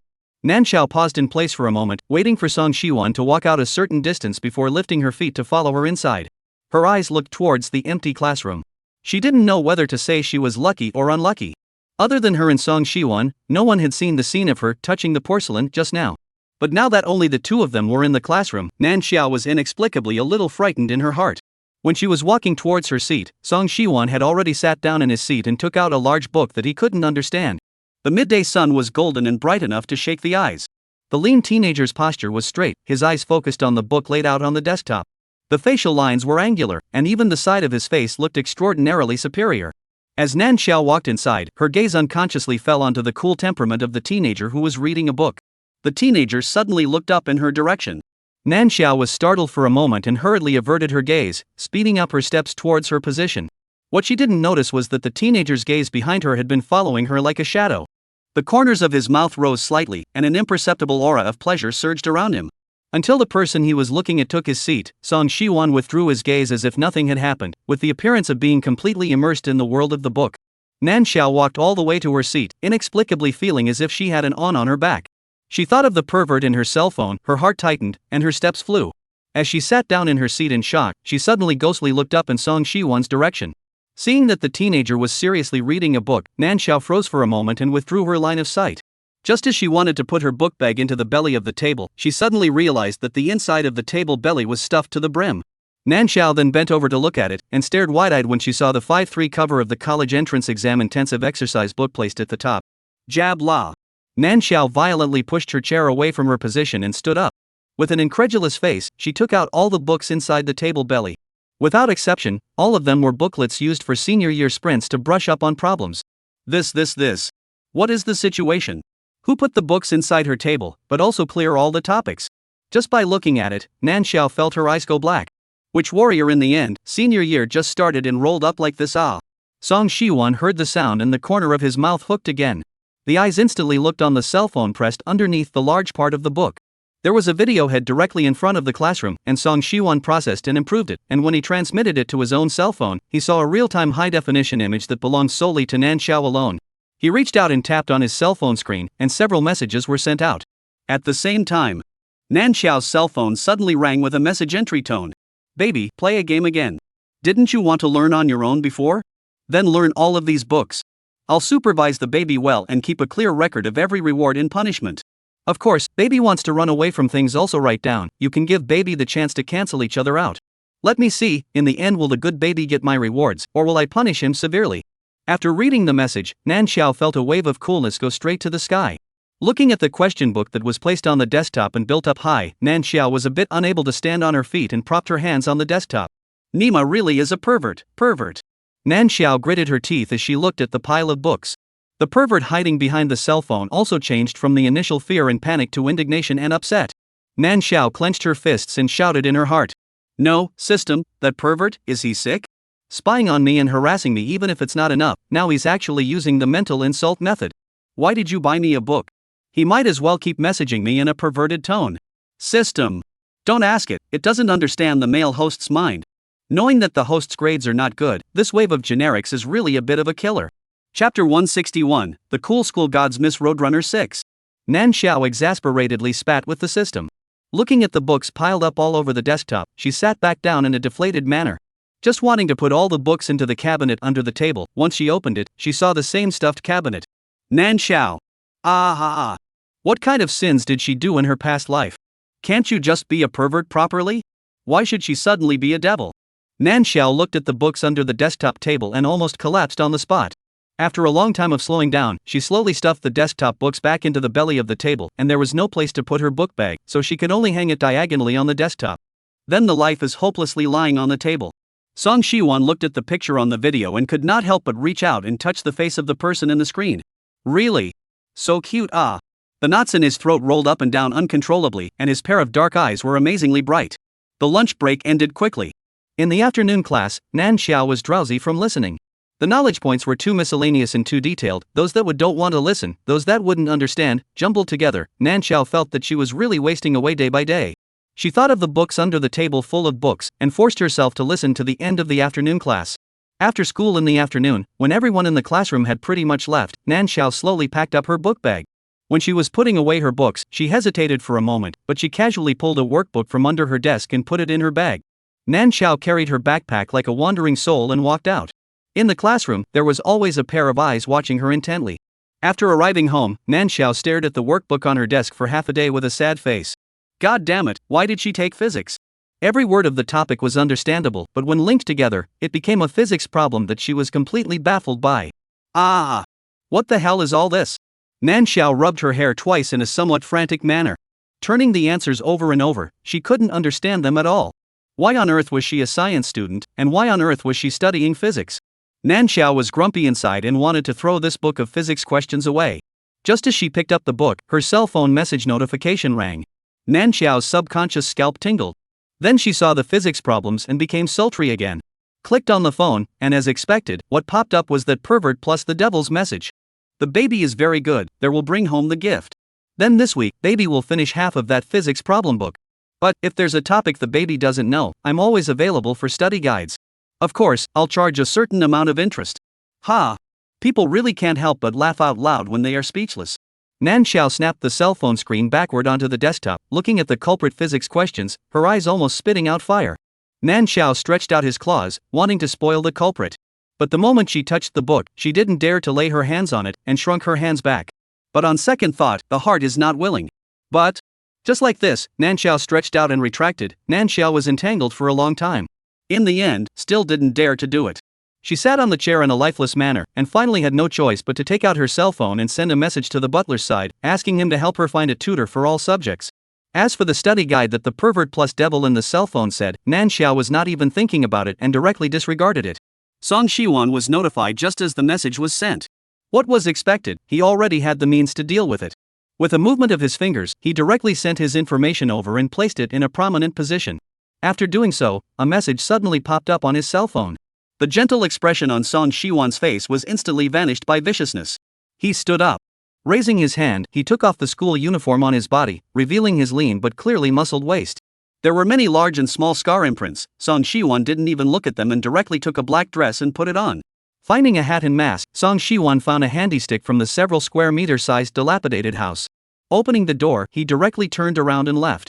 Early the next morning, Nanxiao pressed out the 5 o'clock alarm clock and climbed out of bed on time for the first time. Without breakfast, she slept in a daze in the car again before getting out of the car a few dozen meters from the school. Getting up too early, Nanxiao felt like her mind was a muddle. But there were already a lot of students wearing school uniforms walking towards the school one after another.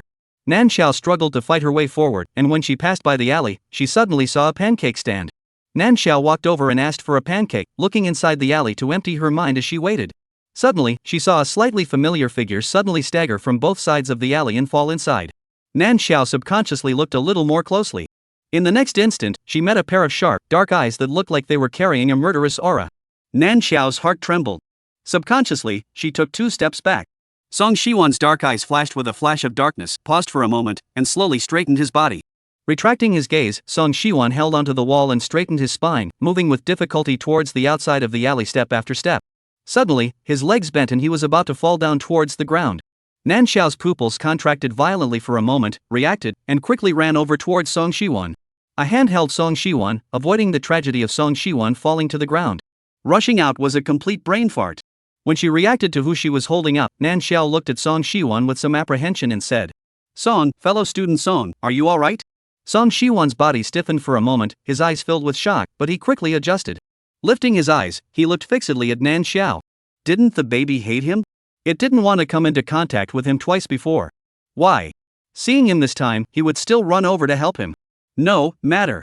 Song Shiwon's throat was a little dry, and the voice that came out was a little hoarse and dull. When he spoke, his eyes didn't even blink as he stared straight at Nanxiao. Completely different from his usual cool and reticent image, Nanxiao inexplicably felt the broken emotions in him. Like an aggrieved stray dog, his eyes were filled with longing as he looked at her. Thinking of this, Nanxiao was jolted. She really deserved to die. To actually compare the school's golden lump of a school god to a stray dog. Sin, sin, sin, sin. Nanxiao instantly averted her gaze, her eyes fluttering, not daring to look at Song Shiwon again. Seeing this, Song Shiwon paused for a moment and slowly said, "Thank you, student Nanxiao." Chapter 162 Qingling School Gods Miss Roadrunner 7. Song Shiwon hid the emotions that rolled under his eyes, and after saying this, he took the initiative to stand up straight to avoid Nanxiao's touch. The expression on his face was light, and his eyes were looking at the position on the ground. His brows were furrowed and he looked like he was rejecting people. The sense of distance was pulled out at once. Nanxiao awkwardly gave her hand back. "It's fine. It's good that you're fine, classmate Song, no need to thank you, huh?" Nanxiao smiled twice and raised her hand to scratch her hair. Saying that, Nanxiao turned around and was about to walk towards the location of the pancake stand. Just 2 steps out, a loud noise came from behind her. Nanxiao subconsciously turned her head to look and saw Song Shiwon fall to the ground. A pool of blood slowly seeped out from the ground. Hiss. Nanxiao sucked in a mouthful of cool air. Her pupils contracted violently, and not caring about Song Shiwon's general behavior of avoiding suspicion just now, she hurriedly ran over to help him up. "Classmate Song? Classmate Song, how are you?" Song Shiwon heard an anxious voice coming from his ears, like light breaking through in the dark night, injecting a hint of coolness into his chaotic brain. Before completely passing out, he was still thinking. Song classmate. This name, he really dislikes. But today the baby touched him and liked it. At the end of the thought, Song Shiwon's consciousness completely sank into a darkness. Nanxiao how to call cannot wake up Song Shiwon, scared face pale. It's over. The male lead wouldn't have fallen to his death on her back, right? Help, she was the closest, others wouldn't suspect it was her, right? Nanxiao's mind thought a lot in an instant. Ghostly, Nanxiao apprehensively stretched out her hand and put it under Song Shiwon's nose to try Song Shiwon's nostrils. Before she could try it out, the big mom at the pancake stand saw the situation over here and anxiously shouted out. "Quickly come to someone. There's a student over here who fell, there's a lot of blood on the ground. Call an ambulance." Song Shiwon had a dream. In the dream, many hands reached out from the ground, grabbing him and desperately pulling him down. His ears were filled with all sorts of miserable screams, as if they were screaming to pull him down to hell. Just as he was about to fall into the endless abyss, a warm hand suddenly pulled him down. Song Shiwon subconsciously backhanded the hand into his palm, and in an instant, the dark world shattered. Song Shiwon opened his eyes with a brush and sat up violently from the hospital bed. Ah! Nanxiao was startled by his sudden movement and almost jumped up from the chair beside the bed. But with a tightness in her hands, taking into account that Song Shiwan was now a sick person, Nan Xiao hardened herself and didn't dare to move drastically. Freshly awake, Song Shiwan's eyes were filled with a regal cold light. His gaze swept inch by inch across Nan Xiao's panicked face, finally resting on the hands that were clasped together. Nan Xiao swallowed hard. Most intuitively, she felt the cold sharpness of Song Shiwan's eyes. So scary eyes. When swept by Song Shiwan's eyes, she felt that he could suddenly rise up and strangle her in the next second. Nan Xiao was scared and tried to pull her hand back. Just as soon as she moved, she was immediately gripped dead tight. Hiss. Nan Xiao couldn't help but hiss lightly. The force on her hand instantly loosened again. She took her hand back and subconsciously stood a little farther away. Across a safe distance, she looked at Song Shiwan in fear.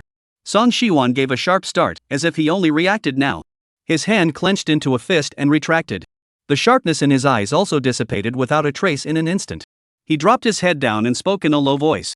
Sorry, classmate Nan Xiao, I remembered something not so good. Did it scare you?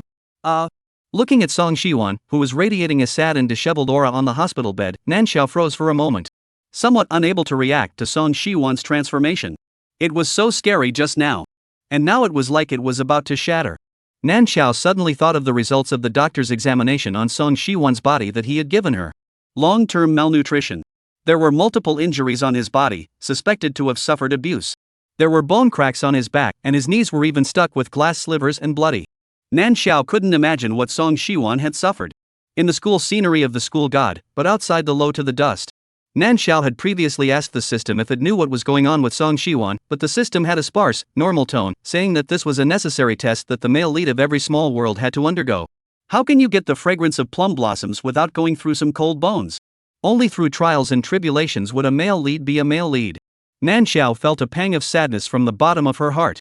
Looking at Song Shiwan this way, she exhaled deeply and without hesitation raised her feet and approached Song Shiwan. Until she stood by the side of the hospital bed, Nan Xiao couldn't help but worry and open her mouth to ask.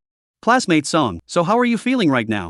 Song Shiwan didn't expect Nan Xiao to have such a reaction. The moment he looked up, a flash of surprise flashed through his eyes. When he met Nan Xiao's eyes that were filled with his own reflection, his pupils contracted violently. In that instant, even his breathing went out of rhythm. Song Shiwan immediately buried his head again, similarly hiding the heart-stopping possessiveness that instantly burst out from his eyes. Song Shiwan painstakingly suppressed the excitement in his heart and spoke. I'm fine. Thank you for sending me to the hospital. Can you add a contact method? I'll transfer the medical expenses to you. Saying this, Song Shiwan looked up at Nan Xiao again. His voice was clear and the coolness in his body dissipated a lot. His gaze was insistent, and he didn't even flicker. Nan Xiao didn't know what was going on in his mind, only feeling that Song Shiwan's eyes were filled with seriousness. It still has to be the male lead. He himself was in this situation, but he was still thinking about not wanting to owe someone else's medical bills. Nan Xiao's mind automatically added a layer of cool and self-possessed, dignified and courteous male lead image to Song Shiwan. Actually, the medical bills aren't much, you're a school god, the main thing is to get well from your injuries. Speaking of which, I even earned a day's vacation by sending you to the hospital. There's no need to go to school, it's me who earns. Nan Xiao hadn't finished her words yet, thought of that pervert in the cell phone, and the words got stuck at the edge of her mouth for a moment. Finished. This is really the sky is falling. Nan Xiao panicked from the school bag to take the phone out, the action is too anxious, even with the book of physics problems were also brought out to the ground. Song Shiwan's eyes flashed in a few unseen moments, bending down to pick up the physics problems on the ground. Just as soon as he moved, a dense needle-like pain came from the position of his knee. Song Shiwan's face did not change color, picked up the physics problems and put them on the bed. Over there, Nan Xiao's hanging heart was finally placed in her stomach when she saw that there was nothing on her cell phone screen showing unread messages. Her face was obviously relieved. But inexplicably there were a few moments of doubt. Usually the pervert's messages were sent to the top of her cell phone on site, why was it so quiet this time? Nan Xiao was a little puzzled. She had just put her phone down when she heard Song Shiwan's voice next to her. Chapter 163 Qing Cold School Gods Miss Roadrunner 8. Student Nan Xiao, your book. Song Shiwan reached out and picked up the physics problems and handed them to Nan Xiao. The moment she saw the physics problems, Nan Xiao's mouth couldn't help but deflate. Oh, okay. Nan Xiao tried to reach out and take it with a pained face. It just so happened that the first few pages of the book buckled from frequent pressing, revealing the physics exercises that she had poked and prodded. The smile in Song Shiwan's eyes flickered. The hand holding the book tightened, and Nan Xiao jerked a little without twitching. Nan Xiao looked at Song Shiwan in confusion, and saw Song Shiwan pursing the corners of his mouth, a pair of dark eyes calmly looking at her, and suddenly spoke out. I'm good at physics. Nan Xiao, huh? Nan Xiao froze for a moment, not understanding what Song Shiwan meant by suddenly saying this. After all, he was known to be the god of learning. Learning well could be more than just one subject of physics, and his grades in all subjects were close to perfect scores without exception. Meeting Nan Xiao's blank eyes, Song Shiwan had a momentary urge to kiss him. He lowered his eyes and collected his thoughts. These topics, I can teach you. Ah? Nan Xiao thought she had heard wrong and was stunned. Before she could react, Song Shiwan directly reached out and turned over the physics exercise book in his hand. Looking at the first topic, he directly spoke to Nan Xiao in a soft voice. Nan Xiao was shocked for a moment, reacted, and subconsciously followed Song Shiwan's thoughts. Song Shiwan spoke in a very detailed manner. Nan Xiao originally thought to listen casually, but the more she listened, the more serious she became. Her attention was focused on the topic and her thoughts, as if she was immersed in it. She didn't notice that Song Shiwan's dark eyes were filled with her reflection. For several questions in a row, Nan Xiao listened with great interest. Song Shiwan saw that the time was almost up and inadvertently spoke. "Student Nan Xiao, it's getting late outside, you should go back." Nan Xiao subconsciously looked up and glanced out the window. The sun was sinking in the west, the sky was a tangerine color, and a little farther away in the sky, a layer of hazy gray color had already enveloped. She glanced at her cell phone with some intent. It was indeed getting late. Eh? Nan Xiao stood up, put away the physics problems, and looked at Song Shiwan several times in a row. The school god deserved to be a school god. In just a moment's time, she actually understood all the questions as if she had opened up the two chakras. If only she could get the god of learning to give lectures in the future. It was a pity that the god of learning was injured and had to recuperate. "Okay, student Song. I'm really very grateful for today." Nan Xiao said goodbye while lamenting in her heart. Yet, she didn't recall the matter of exchanging contact information in the slightest. Song Shiwan kept staring at her. Nan Xiao was as if she didn't realize it, packed up her things, and was ready to head out. "Nan Xiao, student!" Song Shiwan suddenly shouted. Flipping his cell phone out of the cabinet next to the bed, he looked at Nan Xiao. "Add a contact method. If there's anything you don't understand back there, you can ask me directly on my cell phone." Between words, Song Shiwan unapologetically looked straight at Nan Xiao. Nan Xiao felt that the eyes were strange. Originally, the cell phone was out, but then suddenly thought of Song Shiwan's earlier offer to transfer her medical bills. Nan Xiao paused for a moment and shoved the cell phone back in one go. "Then what? My cell phone is out of battery. Some other day, huh?" After saying that, Nan Xiao ran out of the hospital room in a puff of smoke. When she went out, she didn't forget to bring the door of the ward with her hand. "Ha!" Song Shiwan looked at the closed ward door, the expression on his face changed, and he suddenly let out a cold laugh. He looked down at his cell phone. The top associated end showed a battery level of 80%. The page that opened showed a personal homepage with an avatar and nickname that Nan Xiao was too familiar to be familiar with. Why? He clearly felt that the baby's attitude towards him had softened a lot. Why would it still refuse to add him as a friend? Could it be that it was all an appearance? Song Shiwan expressionlessly gripped his phone tightly, the veins on the back of his hand bulging one by one. He wanted to pick a fight. He also didn't want to be a rat in the gutter who could only peep. But the baby was unwilling. If you are not willing, then just let the game up the ante. This is more interesting, isn't it? Song Shiwan clicked on the chat box of the note baby and edited the message to send. The emotions under his eyes were obscure. At the same time, Nan Xiao had just walked out of the hospital when her cell phone beeped. She was still gloating over her small cleverness just now. In the next second, the moment she saw the message pop up on her cell phone screen, the smile froze on her face. "Baby didn't go to school properly today. It's been a day and I didn't see you at school. A misbehaving child will be punished, along with the last one. Baby, I'll see you tomorrow. If you don't come to school, I can also come to you." Cold sweat rose from Nan Xiao's forehead in a flash. She gripped her cell phone hard before letting it fall to the ground. Shivering, she tapped on the chat box and was about to type an explanation of today's events when a horrible thought flashed violently through her mind the moment she typed it. This pervert didn't know who he was. Right from the start, it was a tone that treated her like she belonged. If she knew about Song Shiwan's existence, Song Shiwan wouldn't be retaliated against, right? That Wang Shui from before, she didn't dare to ask, but the truth was that it had been a long time since she had seen her. If Song Shiwan also. Nan Xiao simply didn't dare to think that if something happened to the male lead because of her as well, then she. The more Nan Xiao thought, the more her heart sank. Decisively holding down her cell phone, she deleted all the few words she had already typed. Taking one last look at the message sent by the pervert, Nan Xiao had a valiant expression on her face. It's okay. It's okay. At most, she would just be eaten some tofu. As long as it doesn't kill her, then it's all no big deal. Besides, the horror index of being eaten tofu was nothing compared to being forced to do physics problems. Nan Xiao hypnotized herself several times before she finally decided to face it openly. And on the other side, Song Shiwan looked at the message on his cell phone screen that was deleted cleanly without being sent, his eyes deep. There wasn't even a word of explanation. At least the last time, Wang Shui's matter was still cunningly defended for 2 sentences. His name hot mouth still cannot take the hand, actually did not say a word, defaulted down? Song Shiwan inexplicably fell into a dark negative mood. Completely forgetting that he hadn't sent out his bright card, Nanxiao still didn't know that the pervert was him. Chapter 164 Qing Cold School Gods Miss Roadrunner 9. The next day, Nanxiao spent half a day at school in fear and trepidation.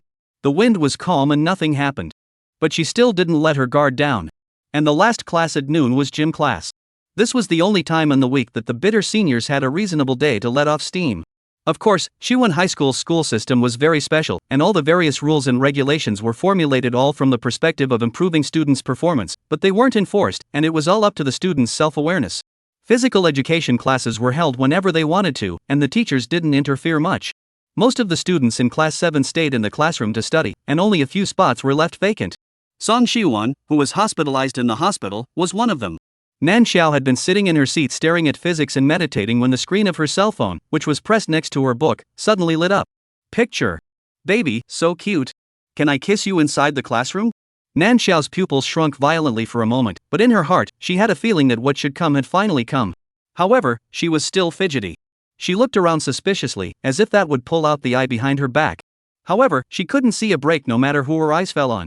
That pervert is someone from this class. Was it possible that if she left the class now, she could briefly avoid it? Nanxiao's mind ghosted such a thought and instantly convinced herself of it. Nanxiao vigilantly looked at the people around her, carefully got up, not daring to make a sound like a thief, and softened her footsteps out of the classroom.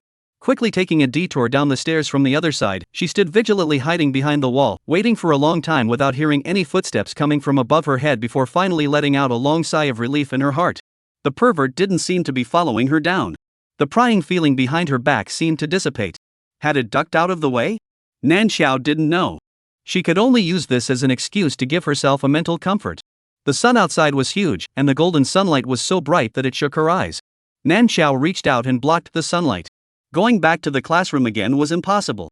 It was necessary to find a suitable place to stay. Nanxiao looked around and finally landed her eyes on a patch of green. It was a shaded green area. The trees weren't much taller, but they were dense and lush, blocking out the sunlight overhead. Below the trees were patches of shade. Far away, Nanxiao just took a look and felt that there was a shady aura emanating from there. She ghostly lifted her foot and walked over. The moment the shady breath hit her face, Nanxiao felt like her entire being was infused with vitality. Phew! Closing her eyes, Nanxiao let out a sigh of relief and comfort. Influenced by the environment, her entire body was in a state of relaxation. But she was completely unaware that danger was approaching step by step. Nanxiao did not think of anything for a moment, letting herself get cozy. The environment around her inexplicably became quiet. In front of her eyes, a hand suddenly came up from behind. Ah!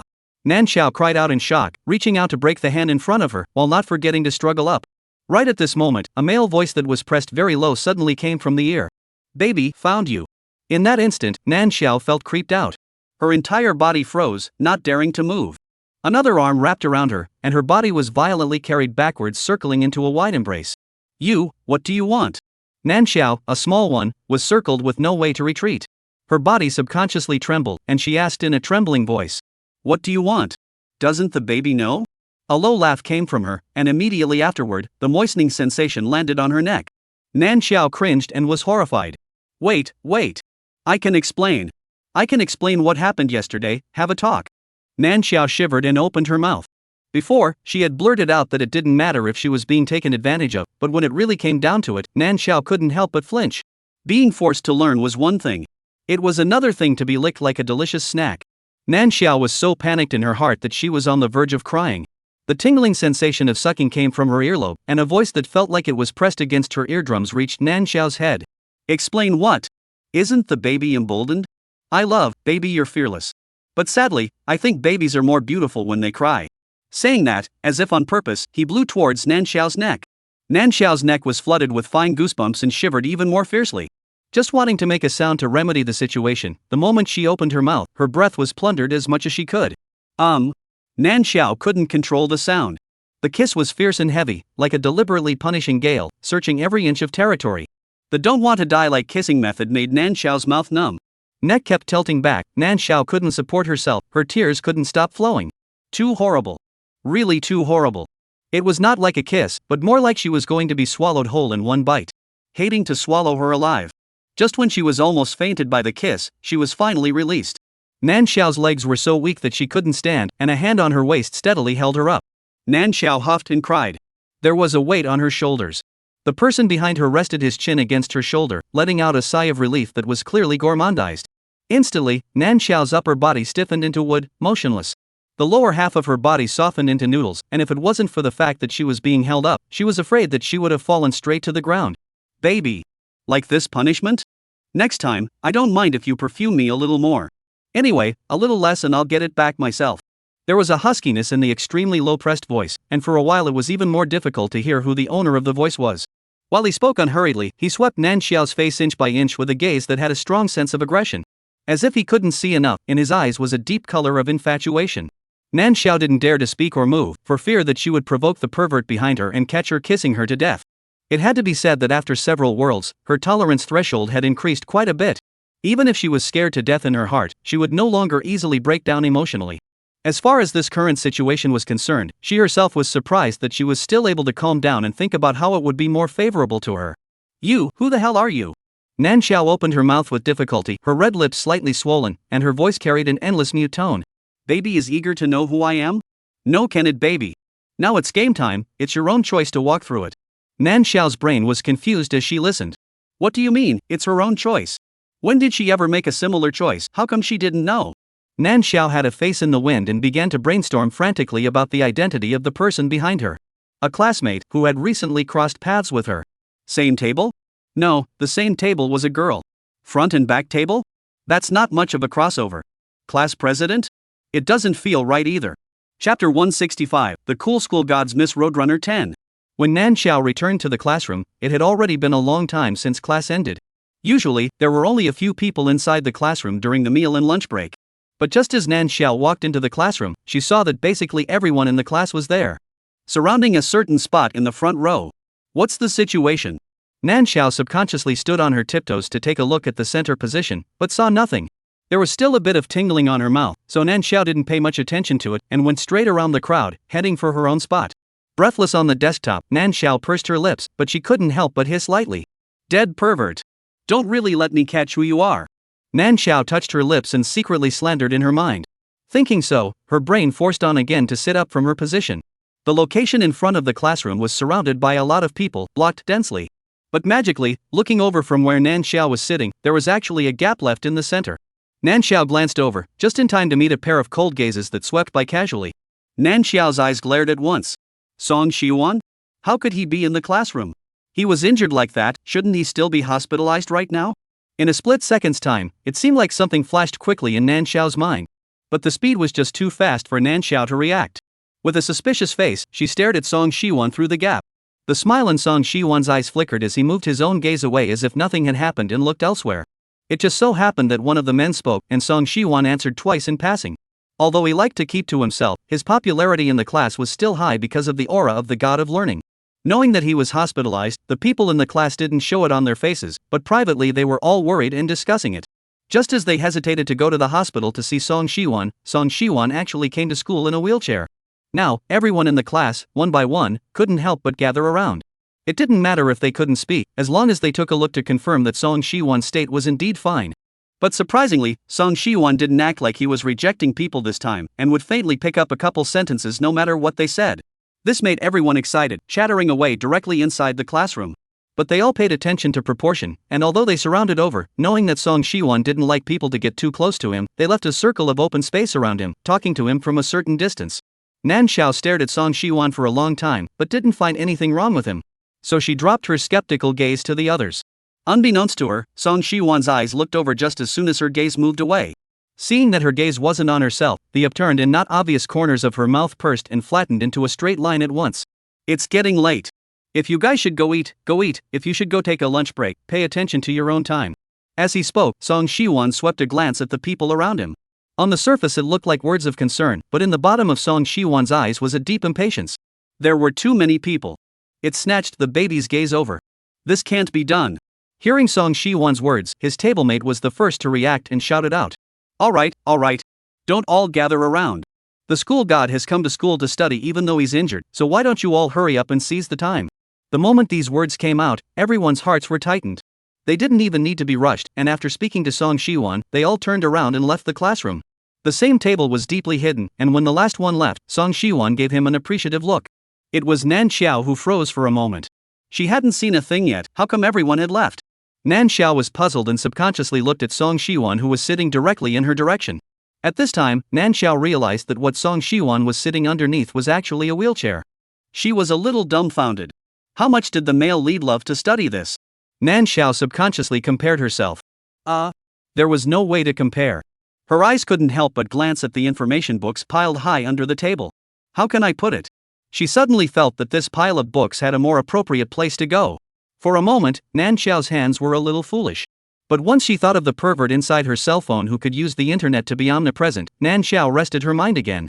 The male lead should be miserable now. It was better not to let him suffer an undeserved disaster for no reason.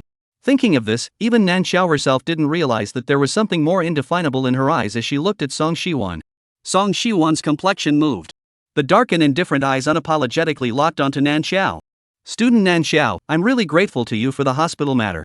At those words, Nan Xiao hastily waved her hand. No. You're welcome, classmate Song. Anyone else would have done the same, no need to thank me, I'm just a passerby huh? Saying that, Nan Xiao laughed twice. Seeing the wheelchair sitting underneath Song Shiwon, she asked again in passing. Student Song, the injuries on your body are very serious, why don't you recuperate properly in the hospital? Song Shiwon looked at her and said word for word. Because there are very important things to do to come to school. Nan Xiao, very important things? Is Song Shiwon valuing his studies over his own life? Nan Xiao expressed incomprehension.